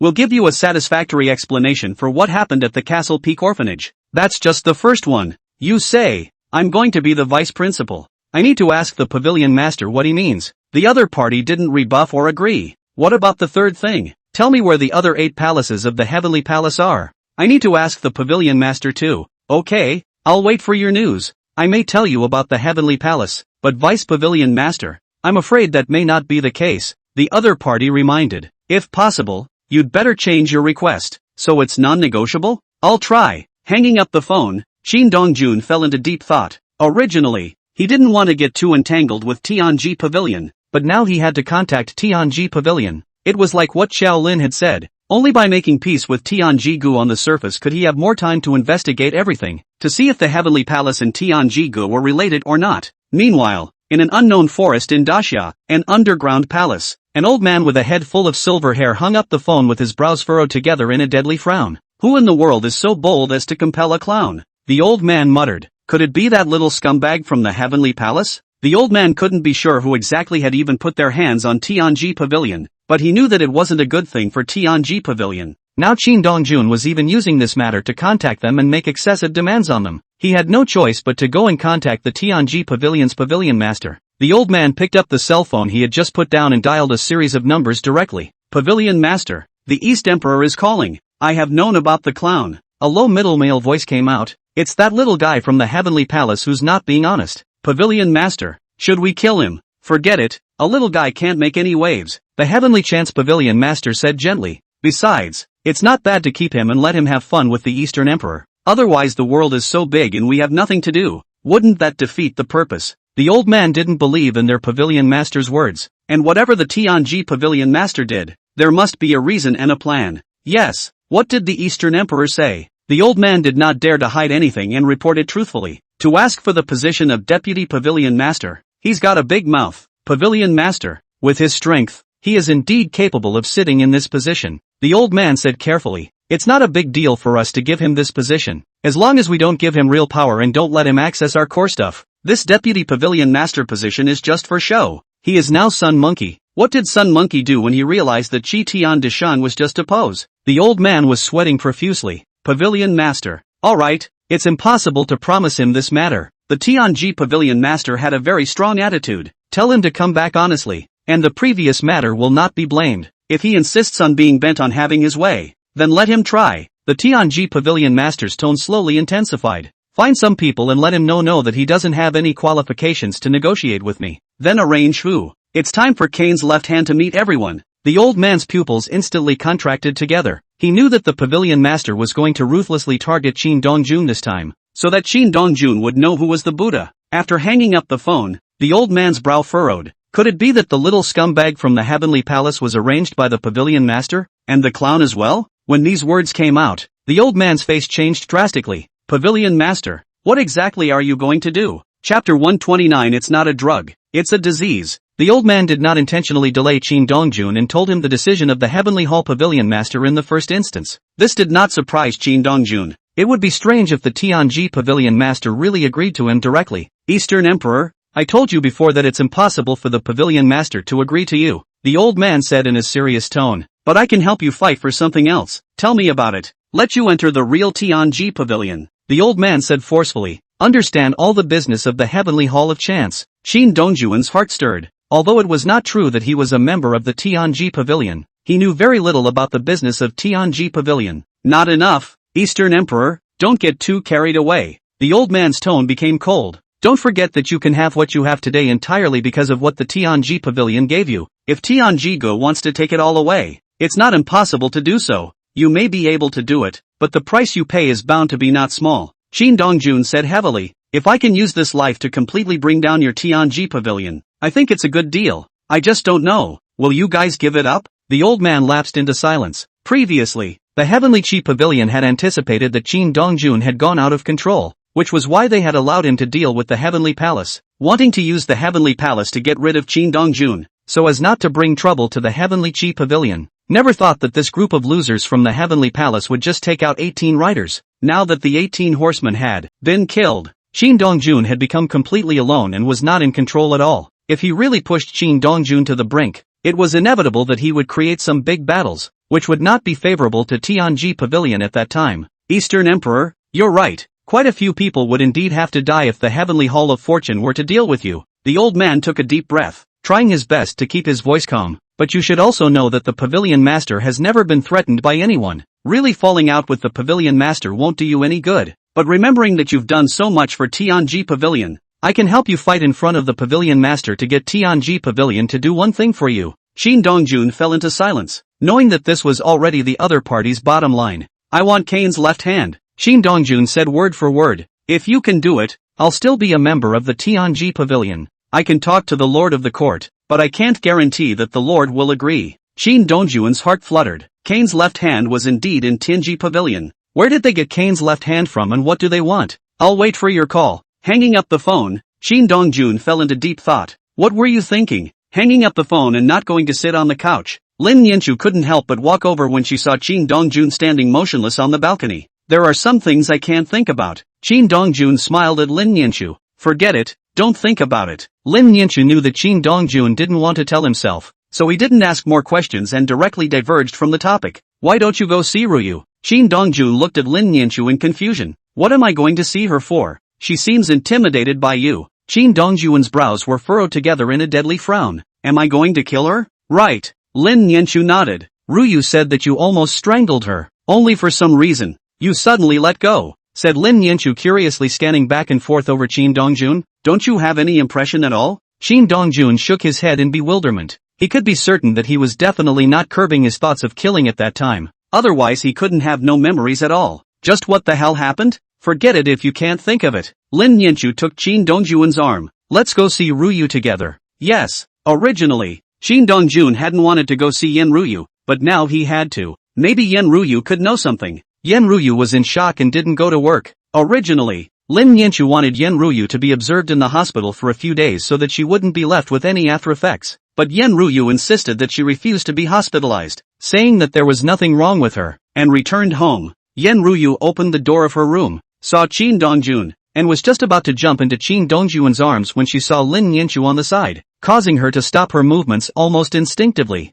Mr. Lin, Mr. Qin, we came to see you. Lin Yanchu directly pulled Yen Ruyu. Don't invite us in to sit down. Come on in. Lin Yanchu and Qin Dongjun both entered the house and poured 2 cups of tea. Mr. Qin, I'm sorry I got you into trouble. Yen Ruyu looked at Qin Dongjun with an apologetic face. Are you alright? It's fine. Qin Dongjun said softly. I heard Yanchu say that I almost killed you. Can you tell me what's going on? You don't remember? Qin Dongjun gently shook his head. Not a single memory. Can't think of anything? Just remember I went to the Phoenix Ballroom and did it inside. Can't remember anything after that. Although Qin Dongjun spoke in general terms, Yen Ruyu's heart was filled with joy. Qin Dongjun really hadn't thought about killing himself, and he didn't know what had been done to him to almost kill him. Yen Ruyu did not hide anything and told Qin Dongjun everything, including the whole Yen Hu getting back on his feet thing. Qin Dongjun's brows were furrowed together in a deadly frown. Could it be that they put a compulsion on Yen Hu? Compulsion? Yen Ruyu looked at Qin Dongjun with a face full of shock. But it was Lin Yanchu who had a calm face. Lin Yanchu knew that there were martial artists in the world, and it made perfect sense that the parasites existed.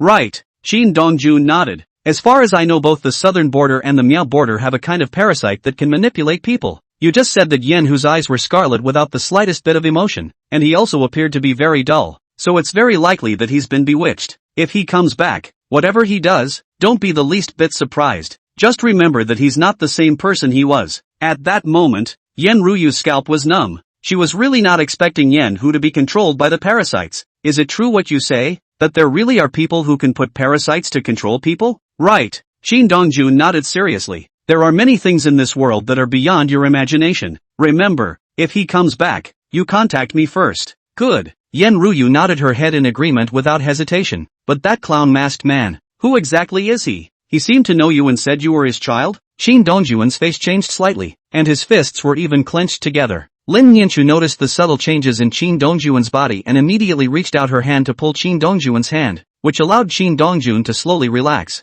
We do know each other. Qin Dongjun spat out a mouthful of stuffy air. But he's my enemy. Is he dead? Beaten to death by you? Yen Ruyu frowned slightly. You really don't have any memories at all? Qin Dongjun gently shook his head, then briefly chatted with Yen Ruyu for a while longer before leaving. After Qin Dongjun left, Yen Ruyu sat on the sofa, her brows locked. How could he have lost any memory at all? What kind of medicine can make a person unable to remember anything? It's not a drug. It's a disease. Chapter 130 The Mysterious Man's Compulsion. The sudden voice caused Yen Ruyu's face to change drastically. Who? Only to see a man standing right in front of Yen Ruyu. The man was long, and the fingers of his hanging hands were white and long, just like a woman's. Only the man wore a golden mask, making it impossible to see what he looked like. But there was a faint melancholy and sadness in his eyes. Just by locking eyes with him, Yen Ruyu felt that he was full of stories and wanted to know his story. Who are you? Yen Ruyu looked at the man with incomparable nervousness. What do you want to do? MS. Yen, don't be nervous. If I wanted to hurt you or rape you, I would have already done it, the man said, walking towards the balcony just in time to see the two of them, Shin Dongjun and Lin Nianchu, getting into a car and leaving. Shin Dongjun didn't deceive you. He really doesn't have a single memory, the man said faintly. He was out of control at that time. Speaking of which, you have me to thank. If I hadn't shown up, you'd be a cold corpse by now. Yen Ruyu's pupils violently contracted together. Why do you think he let go of you then? The man softly interrupted Yen Ryu. He sensed my killing intent. He was out of control and couldn't remember anything at the time. But humans and animals alike have an instinct for self-preservation. He sensed the danger, which is why he let go of you and went to me. Yen Ryu looked at the man in shock. She didn't expect there to be anyone else at the Phoenix Ball last night, and he's the one who saved himself. Why did you save me? Such a beautiful woman as you. If you die like this, wouldn't it be a waste? The man slowly turned to look at Yen Ryu, his entire body even leaning against the glass of the balcony. You deserve a good life. Yen Ryu didn't believe the man's words, but instead stared at the other party with incomparable vigilance. I know you don't believe me. The man laughed softly. In my place, I'd be wary too. But whatever my intentions and what I want to do, I saved your life. You don't object to that, do you? What the hell do you want? You like Shin Dongjun, don't you? What's it to you? Yen Ryu didn't deny it, causing the man to laugh again. Indeed, it has nothing to do with me. I'm here just to tell Yen that Shin Dongjun doesn't know how to say no, and can't even keep a sense of boundaries. Any idea why? Why? As soon as Yen Ruyu's words left her mouth, she began to regret them. She knew she had fallen into the other woman's words and was being led completely by the nose. Is Miss Yen trying to retract what she just said? The man's melancholy gaze seemed to be able to see through what Yen Ryu was thinking in her mind. It doesn't matter if you take it back. I'll still tell you. Shin Dongjun is an orphan, the man said indifferently. The same orphan who was in the Castle Peak Welfare Institution before Shanghai. Impossible, Yen Ryu said heavily. Although I'm not from Shanghai, I know that the Shanghai Castle Peak Orphanage had burned everyone to death before due to a huge fire. So how could he be an orphan from the Castle Peak Orphanage? That fire was man-made. The man laughed. Those charred bodies were also moved from other places to make up the numbers. All the orphans inside the Castle Peak Orphanage were taken away a long time ago. Shin Dongjun is naturally among them. He's been undergoing training and is having a miserable time. The image you saw on the screen yesterday was the amplification of the fear in his mind as a young child that caused him to become afraid and lose control. Boom! Yen Ryu only felt her head buzzing, and the expression on her face was even more cloudy and changing. It wasn't easy for him to survive. The man spat out a stuffy breath. He killed the companions he trained with in order to survive and get to where he is today. It's one of his nightmares. What did you say? Yen Ryu looked at the man dumbfounded. He used to have a hard, miserable life. He'd get beat up if he didn't move, and if he didn't kill someone, someone else would. He is a man who desires love very much, but doesn't know how to love. The man said word for word. Why he married Lin Nianchu, I don't know, but I know that if Lin Nianchu completely teaches Shin Dongjun what love is and what liking is, then you won't have the slightest chance. Shin Dongjun is a man who will treat whoever treats him well. You have to seize the opportunity, or else as time goes by, he and Lin Nianchu's feelings grow deeper and deeper, and you won't have a chance at all. The man slowly walked over to Yen Ryu. Of course, you can also do nothing and silently bless them. But isn't it hard for you to watch the man you love make love to another woman? Or do you believe in what is called loving someone to fulfill them? You're an adult too. You should know that love is about possessing, not letting go. And letting go is an act of cowardice, an excuse for not getting it. If I were you, I'd do everything I could to get him. After all, day after day. The man laughed softly. Think about the love of the older generation. Did they know about liking and love at that time? And didn't they still love each other for the rest of their lives? Yen Ryu's face showed a color of pain. Rationality told Yen Ryu that the other party was compelling her to destroy Lin Nianchu and Shin Dongjun's relationship, but possessiveness told her that the other party was right about everything. Since you love, you must get it, even if you have to get the body. Yen, you don't need to dwell on it too much. You can take your time to think about it. After all, you still have some time left. The man gently patted Yen Ryu on her shoulder. But I need to tell you, you don't just have Lin Nianchu as your opponent. And Jolene, said the man as his words changed. It's that Jolene from the Lighthouse Kingdom the other day. She has an unusual relationship with the East Emperor. If you don't do it, she will absolutely do it. And then if Shin Dongjun is seduced by her, he can go to the Lighthouse Kingdom, and you'll never see him again. No, we can't let him go to the Lighthouse Kingdom. Yen Ryu almost blurted out. He has to stay in Shanghai. He can't leave the country. That depends on Yan's ability. The man walked over to the sofa and sat down. Right now you only have these two opponents. If you continue to wait, you might have other opponents. After all, as you can see, Shin Dongjun is very outstanding and is bound to attract more women to covet him. Yen Ruyu took a deep breath and stared at the man dead in the face. Why are you telling me this? Don't tell me you're just trying to help me. You're not a 16 or 17-year-old girl. How could I possibly fool you with such cheap lies? The man smiled and said, I just don't want him to be with Lin Nianchu. It doesn't matter to me who the others are with. You like Mr. Lin? Chapter 131. Do you know who your parents are? What happened at the Phoenix Ballroom was not circulated, and only a small number of people knew about it. But Shin Dongjun didn't stop just because things didn't spread. He needed an explanation from the Dragon Court. Shin Dongjun asked Lin Nianchu to call Gong Qianyu to the company, trying to get Gong Qianyu to help contact the real top brass of Longting. As for Lin Daoyi's side, there was no telling when he would wait for the Dragon Court's people to come over. You really want to talk to the Dragon Court hierarchy? Right. Shin Dongjun threw his voice. Does Ms. Gong want me to hold back? Mr. Shin. For this time the Dragon Court is indeed at fault. Gong Qianyu said pertinently, but I'm afraid that the Dragon Court is also the victimized party. You find the Dragon Court at this time. Are you afraid that Longting will turn against me? That's right. Gong Qianyu nodded. Whether it's you or Longting, both of them are in a fit of anger right now. There's bound to be friction in words, and it's inevitable that some unnecessary strife will occur because of a momentary fire. It was not true that Gong Qianyu was from the Phoenix Palace,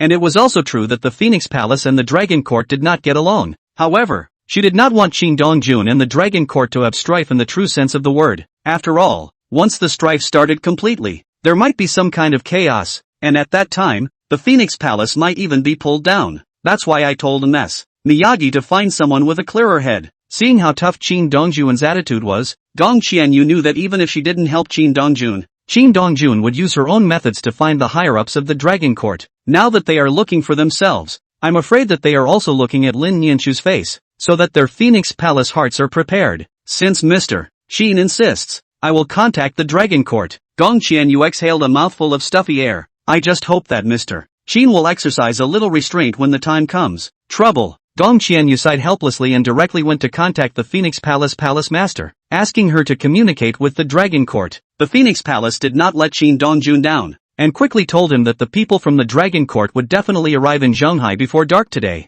The Dragon Court did keep its word, and in the evening, Xiao Sol, the third in command of the Dragon Court, came to Shanghai and asked Shin Dongjun out through Gong Qianyu. Mr. Shin, please sit down. Xiao Sol greeted Shin Dongjun politely and personally poured tea. You are? Xiao Sol. Xiao Sol briefly introduced himself, third in command of the Dragon Court. I wonder if Mr. Shin thinks I can talk to you on behalf of the Dragon Court? Of course. Shin Dongjun sat down and took a sip of tea. Speak. We are deeply sorry for what happened to Wu Jing. Xiao Sol looked at Shin Dongjun with an apologetic expression. It was an internal problem within our Dragon Court that caused trouble for Mr. Shin. But now Wu Jing is dead. Xiao Sol was afraid that Shin Dongjun would misunderstand and hastily added. Of course, our Dragon Court has no intention of shirking its responsibility. It's just that at the moment we can't find out who exactly is directing Wu Jing, but we can be sure that it's an internal problem within our Dragon Court, and we'll purge it. If we find out any useful information, we will contact Mr. Shin at the first opportunity. As for Mr.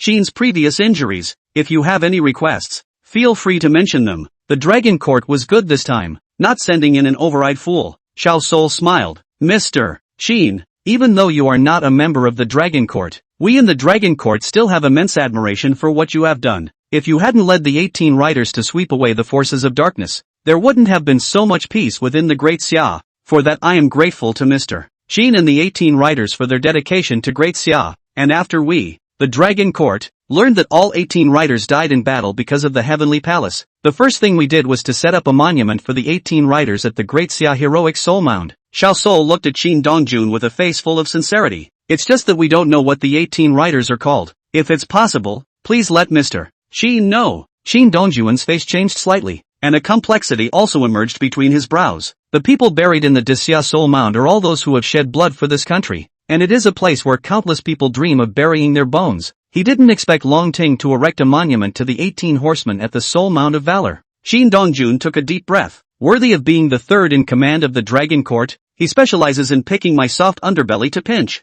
Mr. Shin is joking. Xiao Sol looked at Shin Dongjun politely. We just feel that if the 18 horsemen are not buried in the Mound of Souls, Who will be willing to throw their heads all over this country in the future? Daxia doesn't need everyone to remember them, but it needs someone to know them. Let them know that even if they are some idlers, they still possess the heart of Daxia and the soul of Daxia. Originally, Shin Dongjun wanted to turn on Long Ting and make him spit blood, but now he didn't know how to talk. Mr. Xiao, in that case, let's forget about this time. Shin Dongjun let out a long sigh. I hope that you will do what you say you will do and let the monument of the 18 cavalry appear in the Mount of Souls. Don't worry, Mr. Shin, Xiao Soul promised with conviction. If they dare anyone not to allow them to be buried in the Soul Mound, I, Xiao Soul, will be the first to say no. The Dragon Court is the Dragon Court after all. Shin Dongjun let out a long sigh. Even though it's rotting down there, with you guys around, it can still stand. Mr. Shin, investigate yourselves internally. Shin Dongjun softly interrupted Xiao Soul. There might be some surprises that you won't expect.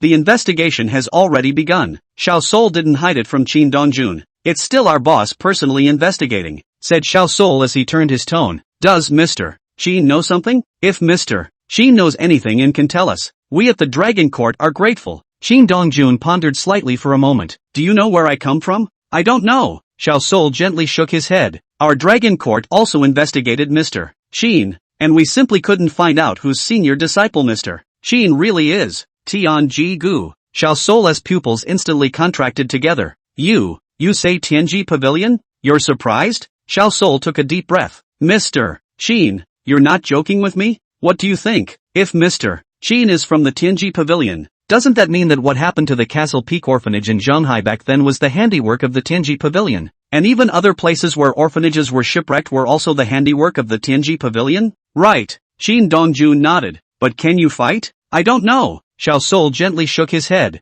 Tianji Pavilion is too mysterious. Our Dragon Court still needs to cooperate with them sometimes. Since Mr. Shin is from the Tianji Pavilion, he should know the pavilion well. I don't know. Without waiting for Xiao Soul to finish his sentence, he was interrupted by Shin Dongjun. Mr. Xiao, even though I come from the Tianji Pavilion, I'm just a fighter. I don't know anything about the inside of the Tianji Pavilion. You just a punching bag? Right. Shin Dongjun nodded. Whether I'm the strongest or not, I don't know, but I know that you, Dragon Court plus Phoenix Palace, might be able to fight them. Play with them alone. You're not good enough. Tell your bosses to give up the factional fighting. If they continue to fight, the entire Dragon Court will fall into the hands of the Heavenly Hall. Since the Tianji Pavilion wanted to hide and he, Shin Dongjun, was unable to completely force them out, then let the Dragon Court force them out. Seeing that Shin Dongjun was about to leave, Xiao Soul hurriedly spoke. Mr. Shin, since you are an orphan, do you know who your biological parents are?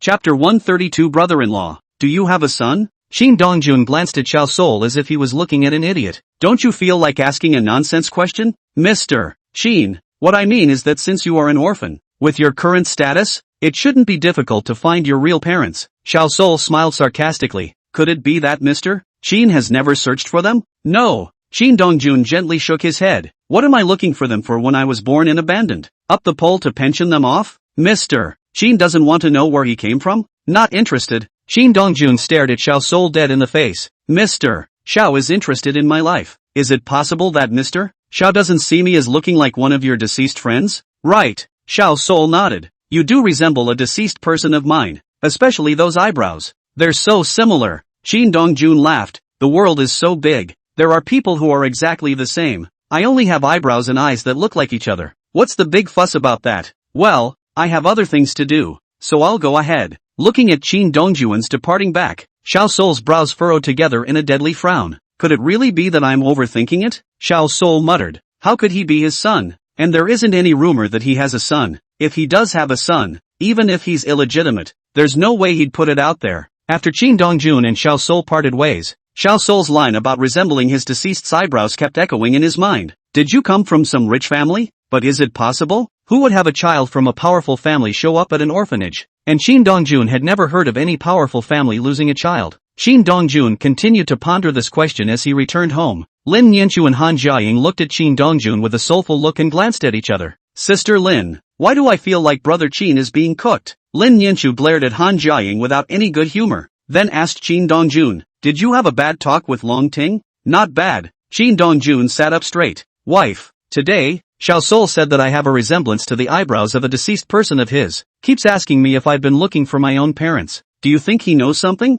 I'll go. Han Jiaying immediately transformed into an octogenarian. Brother Qin, is Xiao Sol a big shot in the dragon court? Right. You're an orphan. And Xiao Sol said that you bear a slight resemblance to his deceased. So doesn't that mean you might be a child left behind by one of the imperial capital's powerful families? Han Jiaying's two eyes shone straight up. When the time comes for you to return, won't they make it up to you fiercely for the 20 to 30 years of deficiencies? Too many skits? I forgot about the skit if you didn't mention it. Han Jiaying hurriedly said again. Some of the mansion children left behind and have never been able to find them may adopt a child to make up for all the shortcomings to their biological children on this adopted child. According to the law of short drama, but where there is an adopted son, he is bound to be a regimental favorite or a green tea man, and the biological one will not only not be treated well when he goes back, but will be abused in 100 ways. Brother Qin, your real parents won't be the same as in the skit, right? Originally, Qin Dongjuan's mood was still a bit low, but when he heard Han Jiaying's long-winded skit theory, his mood changed for the better. Recommend me an app. I'm fine with watching these no-brainer skits. Okay, I'll download it for you now. Lin Nianchu on the side let out a helpless sigh. Aren't you two running away from the topic a bit too fast? Right. Han Jiaying came to a realization. Brother Qin, now what about your birth? I wasn't planning on finding them. According to the skit, even if you don't look for them, as long as they know you're here, they'll pick you up for the sake of the mansion's face. Han Jiaying said heavily. Brother Qin, you can't leave, or they'll abuse you to death. And the mansion is cold and there's only endless fighting. Look at my family. Just a little bit more powerful in Zhonghai. Those collateral lineage hate to get me killed. This if there is a direct lineage. I guess it's hard for me to live 3 episodes. Look again at Sister Lin. In the same position as me. Lin Nianchu couldn't help but knock Han Jiaying on the head. Can you watch less short dramas in the future? It's mainly because the TV dramas aren't good right now either. Han Jiaying let out a helpless sigh. One by one, they're filmed like all traffic stars, no acting skills at all. Suddenly, Han Jiaying realized that Qin Dongjun and Lin Nianchu were both staring straight at her, so she immediately hemmed and hawed. Am I getting off topic again? Right. Lin Nianchu sighed helplessly. Let's get down to business first. Can you two work on skits and dramas later? Said Lin Nianchu. Looking at Qin Dongjun, you really don't intend to look for your parents? Not looking, Qin Dongjun said without hesitation. They didn't raise me. I don't want to go up the pole to pension them off. What if it's like she said, and I go back and get abused? Lin Nianchu rolled her eyes without any good humor. It would be evil if they could abuse you. Qin Dongjuan's stature and temperament, Lin Nianchu knows very well, and will never suffer a little bit of aggravation. It's just that I'm wondering if they'll see that I'm so good now that they'll just tie me to them? Dongjun, although I don't know about your past, I don't think they would do that. Lin Nianchu said softly. Xiao Sol is a high-ranking member of the Dragon Court, and his deceased family is bound to be no ordinary gentry. It's very likely that it's the top mansions of Daxia, or even those 1,000-year-old families, and you should have quite a few enemies out there, right? Right. Qin Dongjun woke up with a look on his face. If my enemies really want to unite to me, it's really enough for a 1,000-year-old family to drink a pot of water. There's no way they're going to do business that loses money. What you need to worry about now is if you are really the son of Xiao Sol's late husband.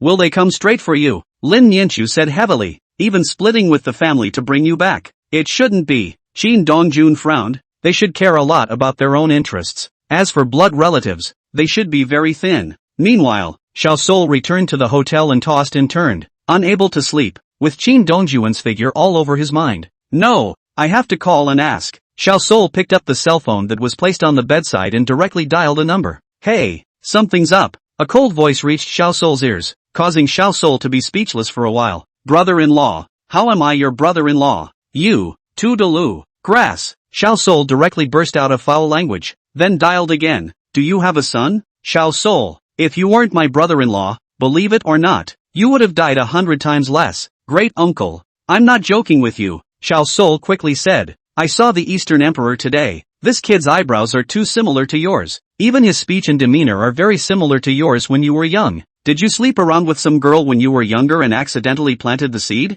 Chapter 133 Eastern Emperor's Bad Temper. You don't want to live? The simple yet icy words caused Xiao Sol to shiver violently. I also think that you are not such a person. Xiao Sol put away his jokes and said very seriously. If you really had a son, how could you have strayed? But that being said, I do hope you have a son out there, and that son is still the Eastern Emperor. In the future go out to drink. A direct sentence. My son Donghuang, on your side of those people. One by one shall not envy you to death. Toodaloo. The phone was directly hung up, causing Xiao Sol to sigh helplessly. Alas, how beautiful it would be if the East Emperor was really my maternal nephew. Oh great uncle, you don't have any luck either. Why don't you have a son? Meanwhile, the Bai family in the imperial capital. Bai Jingshan had just hung up the phone, his brows furrowed together in a thoughtful manner. Tang Yun, who was in the middle of skin care, saw through the makeup mirror that Bai Jingshan hung up the phone and didn't put it down, but rather frowned and couldn't help but ask, "What did Xiao Sol call you about?" With a preoccupied look.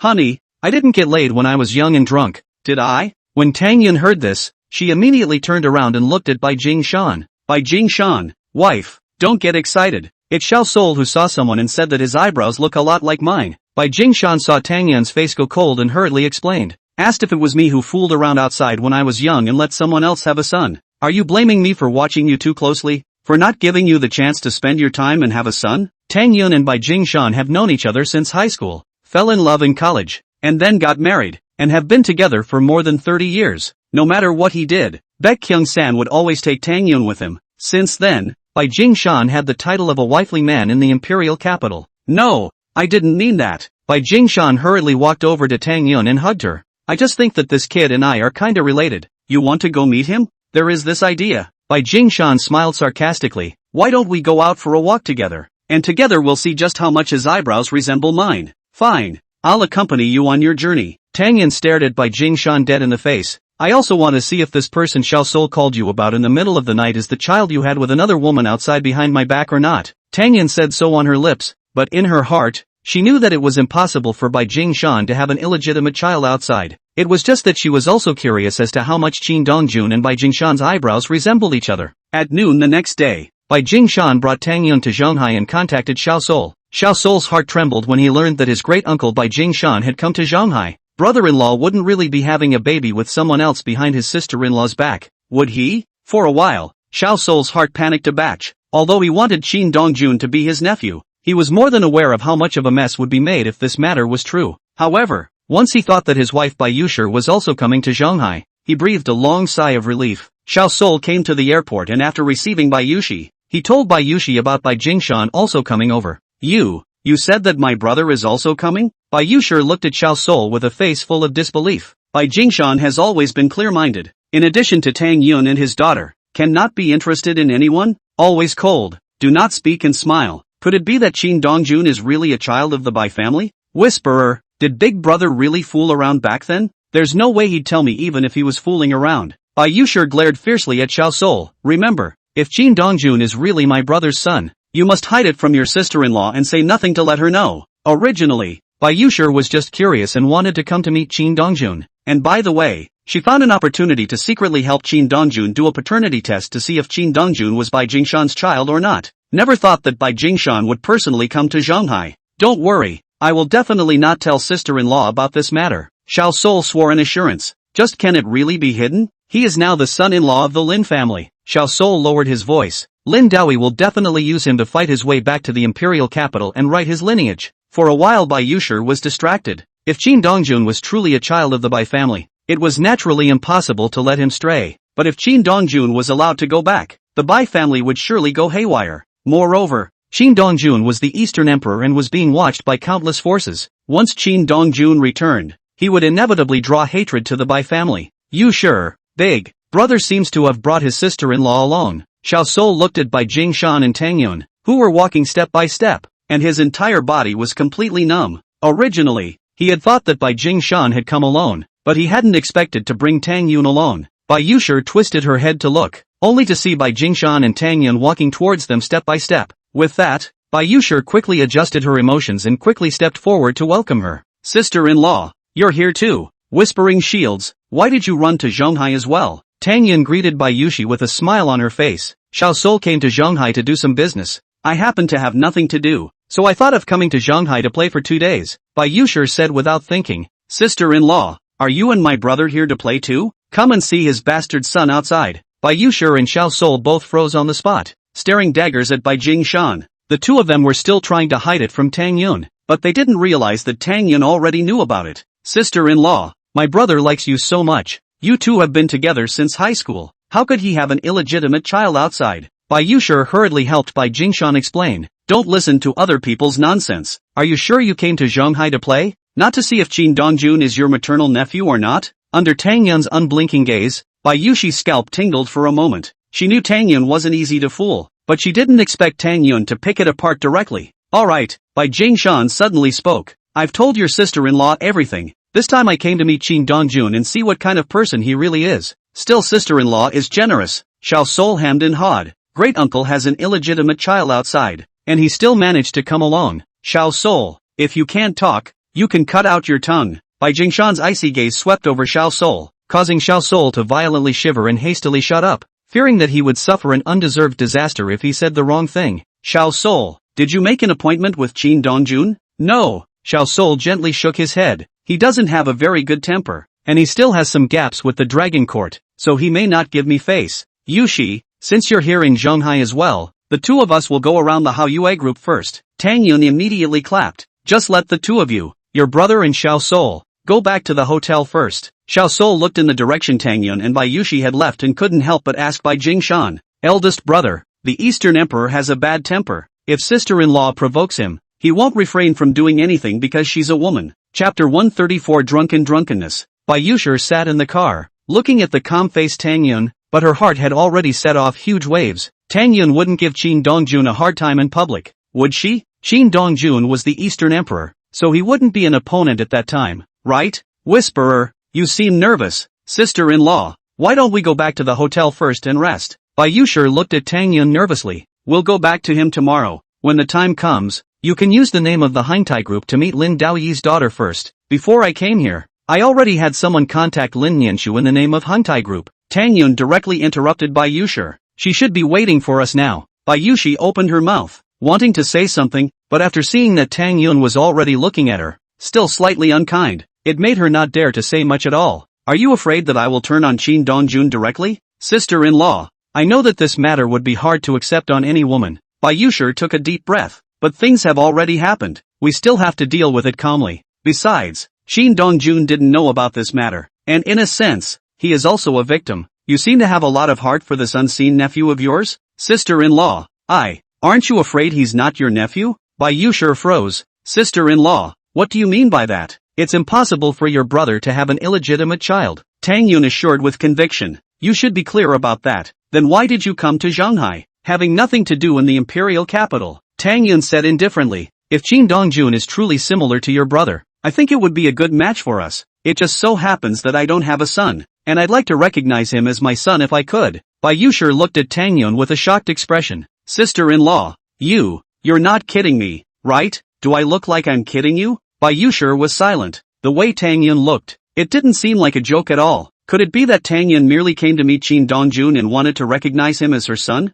Bai Yushi didn't believe it. She always felt that things weren't that simple. Of course, she wasn't stupid enough to pursue it. Since Tang Yun had previously contacted Lin Nianshu in the name of Hangtai Group, she was brought to Lin Nianshu's office when she arrived at Hao Yue Group. Mr. Tang. Lin Nianshu had seen Tang Yun more than once in financial magazines and financial media and recognized her immediately. General Manager Lin is really as young and beautiful as the rumors say. Tang Yun kept sizing up Lin Nianshu's body. It was like a mother-in-law looking at her daughter-in-law. Bai Yushi had been observing Tang Yun the whole time and felt more and more that Tang Yun was not right. Lin Nianshu also felt that Tang Yun's gaze was a bit strange, but she couldn't tell what was strange about it. Mr. Tang, please take a seat. With that, Lin Nianshu let Tang Yan make coffee. Mr. Tang, do you really have the idea of cooperating with our Hao Yue group? You don't? No. Lin Nianshu gently shook her head. It's just that the Hangtai group has always been the leader in the pharmaceutical industry, and we, the Hao Yue group, have wanted to cooperate with you more than once, but I know deep down that our Hao Yue group is not qualified,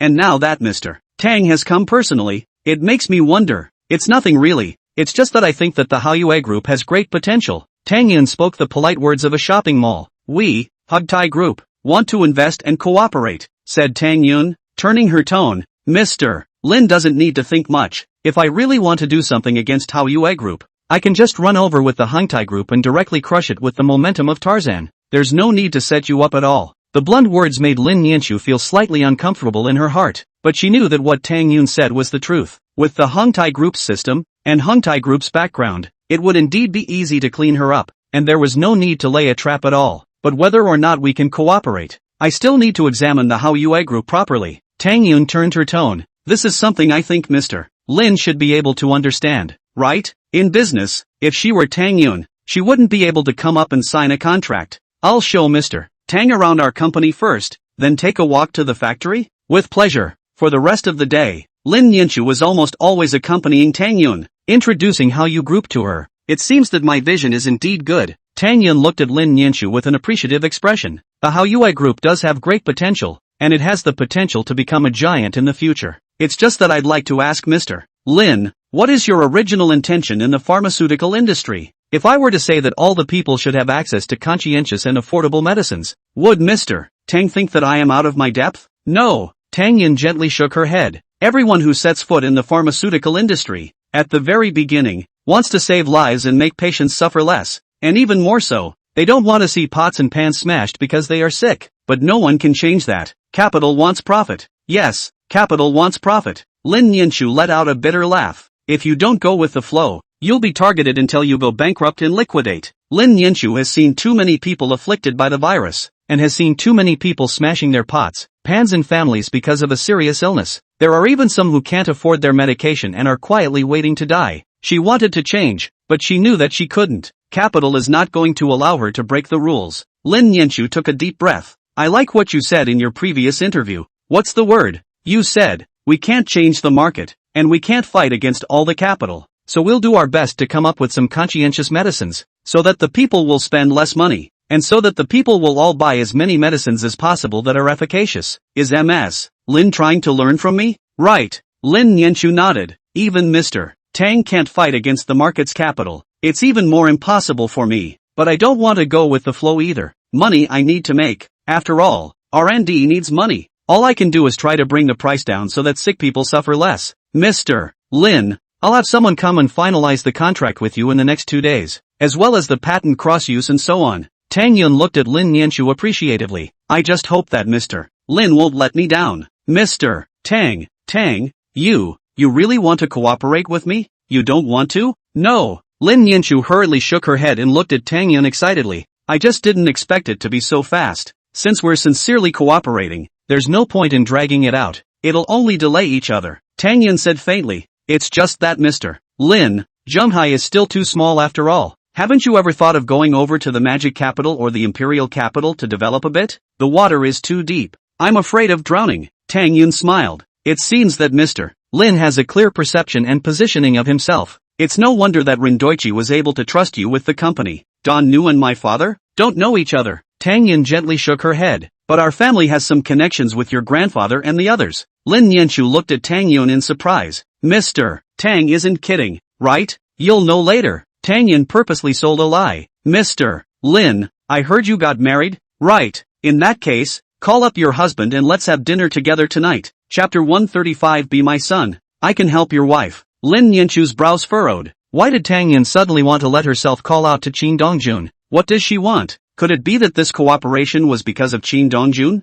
Although Lin Yanchu couldn't guess what Tang Yun was going to do. Since Tang Yun had said it, she could only contact Qin Dongjun. When Lin Yanchu brought Tang Yun and Bai Yushi to the hotel, Qin Dongjun had not yet arrived. However, Tang Yun wasn't in a hurry, but casually chatted with Lin Yanchu. Bai Yushi, on the other hand, found an excuse to go to the bathroom, but in reality, she was waiting for Qin Dongjun outside the box. After about 15 minutes or so, Qin Dongjun had just reached the second floor under the guidance of the waiter when he was stopped by Bai Yushi. You're Qin Dongjun? Bai Yushi kept scanning back and forth over Qin Dongjun.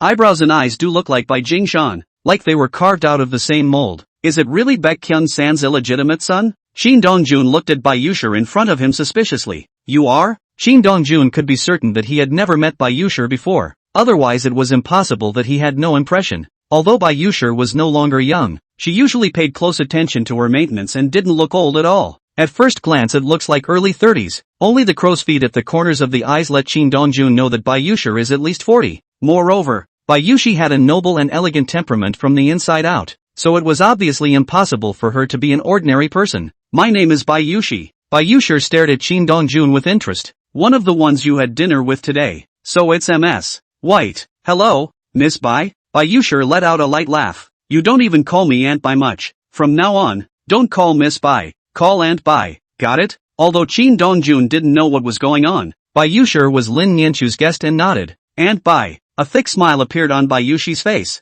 clearly satisfied with Qin Dongjun's aunt Bai. Come on, I'll take you there. Bai Yushi and Qin Dongjun came in from outside together, causing Lin Yanchu to be a bit surprised, but it was Tang Yun who had a calm face, as if she had already guessed it. Sister-in-law, do you think it's coincidental that I just happened to meet Dongjun? Bai Yushi was the first to speak. Dongjun, let me introduce you. This is Tang Yun, my sister-in-law. Just call her Aunt Tang. At this moment, it was as if Bai Yushi was the host, and Lin Yanchu was nothing more than a chaperone. Hello? Qin Dongjun didn't call out to Aunt Tang. After all, he wasn't sure what the situation was. Calling me Auntie Tang, you seem to be very unhappy about it? Mr. Tang, Dongjun didn't mean that. Lin Yanchu hurriedly helped Qin Dongjun explain. You don't want to call me Auntie Don anymore either? No, Lin Yanchu said in a panic. Auntie Tang, I was just too nervous, said Lin Yanchu hurriedly winking her eyes to Qin Dongjun. Although she didn't know what the situation was, calling out to Tang Yun as her aunt was definitely not a loss. Auntie Tang,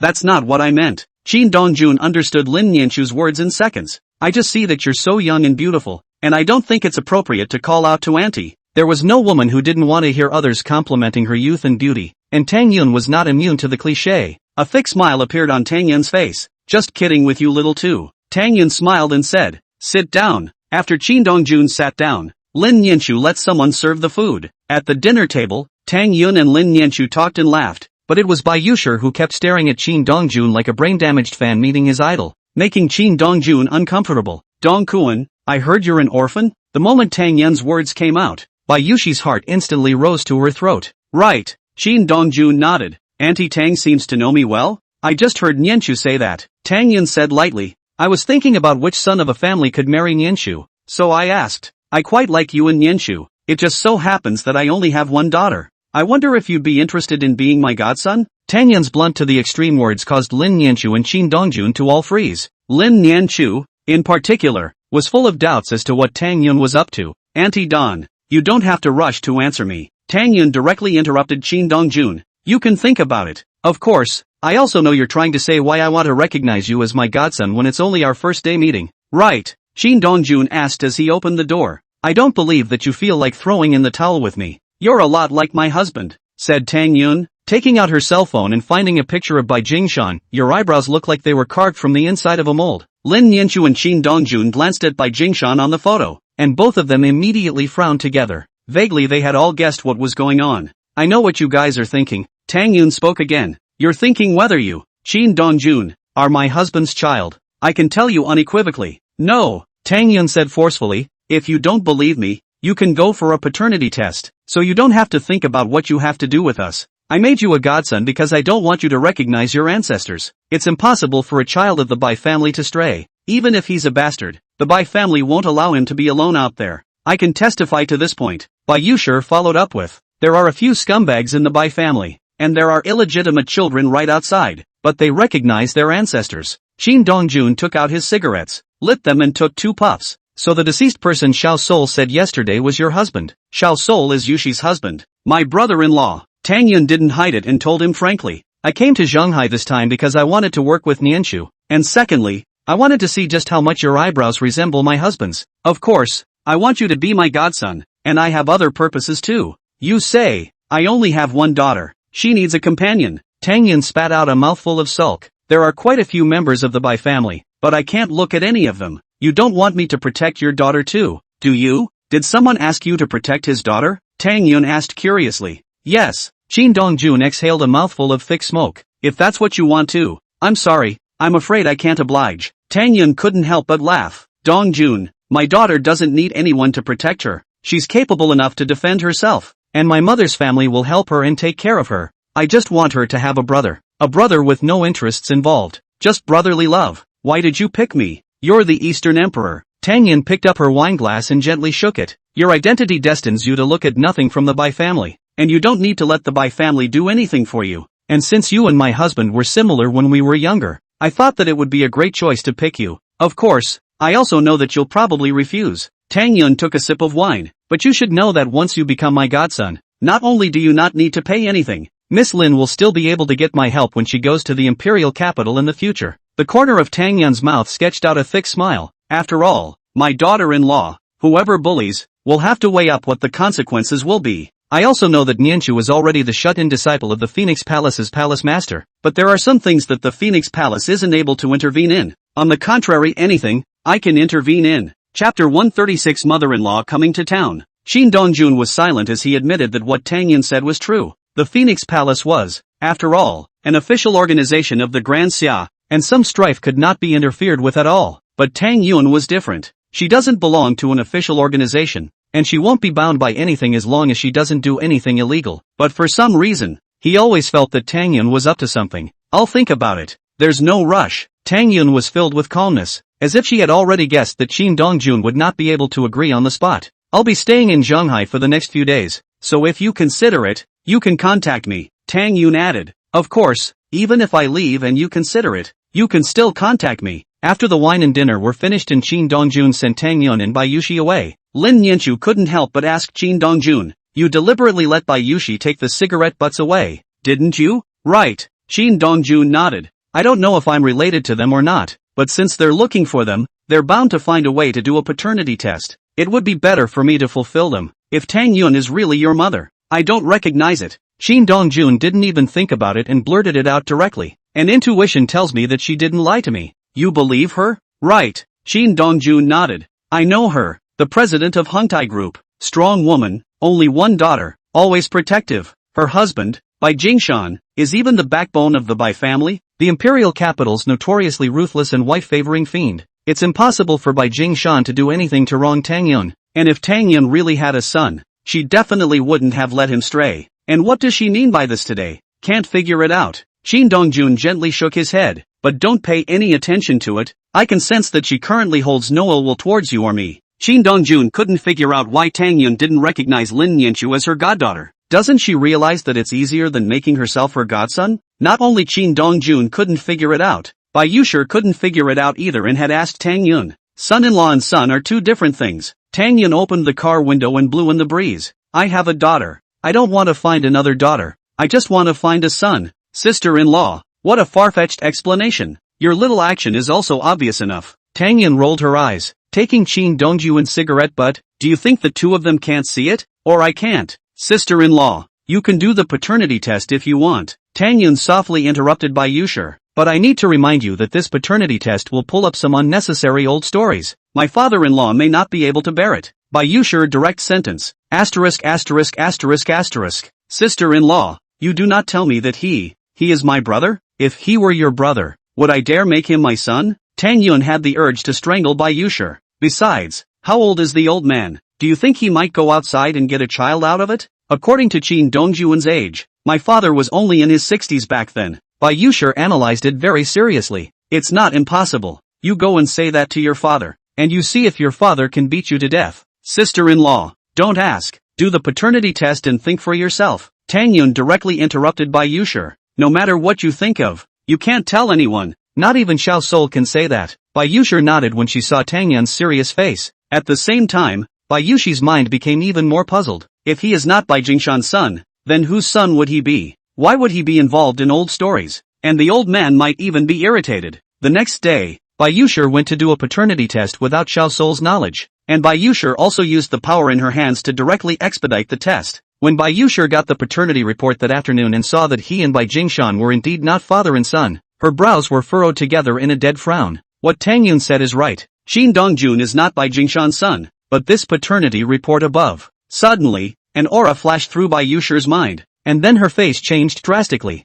Holy! Bayushi couldn't help but swallow. "Why don't you just tell me? This is going to be a mess." At that moment, Bayushi took out her cell phone and dialed Tang Yun's number. "Sister-in-law, the results are in? Indeed not my brother's child," Bayushi said gruffly. "Sister-in-law, he won't be. It's good to know some things for yourself." Tang Yun directly interrupted Bayushi. "Remember what I said yesterday? Don't worry, sister-in-law. I will never tell anyone about this matter," Bayushi promised with conviction. "Does my brother know?" "No," Tang Yun said slowly. "Just the three of us know. If he goes to the empire, then let him go. Not everyone is as boring as Xiao Sol." Tang Yun pacified. "Didn't Xiao Sol not think that deeply either? Even you didn't think about it that way." "That's right too." Bayushi took a long breath. "But I quite like Shin Dongjun. If he goes to the imperial capital, it will definitely be lively. the Lin family will probably have a headache. A thick smile spread across Bai Yushi's face, as if she had already seen the Lin family suffer defeat. Don't gloat.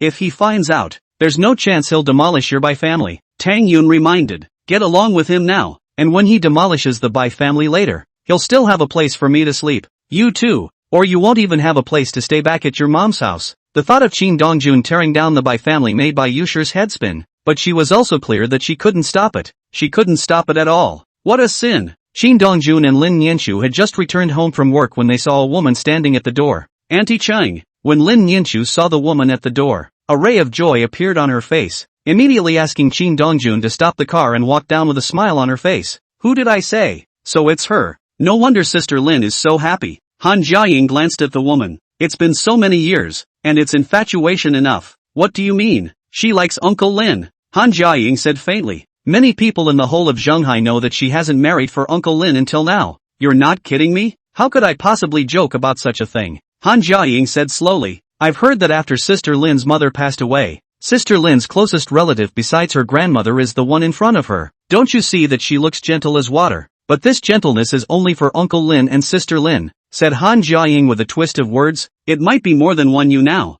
provided you don't make Sister Lin angry, or she can cut you to death with a knife. Qin Dongjun's heart trembled. Is it that fierce? When Uncle Lin got Sister Lin engaged to Song Ningjun, she blocked Song's house with a knife and wanted to hack Song Ningjun to death. Han Jiaying said lightly. If it wasn't for Uncle Lin going over, Song Ningjun wouldn't even need you to do anything. She could have ed him to death. Brother Qin, I won't follow you guys around. I have to go home today. You don't live here anymore? I'm afraid she'll me. Han Jiaying glanced at the woman somewhat timidly. In a sense, she's kind of your mother-in-law, so you have some eyesight. Chapter 137 Hypnobabies. Qin Dongjun had just come in from outside, and Lin Nianchu, who was sitting on the sofa, immediately got up. Dongjun, let me introduce to you. This is Auntie Cheng. Hello Auntie Cheng. Qin Dongjun had a faint smile on his face, and his face was even more respectful. After all, just now Han Jiaying had told Qin Dongjun that Mu Nanqing was equivalent to Lin Nianchu's stepmother, and was even more extremely good to Lin Nianchu. We meet again. Mu Nanqing greeted Qin Dongjun with a smile. Auntie Cheng, have you met? Lin Nianchu's suspicious gaze swept back and forth between Mu Nanqing and Qin Dongjun. We had a meeting the last time your father called him to the purple bamboo chest. Auntie Cheng, I didn't know about your relationship with Nianchu at first, that's why I didn't greet you. I don't mean to blame you. Mu Nanqing softly interrupted Qin Dongjun. I'm very satisfied with you. Thank you Auntie Haru for recognizing it. Although I'm very satisfied with you, if I know that you bullied Nianchu or did anything to apologize for Nianchu, I still won't be able to spare you. Mu Evening Qing's words sank in, and her originally gentle gaze became stern even at this moment, like a sheathed sword with a sharp edge. Auntie Cheng. Lin Nianchu pulled Mu Evening Qing's arm. As petulant as a little girl, Dongjun is quite good to me, so don't give him lessons.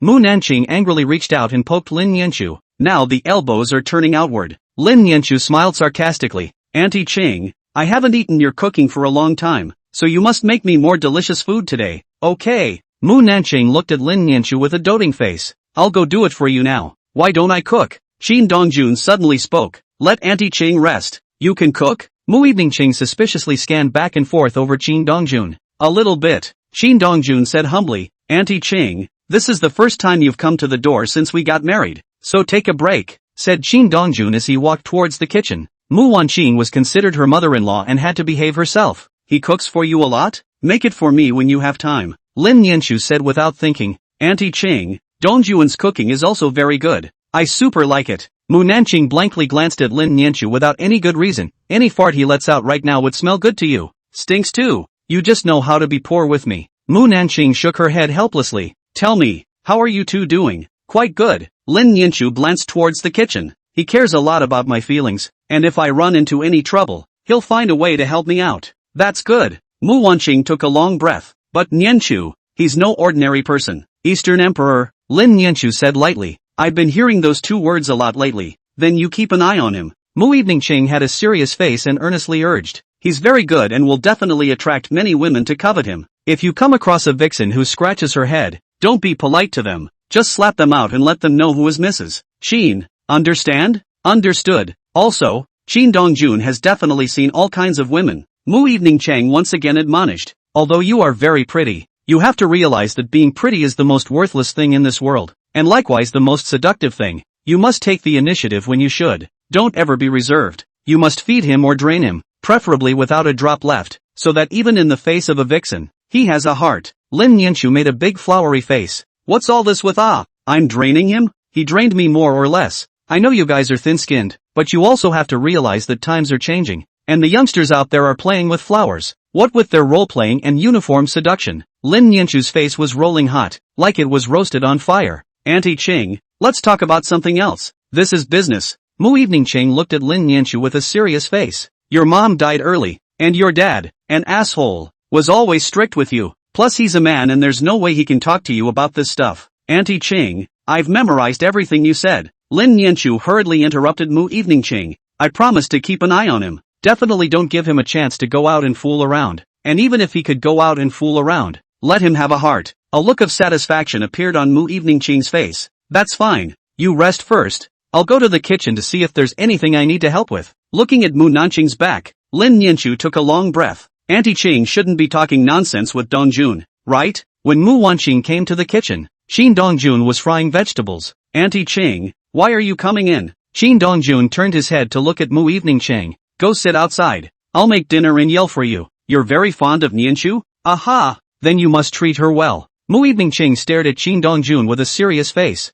This girl is a deadhead, and her temper is still a bit stubborn. Nianchu is quite good. Qin Dongjun softly interrupted Mu Nanqing. I like her a lot. Auntie Ching, I know what you're worried about, but you can rest assured that as long as I'm alive, I won't allow anyone to harm her. Hearing Qin Dongjun's assurance, Mu Evening Ching nodded in satisfaction. Is there anything I can help you with? No, I'll be fine on my own. Mu Nanqing didn't disturb Qin Dongjun from cooking and turned around to go back to look for Lin Nianchu again. This time, Mu Evening Ching didn't transmit some strange and weird thoughts to Lin Nianchu. It was completely just idle chatter. Qin Dongjun made a good meal and was the first to call Lin Nianchu and the two of them to eat. Lin Nianchu was happy when Mu Wanqing arrived and took out a bottle of red wine. At the dinner table, the three of them talked and laughed like a family of three, happy and cozy. Nianchu, when are you two going to have a baby? Mu Nanqing's sudden inquiry caused Lin Nianchu's entire body to stiffen on the spot. Qin Dongjun was also stunned. Did the subject change so quickly? Seeing that both Lin Nianchu froze on the spot, Mu Evening Ching's brows furrowed. You two wouldn't have no plans to have a child, right? Auntie Ching, I'm still young. It's precisely because you're young. It's even more important to hurry up and have a child. Mu Evening Ching said heavily. Otherwise when you want to have a child in your 30s or 40s, you'll be in advanced maternal age, which is very harmful to your body. Auntie Ching, I just want to run the company properly now, and Dongjun and I just got married not long ago. I know you guys don't have time to bring up the child. Give it to me when it's born. I'll help you bring it up. Mu Evening Ching directly interrupted Lin Nianchu's words. You should fight for your career. Dongjun does his own thing. It won't affect you guys. Lin Nianchu had two big heads, completely not expecting Mu Evening Ching to be so obsessed with hypnosis. In desperation, Lin Nianchu could only turn to Qin Dongjun for help. Auntie Ching, Qin Dongjun, you don't just want to play with our Nianchu, and when you're tired of playing with her, you'll just kick her away, right? Chapter 138 What am I in your heart? Auntie Ching, I didn't mean that. Qin Dongjun explained in a panic. Since you don't have that intention, then hurry up and have a child. Mu Evening Ching unilaterally made a decision. I'll help you bring up the child at that time, so you two don't have to worry about it. Looking at Mu Evening Ching's serious appearance, Qin Dongjun didn't dare to continue to say more for fear that he would be targeted by Mu Evening Ching. Why are both of you silent? Mu Evening Ching frowned. Her gaze kept sweeping back and forth over the two. Got a problem with me? No comment. Qin Dongjun and Lin Nianchu spoke in unison. Then I want a child. Mu Evening Ching's tone was resolute and simply unquestionable. On this day next year, I want to hold a grandchild, said Mu Evening Ching, turning her head to look at Lin Nianchu. Other things you fooled me are fine, but the matter of having a child, if you dare to fool me, see how I'm going to clean you up. Lin Nianchu raised her head and glanced at Mu Evening Ching, only to see that Mu Evening Ching was staring at her without looking away, and her gaze was even sharper. It was as if she didn't nod her head, Mu Nanqing wouldn't be able to spare her today. I want it. Mu Evening Ching's taut face was like an iceberg being melted, immediately revealing a thick smile. That's right, look if the two of you had a child. Wouldn't the house be a lot more lively? After a meal, Lin Nianchu and Qin Dongjun ate like they were walking on thin ice. After a good meal, Lin Nianchu thought Mu Wanqing would leave, but she said she would stay here for a few days. For a while, Lin Nianchu was frantic, but she couldn't kick out Mu Wanqing, so she could only obediently go and clean up her room. When returning to the bedroom, Lin Nianchu directly lay on the bed with a tired look. Qin Dongjun looked at Lin Nianchu's dying look and said smilingly, "You're very afraid of Auntie Qing?" "I'm not afraid of Auntie Qing. I just don't want to make Auntie Qing sad." Lin Nianchu spat out a mouthful of air. "As you know, my mother died early. I grew up with my grandmother, and my dad and I have nothing in common at all. On the contrary, it's Auntie Qing, who has always accompanied me after I have memories. I go to and from school and Auntie Haru picks me up, and sometimes I stay at Auntie Haru's house if I don't want to stay at home. If I'm bullied at school, as long as Auntie Qing knows about it, Auntie Qing will help me out. Even if I get into trouble at school,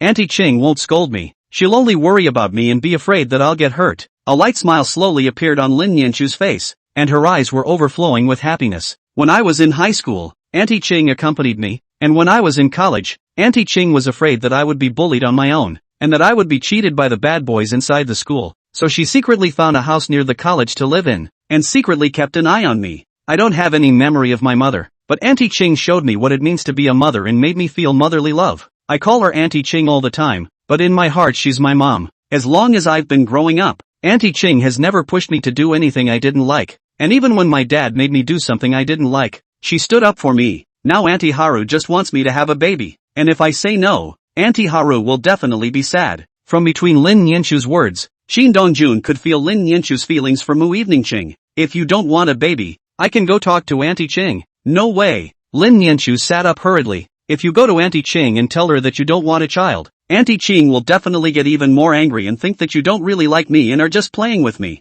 Auntie Haru will really play with you when the time comes." A grim look appeared on Qin Dongjun's face, and even a bitterness flared up at the corners of his mouth. "What are you thinking?" Surprisingly, he was still thinking of having a child with Lin Nianchu. "Match yourself?" As if she had sensed Qin Dongjun's change, Lin Nianchu hurriedly explained, "I did not want to have a child with you. It's just that I've had a lot going on lately, and I'm afraid that if I get pregnant and I get busy, the baby won't develop well," said Lin Nianchu, pulling Qin Dongjun's arm. "Hubby, give me a year. No, half a year, and let's have a child again, okay? You really want to have a baby with me? Could it be that you want to have a child with someone else?" Lin Nianchu's face sank and her tone intensified. "No, I don't have that idea," Qin Dongjun hurriedly denied. "I only want to have a child with you, but I'm not in a hurry, and it's really not suitable for us to have a child at the moment." Qin Dongjun was full of silly smiles. "I still have a lot of things to do, and your company still has a lot of things to do, so if we really get pregnant, we definitely won't be able to keep ourselves busy.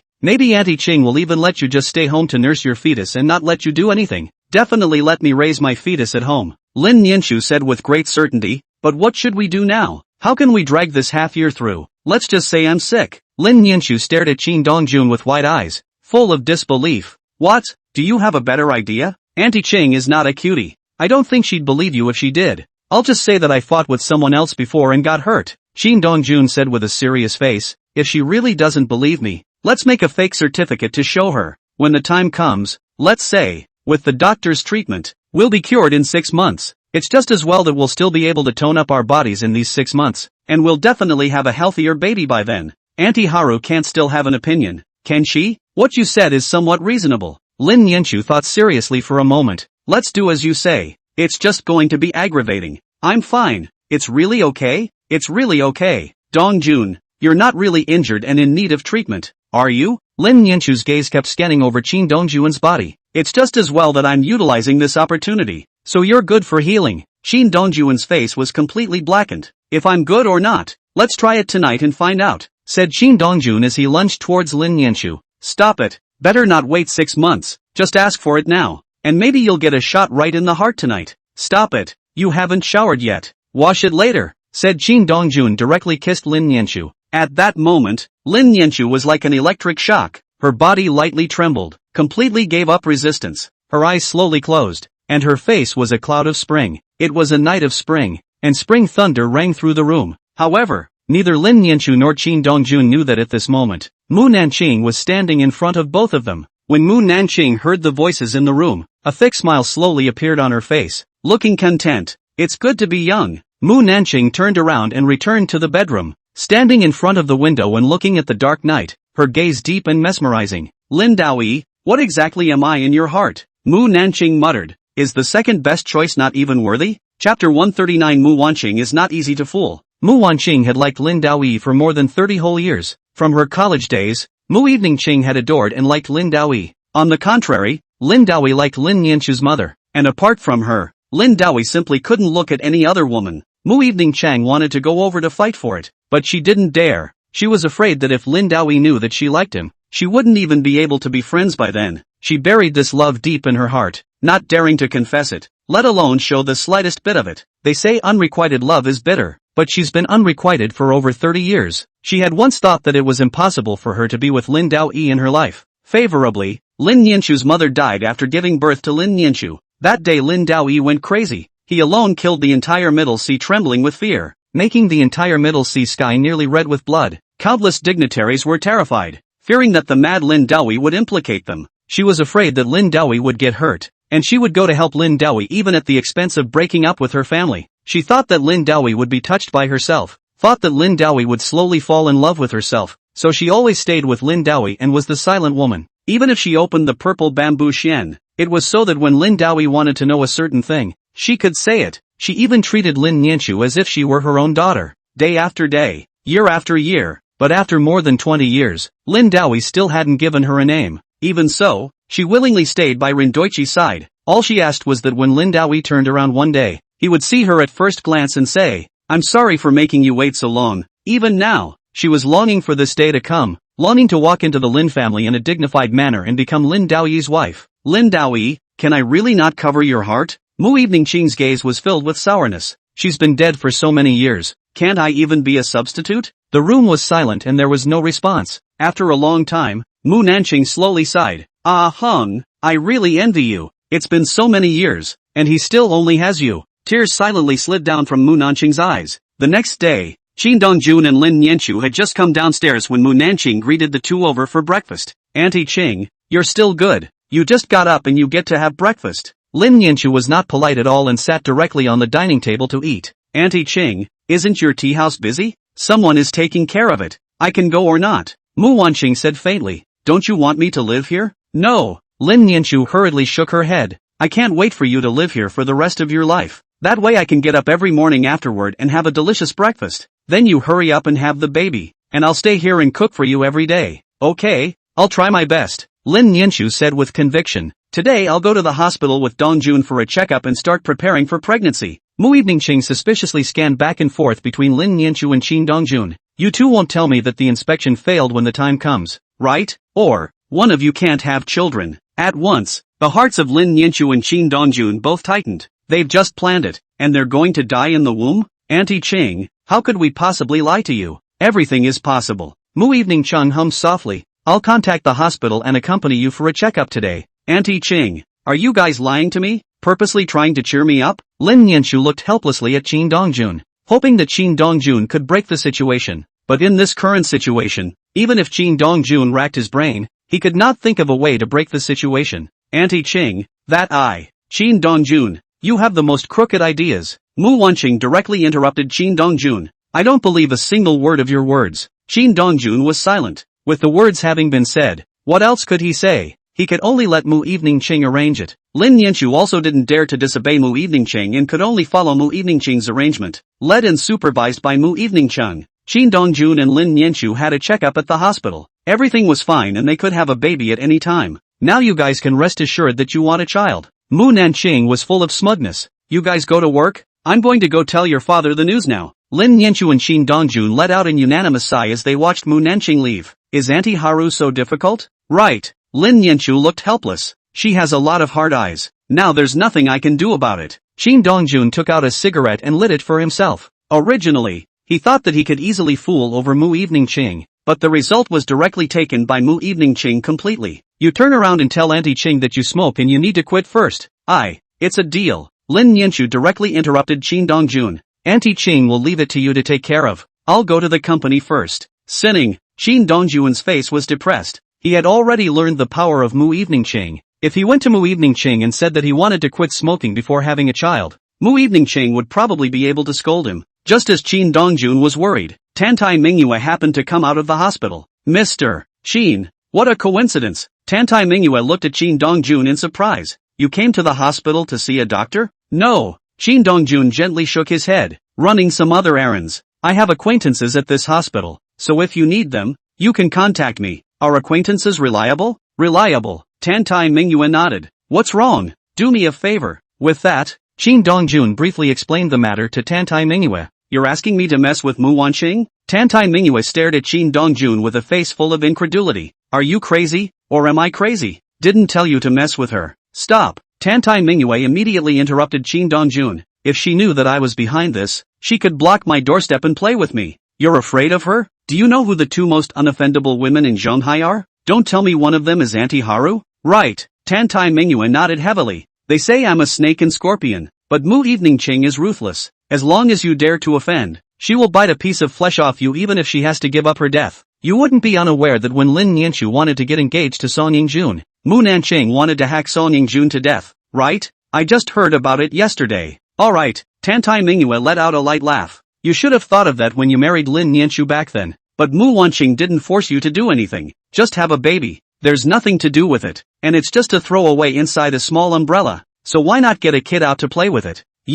I'm telling the truth. Tantai Mingyue looked at Qin Dongjun with some gloating. But you really don't dare to give birth either. You're the Eastern Emperor. There's no telling how many pairs of eyes are staring at you in the dark. Once you let them know you have a child and they make a move on your child as a way of coercing you, there's no way you're not going to bow down. Is there? Chapter 140 The Mysterious Drunkard. You're right. Qin Dongjun nodded his head in acknowledgement. But there's no way I'm going to give them a chance. That's true. Tantai Mingyue didn't question Qin Dongjun, instead agreeing, as the Eastern Emperor, you can definitely hide Lin Nianchu and the child from anyone. But do you dare bet on the 1 in a million chance? Qin Dongjun was silent. He didn't dare to bet. He can't afford to lose. According to reason, Mu Wanqing also knows your identity and shouldn't force you to have a child at this time. Tantai Mingyue frowned slightly. Could it be that she wants to use this child to make Lin Daoyi marry her? What do you mean? Mu Wanqing has loved Lin Daoyi for more than 30 years. Tantai Mingyue said faintly. Lin Daoyi has never given anyone a name. 30 years? Who wouldn't be crazy for anyone else? But Mu Eveningqing is also really powerful, being a spare tire for more than 30 years, giving without complaint or regret. Tantai Mingyue's face revealed a line of admiration. There are still such women in this world. Rare. Qin Dongjun wasn't surprised by this. He had guessed it last night. If you really don't want to have a child, Mu Eveningqing can't beat you to death. Tantai Mingyue came up with a bad idea. Just say that you tried hard to have a child and never got pregnant. Is it hard for her to watch you two love each other and check if the tadpole is in? Tantai Mingyue's words of tiger and wolf caused Qin Dongjun's face to darken. Come on. I'll take you for a spin and a break. Saying that, Tantai Mingyue did not care if Qin Dongjun agreed or not, pulled up and left. What are you taking me for? Take you to a fun place. Tantai Mingyue winked at Qin Dongjun. Guaranteed you haven't had any fun. No go. You'll definitely be interested. Tantai Mingyue promised with conviction. If you're not interested, I'll help you out on Mu Eveningqing's side when the time comes. Really? What's the point of lying to you?